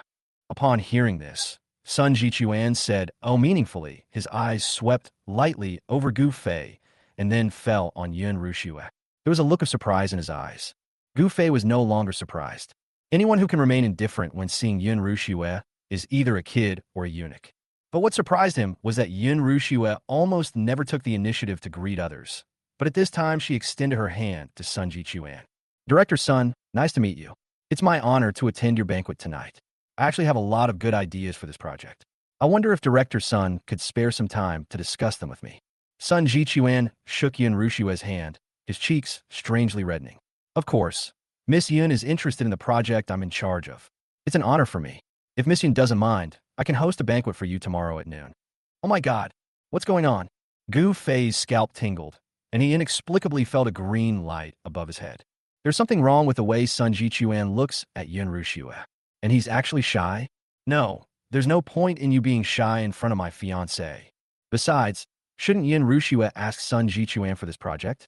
Shouldn't Yin Rushua be the one giving him gifts and treating him to a meal to curry favor with him? How did they get reversed? How did it become Sun Jichuan who hosted a banquet to entertain Yin Rushua? If this wasn't the case, he would eat shit while standing upside down. Yin Rushua seemed to sense that something was wrong with him and immediately pulled her hand back. But for the sake of the project, she still smiled and said, then I'll trouble you, Director Sunday. Here's my business card. I'll look forward to your call. After saying that, she immediately took Gu Fei's arm and walked away. When they were alone, Yin Rushua patted her chest and said, Director Sun's eyes weren't right when he looked at me just now. Gu Fei immediately said, so you've discovered it. That's more than just not right. The way he looks at you is that of a typical pervert. Be careful when you meet him tomorrow. Don't let him take advantage of you. Yin Rushua smiled slightly. Since you were so worried, why don't you just go with me? Me? Gu Fei clicked his tongue. He clearly invited you alone. It's not appropriate for me to go. Yin Rushua said, what's inappropriate about that? You're my fiancé, and it's inappropriate for me to go see a stranger alone. Taking you with me is like taking my family with me, so it's just right. Is that so? Gu Fei didn't understand all these intricacies. But if a beautiful woman invited him to dinner and he brought his fiancée along, wouldn't that be tantamount to not giving the beautiful woman face? But that's okay. Tomorrow at noon, Sun Jichuan's father is going to get into trouble and be saved by Yi Wentian. This is an important plot. He had dinner with Sun Jichuan, and maybe he could even watch the plot and get to villain points. After sending Yin Rushua home, Gu Fei couldn't wait to open the system to check his villain points. Sure enough, 1 point was added. It's 39 points now. It's still low, but at least there's progress. Where there is progress, there's hope. The next day, Gu Fei slept until after 10 o'clock. When he opened his eyes, he saw Medusa standing on the balcony, basking in the sun. She didn't dress so punk today. She wore a loose plaid shirt and only a pair of denim shorts. From the back, she looked quite pure and casual. But when Gu Fei called her and she turned around, he was speechless. When did you get your lip piercing? Medusa said coldly. I've already fought. As she spoke, she stuck out her tongue and said, isn't this possible? Gu Fei took a deep breath and said, it's up to you. Even if you get a big nose ring like the Bull Demon King, it has nothing to do with me. Such a good girl has to do these non-mainstream things. You are so old, and you are still rebelling. I'm Dvujista. Medusa heard Gu Fei's thoughts and couldn't help but complain. Gu Fei was stunned. What did you say? Medusa didn't want to reveal that she could hear his thoughts, so she easily changed the subject, crossed her arms and shrugged. Why don't you get up? What time is it? Being your bodyguard is really easy. I sleep 12 hours a day, stay at home for 6 hours, and spend half of the remaining time eating and the other half going out for a walk. Depend on. He said it as if he wanted to do so. Wasn't it because of Yi Wentian's coercion? Gu Fei threw back the quilt and got out of bed. I'm going out now. Prepare a suit for me. I have to accompany Rushua to meet a client later. After washing up, Gu Fei put on his suit and was about to leave when he heard Medusa's voice behind him. Don't move. She walked up to Gu Fei, grabbed his tie, and helped him fix it. You want to go out with the most beautiful girl in Sioux City to meet people, but you don't dress up properly. Aren't you afraid of being laughed at? Gu Fei looked at Medusa in confusion. I always feel that she is a little different today, Too close to him? And why does the tone of his voice sound so much like his wife? What's so funny about this? Men are jealous. Women are envious. Jealousy only means he can't get it. Well, okay, it's just a tie. No matter how much I adjust it, it won't make any difference. I'm leaving. It was almost time, and he couldn't be late and ruin Yun Rushua's good fortune. So he hurried out. Medusa followed slowly behind, a slight smile on her lips. After escaping death with Gu Fei twice, her mentality gradually changed. From never submitting to Yi Wentian and even betraying Yi Wentian, he gradually became dependent on and trusted Gu Fei. After all, when her life was in danger, Gu Fei actually ignored himself and jumped out to save her. And after saving her, he never asked her for compensation. In fact, he didn't even mention it, as if it had never happened. You know, every time Yi Wentian saved her in the past, he would ask her to pay a corresponding price. With Gu Fei as a comparison, she finally understood what a master worth following is and what a bad person is. Chapter 132. Before getting married, you need to check your body first. So she had made her decision. Not only will she never return to Yi Wentian again, but she will also be loyal to Gu Fei. Just be her bodyguard. It doesn't matter if you're a killer, as long as I can stay with him. On the other side, Gu Fei drove straight to the Yun family. When Gu Fei saw Yun Rushua walking out of the villa, he felt a little sour in his heart. Dressed up so nicely, she didn't go for her usual Ice Queen style today. Instead, she curled her jet black hair into big waves and wore a black dress and black stockings. She looked extremely sexy and seductive. Yun Rushua stood on tiptoe and placed a kiss on his cheek, then smiled softly and said, I dressed up because I wanted to go out with you. It has nothing to do with anyone else. In fact, this was the first time she and Gu Fei went out to meet guests as an engaged couple. It was a memorable one. After they got married, she would mention it countless times. In order to allow Gu Fei to have a good image when he recalls today, she dressed up carefully. Unfortunately, Gu Fei didn't believe it. He had never dated a woman as beautiful as Yun Rushua, and he was not so confident in his own charm that he thought such a beautiful woman would spend time and effort on him. After getting in the car, he started the car and said, help me with navigation. Which hotel did he ask you to go to? Yun Rushua entered the address and said, don't rush to his house. Let's go pick someone up here first. Gu Fei glanced at the navigation address. A private hospital? As he drove, he asked in confusion, why go to the hospital? Yun Rushua said calmly, before getting married, check your body first. Cop. In one sentence, Gu Fei successfully choked on his own saliva. Marry? What a joke. Yun Rushua glanced at him calmly. Why? You are really reluctant to marry me. No. Gu Fei quickly shook his head. How could I not want to? It's just that it was too sudden and I was a little scared. It's so shocking. Although he kissed and hugged Yun Rushua now, he always felt that he was playing with Yi Wentian's woman, and when he was done, he had to return her to the male protagonist, the Dragon King. If they really got married, the world would almost collapse. The male protagonist of Dragon King must also be crazy. Yun Rushua heard his inner voice, turned her head to look out the window, and concealed the smile on her lips. What this world is like has nothing to do with her, and what the male protagonist Dragon King is like has nothing to do with her. She only knows that Gu Fei is her man, and that is enough. When we arrived at the private hospital, a white-haired old man who looked at least 60 years old got into the car. Gu Fei glanced at him through the rearview mirror and really didn't understand what Yun Rushua was doing. You actually want to bring this old man with you to see Sun Jichuan? What is she doing? Yun Rushua explained calmly. I heard that Sun Jichuan's father is in poor health, so I want to bring an old Chinese doctor to help him. This is Dr. Zhang, my attending physician since I was a child. Dr. Zhang, this is my husband. Dr. Zhang smiled and said, I know. I attended your engagement party, and I remember what he looked like. The two soon started talking about the engagement party, but Gu Fei was confused. No. The important plot at noon today was that Sun Jichuan's father fell ill, and no one noticed him. He was sent to the hospital and received emergency treatment by Yi Wentian. This helped Yi Wentian clear the grievances of last night, get the project, and successfully slap Tang Jiqi in the face. Yun Rushua took the doctor directly to Sun Jichuan's house and wanted to treat Sun Jichuan's father. Won't it affect the plot? The most important thing is, Sun Jichuan is such an idiot. Is he mentally ill? The first time he invited Yun Rushua to dinner, he actually invited her to his house for dinner. It's so lustful that it makes people lose their minds. The more Gu Fei thought about it, the more he felt that this matter was a bit troublesome. He was afraid that something unexpected would happen, and he felt uneasy.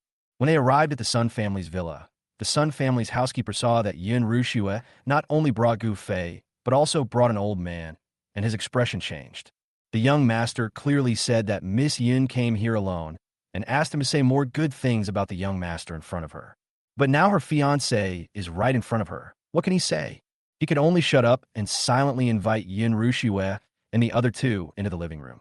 A few people had just walked in and hadn't even stood still when the sound of a piano drifted over from not far away. The butler coughed and said, "It's our young master who's playing. He's loved piano since he was a child. He passed the 10th level piano exam at the age of 15 and even performed in the Great Hall." This was the line the young master had him prepare in advance. If Yin Rushue had come alone, his words might have seemed a little romantic, but now Gu Fei was here too, with an old man standing next to him. It is so embarrassing to say these words. Gu Fei knew Sun Jichuan's intentions with his toes. He snorted coldly and put his arm around Yin Rushue's waist and said, "Since someone is willing to play the piano for us, let's sit down and listen slowly. Come, Dr. Zhang, you sit down too."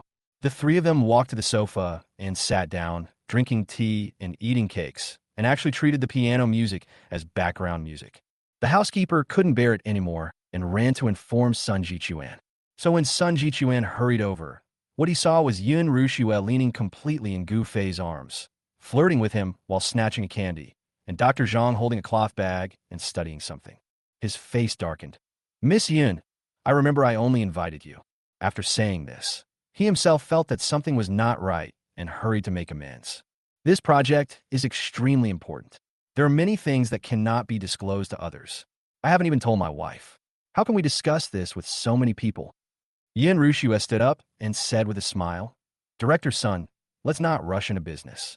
Actually, this Dr. Zhang is my attending physician. I brought him here because I heard your father is not feeling well, and I wanted to ask Dr. Zhang for help."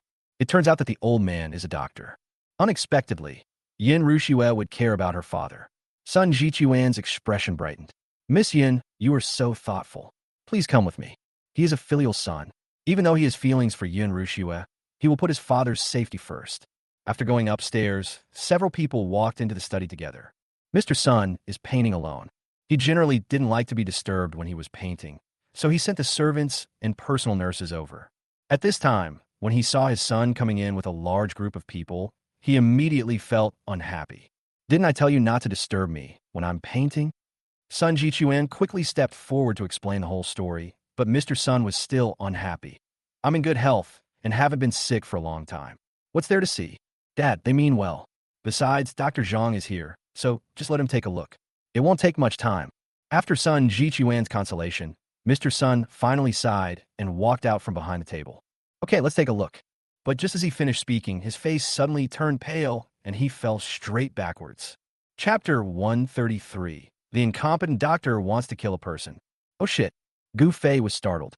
How come he gets sick all of a sudden without any warning signs? Even he, an outsider, was frightened, let alone the filial son, Sun Jichuan. He was startled and rushed forward, shouting, "Someone called Dr. Wang and an ambulance." It turns out they have a resident doctor at home.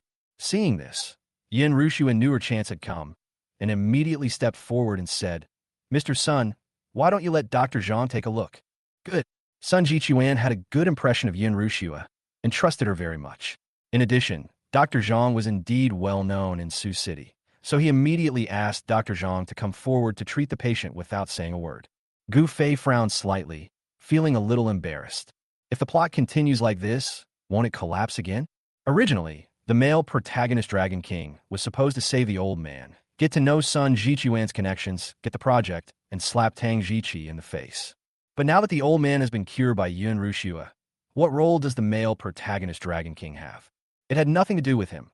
So how could he get the project and slap Tang Jiqi in the face? As the heroine, how could Yin Rushue go against the hero? Yin Rushue heard his inner thoughts and couldn't help but glare at him. It's already this late, and he's still thinking about these boring things. At this time, Dr. Zhang had already arrived in front of Mr. Sun.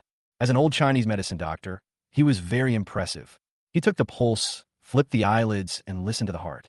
He was very busy, but 1 minute passed, 2 minutes passed, 3 minutes passed, and Dr. Wang, the Sun family's resident doctor, rushed over, but he still couldn't make a diagnosis. Yin Rushue was a little anxious. If Dr. Zhang couldn't save Mr. Sun, she would have brought him here in vain, so she asked hurriedly, Dr. Zhang, how is the old man? Are you sure? Dr. Zhang stroked his beard and said, well, he has a sudden heart attack. It can definitely be cured, but it will take some time. Get out of the way. Dr. Wang, who was blocked outside by several people, became anxious. He squeezed at the front, quickly took out the medicine bottle, poured out a few pills, and said, Master, the old man has a sudden heart attack and must be sent to the hospital for surgery immediately. If he is delayed, it will be a serious accident. As he spoke, he forced the old man's mouth open and tried to feed him the medicine. But the old man kept his mouth tightly shut, and it was impossible to open it. Dr. Zhang said, it's not that serious. It's just a sudden myocardial infarction. It will be fine as long as the meridians are stretched. I'll give him a massage. As he said that, he raised his hand and pressed it directly on Mr. Sun's chest. Seeing this scene, Gu Fei widened his eyes. Massage? The other person has fainted and is almost in shock, and he is giving him a massage? What kind of doctor is this? I'm afraid he's a charlatan. Yin Rushue quickly explained. Dr. Zhang is my primary physician. He's a highly skilled doctor who's saved my life several times. He's also known as a living Chinese medicine doctor in Sioux City. He has over 300 disciples under his tutelage, so don't worry. Gu Fei frowned slightly. You can spend money on marketing for names and such. Disciples and the like. All they do is seek fame and reputation, and they just deceive and flatter each other. He never believed in these false reputations.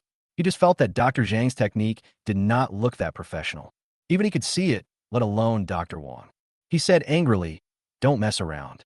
This is an old problem for the old man. Every time he gets sick, he has to be sent to the hospital for emergency treatment. If you press on the blood vessels recklessly, it will only make the old man's condition worse. What makes a condition worse? Dr. Zhang frowned, looking unhappy. Don't talk nonsense. It's because you keep giving him medicine and rushing him to the hospital that a minor illness has developed into a major one. Traditional Chinese medicine emphasizes nourishing with food and medicine, with the key being nourishment. As long as you do that right, he'll be fine even if he lives to be 99.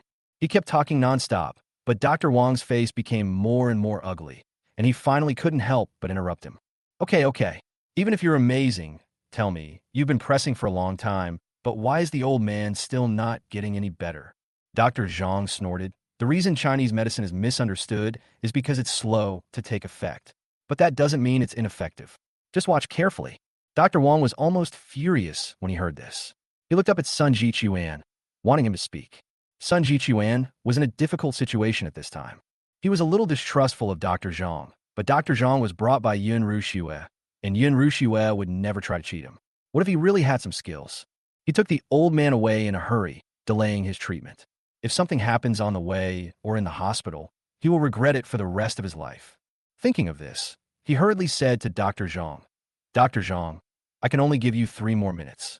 If you can't cure my father in 3 minutes, I must take my father to the hospital. Dr. Wang sighed, Master, every second counts when it comes to saving this old man. Let alone 3 minutes. Even a single minute of delay is unacceptable. But Sun Jichuan, a filial son, stubbornly chose to believe Dr. Zhang and ignored his words. Gu Fei nodded with satisfaction. That's right. That's just right.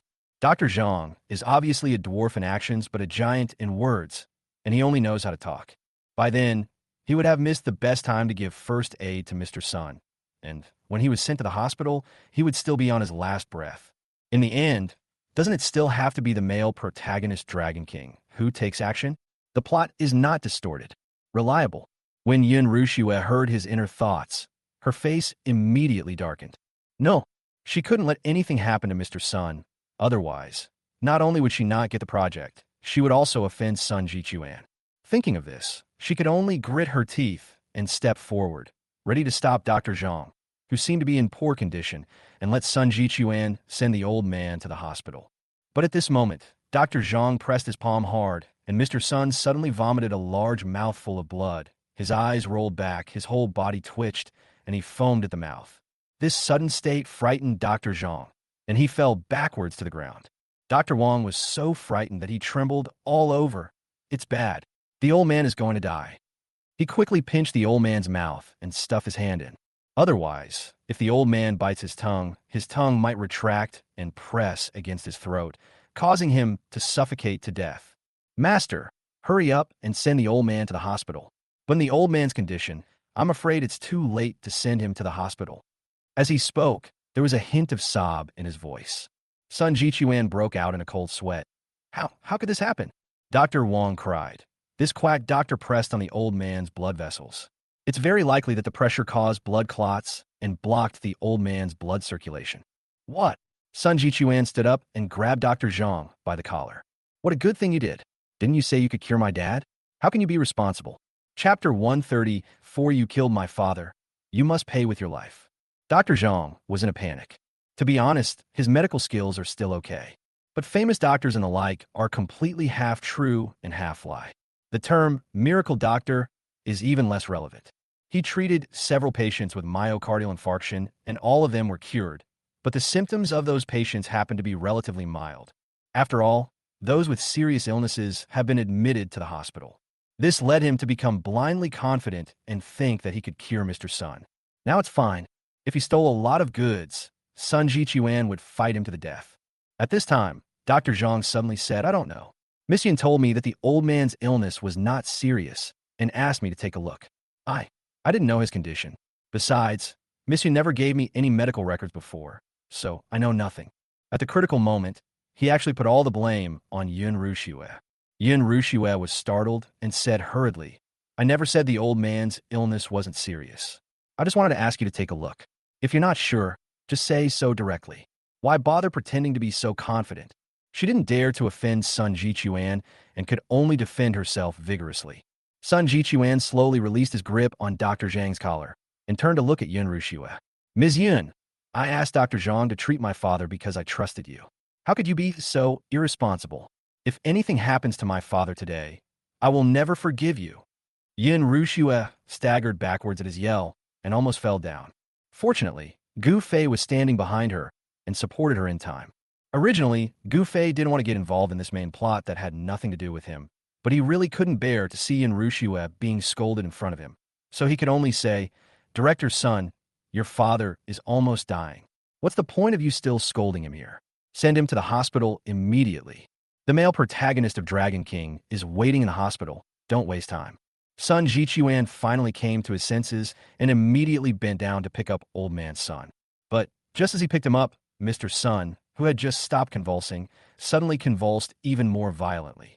Finally, he kicked his legs and died. Dad! Sun Jichuan screamed in shock, his whole body trembling. He unconsciously put the old man to the ground, then threw himself on the old man and cried loudly. Dr. Wang's eyes also turned red. He rushed over, knocked Dr. Zhang down, and punched him in the face. Quack, you killed the old man. I'm going to fight you. He and Mr. Sun were close friends. He watched helplessly as the quack doctor dragged his old friend to death, and he collapsed on the spot and lost his mind. Yin Rushue felt dizzy and couldn't even stand. How could it be? How could he die? She just wanted to grab some credit, and she also wanted to save the old man. Gu Fei, what should we do? She snuggled in Gu Fei's arms, tears streaming down her face. I didn't mean to do that. What should I do? I'm afraid I'll have to live with guilt for the rest of my life. Hearing her words, Sun Jichuan stood up suddenly. You still ask what to do? You evildoer. You murderer. You should pay for my father's life. As he said that, he rushed directly towards Yun Rushue. The posture clearly showed that he was going to strangle her to death. Gu Fei was startled and quickly pulled Yun Rushue behind him, then raised his hand to block Sun Jichuan. Director's son, calm down. How can I stay calm? My father died tragically in front of me. How can I stay calm? She's the murderer. She can't get away. Even if I don't kill her today, I will definitely sue her, call the police, and have her jailed for life. So cruel? Gu Fei turned around and looked at Old Man Sun, whose body had gradually become stiff, feeling helpless. Why did he die out of nowhere? He actually understood Sun Jichuan's devastated mood and his resentment towards Yun Rushue, but he couldn't just leave Yun Rushue alone. After thinking about it, he took out the resurrection pill. This was the reward he received when he completed the climax of the plot for the first time. After that, due to the collapse of the plot, he was getting further and further away from the plot of the novel, resulting in him never receiving a similar reward again. That means he only has this one. I originally wanted to use it to save my life, but now I have to take it out. Director Sun, the old man, can still be saved. After saying that, he walked a few steps to Mr. Sun, squatted down, and stuffed the resurrection pill directly into the old man's mouth. What are you doing? Seeing this scene, Sun Jichuan suddenly pounced on Gu Fei. Gu Fei was caught off guard and knocked to the ground. Before he could react, he was punched hard in the face, and he saw stars on the spot. Don't hit my husband. Yin Rushue hurried forward to pull the person away, but was pushed away by Sun Jichuan. You killed my father, and you're still trying to desecrate his body. I'm going to fight you. I'm going to beat you to death. He raised his fist again, and Gu Fei could only raise his hand to block it. Damn it. I gave a most precious elixir of life to your old man, and you still tried to take advantage of me. He was about to start cursing when he suddenly heard the old man coughing. Cough, cough, cough, cough. Hearing the noise, Yin Rushue, who had just gotten up from the ground, Sun Jichuan, who was still trying to beat Gu Fei, and Dr. Zhang and Dr. Wang, who were fighting each other, all stopped. They all turned around stiffly and stared blankly at the dead grandpa's son. He held his chest, sat up, and looked around in a daze. What are you doing? Dad! Sun Jichuan was the first to react.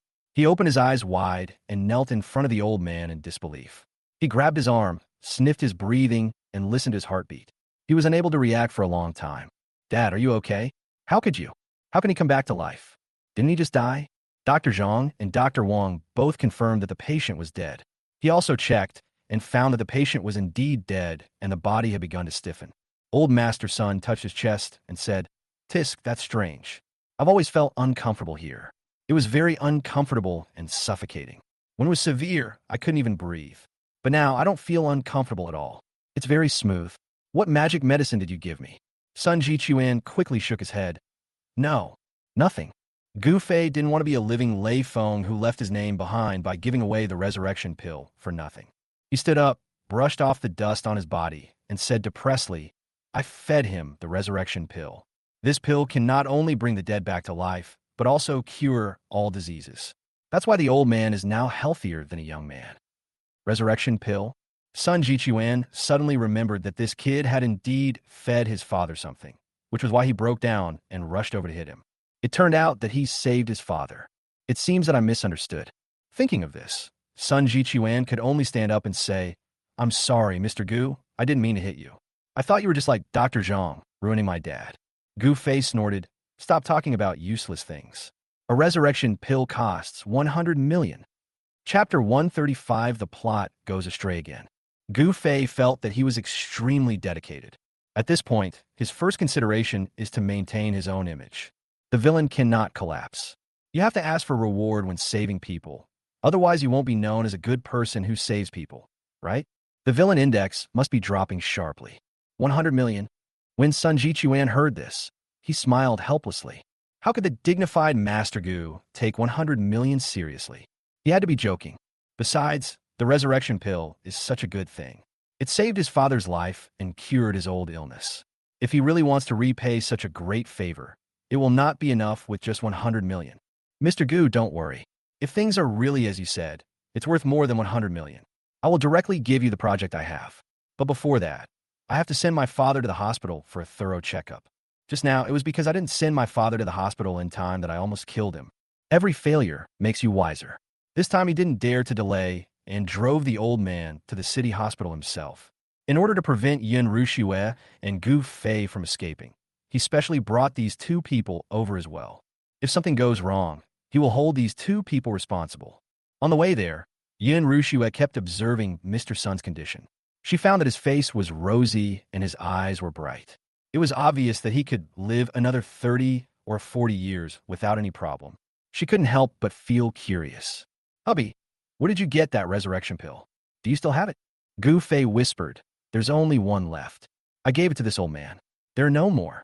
However, there are still many treasures in the Villain Points Mall.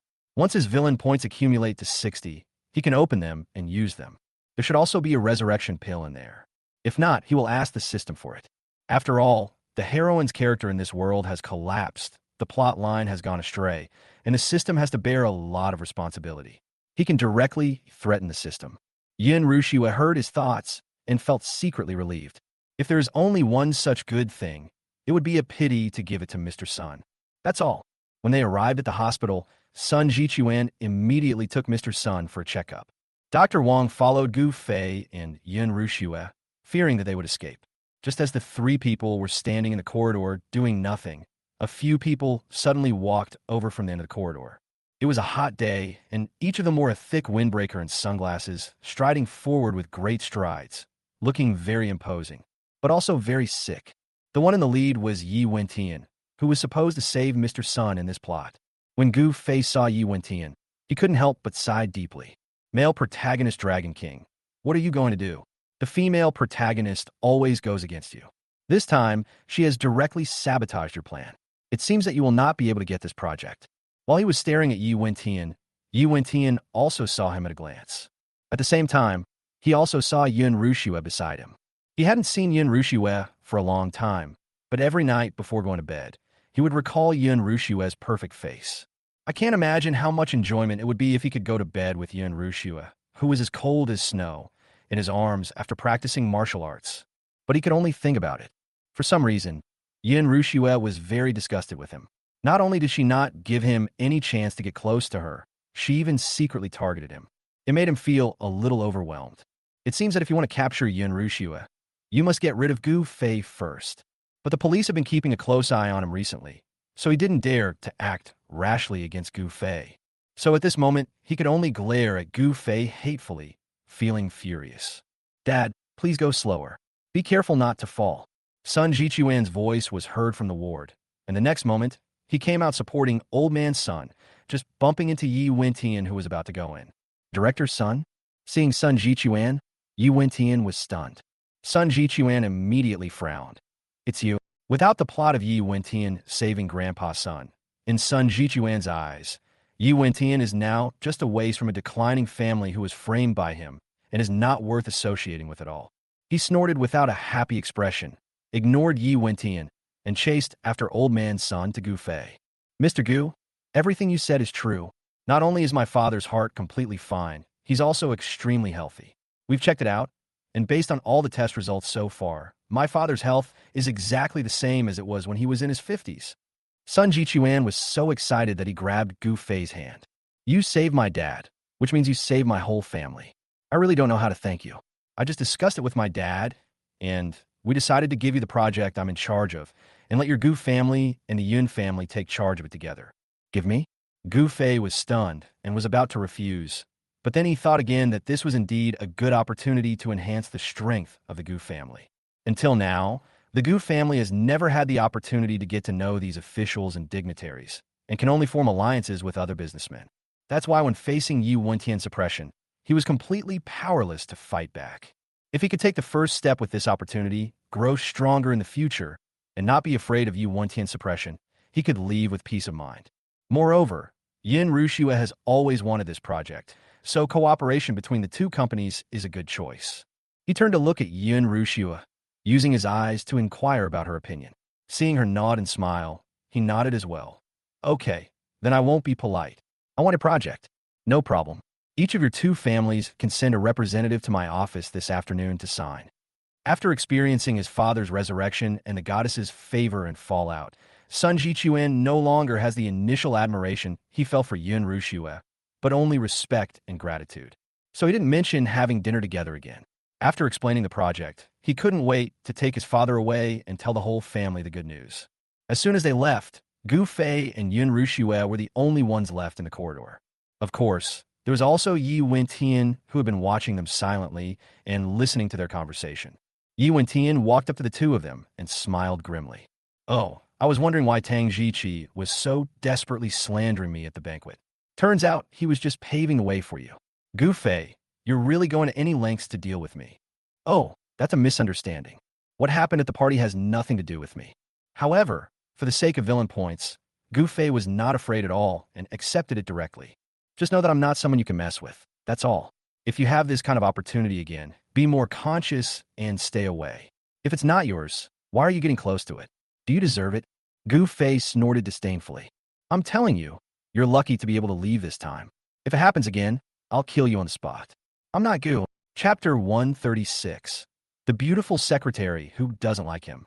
Anyway, Yu Wentian can't do anything to him now, so there's nothing to be afraid of. Gu Fei spoke as harshly as he could, and the look he gave Yu Wentian was full of provocation. Yu Wentian sneered. Okay, sure. His fists were clenched so tightly that they made a crackling sound. I'm giving you this project, but whether you can successfully launch it depends on your ability. Leaving this sentence, Yi Wentian turned and left. Gu Fei stood there in a daze, not moving for a long time, because he was a little panicked. What Yi Wentian meant by this was obvious. He was going to keep an eye on this project. He would find fault with whoever took on the project and make it impossible for it to proceed. Other things are easy to solve, but Yi Wentian has so many subordinates, and each of them is a master among masters. It is difficult for him to deal with one of them. If Yi Wentian orders them to attack together, or they keep finding trouble intermittently, it will be endless. We can't even get through this day. I thought I could take this opportunity to give my parents a big gift, but now I feel like I've brought trouble upon myself. Especially since he has to work with Yin Rushue on this project. Wouldn't that implicate Yin Rushue? Hearing his thoughts, Yin Rushue quickly comforted him. Don't take his words to heart. We are only the organizer of this project, and the person in charge is still Sun Jichuan. Even if Yi Wentian has great abilities, he wouldn't dare to go against Sun Jichuan, unless he doesn't want to stay in Sioux City anymore. One sentence woke Gu Fei up. Yes, not only is this project under the responsibility of Sun Jichuan, it is also an official project. How could Yi Wentian have the courage to sabotage it?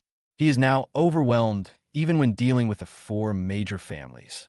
Thinking of this, he couldn't help but feel relieved.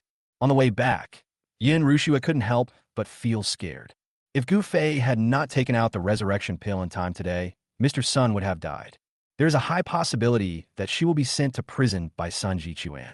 Fortunately, she brought Gu Fei with her. Fortunately, she chose Gu Fei as her fiancé. This decision is really wise. After sending Yin Rushue back to the company, Chinjua drove back home. The first thing he did when he got home was to check his villain index, which was 41 points. Okay, that's an improvement of 2 points, leaving him with 19 points. Not bad. Seeing that his parents were not at home, he had no choice but to drive to Gu Group again, intending to tell his parents the good news in person. By the way, let them arrange someone to meet Sun Jichuan in the afternoon to sign the contract. The Gu Group owns its own building in the city center.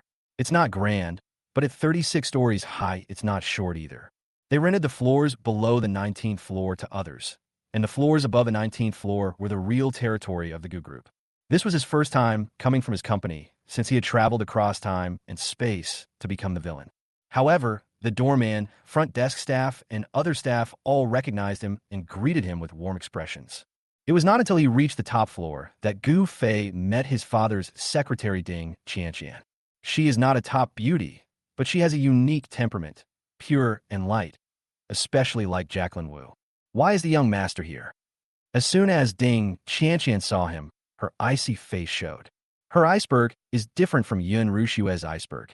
Yun Rushue is like ice and snow from the inside out, exuding a cold and arrogant aura, while Ding Qianqian simply hates him, because she is very kind to others and always has a smile on her face. Gu Fei knew this, so he didn't bother her. He put his hands in his trouser pockets and said, "Come to see my dad. The chairman is out meeting a client and will be back in about an hour." "Oh, then I'll go to his office and wait for him."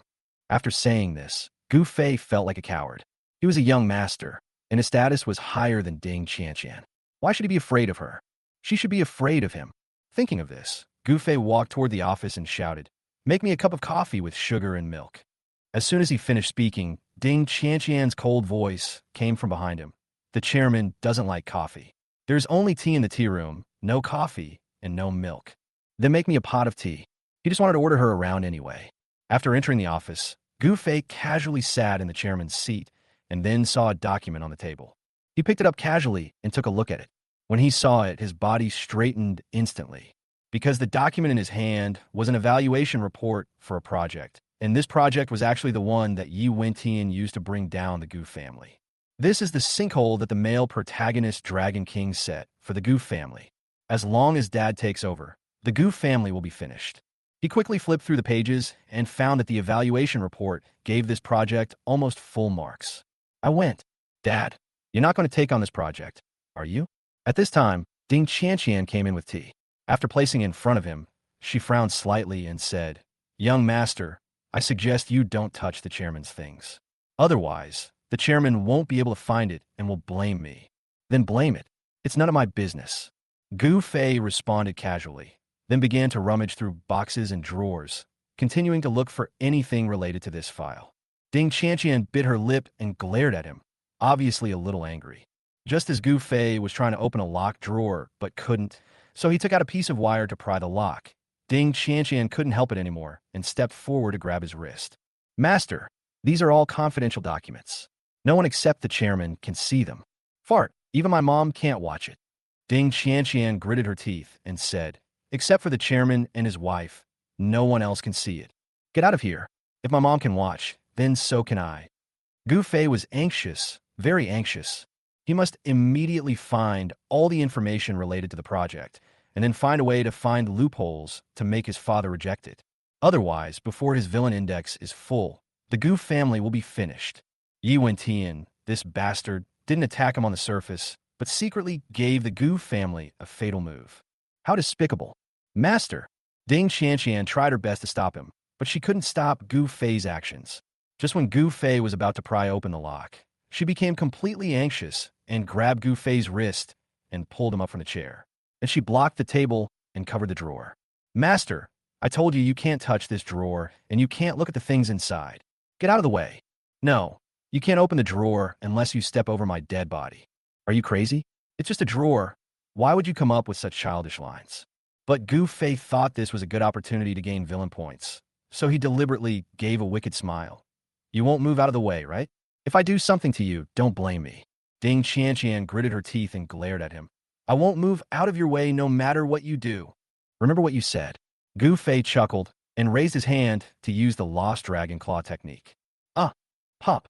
Along with a scream, a loud slap was heard in the office. Chapter 137. My son has changed. He has become successful. In the end, Gu Fei opened the drawer as he wished. But as a price, his right cheek was red, and if you look closely, you can see finger marks. Ding Qianqian covered her chest and glared at Gu Fei angrily. Although the young master was a bastard in the past, causing trouble every time he came and being uneducated, he never had any improper thoughts about her and never teased her. This time he actually did this to her. Sure enough, once a person becomes vulgar, he will become more and more vulgar and have no bottom line. But at this time, Gu Fei no longer cared about Ding Qianqian because he found top-secret information about the project in his father's locked drawer. It turns out that this project is a big project, and the interests of the 4 major families are involved behind it. On the surface, this project is a collaboration with the 4 major families, and it can even be said to be a token of my father's desire to join the 4 major family groups. However, this project was Yi Wentian's conspiracy from the inside out. The downfall of the Gu family was only the first step in Yi Wentian's benefits from this project. His real purpose was to use this project to let everyone in Sioux City know that as long as Yi Wentian wanted to, even the 4 major families could not be his opponents. As long as he wants, he can skin the 4 major families. No wonder my dad was deceived. Now it seems that the 4 major families were not kept in the dark either. What should I do? Since it involves the 4 major families, my father will definitely not believe him. After all, his reputation was really bad in the past. Even though he has accomplished a few things recently, he's been doing nothing most of the time. His father will definitely not listen to him if he expresses his opinion on such a big matter. Master, please stop looking. At first, Ding Qianqian thought Gu Fei was just curious or wanted to find a check or something, but she didn't expect that he actually started to look through the top-secret information and even read it quite seriously. She really didn't trust the young master. In her eyes, if the young master was short of money or got into trouble outside, he would be able to sell these top-secret information, betray the chairman, and betray the Gu family in order to save himself or make money. So she was very worried, and as she spoke, she rushed forward and snatched the information from his hand. What are you doing? I haven't finished reading it yet. Gu Fei glared at Ding Qianqian irritably. You deserve to be arrested again, right? Ding Qianqian's face turned red, with new hatred and old grudges added to it. Without thinking, she raised her high heels and kicked him. Gu Fei immediately used his Vajra indestructible skill, and Ding Qianqian's kick was like hitting an iron plate. She immediately squatted down, unable to speak because of the pain. Gu Fei laughed heartily with glee, but before he could finish laughing, Gu Zhenhai pushed the door open and walked in. Smelly boy, why are you here? Seeing Gu Fei, Gu Zhenhai smiled and looked very kind. Ding Qianqian quickly stood up despite the pain and said, "Chairman, the young master pride opened your drawer and peeked at the top secret documents. I really couldn't stop him." "What?" Upon hearing this, Gu Jinhai rushed to the desk and took a look and immediately became furious. "Smelly boy, what are you doing?" Gu Fei took the opportunity to say, "Dad, I was just about to tell you, you must not get involved in this project. I feel like there's something fishy going on here." "What a lie. Your father, I went through great pains to snatch this from someone else. It's also your father's best chance to join the common interests of the four major families. I'm telling you, little brat, no matter what you saw, you have to pretend you didn't see it." He approached Gu Fei and gritted his teeth. "If the information in here gets out, the four major families will definitely refuse to cooperate with me again, and I, your father, will never have another chance." Oh, hearing this, Gu Fei saw hope. "Can we get rid of this project by just leaking this information? You should have said it earlier. Then the Gu family is saved." He immediately chuckled. "Dad, don't worry. Am I the kind of person who doesn't understand things? I will definitely not be careless about such a big thing. Don't worry, Dad. By the way, the main reason I came here is to tell you something else. Do you know about Director Sun's project?" Gu Jinhai said as he sorted out the information. "I know. What's the matter? You're not interested in that project, are you? I advise you not to even think about it. The quota for that project has probably been reserved long ago, and we have nothing to do with Sun Jichuan. He wouldn't give it to us no matter who he gives it to." But after he finished speaking, he saw his son giggling. This silly look made him laugh, so he raised his hand and slapped him on the head. "Idiot, what are you laughing at?" Gu Fei rubbed his head and said, "Who said we have nothing to do with Sun Jichuan? I had lunch with him this afternoon, and he said that we in the Yun family would jointly take charge of this project. He asked you to send someone to sign the contract this afternoon." "What? What day is today?" Such a huge pie actually fell from the sky. Gu Jinhai's eyes lit up and he grabbed Gu Fei's shoulders. "Son, are you telling the truth?" Gu Fei smiled and said, "If you don't believe me, just give Yin Rushue a call and ask her. She won't cheat you, right?" Gu Jinhai laughed out loud. Good son. You are really getting better and better. Dad is more and more confident in you. I will send someone to prepare it right away." He immediately picked up the phone to make arrangements. Gu Fei came here mainly for this matter. After finishing it, he waved to Gu Zhenhai and left the company first. He must find a way to get rid of Yi Wentian's project, and the sooner the better. After he left, Ding Qianqian looked at Gu Zhenhai with a worried look on her face. "Chairman, the young master looked very strange when he saw these top secret documents. I doubt he has anything to do with this project. You'd better ask him again, or proceed with caution." Gu Zhenhai shook his head. "Although this kid is often unreliable, he is not so unreliable. I have told him the importance of these documents, and he won't go out and talk nonsense. If it were usual, maybe not. But Ding Qianqian always felt that the young master was different today. He used to come to the company aimlessly, either to ask for money from the accounting department or to rummage through drawers looking for checks. Today he had no interest in money at all. Instead, he was very purposeful in looking at the chairman's documents. It seems to be here just for the files." The more she thought about it, the more strange it seemed to her. She couldn't help but say, "Chairman, regarding Director Sun's project, I suggest you inquire more about it. Don't let any misunderstandings arise and cause a mess. If our people go to sign and get kicked out instead, it won't look good if the news gets out." Gu Zhenhai trusted this secretary very much. He saw her reminding him again and again not to trust his son too much. After thinking about it, he picked up his phone and called Yin Rushue to briefly explain the matter. Unexpectedly, Yin Rushue laughed directly. "Uncle, this is true. I am on my way to Gu Group and want to take you to sign the contract together." Chapter 138. You dare to steal my project. This project is no ordinary one. If we succeed, our opportunities to contact officials will only increase, not decrease. We can also get to know Sun Jichuan, a person of great connections, which is also a great benefit. In terms of work, Yin Rushue's professionalism can be said to be on par with Gu Zhenhai. So I think it would be better for us to go there in person. This would not only show how much we value it, but also allow us to have more contact with Sun Jichuan. Gu Zhenhai originally wanted to let his subordinates do it, but after hearing what Yin Rushue said, he changed his mind and agreed to go with her. After hanging up the phone, he said excitedly, "I've made sure my son didn't lie to me.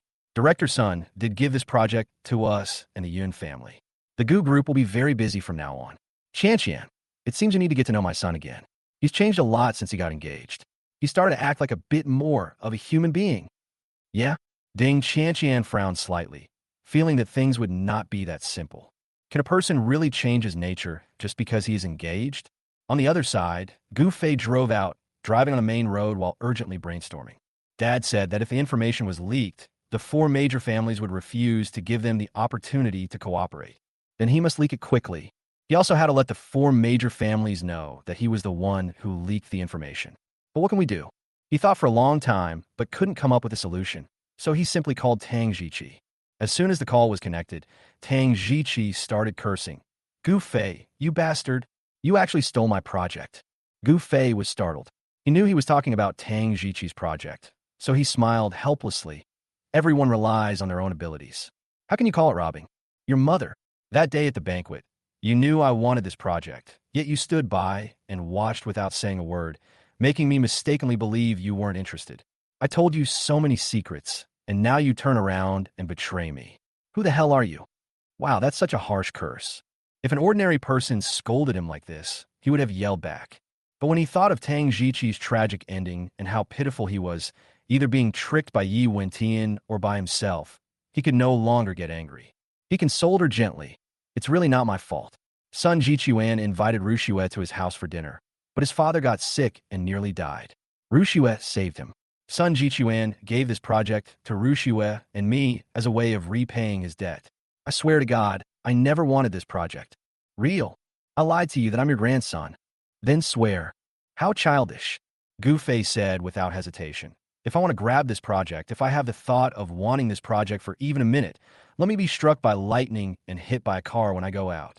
After hearing this curse, Tang Jiqi finally calmed down and said depressedly, fuck, I gave Sun Jichuan at least 2 million worth of things for this project, and he turned around and gave them to someone else. It's really disgusting. 2 million? No wonder Sun Jichuan helped Tang Jiqi so much at the banquet. If he were in his place, he would help him too. This is no small amount. Then can you ask Sun Jichuan to come back? How is that possible? Tang Jiqi sounded very discouraged. You want to take back the meat bun that was thrown into the dog's mouth? You'll be bitten to death by the dog. Seeing him so depressed, Gu Fei was too embarrassed to mention his own affairs. After thinking for a moment, he said, how about this? I take you to the Red Mansion tonight to have some fun and let off some steam. Okay, we won't leave until we're drunk. After agreeing on a time with Tang Jiqi, Gu Fei called Medusa. Where are you? Look to the left and back. Gu Fei glanced to the left rear through the rearview mirror and saw a white Audi following him. It's not too far away and doesn't look suspicious at all, but you can find the problem if you stare at it for a while. So you've been following me all this time. Let me ask you, do you know the 4 major families? Medusa seemed to be chewing gum, and her voice was cold and indifferent. I have investigated, but my understanding is very superficial. It's all fine on the surface, but let me ask you, do the 4 major families want to get into the wine business and buy land abroad to plant vineyards? Medusa knew about this. We started this plan 3 years ago, but it never got off the ground. Land abroad is expensive, and competition in the foreign wine market is fierce. It's not easy for him to create a new brand and break through the competition, so the project has been shelved. But now it's time to start. He also asked Gu Zhenhai to be responsible for buying land abroad. But the piece of land abroad had long been in Yi Wentian's hands. He had an alias and an unknown identity abroad, and he was the owner of that land. If Gu Zhenhai wants to buy it, he will have to spend a huge amount of money. The reason why he was willing to pay money to buy it was to please the 4 major families, let the 4 major families know his ability to do things, and then let them join. But what Gu Zhenhai didn't know was that that piece of land had long been destroyed by Yi Wentian. The money invested by Gu Zhenhai and a huge amount of money invested by the 4 major families will all be in vain for Huawei. Thinking of this, Gu Fei gritted his teeth and said, do you know what activities the 4 major families have recently held? Parties, banquets, etc. are all fine, but important figures from the 4 major families must be present, and there must be a large number of guests. Medusa paused and said, I can't recall it now. I need to investigate. I will give you the answer in 2 days. 2 days is too slow. Fortunately, Gu Zhenhai is still in the stage of evaluating the project and has not officially joined it, so he still has time. In the evening, Gu Fei and Tang Jiqi met in the Red Mansion. Both of them were worried, so they found a sofa, sat down and started pouring out their troubles to each other. When my dad found out I didn't get the project, he scolded me severely and forced me to marry a rich girl. But I'm determined to marry Lin Euro. My dad threatened to sever our father-son relationship if I don't obey. What should I do? Tang Jiqi raised his glass and drank it all in one gulp. Gu Fei simply couldn't listen. His mind was now full of thoughts about what kind of occasion he should find to disclose the wine business of the four major families and let useful people hear it so that he could compete with his father for the opportunity to buy this land. He looked around, not missing any opportunity. Just as his eyes were scanning every corner, he suddenly saw a beautiful woman in a red top and denim skirt talking to several men. This beauty looks a little familiar. Gu Fei, isn't that the beauty you successfully flirted with last time? What's her name? Xiao Wuqing. Yes, Xiao Wuqing. After Tang Jiqi said this, Gu Fei suddenly remembered. It's really Xiao Wuqing. He remembered that Lei Zhan's subordinate Yu Hong said that Xiao Wuqing was the daughter of the leader of Lansong sect and was very skilled in martial arts. Why did she come to the Red Mansion again? Is it reasonable that a girl comes to the Red Mansion more frequently than men? Chapter 139, Who Cares What the Trash Thinks? Although Gu Fei didn't know Xiao Wuqing, judging from her appearance, she was definitely not the kind of person who would use her beauty to please men. It is even more unlikely that he likes to play gigolo or something like that. So she must have something to do when she came here. Either this is her contact point, or there's someone she wants to find here, or there are some resources here. But he really had no idea what was in the Red Mansion. The original novel mentions the Red Mansion only a limited number of times, and that mention is only for the purpose of making the male protagonist, Dragon King, show off. Just as he was secretly wondering why she came here, Lei Zhan, who was chatting with her, turned around and his eyes suddenly fell on him. Lei Zhan was also surprised when he saw Gu Fei. He's still alive? You should know that the last time he went to find Yi Wentian had already said that he wanted to kill Gu Fei. Generally speaking, people that Yi Wentian wants to kill will definitely not survive more than 3 days. But it has been a long time since that day. Not only was Gu Fei safe and sound, he didn't even look threatened at all. This shows that not only did Yi Wentian not kill him, he didn't even take any action against him. I really don't know if he has some hidden tricks up his sleeve or if he's just lucky. Mr. Lei, are you listening to me? Xiao Wuqing talked for a long time, but there was no response from Lei Zhan. When he looked up, he found that Lei Zhan was staring at a certain direction in the distance. He didn't know what he was looking at, and he couldn't help but show an unhappy look. She's very busy. I'm willing to take the time to talk to him, but he's still distracted? Upon hearing this, Lei Zhan quickly said, I'm listening. Of course I'm listening. I was just surprised to see a familiar face. Please don't blame me, Miss Xia. Xiao Wuqing crossed his arms, raised an eyebrow, and asked, who could surprise Mr. Lei, who is always unmoved by wind and rain? Lei Zhan knew that Xiao Wuqing was tracking and investigating Gu Fei, and couldn't help but be curious about what results she had found. So he didn't hide it from her, and said directly, Gu Fei, he's sitting over there, and it seems that Tang Jiqi, who came with him last time, is sitting opposite him. Gu Fei. Upon hearing this, Xiao Wuqing immediately turned around and looked in the direction he was looking. Sure enough, he saw Gu Fei at a glance. And he was also looking over here, but I don't know if he was looking at them. I didn't expect him to come again. Very good. She was worried that she wanted to find him, but couldn't find an excuse. I remember Miss Xia approached Gu Fei last time and gave her your phone number. She even went to see him and sat down for a drink with him, giving him a lot of face. I was curious at the time, why did Miss Xia favor him so much? Lei Zhan asked tentatively, trying to see if he could get any information. Mr. Lei, are you trying to trick me? Xiao Wuqing smiled faintly. If you want to know about Gu Fei, you could just ask directly. Why are you beating around the bush? I'm really interested in him and have been investigating him for a while. Guess what I found out? Lei Zhan slowly shook his head. I can't think of it. Xiao Wuqing pulled the corner of his mouth. It's right that I can't think of it, because I haven't found anything. Ever since she discovered that she could hear Gu Fei's thoughts, she has been paying close attention to this person. He must have some unspeakable secret or something special about him. But after a few days, her men discovered that Gu Fei did nothing but eat and drink all day long. I rarely go out. Even if he goes out, he is either attending a party or on his way to a party. He doesn't do any serious work. How could the chosen one be so useless? However, one thing worth noting is that Yi Wentian spies are everywhere around Gu Fei.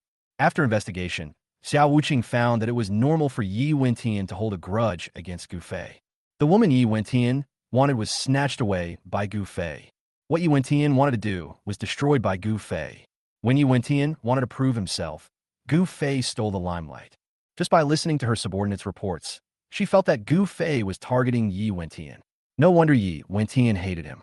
Now, she has withdrawn her men and no longer lets them follow Gu Fei. She lost her curiosity about Gu Fei. Even if I could hear his inner voice, who would care what a useless person who has accomplished nothing is thinking? Lei Jun was not surprised by this answer at all. Although he did not send anyone to investigate Gu Fei, he did inquire about this person's information.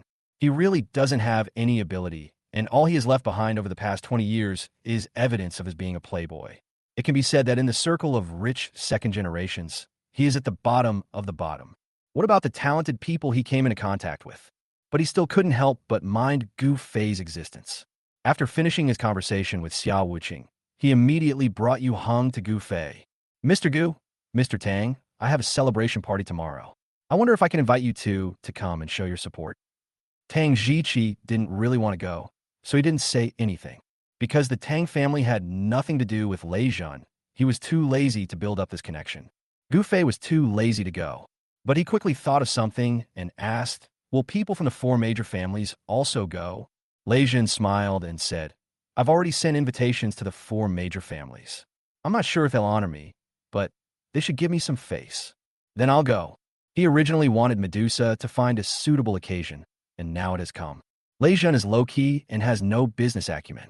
Many of the industries he invested in are losing money, which leads many people to look down on him. But what they didn't know was that Lei Jun was from the military district. Business is just a pastime for him. Even if he loses hundreds of millions, he won't blink an eye. He sent invitations to the four major families, and the four major families must go. Where's Mr. Tang? Lei Jun looked at Tang Jiqi with a smile. Although he had no interest in Tang Jiqi at all, he still had to give him the face he deserved. Tang Jiqi was the type who looked down on Lei Jun. He always felt that if he attended Lei Jun's celebration banquet, it would be too much of an honor for Lei Jun, so he waved his hand arrogantly. We'll see when the time comes. I'll go when I have time. Okay, I won't bother you two anymore. Goodbye. Having successfully invited Gu Fei, Lei Jun left satisfied. After walking a distance away, Yu Heng couldn't help but whispered, Boss Yi will definitely go to the celebration banquet. Aren't you afraid that Boss Yi will be angry if you invite Gu Fei over? Lei Jun smiled slightly. It will be more interesting if he gets angry. Forehead. It turns out the boss did it on purpose. Yu Heng couldn't help but feel a little worried. He always felt that since the last time the boss went to see Boss Yi and saw Boss Yi lose control and go crazy and want to kill Gu Fei, his attitude towards Boss Yi has become much more subtle. In the past, he was full of praise whenever it was mentioned, but now he is gloating and wants to see Boss Yi in a good mood. On the other side, after Lei Jun left, Tang Jiqi immediately snorted, What kind of idiot dares to invite me? Why don't you take a piss and look in a mirror to see if you are worthy? Chapter 140. Clothes make the man, saddles make the horse. Gu Jingjing is stunning. Gu Fei immediately said, Old Tang, don't look down on Lei Jun. He's not a simple man. He loses money every day in business, yet he never tires of investing. Why don't you think about where his money comes from? Where did you come from? Tang Jiqi crossed his legs nonchalantly. Love comes from wherever it comes from. It's none of my business. Even after getting this far, this guy still hasn't figured it out. No wonder people always call villains brainless. You are right to scold me. No, think about it. What in this world can make more money than doing business? Tang Jiqi subconsciously said, Open a bank. Is there anything more profitable than opening a bank? Gu Fei spread his hands and said nothing more. After a moment, Tang Jiqi suddenly came back to his senses and looked at Gu Fei with wide eyes. You mean Lei Jun? Is it true? How do you know? Where did you get the information? Is it reliable? Gu Fei said, If it's unreliable, would I tell you? Oh my God, he won't be angry with me for the way I treated him just now, right? It seems I have to go to this celebration party and prepare a big gift for him. This is of course necessary. If the Tang family offends Lei Jun, not only will their business be in trouble, but they may even lose their lives. The two of them sat in the hall for a while, and when there were more people, they called a few pretty girls into the box to eat, drink, and have fun. The last time he came, Gu Fei had to live up to his role as a bootlicker and didn't dare to indulge in wine and women. But now it's different. He is the villain and can squander money as he pleases. So he had a great time with Tang Jiqi. Of course, he still has a bottom line. Since he is Yin Rushue's fiancé, it is impossible for him to completely give up, and he is not the kind of person who gives up, so after playing for a whole night, he just followed the atmosphere and stopped at the right time without going too far. It was around 2 in the morning when he finally returned home drunk. As soon as he entered the bedroom, he fell on the bed and fell asleep. Medusa walked out from the darkness, helped him take off his shoes and clothes with an expressionless face, and went to the bathroom to wet a towel to wipe him. After everything was tidied up, I tucked him into bed. Gu Fei was half asleep and half awake when he saw Medusa serving him. He felt warm in his heart and muttered, "Thank you." But he couldn't resist the drunkenness and fell asleep. The next day, he slept until noon. When he woke up and lifted the quilt, he found that he was naked and blushed. Damn it. There's no need for Medusa to be so thorough. Even her underwear was taken off. After stripping it, he didn't even bother to replace it with a new one. He got out of bed and opened the drawer of the wardrobe. Just as he was about to take out a new pair of clothes to change into, the door was pushed open and Gu Jingjing strode in. Fuck! Gu Fei screamed, threw himself onto the bed, and pulled the quilt to cover his buttocks. Are you sick? Don't you even knock before entering? Gu Jingjing burst out laughing and looked at his blushing face and said, "A grown man is afraid of being seen? Besides, what's the big deal if you're seen holding 2 ounces of meat? Humph!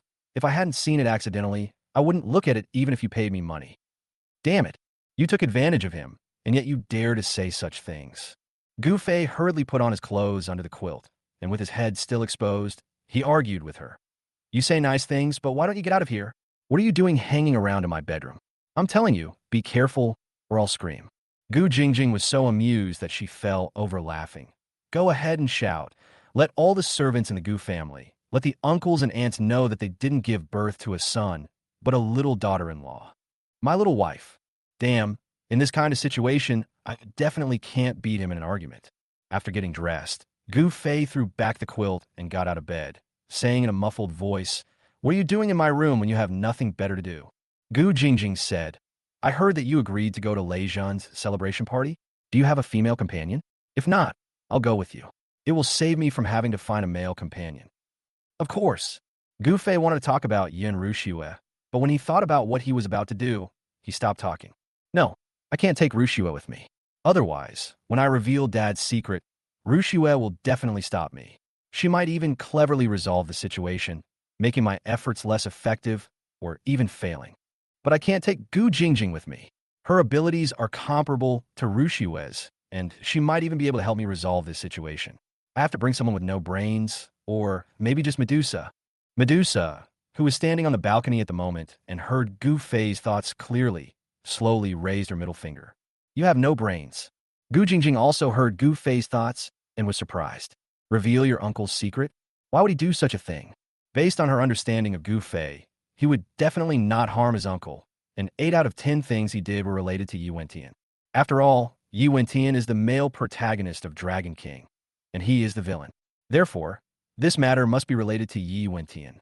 Thinking of this, Gu Jingjing deliberately said, "Don't bring anyone else with you.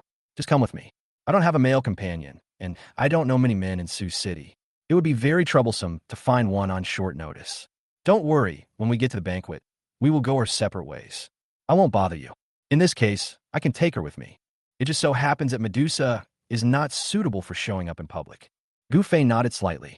After finishing this matter, he went downstairs to have a meal, and then sat on the sofa to play mobile games for a few hours. In the blink of an eye, the time had passed. He went upstairs, changed into his suit, and came down, then asked the maid, "Where's my cousin?" "The lady is changing her clothes and will be down soon." Gu Fei said impatiently, "Go and hurry up and tell them that the banquet is about to start. I can't wait any longer." Just as he finished speaking, Gu Jingjing's voice came from the second floor. "Are you in such a hurry? Isn't there still more than half an hour left?" Gu Fei looked up and was stunned for a moment. "Is this Gu Jingjing?" I saw a tall beauty in a black long skirt walking down the stairs. Her black hair was curled up and dangling by her ears. Her red lips were full and bright. Every frown and smile of hers was extremely charming. She looks a bit like the beautiful actress Chun Hao. It turns out there is such a big difference between a woman dressing up and not dressing up, and wearing makeup and not wearing makeup. Gu Jingjing usually wears a suit-style jacket and trousers. She looks neat and free-spirited, but lacks femininity. The way she dressed up tonight was simply stunning. She is not inferior, even when placed next to the four beauties. Hearing his inner praise, Gu Jingjing smiled. What do you think? Your sister is beautiful, right? Gu Fei chuckled and said deliberately, My wife is the most beautiful woman in Sioux City. If you look at my wife for too long, everyone else will look ugly to you. Stop wasting time and get going. Humph, little liar. You are obviously fascinated by me, but you are still pretending. Gu Jingjing lifted her skirt and walked to his side, then raised her hand and held his arm. Gu Fei was startled. What are you doing? Gu Jingjing raised her eyebrows. We're going to enter together anyway, so why not practice beforehand? Chapter 141. Falling out on the spot. I'm the villain. Who am I afraid of? What's the point of practicing arm linking? You're crazy. He always felt that Gu Jingjing was abnormal. The two of them had no connection at all and didn't interact with each other normally, but she always had the urge to pester him. It would be fine if she was a rich girl from outside. He just thought that this woman wanted to seduce the rich second generation or wanted to raise fish or something. But he and Gu Jingjing are siblings. Even if they are not related by blood, they are nominally siblings. What is her purpose in approaching him for no reason? But Gu Fei couldn't care less about that at the moment. His mind was full of how to make a fool of himself and betray his father at the banquet. I thought it was a grand celebration banquet, but the venue of the banquet was actually Lei Zhen's villa. Everyone in the circle knows that holding a celebration party in a hotel and holding in a villa are two completely different concepts. The former casts a wide net, and any media and anyone can sneak in. The latter is basically private, and only those who have a good relationship with the host and are well-known can participate.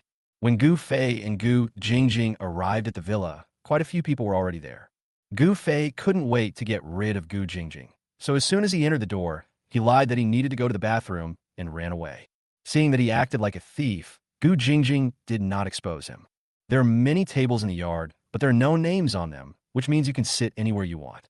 But even so, everyone tacitly agreed to only sit together with people they knew and had similar status. Anyone who is so foolish as to curry favor with the superiors in order to build connections will be politely taken away by the superiors through the waiters.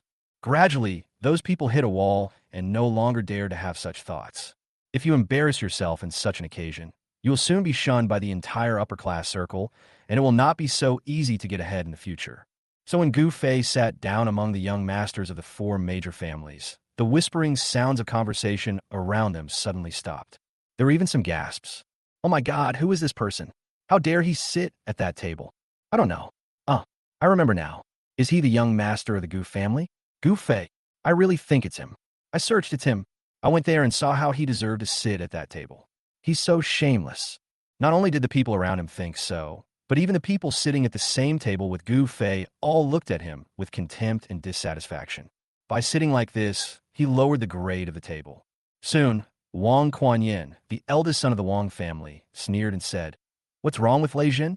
Even though it's just a celebration banquet, he shouldn't invite everyone. He invited those shabby and clumsy people to come. Are they just filling the numbers? Or is it because they have too much food at home and need help digesting it? These words were obviously directed at Gu Fei.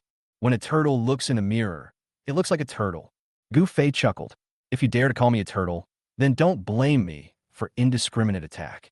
After all, the purpose of his coming here tonight was to irritate the four major families and destroy the possibility of cooperation between his father and the four major families. He picked up a grape at random and put it in his mouth. Ah, life is boring, Toad's comment on humans. This one sentence made the young masters of several other families laugh. Wang Kuan-yin suddenly went from being the one scolding to being the one being scolded. His face suddenly became extremely ugly. Gu Fei, what did you say? Gu Fei sneered. I think you put a suppository on your mouth. Everything is coming out. Bang! With a slap on the table, Wang Kuan-yin stood up suddenly. How dare you scold me? Gu Fei sat on the chair, crossed his arms and legs, with a sly, provocative smile on his face. I know you're anxious, but don't worry. Did I call out your name? Did I say anything about you? Seeing how eager you are to find your place, you seem to have a good understanding of yourself. Oh, just now he was just making indirect accusations, but now he even dares to point his finger at his nose and curse him in front of him. Wang Kuan-yin was so angry that he laughed. None of the other young masters from the four major families present dared to do anything to him. Gu Fei, who came from a small, poor family, actually dared to provoke him in person. Okay, very good, Gu Fei. If I hadn't seen you, I would have almost forgotten that your father, Gu Zhanhai, has been trying to curry favor with us recently, hoping to get one of our projects. We originally decided to give him this opportunity, but now it seems that you don't cherish it at all. Here it comes. Gu Fei became excited instantly after hearing this. I really didn't expect that Wang Kuan-yin couldn't hold it in anymore before he even mentioned it. The Wang family actually sent a leaky person to attend Lei Zhan's celebration banquet. What does this mean? This means there is no one left in the Wang family. Even a loser like Wang Kuan-yin can show up and work for the Wang family. No wonder Yi Wentian finally turned the four major families upside down. They were really useless. Gu Fei took this opportunity and immediately stood up and said, "What are you pretending for? What are you pretending for? You old stray dog burping? You must have eaten too much shit, right? Do you think I don't know about that crappy project? Don't you just want to build a vineyard abroad to produce red wine? It's not something great. My dad's opportunity is to help you get that piece of land. You let my dad invest in it. TSK, if you don't know, you might think it's something good." In order to make sure as many people present as possible could hear him, Gu Fei deliberately shouted at the top of his lungs. His voice was so deafening that even Lei Zhan, who was standing at the table in the distance and chatting with the guests, could hear it clearly. Naturally, it did not escape the ears of Yi Wentian, who was particularly low-key tonight and was mixed in the crowd, as well as the ears of Gu Jingjing, who was quietly approaching him. Everyone present was shocked by the huge message conveyed in his words. The four major families want to develop a wine project? How come they didn't hear anything about such a big thing? Moreover, the four major families asked Gu Zhanhai to help buy land. What land to buy? Fearing that they were not clear enough, Gu Fei immediately shouted out the name of the piece of land amidst the shocked expressions of the young masters from the four major families. To tell you the truth, my dad doesn't trust you at all. He's currently evaluating this project, and he hasn't even bought the land yet. Humph, you've been threatening me for so long. Aren't you just trying to give this opportunity to someone else? Give it to me if you want. Our Gu family doesn't need your money. Others were extremely shocked when they heard the place name. This kid must be a fool. He keeps revealing things that are considered confidential by the four major families. Even place names were mentioned. At that moment, several people who were interested immediately contacted their subordinates and began to inquire about purchasing the land. Because everyone knows that whoever can acquire this piece of land will be qualified to discuss cooperation with the four major families. Only Yi Wentian was so angry that his brain was about to explode. He worked so hard to set up such a big plan, mainly to deal with the Gu family, but now it was all ruined by Gu Fei. Chapter 142. The hatred value of the Dragon King male protagonist rises sharply. The scene suddenly became chaotic, and everyone's attention was focused on Gu Fei. Seeing this, the two waiters wanted to step forward to stop it, but were stopped by Lei Zhan. When something is abnormal, there must be something wrong. Even a fool knows not to talk about this kind of thing. Gu Fei deliberately made it known to everyone there must be something fishy going on. In addition, it was rare to see people from the four major families suffer a setback, so he still wanted to watch the fun, so he specifically stopped his subordinates from interfering. Gu Jingjing stood beside the flowers and looked at the arrogant Gu Fei with amusement. This kid is really brave. He actually dared to challenge the young masters of the four major families face to face. You should know that the four people who came today are all popular candidates for the heirs of the four major families. If you offend them, you will suffer the consequences in the future. But why did he try so hard to destroy the cooperation? Amidst countless curious and gloating gazes, the faces of several people from the four major families became extremely ugly. This wine project may seem simple, but it is a big move for them, because they plan to create a foreign brand directly and want to package it as an authentic old foreign wine. After all, wine is a foreign thing. Directly building a domestic brand will inevitably lead to it being inferior to foreign wines, and it will not be easy to open up foreign markets. Many brands have used this strategy of first opening up foreign markets and then counterattacking the domestic market. But to accomplish this feat, the first priority is to never let anyone know that this wine brand was created by four major families. Now, after Gu Fei shouted this, the whole world knows about it. All the brand plans that had been planned came to nothing. The loss is at least in the billions. The atmosphere was tense, and no one dared to speak in the entire Villa Garden, afraid of offending people from the four major families. But many people had already been typing frantically on their phones under the table, spreading the news. Even if we cut off all signals now, it's too late. Gu Fei sighed lightly, his lips curled up in satisfaction. Done. He slowly sat back in his chair, picked up the wine glass from the table, and looked proudly at Yi Wentian not far away. The moment he looked into his eyes, he even raised his wine glass and shook it arrogantly. Don't you want to mess with the Gu family? Don't you want to cause trouble for me?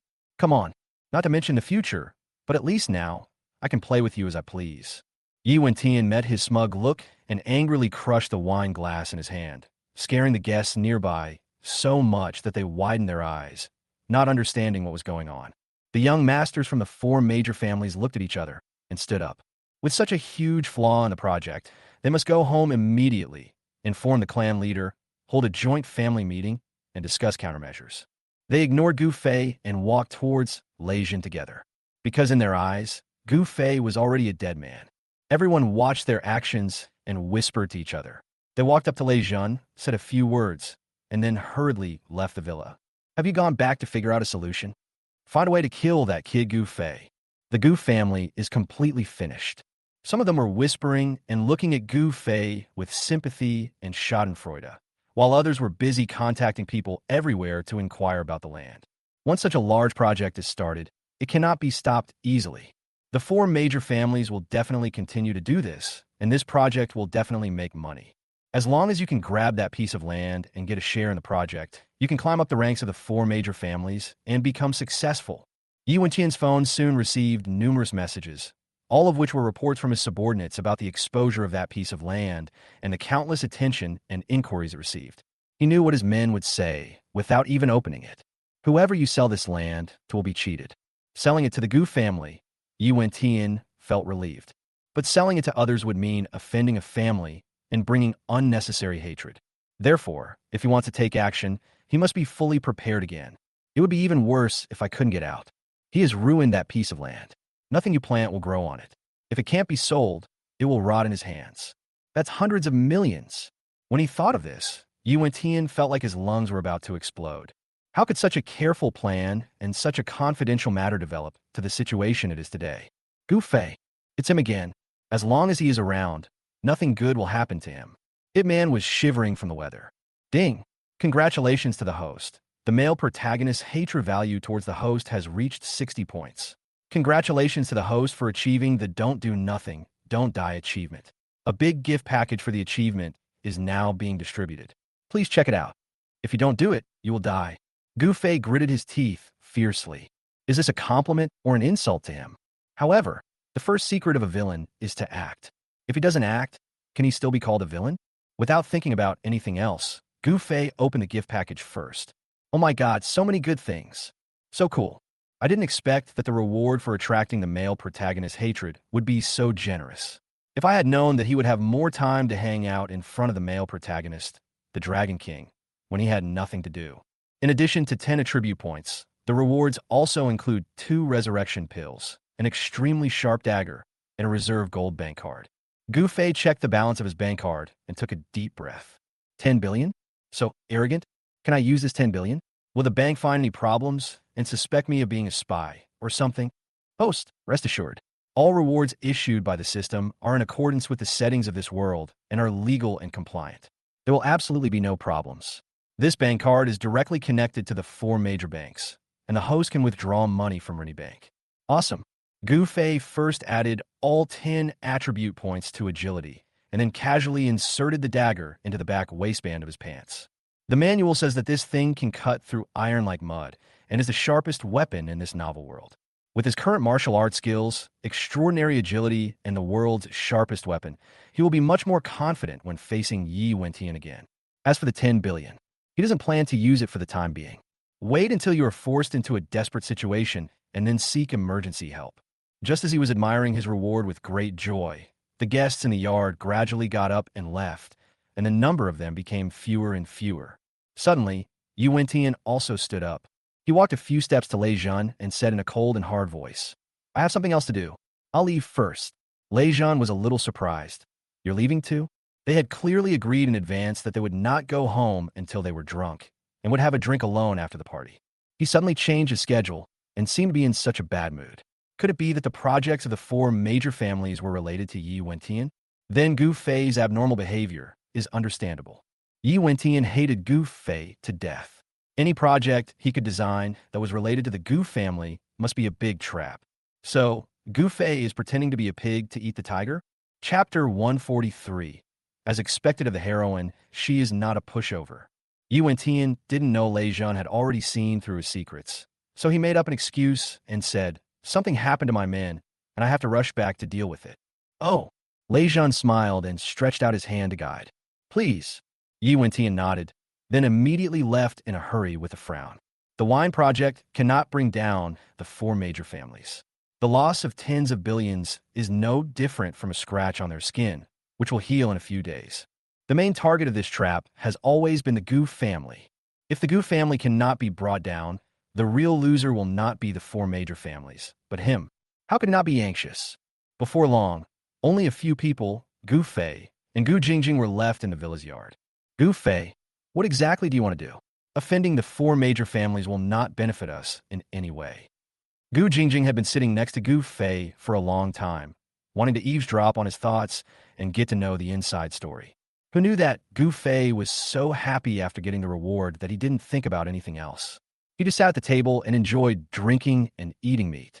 Gu Jingjing really lost her patience and could only take the initiative to ask questions. Gu Fei looked at her when he heard that. Obviously, if she offended the four major families, even she would be implicated. But there was no fear in her eyes.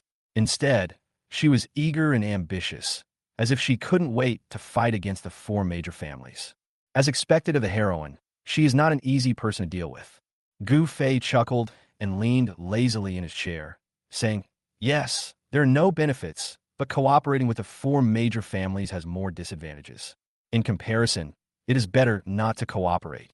Not to mention that the four major families will eventually be destroyed by Yi Wentian. Cooperating with the four major families is equivalent to becoming an enemy of Yi Wentian, and there is only one way to go, which is death. Even if we don't talk about the future, just looking at the present, spending hundreds of millions to buy a large piece of dead land, only to watch it rot in their hands, Dad definitely can't bear such a blow, and neither can the Gu family. I'm risking my life by doing this, but at least there's still a way out, right?" After finally getting his details out, Gu Jingjing raised her eyebrows. "It turns out that there is something wrong with the piece of land that my uncle wants to buy. Gu Fei is saving the Gu family. It's a pity that he has good intentions, but others don't know it. After tonight, the news that Gu Fei is a waste and a fool will soon spread throughout the city. By then, Gu Fei's reputation, which was not very good to begin with, would be even worse. It's still a light matter for others to gossip about you. When he goes back tonight, he will have even more to endure. His uncle and aunt will definitely not let him go."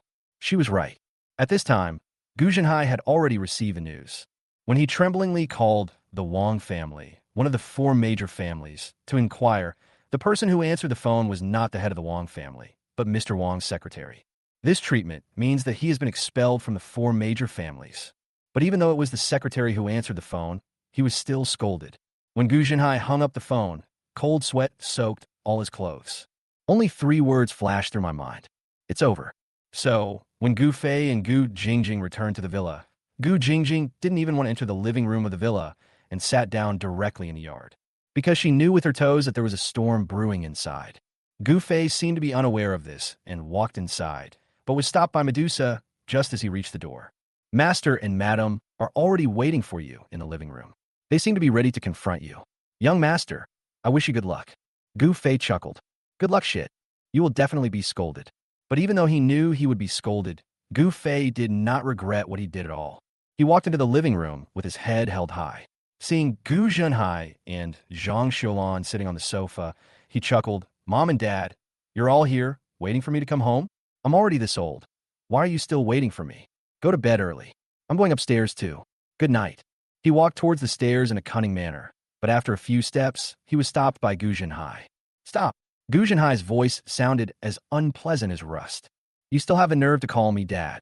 He was so angry that his whole body was shaking and his lips were trembling when he spoke. This bastard son is becoming more and more outrageous. In the past, whenever he did something wrong, the first thing he would do when he got home was to kneel down and admit his mistake and promise not to do it again. He caused such a big trouble today, yet he pretended to be fine. The more you raise it, the more useless it becomes. Unfilial son, kneel down. Zhang Xilan raised her head and seemed to be hesitant to speak, But after seeing Gu Fei's playful smile, she finally sighed and said nothing. That's all. It was she who spoiled the child, causing him to get into more and more serious troubles. She has decided to be cruel and teach her son a lesson this time. Otherwise, he might sell out the entire Gu family one day. Gu Fei tried his best to maintain a relaxed expression to avoid making the atmosphere in the living room more tense. He walked back reluctantly. Dad, I'm already this old, there's no need to kneel. A man's knees are made of gold. Before he could finish, Gu Jinhai walked up behind him and kicked him in the knee. I told you to kneel down. Gu Fei was caught off guard and fell to his knees with a thud, cursing in his mind. The old couple were indeed nice to him and were good people, but they were not his real parents. He did these things to help the Gu family, and these two people purely out of kindness. Normally, he would just endure it if I scolded him a few times. Asking him to kneel down is too much. Do you know what you did, huh? Just now, someone from the Wong family called me and said that at Lasian celebration party, you revealed the 4 major families' secret vineyard plans, and even that secret piece of land. Bang! A slap landed hard on Gu Fei's head. What on earth do you want to do? Do you want to kill us? Do you want to kill the Gu family? Zhang Xiaolan sat on the sofa, unable to bear watching her son being beaten, but unable to remain silent. She could only wipe away her tears and say, Fei Fei, you've grown up and become a big boy now. When other family heirs were your age, they would have already joined the company to help with the family burden. Do you know why we haven't allowed you to go? Gu Fei lowered his head and pretended to be mute. What can he say? You can't tell the inside story of that piece of land. Even if he tells his parents, they won't believe it. If they do, his image will collapse. Alas, I can only suffer in silence. Seeing that he remained silent, Zhang Xiaolan became even more disappointed. Isn't it because you don't know how to do anything and will only cause trouble if you go? Why did I give birth to a son like you? It's a sin. Just as the old couple were beating and scolding Gu Fei, Gu Jingjing walked in. Uncle, Aunt, as an outsider, I shouldn't interfere in your family affairs, but I really can't bear to see my cousins so miserable. Chapter 144. Pull all the hatred onto yourself. She walked up to Gu Fei, put her hand on his head like an older sister, and began to rub it gently. Gu Fei shook his head in disgust to avoid her hand. What are you doing? Men don't touch the head, and women don't touch the waist. How rude. You really think of yourself as a sister. Gu Jingjing ignored his resistance and refused to move her hand, insisting on touching his head. But he smiled at Gu Zhenhai and Zhang Xiaolan. The big mistake has been made. Instead of blaming him, we should think of a solution. The 4 major families will definitely not let it go. I estimate that they will take action tomorrow morning. No, maybe tonight. Based on my understanding of the 4 major families, they are vindictive and will definitely not let the Gu family go. The best way to retaliate against the Gu family is to put pressure on all businesses in Sioux City, threatening them not to cooperate with the Gu family and forcing them to fall into ruin, even bankruptcy. If they actually do that, Gu Jingjing didn't dare to say that she could save the Gu family. Hearing this, Gu Jinhai sat down on the sofa in despair. If the 4 major families are determined to deal with the Gu family, it will be like a comet hitting the earth, and no one will be able to save the situation. Zhang Xiaolan covered her face and cried out loudly. If she had known her son would do such a crazy thing, she would have disciplined him more strictly. What should I do now?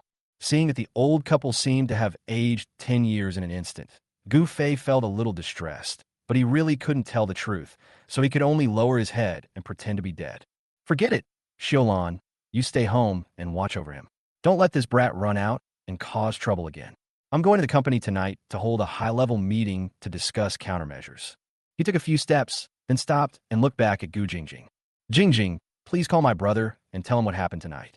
Ask him to cut ties with me immediately to avoid being implicated by me. Tell him that this is just a matter of personal gain and he doesn't need to worry about anything else. After leaving these words, he strode out of the villa with a heart full of sorrow. As soon as he left, Zhang Xiaolan's crying in the living room became even more abrupt. Gu Fei shook his body and stood up from the ground.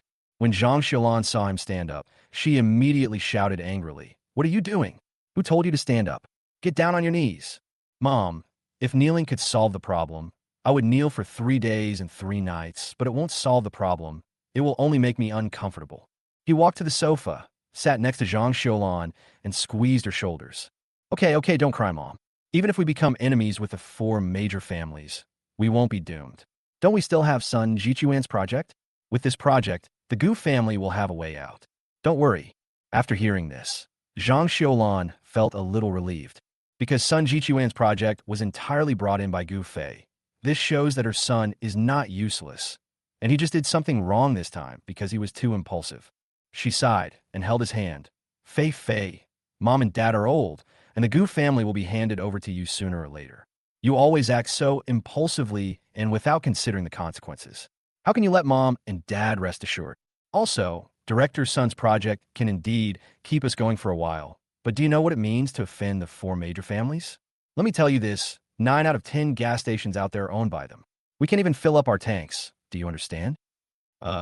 Is it that exaggerated? Gu Fei really didn't understand. He only knew that the four major families would fall at the hands of Yi Wentian, but he actually had no definite idea of how powerful the four major families were. After hearing what my mother said, I felt a little worried. If you offend them, you won't even be able to refuel, which would be really troublesome. It seems that he has to find a way to deal with the four major families.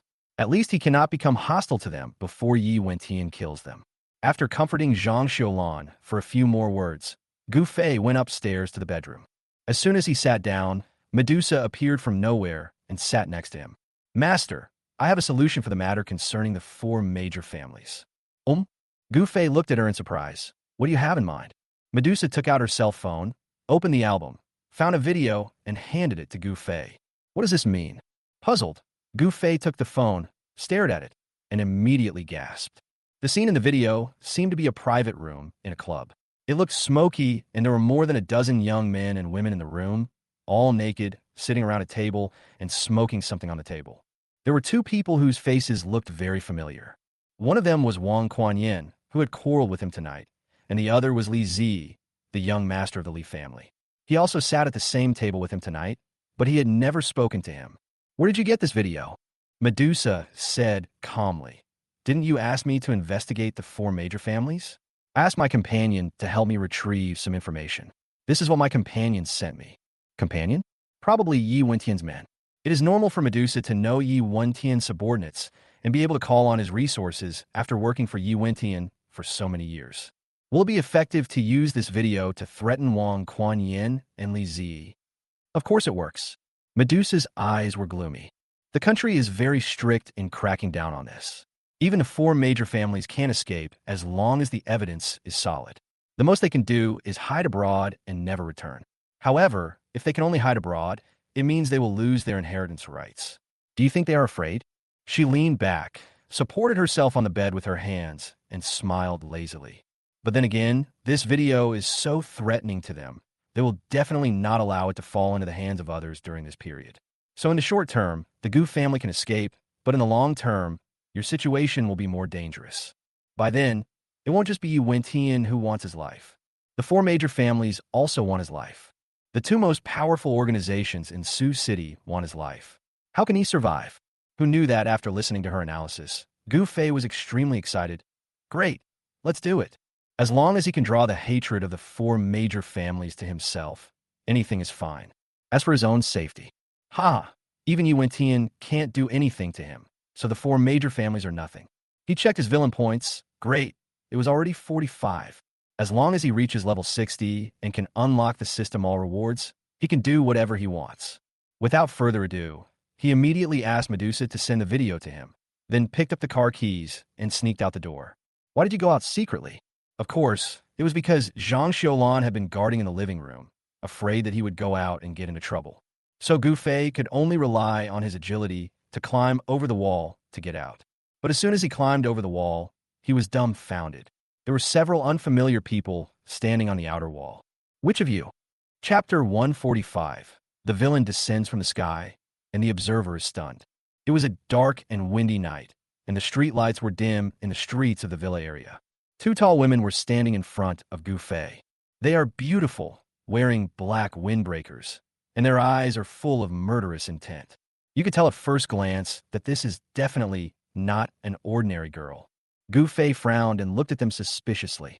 Who are you? What are you trying to do sneaking around the back wall of my villa in the middle of the night? The two women looked at each other, and one of them snorted. We two sisters ate too much tonight and came out for a walk. We just happened to pass by here. What do you mean by sneaking around? That's right. There's no name written on the road, So why can't we just walk along it? Walk? Huh. You're trying to trick a 3-year-old. This is a wealthy area. If they lived here, they would definitely have a swimming pool and a gym at home. If they wanted to take a walk, they would either swim at home or use a treadmill. Why would they go out for a walk? If you don't live here, there are no residential areas within 5 miles, and you won't be able to get here no matter how hard you try. Suspicious. So suspicious. Gufei looked at their guilty faces and suddenly felt that they looked familiar, as if he had seen them somewhere. The two women tried their best to appear calm and let him look at them, but their tense bodies betrayed them. You want to pretend, right? Then I'll cooperate with you. Gufei smiled wickedly and suddenly approached the mixed-race beauty and asked, "Whose daughters are you?" The mixed-race beauty twitched her lips awkwardly. "Sir, stop joking. We are not some rich lady." "Oh, so you came to the wealthy area on purpose to take a walk? What? Are you trying to hook up with a rich guy?" Gufei pinched the mixed-race beauty's chin with a wicked smile and pressed his thumb on her soft lips. "What do you think of me, young master?" A look of disgust flashed in the mixed-race beauty's eyes. She shook her chin vigorously to shake off his hand. "I'm sorry, I don't like your appearance. I may not be good-looking, but I have great abilities. If you try with me once, I promise to make you fly into the sky, and I will also buy you a lot of things you want afterwards." Gufei held her chin tightly, slid back, and his big hand fell on the back of her neck, pinching it hard and imprisoning her in front of him. "How about it? Do you want to play with me?" "Fuck you." The mixed-race beauty was so angry that smoke came out of her head. She gritted her teeth and said, "Let go." Gufei sneered in his heart. This woman would probably be unable to pretend any longer, so he would give her a final dose of strong medicine. He deliberately showed a lewd expression. "Don't be shy. Brother knows that you are itching in your heart, but you are just reluctant to refuse. Be good. Brother doesn't like this. Be obedient and let brother smell it first." As he said this, he pushed her against the wall, lowered his head, and kissed her. The other woman was stunned by his various actions. What is he doing? Why are you suddenly acting like a hooligan and forcibly kissing someone? Seeing Gufei's lips approaching and really about to kiss her, the mixed-race beauty suddenly got goosebumps all over her body. Her whole body tensed up, and her fists clenched so hard that they creaked. She still has her first kiss, and she must not give it to such a person. Just when Gufei was about to kiss the mixed-race beauty, and even pouted his lips and made a terrifying face, the mixed-race beauty finally couldn't bear it anymore and punched Gufei in the stomach. This punch was very professional. The movements are swift and the punches are fierce. But the next moment, her wrist was grabbed. The mixed-race beauty widened her eyes and looked at Gufei in disbelief. Gufei grinned. "Haha, you're not pretending anymore." His face was only 1 centimeter away from the mixed-race beauty's face. If his lips moved slightly while he spoke, he might accidentally touch her cheek. The mixed-race beauty is extremely nervous. But Gufei's hands were like iron clamps, and no matter how hard she tried, she couldn't break free. "Let go, what on earth do you want to do? Shouldn't I be the one asking you this?" Gufei sneered. He was wandering outside my house in the middle of the night, obviously with bad intentions. I caught him, and he even used a trick like taking a walk to trick a 3-year-old. I was just playing along. I thought you didn't mind being kissed by me, but it turns out you're a chaste and virtuous woman. Tell me who you are, and if you can explain it clearly, I might spare you this time because you're good-looking." Exposed. No, he just had suspicions and didn't know their true identities. In order to avoid being kissed by him, the mixed-blood beauty could only turn her head away and said through gritted teeth, "Okay, I'll tell you. Actually, we are people sent by the 4 major families to monitor you." People from the 4 major families. Gufei was a little surprised. They sent someone over so quickly, that's too fast. The other beauty also sighed upon hearing this. "All right, since you're so smart and have figured out our identities, we won't hide it from you. We are indeed from the 4 great families, and we have no intention of dealing with you. We are simply following you as ordered." The two looked at each other and nodded slightly. Very good. Good cooperation. And, judging from Gufei's expression, he should have believed it. Haha, idiot. Just when they were feeling smug and thought they had tricked Gufei and could escape, a cold voice suddenly came from above their heads. "When did Yi Wentian's Thunderbolt team join the 4 great families? Aren't you afraid that Yi Wentian will suspect you of betraying him?" "What?" Hearing this voice, the mixed-race beauty suddenly looked up and saw a heroic woman with long flowing hair standing on the outer wall. Standing in the dark moonlight, with the light behind her, only a rough outline of her could be seen.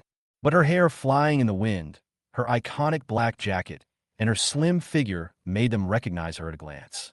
Medusa. Medusa smiled coldly. Mu Ping, blood orange, long time no see. As soon as she finished speaking, she jumped down from the wall, but like a black cat, she landed silently. Gu Fei looked at the mixed-race beauty in front of him and was stunned. They are actually the Thunder Team under Yu Wentian? Mu Ping realized that her identity was exposed, so she stopped suppressing her skills. She shook her whole body, thrust her shoulders forward, and cleverly broke free from Gu Fei's shackles. They were the two members of the Thunder Team that Yu Wentian had arranged to be beside Gu Fei, Blood Orange, and Mu Ping. According to the arrangement, one of them followed Gu Fei and the other followed Medusa, and they would report to Yi Wentian if they found anything abnormal. If necessary, they will kill secretly. However, at night, the two could not stay in the villa for a long time, so they would wander around the outside of the villa and would take turns going back to rest until late at night.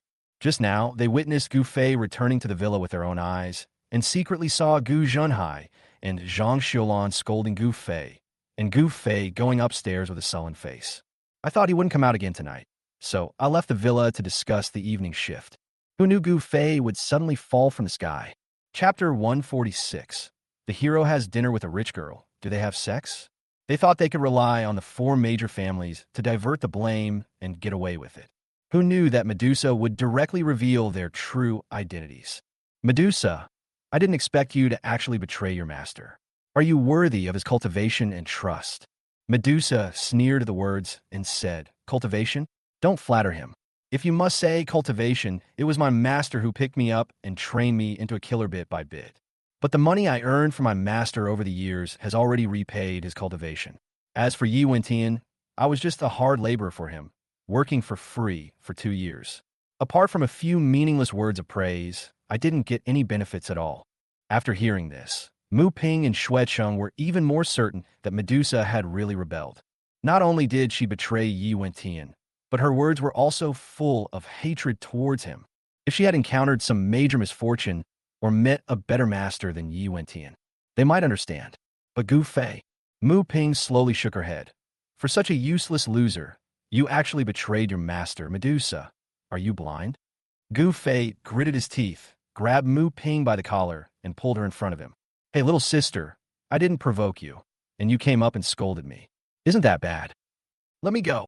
Mu Ping frowned. She was already very annoyed by Gu Fei's attack just now, but she didn't expect him to become even more aggressive and never stop. He could no longer bear it and attacked him suddenly. But what she didn't expect was that just as she made her move, Gu Fei disappeared from her sight.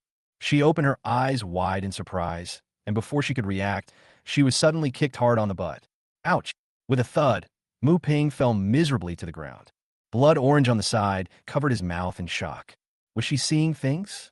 Just now, Gu Fei actually used the teleportation technique and teleported directly behind Mu Ping. In fact, it is not teleportation at all. It is just that his agility is already very high, and he has recently added 20 points of agility.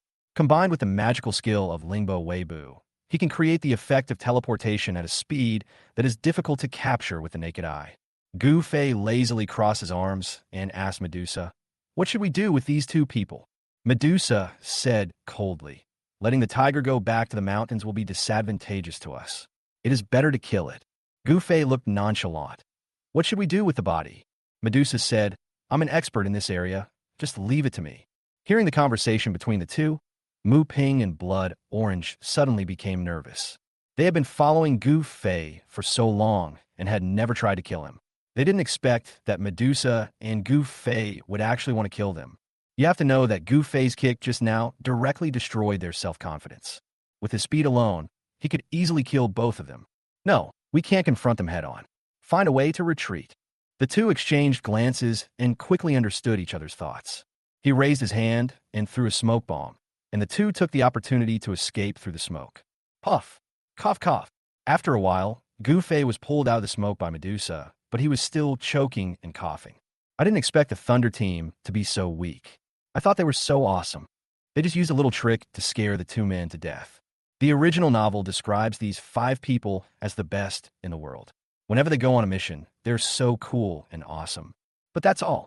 Medusa hesitated to speak and said helplessly, It's not that they are weak, it's that you are too strong. The Thunder Team is powerful compared to normal people, at least above her. But Gu Fei was able to defeat her in a one-on-one fight a month ago, let alone now. The Thunder Team has long been no match for him. But this doesn't mean that the Thunder Team is not strong. But didn't I tell you that you didn't have to follow me tonight to protect me? You just stayed home and protected my mom. Why did you follow me out again? Medusa said, I just received a reliable tip that Yi Wentian is having dinner with Wang Si, the daughter of the Wang family, at the Duishang restaurant. If it's convenient for you, you can just stop Wang Si outside the restaurant or somewhere else.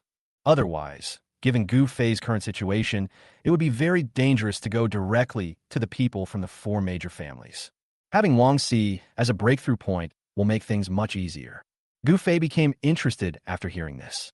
He immediately opened the garage and drove straight to Duoshang restaurant. This is a high-end hot pot restaurant.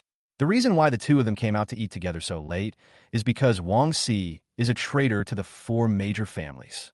She was seduced by Yi Wentian and gradually developed a liking for him. So she wanted to help him and save him from persecution by the four major families. But what she didn't know was that the four major families couldn't do anything to Yi Wentian at all. Instead, Yi Wentian targeted the four major families, putting them in danger.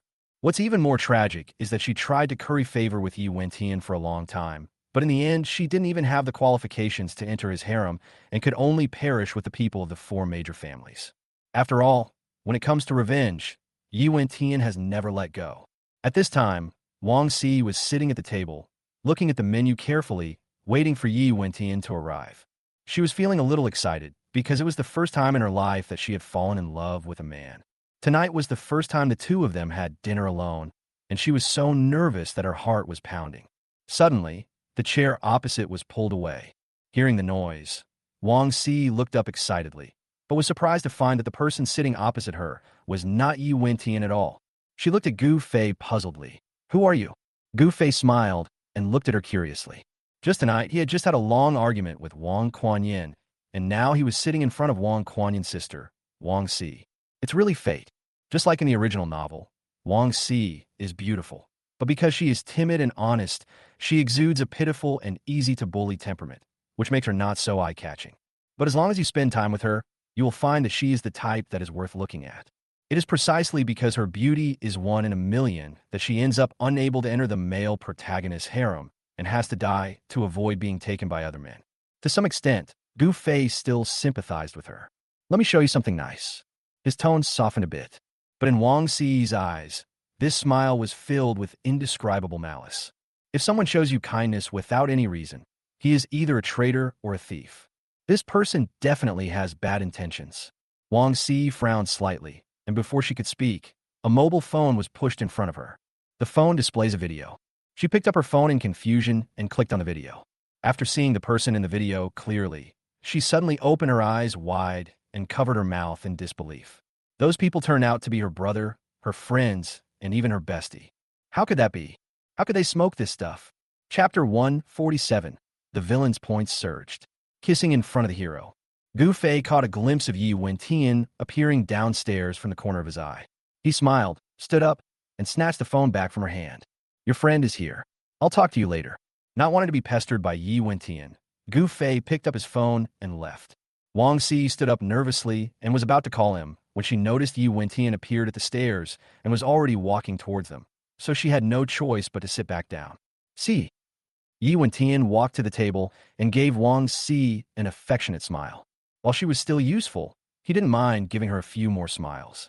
Wang Si curled his lips. Now that you're here, order the food first. She was shocked by the video and was confused and worried for a moment. She had no intention of dealing with Yi Wentian at all, and even her tone of voice became much colder.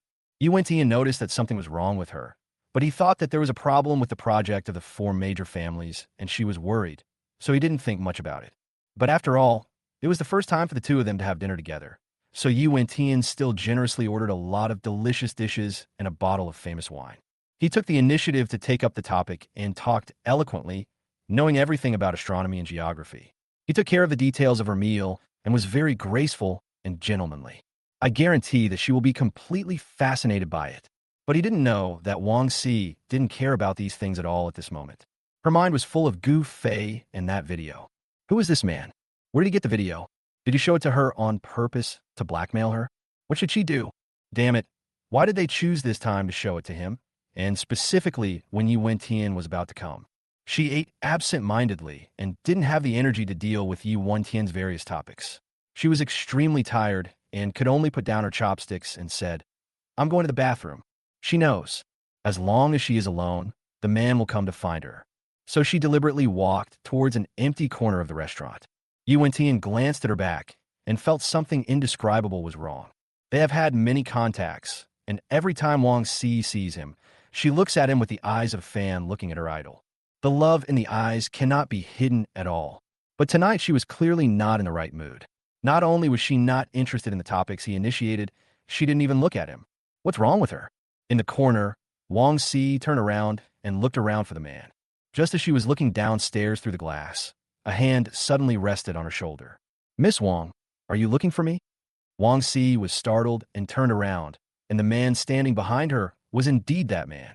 She calmed down and looked at Gu Fei. Who are you, and what do you want to do? This video can be said to be evidence of the crimes committed by Wang Kuan-yin and other people from the four major families. And if there is a surprise inspection, they will definitely not be able to escape.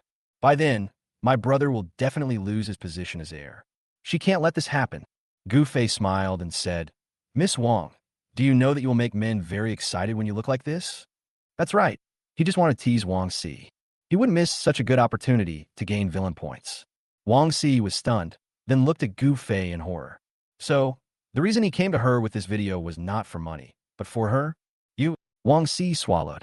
What do you want? That's really smart. Looks easier to bully. Gu Fei lifted her chin and approached her until he pressed her against the French window. Isn't it obvious what I want? Are you willing to give it to me? Huh? As he asked, he moved closer to her until he kissed her fragrant red lips. After teasing two women in succession in one night, Gu Fei almost fell in love with the feeling of teasing beautiful women. Especially, the latter one successfully kissed him, which made him feel extremely comfortable. Wang Si put her hands on the glass, and her chin was held, so she had to tilt her head back slightly to respond to Gu Fei's kiss. She didn't dare to push him away. She didn't dare to anger him. She could only watch him take away the first kiss she had prepared for Yi Wentian. 2 lines of tears slowly slid down. Wang Si felt extremely aggrieved, but dared not say anything. For her brother and her family, she had no choice but to sacrifice herself. A kiss is over. Gu Fei licked his lips in satisfaction. It tastes good. Wang Si blushed instantly.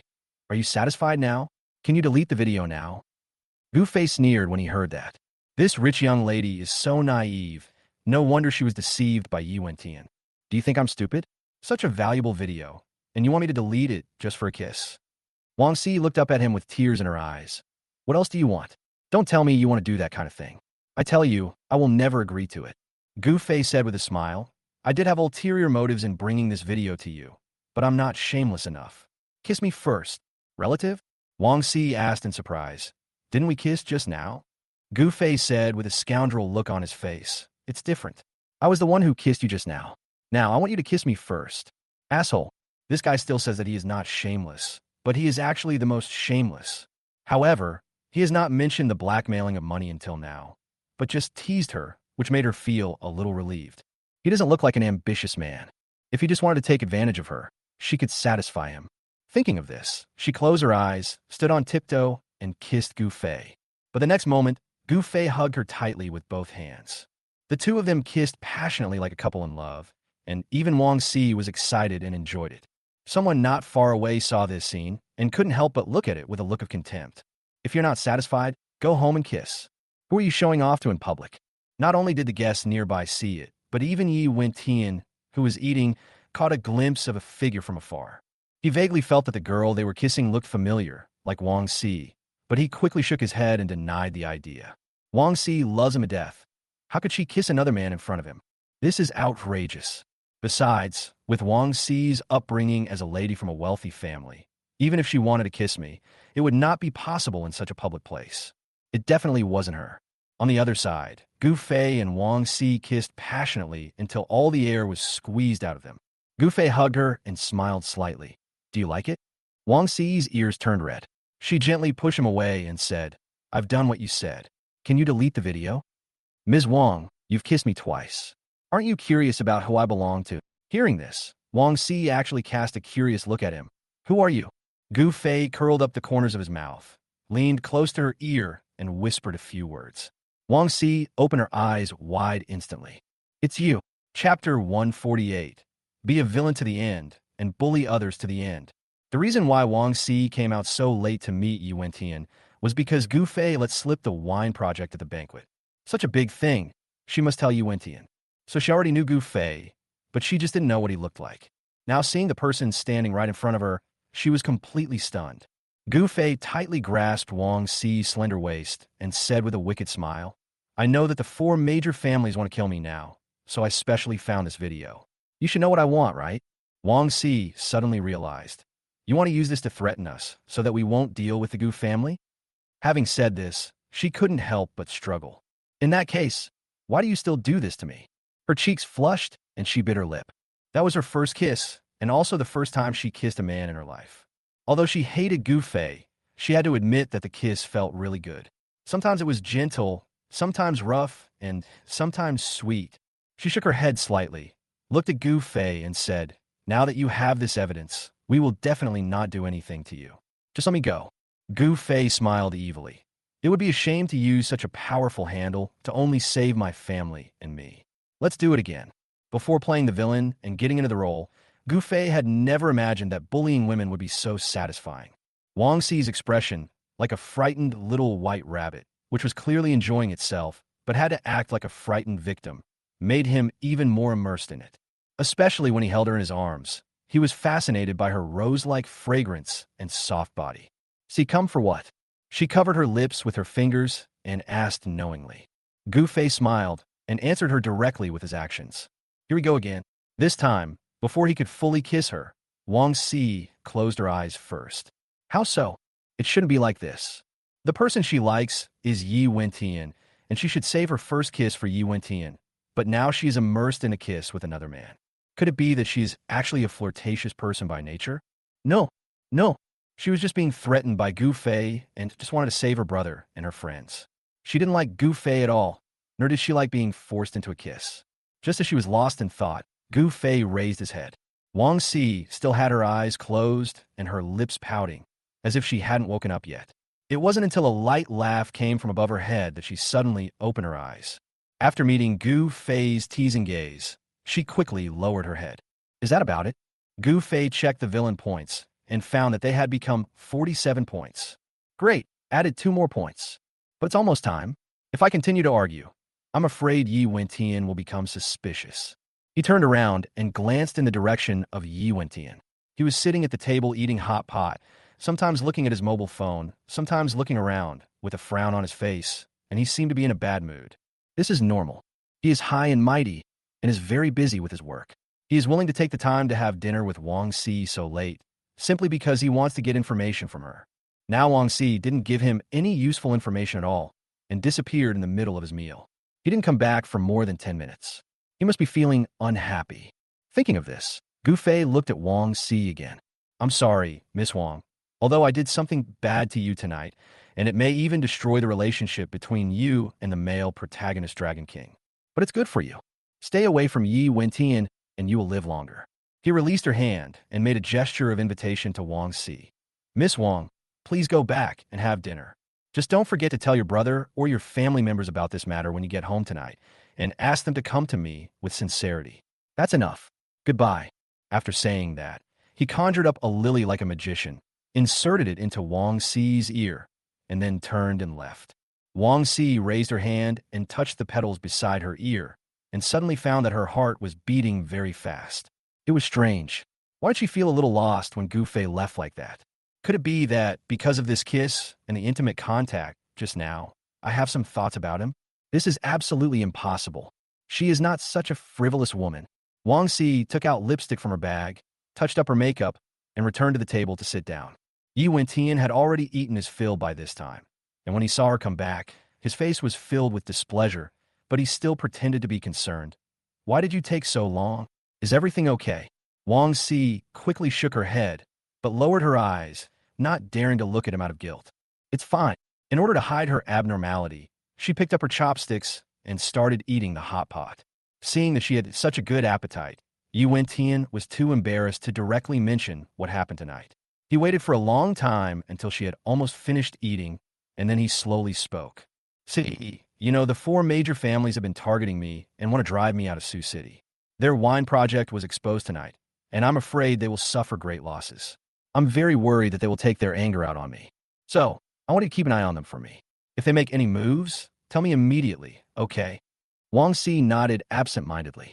Since she loves Yu Wentian so much, she will naturally help him keep an eye on the four major families to prevent him from being bullied. But her mind was now full of Gu Fei and the video, and she could hardly hear what Yu Wentian was saying. Seeing her behavior, which was completely different from usual, Yu Wentian couldn't help but feel nervous. What's going on? He always felt that Wang Si was not as enthusiastic towards him as usual tonight. Could it be that I have neglected her recently and made her disappointed? Thinking of this, Yu Wentian immediately held her hand. See, I have no one to rely on in Sioux City, and only you can help me. I am very grateful to you, and I am also but I have nothing now, and I am not worthy of being with you at all. He sighed, his eyes full of fighting spirit and infatuation. But I promise you, as long as I can revive the Yi family, I will never let you down. This was completely fooling her, because the current Yi Wentian has already revealed his identity, and he is an existence that can make the four major families tremble in fear. But he just didn't want to show it. One is to hide his identity and pretend to be cool, and the other is to let the four major families relax their vigilance. He wants to slowly torture the four major families and make each of them live a life worse than death, including Wang Si. So, at this moment, the look in his eyes when he looked at Wang Si was apparently full of tenderness and admiration, but in fact it was full of hatred and murderous intent. Wang Si was completely unaware of this. After hearing his words, she was immediately moved and put Gu Fei and the video behind her, and instead held Yi Wentian's hand. Brother Yi, I believe in you, and I believe you can revive the Yi family. Chapter 149, Stealing the Dragon King's Woman in Front of His Male Lead. Just as the two were looking at each other affectionately, a waiter suddenly came over. Hello, this is a gift from a guest. It's called First Kiss for a True Lover. I hope you enjoy it. Guest? Yi Wentian looked around curiously, but couldn't find the guests looking at their table. He couldn't help but wonder, which guest sent it? The waiter smiled and said, that guest has left. Hiss, what does this mean? Yi Wentian was confused, and many thoughts flashed through his mind for a moment, such as, it's a beautiful woman who has a crush on him, or it's a man who has a crush on Wang Si. He looked at Wang Si, but saw that Wang Si's cheeks were flushed. She stared at the plate of shrimp paste arranged in the shape of a rose, not daring to say a word. It seems that this is the man pursuing her. Otherwise, she wouldn't be so shy. Haha, interesting. He clearly saw her having dinner with him alone, but he still gave her such a gift. How is this different from a provocation? Ye Yantian snorted disdainfully. If you compete with him for a woman, you will never win in your next life. So far, he has not. He wanted to say that there was no woman he couldn't win, but the figures of Yin Rushua and Lin Yuro suddenly flashed before his eyes, and his eyes dimmed. Ever since coming to Sioux City and meeting Gu Fei, this buff has been broken. Since it was given to us by someone else, we can't let him down.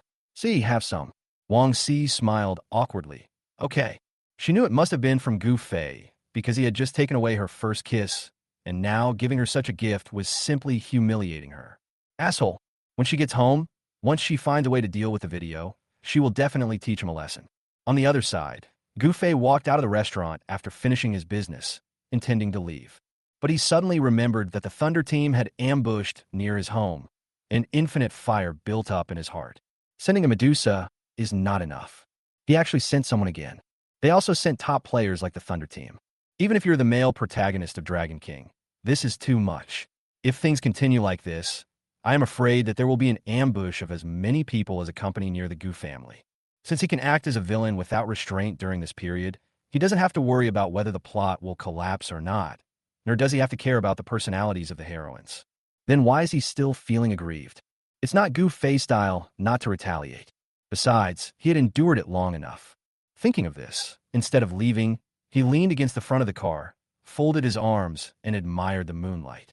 So half an hour later, when Yi Wentian gentlemanly took Wang Si out of the restaurant and was about to send her home personally, he saw a brand new and luxurious Porsche parked in front of the restaurant's main entrance, and Gu Fei, dressed in a fashionable look, leaning on the Porsche, looking at him with a smirk on his face.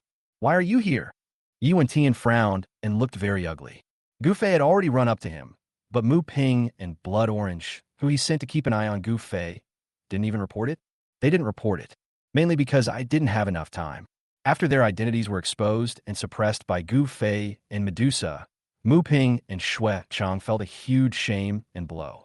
As members of the Thunder team, they couldn't even beat a loser like Gu Fei.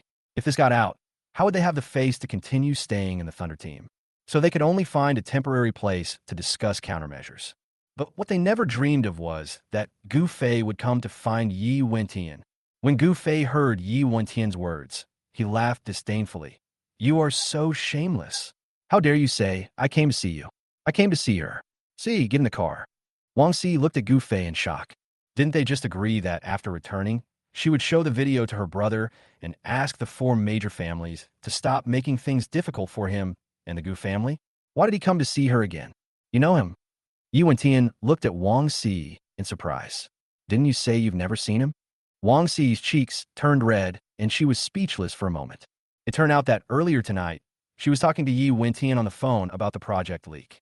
She had told Yi Wentian that she only knew Gu Fei, but had never met him or spoken to him.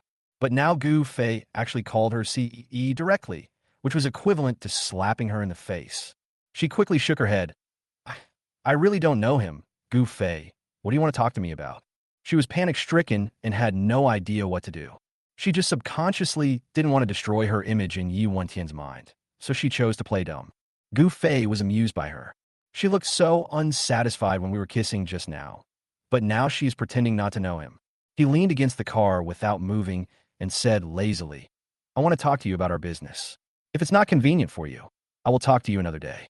After saying that, he gave her a wicked smile and turned to walk towards the driver's seat. A matter between two people. Yi Wentian suddenly turned his head and glared at Wang Si. This woman actually lied to him. Haha, it's true that all women are bad and never tell the truth. He thought that at least an honest woman like Wang Si would not lie to him, but he didn't expect that she would lie too. Yi Wentian already hated Gu Fei to the point of gritting his teeth, and now he was even more furious. Fortunately, Wang Si had no intention of going with him. "Wait a minute, Gu Fei." Suddenly, Wang Si shouted anxiously, then turned to Yi Wentian and said, "Mr. Yi, there are many misunderstandings about this matter. I need to talk to Gu Fei first. When everything is settled, I will explain it to you. I'm leaving now." After saying this, she raised her foot and chased after Gu Fei. If we can't deal with him, who knows what he might do to threaten the four major families. She appeared so worried on the surface, but deep down in her heart, she had a hint of anticipation that she herself was not sure of. "See." Yi Wentian grabbed her wrist, his forehead bulging with anger. "If you dare to go with him, don't ever come to see me again." Gu Fei was able to find this place and block the restaurant door. Wasn't he just trying to snatch the person from him? He was not looking for Wang Si, but him. He just wanted to humiliate himself in person. Therefore, he said that he must not let Wang Si go no matter what. Otherwise, it would be equivalent to admitting defeat in front of Gu Fei. Gu Fei stood in the driver's seat and said nothing. He just gave Wang Si a provocative smile, then opened the door, got in, and started the car. Hearing the sound of the car, Wang Si became extremely nervous. No, we must not let Gu Fei leave like this. She immediately ignored everything and shook off Yi Wentian's hand. "Brother Yi, I really have something urgent to do. I will explain it to you. I am sorry." After saying that, she didn't even look back, rushed to the front of the car, opened the passenger door, and sat in. After fastening her seatbelt, she lowered the car window and waved to Yi Wentian, who was already furious and about to lose his temper. "Brother Yi, goodbye." Chapter 150, if he doesn't take her away, she will be taken to the bed. As soon as he finished speaking, Gu Fei mocked. "The lethality of your words is greater than the lethality of me taking you away from him." "What?" Wang Si was stunned. When she looked at Yi Wentian, she found that his expression was even uglier than before. "What?" She was puzzled. "I just wanted to say goodbye to him politely." Gu Fei laughed. "You go to someone's house to steal something, and they can't do anything to you. But after you've stolen everything, you say goodbye to them. Isn't that more humiliating than stealing the things themselves?" What? Wang Si pouted. That's not what I meant at all. What on earth do you want to talk to me about? Haven't we already agreed on this? Gu Fei snorted. It's a deal, but I can't bear to see you die. Believe it or not, if I don't take you away, Yu Wentian will definitely take you directly to the hotel tonight. Under normal circumstances, Yu Wentian would definitely not do this. After all, he is the male protagonist of the Dragon King, so even if he is lustful, he will not be impatient. Dragging a beautiful woman to bed in a hurry is usually the behavior of a cannon fodder male supporting role. If the male protagonist does this, he will appear to be very unclassy. But tonight was different. He should have obviously noticed that something was wrong with Wang Si, and Wang Si was his most important spy in the four major families. If he loses this spy, his control over the four major families will be greatly weakened. He would never allow such a thing to happen. In order to make up for this shortcoming, he must make Wang Si devoted to him. Getting her directly is the quickest and easiest way. But Wang Si clearly didn't believe it. Stop slandering Brother Yi. Do you think everyone is like you? Gu Fei didn't explain, just smiled. Anyway, if he snatches Wang Si away tonight, not only will Yi Wentian hate him more, but it will also make Yi Wentian feel more insecure about losing Wang Si, and he'll be more eager to make her his man. It won't be long before Wang Si knows that what he said is true. After parking the car at the gate of the Wang family villa, Gu Fei turned to Wang Si and said, I look forward to your performance. Wang Si didn't expect that he took her away just to send her home, and she felt mixed emotions. Could it be that this brat has fallen in love with her? But he already has a fiancée, and his fiancée is the most beautiful woman in Sioux City. Humph, men are really always greedy and never have a good heart. None of them are good. She got out of the car angrily, but stood at the gate, watching Gu Fei's car completely disappear from her sight before turning around and going home. The next morning, the film was shot on the set.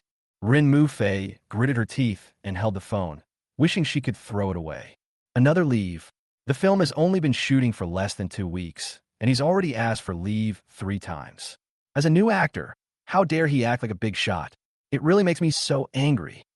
The assistant director stepped forward and tentatively spoke up for Yi Wentian. Although he took leave, he helped us pay for lost wages and the cost of filming at the location. Actually, we didn't suffer any loss. It's just a paid leave. Don't be angry. Pay vacation.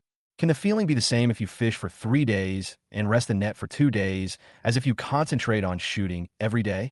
She was always on vacation, and her filming was always interrupted, and her inspiration was almost exhausted.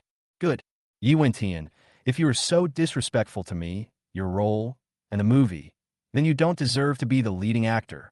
She is the director, she is the screenwriter, and she has the final say in everything. She wanted to rewrite the script, turning Yi Wentian's male protagonist into a supporting role, and then create a new male protagonist. Have a holiday. After the filming was disbanded, she angrily called Man Xingyue. She wanted to have a cup of coffee with her, but then she learned that she was at the martial arts gym at the moment, so she had to buy coffee and go to the gym to see her. When she walked into the dressing room, Man Xingyue was changing clothes. She was covered in sweat, her long hair stuck to her cheeks, and she was wearing a bra instead of underwear. She was leaning against the wardrobe, untying the blood-stained bandages on her wrists and the backs of her hands. My God, you're a woman. Why are you making yourself so embarrassed? Rin Mu Fei was wearing a lace long dress, high heels, and holding an iced coffee in her hand. She looked at Man Xingyue in confusion. They have money and free time. Wouldn't it be nice for them to dress up beautifully and go shopping like little princesses, smelling delicious? Man Xingyue smiled, casually tied up her long hair, and said, I just won 3 consecutive games. And you call this embarrassing? What's the point of winning 3 games in a row? Be careful. If those young men find out how powerful you are, they won't even dare to marry you. Man Xingyue snorted disdainfully. Why do I need them to marry me? They're just a bunch of boiled chickens, and I don't even despise them. Hey, you dislike boiled chicken. Then who do you like? Rin Mu Fei blinked and gave a wicked smile. Could be Gu Fei. Hearing the words Gu Fei, Man Xingyue fell silent. They haven't been in touch for a while. She was indeed very busy recently and did not take the initiative to contact him. But what made her angry was that when she did not take the initiative to contact Gu Fei seemed to have forgotten that she existed and was unwilling to look for him. Did I really hit the mark? Fei Mu Fei clicked here. But he's already engaged, and I see he and Yun Rushua have a good relationship, so I'm afraid they won't cancel the engagement. It'll be hard for you to compete with Yun Rushua, as she's the most beautiful woman in Sioux City. Man Xingyue remained silent. Just when Rin Mufei wanted to continue attacking her, her cell phone suddenly rang. Man Xingyue walked over, picked it up, and took a look. Her eyes widened instantly. It turned out to be Gu Fei calling. A hint of surprise flashed across her face, something she herself hadn't noticed, and she quickly picked up the phone. Hello? Why did you think of calling me? There's something I want to ask you. Gu Fei was currently curled up on the sofa at home, with his feet on Medusa's legs, asking her to help cut his toenails. Has the Man family received any notice from the 4 major families asking you to ban the Gu family? Last night, he gave the video to Wang Si and asked her to pass it on to the 4 major families, thinking that this would temporarily suppress their arrogance. Who would have thought that early this morning, Gu Jinhai still received more than a dozen calls asking to terminate the cooperation? He wanted to find a trustworthy acquaintance to find out whether this was an order issued by the 4 major families themselves, or whether the small families and small businesses were frightened and took the initiative to do these things to please the 4 major families. Ban the Gu family? No, I haven't paid attention to the company's affairs for a while. Let me give them a call and get back to you later. Okay, thank you for your hard work. After hanging up the phone, Man Xingyue frowned and asked, why did the 4 major families ban the Gu family? It turned out that she had been obsessed with martial arts recently and had not paid any attention to business affairs, so naturally she had not heard about what happened last night. She immediately called the head of the company to inquire. The person in charge said with certainty, we receive calls from the 4 major families. They are indeed strictly demanding that we choose between the Gu family and the 4 major families. Moreover, there is no gray area allowed, and we must choose a side.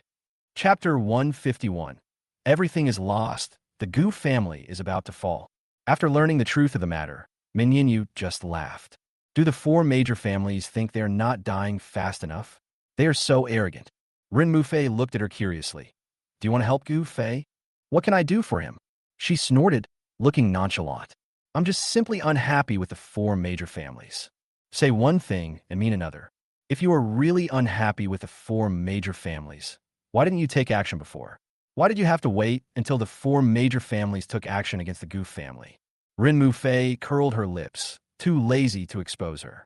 At this time, Man Xingyue had already taken off all her clothes and walked towards the bathroom barefoot. I'm going to take a shower, and then we'll go meet the people from the 4 major families together. After finishing the call with Man Xingyue, Gu Fei frowned and decided to go to Gu Group to take a look. The company must have been in chaos after suffering such a severe blow suddenly. My dad worked overtime all night last night and received these devastating news today. I don't know if he can hold on. Don't fall ill. So he brought Medusa with him and went straight to attack the Gu Group. As soon as he entered the hall, he heard several employees standing near the door, whispering about something. Have you found a new job? I've sent my resume online and have 2 interviews scheduled today. Are you sure the Gu Group is going to fail? Didn't they just get an official project? It can't be that serious. Hey, what do you know? If you offend the 4 major families, even the King of Heaven can't do anything to you. Yeah, even a powerful dragon can't defeat a local snake. The officials have to give face to the 4 major families when they meet them. Do you think the officials are so powerful? Even the employees were preparing to find another job. Gu Fei frowned and walked past them with big strides. He even coughed as he passed by them. Several employees were so scared that they shut their mouths, but after he left, they started to rustle again. I was scared to death. What are you afraid of? If the Gu family falls, he will be a pauper. Then he might even come to us to beg for money. Indeed, having offended the 4 major families, the good days of this playboy are over. Gu Fei ignored them and went straight into the elevator. The company makes money and doesn't give them a penny more. If the company collapses, we naturally cannot force them to survive and perish with the company. He used to be a slave worker, so he naturally understood the psychology of these workers and why they hated the Gu Group and himself.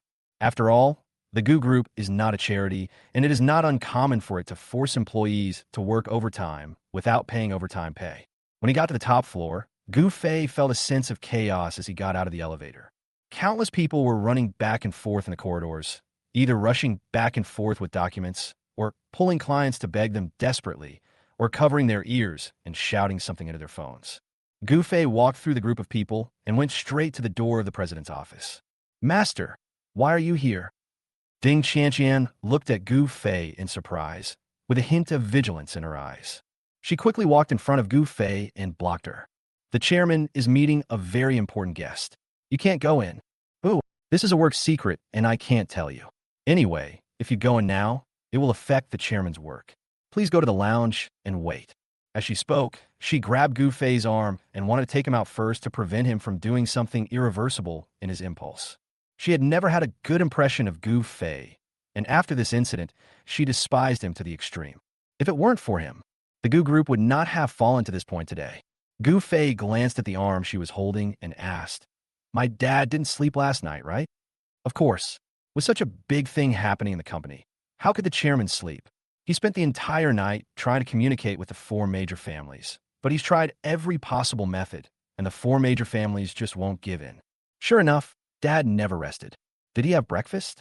Ding Qianqian looked at him as if he were a fool. If it were you, would you be able to eat it?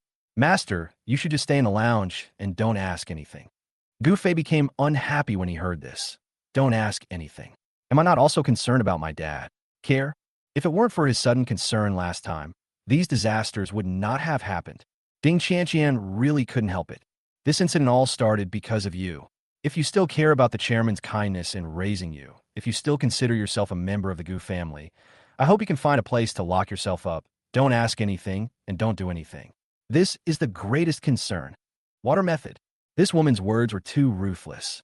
Gu Fei hissed and was about to retort when a loud bang suddenly came from behind him. The two looked at each other and rushed to the office door, but when Gu Fei was about to rush in, he was stopped by Ding Qianqian. She winked at Gu Fei, then leaned over the door to eavesdrop. Gu Fei had no choice but to follow suit and lay on the door. A middle-aged man roared from inside the door. We've been working together for so many years. I'm only here to negotiate with you properly, considering you an old friend. As long as you're willing to end this partnership, I won't pursue any of the losses I've suffered from this incident. But if you insist on dragging us down with you and bringing trouble to our company, don't blame me for turning my back on you. Then came Gu Jinhai's anxious and pleading voice. The production progress of this batch of goods has reached 60%. If you cancel the order now, it will cause the Gu group to lose at least 30 million. Since you consider me an old friend, why do you choose to kick me when I'm down at this critical moment? The middle-aged man angrily said, if you cancel the order, you'll lose over 30 million. If you don't cancel the order, our company will go bankrupt. If you were me, what would you choose? Gu Jinhai slowly shook his head and said, I'm definitely not as dishonest as you. It's fine if I don't renew the new order, but how can I cancel the contract I've already signed? This is a breach of contract. I won't talk nonsense with you. The middle-aged man was furious. If you don't want to cancel it, then you can continue production. But I'm telling you, you won't get a penny of the final payment. I don't mind asking the four major families to help you get back the money you paid before. After saying this, he strode to the door and suddenly opened the door of the president's office. But unexpectedly, there were two people lying at the door with their ears pressed against the door. When he opened the door, the two men almost fell on him. When he saw Ding Qianqian, the middle-aged man didn't react much. But after seeing Gu Fei, his eyes immediately revealed an expression of extreme disgust and contempt, as if he was looking at a piece of shit. Chapitre 152, Infiliation. You want to kill the chairman. Gu Fei was speechless. Brother, we have never met each other and have no grudges against each other. There is no need for you to look at me like that, right? Snort. Finally, the middle-aged man snorted heavily and turned away. In the office, Gu Jinhai sat down on the chair dejectedly with a pale face. Even his old friend whom he had known for 30 years had abandoned him. Now, he had no idea what to do. It's over. I'm really finished this time. He raised his hands to cover his head, his eyes red, staring at the documents of termination of cooperation on the table motionlessly. Ding Qianqian quickly stepped forward and patted Gu Jinhai on the back. Don't worry, Chairman. Things will work out in time. This isn't the case yet. It hasn't arrived yet. How can it be counted? Gu Jinhai raised his head and smiled bitterly. All our cooperative clients have terminated their contracts with us. More than half of the factory employees have left. The HR department received over 30 resignation letters this morning. Qianqian, you should leave too. The sooner you leave, the sooner you can find a good job. Ding Qianqian frowned and immediately said, Chairman, please don't say such things. You have shown me your appreciation. As long as the Gu Group exists and you sit in this office, I will continue to work here as usual. Yoho, I didn't expect that Ding Qianqian is so loyal to the company. Gu Fei walked over to the table and said, Dad, don't be too anxious. Why not take this opportunity to carefully screen the employees who are loyal to the company and fire all those who are half-hearted? The ones left will be the veterans. You can then develop and cultivate your own team and network. Bang! But just as he finished speaking, the photo frame on the table suddenly grew legs and flew directly onto his head, hitting his forehead and causing blood to spurt out. Gu Fei was stunned. He raised his hand to touch the blood on his forehead, then looked at Gu Zhenhai in disbelief. Dad, why did you hit me? Why would I hit you? Gu Zhenhai was shaking with anger. I won't beat you to death. He pointed at Gu Fei tremblingly, and the more he thought about it, the angrier he became. His heart was beating violently, and he suddenly convulsed all over. Then his eyes went black, and he fell straight back. Chairman! Ding Qianqian quickly supported Gu Zhenhai and shouted urgently, Master, call an ambulance. No way. Gu Fei was stunned. Unexpectedly, he discomforted his father casually, but made him so angry that he fainted. He hurried forward, wanting to check on his father's condition, but was stopped by Ding Qianqian, who raised her hand. Master, didn't you hear what I said? Call an ambulance, quickly. The chairman had a heart problem, which was a problem with his blood vessels. She didn't dare to move the chairman easily, lest her movement aggravate his condition. She could only maintain her support of the chairman and urge Gu Fei on. What Gu Fei was thinking about was that he had the resurrection pill, and no matter what happened to the old man, he could save him. So he didn't rush to call an ambulance, but walked closer to check on the old man's condition. Seeing him taking so long, Ding Qianqian was so angry that she almost had a heart attack. Are you trying to kill the chairman? Why don't you call an ambulance? Don't blame others for calling you useless. It's really... She couldn't bear to say anything bad about the chairman, so she could only pick up the chairman with red eyes and wanted to send him directly to the hospital. If we call an ambulance now, we don't know if it will be too late. People with heart diseases must be sent to the hospital for emergency treatment in time. Hey, wait a minute, what are you doing? I have a way to save my dad. Put him down first. Gu Fei was just about to take the resurrection pill when he suddenly saw Ding Qianqian perform a miracle with great force and directly picked up Gu Zhenhai. He hurried forward to stop her, but as soon as he stepped forward, he was kicked by Ding Qianqian. Get out of here. If anything happens to the chairman, I won't let you go. Forehead? No. Are their identities reversed? Is this his father or her father? Gu Fei was speechless. After being kicked, he could only use brute force to snatch the person from Ding Qianqian. What are you doing? Gu Fei, are you crazy?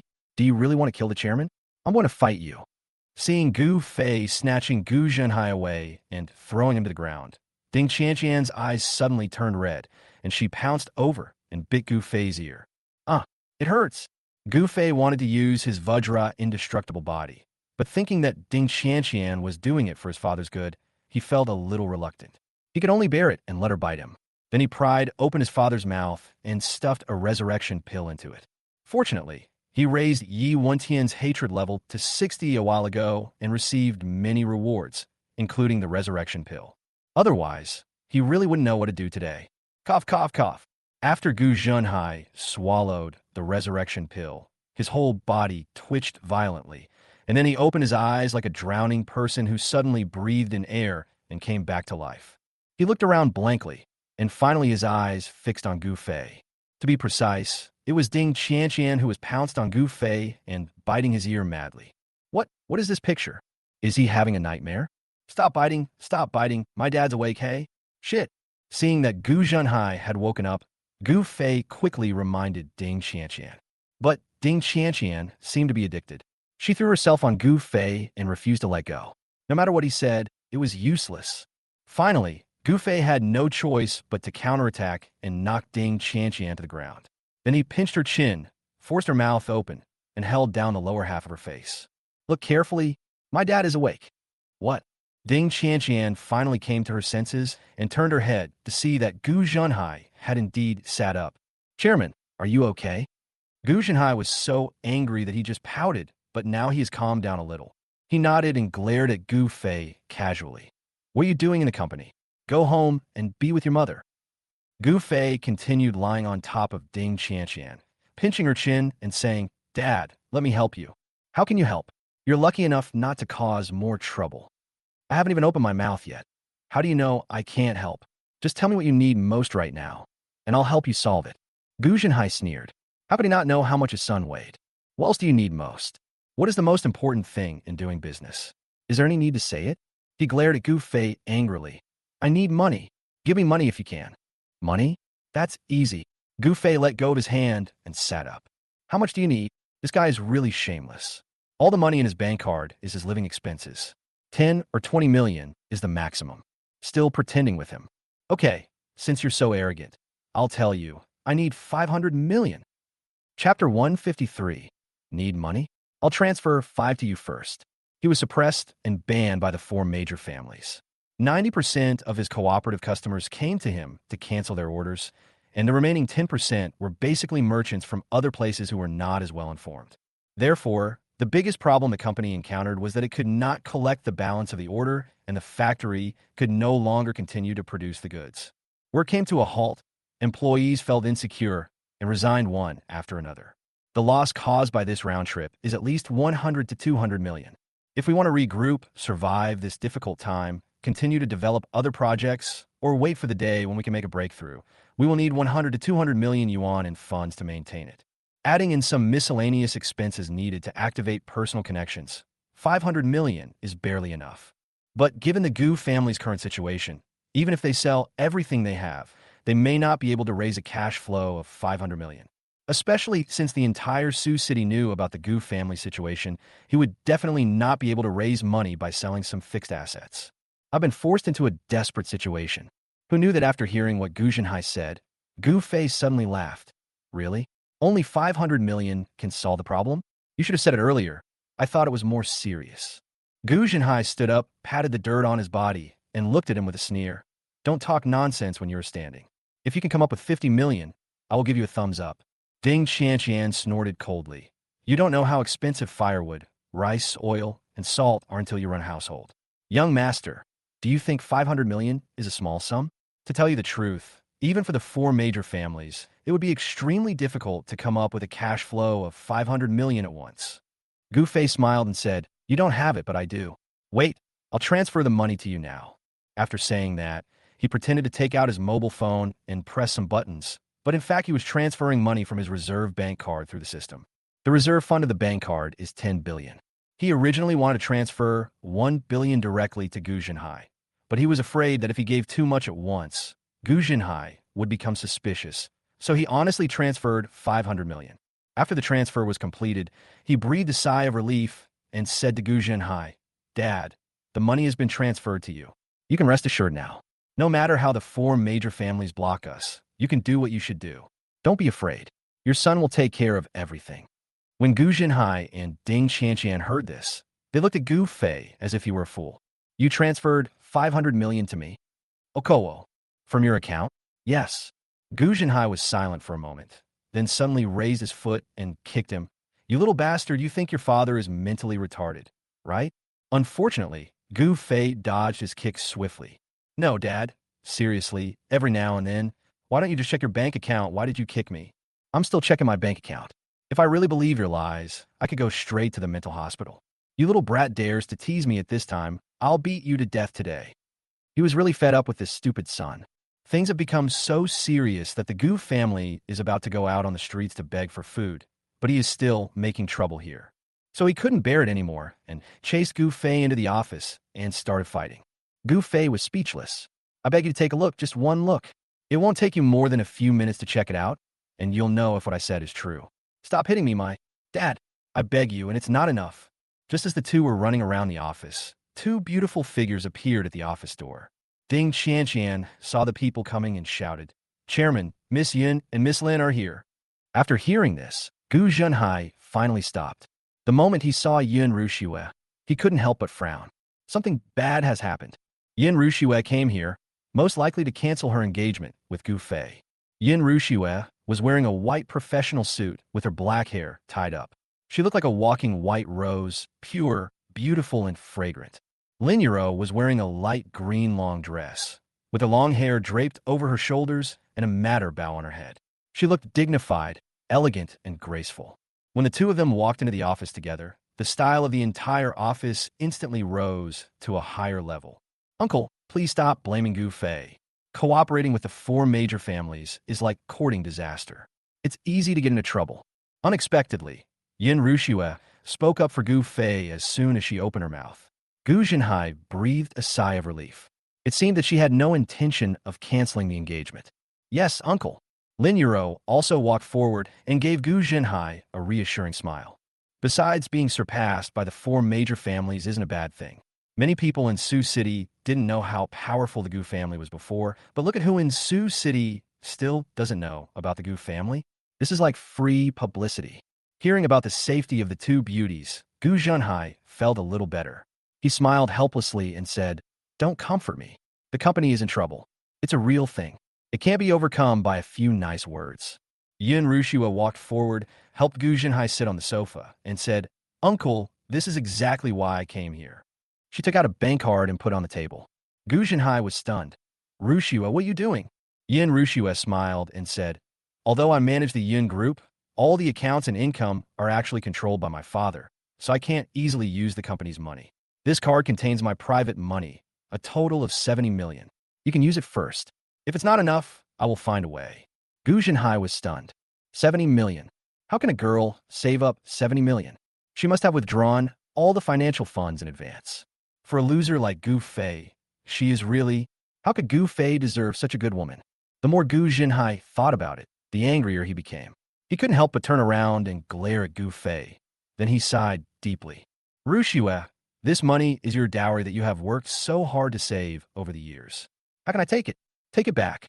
"No, uncle, since I have taken it, I will not take it back. Please accept it and regard it as my honor in advance."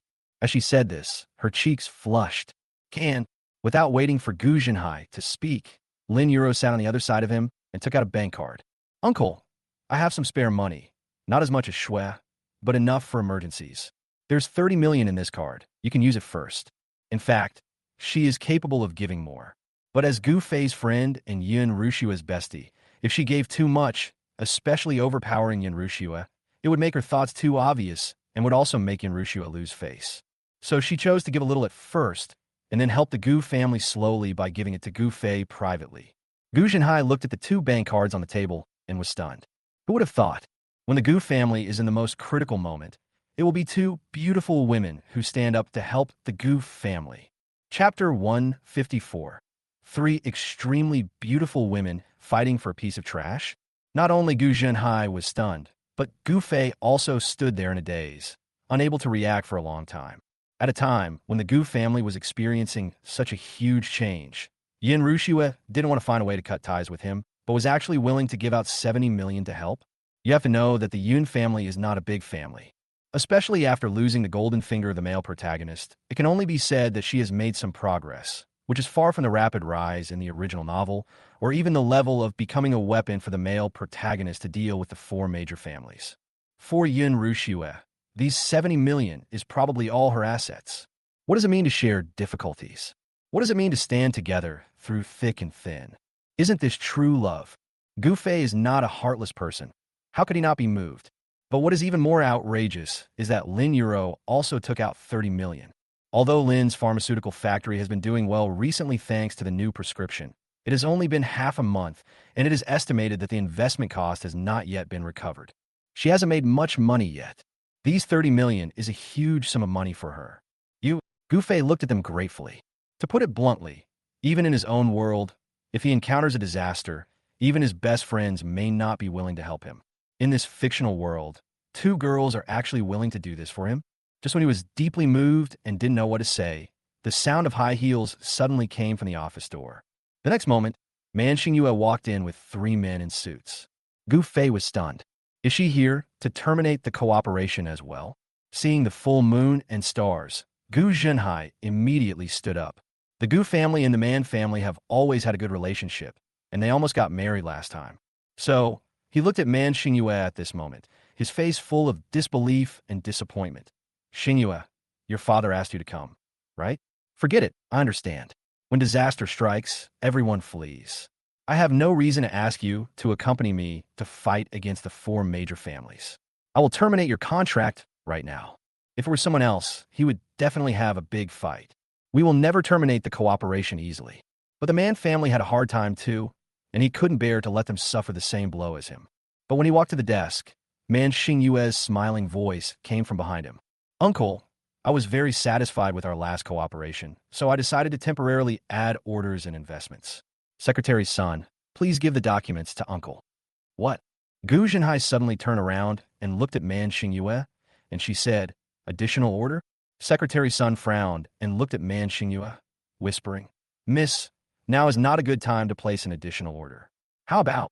Before he could finish, Man Xingyue glared at him fiercely. Do as I say. Secretary's son was so frightened that his whole body froze. He nodded quickly and came to Gu Zhenhai with the documents in his hands. Director Gu, this is our newly drafted contract. Please review it. When Gu Zhenhai took it and looked at it, he was shocked to find that the additional order volume was 3 times the volume of their existing cooperative orders. This is equivalent to their total order volume in the past 3 or 4 years. Xingyue, have you discussed this contract with your father? Don't do anything rash. What if she was just being willful and impulsive? He had just signed the order with her, and then her father called to cancel it. Wasn't he just being played? Man Xingyue smiled and said, Don't worry, uncle. I've already told my father about it, and he has no objection. A warm feeling surged in Gu Zhenhai's heart. That's great. There are still people willing to stand on his side regardless of their own interests. From then on, the Man family was his benefactor. If the Man family was in trouble in the future, he would definitely stand by them. He immediately sat down and carefully signed a contract with Man Xingyue. Ding Qianqian helped to sort out the contract and looked at Man Xingyue with gratitude. Thanks to the chairman's good relationships, he received support from the entire family. Otherwise, I really don't know how to get through this crisis. At the same time, he glared at Gu Fei with contempt. At the critical moment, even these young girls were actively trying to find solutions, but this useless young master was the only one who couldn't help at all. Gu Fei. After signing the contract, Man Xingyue walked up to Gu Fei, raised her hands, held his face, and looked around. Are you okay? Don't worry about the affairs of the 4 major families. I will help you. No. Gu Fei rubbed his forehead. Who asked you for help? Please stop talking nonsense. I can handle the 4 major families myself. Don't get involved. In the future, the Man family will secretly cooperate with the 4 major families to deal with Yi Wentian. This is also the basis for the love-hate relationship between Man Xingyue and Yi Wentian, as they have different positions. Although he is now taking the route of killing people indiscriminately as a villain, he does not have to worry about the heroine's character and the disorder of the plot for the time being. But it can't be too outrageous. Some basic plots still need to be maintained. Asshole, what are you talking about? Who knew that when he heard what he said, Gu Zhenhai got furious and immediately yelled angrily. Xingyue was kind enough to help you, but you didn't appreciate it and even spoke to her like that. You really deserve a beating. Get out of here, go home, and don't make me angry. Gu Fei was extremely helpless. Dad, I already told you that I have transferred money to you. You don't need to accept help from others. Can you just check your bank account? You still say that. Gu Zhenhai's fingers trembled with anger. Get out of here. He picked up an ornament from the table and threw it at him. Seeing this, Man Xingyue quickly reached out and took it, saying, Uncle, don't be angry. Gu Fei also wants to help you. After saying that, she directly took Gu Fei's hand. Since your uncle won't let you stay here, why don't you accompany me out to eat something? Without waiting for Gu Fei to refuse, Yin Ruxue suddenly stood up and stood in front of her. From the moment Man Xingyue walked into the office, she had been staring at Man Xingyue. She could clearly see her admiration for Gu Fei from Man Xingyue's eyes. But she admired Gu Fei, so it was okay for her to help Gu Fei. He actually wanted to take Gu Fei away in front of his fiancée? Oh, that would be too much of a disregard for her. Man Xingyue showed a provocative smile and looked at Yin Ruxue and said, Miss Yin, is there something wrong? Yin Ruxue looked indifferent. She reached out her hand, grabbed Gu Fei's wrist, and shook it hard, then shook off Man Xingyue's hand and pulled Gu Fei to her side. Nothing. I just have something to say to my fiancé. Please feel free to do as you please, Miss Man. After saying that, she slid her hand down, slipped it between Gu Fei's fingers, clasped theirs tightly, then pulled them up and left. Etc.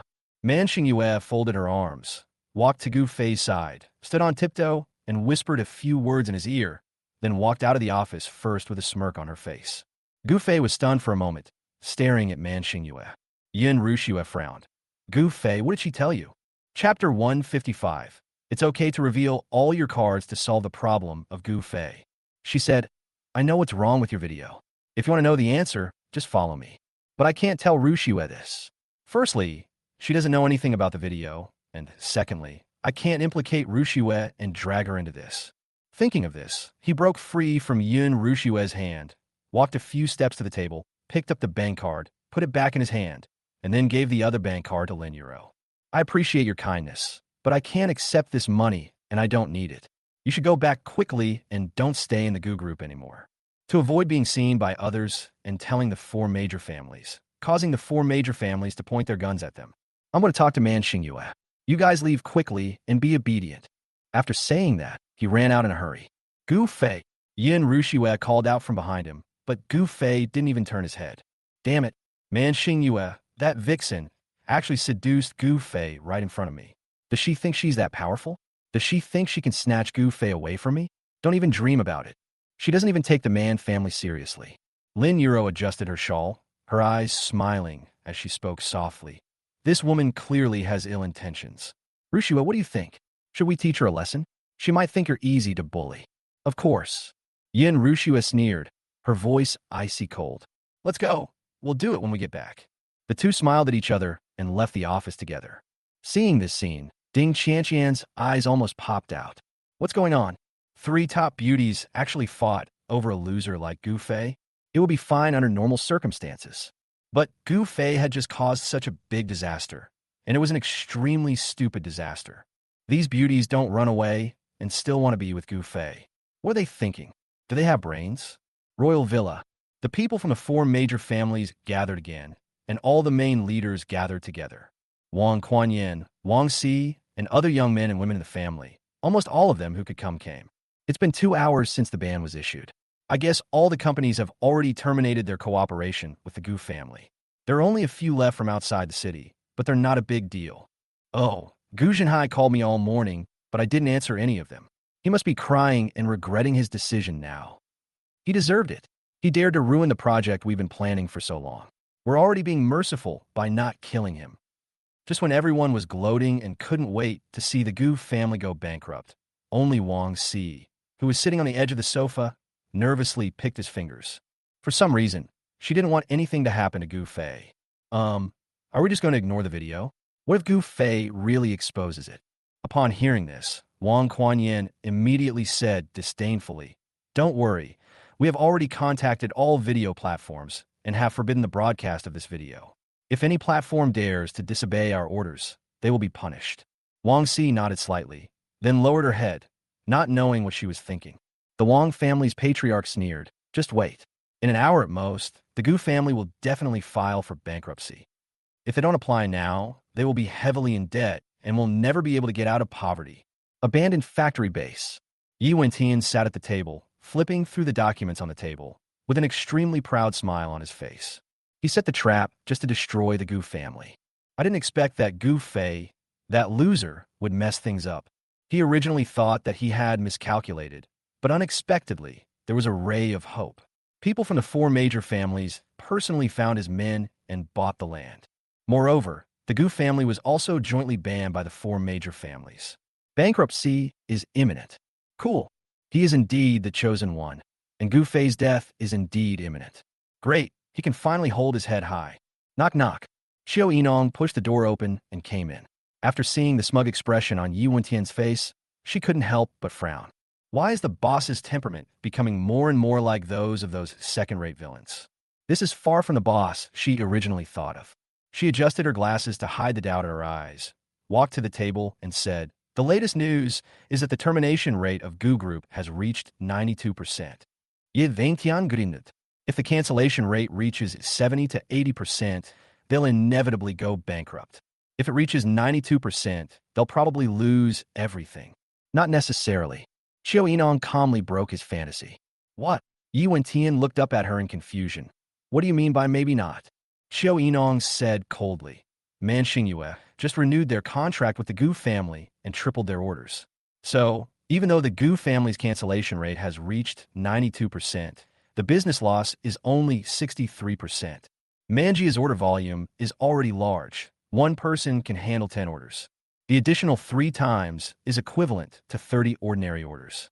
It directly reduced the Gu family's losses from over 90% to over 60%. In this case, as long as the Gu family has sufficient funds, they can still hold on. At least, it will be fine for a few months. Yi Wentian was stunned. Man Xingyue actually placed an additional order under such circumstances. Does that mean she wants to help the Gu family? He knew that the Man family and the Gu family had a good relationship, but he didn't expect that it was so good. Have the four major families learned about this? Have they taken any action? Xiao Yinong nodded. Boss is very smart. The four major families have indeed begun to put pressure on the Man family. However, the Man family has withstood the pressure, and there is no sign of termination of the contract at present. Full Star Moon, this madman. Why does she help the Gu family so much? It can't be for Gu Fei, right? Impossible. How could a perfect and proud woman like her be interested in a loser like Gu Fei? There must be something else going on here. No, I can't give the Gu family a few more months. I can't wait. He stood up and gritted his teeth. Let's go to the bank and solve the Gu family's problems directly at the root. Let the bank collect the loan and break their funding chain. Xiao Yinong's face changed when he heard this. Boss, the bank spies and connections are one of our trump cards. Isn't it too unreasonable to reveal these trump cards just to deal with a small player like the Gu family? Worth it. Absolutely worth it. Yi Wentian gritted his teeth. As long as we can crush this cockroach Gu Fei to death, let alone revealing the bank's hidden cards, we will not hesitate to reveal all of their cards. Hearing this, Xiao Yinong fell completely silent. Whenever the boss encounters something related to Gu Fei, he loses his mind, like a foolish and reckless man. Never mind. It will be a good opportunity to get rid of Gu Fei. Maybe if he is eliminated, the boss will return to the boss who is in control of everything. Chapter 156. Loan cancelled. Debt of 50 million. Gu Group. As soon as the order was signed, Man Xingyue transferred the advance payment. A total of 30 million. This money can be said to be the life-saving money of the Gu Group. He immediately transferred half of them to the factory and asked them to resume production. Although many factory workers have left, the work of assembly line workers is simple, so it is not a problem to find temporary workers.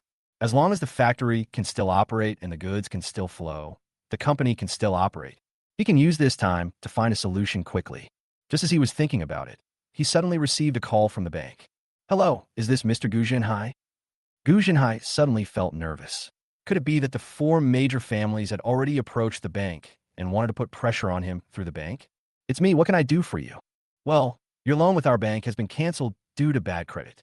We now want you to repay all outstanding debts immediately.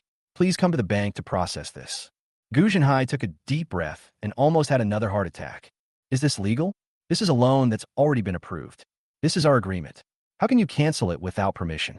The bank said coldly, when a customer faces a serious credit crisis, the bank can cancel the loan contract based on risk warnings. This is legal and compliant. If you have any questions, you can consult a lawyer. I hope you can come to the bank before noon today to settle the relevant accounts. Goodbye. The staff member's voice was cold and emotionless. Even, the tone was somewhat aggressive. After hanging up the phone, the staff member immediately looked at Yi Wentian in front of him with a flattering smile on his face. Master, are you satisfied with this? Yi Wentian nodded. Well done. I won't leave today. I will stay here and see Gu Zhenhai kneeling and begging for mercy in the bank with my own eyes. If you can't deal with Gu Fei, can't you deal with his father? Make his father kneel down to him. It's more humiliating than dealing with Gu Fei alone. On the other side, after answering the call, Gu Zhenhai contacted a lawyer as soon as possible. After hearing his words, the lawyer's face turned pale. Mr. Gu, the bank didn't lie to you. According to the law, if the borrower or company commits a major breach of contract or a major credit accident or other statutory circumstances, they can unilaterally cancel the loan. And you'd better go to the bank right away because the loan will be canceled and you'll essentially owe the bank 50 million. If you can't repay it today, by the end of the day, the penalties and late fees alone will be millions. What? After hearing what the lawyer said, Gu Zhenhai was completely panicked. He didn't care about anything at the moment and hurried to the bank with his lawyer. No matter what, he had to beg the bank to continue lending him money. Otherwise, with a debt of more than 50 million, it would be too late for him to pay it back even if he sold everything he had in his house. On the way there, Gu Zhenhai looked worried. This is the consequence of provoking the four major families. Even if Man Xingyue helps, it will be of no avail. When he arrived at the bank, Gu Jinhai was taken directly into the staff's office. This staff member was the one who had just called him. Seeing that he was only a manager, Gu Jinhai immediately said, "I want to see your president." In the past, when he came, he was received personally by the bank president. Today, he's just a manager? It's not that he looks down on managers, but because such a huge loan, no matter how it is handled, requires the bank's signature, which cannot be done by a manager. It was useless for him to talk to this manager. The manager sat behind his desk and glanced in the middle direction. At this moment, Yi Wen-tian was sitting inside, listening to the noise outside with a gloating look on his face. "I'm sorry, Mr. Gu. Our president is very busy today and doesn't have time to see you. If you have anything to say, just tell me directly." Gu Jinhai said angrily, "I have nothing to say to you. Call your president over immediately." Laugh. The manager sneered disdainfully. "Who do you think you are? You can see our president whenever you want." Gu Jinhai, "You will soon become worse than a beggar on the street. Why are you still so arrogant? Pay back the money honestly and get out."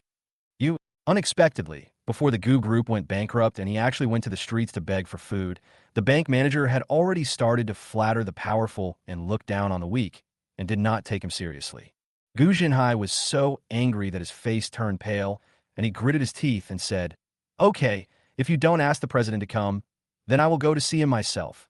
After saying that, he strode out and went straight upstairs. He knew where the president's office was and planned to go there directly to talk to the president. They had drunk together so many times, fished together so many times, and had close contact with each other. How could he kick someone when he was down at this time? "Hey, what are you doing? Stop." When the manager saw that he was trying to break into the president's office, he immediately rushed out and called the security guard over. "Stop him and don't let him run around." Two security guards immediately stepped forward, grabbed Gu Jinhai, and dragged him downstairs. Ding Qianqian followed behind, but no matter what she said, it was of no use. Seeing Gu Jinhai being dragged and falling down the stairs, she was very worried. She took out her cell phone to call for help, but then she remembered that many people had already resigned from the company, and those who had not resigned were also very busy. After thinking about it, she could only call Gu Fei. Gu Fei was with Man Xingyue at this time, and he had already learned from Man Xingyue why the four major families were not afraid of the video in his hand. They were trying to think of a solution together when he suddenly received a call from Ding Qianqian and stood up abruptly. "Which bank? I'll be there right away." He immediately drove straight to the bank with Man Xingyue. When the two hurried to the first floor of the bank, Gu Jinhai was still pushing and arguing with the two security guards and the manager. Perhaps because he was humiliated too much, Gu Jinhai didn't even care about his image. He lost his mind and kept cursing at the manager and security guard. People were doing business in the lobby on the first floor were watching and pointing at Gu Jinhai. Seeing this scene, Gu Fei felt distressed and rushed forward. "Let go. I let you let go." I saw the two security guards deliberately grabbing Gu Jinhai's arms and collar in order to humiliate him. Gu Fei's face turned cold, and he suddenly raised his foot and kicked towards them. With two loud bangs, the two security guards were immediately kicked to the sides. With his current strength, he is more than capable of dealing with not only two security guards but also several experts. The manager was furious when he saw Gu Fei taking action. "This is outrageous. How dare you cause trouble in the bank? Gu Jinhai, you old bastard, you still think you're some great big shot, but I tell you, you are no better than a stray dog now. Before I show my power, call the police or send someone to deal with you. Get the hell out of here as far as you can. Otherwise, you won't be able to come back today." Chapter 157. The villain makes a scene at the bank, and the female villain comes to help. Man Xingyue stepped forward to help Gu Jinhai up and brush the dust off him. "Uncle, are you okay?"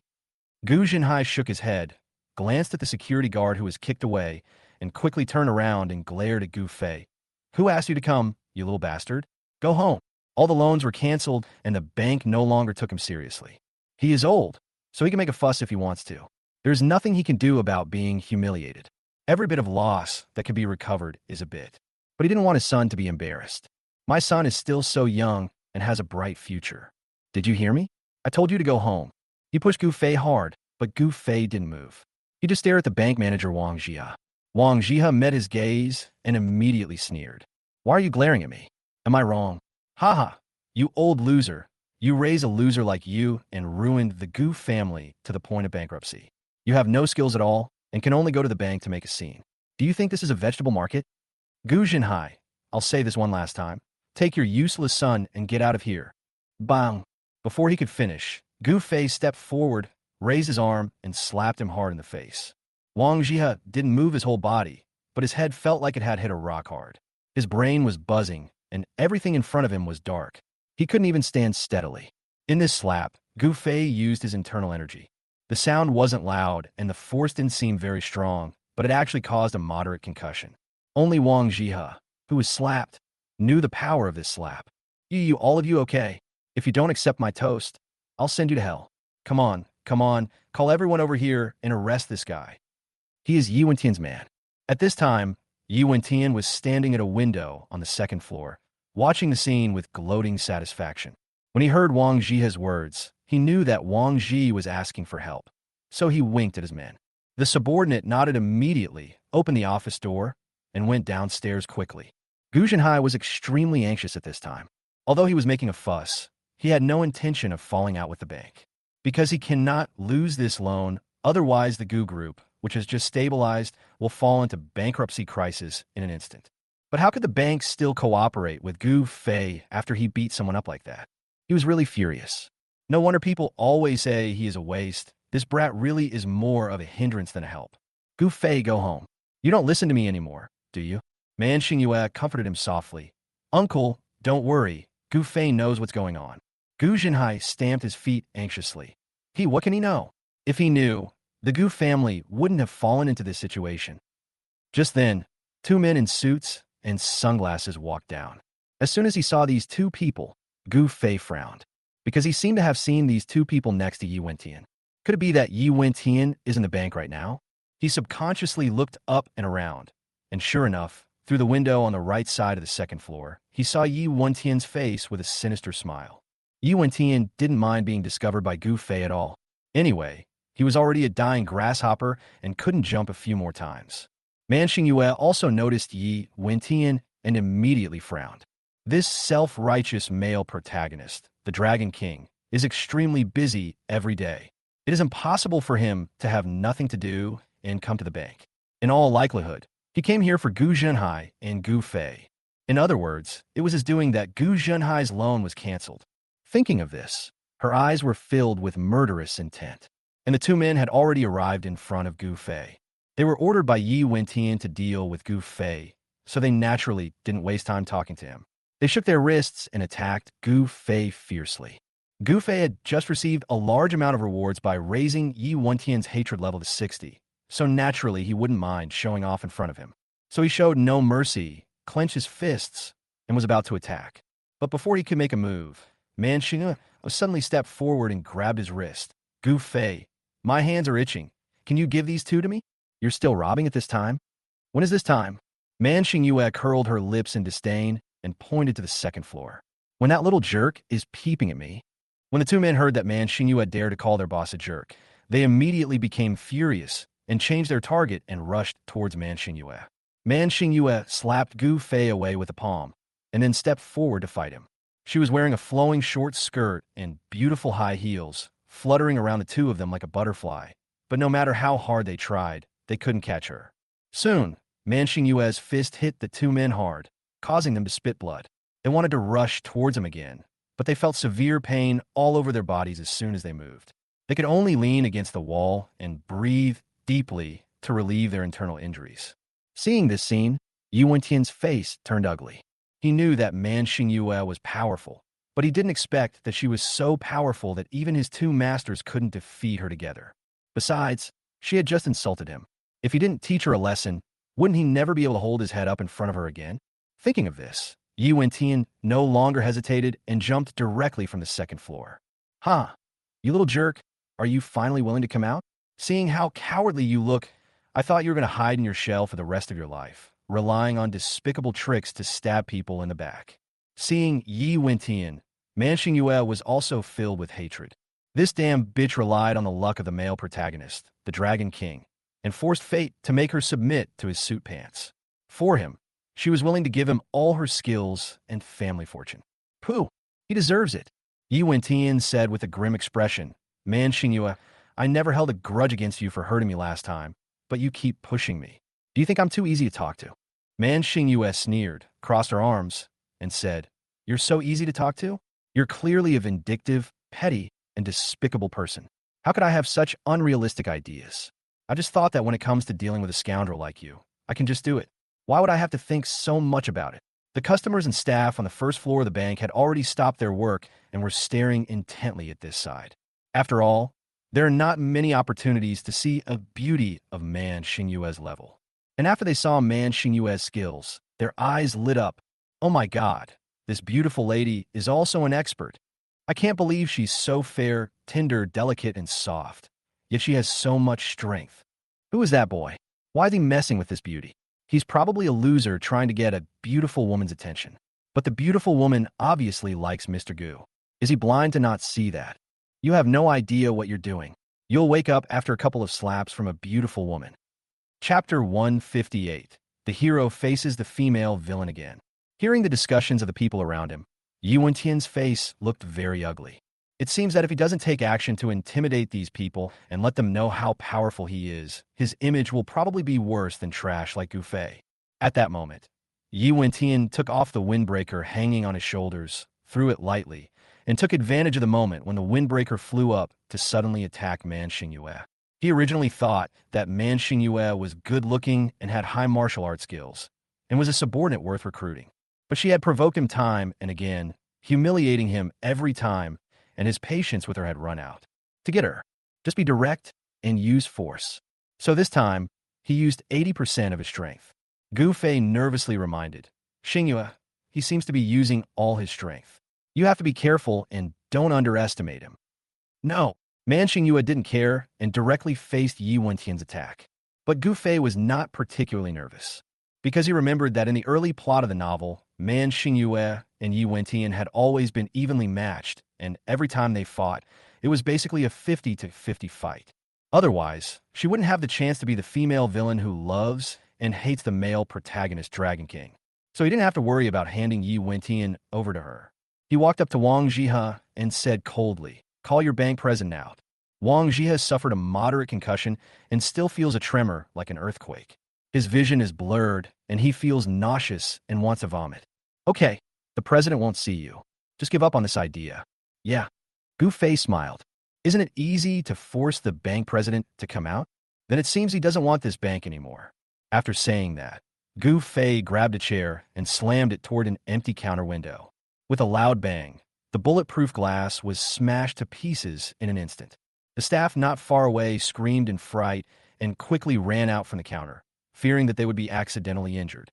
Wang Jihe widened his eyes and looked at Gu Fei in disbelief. "Are you crazy? Call the police. Call the police quickly."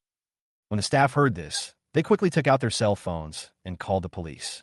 In fact, they wanted to call the police just now, but they were afraid that the bank was targeting them and had some secret operations that were not convenient to expose, so they did not dare to act rashly. With the manager's instructions, what are they afraid of? Gu Fei was not afraid when he heard them calling the police.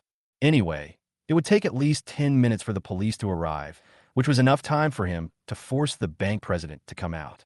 So he picked up a chair again and smashed it against the counter in the same way. In just half a minute, all the counter glass was shattered by him. Just as he was looking at the crystal chandelier in the bank lobby, a roar finally came from the stairs. "Stop!" In the end, the president could not bear to see the bank he had guarded for decades being destroyed, so he showed up in a hurry. "Gu Fei, you're crazy. What do you think this place is? You can just smash, loot, and rob as you please." Gu Fei looked at the short but strong middle-aged man and asked, "Are you finally willing to come out?"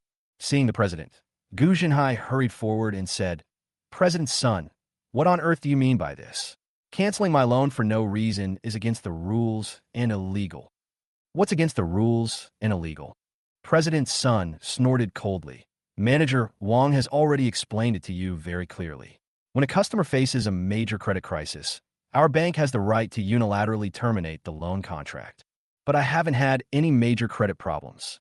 I've always paid my loans on time and never defaulted." "So what?" President's son looked up with disdain and didn't even look at Gu Jinhai. "You're borrowing a corporate loan. The company's rating when you first took it out is vastly different from its current rating. I'm doing this to reduce risk. If you don't have time to talk nonsense with me, why don't you repay the loan quickly and get back to reorganize your company? Otherwise, It won't just be me who's canceling the loan. He glared at Gu Zhenhai fiercely. If you offend the four major families, haha, I can guarantee that no bank will cooperate with you. What?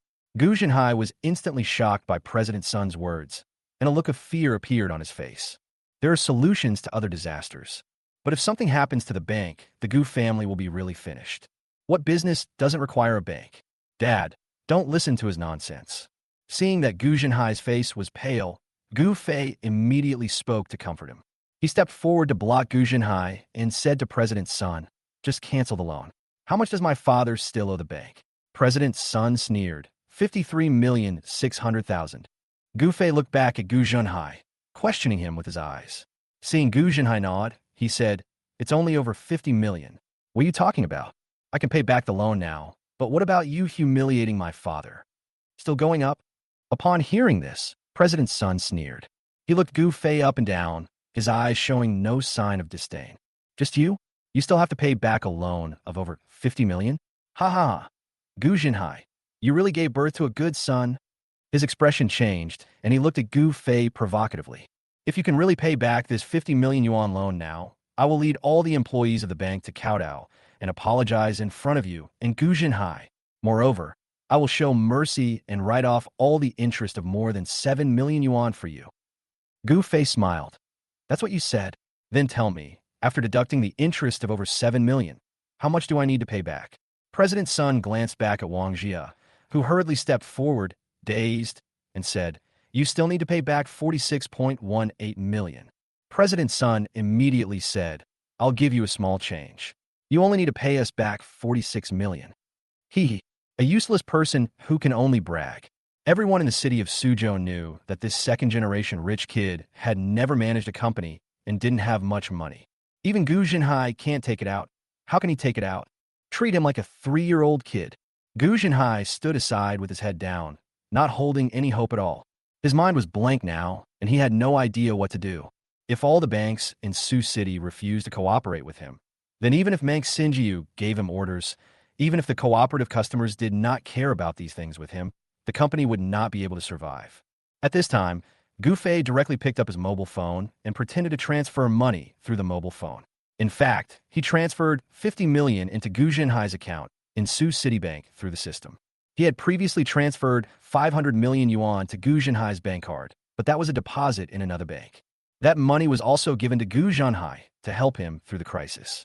He gave him this 50 million in addition. Chapter 159. Did the money really get transferred? Kneel down and apologize. However, when he saw his operation, President Sun burst into laughter. Gu Fei, you're an idiot. Don't you know there's a limit on mobile banking transfers? Our Sioux City Bank has a mobile transfer limit of 1 million. Large transfers over 1 million must be processed at the bank or by contacting a manager. You're just pretending to be your mother with just a phone. The president became angrier and angrier as he spoke, and finally he started cursing. It's really like not treating people as human beings. Such a stupid operation is simply treating them as idiots. Gu Fei didn't bother to pay attention to him. After transferring the money, he looked up and said, I have transferred 50 million to my father's account. You can just deduct the outstanding amount directly. President Sun frowned and looked at Gu Fei as if he were a fool. I just told you that mobile transfers can only transfer 1 million. Are you deaf?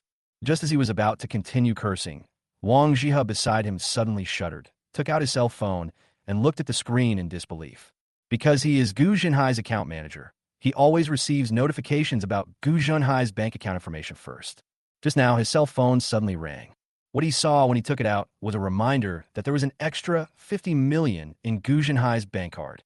Gu Zhenhai didn't know that Gu Fei had already transferred the money and thought that Gu Fei was just trying to show off, so he could only hold his arm. Stop making trouble. Listen to Dad and go home. Dad will handle this. He was exhausted and didn't even have the energy to get angry. He just hoped that this incompetent son would leave quickly. President Sun laughed disdainfully. Gu Zhenhai, sometimes I really sympathize with you. You are quite capable. You have run the Gu Group prosperously over the years. But who made you raise such a useless son? He single-handedly offended the 4 major families and destroyed the Gu Group. I can only say that your Gu family's bloodline is not good enough. If I were you, I would break this son of a bitch's legs. Okay, I don't want to waste time talking to you anymore. Manager Wang, get some people to chase them away. After saying this, he turned around and was about to go upstairs, but was stopped by Wang Jia. President's son. Wait a moment. President's son turned around impatiently. What else? President, 50 million has really been transferred into Gu Zhenhai's account. What? When these words were spoken, President Sun and Gu Zhenhai were both struck by lightning. President Sun was silent for a full 5 seconds before he snatched Wang Jia's phone and took a look at it, his eyes widening instantly. Is there really a transfer of 50 million? Impossible. How is this possible? Gu Zhenhai was stunned and dazed, and quickly took out his mobile phone to check his Sioux City bank account. When he saw the balance column, he almost fainted. There are really 50 million? He looked at Gu Fei in disbelief. Why you turned it? Gu Fei nodded. Yeah, I told you I transferred 50 million to you, Dad. Is my credit with you so bad? Gu Zhenhai thought to himself, that's not bad. It's not there at all. But where did the son get so much money? Could it be that he wanted the 70 million that Yin Rushua had? Of course it is. Even if he didn't touch any of the pocket money he gave him, he wouldn't be able to save up 50 million. Alas, this unfilial son actually relies on a woman at this time. Yin Tai definitely didn't know that Yin Rushua took out the 70 million. If he knew, there would be another fuss. However, these 50 million did solve his urgent needs. As long as he can get the 50 million loan, he can still rely on Mang Xinjiu's orders to survive for a while. Seeing that they had finally discovered it, Gu Fei sneered and said, President Sun, you just said that if I transfer the money now, you and all the employees will kneel down in front of me and my father to apologize. Do you mean what you said? President Sun slowly raised his head, his face extremely dark. This brat actually has so much money. It seems that the Gu family is not as weak as he thought. Despite being so oppressed by the 4 major families, they can still come up with such a huge sum of money. It is really true that a lean camel is bigger than a horse. However, there is no way to make him kneel down. If you have money, just pay it back. Why are you talking so much nonsense? As for kneeling down, haha, did I say that just now? Do you have any evidence? Why don't I remember it? President Sun frowned, and now just wanted to go upstairs and find a deserted place to call the 4 major families and inform them of this matter. He didn't want to waste time talking nonsense with the Gu family father and son. So he turned and left. But just as he took a step forward, Gu Fei suddenly grabbed his wrist. I hate people who break their promises the most. Are you going to kneel or not? Let go. I told you to let go. President Sun was furious and struggled hard. But the next moment, he screamed miserably. Because Gu Fei actually exerted force, his fingers directly pinched his wrist bone. I'll ask you one last time. Will you kneel or not? Kneel, kneel, kneel. I can't kneel. Let go now. Call your staff over first. Gu Fei didn't believe that he would keep his word, so he gave the order directly, and at the same time, he continued to exert force with his fingers. President Sun was in so much pain that he almost fainted. He shouted, Come here, everyone. With such a big incident happening in the bank, all employees, including managers, had lost interest in their work and were hiding nearby or in a safe place to watch. Hearing what the president said, they looked at each other, walked over, and stood behind President Sun. Gu Fei said coldly, Let them kneel in front of my father. President Sun erupted in a moment of rage upon hearing this, but the pain overwhelmed him the next moment, and he gave in again, yelling, Kneel down. Are you all fucking deaf? Kneel down now. So, all the employees, including Wang Jia, could only look at each other and reluctantly kneel in front of Gu Zhenhai. Gu Fei snorted coldly and kicked, and President Sun also made a plop and bowed deeply to Gu Zhenhai. But when he was about to struggle to stand up, Gu Fei stepped on his shoulder, and he couldn't move at all. Even if you want to cancel the loan, you should politely ask my dad to come over, explain properly, and discuss it with him. Who gave you the face to act so arrogant in front of my dad? He exerted a little force with his feet and suppressed President Sun, who was about to raise his head. I only made you kneel, not hit you. I've done my best. Now, everyone, take turns saying, I'm sorry, Mr. Gu. Starting with you, President Sun, speak up. President Sun was so angry that his lungs were about to explode. But he was suppressed and couldn't move at all. Kneeling like this is not a solution. I'm afraid I have no choice but to admit defeat today. Helplessly, he could only take a deep breath and grit his teeth and said, I'm sorry, Mr. Gu. Seeing that President Sun had given in, the others didn't dare to fall behind and started shouting, I'm sorry, President Gu. I'm sorry, Mr. Gu. Chapter 160. 50 million and 500 million are both true. For a moment, the entire bank was filled with the 5 words, I'm sorry, Mr. Gu. All the onlookers were stunned. When they come to the bank to handle business, they often have to wait for several hours, and even complaints are useless. All you can do is watch the idle tellers chatting and laughing at the counter, watch the staff at the counter taking their time in handling business, and wait anxiously. As for the manager and the president, without a certain status, you cannot see him even if you want to. But today, these high-ranking figures can only kneel down in front of their customers and apologize. This is really an eye-opener. Gu Fei turned around and said to Gu Jinhai, "Dad, are you willing to forgive these mad dogs?" Gu Jinhai was stunned. The impact was too strong and made his brain unable to function. But after hearing his son's words, he nodded blankly. "Forget it. From now on, everyone will look up and not bow their heads. Forget it." Sioux City Bank is the largest local bank. As long as he stays in Sioux City, he will have to deal with it in the future. It's better not to walk on the dead road. Gu Fei then raised his foot and snorted coldly. "Okay, the money has been paid back, and the loan issue has been dealt with. Dad, we can go now." "Stop." President's son stood up and stared at the father and son with anger. Gu Fei turned around and looked at him coldly. "Anything else? Your loan has been repaid, but you've ruined the bank like this. Don't even think about leaving this door today if you don't compensate me." "Compensation?" Gu Fei smiled. He walked back to President's son and glared at him threateningly. "The bank was smashed. That was your own fault. I won't compensate you a single cent.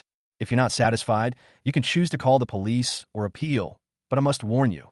First, you canceled the loan without permission, which is a breach of contract in itself. Even if something happened to my family, it doesn't constitute a special act under the law. Second, you used violence against your customers and even hired outside help to suppress them. This is no different from a gang. Based on these 2 points, if you dare to sue me, I can countersue you for tens of millions in mental damages and liquidated damages." "Papa." He patted President's son's shoulder hard. "Think about it, idiot." After saying this, he took Gu Jinhai away again.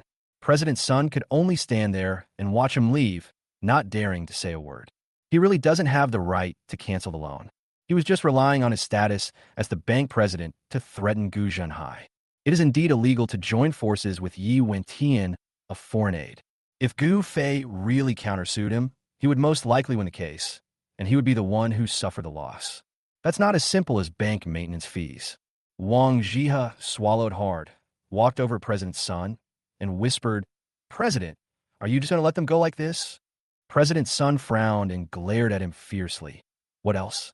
Do you have a way to deal with him? And didn't you call the police? Why didn't you come after so long?" "I don't know. Logically, it should have arrived a long time ago. They did call the police, and the police did take action. But he was stopped by Lu Xiangxiang on the way. She has always had connections with the police. In the last Gu Fei bullying incident, it was Lu Xiangxiang who handled the police connection.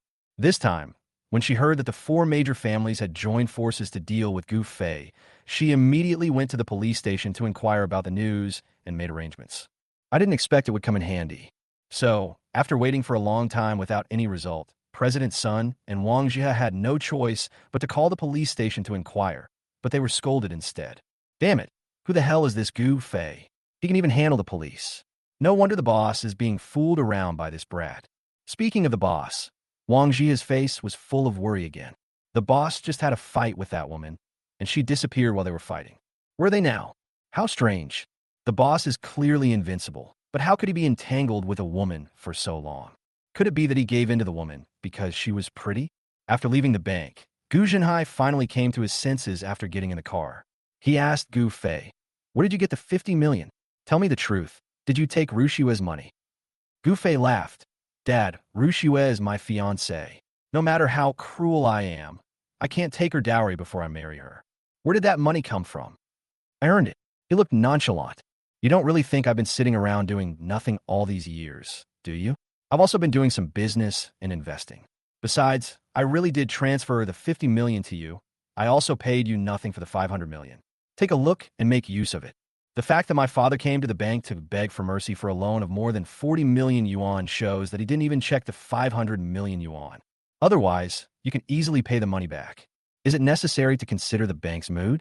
Sure enough, when Gu Jinhai heard this, he took out his mobile phone half-believingly, opened the app to check the balance of other bank cards, and soon his whole body was shocked, and his hand holding the phone began to shake.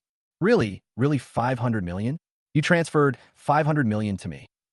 Gu Fei was helpless. I have said it many times, it is true. But where did you get 500 million? This is really unbelievable. It was unbelievable enough that this bastard son could earn 50 million just by relying on the pocket money he gave him, but he could actually transfer 500 million to him easily. You have to know that after so many years of doing business, all the money he has earned may not even add up to 500 million. Tell me the truth. Where did this money come from? What did you do? When he saw so much money, Gu Zhenhai's first reaction was not happiness, but fear and panic. He knows best what kind of person his own son is. He definitely doesn't have the ability to get so much money. It must be dirty. Gu Fei made up an excuse and said, "It was indeed given to me by a woman, but it wasn't Rushua. You can use it without worry. I can guarantee that the money comes from a clean source and will never be investigated. You don't have to bear any burden. Given by a woman?" Thinking of Yun Rushua and Lin Euro who came to the company this morning, and Man Xingyue who appeared with him, he couldn't help but frown. Recently, my son has been very lucky in love and is always surrounded by beautiful women. Could it really be that the money was given to his son by those beautiful women who were attracted to him? Son, was this given to you by one woman or by many women? Gu Fei raised his eyebrows. Is there a difference? Gu Zhenhai said, "Of course there is a difference. If this is given to you by a woman, you should quickly find a way to return it to her. We can't owe her such a big favor.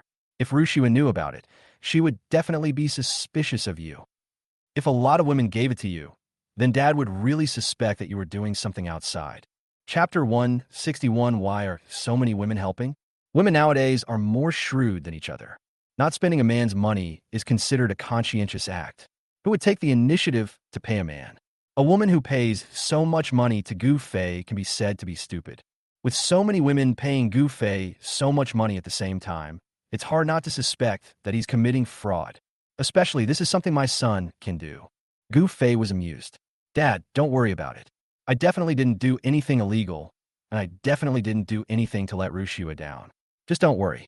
Gu Zhenhai didn't believe his promise, because every time he did something stupid, he would immediately promise that he would never do it again. But he never kept his word. But he really needs money. These 500 million yuan can directly help the Gu Group to smoothly overcome this crisis. He doesn't have to worry about anything. Even if the 4 major families came, he would still be confident. So, even if the money came from unclean sources, he had no choice but to use it. However, after this crisis is over, he must find his son and ask him clearly. Otherwise, he will feel uneasy. After sending Gu Zhenhai back to Gu Group, Gu Fei took out his mobile phone and called Man Xingyue. He hesitated before hitting. I don't know what's going on with Man Xingyue and Yi Wentian now. If the two of them are still fighting, this call of mine is likely to disturb her. But it's been so long. Even if we are evenly matched, it's time to stop. Sure enough, the call was connected as soon as I called. "Xingyue, how are you? Did you win?" Man Xingyue's voice was filled with pride. "Need I tell you? I really won." "Awesome." Gu Fei secretly gave a thumbs up in his heart. The original novel said that she and Yi Wentian were equally matched, but Yi Wentian was slightly better than her without using his supernatural powers. But in fact, she fought with Yi Wentian twice and defeated him both times. Of course, Monk Xingyu Homet. I knocked that idiot unconscious and had his men take him to the hospital. Oh my God, he was knocked unconscious? How cruel this is. It was a pity that he could only fight with the people in the bank at that time. Otherwise, he would have been able to witness this battle of the century with his own eyes. I'm glad you're okay. How about it? Are you hungry after the fight? I'll treat you to something to eat.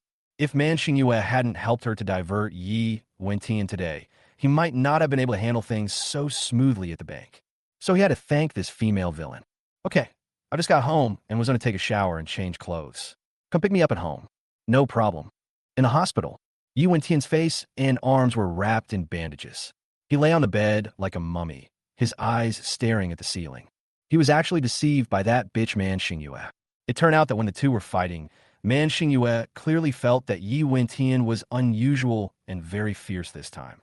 She was originally slightly inferior to him, and her physical strength and endurance were also inferior to his, so the longer the fight lasted, the more disadvantaged she was. But she didn't want to lose. So she pretended to be injured by him, then fell to the ground with a pitiful and aggrieved look, and when he softened his heart and came to check on her, she launched a surprise attack and counterattacked. After seriously injuring him, she attacked him violently until he fainted. It's a bit despicable, but she never said that she was a gentleman. So, when Yi Wentian's men hurried over, they saw Yi Wentian covered in earthworms, grasshoppers, centipedes, and locusts and still unconscious. Needless to say, those bugs are also the masterpieces of Mank Sinjiu. In order to let Yi Wentian know that she was in a coma, Qiu Yinong kindly took a photo. When Yi Wentian woke up in the hospital, she took out the photo and showed it to him. Then, in a fit of rage, he deleted the photos. Boss, how come you can't even beat Man Xingyue? Man Xingyue is just a woman. Moreover, he is still engaged in business so far and has not made any name for himself in the ancient martial arts world, let alone been to the northern border. He is not very famous among the masters. When she said this, it was seemingly doubt and concern, but in fact, it was filled with a strong sense of contempt. Yi Wentian's expression turned extremely ugly. She used despicable means to deceive me. On the battlefield, all is fair in war. Boss, you be fooled by such a clumsy trick. Qiu Yinong seemed to be sighing, but in fact she was still expressing contempt. He couldn't even see through a woman's childish tricks and was fooled. You are as stupid as a pig. How could you be so short-sighted as to choose such a useless boss to follow? Tisk, it's time to figure out how to leave him. Yi Wentian was already so angry that his whole body ached. When he heard Qiu Yinong's words, which sounded like both concern and ridicule, his heart felt like it was being stabbed again and again. It hurts and it's sore. Man Xingyue, next time I meet this woman, I will show no mercy. When the time comes, I will make her regret everything she did to me. And Gu Fei. Thinking of Gu Fei, his eyes were once again filled with endless murderous intent. No matter if it's Yin Rushue, Lin Yuro, or Man Xingyue, they all help Gu Fei. Are they blind? Qiu Yinong said coldly. Not only these three, there's also Lu Xiangxiang. Lu Xiangxiang. Yi Wentian looked at Qiu Yinong in shock. What happened to her? Qiu Yinong said, Lu Xiangxiang has spent a lot of time and energy managing the police station. I just received news that the police station has completely cleared all the information and orders to track down Gu Fei. What? Why? I don't know about that. If there is only one woman helping Gu Fei, it is possible that this woman was deceived by Gu Fei. But so many women and so many outstanding beauties are willing to help Gu Fei, which can only mean that Gu Fei is an extraordinary person. There must be something about him, especially considering that Medusa was instigated by Gu Fei. Qiu Yinong crossed her arms and pursed her lips. She was really full of curiosity and interest in Gu Fei. Is this man really so special and powerful that he can attract so many women to fall for him? Yi Wentian leaned against the head of the bed in a daze, stunned. He really doesn't understand.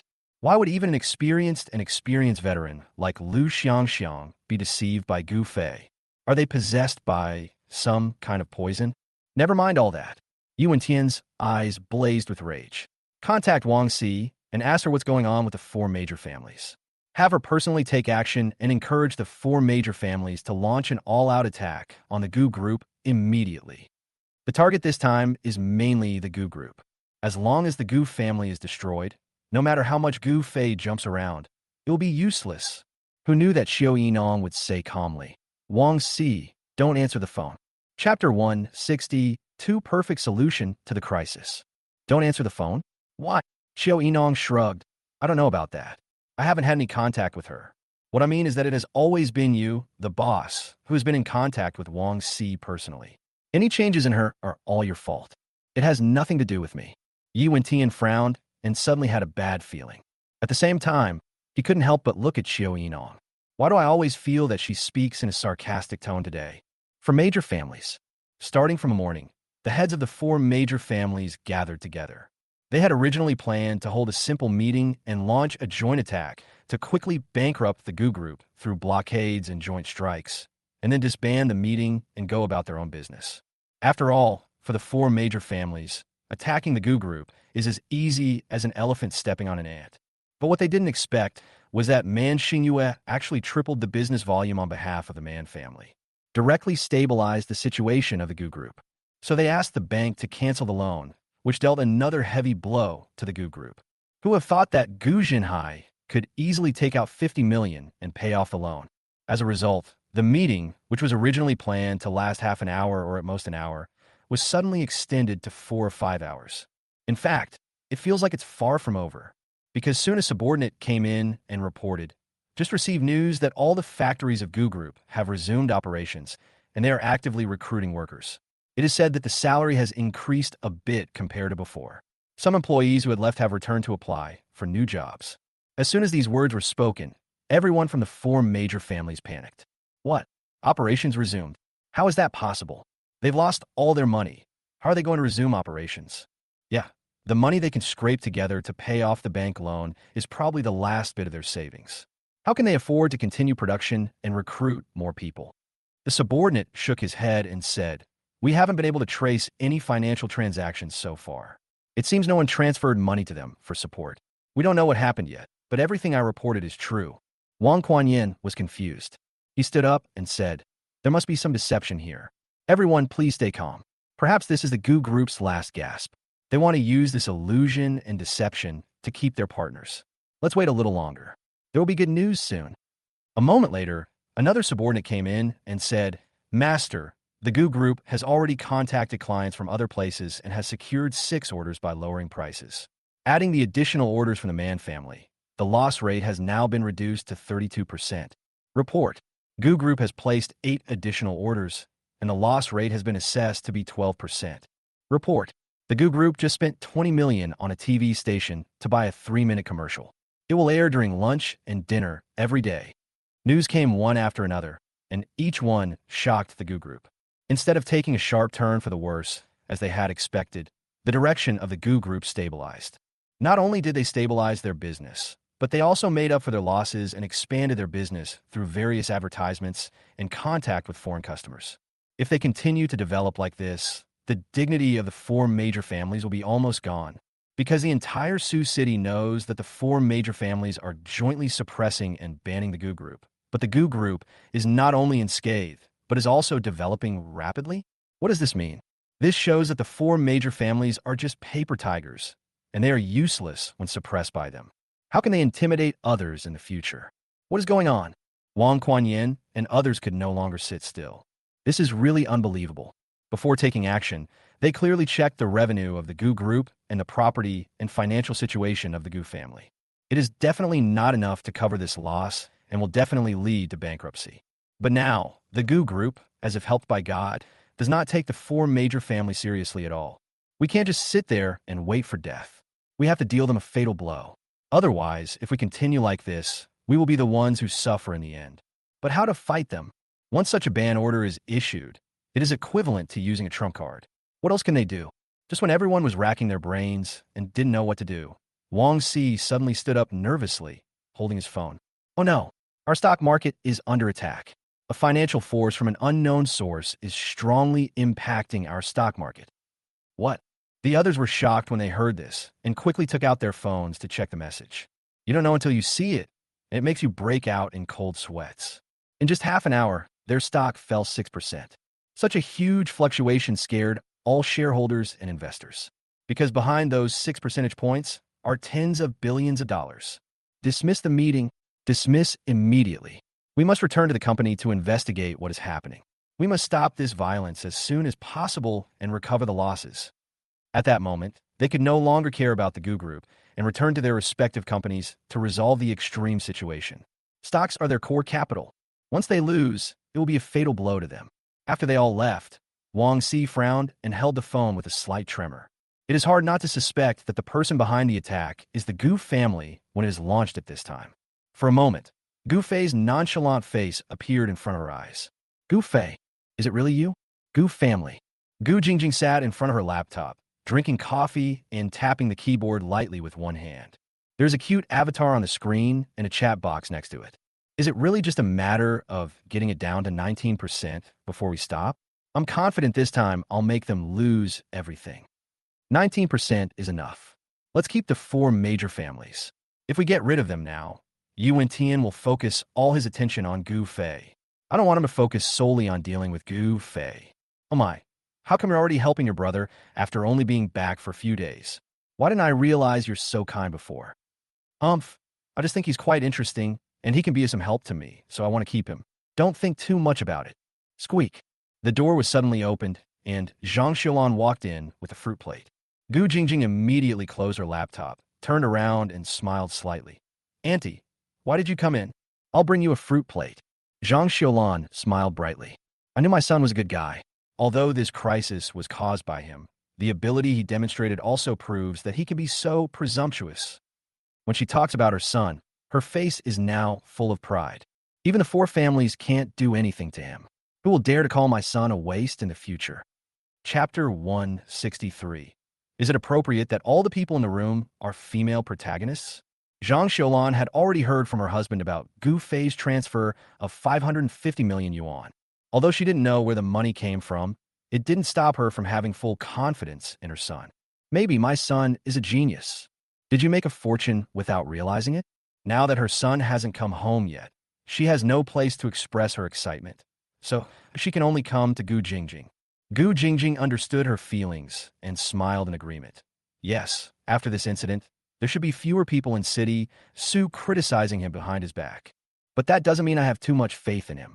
After all, no one knew about Gu Fei's transfer, and no one knew about her operations behind scenes. At most, they would only say that the Gu Group has a rich foundation and that Gu Zhenhai is awesome. In the office of the president of Gu Group, Gu Zhenhai was also quite excited. He thought that the Gu Group was finished after being attacked by the four major families. The only thing he could do was to minimize the losses. Who knew he would survive? Relying on this huge amount of funds, the Gu Group not only stabilized, but also turned a disaster into a blessing and significantly expanded its business abroad. The number of orders received from companies outside the city is no less than that from local companies in Suzhou. So even if the four major families continue to ban him in the future, he will not be afraid. The four major families cannot extend their reach to other places. After finishing the work at hand, Ding Qianqian walked into the office to change a cup of tea for Gu Zhenhai. Seeing Ding Qianqian, Gu Zhenhai couldn't help but show off. I never thought that at the critical moment, it was my son who saved me. A tiger father will have a dog son. I really underestimated him before. Ding Qianqian was also happy for him. But at the same time, I was very confused. Where did the young master get so much money? Will there really be no problem? Of course there will be no problem, because the money is given by the system, and the system also guarantees that the money has been arranged internally, and the source is legal and compliant and not afraid of being traced. So Gu Fei also breathed a sigh of relief. Finally, the Gu Group was saved from decline. In the short term, my parents don't have to worry about it. After relaxing, he quickly checked his villain points. I did so many things today, including making a big scene at the bank and scolding Yuan Tian. My money must have gone up a lot, right? Upon seeing that there were 50 points, Gu Fei immediately shouted out in joy. Yo, in just a few days, it has risen from 39 points to 50 points, and it seems that it will be easy to reach 60 points. At this time, the phone rang. It was Yin Rushue calling. After learning that the matter had been resolved, Yin Rushue was very happy for him and offered to help him celebrate in the evening. Gu Fei agreed. A lot of people helped with this matter, so he has to thank them one by one. He can't just accept favors from others for nothing, right? So in the evening, Gu Fei invited several friends to dinner in the hotel's private room. But after everyone arrived, Gu Fei suddenly realized that all the people he called were women, and they're all female protagonists. At a glance, he saw that the person sitting on his right was his fiancée, Yin Rushue. Next to Yin Rushue was Lin Yuro, who was smiling faintly. Next to her was Rin Mufei, who was wearing a long lace dress. Next came Lu Xiangxiang, who was wearing a dark red cheongsam and had her long hair tied up. Sitting on his left was Man Xingyue, who was wearing a red turtleneck shirt. In other words, in this incident, all the people who helped him were the heroines. Isn't that a bit outrageous? Fortunately, the system didn't say anything. Gu Fei picked up the bottle of red wine and poured some red wine into each of their glasses. After returning to his seat, he raised his glass. With his first glass of wine, I must express my sincere gratitude to you for stepping forward and helping the Gu family overcome this crisis. I will always remember this favor. If you need anything in the future, just let me know. I, Gu Fei, will be there for you. As soon as the words fell, Yin Rushue and others immediately stood up. Lu Xiangxiang smiled and said, Mr. Gu, there's no need to be so polite. We've been in contact many times and are already friends. It's only natural for friends to help each other. Among the whole room, only Lu Xiangxiang was so polite. The other women looked at each other with obvious and covert attacks, and the atmosphere was obviously a little weird. The most obvious ones are Man Xingyue in Yun Rushue and Gu Fei's left and right hands. From the moment they entered the box, the two of them were secretly competing with each other. First, the seats. Gu Fei ordered the dishes and went out to find the waiter with the menu. As soon as he left, these women started to stir. Rin Mu Fei currently had no obsession with Gu Fei, so she sat obediently in a seat a little further away, not caring. Lu Xiangxiang was very cunning and didn't want to compete with these women, so she just sat next to Rin Mu Fei. But the remaining three people are not so easy to deal with. Yin Rushue is Gu Fei's fiancé, so naturally she has to sit next to Gu Fei. The best seat was on the right, so she walked over. But before she could sit down, Man Xingyue snatched the spot away. Yin Rushue's face suddenly darkened. Miss Man, this seat is not suitable for you, right? Man Xingyue pretended to be innocent. What's inappropriate? We are all friends. Just sit wherever you want. Man Xingyue refused to give in. Of course you are Gu Fei's friends, but I'm Gu Fei's fiancé, so I should sit in this seat.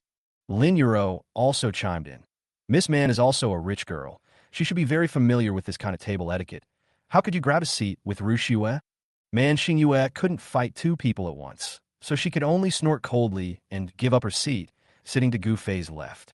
The right-hand position was given to Yun Rushue, but the position on the left is the one Lin Yuro likes. If she hadn't wanted to reveal her thoughts about Gu Fei, so as not to make Yun Rushue angry and destroy the relationship between the sisters, she would have gone over and driven Man Xingyue away long ago. In this situation, she could only sit next to Yun Rushue. On the surface, all three seats are arranged. In fact, none of the three women were satisfied, and undercurrents were brewing. But when Gu Fei came back, they all pretended to be fine, smiling as if nothing had happened. So in Gu Fei's eyes, they were in harmony. After drinking this glass of wine, Gu Fei sat down happily and let them eat and chat freely. He started eating too. He had been busy all day and hadn't had time to eat. He was really hungry. Hubby, try this egg. Yun Rushue picked up a piece of egg and fed it to his mouth, and Gu Fei opened his mouth and ate it. Be careful not to choke if you eat so fast. Man Xingyue filled a bowl of soup, scooped up a spoonful, and fed it to Gu Fei, who drank it in one gulp. Look at you, it's all over your chin. Yin Rushue picked up a tissue to help him wipe it. Gu Fei was very happy to be served and said with a smile, Don't worry about me. Just eat by yourselves. Having said that, Man Xingyue and Yin Rushue stared at him throughout the meal as if they were competing with each other, not missing any opportunity to serve him. Chapter 164. Surrounded by beauties, you will enjoy this meal. Naturally, Gu Fei enjoyed this meal very much. How can it not be comfortable? Two beautiful women are sitting here to serve you. Just halfway through his meal, Gu Fei suddenly felt a foot rubbing against his ankle. At first he thought it was someone's carelessness, until the foot lifted up his trouser leg and went straight in. He suddenly shuddered all over. This is not something that can be done accidentally. This must be intentional. His whole body was tense, and he turned around with his wine glass in hand and looked at Yin Rushue. Could she be his good daughter-in-law? But when she met his gaze, Yin Rushue smiled faintly. What's wrong? Do you want to eat something? I'll help you get it. No, I have arms, so I don't need you to clamp me. Judging from her innocent look, the person doing mischief under the table shouldn't be her. Could that be Lin Yuro? He looked at Lin Yuro again, but only saw Lin Yuro smiling at him softly and raising her wine glass to shake it at him. He had no choice but to shake it and take a sip of red wine. It can't be her. In this position and at this distance, she wanted to stretch her feet over, unless her legs were 1.8 meters long. Could it be?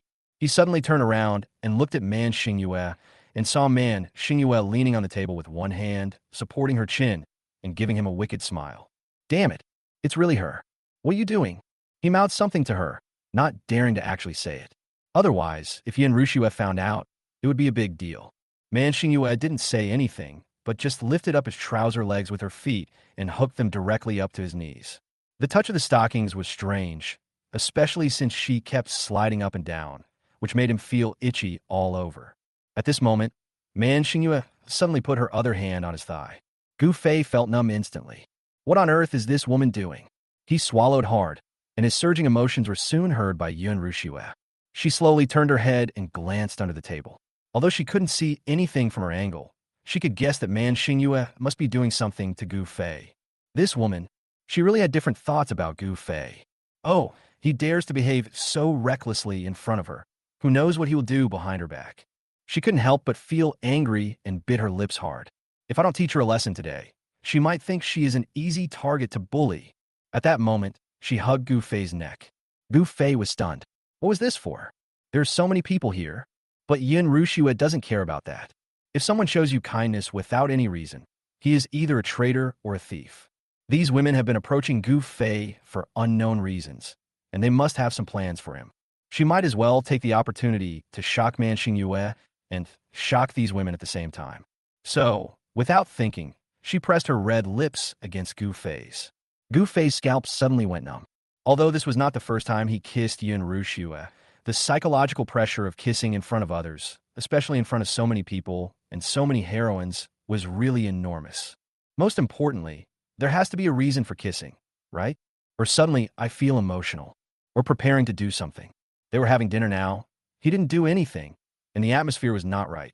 So why did she suddenly kiss him? Gu Fei was really confused.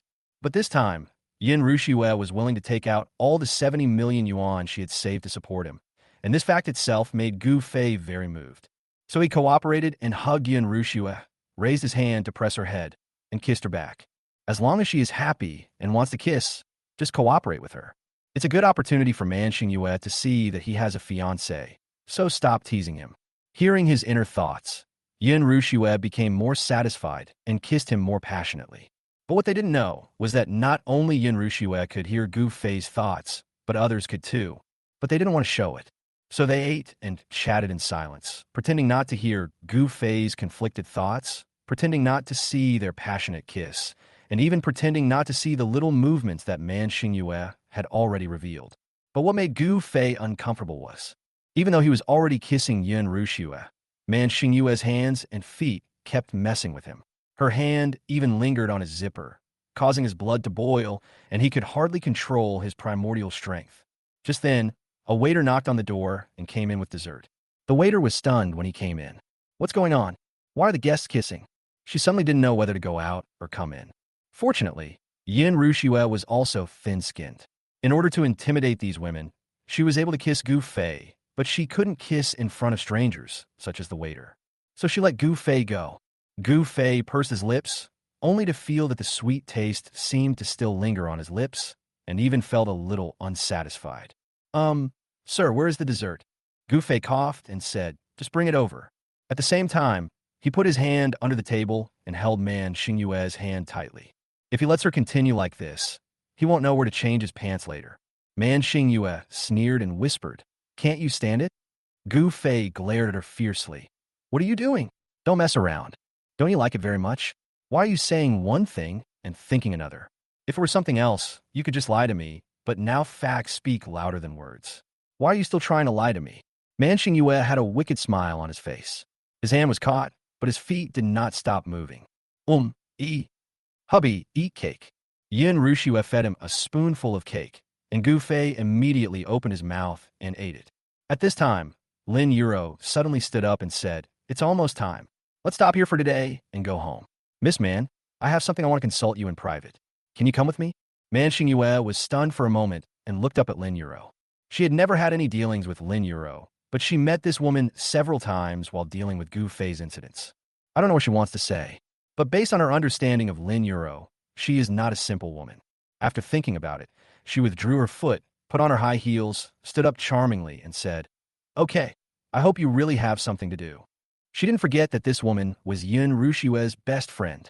As soon as Man Xingyue and Lin Yuro left, Gu Fei instantly breathed a sigh of relief. If she tortures him any further, he's going to do that. Husband, did you enjoy this meal? Comfortable? When eating, don't we always ask whether the food is delicious and whether we are full? There's no need to ask whether you're comfortable or not. Yin Rushue continued. Hubby, we've been engaged for a while, but we've both been busy with our own things and haven't had much time to spend together. Can we find a place to have a good chat later? Chapter 165. The fiancé invites me to get a room and chat? Sha? Gu Fei didn't know what to talk about with Yin Rushue, but he really wanted to thank her seriously and alone, so he agreed. As soon as I walked down the stairs, everyone in the first floor lobby looked over. There's no way around it. The mere fact that a man takes 5 women out for dinner is enough to be interesting. What's more, these 5 women are all more beautiful than each other. Not only is it beautiful, It also has a very famous name. Isn't that the cloud goddess? It's her. There's no one prettier than her. But isn't that Lin Euro next to her? She's also one of the four beauties of Sioux City. Yes, they're best friends, so it's normal for them to appear together. So, is it Gu Fei who is walking next to them? Gu Fei is so damn lucky. Marrying Yun Rushua means he can have dinner with Lin Euro every day. With two top-notch beauties accompanying him on both sides, it's worth it even if he dies now. By the way, is that woman Ren Fei? The talented actress who's currently directing a movie in our Sioux City? She's so pretty, even prettier than on TV. Who are those two beauties? They're so beautiful. Fuck, did Gu Fei save the galaxy in his previous life? Not only do he have two gorgeous goddesses accompanying him for dinner, he also has three gorgeous beauties following him. Why don't I have such crap luck? It would be a lie to say I'm not jealous. Not to mention the ordinary people sitting in the hall. Even Gu Fei was jealous of himself. Unfortunately, what others don't know is that these women are only with him temporarily. Sooner or later, as the plot arranges, they will obediently fly to Yi Wentian and become his women. By then, all his efforts will be in vain, and he can only return to his own world with a large sum of money and start over. Thinking of this, Gu Fei couldn't help but feel a little sad. Damn it! When they arrived at the hotel entrance, Lu Xiangxiang said goodbye and left first, followed by Ren Fei. Man Xingyue gave Yun Rushue a provocative look, then deliberately walked to Gu Fei, leaned close to his ear, and whispered a few words to him before leaving. Lin Euro took advantage of the fact that Yun Rushue wasn't noticing her and gave Gu Fei a resentful look. It was okay in the past, but last time, Gu Fei clearly forced her to kiss him. Why is it like nothing happened after the kiss? She can't agree to this. However, seeing Yun Rushue holding his arm and refusing to let go, looking at him as if he were a treasure, Lin Euro knew that there was no chance tonight and could only say goodbye to Gu Fei. Soon, Gu Fei and Yun Rushue were the only ones left at the restaurant entrance. What do you want to talk to me about? Yun Rushue smiled and said, if we want to chat, we can't just stand here and chat. Let's find a place to sit down and talk slowly. All right, where are we going? Yun Rushue thought distressedly for a moment. At this hour, the cafe will probably be closed soon. Walking and chatting on the street is tiring for me in my high heels. How about we find a hotel, get a room, sit down, and chat slowly? No, isn't this just booking a room? She is worthy of being the most beautiful woman in Suzhou City. She can speak so freshly and naturally, even when checking into a hotel. However, Yun Rushue is the first female protagonist of this novel, and she's also the top female protagonist who practices both yin and yang and is the most valued by the male protagonist Dragon King. Such a powerful weapon could not possibly happen to him, as he imagined. Maybe she really just wanted to find a quiet place to chat. In addition, Yun Rushue's personality was cold and domineering, although she became more and more feminine and loved to laugh after getting engaged to him. But no matter how much a person's character collapses, there is a limit to its scope. A woman like this would never take the initiative to book a room or something. He must have misunderstood. So Gu Fei put aside all distractions and cooperated with her to find a nearby 5-star hotel and asked for a luxury suite. As the two of them walked into the room, Yun Rushue said, "It's so hot. I smell like seafood after eating. I'm going to take a shower first. You rest for a while." After chatting for a while, everyone will go home to their own mothers. There is no need to take a special shower. But before he could respond, Yun Rushue went into the bathroom, so Gu Fei could only sit on the sofa and turn on the TV. There are a lot of TV channels, including many pay channels.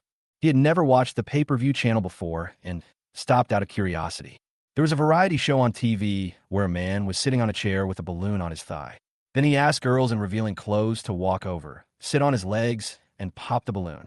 The girl was shy and timid, shouting, "It's scary, be gentler," and moaning. Then she sat down and swayed from side to side. Gu Fei could only say, "What a way to have fun." After watching for a while, he couldn't help but think of Man Xingyue's touching of him during dinner tonight and Yun Rushue's kiss. He knew that Yun Rushue had always been very good to him, and she kept calling him husband, which clearly showed that she had decided on him as her fiancé. But what about a full moon? What she did tonight was different from her previous petty quarrels. Many of her words and actions were a bit abnormal. The more he thought about it, the hotter he felt.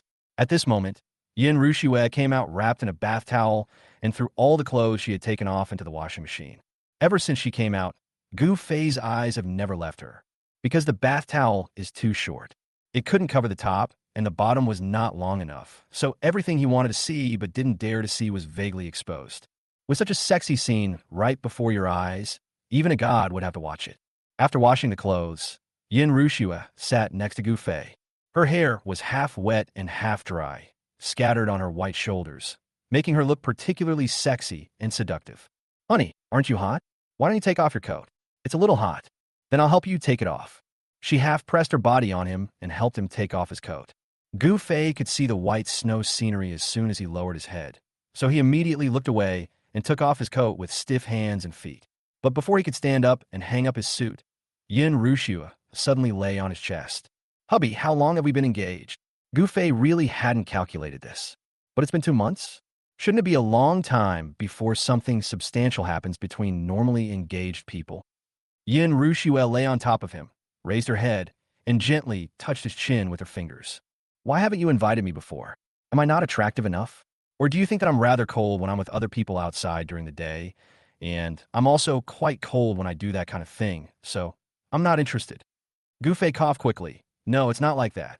What is she talking about? What is this kind of thing? Is she just teasing him? Is she really trying to make something happen? Chapter 166. Run away after finishing the job. Wang Si takes the initiative to offer. Rushue, I'm going to the bathroom. Gu Fei had a hunch that something was wrong. His brain was in a mess, and his first reaction was to urinate. But Yin Rushue lay on top of him motionless, with no intention of moving away. I can let you go to the bathroom, but before that, you have to kiss me first. Going to the bathroom and kissing? What kind of rule is this? But seeing her red lips so close before him, if he could be relieved by just a kiss. Gu Fei lowered his head and kissed her without hesitation. The faint fragrance of lilies filled his nose, and Gu Fei's heart was pounding.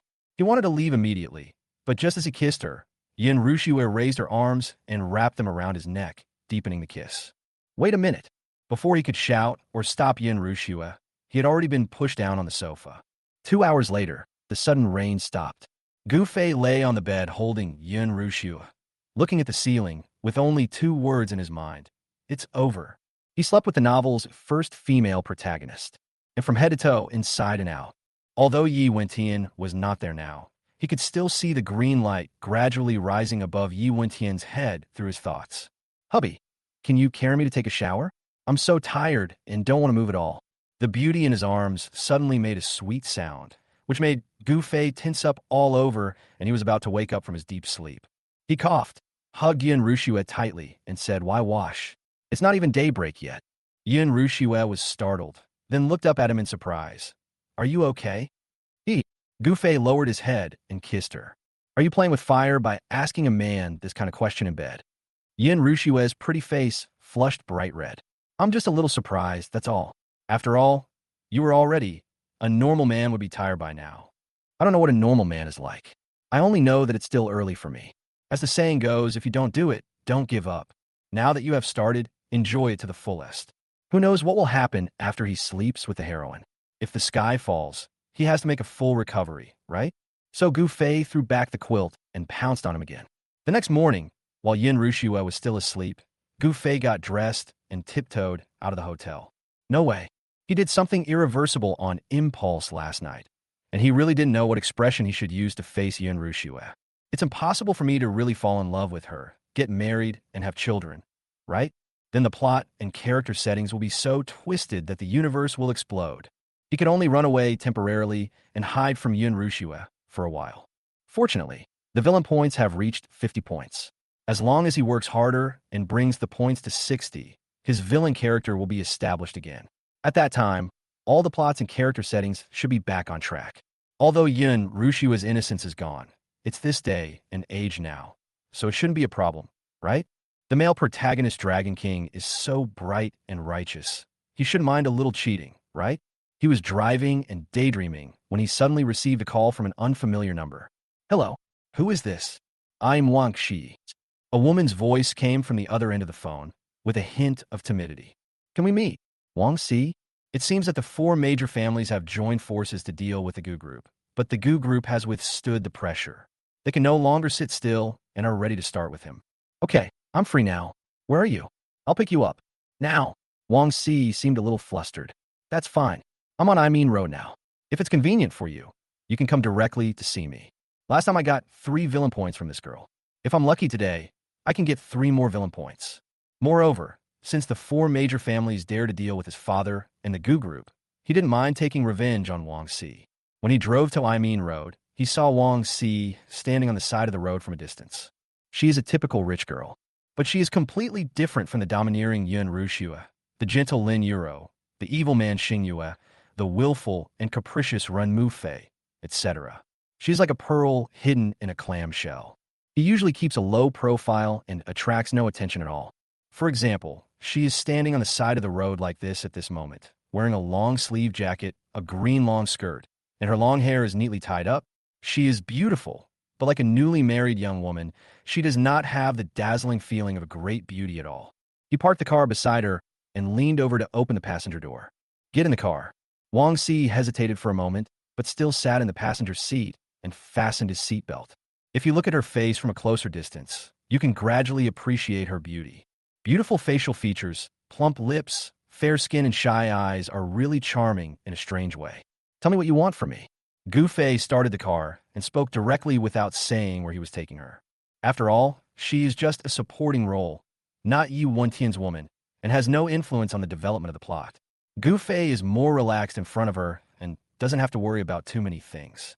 Wang Si lowered her head, pinching the hem of her skirt nervously as she said, I want to ask you, where does the Gu Group get so much money? I heard that your father just invested another 80 million in the factory. Gu Fei laughed. Why? You want to know the business secrets? Go ahead and ask, but you came to me and asked so directly. In your eyes, I'm so stupid that I will tell you as soon as you ask me. Wang Si quickly shook his head. That's not what I meant, but the storm has passed, and now the 4 major families are busy with their own affairs. So it's okay for you to tell me. Can't take care of yourself? Why? Although the Gu Group survived the crisis, it did not launch an attack on the 4 major families. What do they have to worry about? Gu Fei was puzzled. Wang Si pursed her lips and said, Why are you asking when you already know the answer? You mobilized foreign financial groups to launch a fierce attack on the stocks of the 4 major families, causing the stock market to surge like a tsunami. My dad hasn't slept for 2 consecutive nights. Overseas funds? Attack the 4 major families? Gu Fei frowned immediately, not expecting Wang Si to reveal such inside information. Dad doesn't have any overseas funds. Neither did he. Then it is most likely Yi Wentian. Gu Fei sneered. How can you be sure it was us who did it? I'm not the only one who has a grudge against the 4 major families. I know we have many enemies, but over the years, the Gu Group is the first to bring down the 4 major families. If others had such great abilities, why didn't they take revenge earlier or later, but waited until this critical moment to take action? Gu Fei, stop pretending. Wang Si mustered up the courage to look at him.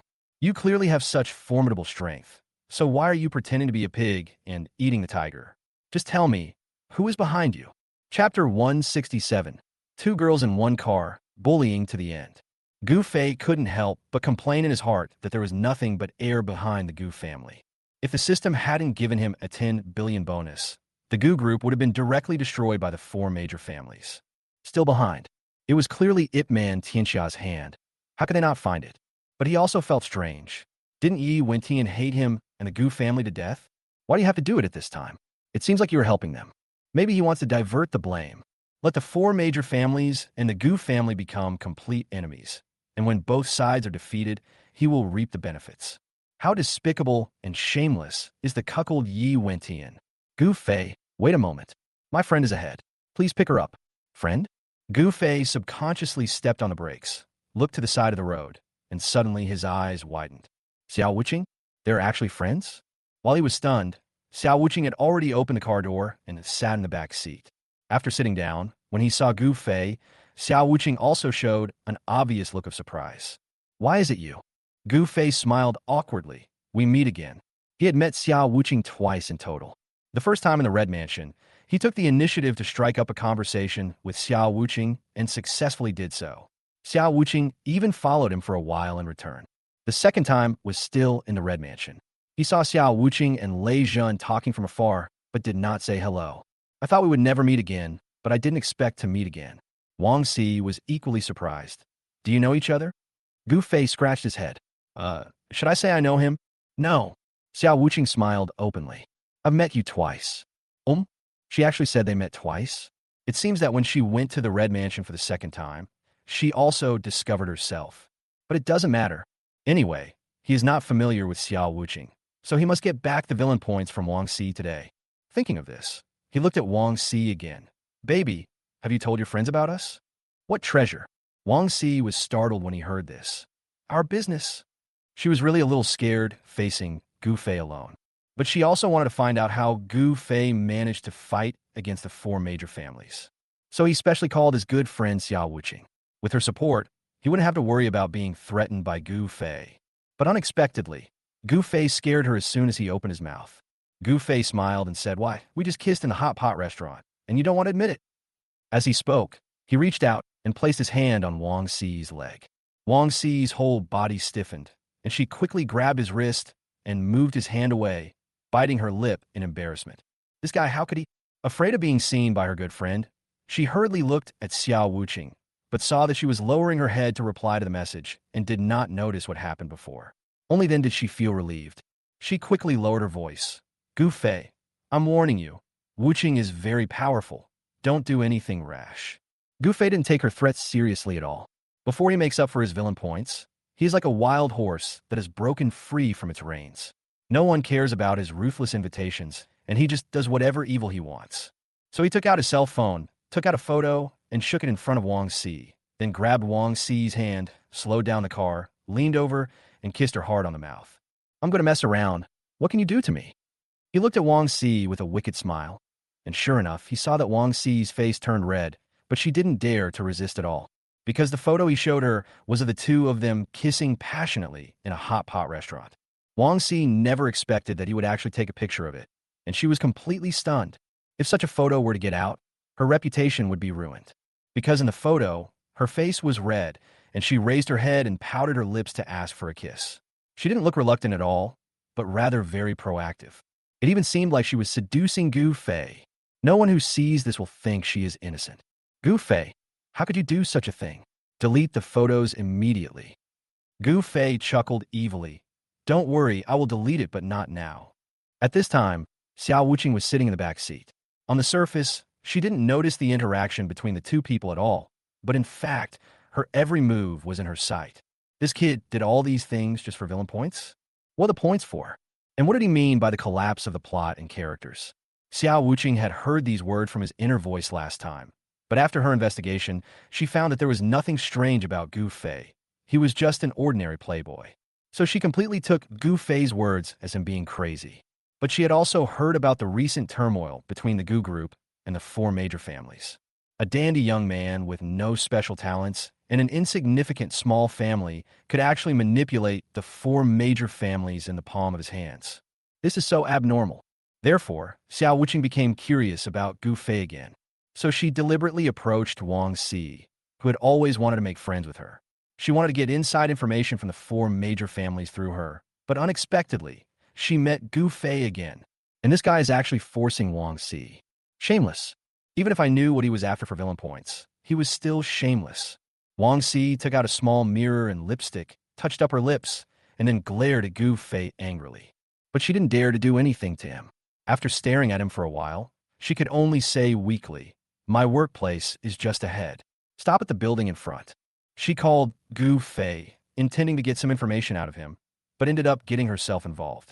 She was afraid that if she continued to stay with him, he would do something even more extreme, so she could only find a way to get away. Gu Fei said, "Oh," and drove the car directly to the bottom of the building without objection. Then, when Wang Xi was about to unbuckle her seatbelt and get out of the car, he leaned over again and kissed her red lips. Wang Xi was shocked. She was lucky enough to avoid Xiao Wuqing's sight just now, but now the cars have stopped, and Xiao Wuqing will definitely see her. How dare he? Xiao Wuqing did see it. This time it was inevitable to see it. She couldn't help but widen her eyes and glared at Gu Fei with some annoyance. She is a living person, not air. Could he not be so unscrupulous in kissing Wang Xi in front of him? I'll get off first. After the kiss, Wang Xi opened the car door and got out, her face still slightly flushed. Gu Fei turned around and looked at Xiao Wuqing but was met with a roll of his eyes from Xiao Wuqing. Don't worry, I didn't see anything and I won't tell your fiancé. After saying that, she got out of the car swiftly. Saying not to tell his fiancé was just to remind him that he has a fiancé. Gu Fei smiled and said indifferently, so what if there's one? Which man doesn't have 3 wives and 4 concubines? Chapter 168, He Stole His Woman Again. What era is this? You still have 3 wives and 4 concubines. Xiao Wuqing snorted disdainfully and raised his middle finger at him. Shameless. Bang. The movement of her slamming the door after she got out of the car could weld the door shut. Gu Fei blinked. He kissed Wang Si. Why was she angry? Baffling. However, these 2 women seemed to want to get rid of him. Things are not that simple. Since you have invited him here, you have to accept it. So, after Gu Fei parked the car, he walked over to Wang Si with confidence. Wang Si widened her eyes and looked at him in disbelief. What are you doing? Gu Fei looked up at the building in front of him. There was a large shopping mall on the first floor, and it was a luxury goods mall. He then said, I want to go in for a walk. Will you accompany me? I have something else to do. As soon as she finished speaking, Gu Fei had already held her hand. Wang Si trembled all over and tried to shake his hand off, but she didn't have enough strength. She could only lower her head with a red face. Well, okay then. In front of Xiao Wuqing, she had already kissed Gu Fei. If she struggled at this time, it would make the previous kiss seem strange. She finally managed to make friends with Xiao Wuqing and didn't want her to misunderstand her as a weird person. I can only agree. Xiao Wuqing, who was standing by, saw this scene and glared at Gu Fei fiercely. Even a blind person could see that he was forcing Wang Si. Gu Fei didn't care at all about being glared at by Xiao Wuqing and directly pulled her into the mall. But they didn't expect to see several familiar figures as soon as they entered. It's Yi Wentian. Standing next to him was Lu Xiangxiang, and there were also 2 or 3 unfamiliar middle-aged men. They stood in front of the jewelry counter, talking about something. When Wang Si saw Yi Wentian, her whole body stiffened. Why is he here? The last time they ate hot pot, she was unable to accompany him properly, and was even threatened by Gu Fei to kiss her in the middle of the meal. Now that she suddenly met him, she was even more at a loss and didn't know what expression to use to face him. Xiao Wuqing looked indifferent. She knew Yi Wentian, but she didn't know the relationship between Yi Wentian and Wang Si, so she just glanced at Yi Wentian's back with some disgust. See, at this moment, Yi Wentian saw Wang Si out of the corner of his eye, and subconsciously walked towards her. The 4 major families have been in turmoil recently, and he really needs Wang Si as his spy to provide him with information. So during this period of time, he has been much more enthusiastic towards Wang Si than usual. But strangely, Wang Si became a little colder towards him. He had to give her some sweet treats. As soon as he walked in front of Wang Si, Yi Wentian noticed Gu Fei standing next to her. I also noticed the 2 of them holding hands. See, why are you with him? Yi Wentian's face looked grim, and he felt confused and shocked. What are you doing? Wang Si was very nervous and quickly shook off Gu Fei's hand. But when faced with Yi Wentian's question, she didn't know how to answer. Gu Fei smiled indifferently. She is not your girlfriend. Who she is with has nothing to do with you. You are quite nosy. He hasn't yet settled the score with Yi Wentian for the plot against the Gu family. While the villain is invincible, he has to seize the opportunity and exact as much revenge as possible on the Dragon King hero. Not only was a green light shining from Yi Wentian's head, but also from his face. Gu Fei, I'm talking to see. It's not your turn to interrupt. Whether it's my turn or not is not up to you to decide. I have the mouth, and you're being too nosy. Gu Fei looked as if he didn't take him seriously. He crossed his arms and raised his head, his eyes full of provocation. Come on, male protagonist. Your hatred level was only raised to 60, but the system rewarded me with 10 billion. If I get another 10 points of hatred, wouldn't I become the richest man in the world? Scold me quickly. Hit me. Hate me. Xiao Wuqing, who was standing by, couldn't help but twitch his lips when he heard this. How could there be such a wicked person? Yi Wentian was truly filled with hatred. Gu Fei, I'm warning you. If you say another word, I won't be polite to you. Gu Fei burst out laughing, his face full of sarcasm. No, why are you still anxious? You don't let others speak, what? Are you afraid that I will steal your limelight? How about this? If you call me daddy, I will let you go this time. How about it? Seeing that the 2 men were on the verge of fighting, Wang Si hurriedly grabbed Gu Fei's arm and said nervously, don't mess around. He's very powerful. You can't be his opponent. Listen to me and go back first. She knew Yi Wentian too well. He was invincible in the northern borders, and when he came to the Central Plains, he could kill ordinary people here with just a flick of his fingers. Gu Fei provoking him was no different from seeking death.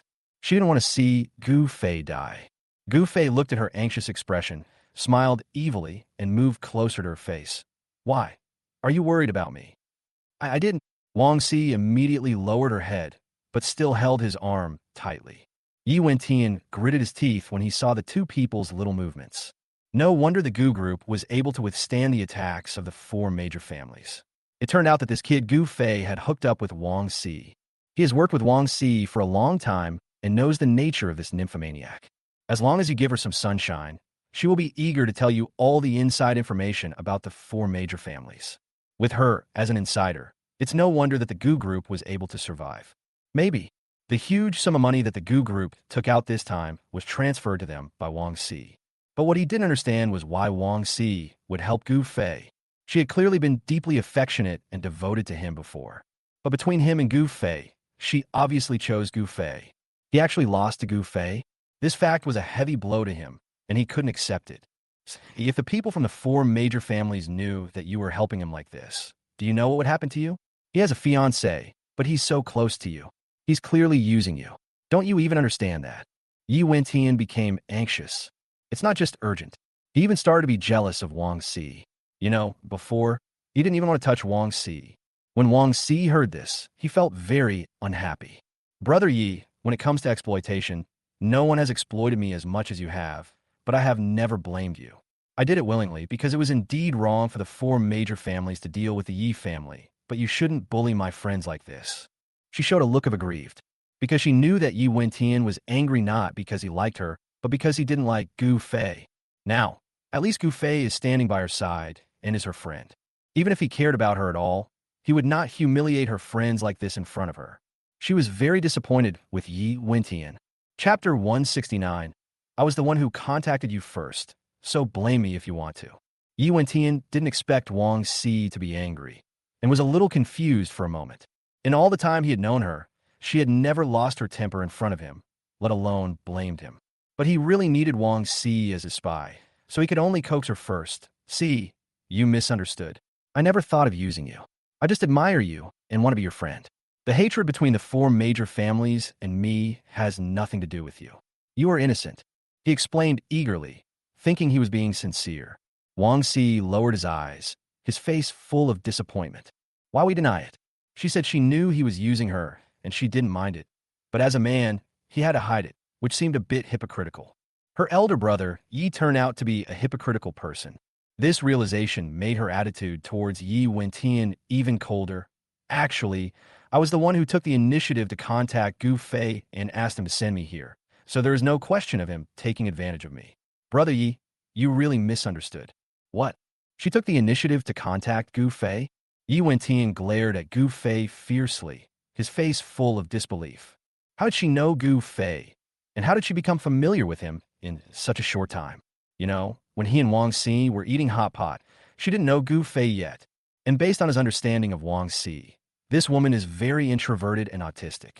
Unless the person is willing to accept her, she will never take the initiative to contact him.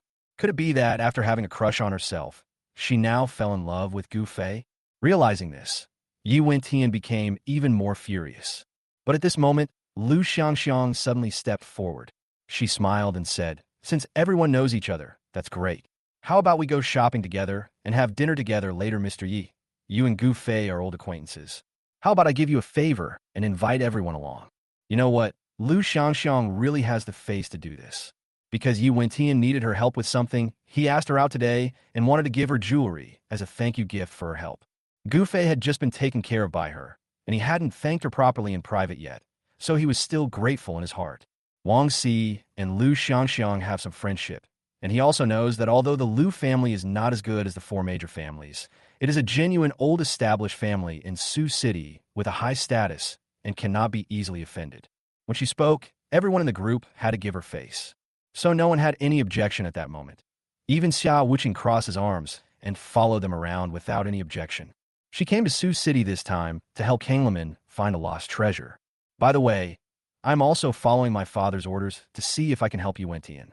The leader of Kanglin's sect liked Yi Wentian very much and wanted to take him as a son-in-law, but Xiao Wuqing's reaction was indifferent. She's obsessed with martial arts, likes fighting and killing, and is not very keen on marriage. Whether to get married or who to marry depends entirely on your mood. The group started walking around the mall. Yi Wentian and Wang Si walked in the front. Gu Fei and Lu Xiangxiang followed behind, and Xiao Wuqing was at the end of the team, looking at the jewelry on the counter with a lack of interest and a cold expression. Xiangxiang, I haven't thanked you properly for what happened last time. Taking this opportunity, Gu Fei sincerely apologized. If Lu Xiangxiang hadn't held the police back, based on what he did in the bank, even if the money was paid off, they would have found an excuse to detain his brother for a few days.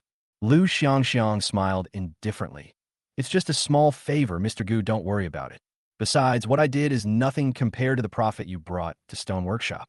Ever since Gu Fei introduced the Dragonstone variety in Shitufeng, Shitufeng's business has doubled, and it became famous throughout the country. In the past 1 or 2 months, Mr. Lu has been flying around the country, opening several branches, and his business is booming. Gu Fei smiled and said, Don't call me Master Gu all the time. Just call me Gu Fei. Xiao Wuqing had no interest at first, but when he heard the conversation between Gu Fei and Lu Xiangxiang, he couldn't help but look at them curiously. Why didn't she realize that Gu Fei was so popular with women during the investigation? He just kissed Wang Si in the car, and now he is being ambiguous with Lu Xiangxiang?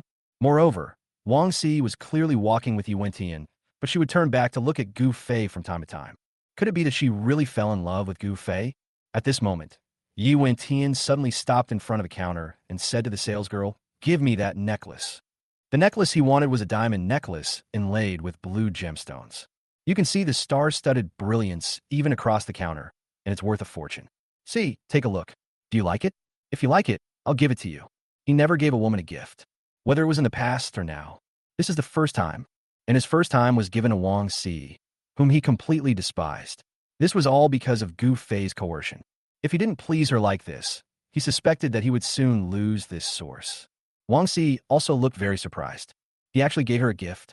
She had been trying to please him for so long, but he always called her over and dismissed her at will, and was so distant and cold to her. Yet he actually gave her something. For a moment, a warm feeling surged in her heart, and her eyes looking at Yi Wentian were filled with soft light. Gu Fei looked at Wang Si like this and couldn't help but sigh. Alas, no matter what he does, he can't change the plot. Wang Si is still Yi Wentian's bootlicker. It seems her ending won't change either. However, can a character like Yi Wentian be the male lead? Wang Si was so devoted to him and worked so hard to gather intelligence for him. But not only was he ungrateful, he even killed her with his own hands in the end. What a beast! As the supporting actress, Wang Si naturally couldn't hear what he was thinking. At this moment, she was completely immersed in the rare tenderness that Yi Wentian gave her. But Lu Xiangxiang and Xiao Wuqing, who were standing by, heard it clearly.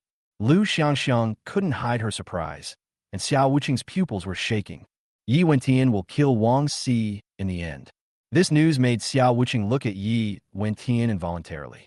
At this moment, his face was full of affection as he personally put the necklace on Wang Si. If what Gu Fei said was true, then Yi Wentian's acting skills were too good. Not only did he not radiate any murderous intent, but even someone who didn't know the truth might misunderstand how infatuated he was with Wang Si. This dogman, after putting the necklace on Wang Si, Yi Wentian went to pay the bill. A necklace costs more than 2 million yuan, and you have to go to a special counter to pay. You can't pay anywhere.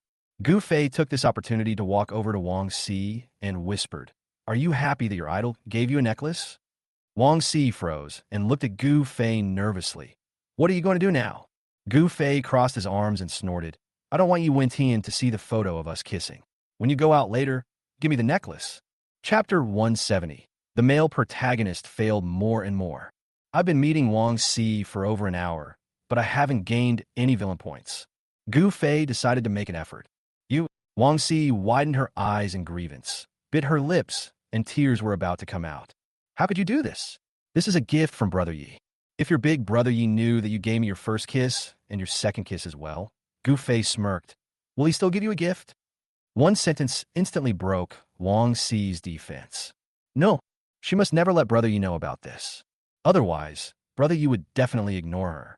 She lowered her head and quietly looked towards Xiao Wuqing for help.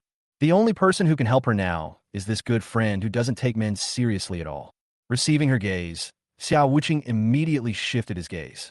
Sorry, C. Yi Wentian is not a good person. It would be a good choice to give the gift he gave you to someone else. Unexpectedly, her good friend would not help her either. Wang Si bit her lips sadly and had no choice but to compromise. When Yi Wentian came back after paying the bill, he clearly felt that the atmosphere was not right. Lu Xiangxiang and Xiao Wuqing seemed to be pretending not to see him. Wang Si lowered her head, no longer shy, but looking a little scared. Only Gu Fei was still as annoying as before. What's going on? He frowned slightly, smiled at Wang Si, and said, I have already bought the necklace. Now it's yours. Wang Si curled the corners of his mouth. Thank you, Brother Yi. She spoke gently, but Yi Wentian always felt that her tone was strange. By the way, Brother Yi, I have something to take care of. I'll go upstairs first. You and Miss Lu can go shopping and chat first. I'll come find you later. After saying that, she immediately lowered her head and hurried away. This building is the property of the Wang family, one of the 4 major families. As the eldest daughter of the Wang family, she can come and go freely. Yi Wentian watched her leave and always felt that there was something strange about her. Before he could say anything, she had already left, and Gu Fei actually followed her, which made him very uncomfortable. Could it be that Wang Si deliberately sent him away to be alone with Gu Fei? This is impossible. With him around, Wang Si wouldn't choose Gu Fei even if she was blind. But he had an inexplicable feeling of unease in his heart, as if something was out of control. Mr. Yi, let's continue discussing the issue just now. At this time, Lu Xiangxiang came forward and grabbed his attention. Yi Wentian finally came back to his senses and immediately smiled and said, No problem. Sorry, I just met a friend and was delayed for a while. This time, he came out mainly to ask Lu Xiangxiang to help him identify the authenticity of the treasure. The matter had not been completed yet, so he could only take Lu Xiangxiang with him to do the work first. Upstairs, as soon as Wang Si walked into the office, he sat down nervously, holding his chest. She couldn't face Yi Wentian and Gu Fei at the same time. But the strange thing is that she likes Yi Wentian, while Gu Fei always pesters her, threatens her, and even takes away her first kiss. She should hate Gu Fei, right? Why was it that when she thought of Gu Fei, the first thing she felt was nervousness, not disgust? Just as I was thinking about it, the office door was suddenly pushed open and Gu Fei walked in. When Wang Si caught a glimpse of his figure out of the corner of her eye, she immediately froze in her chair. She didn't feel any fear in her heart, but rather a little bit of anticipation. She herself didn't know what she was expecting, until Gu Fei walked behind her and hugged her from behind. Si. Wang Si trembled all over, and her pretty face immediately turned red with embarrassment. W, what are you doing here? Gu Fei leaned his head on her shoulder, pressed his lips against her soft cheek, and smiled slightly. Of course I came to see you, baby. You didn't think I was just joking just now, did you? He pinched the necklace around her neck with his fingers and smiled maliciously. Shouldn't I give this thing to you? Wang Si trembled nervously. Can I give you cash? I'll give you 2 million. Will you let me go and let this necklace go? Oh, do you think I'm short of these 2 million? Gu Fei gently rubbed her cheek. Your brother Yi is still downstairs. If you don't give it to me, I will go downstairs to find him now. No, I'll give it to you. Still afraid that Yi Wentian would see her in such a shameless scene, Wang Si could only take off the necklace with trembling hands and put it in his hand. Gu Fei smiled. So obedient. No wonder those hooligans like to tease decent women. It feels really good to see them wanting to refuse, but also to accept. However, hasn't it been a little too harsh in bullying Wang Si recently? It's better to quit while you're ahead. You can't just pluck the wool from a sheep. Just as I was thinking about it, I suddenly heard footsteps at the door. After dealing with Yi Wentian for a long time, Gu Fei knew it was Yi Wentian's footsteps as soon as he heard them. Between making Yi Wentian cuckold it on the spot and hiding it, Gu Fei finally chose the latter. If you want to play the villain, you can't let the plot collapse too much, right? It would be okay if Yi Wentian caught him with Wang Si and Xiao Wuqing, but if he caught him alone with Wang Si, he would definitely go crazy. So, Gu Fei decisively hid behind the curtains and held his breath. Sure enough, Yi Wentian quickly pushed the door open and walked in. He didn't notice Gu Fei, but walked straight towards Wang Si. See, what's wrong with you? You haven't moved for so long since you came up here. Are you feeling unwell? It was rare for him to be so caring and gentle to Wang Si. If it were any other time, Wang Si would have been so happy that she went crazy. But now, she only feels nervous and anxious. She was afraid that Gu Fei would be discovered. No, no, I'm fine. Why are you here? Yi Wentian smiled and said, now that I've finished my business with Miss Liu, I will naturally come up to find you. He looked at Wang Si and saw that she lowered her head and her face was flushed, and his mind couldn't help but move. In the past, she always followed him around and tried to please him, but he didn't take her seriously. Recently, she has been a little distant from him. For some reason, he suddenly became interested in her. After approaching her, he held Wang Si's hand. See, I was a little cold to you before. I apologize to you, but I promise that I won't do that again in the future. He suddenly stopped talking halfway through. See, where's the necklace I gave you? Wang Si shuddered and swallowed hard. I put it away.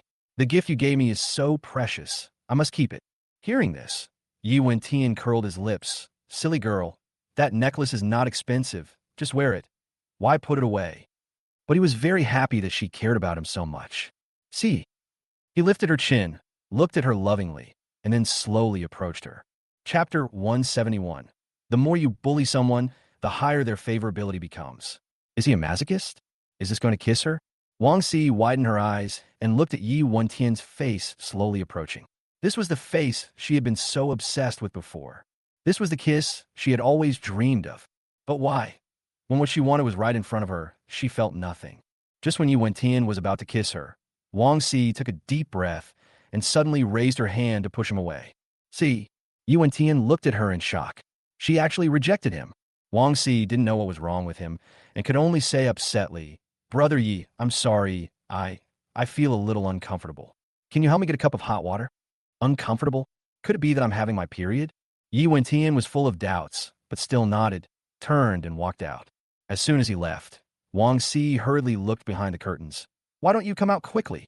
Gu Fei slowly moved out from behind the curtains, coughed, and was about to say sorry to disturb you, when he suddenly came to his senses. No, I am a villain. How could a villain be so considerate? So, his line became, just now your brother you wanted to kiss you. Why didn't you accept it? Wang Si lowered his head and said, You ask even though you already know the answer. You're asking even though you already know the answer? What do I know? Gu Fei said with a frivolous attitude. Does it mean that after I kissed you, you can't accept kisses from other men anymore? He was just joking to tease her, but he didn't expect that Wang Si's cheeks would turn red after hearing this. It feels like what I was told came true. No way. Gu Fei was startled. Isn't that too much? Could it be that Wang Si, a woman who looks like a beautiful young woman but is actually purer than a young girl, really fell in love with me?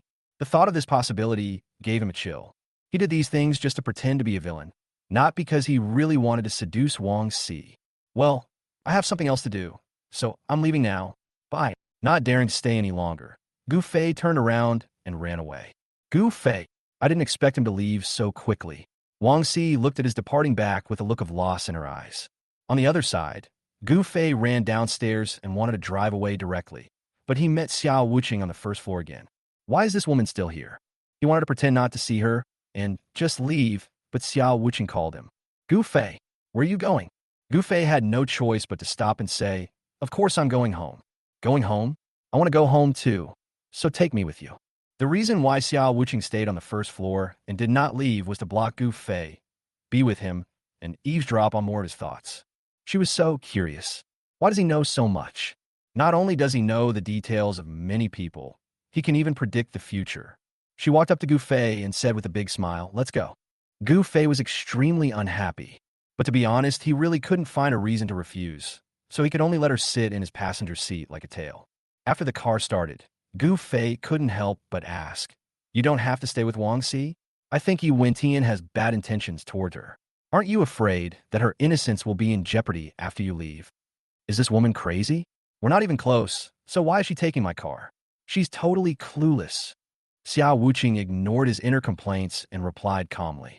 Innocent? You two kept talking on the way here. You're talking to me about innocence? As long as I keep an eye on you, she will be innocent. What do you mean? Wang Si and I are in love with each other. How can it be the same as someone named Yi? Gu Fei spoke so arrogantly that he felt guilty even when he said it. Hey, where are you going? Enter the navigation yourself. Xiao Wuqing then entered the location of the Red Mansion. Gu Fei took a look and immediately laughed. You're going to the Red Mansion in broad daylight. You really like that place. Xiao Wuqing said directly. The Red Mansion is my property. Why can't I go there? What? Gu Farron was stunned. He even forgot he was driving and stared at her in amazement for a long time. The Red Mansion is your property? To be precise, it was the Xia family's property, but it was transferred to my name 2 years ago. Xiao Wuqing spoke in a calm tone, as if he was talking about a trivial matter. As a thank you for sending me there, I'll get you a VIP card later. From now on, you can get a 20% discount on your purchases. The consumption in Honglu is extremely high. A bottle of beer that costs 10 yuan outside is sold for 100 yuan in Honglu. So even if there is a 20% discount, she will still make a profit. Gu Fei was not grateful to her, but he couldn't help but feel emotional. This woman is truly worthy of being Yi Wentian's military advisor, and later on, she even took over Yi Wentian's military forces. She's incredibly talented, both civil and military, and even capable of business. Amazing. Unfortunately, she's a bit unromantic. Judging from the original novel's plot, she's more like Yi Wentian's subordinate than his concubine. She doesn't even get a chance to sleep with him once a week, and she's forced to work tirelessly every day to protect the women in his harem, just like an ancient eunuch. Xiao Wuqing, you are the eunuch. Your whole family are eunuchs. However, from Gu Fei's inner thoughts, Xiao Wuqing finally understood some inside information. It turns out that Gu Fei believes that the world they live in is a novel, and the future events he predicts are based on the plot of the novel. He's crazy. Or is all this true? Xiao Wuqing is not someone who trusts others easily. Many things need to be verified before they can be true or false. When they arrived at the Red Mansion, she fulfilled her promise, brought Gu Fei into the Red Mansion, and issued him a VIP card. In order to stimulate him to spend money and let him come to her more often so that she could listen to more of his thoughts, she specially applied for the most luxurious VIP card for him.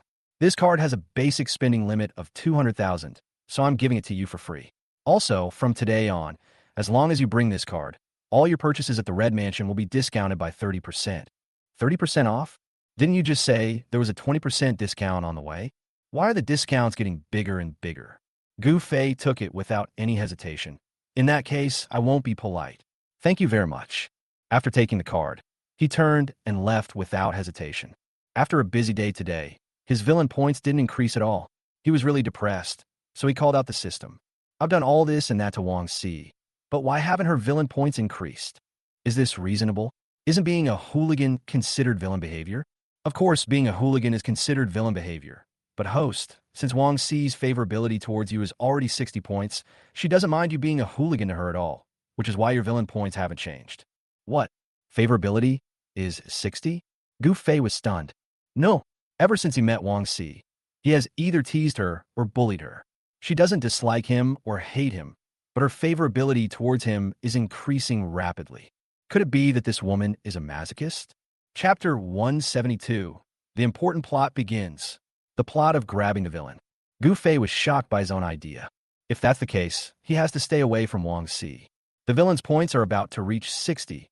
Don't let her ruin your plans. In the future, it's better to take villain points from others. At this time, the cell phone rang twice. Gu Fei picked it up and saw that it was a message from Lin Yuro. Gu Fei, I know you've been very busy lately, but tomorrow is my 20th birthday, which is very important to me. Can you come to my birthday party? Lin Yuro's 20th birthday party. This is a big deal in the original novel. First, Tang Jiqi was slapped in the face by Yi Wentian, and then Lin Yuro gave Yi Wentian her first kiss. Well, it seems that this has been taken away by him, but it doesn't matter. Others don't know. As long as Lin Yuro kisses Yi Wentian at the birthday party, in the eyes of others, they are a match made in heaven. More importantly, at this birthday party, Lin Yuro and Yun Rushue openly and secretly fought for Yi Wentian, marking the first time that the best friends turned against each other. As the object of jealousy between two beauties, Yi Wentian is naturally impartial. He seems to be helping no one, but in fact he's trying to please both sides and not offend anyone. The last big thing is that Mr. Lin's enemy showed up and successfully plotted against Mr. Lin. When Mr. Lin was on the verge of death, Yi Wentian rescued him and became famous. In other words, before this birthday party, Yi Wentian was just a survivor left behind by the ruined Yi family. But after this birthday party, his reputation took off instantly, and he became a guest of honor for many prominent people in Sioux City. Whenever they encountered any injuries or difficult or complicated illnesses, they would go to Yi Wentian for help. Yi Wentian also relied on helping these people to quickly accumulate connections and open up the circle of Sioux City's upper-class society. This banquet is so important. How could he not go? Considering that Tang Jiqi is nice to me, I might as well take over his villain role. Let him lose one less person, and let yourself get more villain points. Kill two birds with one stone. So he immediately replied to Lin Yuro, I'll be there on time. Lin Yuro also replied immediately, I'll wait for you. I don't know if it's an illusion, but her reply is a bit ambiguous. After all, he threatened her and took away her first kiss. So, she doesn't hate him? Or are you waiting to deal with him? It doesn't matter if she deals with him. Then he can bully her in return, and she can get civilian points. He immediately called Tang Jiqi and said, Old Tang, are you free tonight? If not, I'd like to invite you to the Red Mansion. I just got a VIP card, so it's a good time for you to enjoy yourself. VIP card? Tang Jiqi was stunned when he heard this. To get a VIP card to the Red Mansion, you have to spend at least 20 million. How did you get it? However, after he got the VIP card, they were willing to lend it to me to play with. Could it be that they were scared by the four major families and wanted to win me over? He immediately began to ponder. Do you want to agree? If you agree, it means you will be on the same front with him and will go against the four major families. He doesn't have the courage, but he can also play with his kid's VIP card and turn his back on him. At this time, Gu Fei said, I know the owner of the Red Mansion. She made an exception and arranged it for me. Okay, I'll have someone send it to you later. You can play with it for a few days and then return it to me. After saying that, he hung up the phone.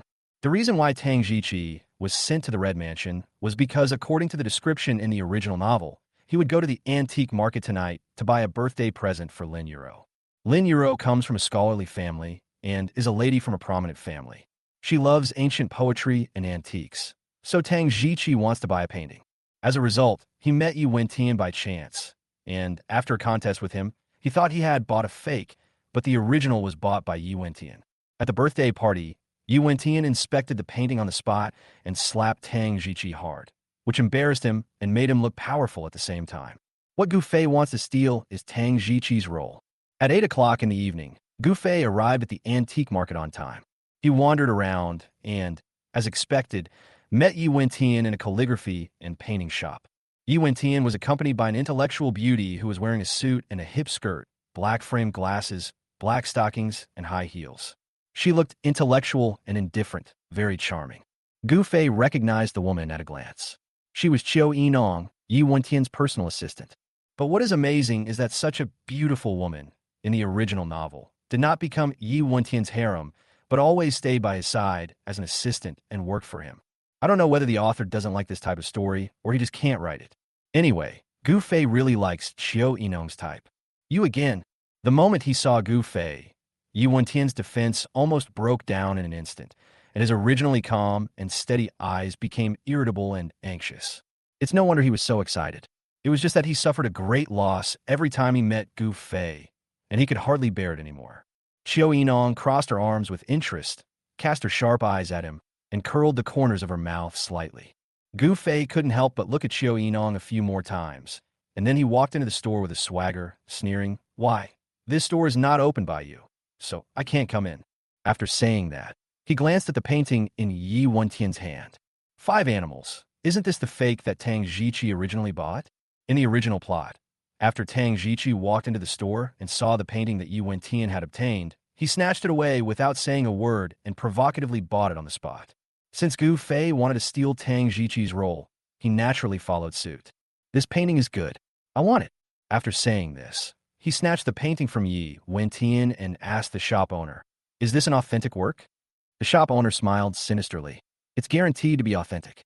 If it's fake, you can always come to me. Hee hee. I don't believe you at all. I'm coming back to find you.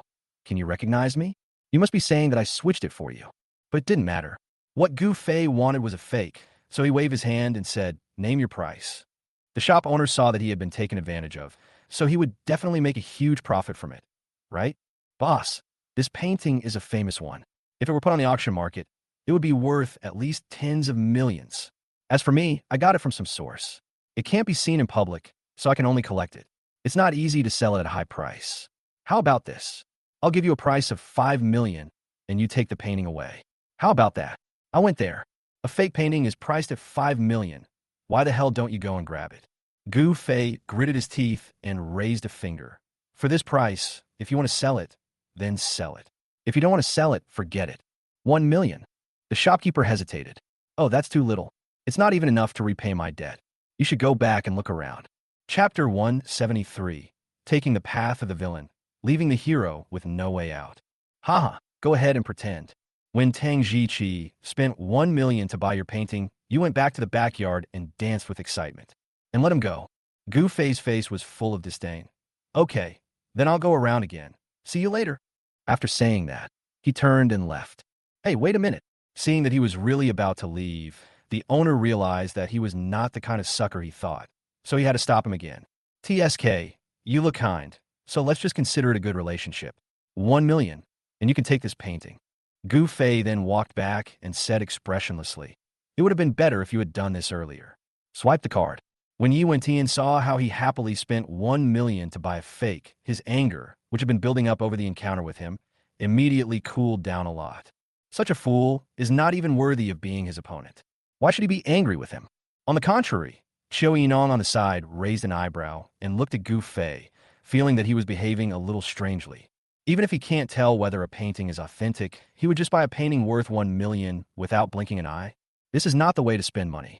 And according to her investigation, Gu Fei is not such a brainless person. He first saved the Gu family by ruining the cooperation between the Gu family and the four major families by leaking information, then made a scene in the bank to solve the loan problem, and finally united with overseas forces to force the four major families to be unable to take care of themselves and had to let them go temporarily. How could such a person do such a stupid thing? Just when she was full of doubts, Gu Fei had already paid the money, picked up the brocade box, and prepared to leave. However, he only took a few steps before he stopped and gave Yi Wentian a provocative smile. You will also attend Lin Yuro's birthday party tomorrow night, right? Yi Wentian said calmly. What does it have to do with you? Gu Fei snorted. I just want to kindly remind you that even if you come up with a more expensive gift, you can't beat me, because this 5 animals painting is something Lin Yuro has been longing for. You'll only embarrass yourself if you go. After saying this, he strode out of the antique shop with great pride. Yi Wentian sneered. Who is embarrassing himself? He turned around and said directly to the owner, bring out the original to me. The shop owner was stunned for a moment, then laughed dryly and said, Sir, what are you talking about? The original has just been bought by that young master. There is no other original in the world. Stop talking nonsense. I know he bought a fake and can't produce the original. Believe it or not, tomorrow I will personally testify against him and tell him that the piece he bought from you was a fake. What do you think he'll do then? Upon hearing this, the owner's face changed immediately. Of course, he knew that anyone who could come up with 1 million at once was not an ordinary person, and was most likely the young master of a big family. Without any evidence, it's pointless for him to make a fuss. But with Yi Wentian as a witness, it would be bad if he was not in the right. Sir, we just met by chance, and we should go our separate ways. There's no need for this, right? Yi Wentian said nothing. Instead, he threw a wooden sculpture onto the table and said, give me the original 5 animals painting, and the sculpture will be yours. If you don't give it to me, I will still find a way to get the original, but the price you have to pay may not be something you can afford. The shop owner picked up the wood carving out of curiosity, looked it over carefully, and immediately his eyes widened. This is the long-lost wood carving of rafter mortise and tenon techniques from the Ming Dynasty. Although the value is not high, only about 300,000 yuan at most, this thing is in short supply because few people know about it, and it has been lost for a long time and cannot be found. He can actually take out such a thing so casually, which shows that he is not an ordinary person. The shop owner frowned and did the math. A wood carving plus 1 million was worth it in exchange for an original painting. So he gritted his teeth, turned around, took out a painting from behind, and placed it in front of Yi Wentian. Yi Wentian didn't even look at her, but just winked at Qiu Yinong. Qiu Yinong walked to the table and first looked at the owner, then opened the scroll and looked at it carefully for 2 or 3 minutes before nodding. It's an authentic work. The shop owner scoffed. Don't pretend.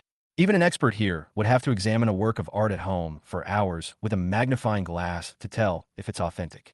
How can you say it's authentic based on a cursory glance like that? Are you kidding me? This is insulting. But Qiu Yinong wasn't annoyed. She simply said in a cold voice, the paper material is obviously made of bamboo paper. The paper curtain is 2 fingers wide and has a golden luster in the sun. The pigment and ink have obvious changes over time, and the printing color is obviously a secret seal. All of this shows that these most difficult to imitate parts are authentic. Do you need to see anything else? She rolled up the painting and put it into the brocade box, and Lung Ao curled the corners of his mouth.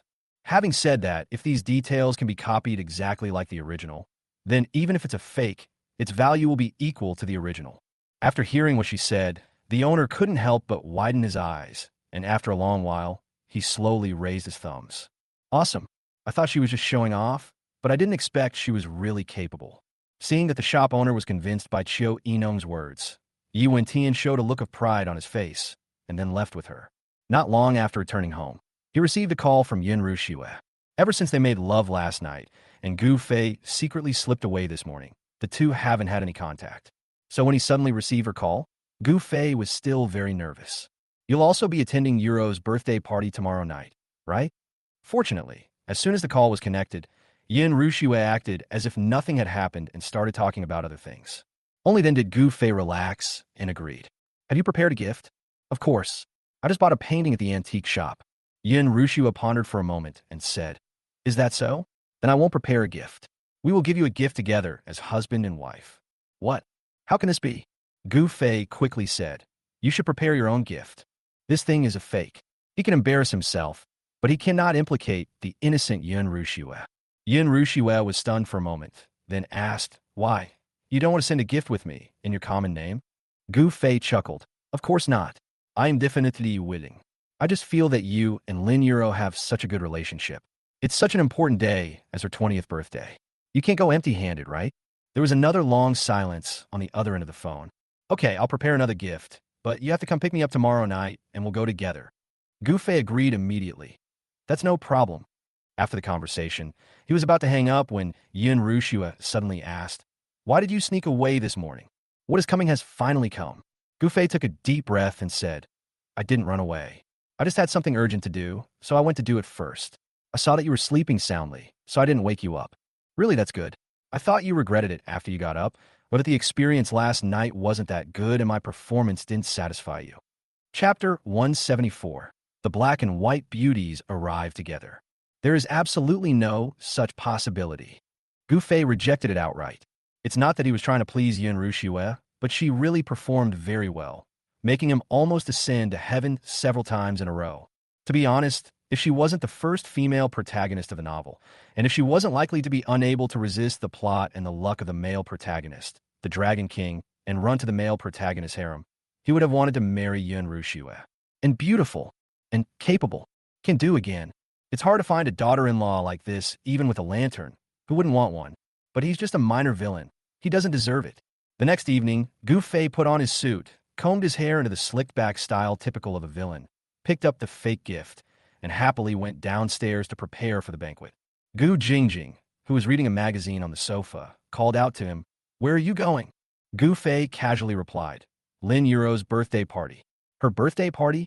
Gu Jingjing thought about it, and then stood up. Then I'll go with you. Huh? Gu Fei was unhappy. Why are you going there? You don't know her well. Gu Jingjing smiled and said, I'm not familiar with you, but didn't I go with you to the Lin Pharmaceutical Factory's new product launch last time? Tonight is the same. I'll be attending with you as your female companion. This woman is so bored that she wants to join in such fun? Excuse me, I have to pick up my fiancée. Rushue and I will go together. Gu Jingjing leaned against his shoulder without a care in the world and smiled. If I remember correctly, Yin Rushue is Lin Yuro's best friend, right? Even if you don't go with her, she has to go anyway. Why don't you take me along and let me go for a free meal? Is that not okay? As she spoke, she poked Gu Fei's cheek with her finger. Because she was too close, the breath from her mouth blew on his face, making his ears and cheeks itchy. No, just talk if you want to. Why are you getting so close? Gu Fei scratched his ear and took a step back. Okay, I'll take you with me, but I have to tell you in advance at the birthday party, you have to find fun on your own and don't bother me. I won't take you with me. He has to find trouble everywhere and earn villain points, so he has no time to accompany her. Gu Jingjing smiled. Of course. It turns out this little idiot is going to cause trouble at the birthday party. No wonder he looks so excited. It seems that tonight's birthday party will not be boring. When she got in the car, she wanted to sit in the passenger seat, but was stopped by Gu Fei. What are you doing? TSK. I said, why don't you have any idea? The passenger seat is reserved for my fiancé. You sit in the back. Gu Jingjing curled the corners of her lips in amusement. I know. Little liquor. Well, little lickspittle. Isn't this what should be done? Gu Fei took a deep breath, but he couldn't refute it, so he could only sit in the driver's seat and drive depressedly. When they arrived at the gate of the Yun family villa, Gu Fei called Yun Rushue in the car and saw the door open. Yun Rushue walked out wearing a snow-white long-tail dress. With perfect body curves, she is simply a goddess among goddesses. And after last night, Gu Fei had a better understanding of her figure.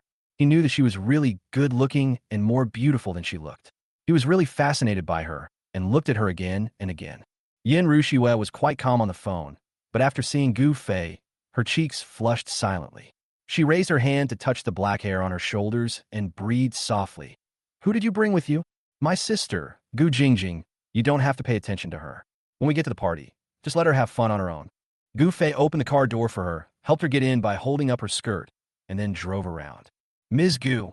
Yin Rushue was about to say hello when Gu Jingjing interrupted her with a smile. Don't be so polite. Just follow Gu Fei and call me sister. Okay, Sister Jing. Gu Jingjing smiled and looked at Yun Rushue from behind. The more she looked, the more beautiful she seemed to her. The brat has good taste and picked the most beautiful one right away. There's really not a single fault to be found from the inside out, from top to bottom. Lin Yuro's birthday party was held in the villa. When they arrived, there were already many luxury cars parked on the street in front of the villa. Gu Fei's Porsche was mixed in among them and was not even worth looking at. After all, Lin Yuro, as one of the 4 great beauties in Sioux City, is still single.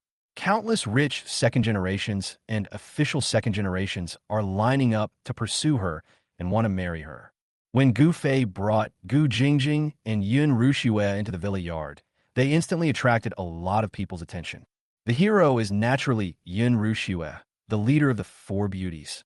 However, Gu Jingjing was standing on the other side of Gu Fei, wearing a sexy black backless dress, which was also extremely eye-catching.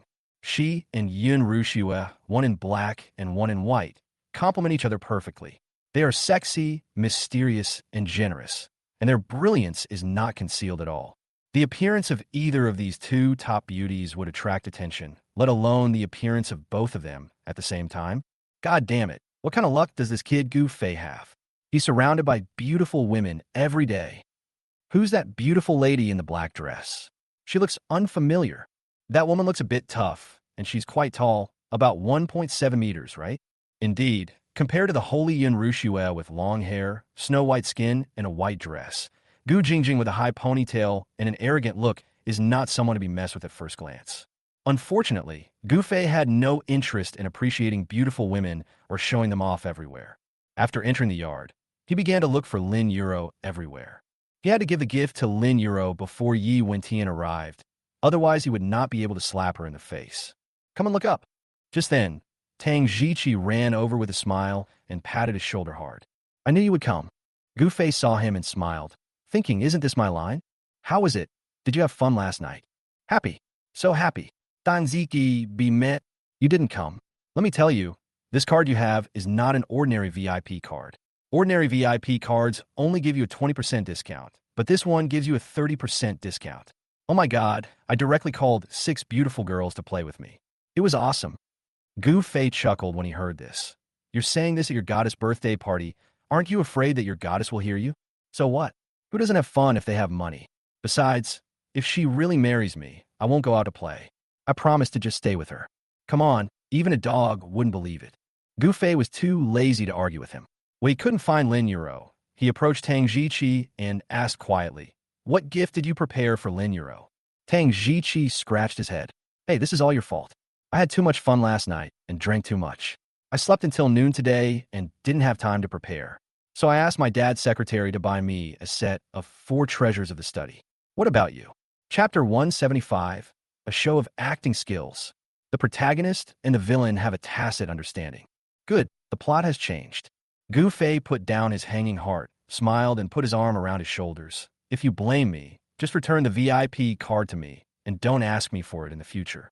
Tang Jiqi immediately apologized with a smile. No, I was just kidding.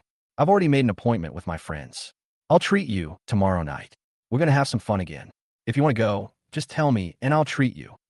I have something to do tomorrow night, next time. The two were chatting when they saw Yi Wentian walking in from a gate. He was wearing a well-tailored suit, his hair was neatly combed, he was tall and majestic, and just by walking in, he exuded a chic and elegant temperament.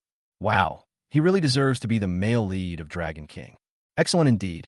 Tang Jiqi also saw him and immediately spat in disdain. Bah, bastard, you pretend to be a human being, but you really think you're a big shot. Damn it, your parents are dead, there's no one left in your clan, and yet you're still scamming people everywhere. Why would you invite such trash here? Even though Gu Fei didn't like Yi Wentian, Old Tang was a bit too harsh. Fortunately, he took away a lot of Tang Jiqi's villain plot, otherwise this guy would definitely be beaten to death by Yi Wentian. But now that the male lead is here, there's no need to waste time on it. Let the show begin. Yi Wentian walked into the villa yard, completely ignoring everyone else, and went straight to Lin Yuro. At this time, Lin Yuro had just come out with a few friends and was walking and chatting casually. Her beautiful appearance attracted countless people's attention. She was dressed up today, but unlike those rich girls who like to wear dresses and jewelry, her dress was much more gentle. She wore a light, semi-transparent shawl, paired with a long skirt embroidered with lotus flowers, with her long hair tied up, which set off her beautiful face. She looked like a fairy stepping into the mortal world. No matter how beautiful other women are, they're like wild flowers and weeds in front of her. Yuro, happy birthday. Seeing Lin Yuro like this, Yi Wentian was naturally amazed. At the same time, there was a look of determination in his eyes. Lin Yuro also smiled when she saw Yi Wentian. She specially invited Yi Wentian to come today, mainly because she wanted to get closer to him. Because of the last time Yi Wentian secretly attacked the Gu family, she was very surprised and nervous. She knew that Yi Wentian was the absolute ruler of this world. He possesses unrivaled luck and strength in the world. With Gu Fei around, she could use his prophetic power to fight against the male protagonist, the Dragon King. If Gu Fei was eliminated by him when she wasn't noticing, wouldn't she be at his mercy in the future? In order to protect Gu Fei, she also had to get close to Yi Wentian, find a way to grasp his movements, use him, protect Gu Fei, and protect herself. So her attitude towards Yi Wentian was very polite. Thank you, Brother Yi. I have a lot of guests tonight, so I might not be able to cater to them well. I hope Brother Yi doesn't mind. Of course not. It's your birthday, so naturally it's yours. By the way, he was just about to take out the gift and give it to Lin Yuro when suddenly a figure jumped in front of him and knocked him a step away from Lin Yuro. He frowned, looked up, and found that the person coming was Gu Fei. He immediately sneered. After seeing the brocade box in his arms, he sneered even more. This loser actually planned to give away this fake item and was even eager to give it to me. Okay, then he will see how this loser embarrasses himself. After seeing the brocade box in Yi Wentian's arms, Gu Fei sneered. Great! The Dragon King hero has indeed brought the authentic 5 animals painting. The plot is exactly the same as in the original. He just needs to give his fake to Lin Yuro, wait for her to open it, and then be slapped in the face by Yi Wentian on the spot. Hey, this kid Tang Jiqi doesn't even know he's been rescued. He's still eating and drinking like an idiot. When Lin Yuro heard Gu Fei's inner thoughts, she couldn't help but look at his arms in surprise. Is that a fake? He specially prepared the fake just to let Yi Wentian expose him? Is this another performance for the villain? Lin Yuro shook her head slightly. This little liar. Does he know that his reputation in Sioux City is very bad because of his enmity with the 4 major families? Many people are deliberately avoiding him. If a fake gift were to appear again today, it would surely be criticized by even more people. How could she let this happen? Just as he was thinking about it, Gu Fei had already proudly handed the painting in his hand to Lin Yuro. Yuro, happy birthday to you. This is the 5 animals painting that I spent 1 million to buy for you from the antique market. Hee, this is an authentic painting, one of a kind. There is only one like it in the world. I hope you like it. Lin Yuro took it and looked at the brocade box in her hand. When she was free, she didn't like jewelry or shopping. She liked to practice calligraphy, painting, and study antiques. So, as soon as she saw the brocade box in her hand, she knew he had been cheated. Because even this brocade box is an imitation of a famous product. Thank you, Gu Fei. I will cherish you. She held the brocade box in her arms and gave Gu Fei a sweet smile. Gu Fei waited for a moment, but seeing Lin Yuro looking at him tenderly and smiling, he pointed at the brocade box and said, open it and take a look. This is a surprise. I spent 1 million to buy it. I dare say that the gifts of everyone present combined are not as expensive as mine. Prelude. I have to set the stage for Yi Wentian to smack me hard in the face, so I have to set up a lot of flags and attract more hatred. I'm really smart. Besides, this is a unique piece, a rare one, an authentic one. You will definitely like it when you see it. A little more foreshadowing to make the male protagonist's face slapping feel even more satisfying. Yi Wentian. Oh, Yi Wentian, I've laid out so much foreshadowing for you. Please don't let me down. Lin Yuro listened to his words patiently, smiled and nodded. Well, don't worry, I will definitely enjoy it when I get home tonight. No. Gu Fei became anxious. When you go home and enjoy it tonight, I won't be able to see the surprised expression on your face when you open the gift. I bought such an expensive gift just to please you. Just look at it now. Yi Wentian also stepped forward and said, since he wants you to open it so much, just give him what he wants. Open it and take a look. If you buy a painting for 1 million, it must be a masterpiece. By the way, let's feast our eyes on it. The people around nodded in agreement. Yes, Miss Lin, just open it. Let's open our eyes and see what a $1 million treasure actually looks like. You're bragging so much, I want to see if you're really that good. Ignoring the comments of the people around her, Lin Yuro smiled and shook her head. How can you open a gift in front of others? We don't have such a rule in our Lin family. If you insist on seeing my expression when I open a gift, then it's very simple. After the banquet, you can stay, and I will open it for you alone. Chapter 176. He tried his best to make the male protagonist show off. What's the point of dismantling it alone? Gu Fei was depressed. Why is it so difficult for her to open a present? If you don't take it apart, how can I be embarrassed by holding a fake? If you don't tear it down, how can Yi Wentian slap me in the face? He was anxious, and Yi Wentian was anxious too. Yi Wentian knew that the item in the box was a fake, and he was waiting to take out the real thing and slap Gu Fei in the face. So he said urgently, Yuro, just give him some face and open it and take a look. He also wants to save face in front of everyone. Besides, his gift is so expensive, you can't let him give it away for free, right? Gu Fei nodded repeatedly. Never before had he and Yi Wentian been so in sync. But even with that being said, Lin Yuro still insisted. The Lin family doesn't have such a rule. I can't make an exception for him. Gu Fei, please don't be so willful. Today is my birthday. I'm the greatest in the world. Please don't make things difficult for me, okay? After saying that, she turned around and handed the gift to the butler. Take it away. Yes. The butler took the brocade box and turned to leave. Now Gu Fei was completely confused. It can't be taken away. If you take it away, the whole plot of the villain tonight will collapse. Without thinking twice, he rushed over and snatched the brocade box from the butler's hand. The housekeeper and Lin Yuro were both frightened by him. When everyone saw this scene, they all looked at Gu Fei with contempt. Is this kid really that serious? Even if you really spend 1 million to buy a gift, there's no need to show off like that. Lin Yuro's face also turned pale. Gu Fei, what are you doing? Gu Fei gritted his teeth. What? I'm going all out. This fake painting has to be shown today, no matter what. For villain points and to get the male lead to show off and get slapped in the face, I'm going all out. At that moment, he took the initiative to open the brocade box and said, Yuro, I told you that you must open this gift now, but you always don't listen to me. Since you don't want to, then I will help you open it. After saying that, he took out the 5 animals picture from inside, opened it directly, and displayed it in front of Lin Yuro. Look, this is the original 5 animals painting that I spent 1 million on. Do you like it? Seeing this painting, Lin Yuro found it difficult to be happy. This silly boy, does he really have to abandon this person? But what should she do if she couldn't bear to embarrass him or see him being scolded? Yeah, I like it. Lin Yuro smiled, then stepped forward to take the scroll from his hand and patted Gu Fei's shoulder as if coaxing a child. I really like it. Thank you, Gu Fei. Gu Fei glanced at Yi Wentian sideways and said, Why don't you go ahead, Dragon King? What are you waiting for? However, Yi Wentian, who noticed his look, took it as a complete provocation. He snorted coldly and glared at him with disdain. You still dare to provoke him at this point? Just wait. I will humiliate you immediately. He strode over and said, Hey, this painting of yours. Gu Fei quickly took over and said, What's wrong? What's wrong with my painting? I'm telling you, this is an authentic work that I spent 1 million to buy. Don't pretend to know something you don't. Yi Wentian shook his head in confusion. That's strange because I also bought the original painting, but I only spent 200,000.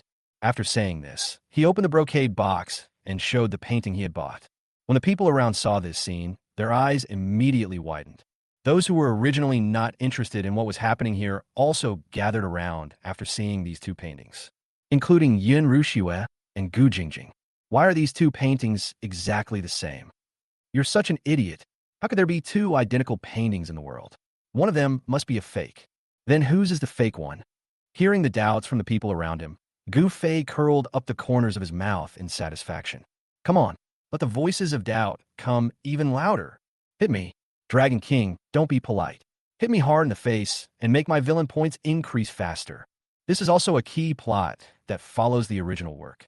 If you can perform this plot well, there will be plot rewards. I can't wait to go home and settle with the system.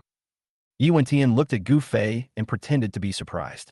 Gu Fei, I bought this painting at Qibao Antique Shop. Where did you get this painting from? Gu Fei rolled his eyes at him and said, Why are you pretending to be an idiot? I bought it from the owner of Qibao Antique Shop, right in front of you. It's not like you didn't see it. Why don't you call me stupid? How did the domineering Dragon King male protagonist suddenly become a green tea pretty boy? Psycho. It has to be said that Gu Fei is becoming more and more disdainful of the male protagonist, the Dragon King. Not only does he always mess things up, he also lacks the majestic demeanor in the original novel. He also speaks in a green tea-like tone, which is incomprehensible. He had no idea that Yi Wentian became what he is today because of his pressure. When he first returned to Suzhou, every step he took was firm and confident, so no matter what he said or did, he was always mighty and domineering, and he kept his word. But in his repeated confrontations with Gu Fei, he was always defeated, causing him to almost lose his self-confidence and become roundabout in his words and deeds. When Yi Wentian heard Gu Fei's words, his face instantly turned ugly. But he quickly regained his composure. Now that you mention it, I remember that when I was looking at paintings in Qibao Antique Shop, you did snatch a painting from me and bought it for 1 million. But Gu Fei, this painting is a fake. What? Everyone around was shocked when they heard this. Is this painting of Mr. Gu a fake? Or was it stolen from Yi Wentian? Oh my god, so Master Gu was scammed out 1 million. This brat Yi Wentian must have done this on purpose. He saw young Master Gu spending 1 million on a fake and didn't stop him. Ha ha ha, Gu Fei, this idiot. How many jokes does he have to make before he's satisfied? Besides Gu Fei, who else can be so funny? I really admire him. Gu Fei heard the laughter around him and Yi Wentian's contemptuous look and curled the corners of his mouth in satisfaction. But he quickly frowned and said, Bullshit, you're the fake. This one of mine is the real thing. The boss said I'd smash the shop if it was fake. By the way, Euro, you're an expert in this area. So tell me, whose is the real thing? He looked at Lin Euro and pushed the painting towards her. Look, show me this painting is a fake, and slapped me in the face. Lin Euro looked at Gu Fei helplessly, took the painting, and sighed softly. What should I do now? She didn't want to embarrass Gu Fei, but she couldn't call a horse a zebra in front of so many people, especially since she wanted to have a good relationship with Yi Wentian.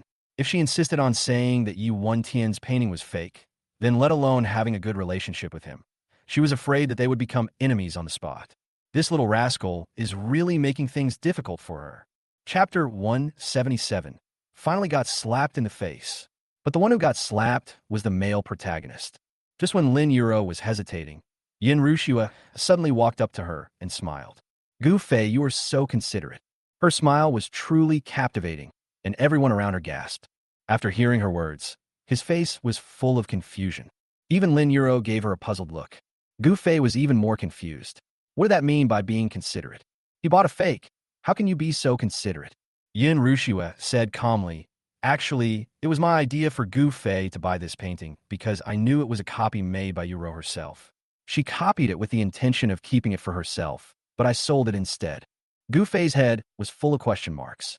What is he talking about? She's always felt it was a pity, and I've always wanted to buy it back for her, but unfortunately, I couldn't find it anywhere. Recently, I heard that the painting was at the Qibao Antique Shop, so I asked Gu Fei to buy it back, and specifically asked for this fake because in Euro's heart, this fake is more precious than the original. Gu Fei, Yi Wentian. At this moment, no one wanted to fuck the dog more than Gu Fei and Yi Wentian. This is clearly a fake. In order to clear Gu Fei's name, Yin Rushue could really make up any lie.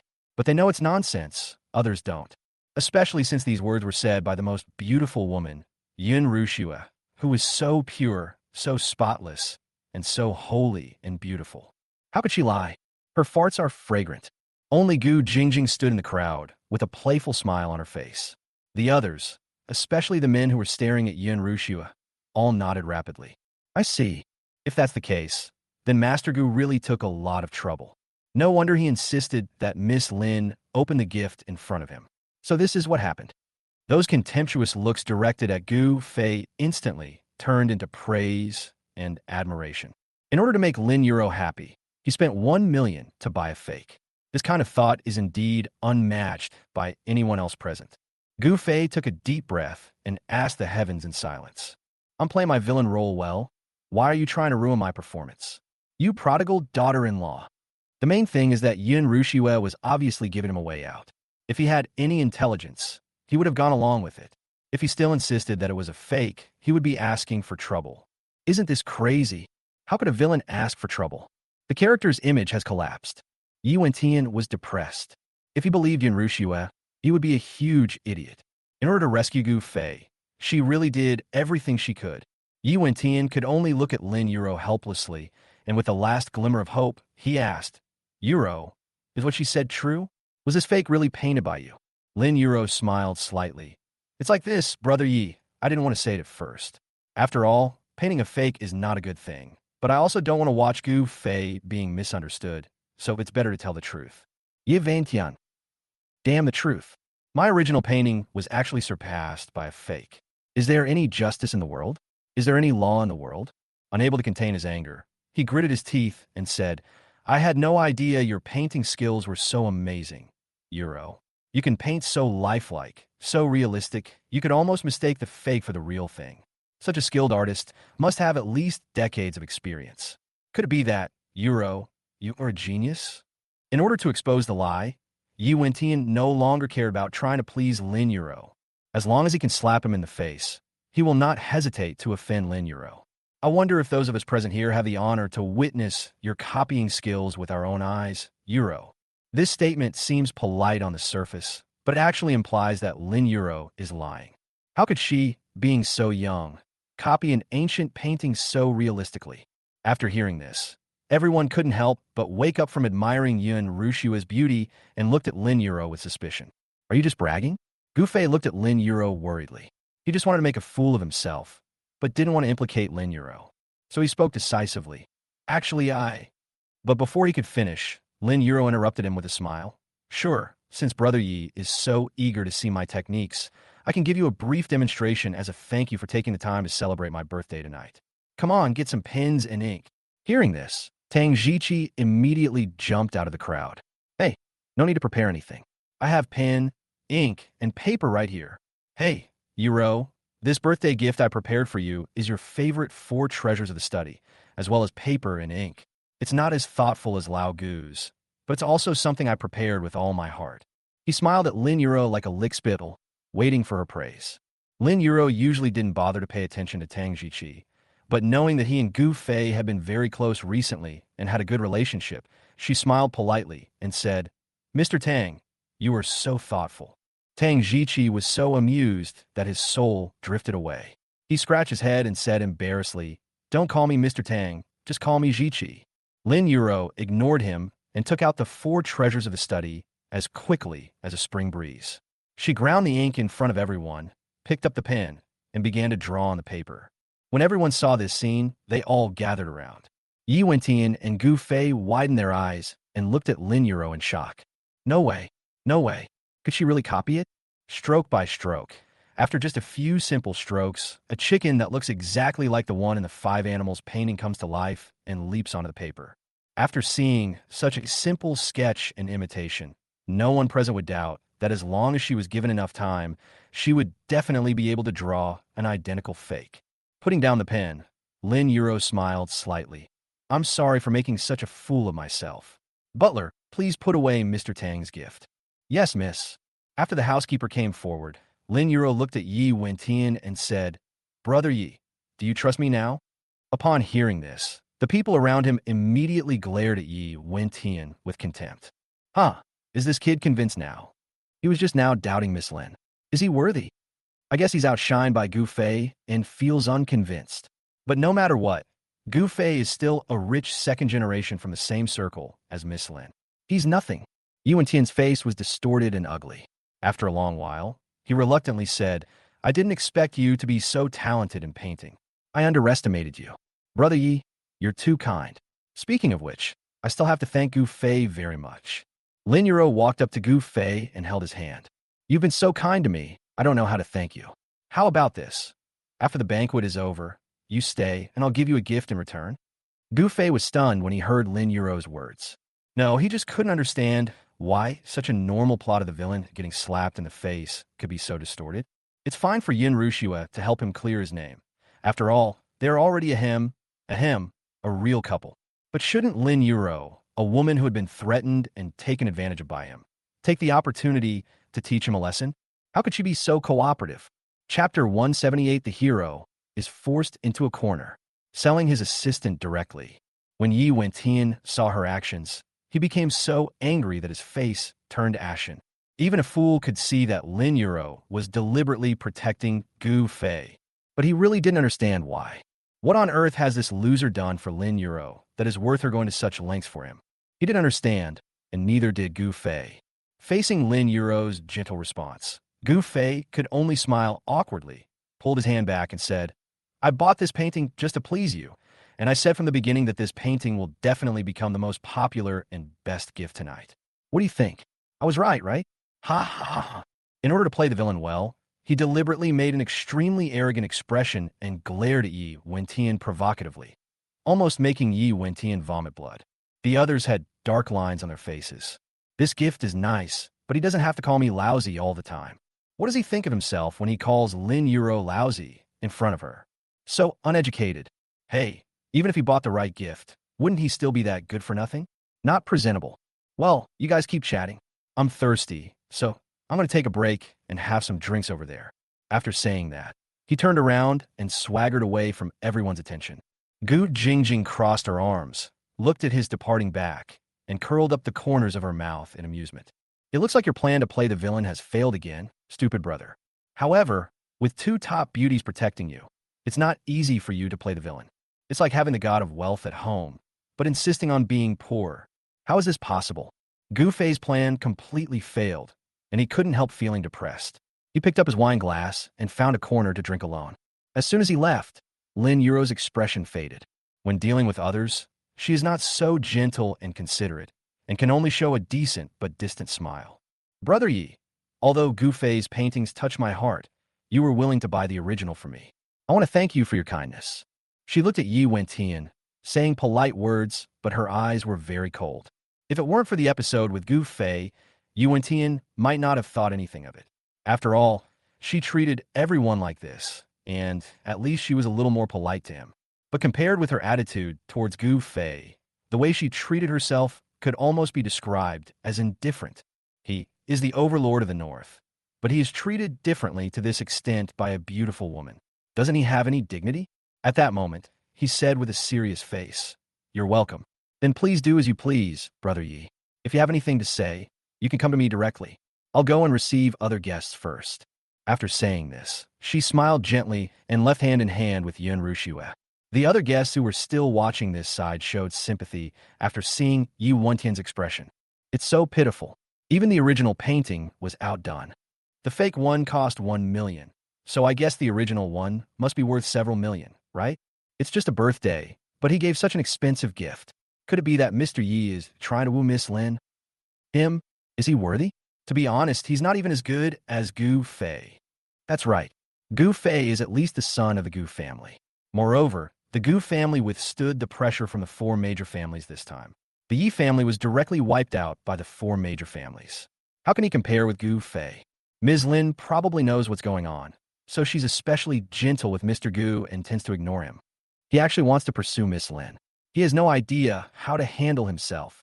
Unable to bear the discussions any longer, Yi Wentian turned around and left the place in big strides. But he didn't leave the party either. If he really left, it would seem like he was really broken. He has to pretend that he doesn't care. He had to pretend to be very relaxed. So he picked up the wine glass and took a sip, but because his fingers were too stiff and he used too much force, he crushed the glass directly, scaring the waiter next to him. Knowing that he could no longer control his inner anger, Yu Wentian simply threw away the broken wine glass in his hand, took out his cell phone, and made a call. More than 10 minutes later, Xiao Yinong sneaked into the banquet. "Help me do something," Yi Wentian whispered to her a few times, and Xiao Yinong's expression immediately changed. She frowned slightly and looked at Yi Wentian. "Do I need to do this kind of thing personally?" "You have to do it yourself. I don't trust anyone else." He had been betrayed by Gu Fei too many times. If he let someone else go, he was really afraid that something would go wrong again, or that Gu Fei would instigate him to rebel, which would end up hurting him. Then he would be so angry that he would die tonight. As for Xiao Yinong, he has 1/10,000th of confidence. Because since I brought her by my side, she has never messed up a thing. Xiao Yinong was very reluctant. However, after meeting Yi Wentian's determined and angry gaze, the words of rebuttal that were about to come out of her mouth were swallowed back. She knew that once Yi Wentian showed this look, it meant that his orders would never be changed. In desperation, she had to take action, but she was very reluctant, because Yi Wentian actually asked her to seduce Gu Fei, and when Gu Fei took the bait, Yi Wentian took Yin Rushu, a Lin Euro, and the guests present to catch the adulterer. Then Gu Fei's marriage will be ruined. By the way, let Lin Euro see his true face, so that she won't continue to favor and protect Gu Fei in the future. Xiao Yinong's reluctance included not only her unwillingness to lower her status to do such a shameless thing, but also her inability to accept that her immediate superior would use such a low method to plot against others. She had chosen to follow Yi Wentian, not to help him do this kind of thing. Yi Wentian's recent behavior has really disappointed her, but for now she has not left Yi Wentian yet, so she can only follow his orders. Holding the wine glass, she searched carefully in the yard and soon found Gu Fei squatting on the ground playing with the dog behind a flower bush. He quickly poked the husky's chin with his finger and said with a grin, "How come you look so stupid? You must be very depressed to have been like this since birth. But you're not bad. A purebred husky has a very handsome figure. Those impure ones look so stupid that they can't even try to act cool." Xiao Yinong almost laughed out loud when she heard this. He actually talked so much to a dog and spoke so sincerely. Not to mention, he's quite an interesting guy. But remembering her mission, she still walked towards him. "Mr. Gu." Gu Fei looked up and was surprised to find that the person standing in front of him was Yi Wentian's assistant Xiao Yinong. Why did she look for him? Kill him? Or drug it? Ew. Have something to ask me? No matter what she wanted to do, it must have been Yi Wentian who asked her to come, and there was definitely no good reason for her to come to him. Very good. Gu Fei was feeling depressed because his villain points didn't increase, and then someone came to cause trouble. This time, he had to cooperate with the male protagonist. Chapter 179. You're trying to seduce me, right? I'll take the bait. He wanted to cooperate, but Gu Fei had no idea what Xiao Yinong was up to, so he could only try to test her. Xiao Yinong smiled and said, "I just heard that Master Gu impressed Miss Lin with a gift of 1 million, so I came here to congratulate her." Bullshit. Would you be so kind as to congratulate me? I'm not a husky, so how can I be fooled so easily? Gu Fei chuckled. "Thank you very much, but it's nothing big, just 1 million, just a little bit. If you invite me to your birthday, I will definitely give you a gift that will satisfy you." Adhering to the principle that a villain who doesn't flirt with girls is equivalent to being a eunuch, Gu Fei spoke in a vulgar and gangster tone. Xiao Yinong curled her lips and said, "How could I have such a big face as to invite Master Gu to celebrate my birthday? But to be honest, I really admire you, Master Gu." "Appreciate me?" Gu Fei's face was full of surprise, and he became more and more confused about Xiao Yinong's intention. "What do you admire about me?" Xiao Yinong smiled and approached Gu Fei, raising her delicate jade finger to poke his collar. "Of course I admire you, Mr. Gu. You are handsome, suave, and you seem to be in good health and have great physical strength. You can make a woman feel like she is in heaven." As she spoke, she poked her fingers into the gap below the collar and gently slid them down the skin of his neck. "I just don't know if I'll ever have the honor to experience it." Huh? What's she talking about? That's not what he understood. No, no. Although Xiao Yinong did not become the Dragon King's concubine in the end, as a beauty, even if the Dragon King did not want her, she could not be given to other men. So until the end of the novel, Xiao Yinong is still keeping her chastity for the male protagonist. And, judging from her attitude, she is definitely going to keep it for the male protagonist for the rest of her life. How could such a loyal female assistant to the male protagonist flirt with him and want to have something happen with him? He must be mistaken. Could it be that she wants to seek Buddhist scriptures? She wanted to seduce Yi Wentian, but didn't know how. So she came to ask him since he had experience? That must be it. Gu Fei quickly convinced himself, and then gave Qiu Yinong a smile that said, I understand. Qiu Yinong had a face full of question marks. I always feel that Gu Fei's expression is different from what I expected. You, Qiu, I understand. Come here. Gu Fei hooked his finger at her. When Qiu Yinong approached with suspicion, Gu Fei leaned over to her ear and muttered for a long time. Anyway, if you do as I say, I guarantee you'll get it. Qiu Yinong. This brat actually told her the entire process in her ear, starting from the foreplay and ending with what to do afterward. Who wants to hear this? Neuropathy. She took a deep breath, her eyes flashing with anger, but her cheeks flushed uncontrollably. I didn't realize that Master Gu understood so well. We have to take some drastic measures. Qiu Yinong took 2 steps closer and stopped at a distance, almost touching Gu Fei. She raised her eyes and looked at him affectionately. It's just that I don't quite understand what you're saying. Otherwise, could you please demonstrate it to me, Master Gu? As she spoke, she tilted her head back and placed the wine glass into her rosy mouth, allowing Gu Fei to see the scarlet wine flowing into her throat. Then, she took out the wine glass and pouted her bright red, plump lips. How about we start learning from kissing? Gu Fei stared at her with wide eyes. If at this point he still didn't know what Qiu Yinong wanted to do, he would be a complete idiot. But he didn't understand why she did this. What purpose does letting him take advantage of you serve, other than bringing more green light to Yi Wentian? Just when he was full of doubts, he suddenly found that Qiu Yinong was looking nervously to the right. Gu Fei also looked over quietly. This sight was like an epiphany for him. It turned out that Yi Wentian was nearby and was secretly watching them. In other words, the reason why Yi Wentian asked her to seduce him was so that he could keep an eye on him, catch him cheating, and ruin his reputation. This method really works. But Gu Fei was depressed. After all, you are the hero of the novel, and the main character is a bright, upright, and gentleman. Isn't it a bit despicable and mean-spirited of you to do this? Even Tang Ziqi couldn't use such a stupid trick. Gu Fei cursed in his heart, but he still had to cooperate.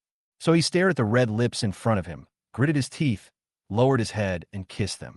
Qiu Yinong suddenly opened her eyes wide and looked at Gu Fei in disbelief. He actually kissed me? You know, she originally just wanted to pretend, and she only needed to maintain this posture. If Yi Wentian brought people over at any time, it would cause misunderstanding. She never thought they would actually kiss.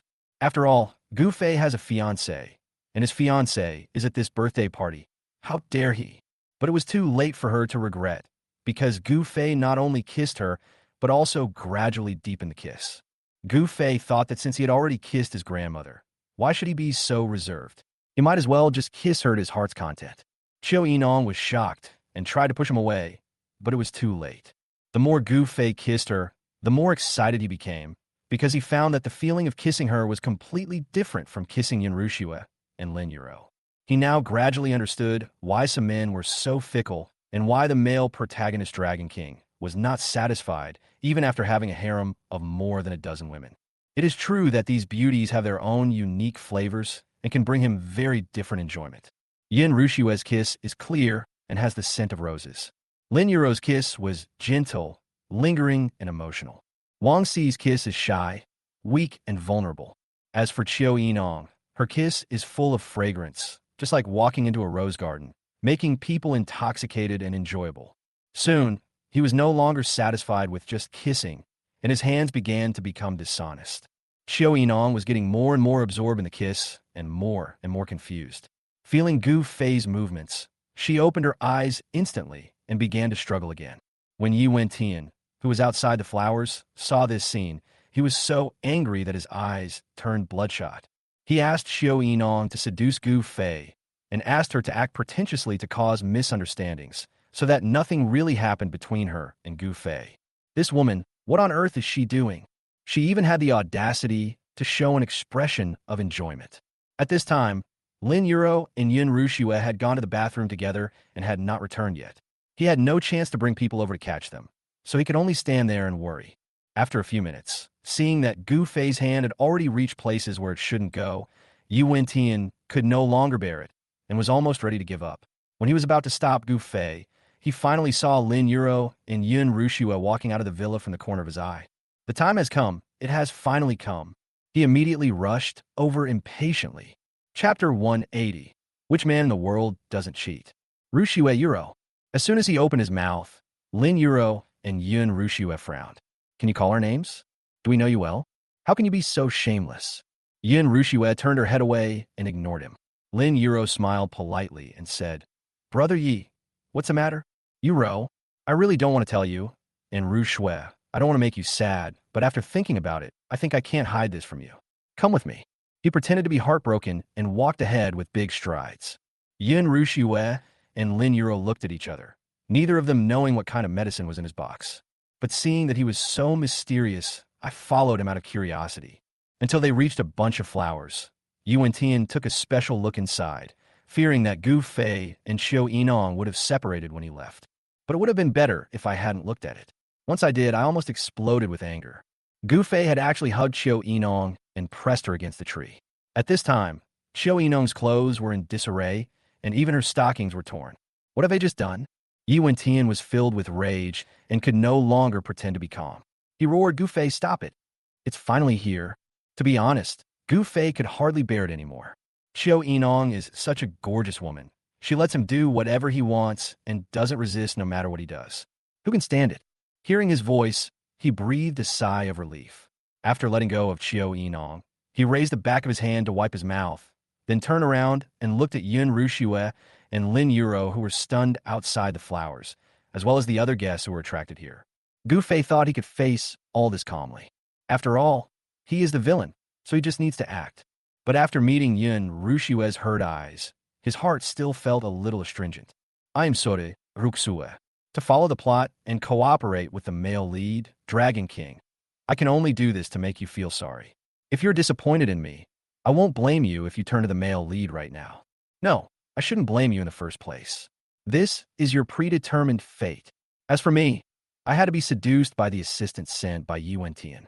Otherwise, the male lead wouldn't be able to successfully slap me in the face and teach me a lesson. My trip tonight would have been in vain. Thinking of this, he decided to go all out and put on a panicked expression as if he had been caught cheating. Rushua, please listen to my explanation. Things are not what you think. After saying that, he turned and pointed at Xiao Yinong. She forced me to do it, and I didn't want to. When the guests around heard this, they were almost pissed off by him. Listen, is this human language? He is almost a head taller than the beauty and much stronger than her. If he is unhappy, what can the beauty do to him? It's obvious that he wanted to take advantage of others, got caught, and now he's trying to pass the buck. Pooh, shameless. The guests dared not speak out, for fear of offending Gu Fei and the Gu family. But Yuan Tian doesn't care so much. He took 2 steps forward and grabbed Gu Fei's collar. How dare you do this to my assistant? And you even said my assistant forced you to do it. You are so despicable. Yinong, come and explain to them in person what just happened. Need more explanation? Xiao Yinong was tidying up her clothes when she suddenly heard Yi Wentian's words. She felt very angry. In order to help him deal with Gu Fei, she had to sacrifice herself, which would have been fine, but she was also forced to be watched by so many people. She was already angry, and he actually asked her to act in front of so many people. She can't do such a thing. Xiao Yinong wanted to refuse, but after meeting Yi Wentian's gaze, she couldn't help but take a deep breath. He was serious and would not tolerate rejection. This man is no longer worthy of being her boss. However, before leaving him completely, she still had to obey his orders. After all, she knew how powerful he was.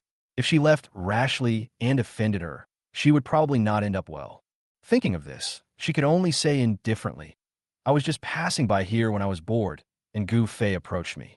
I stopped and chatted with him for a few words, but I didn't expect him to suddenly make a move on me and even forcefully kiss me. Hey, don't talk nonsense. Gu Fei put on an arrogant expression, turned around, and poked Xiao Yinong's nose.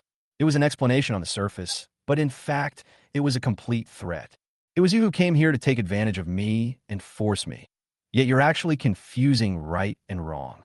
Tell me what the hell is going on. If you dare to talk nonsense again, I'll kill you. Hearing his words, Xiao Yinong immediately showed a look of grievance and fear. But she was secretly puzzled. What does this kid mean? He could have explained it clearly, but why did he deliberately make it worse? His behavior made her very suspicious. He just wanted everyone to think that there was something going on between him and her. But why did he do this? When Yi Wentian heard Gu Fei's words, his expression was angry, but his eyes were full of ecstasy. That's right. That's so true. That's what you should say. He grabbed Gu Fei's collar tightly, then turned to Yun Rushue and said, Rushue, this is the fiancé you chose. He's so despicable and irresponsible. How can he be worthy of you? Today I'm going to teach him a lesson and let him know his place. Do you agree? He just didn't believe that even though Gu Fei had betrayed her to this extent, she could still forgive this loser. Yin Rushua's expression at this moment was indeed as cold as ice. She couldn't believe what she had just seen. He had spent the entire night with her the night before, and today he was so intimate with another woman. How could she accept this? But she was also very clear that Gu Fei did this entirely to cater to the plot and to please Yi Wentian. He is innocent. She had never been an emotional person, so she quickly calmed down, took a deep breath, closed her eyes, and opened them again. Mr. Yi, first of all, please stop calling me by my first name. Please call me Yin Rushue or Miss Yin. I'm not that familiar with you. Secondly, Gu Fei is my fiancé. Even if he did something wrong, it's between him and me. It's not up to outsiders to make irresponsible remarks. Third, Gu Fei did do something with this lady that made me unhappy, but they didn't do anything substantial. Besides, what man in the world doesn't cheat? My husband was able to cheat on such a beautiful woman. That's his ability, and I'm proud of him. As soon as he finished speaking, the whole place fell silent. Some people even raised their fingers to pick their ears. Did I hear that right? Yin Rushue said that Gu Fei's cheating is his ability. This is so magical. What kind of curse did Gu Fei cast on Goddess Yin? She's protecting him. The goddess is so cold and domineering, but in private, she's actually a lovely wife. What kind of shitty luck did Gu Fei have to marry such a perfect wife? Chapter 181. This is all protecting him. This world is destroyed. Not to mention others. Even Gu Fei felt it was against the will of heaven. Yin Rushue witnessed her fiancé being intimate with another woman, and she actually came to his defense. Does she really love him that much? He doesn't believe it. At least the image and personality traits he showed in front of Yin Rushue were not worthy of her attention. So there must be something fishy going on here. Maybe she felt that she couldn't embarrass herself in front of outsiders and wanted to settle the score with him after returning home. That's for sure. We'll talk about it after we get back. But now, he must play the villain's role to the end. Hey, you all heard it. Gu Fei clapped his hands, took a few steps forward, and came to the center of the crowd. My wife made it very clear. I can pick up girls because of my ability. But this woman, after I kissed her a few times just now, she kept acting like a kitten in my arms. It's obvious that I took her directly. After saying that, he turned around with an aftertaste and cast a coquettish glance at Xiao Yinong. Xiao Yinong pretended not to see it, turned her head away, and continued to fix her hair and clothes. Gu Fei said to Yi Wentian, "You deliberately lured people here, didn't you, just to let my wife catch you in bed with me, break off our engagement, and then you can take advantage of the situation and swoop in? Huh, do you think I can't see through your little tricks? Back at my wedding banquet, you tried to steal my fiancé, but my wife slapped you in the face. I didn't expect you to be so reckless and try the same trick again today. Fortunately, my wife is very understanding. Honey, you are so kind." As he spoke, he walked forward and hugged Yun Rushue tightly. As long as she shows the slightest bit of rejection, it means she takes it to heart. But no matter how hard he hugged Yun Rushue and even started to rub her back, she was still infinitely docile, lying in his arms and letting him hug her. This is not right.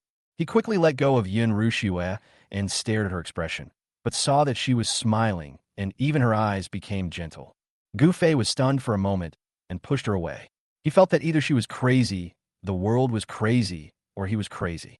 How could she not mind it all? Turning around, he saw Lin Yuro again, so he hurriedly walked up to her and said, "Yuro, you are Rushue's best friend and also my friend. You know me well. I have always been upright and selfless, and I have always been loyal to Rushue. Please help me say something." He said this, but he didn't mean it at all. Scold me harshly. Tear off my hypocritical facade. Expose my fickle nature. Make Rushue break off our engagement, and make everyone think I'm a jerk. It would be best if you slapped me after you finish scolding me. That way the drama would be strong, it would ignite the climax of this scene, and I could fully showcase my villain acting skills. He thought as he shook his legs anxiously. Come on, Lin Yuro, I believe in you. Don't let me down. After hearing his words, Yi Wentian and the onlookers all looked at Lin Yuro. Yes, she is Yun Rushue's best friend. It is understandable that Yun Rushue was blinded by love or had to protect Gu Fei in order to safeguard the interests of her family. Lin Yuro did not have these concerns. She couldn't have a distorted outlook on life, right? Lin Yuro looked at Gu Fei with a smile, and under the watchful eyes of everyone, she slowly spoke. Of course, I am Rushue's best friend and also your friend. So, I know Rushue very well, and I know you very well. You will never do anything to let Rushue down. I think there must be some misunderstanding about what happened just now. I don't want to wrongly accuse a good person, and I don't want others to wrongly accuse you. So after the birthday party is over, you must explain it to Rushue. Got it, Gu Fei. Good person? He has done something so outrageous that it is condemned by both humans and gods. Yet Lin Yuro still says he is a good person. Is there any justice in this world? If he were Yi Wentian, he would want to vomit blood.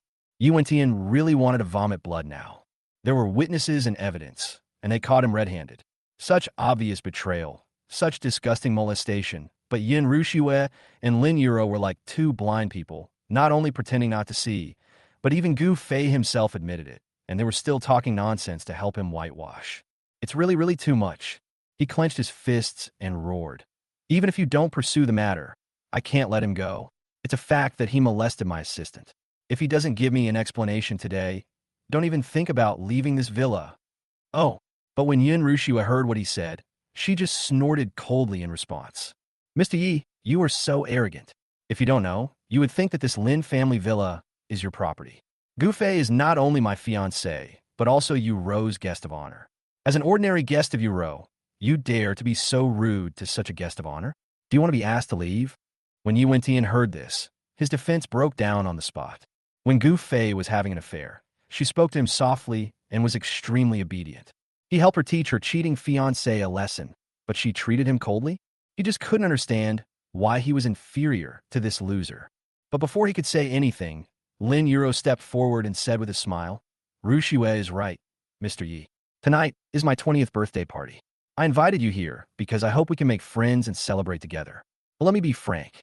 If anyone wants to disrupt my elegant banquet or neglect my distinguished guests, I will definitely not be polite. When the people around heard this, they looked at each other in surprise.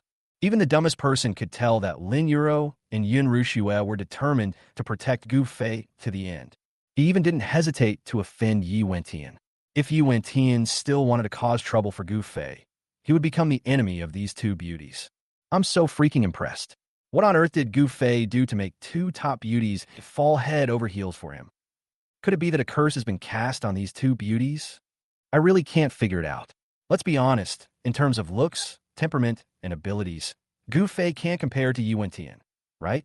What are they trying to achieve? This is also the most tangled question in Yi Wentian's heart. Why do they protect Gu Fei so much and like Gu Fei so much? Okay. Yi Wentian is not without temper. If he could still swallow his anger and stay at the party after being treated with hypocrisy to this extent, he would really become a Ninja Turtle. But he couldn't ruin Lin Yuro's party. He didn't want to become enemies with Lin Yuro. He also wanted to win her over. All right, all of you protect Gu Fei. Okay, Yuro, don't worry. I won't cause any trouble at your party. But I'm also going to make it clear, I'm not leaving tonight. I'll block him at the door of your villa. If he dares to come out, I'll chop his head off. Chapter 182. Wash your mouth. Come to me for your legs next time. After saying this, Yi Wentian was furious and turned around and walked towards the door. He could no longer bear the gentle looks that Yun Rushue and Lin Yuro gave Gu Fei, nor could he bear the sympathetic looks that the people around him cast at him. Since the boss has left, Chiu Enong naturally won't stay either. At this time, she had tidied her hair and clothes and had returned to her usual sexy and intellectual beauty. But just now she was immersed in the experience that Gu Fei gave her. At this moment, she felt quite insecure. She deliberately didn't look at Gu Fei, walked past him, and followed Yi Wentian. After only a few steps, Gu Fei's voice came from behind. Wait a minute. Chiu Enong's expression changed, and she turned around and looked at her with a cold tone. Master Gu, do you have any other advice? Gu Fei walked up to her, held her hand, and then with a snap, he placed a piece of stockings that he had torn into pieces and had been holding in his palm on her palm. Here, I get it back to you. Chiu Enong. Yin Rushue. Lin Yuro. Others. You still have no shame. Xiao Enong looked at the stockings in her palm, her face turning red and black. Thank you, Mr. Gu. See you later. Holding the stockings tightly, Xiao Enong quickly left. After they all left, the matter came to an end. Lin Yuro and Yun Rushua exchanged a glance before turning around and smiling. Okay, now that we've finished the story, let's continue the party. Thank you all for coming to my birthday party. There will be some very exciting shows later, and I hope you all enjoy them. You're welcome, Miss Lin. Happy birthday. Happy birthday, Miss Lin. May you always be beautiful. Hearing her words, the guests immediately nodded and gave her their blessings with a smile. After all, their main purpose of coming here tonight was to celebrate her birthday and curry favor with her. Soon, the crowd dispersed, and only Gu Fei and Yun Rushue were left beside the flowers. Gu Fei looked at the cold Yun Rushue and felt very nervous. Everyone's gone. I guess she's ready to confront me. What will she say? Will she slap me first? But even if she does, I'll just have to take it. I was wrong in the first place. She might even cancel her engagement with me, which is only natural. By canceling the engagement, the plot will probably get back on track. It just so happens that my villain points are almost up, so I can quickly move on and return to my original world. I have to admit, I'm a little reluctant to let her go. I wish I could take her home and make her my wife. While Gu Fei kept muttering to himself, Yin Rushue kept staring at him, listening patiently to what he was saying. When she heard that he was reluctant to let her go and wanted to take her back, a smile finally appeared on the corner of her mouth. Then she walked up to him, held his face in her hands, and kissed him. Gu Fei's eyes widened instantly. What's going on? Not only did she not scold him, hit him, or break off the engagement, but she kissed herself instead? He was full of confusion, but his hands had unconsciously wrapped around Yun Rushua's waist.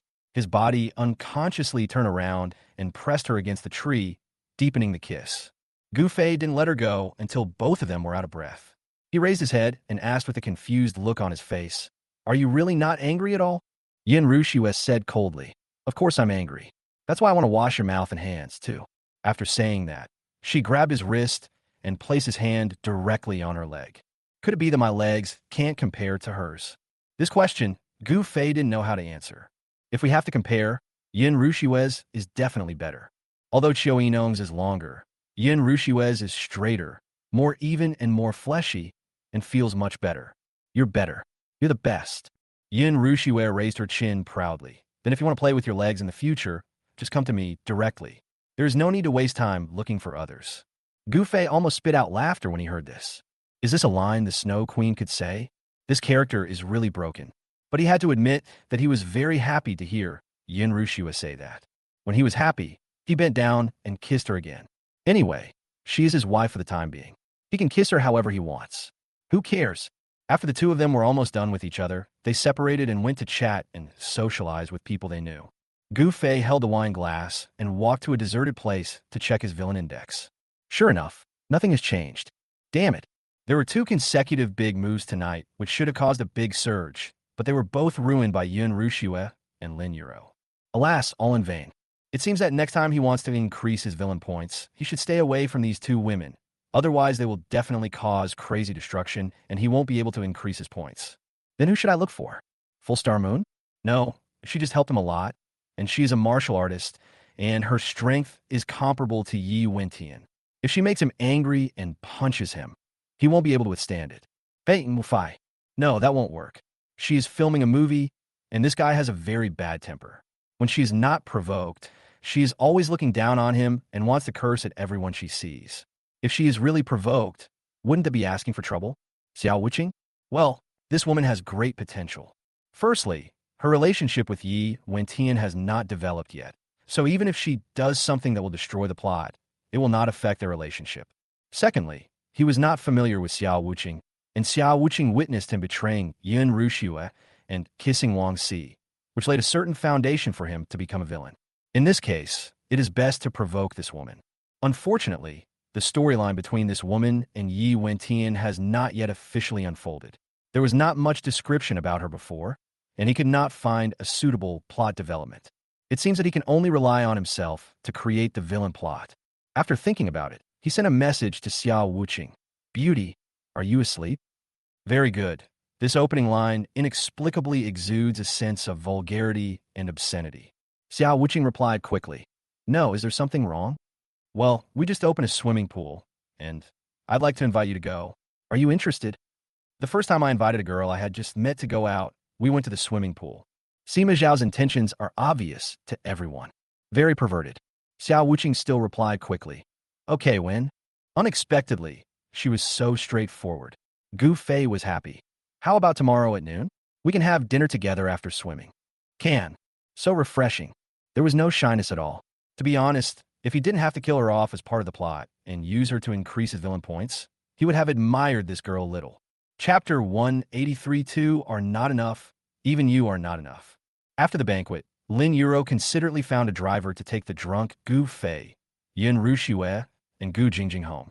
It was too late, and with Gu Jingjing around, Yin Ruxue felt embarrassed to force Gu Fei to stay, so she could only watch him leave in the car. On the way back, Gu Fei was leaning against the car and dozing off, but Gu Jingjing's words woke him up instantly. Gu Fei, why do I feel like you're just looking for trouble? He looked at Gu Jingjing awkwardly. Sister, what are you talking about? Why don't I understand? Gu Jingjing snorted. It's normal for you to go to the antique market and buy a painting as a gift for Lin Yuro, but to casually spend $1 million without even bringing someone who understands a market, is this something a normal person with a brain would do? She narrowed her eyes. From what I know about you, although you can be quite stupid sometimes, you're not that brainless, unless you do it on purpose. Damn it, this woman is quite perceptive. Gu Fei was startled, then quickly laughed and said, You're overthinking it, but I do know it's a fake. It was Lin Yuro's birthday anyway, and I was too lazy to bother choosing a gift, so I just gave it a casual one. Anyway, the money was in, the thought was there, and that was it. Who knew that idiot Yi Wentian would want to ruin my plans? I see. No way. Gu Jingjing curled the corners of her mouth. Of course she knew that Gu Fei did all this to satisfy his so-called villain persona, and the reason she made things difficult for him and asked him questions was just to tease him. He looked so nervous and guilty, it was quite funny. However, this silly boy actually forgot all the harsh words Yi Wentian left behind. Yi Wentian said that he would block him outside the door and behead him. If she hadn't asked for help at the last minute and asked her friends to attack Yi Wentian's factory base, forcing Yi Wentian to go back urgently to deal with it, did he think he could get away? Humph! You want to go to bed without any sense of crisis? You really deserve a beating. Gu Fei indeed forgot. He had been drinking and had done so many things that he was extremely tired. He fell asleep in the car before he even got home. In the end, Gu Jingjing pinched his nose and mouth and suffocated him to wake up. What are you doing? Murdering your own brother. Gu Fei slapped her hand away with a face full of complaints. What's wrong with this older sister? She likes to play tricks on people so much. Gu Jingjing smiled and said, We're home now. If you want to go back to your room and sleep, if you're too sleepy to take a shower, I can help you. Gu Fei immediately raised his hands to cover his chest upon hearing this. Dream on. You filthy scoundrel, don't even think about taking my body. After saying that, he rushed upstairs like a monkey, leaving Gu Jingjing alone downstairs laughing. The next day, he slept until after 10 o'clock, got up, changed his clothes, and went straight to the swimming pool. He had just arrived not long ago, and Xiao Wuqing also arrived as scheduled. When she arrived at the gate, she was still curious about what Gu Fei wanted to do. She was not so naive as to think that Gu Fei invited her to the swimming pool just for swimming. You're Miss Xiao, right? The young master has arranged everything for you. Please follow me. There was a staff member waiting to greet her at the gate, and after recognizing her, he immediately took her to the dressing room on the second floor. Through the stairs on the second floor, Xiao Wuqing could see everything in the swimming pool on the first floor. This is more like a large indoor water park than a swimming pool. It looks quite interesting. She walked into the changing room and prepared to change into the swimsuit she brought with her. But she found that there were dozens of swimsuits on the shelves in the dressing room for her to choose from. There were one-piece triangle ones, open-back ones, lace ones, and very fine-line bikinis. This bastard. Want her to wear these things when she goes out. What a dream. Xiao Wuqing snorted coldly, changed into the red two-piece swimsuit he brought with him, wrapped himself in a bath towel, and then walked out of the locker room. The staff had been waiting at the door, and when they saw her come out, they took her directly into a private swimming area. The scenery here is very nice. There is also thick sand beside the pool, on which beach chairs, shells, crabs, and other decorations are randomly placed. At this moment, Gu Fei was lying comfortably on the beach, relaxing himself. It's nothing. What made Xiao Wuqing stop was Wang Si beside him. Wang Si was wearing a very revealing lace swimsuit and was kneeling beside Gu Fei. She didn't know what Gu Fei said, but she looked shy and timid. Then she raised her hands and put them on his body, gently massaging him. You can tell from her shy look that she is enjoying herself. A sneer appeared on Xiao Wuqing's lips. What's wrong with this kid? Every time Wang Si is bullied, she has to be present. Do they really like to have her as an audience? Ugh. Then she won't be polite. She won't go home until she has seen enough today. She immediately swaggered over to the two of them and said, "See, what a coincidence you're here too."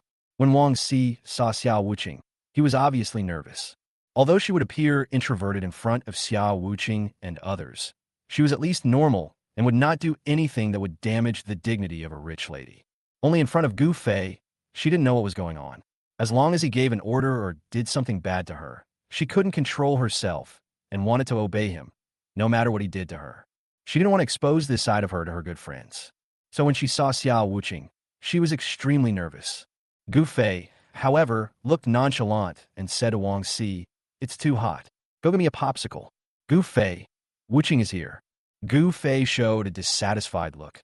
What does it have to do with you whether she comes or not? Go quickly. Do you want to be punished? Upon hearing this, Wang Si's face turned strangely red. After hesitating for a while, she stood up and obediently took the popsicle. After she left, Xiao Wuqing sat down next to Gu Fei and raised his eyebrows. You came over here just to let me see you bullying C, right? If he was really that boring, then she would want to hit him. Her time is valuable. Gu Fei twitched his lips and said, "Of course not. I called you here for something else very important." Xiao Wuqing then looked at him with interest. "Speak. I just want to ask you if you still have your first kiss." Xiao Wuqing fell silent, his expression very ugly. After a while, she sneered. "Why? Having such a beautiful fiancé like Yin Rushua and such an obedient daughter like Wang Si to accompany you, is it not enough for you? You still want to flirt with other women?" Gu Fei laughed triumphantly. "You saw through it. You're right, it's not enough. Far from enough, and you're not enough either. I dare to bet with you that as long as you still have your first kiss, I will win it within 3 days. Do you believe it?" Chapter 184. The female supporting role is completely abnormal. She is a female supporting role anyway. Xiao Wuqing just laughed. Although I don't know what he's crazy about, one thing is certain. That is, he is not sincere when he says this.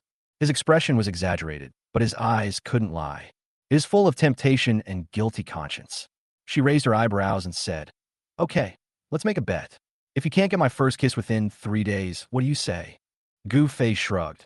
"Whatever you want to do to me." Xiao Wuqing curled his lips and said, "Then if I ask you to cancel your engagement with Yin Rushua, would you agree?" Clang. Just as he finished speaking, he heard the sound of a drink falling to the ground next to him. The two looked in the direction of the sound and saw that Wang Si had returned at some point and was looking at Xiao Wuqing with a look of horror. She actually asked Gu Fei to cancel the engagement? Why? Could it be that she wanted to speak up for her sister and stand up for her? But she never thought about asking Gu Fei to cancel the engagement, nor did she think about being with Gu Fei. After all, he had offended the 4 major families, and his family would never agree to them being together. How could Wuqing act so presumptuously? But if Gu Fei really likes her and is willing to be with her, she could try to fight for it. Her parents love her very much, and her brother loves her too. As long as Gu Fei comes to apologize and promises never to be enemies with the 4 major families again, perhaps they can become a loving couple. The scene of her and Gu Fei's family of 3 watching the sunset on the beach flashed before her eyes, and her heart was immediately filled with anticipation. "What's wrong with you?" Xiao Wuqing stared blankly at Wang Si, whose face turned red and white, wondering if she was sick. "Iye mifine." Wang Si sat obediently next to Gu Fei, opened the package, and handed the popsicle to Gu Fei's mouth. She served him attentively, just like his little maid, which made Xiao Wuqing speechless. What kind of love potion did this brat give Wang Si that made her obey him to this extent? Even Yi Wentian in the past didn't have such great charm. Suddenly, Wang Si mustered up the courage to ask, "Gu Fei, I'm going to a charity dinner tomorrow. Would you like to go with me?" "A charity dinner? It's not the one your brother is hosting." If it was this charity dinner, then of course he could go, because this dinner also includes a scene where Yi Wentian shows off and gets slapped in the face. Yi Wentian donated 10 million anonymously at this charity dinner. The villain didn't know about it and thought he didn't donate, so he laughed at and belittled him on the spot. The people at the scene also misunderstood and mocked him together. Just when the voices mocking him reached a climax, Wang Si could no longer bear it and took the initiative to announce the list of donations. Ranked first was Yi Wentian's 10 million, which severely slapped the faces of the villain and everyone present. Then, Yi Wentian continued to show off and added another 10 million in donations on the spot. That's 20 million. This made those rich second generations who wanted to crush him by making additional donations give up the idea silently. After all, no one's money comes from the wind. They have to attend several charity dinners like this every month. If they donate 10 or 20 million to each one, they will have to take leave in no time. Yi Wentian succeeded in pretending to be cool, not only slapping the faces of all the rich second generations and forcing those who looked down on the Yi family to shut up, but also making Wang Si fall deeply in love with him. It's also a classic little plot. Gu Fei glanced at Wang Si, thinking that he could snatch the villain who mocked him for being slapped in the face and earn some villain points. He immediately said, "Go. I have to go. How can I not go when your brother is doing this?" Wang Si was overjoyed. "Really? That's great. Don't worry. I won't let my brother embarrass you." Xiao Wuqing, who was standing aside, couldn't help but curl his lips after hearing all of Gu Fei's thoughts. Is this kid going to cause trouble again? It was interesting, and she immediately said, "Then I'll join in the fun too." Wang Si was surprised to hear this. "You're going to? Don't you hate these kinds of rich people's activities the most? And you even say they're hypocritical or something." "It's indeed hypocritical, but I always feel like there's a lot of excitement to watch." After saying this, she stood up and said, "Since we're here, it would be boring if we don't swim. You guys chat while I go play in the water." The swimming pool is very large, 100 meters long and wide, and there is no one in it. There are not many opportunities to swim in such a large swimming pool. Xiao Wuqing jumped into the water like a mermaid, and then swam with standard freestyle movements. Her movements were standard and fast, with waves of splashes on the water, which looked quite pleasing to the eye. Gu Fei. Noticing that Gu Fei had been staring at Xiao Wuqing in the swimming pool, Wang Si couldn't help feeling jealous and deliberately lay on top of him. She was only wearing a thin lace swimsuit, and Gu Fei was only wearing a pair of large shorts. When she suddenly came close to him, the heat was transferred instantly, successfully attracting Gu Fei's attention. He subconsciously raised his hand to hold her waist and looked at her with raised eyebrows. What's the matter? Ever since he knew that Wang Si was a masochist, Gu Fei became much more relaxed when facing her. No matter how mean to her, she will feel good. Then he is not gentle at all. Sure enough, seeing his fierce eyes, Wang Si was extremely excited, but she deliberately showed an aggrieved look and turned her face to the side, letting her thick hair fall on both sides of her white shoulders, making her small face look even more charming. "Gu Fei, could you please not be so mean to me?" Gu Fei smiled. "How I treat you is important? It's not me you like, it's Yi Wentian, isn't it?" I don't like him." Jojojo, still not admitting it. If he hadn't read the original plot, Gu Fei would have been fooled by her pitiful appearance. He slurped a mouthful of ice cream and said nonchalantly, "Who you like is none of my business. I came here today to ask Xiao Wuqing out to play. I didn't intend to invite you. Who knew you were playing in my family's swimming pool? I just happened to meet you. This is the truth."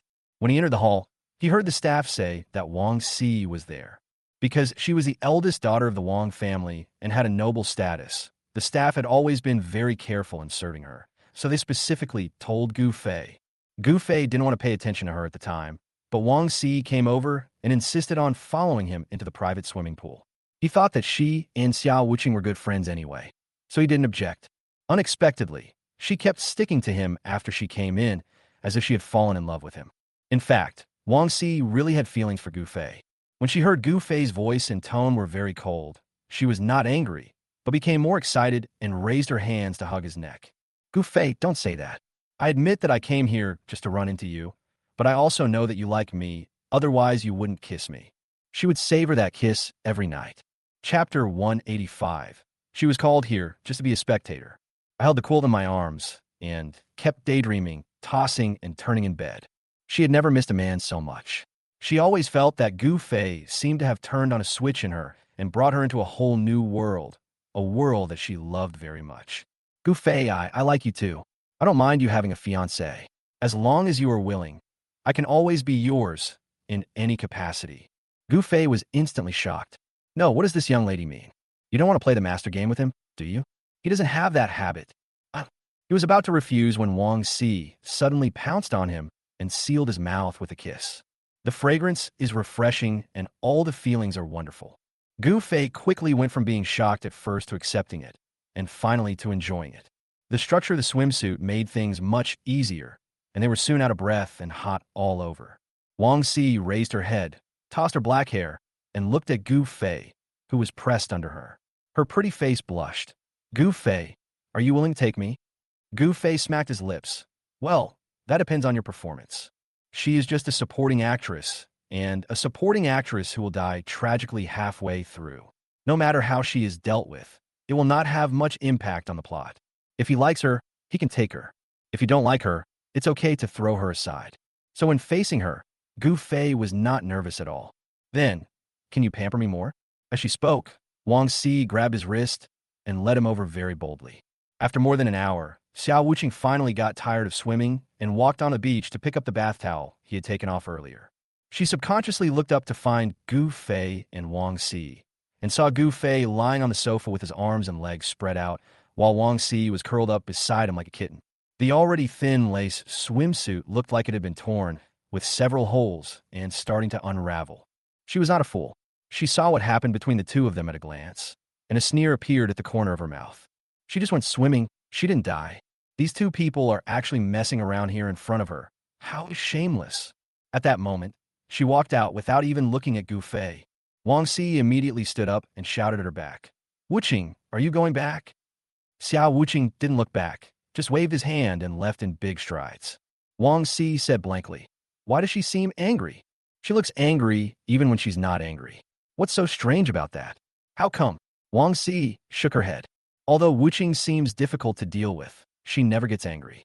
Because she doesn't take anyone or anything to heart, she naturally won't get angry. Gu Fei didn't care at all whether Xiao Wuqing was angry or not. He just turned his head to look at Wang Si and pulled her shoulder strap teasingly. You usually dress so conservatively, like a married woman. Why did you suddenly change your style today and dress so sexy? When she dresses nicely, you really can't tell how well endowed she is. Wang Si's cheeks flushed, and she rested her head on his shoulder again, leaning into his arms and saying, I put it on specially for you to see. TSK, TSK, TSK, you like me so much? You. Gu Fei was about to make a joke when her cell phone, which she had placed beside her, suddenly rang. It was actually Yi Wentian who called. Seeing the name displayed on the phone screen, Wang Si suddenly panicked, fearing that Gu Fei would be angry, and reached out to hang up. Gu Fei answered the phone for her, pressed the hands-free button, and signaled her to speak with his eyes. Everything that happens to the male protagonist is a big deal, and none of his calls are in vain. How can you not answer them? Wang Si now obeyed his orders, and seeing that he didn't seem angry, she picked up the phone. See, what are you busy with? As soon as the call was connected, Yi Wentian's gentle voice came from the other end. Wang Si leaned against Gu Fei and whispered, I'm not busy. I'm just playing in the swimming pool. Swimming pool? Then wouldn't you be wearing a bikini right now? As if realizing that his words were a bit vulgar, Yi Wentian quickly coughed to cover it up. Do you need me to come over with you? Wang Si refused without hesitation. Fearing that Gu Fei would get jealous and unhappy, she raised her head and put her face close to his, whispering, No, I'm with my friends. Really? Then forget it. Brother Yi, what's the matter? She finally had time alone with Gu Fei, and she didn't want anyone to disturb her at all. She just wanted to hang up the phone immediately. Yi Wentian didn't notice her impatience and thought she was anxious to know his intentions, so he deliberately lowered his voice and replied in a low, bubbly voice. Actually, I wanted to ask you, do you have a companion for the charity dinner tomorrow night? If not, I can attend with you. Recently, he could clearly feel that Wang Si was distancing herself from him, which made him very uneasy. He had to give Wang Si some sweet treats to lure her back. Wang Si pouted when she heard this. Aye. But just as she was about to speak, Gu Fei covered her mouth. He leaned close to her ear and whispered, Promise him. If the male protagonist wants to show off, he has to rely on Wang Si. How can they not be together? Besides, he will definitely attend the dinner tomorrow night with Yun Ruxue.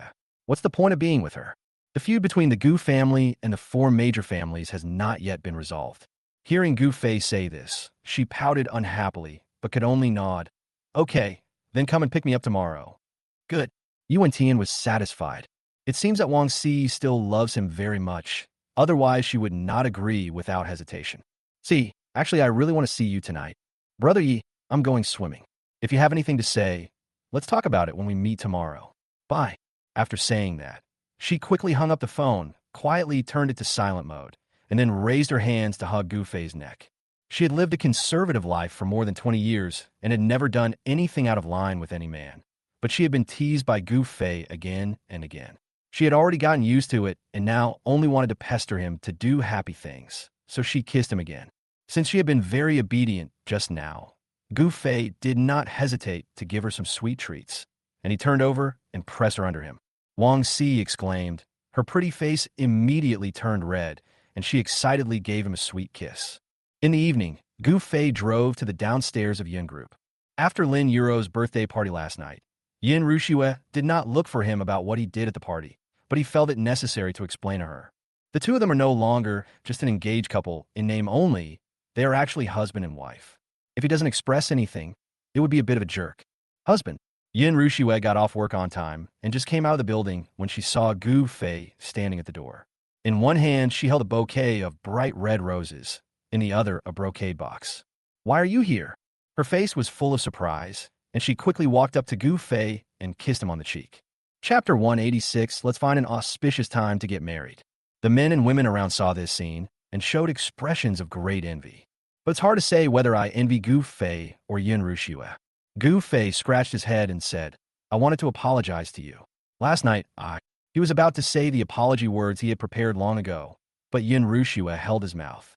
Sure, you don't have to explain, I understand. You understand? Gu Fei didn't understand. What do you understand?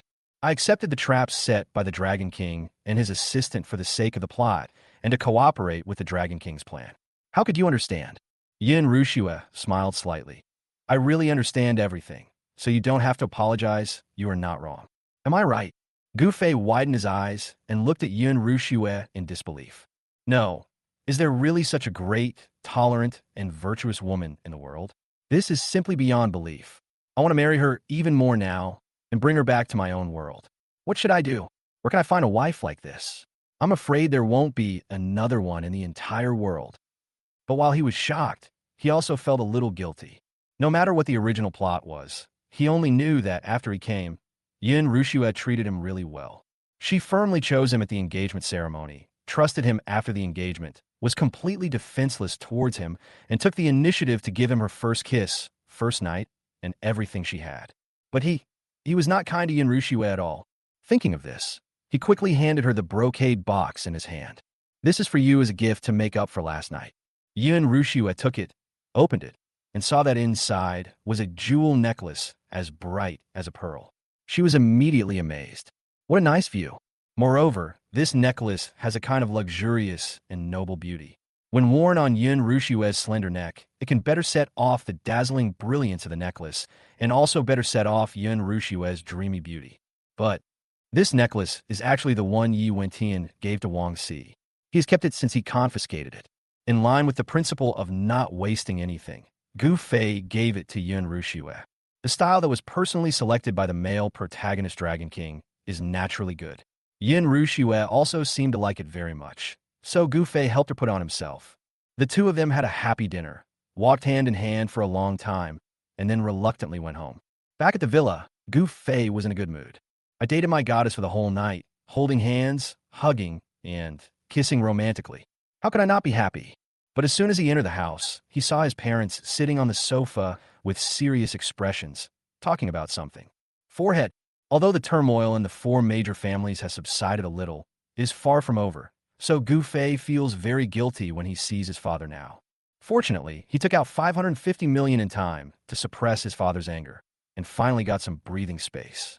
Dad, you're finally free to go home. Is everything going well at the company? Hearing this, Gu Jinhai snorted heavily. Don't worry about whether the company is going well or not. I want to ask you what's going on. Bang! He slammed the newspaper down on the table. Gu Fei walked over curiously, picked up the newspaper, and took a look. His eyes almost popped out. There was a huge headline with a line of very shocking words. Shocking. Gu Fei was caught cheating right under Goddess Yun's nose. There was even a photo of Gu Fei and Qiu Yinong kissing below. Moreover, The angle of this photo is very clever, revealing Gu Fei's face but blocking Xiao Yinong's face. If this wasn't done by Yi Wentian, he would eat shit right there. Zhang Xiaolan sighed. Son, how could you treat Rushue like this? She's already the most beautiful woman in Sioux City, and you're still not satisfied? And you did something so shameful. How am I supposed to explain this to the Yun family? Gu Zhenhai glared at him fiercely. If you want to cheat, do it quietly. You do this under Rushue's nose. Do you have any brains? The matter has become so serious that it has even been reported in the newspapers. How can I explain it to others? You want to piss me off to death. Mom and Dad, calm down. Seeing that the old couple were getting angrier and angrier, Gu Fei quickly waved his hands. Don't worry. This is just a misunderstanding. I've already explained it clearly to Rushue. We were just having dinner together. Hearing this, the old couple's expressions were really relieved. Did you just have dinner together? Did Rushue not blame you? No. Gu Fei plopped down between them and pointed at Xiao Yinong, saying, This woman is Yi Wentian's assistant. Yi Wentian is Lin Yuro's bootlicker. He's always been resentful of my engagement with Rushue, so he deliberately did this to frame me. Rushue knows everything. Yi Wentian. It turned out to be him. The old couple suddenly understood. They haven't forgotten what happened on the day of the engagement ceremony. Zhang Xiaolan frowned. That's really too much. Rushue doesn't like him, and he actually blames you? What a useless guy, old Gu. I think you should find a few people to teach him a lesson, so that he won't always plot against his son and try to break up this marriage. Gu Zhenhai also nodded. Well, we can't let him do whatever he wants. No, no, no, no, no. Hearing this, Gu Fei was so scared that his soul almost flew away. Teaching the male protagonist a lesson. Isn't that courting death? How can my parents have such dangerous thoughts? Gu Fei quickly said, Mom and Dad, please don't interfere in this matter. Let us young people handle it ourselves. Besides, Rushue and I have a bond stronger than gold. No matter what this kid does, he can't break us apart. I even want to kill him myself and avenge my hatred. Really? Zhang Xiaolan burst out laughing. My son is really promising. There's no need to worry. Since you and Rushue have such a good relationship, shouldn't we find time to get married? I'm already looking forward to holding my grandson. Speaking of his grandson, Gu Zhenhai also said, Well, Rushue is a rare daughter-in-law. The sooner we can get married, the sooner it will be, so as to avoid unnecessary complications. I will find someone to calculate the date tomorrow. Get married? Although he likes Yun Rushue more and more now, he also wants to take her away and make her his real wife. But you can't get married now. Wouldn't the plot be bloody then? She is the first female lead. Mom and Dad, I don't think we should rush into marriage. When these words came out, Zhang Xiaolan and Gu Zhenhai both widened their eyes and looked unhappy. Why? Gu Fei smiled awkwardly because my body hasn't recovered yet. Didn't I eat, drink, and have fun all the time recently, which made my body a little weak? So I'm actively adjusting now. What I mean is, I'll get married after I'm fully adjusted. He really couldn't find an excuse, so he could only come up with such a weird reason that he even wanted to slap himself. Zhang Xiaolan and Gu Zhenhai looked at each other in surprise and were speechless. Could it be that my son is dying? Chapter 187. My parents really believed it and invited a beautiful Chinese medicine doctor. This is no small matter. They only have this one son. If he dies, won't there be no family line at all? The old couple were stunned at the moment, but dared not say anything for fear of hurting their son's fragile self-esteem. After his son came upstairs, he couldn't wait to discuss it. I know an old Chinese doctor. I'll ask him to prescribe some tonics for my son. He must have ruined his health from all the drinking, whoring, and gambling. This matter should be dealt with as soon as possible. Invite the old Chinese doctor to come home tomorrow. Gu Fei thought he had escaped the old couple's questioning with this excuse, and happily went upstairs to his room. Seeing Medusa leaning on the balcony in her leather jacket, he immediately walked over and asked, What have you been doing these days? I haven't seen you.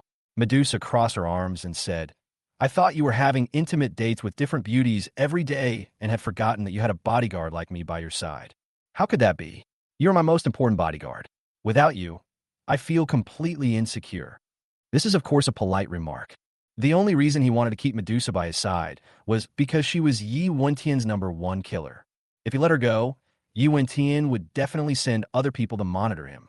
Moreover, after several life-and-death experiences together, he already considered Medusa his own. He smiled and said, You actually said that. Are you jealous? Don't worry, No matter how many beauties I go out on dates with, when I come home, you're the only one for me. He was just saying it casually, but he didn't expect that when Medusa heard his words, her expression actually became better and a smile appeared on the corner of her mouth. Don't worry, I won't leave you. I've been doing something these days. As she spoke, she flicked her wrist and a folded piece of paper appeared between her fingers. This is... Gu Fei took it doubtfully, opened it, and was stunned for a moment. It turned out to be the list of the Thunderbolt team and their personal information. Ew, what are you doing this for? He remembered the last time the Thunderbolt team members were lingering outside his house. He and Medusa worked together to scare the two women away. But he never thought about dealing with the Thunder team, nor did he let Medusa do these things. Yi Wentian has already determined that you betrayed him and even ordered the Thunder Squad to deal with you.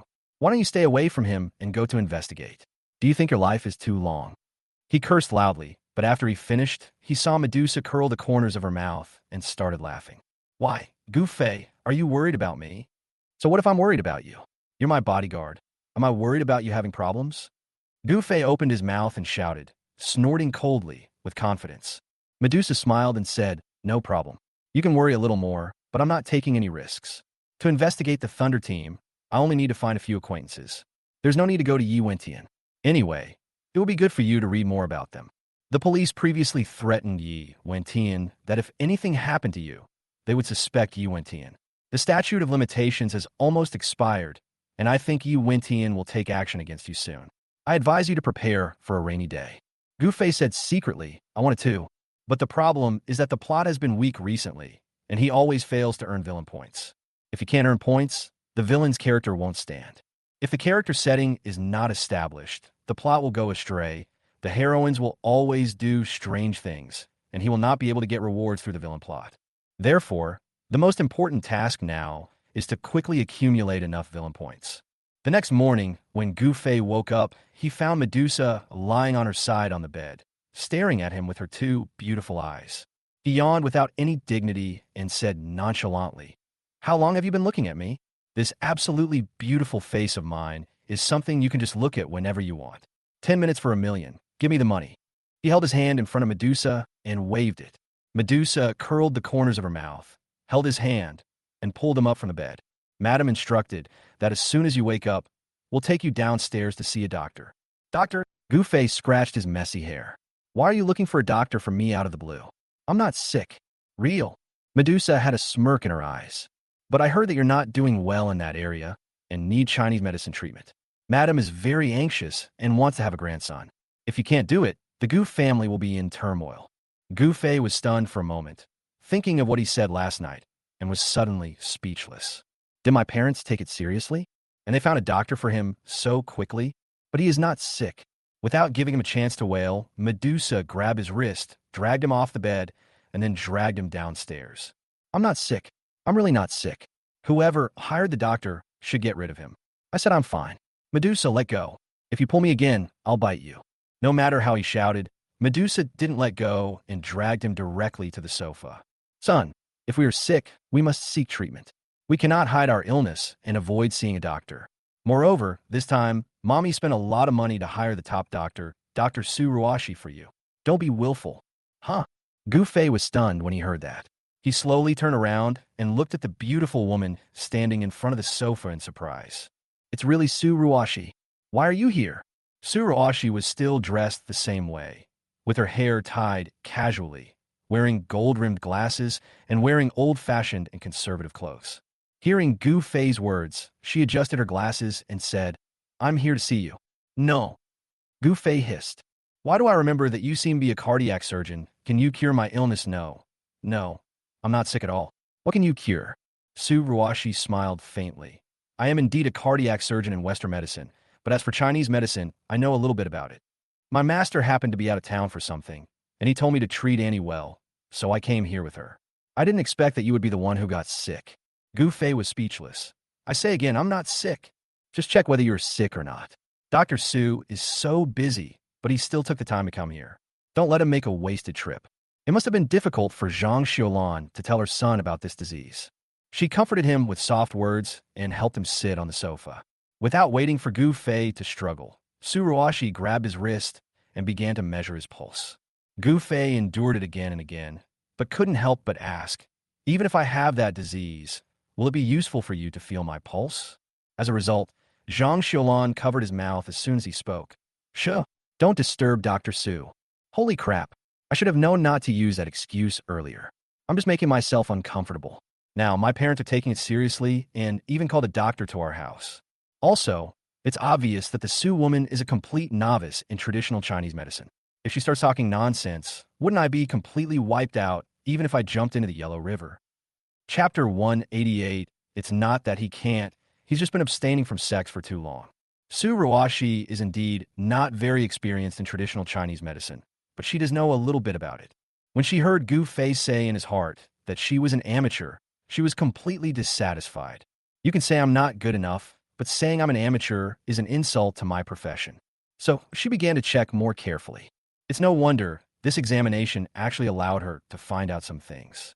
When she let go of Gu Fei's hand, she deliberately made a solemn expression. Zhang Xiaolan was extremely worried. What's going on, Dr. Su? Is there something wrong with my son's health? Is he going to fail? Su Ruashi sighed softly, then looked at Gu Fei with regret. Gu Fei gritted his teeth fiercely. What does she mean? Is she really trying to say there's something wrong with me? I'm Fine.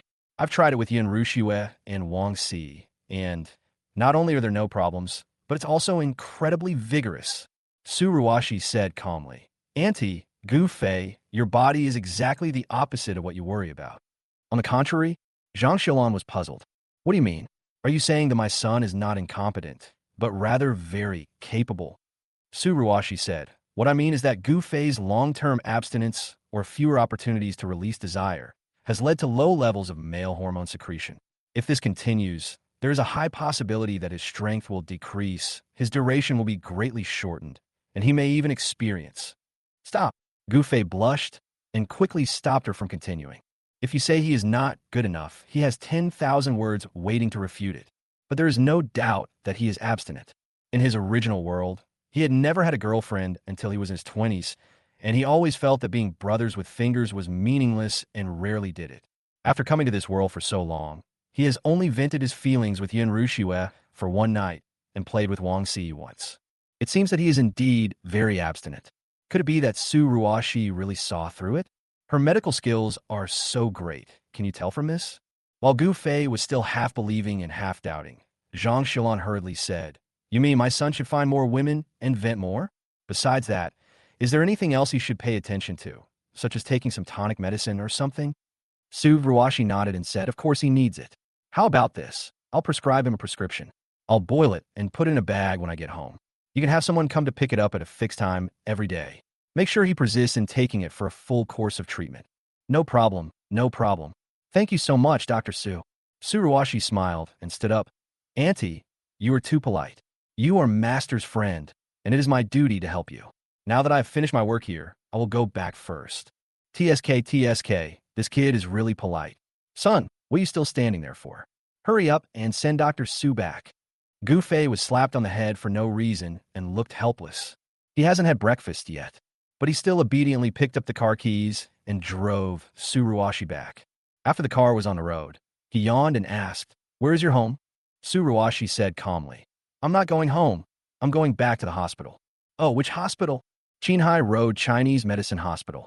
Along the way, Gu Fei opened the car window and listened to music, and he didn't particularly want to chat with Su Ruashi.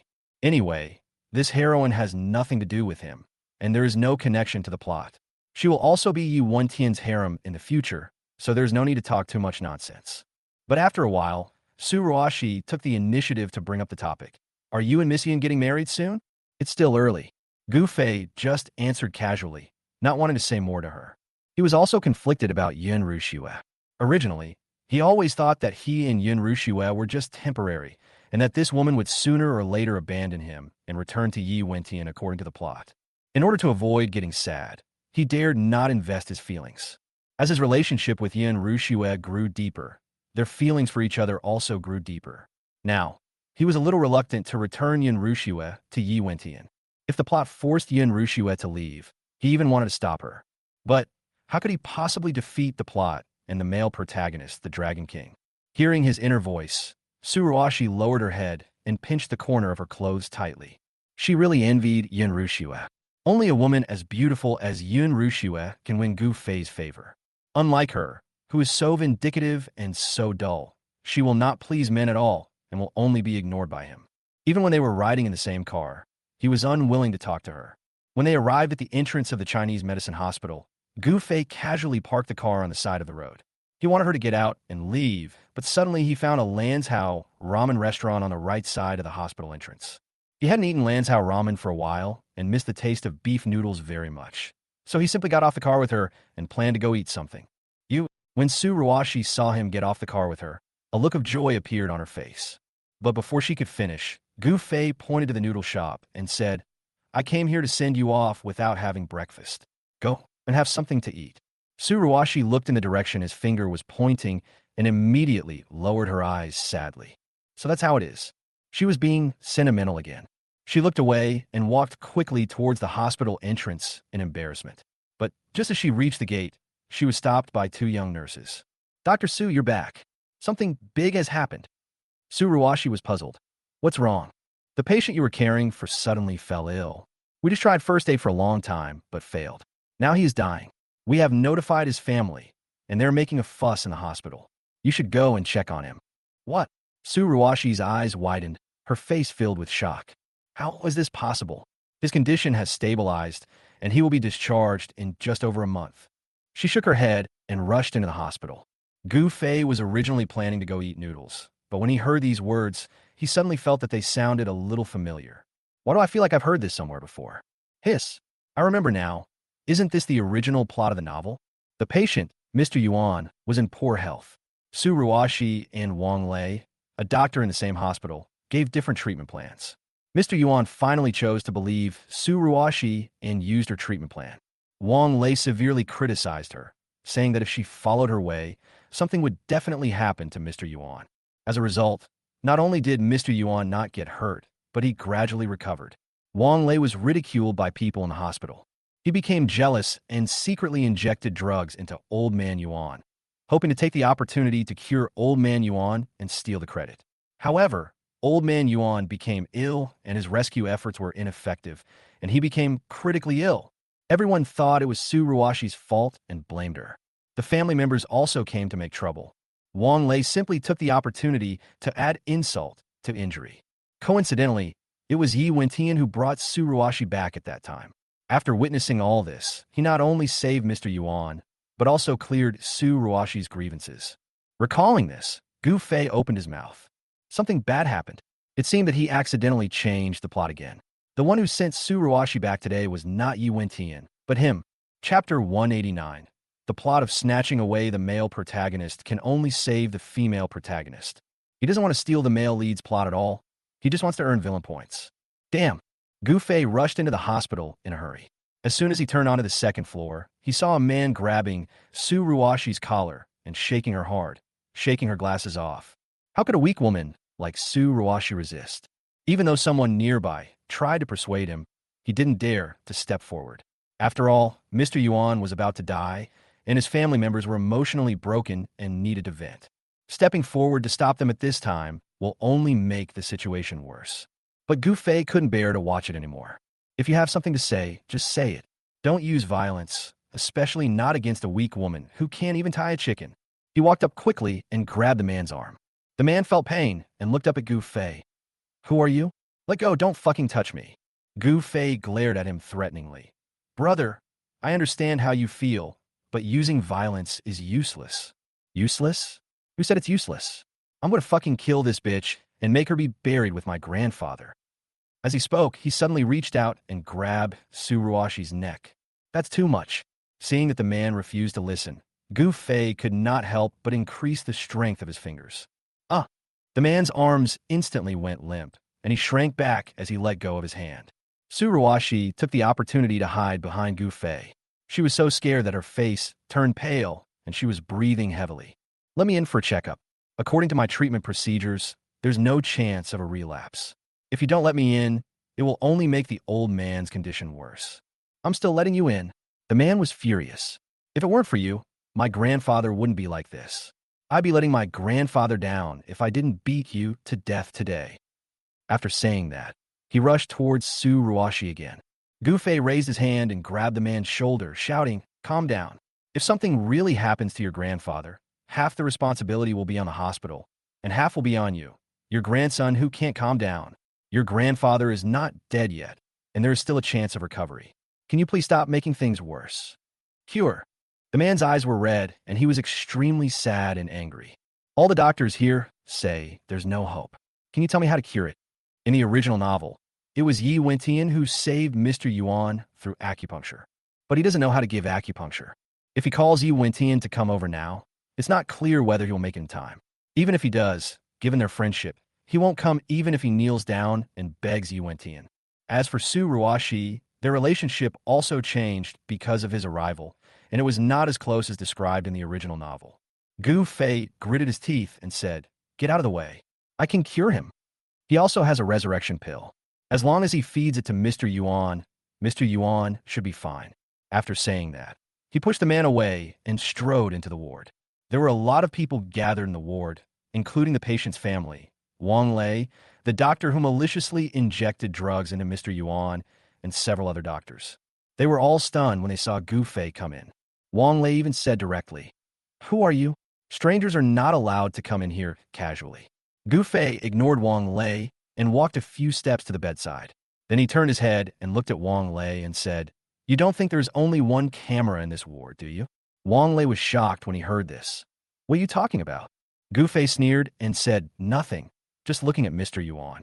Hey, I completed so many tasks and finally got a resurrection pill, but you, an old man, gave it away for free."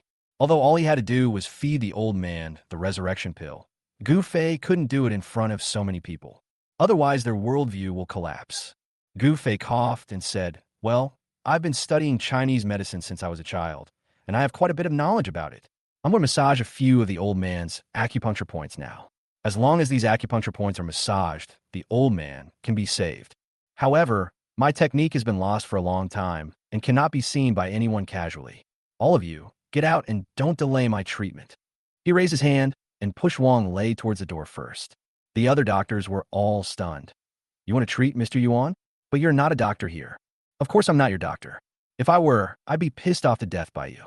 You actually let that bastard Wang Lei fool you around. Don't you think you're useless?" Wang Lei was standing in front of Gu Fei. Hearing this, his eyes widened. "What did you say?" Gu Fei glanced at him disdainfully. "I said you were trash." "You. Stop it. Get out of here." The patient's family members all stared with their eyes wide open, looking confused, not knowing what was going on. At this time, Su Ruashi walked in and said, "He is indeed a doctor, and he is also the apprentice of the miracle doctor. Let him try. Everyone get out." "What? Is he really a miracle doctor?" The other doctors looked at each other in disbelief when they heard this. After all, Gu Fei looks so unreliable. However, the family members were very cooperative. As soon as they heard that the hospital had found a miracle doctor, they all left. Gu Fei watched them leave, also filled with surprise. Su Ruashi actually believed him? Outrageous. Why did she believe him? Hadn't she seen him go crazy several times? But Mr. Yuan on the hospital bed was obviously unable to hold on any longer.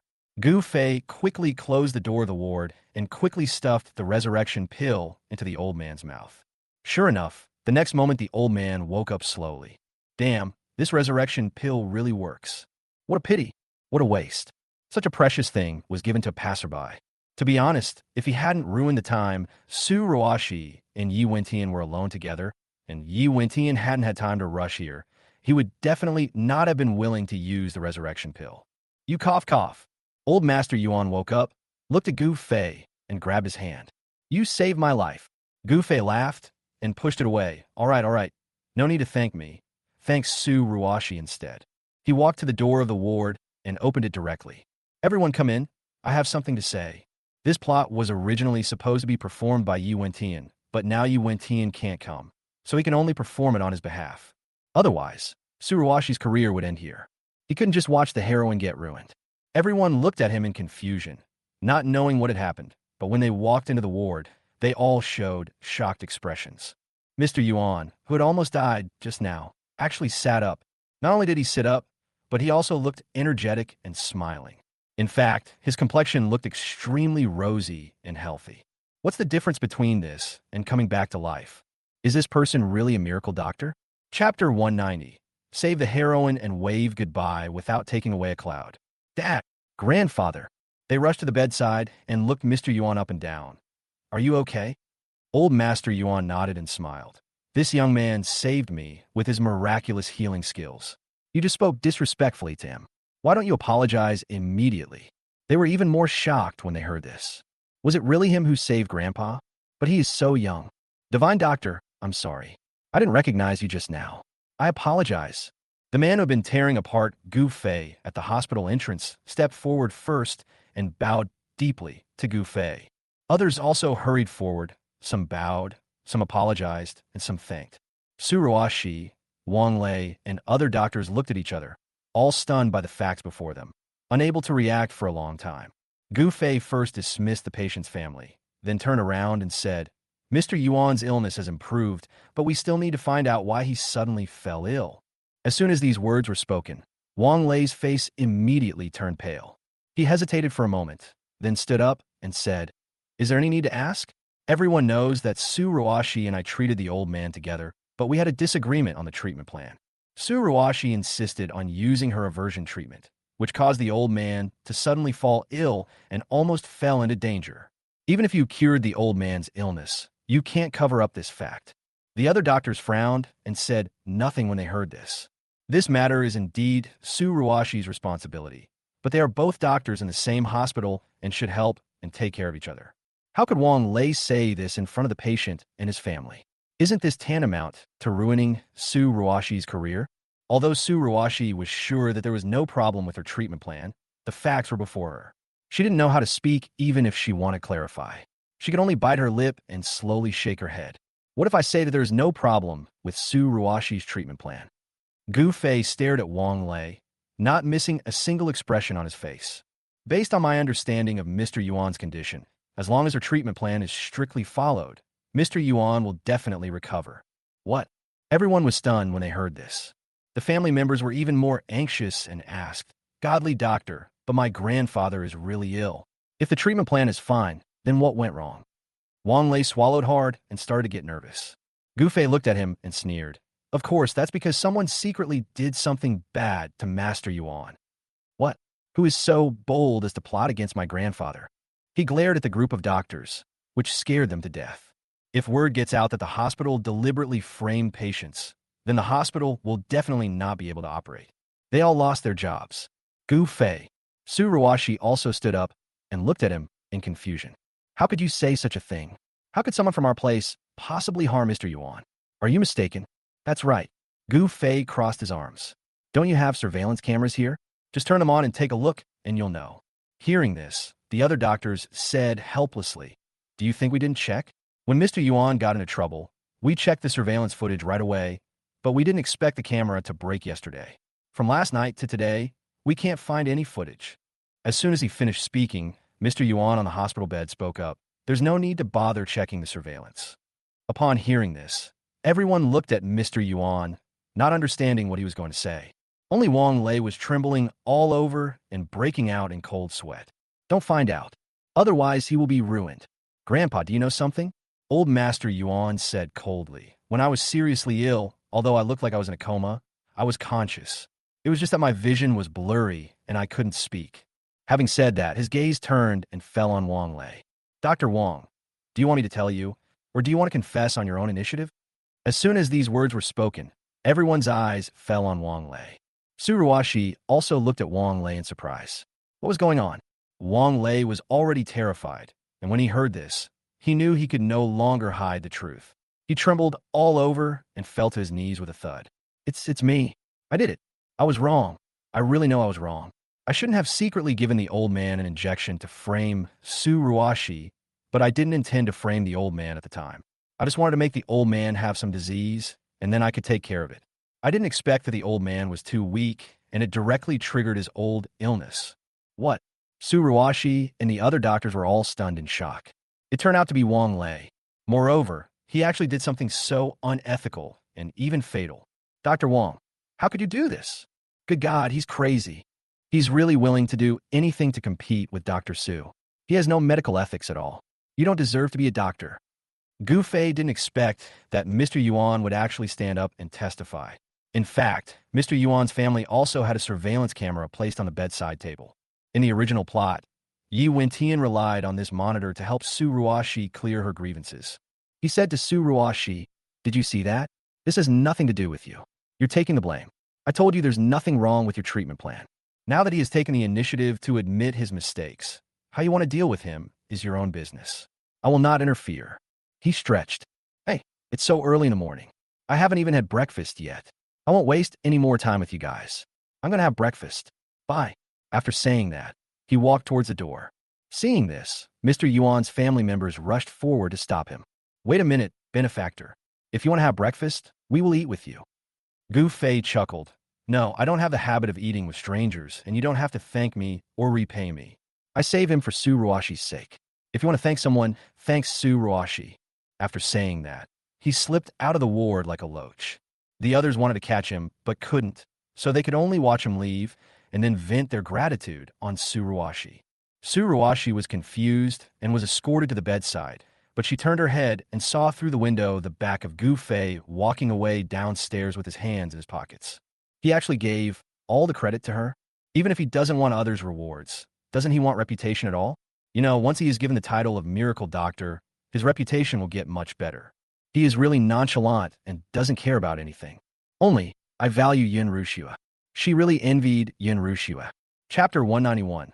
Just sleep, I will be responsible. After eating the beef noodles he had been craving for, Gu Fei drove home contentedly. On the way, he received a call from Gu Jingjing. "Gu Fei, are you on your way? Can you pick up a friend for me? She's almost at the airport." Gu Fei was not polite at all. "Why don't you answer it yourself? She doesn't need to work and just sits at home eating, drinking, and having fun every day. She is even more idle than him, but she actually orders him to work.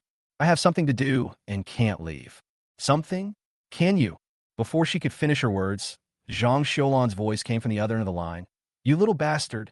Just go when I tell you to. What's wrong with you? Jingjing is teaching me how to read stocks, so I don't have time. It turned out that my mother tripped me." Forehead. Then he had no choice but to go. Turning the steering wheel, Gu Fei headed straight for the airport. Halfway through the journey, he received photos and information sent by Gu Jingjing. Yang Panner, 18 years old, is a talented young hacker.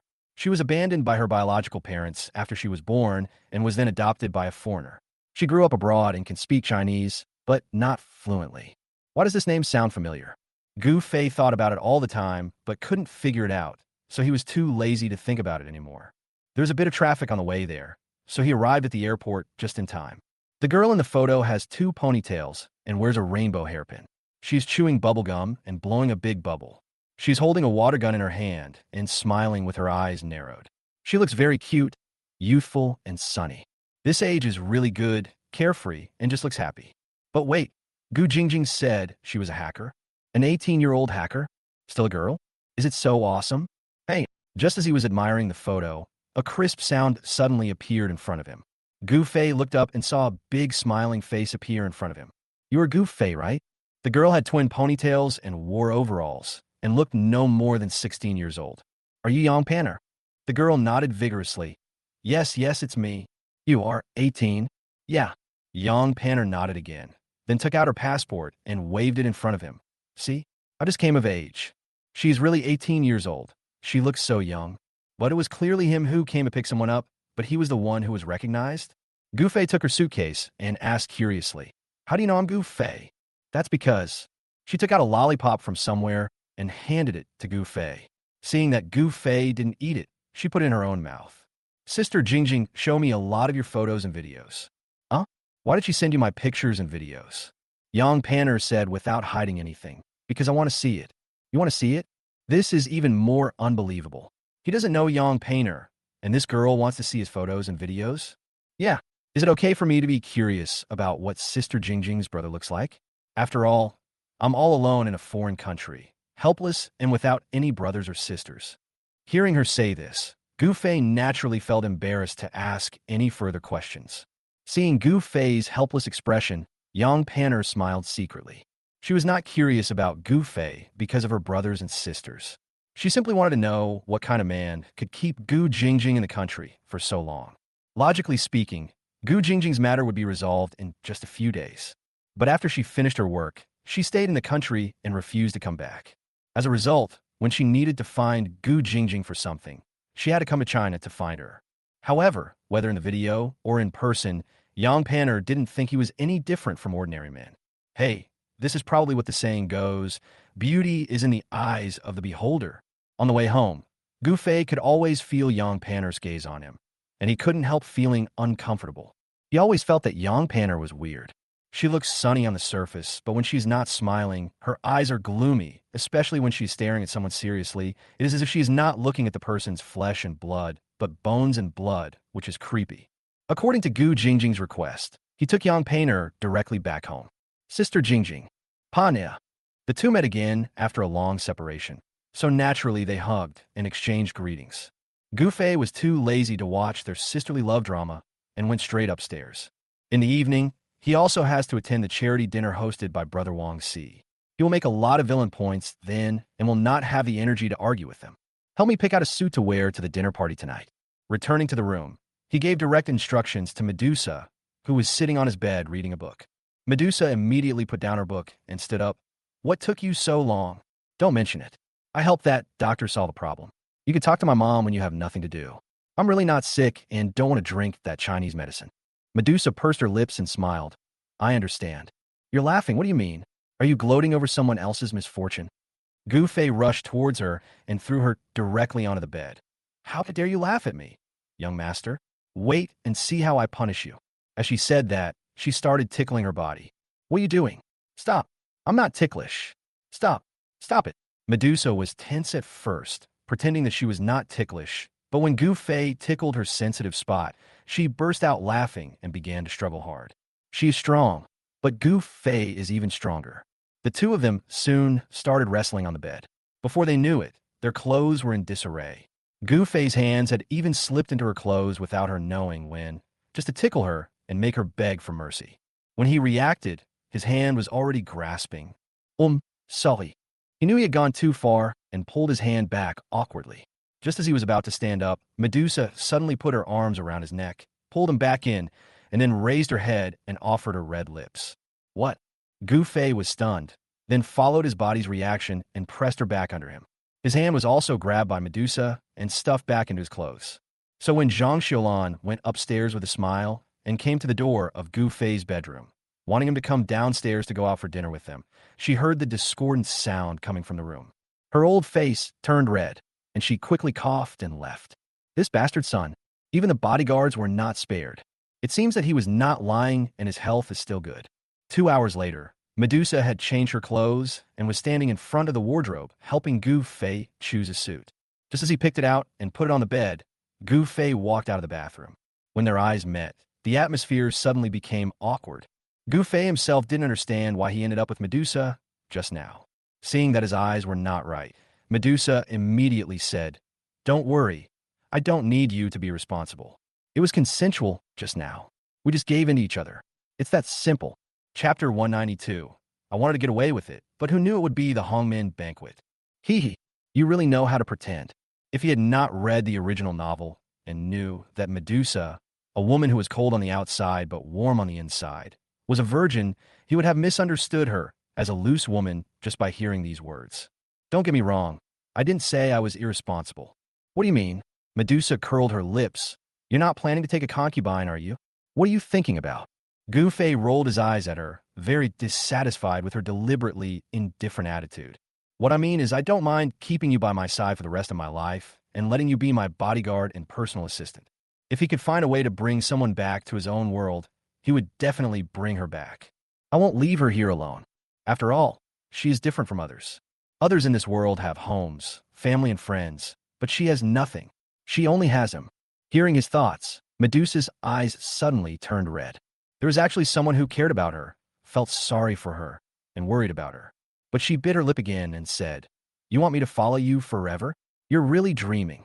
Okay, I prepared your suit for you. I might not be able to get into the dinner of the 4 major families, so I can only wait for you outside the door. If anything unexpected happens, remember to call me in time.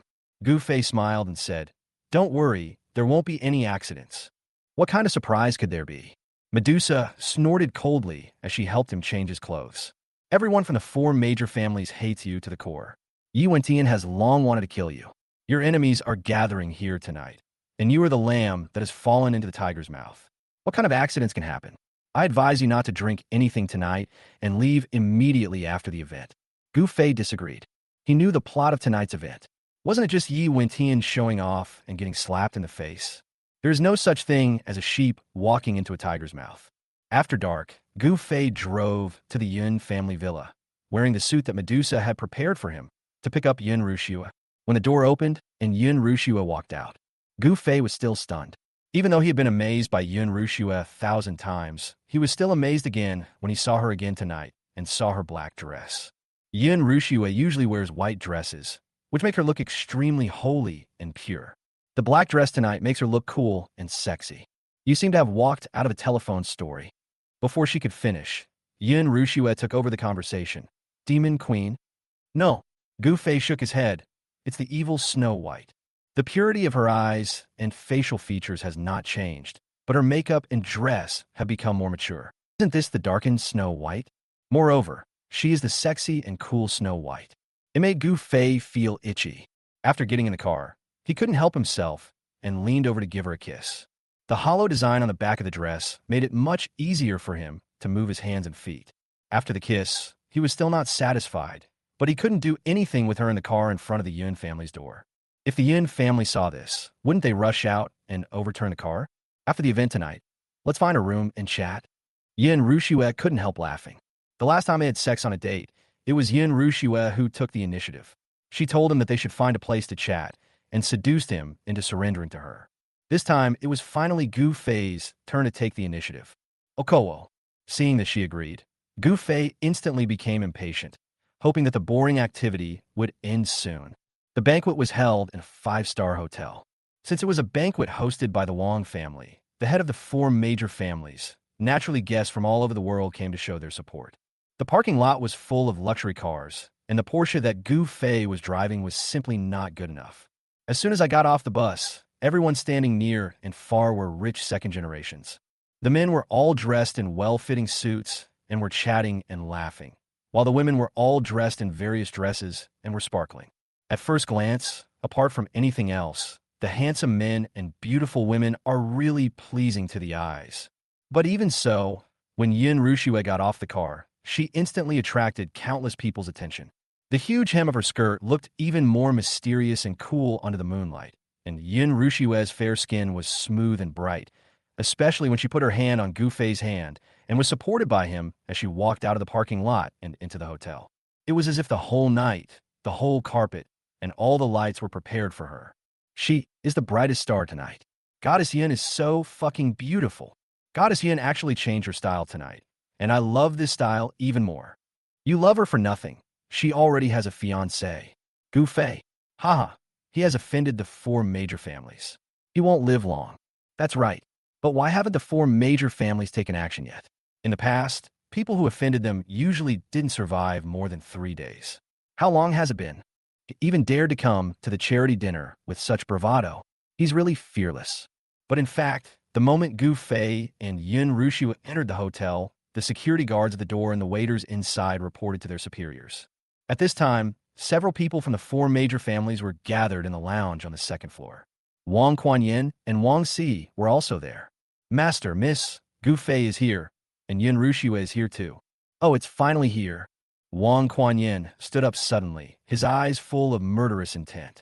He actually dared to come here. He simply doesn't take our 4 major families seriously. Hearing this, Wang Si couldn't help but said in shock, Brother, you said you wouldn't deal with him tonight. You have to keep your word. Of course I won't deal with him. Wang Kuan-yin smiled coldly. Because I want to kill him. Elder brother, shut up. Wang Kuan-yin had long been annoyed with Wang Si because she always spoke up for Gu Fei. Seeing her still acting like that, he couldn't help but yell, If you say another word of nonsense, I'll kill him right in front of you. Hearing this, Wang Si could only frown and shut his mouth. She didn't expect that her brother really wanted to kill Gu Fei. She thought that as long as she found Gu Fei and found an opportunity to reconcile, she could resolve some of the grievances between him and the 4 major families. But now it seems that she failed. What should she do? She couldn't just watch Gu Fei die. She found an opportunity and sneaked downstairs. At this time, Gu Fei had no idea that he was in great trouble. He sat in his seat, eating fruit, drinking wine, and exchanging glances, making contact, and flirting with Yun Rushue. At this time, a staff member came over with a notebook and said, "Excuse me, Mr. Gu, how much do you plan to donate to the charity dinner tonight? If you have decided, you can go over there to make the first round of donations." "Is it starting now?" "Rushue, you don't have to move. I'll donate your share for you." He stood up and followed the staff to the donation box. It was pitch black here, and there were not many people around. Only two staff members stood in front of him. He frowned as he wrote, "Why do I feel a hint of murderous intent?" Chapter 193, accidentally donated 100 million. No way. This is inside the venue, and no one should attack him in front of so many people. How much should I donate? He and Yun Rushua together should donate at least 10 million. After all, they represent two large companies, Gu Group and Yun Group, and they must donate almost the same amount to avoid being laughed at. 10, 2 zeros. Gu Fei was counting the zeros while writing, and just when he was about to finish, he suddenly felt a murderous aura approaching. Wait a minute, how many zeros did you just write? It seems there is still one missing. With a whoosh, a zero appeared on the screen, and Gu Fei turned around immediately. Sure enough, he saw a man with a knife approaching him. Gu Fei dodged swiftly, and the man missed. But he reacted quickly, and after missing the target, he adjusted his posture and stabbed again. Fuck you. With his first assassination attempt, Gu Fei was able to test his level. In short, 2 words, garbage. If Yu Wentian wanted to find someone to monitor and assassinate him, he would at least send someone of the level of Medusa and the Thunder Team. The 4 major families actually sent this kind of trash, which was simply a contempt for him. Without saying a word, he kicked the man away. Bang!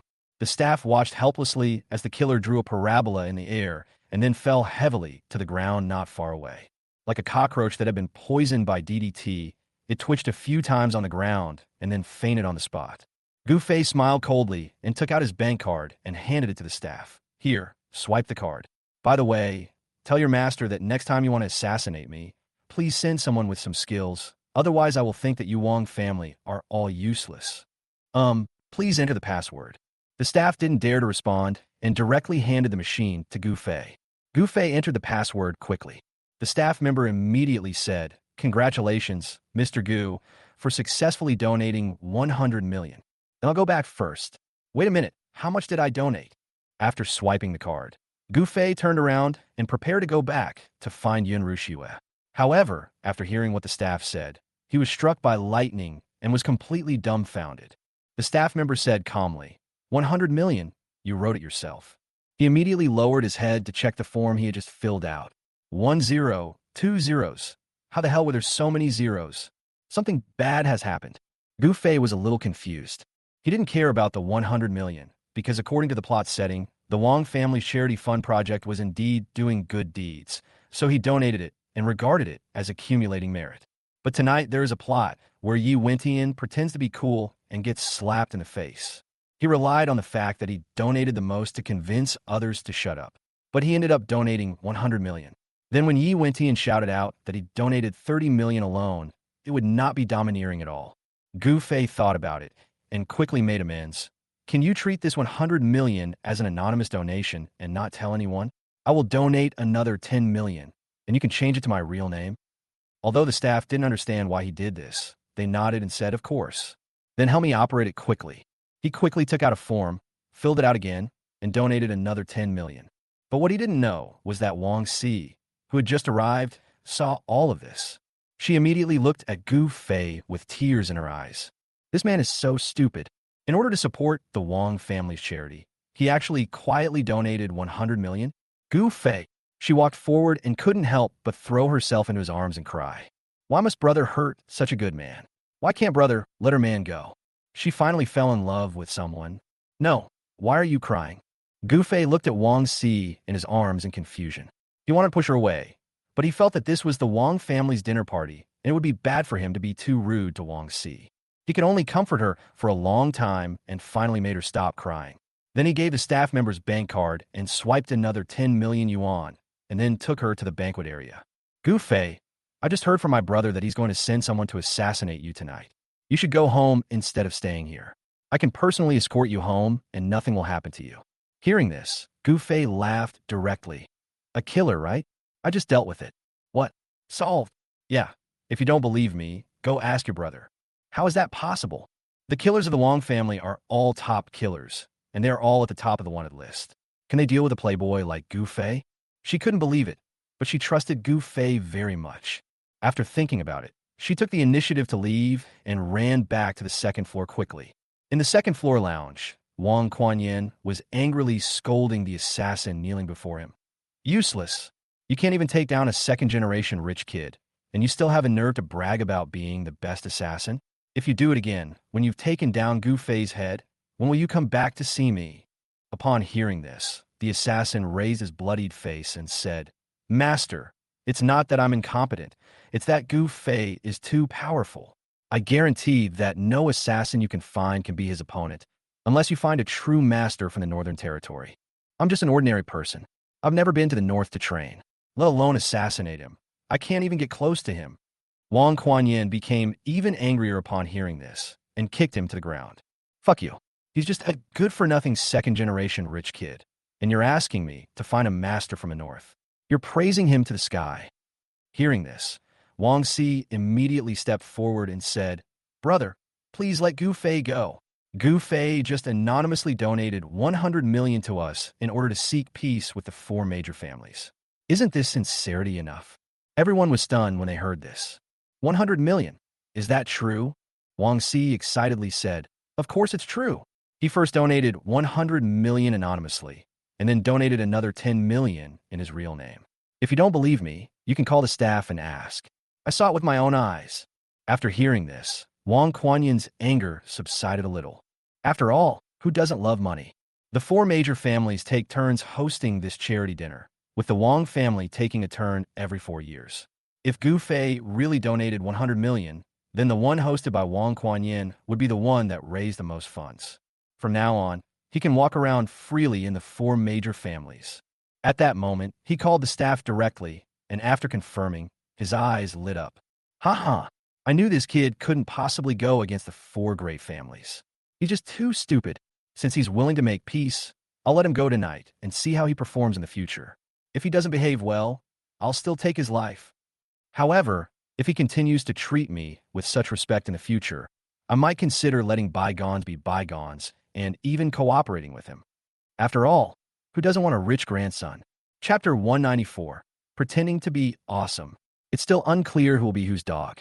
Seeing that his brother was willing to forgive Gu Fei, Wang Si finally breathed a sigh of relief. Then I'll go down. Brother, you should get ready quickly. The banquet is about to begin. After saying that, she couldn't wait to run out to find Gu Fei. Seeing this, the others couldn't help but frown. She seems to have a good relationship with Gu Fei. What's the point of being nice? Everyone in Sioux City knows that Gu Fei is Yun Rushue's bootlicker. He finally got engaged to Yun Rushue. There's no way he'd abandon her. That's not necessarily true. Si is still the daughter of the Wang family. I don't believe that if she takes the initiative to pursue Gu Fei, that loser will not agree. Even if he doesn't agree, the Gu family will force him to agree. I think you should take precautions in advance. Wang Kuan-yin disagreed. Even if Gu Fei really wanted to be his brother-in-law, based on his performance tonight, he could agree. After all, he was in need of a useful dog. Looking down at the killer, he snorted in disgust. Get lost. Yes, thank you, master. Thank you, master. The killer was as if he had been pardoned and quickly left the room. Only after he came out did he frown. The young master actually wants Gu Fei to be his dog. Haha, with Gu Fei's strength and his character of pretending to be a pig and eating the tiger, it is not certain who will be the dog in the end. With a heart full of resentment, he turned and left. The charity dinner began soon. Wang Kuan-yin, as the host, stood on the stage and delivered a speech, and then invited several stars to perform on stage. Gu Fei sat in his seat and looked around, searching for Yi Wentian.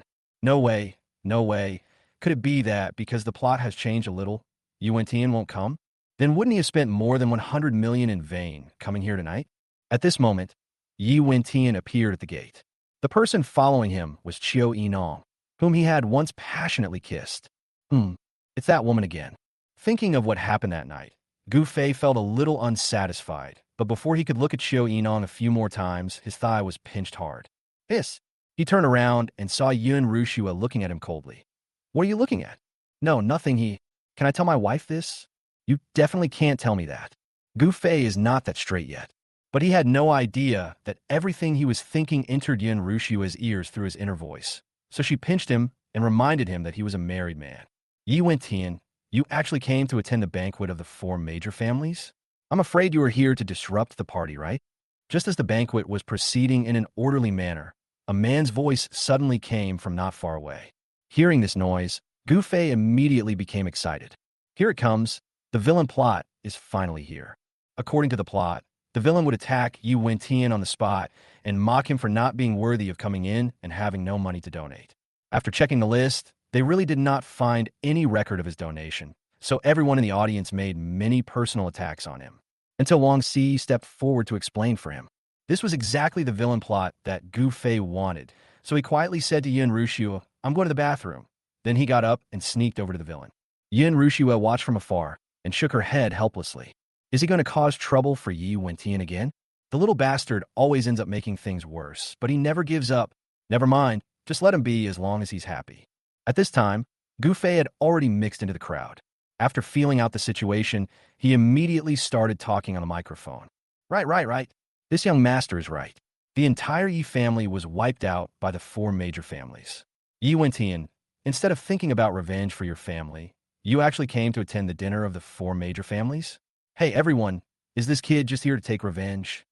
He deliberately shouted at the top of his voice and quickly attracted the attention of people around him. It's possible. He might really be here for revenge. Let's not talk about whether he seeks revenge or not. How'd he get in here? I heard that after returning to Sioux City, he took back the Yi family's assets, but the Yi family's assets are no different from bankruptcy. He is now a pauper. How can he be worthy of sitting with us?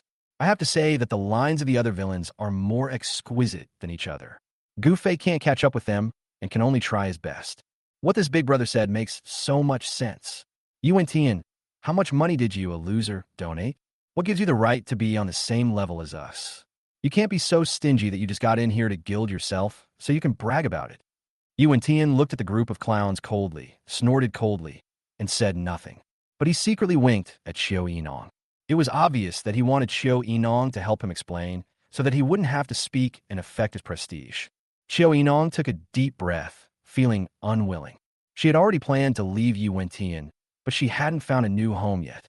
If she leaves rashly without finding a new employer, she will most likely be retaliated by Yi Wentian, and she has no one to back her up, so she has followed him until now. But at this moment, she could only step forward and say, You all underestimate the boss.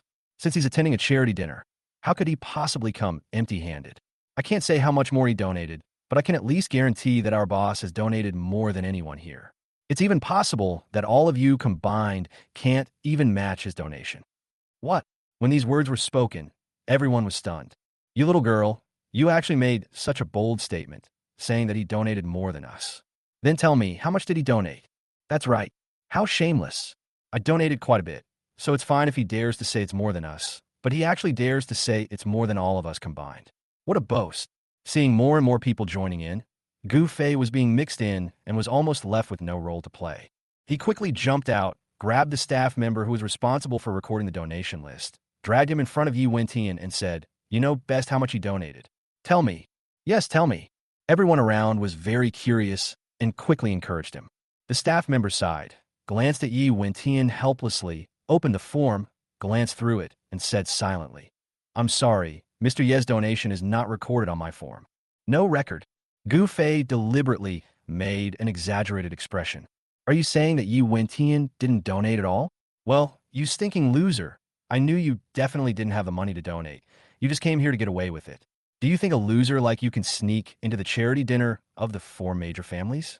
Come on, why don't you throw him out? Don't tarnish our reputation. When the others learned that he had not donated at all, they were furious and echoed his opinion. Yes, throw it out. He doesn't deserve to stand with us. I thought he would donate a small amount at most, but I didn't expect him to be so stingy. He's so shameless that he can even brag about this. Get out of here. Chapter 195. Seize the opportunity and carry out the villain career to the end. More and more people came to criticize Yi Wentian, but Yi Wentian stood there motionless. Because he donated a full 30 million, he has the confidence. Gu Fei cursed along with the others for a long time, until his mouth was dry and he was out of words, but Wang Si still didn't come over. He was suddenly speechless. How could this woman fail at the critical moment? Thinking that she had dealt with me before, and that this was one of the variables in tonight's plot, I quickly called her. Hey, Gu Fei, are you looking for me? Come here quickly. Your good brother Yi Wentian is in trouble. Come and help him solve it. Hurry up. What good brother? He's not mine. Hello. Wang Si was changing clothes and putting on makeup upstairs. She wanted to look prettier when she went to see Gu Fei, so as not to be outdone by Yun Ruxiue, who knew that I would receive a call from Gu Fei before I finished making up. He actually said that Yi Wentian was her good brother. Really? Doesn't he know her feelings? She put down her lipstick, stood up, lifted her skirt, and went downstairs. Sure enough, he saw a large group of people surrounding Yi Wentian, talking about something. Gu Fei was also standing in the middle of the group, with a ferocious look on his face and saliva flying everywhere, looking very unsightly. But Wang Si laughed when she saw it. He looks naughty, sexy, and cute. What happened? When she came in front of the crowd, she took the initiative to speak. When the people around saw her coming, they all made way for her. Miss Wang is here. She's the daughter of the Wang family. She rarely shows up and interacts with strangers, but she's willing to come out today. Gu Fei breathed a sigh of relief when he saw Wang Si. This woman is too slow. He opened his mouth and yelled at Wang Si, Miss Wang, please judge for yourself. Yi Wentian barged into the charity dinner without permission and refused to donate a cent. Tell me, shouldn't this kind of person be kicked out? Letting this kind of person be on equal footing with us is an insult to us. Wang Si was stunned when he heard this and turned to look at Yi Wentian. Although she no longer likes Yi Wentian and only likes Gu Fei, the feelings they had in the past are still there, and she thinks she knows Yi Wentian very well. Gu Fei, you must have misunderstood. There's no way he wouldn't donate money. Gu Fei was ecstatic in his heart, but he wore a nonchalant expression. Ms. Wang, please stop defending him. He donated nothing. The staff just said there's no record of his donation at all. Others also followed suit. Indeed not. Miss Wang, please don't cover up for him. Wang Si slowly shook his head. You all have misunderstood. Guests are welcome. I will not shield anyone.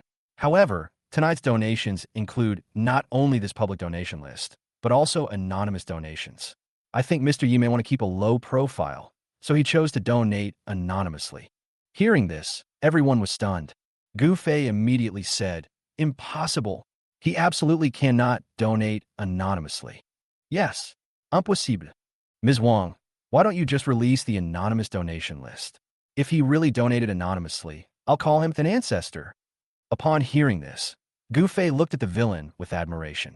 You are the one who has the guts to be a villain. I'm far from it. Even if I had 10 times the courage, I wouldn't dare say this. At this time, Yi Wentian said in a deep voice, I didn't want to make it public, but since you are all so curious about whether I donated and how much I donated, then I will satisfy your curiosity and make my anonymous donation public. Qiu Yinong also snorted and said, Ms. Wang, just read it out. Our boss is ranked first on the list of anonymous donors. Even though she already looked down on Yi Wentian and didn't want to be with him anymore. But I also can't stand these third-rate people slandering the boss like this. Wang Si looked at Yi Wentian, and Yi Wentian nodded at her. All right then, I'll announce the details of Brother Ye's donation. However, to protect the information of other anonymous donors, I'll only announce the amount donated by the first place, Brother Yi. After saying that, she took the tablet from the staff, entered the password, and opened a form. At that moment, she didn't even look at the notes at the back and directly read out the amount. The first place is the anonymous donor of 100 million. Huh? 100 million? Wasn't this donated by Gu Fei? Wang Si looked at Gu Fei in surprise, and Gu Fei was also confused. Depend on. He forgot that he also donated anonymously. The key point is that he didn't expect Yi Wentian to be so fond of bragging. You said you want to publish the details, so just publish it. Why do you have to say you're the first? This happened. What should I do now? He can't just come out now and say that he donated the 100 million. Wouldn't that be a slap in Yi Wentian's face? Even if he clarifies later that he donated 30 million, it would still not be enough compared to his 100 million. No, he has been jumping up and down like a clown and a monkey for a long time tonight, and he can't let it be ruined at this critical moment. So he immediately yelled, What? You, a loser, actually donated 100 million. Everyone else was also confused. I thought Yi Wentian was stingy, but who knew he donated so much? If it's 100 million, then indeed all of them combined might not be able to beat him. Because among those present, the most donated was only a few million, and no one donated more than 10 million. Some only donated hundreds of thousands, and some even only donated some supplies. This. They looked at each other, speechless. But they were confused, and Yi Wentian and Xiao Yinong were even more confused. Because they only donated 30 million, where did the 100 million come from? In other words, this 100 million was donated by others. Haha. Master Yi, I was blind and misunderstood you just now. Please don't take it to heart. Hey, if you told me earlier that you donated 100 million, I wouldn't have kicked you out. Don't hide things like donations in the future. Why keep anonymous? It would be much better to just say it out loud. That's right. Donating 100 million to charity is enough to prove that you are a person with a conscience. Let me apologize to you and hope you can forgive my disrespectful words just now. These people are very quick to change with the wind. Since Yi Wentian could casually donate 100 million anonymously, it means that the assets he has are at least in the tens of billions. With such huge assets, it would take a lot of effort for the four major families to bring him down. Therefore, he has a bright future. This is the fundamental reason why this group of people changed their attitude.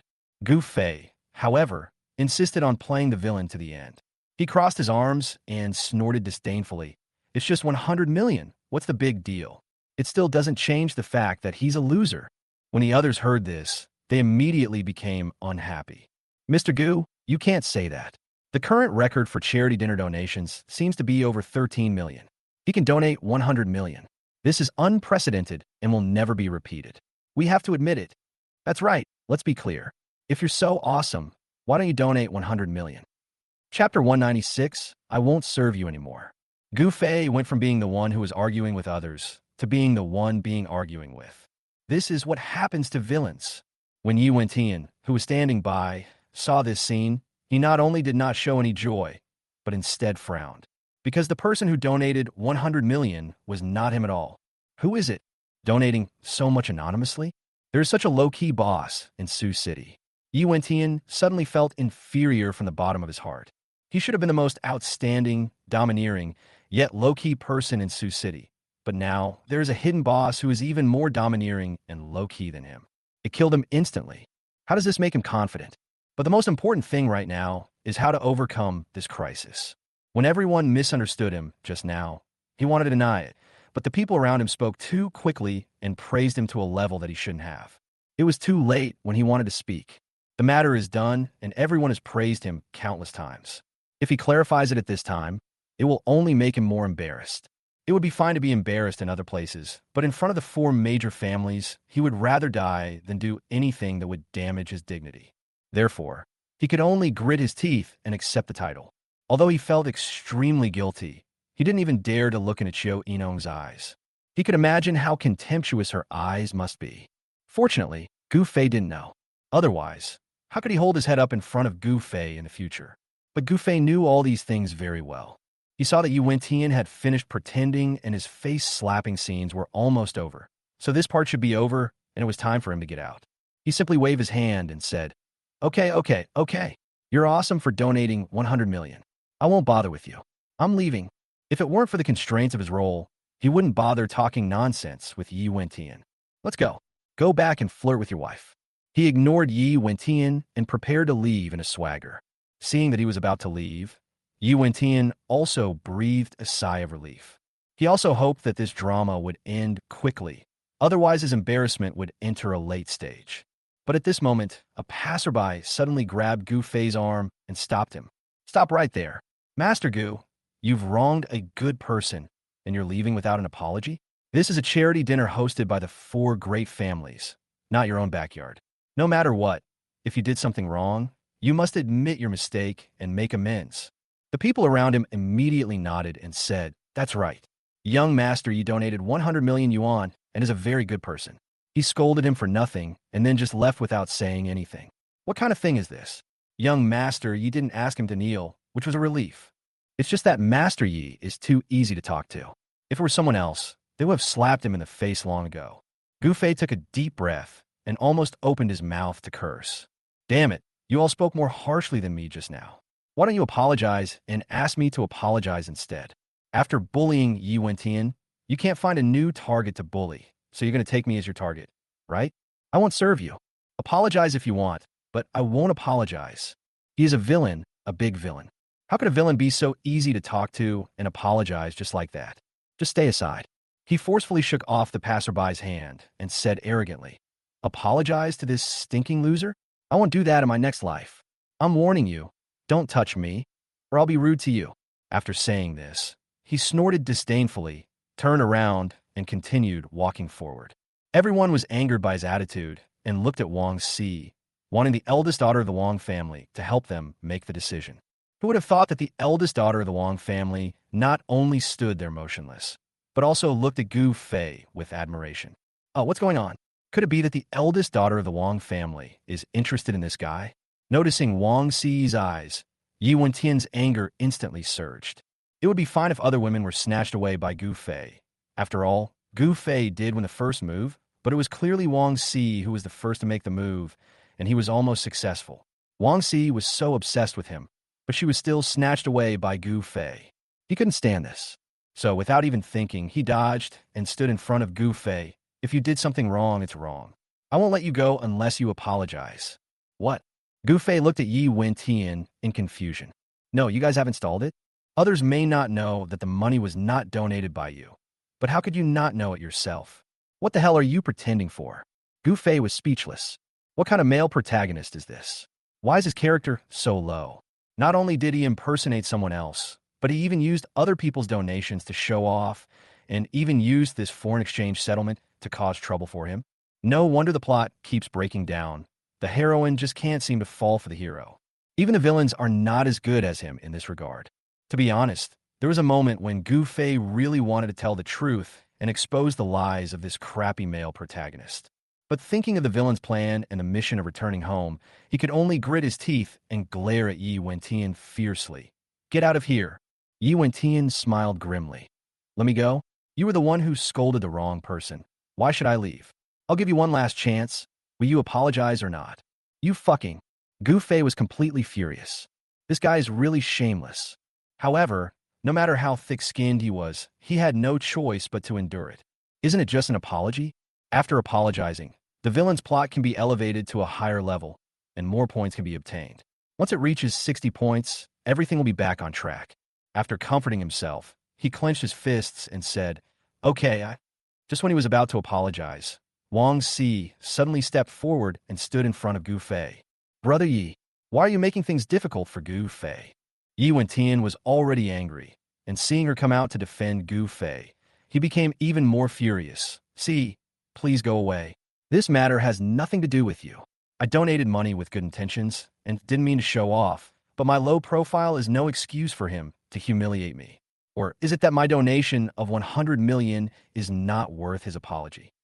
Wang Si shook his head and said sadly, Brother Yi, how could you become such a person? You know very well that this money was not donated by you at all. After these words were spoken, the people around were confused again. What the hell? Why wasn't it donated by him? Ms. Wang, didn't you just say that this money was donated by him? Why do you change your statement so suddenly? Yi Wentian froze in place for a moment, his expression becoming extremely ugly. She was going to expose him? See, what are you talking about? If I didn't donate this money, who else could it be? He showed a fierce look and began to threaten Wang Si, asking her not to tell the truth.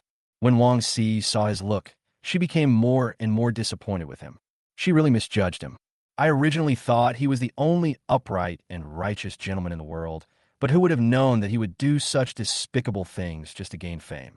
She looked serious, but her voice was gentle. Brother Yi, it's no use trying to scare me. The facts are before us. This 100 million was not donated by you at all, but by Gu Fei. Chapter 197. If you think it's too expensive, you'll say it's flashy and impractical. As she spoke, she enlarged the form and displayed it in front of everyone. Although you also donated anonymously, you only donated 30 million, right? Why didn't you tell the truth? You had to impersonate Gu Fei? He didn't want to expose you. That was out of kindness. Not only are you not grateful to him, you are targeting him and forcing him to apologize to you. Don't you think you've gone too far? What? The people around were stunned when they heard this. That 100 million was donated by young Master Gu? My God, why is this matter still full of twists and turns? This guy is actually an imposter. I thought he was really that awesome. It was actually donated by young Master Gu. No wonder he didn't want to apologize. But why didn't he say anything? He's too low-key. I thought this kid from the Yi family was a good person, but I didn't expect him to be such a despicable villain. The Yi family still has good character, so how come only a coward survived? The public opinion of the people around reversed again, and everyone stared at Yi Wentian with contempt. That look of disgust made Yi Wentian feel cold all over. Sure enough, it was exposed. He knew it, that this kind of thing couldn't be left to chance. If he had denied it at the beginning, nothing would have happened now, but it was too late for him to regret it now. Faced with so many contemptuous looks, he didn't even know how to explain. Even Xiao Yinong's eyes showed a hint of gloating. Yi Wentian took a deep breath and looked at Gu Fei. I will not let this matter go easily. Gu Fei, just wait for me. He was afraid of losing face if he stayed any longer, so he turned around and left, not daring to stay even a step further. Gu Fei stood there in a daze, completely dumbfounded. No, buddy, I don't want to embarrass you. I have been helping you show off, and you're about to succeed. If you hadn't insisted on asking me to apologize, wouldn't this have happened? Can you blame me for this? Isn't it because you were too greedy and want it all? No matter what, it's failed again. He looked at Wang Si helplessly. Why did you expose him? I've already kept it anonymous, which means I don't want others to know. You deliberately set it out. You really deserve to be punished. He poked Wang Si's forehead hard and wanted to scold her, but looking at her pitiful appearance, he couldn't say it. He was really helpless. Wang Si rubbed his forehead pitifully and said, I just don't want you to be misunderstood, and I don't want him to make things difficult for you. Besides, this is not a bad thing, so it's okay to say it out loud. Of course I know it's not a bad thing, but if I didn't have some unspeakable secrets, would I have donated 100 million? If he had known that things would turn out like this, he would have gotten the 100 million back, even if it meant causing the 4 major families to turn against him. It's okay now. The ready-made villain plot is useless again. All my work was in vain tonight. Forget it, forget it. Go and do your thing. I'm going back to find my wife. Tonight's banquet had no meaning to him at all, so he ignored Wang Si and went straight back to Yin Rushue's side. Yin Rushue just took a few curious glances at the movement over there and ignored it. She has no interest in Yi Wentian now, because Yi Wentian can't threaten her at all and has no interest in her. Even if he came to find her, Gu Fei would take care of him. All she needs to do is run her own company well, take care of her own career, save money to marry Gu Fei, and live happily together. So when she saw Gu Fei coming back, she didn't ask anything, but just leaned gently on his shoulder to watch the performance on the stage. Look at that female star. She sings so badly. She sings really well on TV. Gu Fei laughed. Stars like them rely entirely on post-production sound editing, and it's impossible to listen to them live. But the necklace she's wearing is nice. Do you like it? Yin Rushue took a few glances and quickly shook her head. Gaudy, but not practical. If you say it's flashy, it means you think it's beautiful too, but you think it's too expensive, right? Yin Rushue curled her lips. You can say that. Then buy it. Gu Fei said generously. This kind of thing is priceless. If you like it, you don't have to worry about the price as long as you like it. He has a full 10 billion. I gave my dad 500 million yuan, donated 100 million yuan tonight, and after adding miscellaneous expenses, there's still more than 9 billion yuan left to spend. In the following time, Gu Fei and Yin Rushue concentrated on enjoying the banquet. The charity dinner funded by the 4 major families was naturally extraordinary and luxurious. Not only did they have top singers perform, but more than a dozen beautiful female stars were also teased by the host and acted like clowns in front of the rich second generation and bigwigs in the audience. Fans of these stars would never dream that the goddess they worship like a god is just a plaything in front of rich people. In the middle of the banquet, a second round of donations was launched on site. Gu Fei donated another 10 million on behalf of him and Yunru. The banquet was over. When the show was over, he and Yin Rushue walked out with the crowd. Before they reached the door, they heard Wang Si's voice behind them. Gu Fei, Gu Fei. She walked forward holding up her long skirt, first looked at Yin Rushue with envy, gave her a smile, and then turned to look at Gu Fei. Thank you very much for coming tonight. On behalf of the Wang family and my brother, I would like to give you a souvenir. There are 2 in total, one for you and one for sister-in-law. Souvenir. Gu Fei took it, opened it, and took a look. Inside was a gold medal inlaid with jade, which looked quite expensive. Thank you. And, seeing Gu Fei about to leave, she grabbed his arm and said, If you're free, my brother wants to treat you to dinner tomorrow night. Wang Kuan-yen? Invite him to dinner? I'm afraid he has no good intentions. Didn't he hire someone to assassinate him tonight? However, he had to resolve the issues with the 4 major families. Hiding from them was not a solution. Gu Fei thought about it and nodded. Okay, Send me the time and place when the time comes. Seeing that he agreed so readily, Wang Si felt relieved. Very good. Taking advantage of tomorrow's dinner, she must find a way to reconcile Gu Fei and her brother. As long as her brother can accept him, then the four major families will also be able to accept him, and she won't have to be secretive when meeting him in the future. Maybe the four major families will support her marriage with Gu Fei. Thinking of this, her cheeks flushed slightly. Okay, then go slowly on your way back. Goodbye. If Yin Rushua wasn't here, she would definitely give him a big kiss, but in front of Yin Rushua, she didn't dare to do anything. She could only stare at him with eyes that even a fool could see were interested in Gu Fei and watch him leave. Arriving at the hotel entrance, Yin Rushua went straight to the point. There's something wrong with the way Miss Wang looks at you. Chapter 198, I know all the details of your love. Gu Fei coughed and said half seriously, You noticed it too? I can't help it. Your husband is too charming. She has been pestering me lately. Really? Yin Rushua smiled and said nothing more. Gu Fei moved closer to her and teased her. What? Are you jealous? Yin Rushua shook her head. I'm not jealous of her. I know you don't like her type. Even if something happened between you and her, she can't replace me, so I won't be jealous of her. In front of Wang Si, she is very confident. Gu Fei was a little unconvinced when he heard this. How do you know I don't like her type? Do you know me well? Then tell me, what type do I like? A cold and noble queen like you. Yin Rushua smiled. Although you're obsessed with looks, you also have high expectations for inner qualities. You like someone who doesn't cling to you or restrict you. Also, you need to be able to be independent, have your own career in life. I can't treat you as my whole world. To put it bluntly, Gu Fei just doesn't like his delicate wife. Gu Fei really doesn't like the kind of woman who regards men as her whole world and only thinks about men all day long.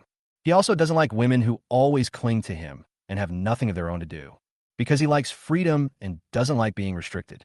To be honest, Gu Fei had never considered what kind of woman he liked. He had no money before, so it was a great honor for him to have a beautiful woman fall in love with him. How could he have a chance to choose?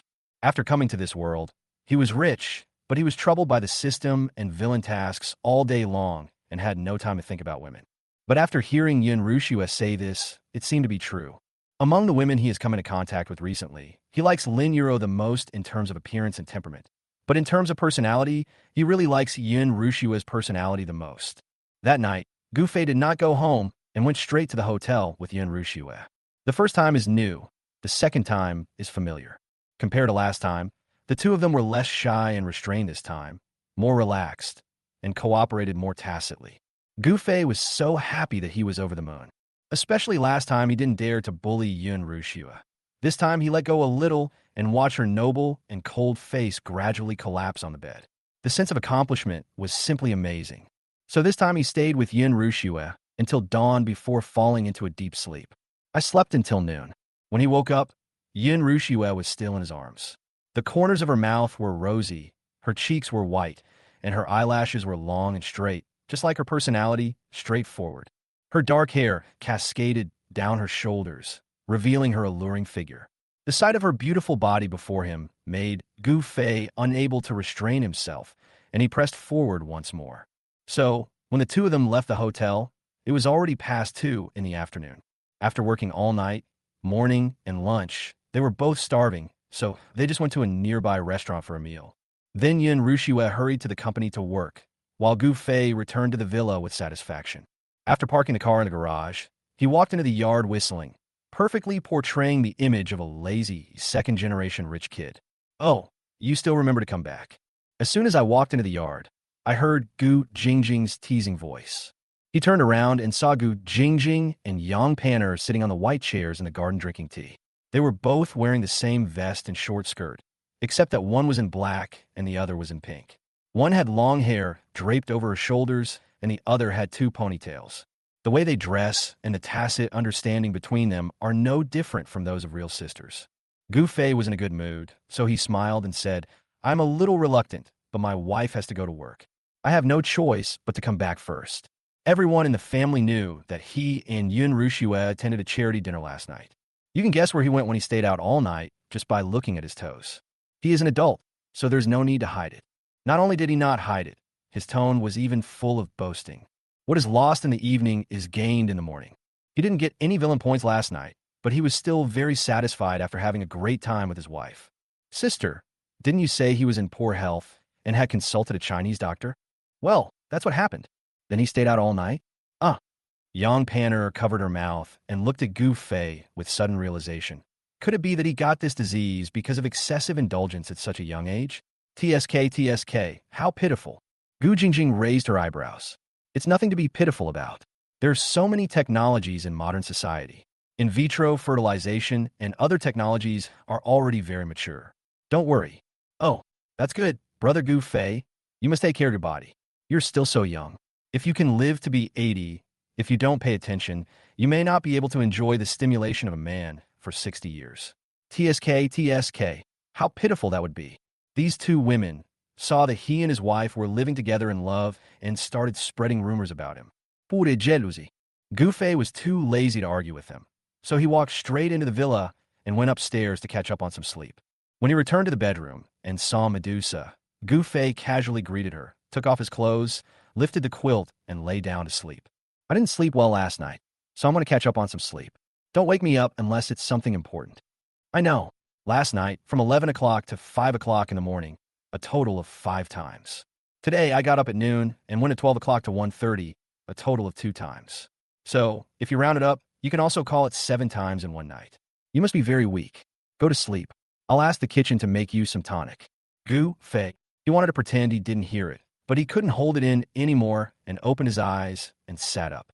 You're a pervert. You're spying on me? How do you know so much? Medusa leaned on the balcony and said confidently, I am your bodyguard. How can I protect you if I don't stay by your side? So you were hiding and peeping out the window last night. Your room was on the 16th floor last night. I'm not Spider-Man, so how could I have hidden outside the window? Medusa will not stop until her words are shocking. I was in a room. At first, I was in the kitchen. After you came to the kitchen, I had no choice but to hide in the living room. Who knew you had so many tricks up your sleeve? The kitchen wasn't big enough for you to play with, so you ran to the sofa in the living room to play. I had no choice but to hide in the bathroom. Later, stop. Gu Fei was completely shocked. What was originally a sweet memory turned into a horrible memory because of Medusa's words. You were there the whole time, and you didn't say anything. Couldn't you have said something? Did you do it on purpose? You definitely did it on purpose. You're such a pervert. Gu Fei stared at him intently, wanting to curse him, but when he met Medusa's gloating eyes with a hint of smile, he could only take a deep breath. Let's go head to head. It's Ruxu and I's first time. You're not going to be there, are you? Chapter 199. The plot that makes the male protagonist slap himself in the face is here again. Medusa nodded without hiding anything. Like I said, I will be your personal protector 24 hours a day. Although I can't really stay with you for a single minute, 22 hours is no problem. Excluding the time for taking a shower and going to the toilet, and the occasional times when she left a step early or a step late. Basically, it's always with me. Hearing this, Gu Fei was stunned. He quickly raised his hand. We must make 3 rules. From now on, when Ruxiu and I do that, you must leave and not peek. Oh, Medusa agreed readily. What about Wang Si? What? Gu Fei was stunned. What did you say? Medusa raised her eyebrows. Master, are you trying to act innocent with me? But Master and Wang Si were touching each other on the beach as if no one was around. Ah, stop it. Stop it right there, ah. Gu Fei went crazy, got up and pounced on Medusa. You pervert. I'll bite you to death. His face flushed red. He spoke incoherently and pounced on Medusa, biting his ear. Medusa was amused by his irritable reaction and pushed his shoulder, saying, There's no need to be like this. Although I saw it clearly, those images only exist in my mind. No one else can see them. I am your personal bodyguard. You can ignore me and treat me as a cup or a phone. There is no need to be shy. No need for your head. Gu Fei raised his head and glared at her fiercely. Don't you even know how to avoid it? When you were with Yi Wentian before, did you also prepare reports for him in this way? When Medusa heard the name Yi Wentian, her expression turned colder. I'm his killer, not his bodyguard. I don't normally meet him. I only go to him when I'm on a mission. And most of the time, they have a specific way of receiving tasks and don't need to meet in person at all. So in the nearly 2 years that she had been with Yi Wentian, she had barely seen him many times. I don't care what you did before or how you acted around me. Anyway, you're not allowed to do this again. No. Seeing that she agreed, Gu Fei finally climbed up from her and glared at her in frustration. You've peeked at me so many times. Aren't you afraid of getting sty? Medusa raised an eyebrow and smiled. Basically, the pictures are pretty good. Not enough to make you get sty. Beautiful? That's true. Yin Ruxiue and Wang Si are both rare beauties, especially Yin Ruxiue, who is sexy and seductive. Seeing her performance in bed, not only men, but also women will be fascinated by her. As the man who possessed Yin Ruxiue's first time and her entire body, he felt very proud to think about this. Okay, I'm going to sleep. If you ever find out you're peeping at me again, I won't let you off easily. Yawning, Gu Fei went back to bed and went to sleep. He slept until night. If Gu Jingjing hadn't come to his room and kept pinching his face, he wouldn't have wanted to wake up. Gu Fei, go out and play. What are you playing for? I want to sleep. You're not allowed to sleep. I am going to participate in a car race and need a male companion. There is no one more suitable than you. Racing competition? He remembered that Gu Jingjing really liked racing. Not only does he like racing, he also likes skydiving, sea surfing, and other extreme sports. And he's an expert in all of them. But what does this have to do with him? He yawned, too lazy to move. I'm not going. You find someone else. You're not going? Gu Jingjing curled her lips. Then it seems I can only find Yi Wentian. Hearing the name Yi Wentian, Gu Fei perked up instantly. He sat up abruptly and looked at Gu Jingjing. You're looking for Yi Wentian. Are you familiar with him? Gu Jingjing said ambiguously. It's okay. That's not right. The plot has not yet reached the part where Gu Jingjing and Yi Wentian get to know each other. But Gu Fei suddenly remembered. The original novel actually has a racing plot between Yi Wentian and Gu Jingjing. It was also late at night. Gu Jingjing took Yi Wentian to the underground racing track to participate in a mountain road racing competition. As a result, they were provoked by the villain.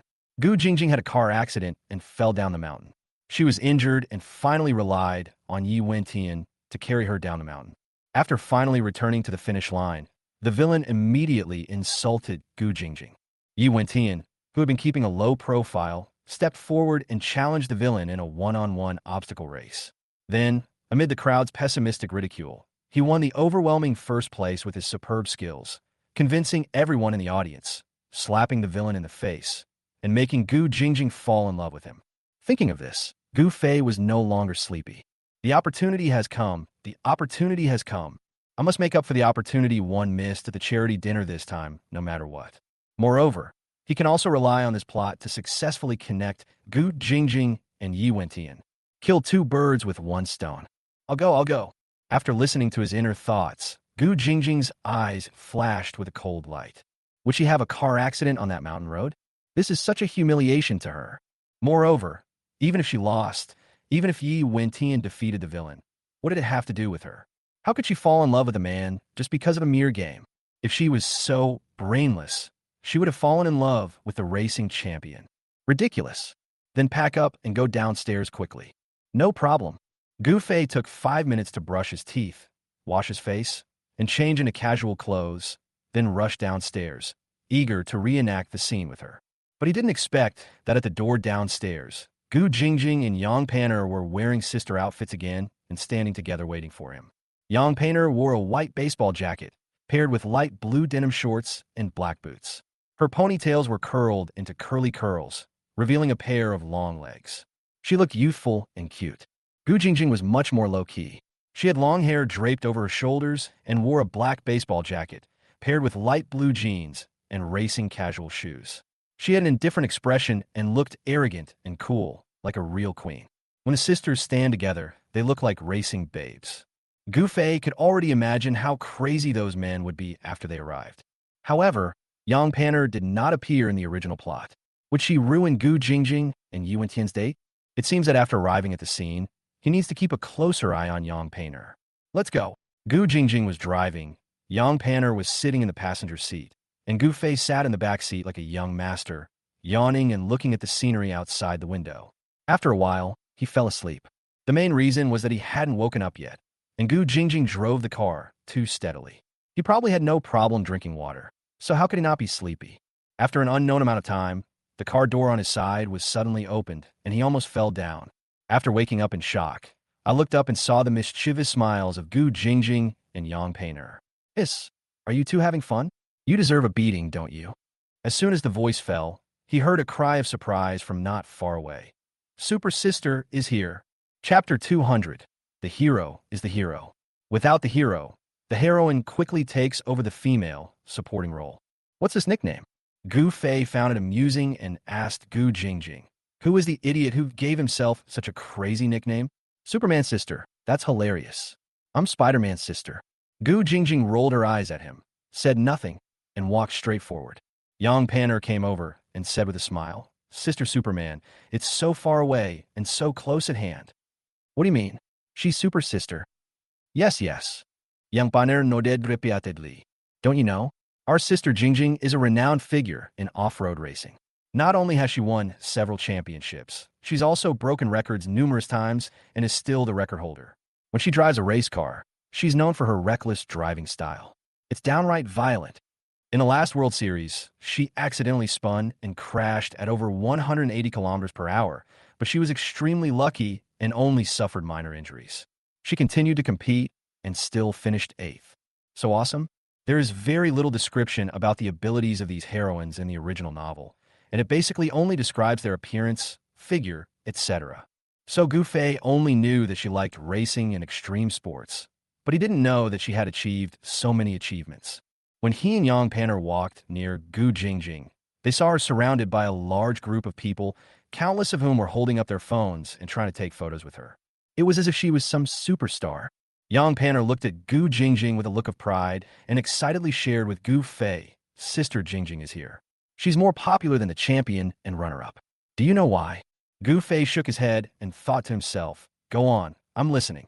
Yang Panner said, because the champion and runner-up are all about playing it safe and getting results. Our sister Jingjing never cares about the final ranking. She just enjoys the process of competing. That's why everyone likes to watch her compete, but they're less interested in the champion and runner-up. Of course, the champion and runner-up also have a lot of fans. Oh, but what's the use of being so powerful? After being with the male protagonist Dragon King, she never participated in a racing competition again. She gave birth to 3 children for the male protagonist in one go, and then took care of the children well and became a good wife to the male protagonist Dragon King. Just as he was thinking about this, another cry of surprise came from not far away. Everyone, including Gu Fei, looked in the direction of the voice and saw a tall man walking towards them with his arms around a beautiful woman with long curly hair. Fuck, isn't that Mu Tingting? She has a boyfriend? Who is that guy? How could he be so successful in pursuing Mu Tingting? I don't know him. He looks unfamiliar. I guess he's not from our circle. But they were strangers, but Gu Fei recognized them. Isn't this Yi Wentian? He was still thinking, since it was him and Yang Panner who came with Gu Jingjing tonight. How should Yi Wentian make his debut to achieve a stunning effect? I didn't expect that the male protagonist is the male protagonist. After losing the female lead, a new female supporting role came. Mu Tingting is not an ordinary supporting role.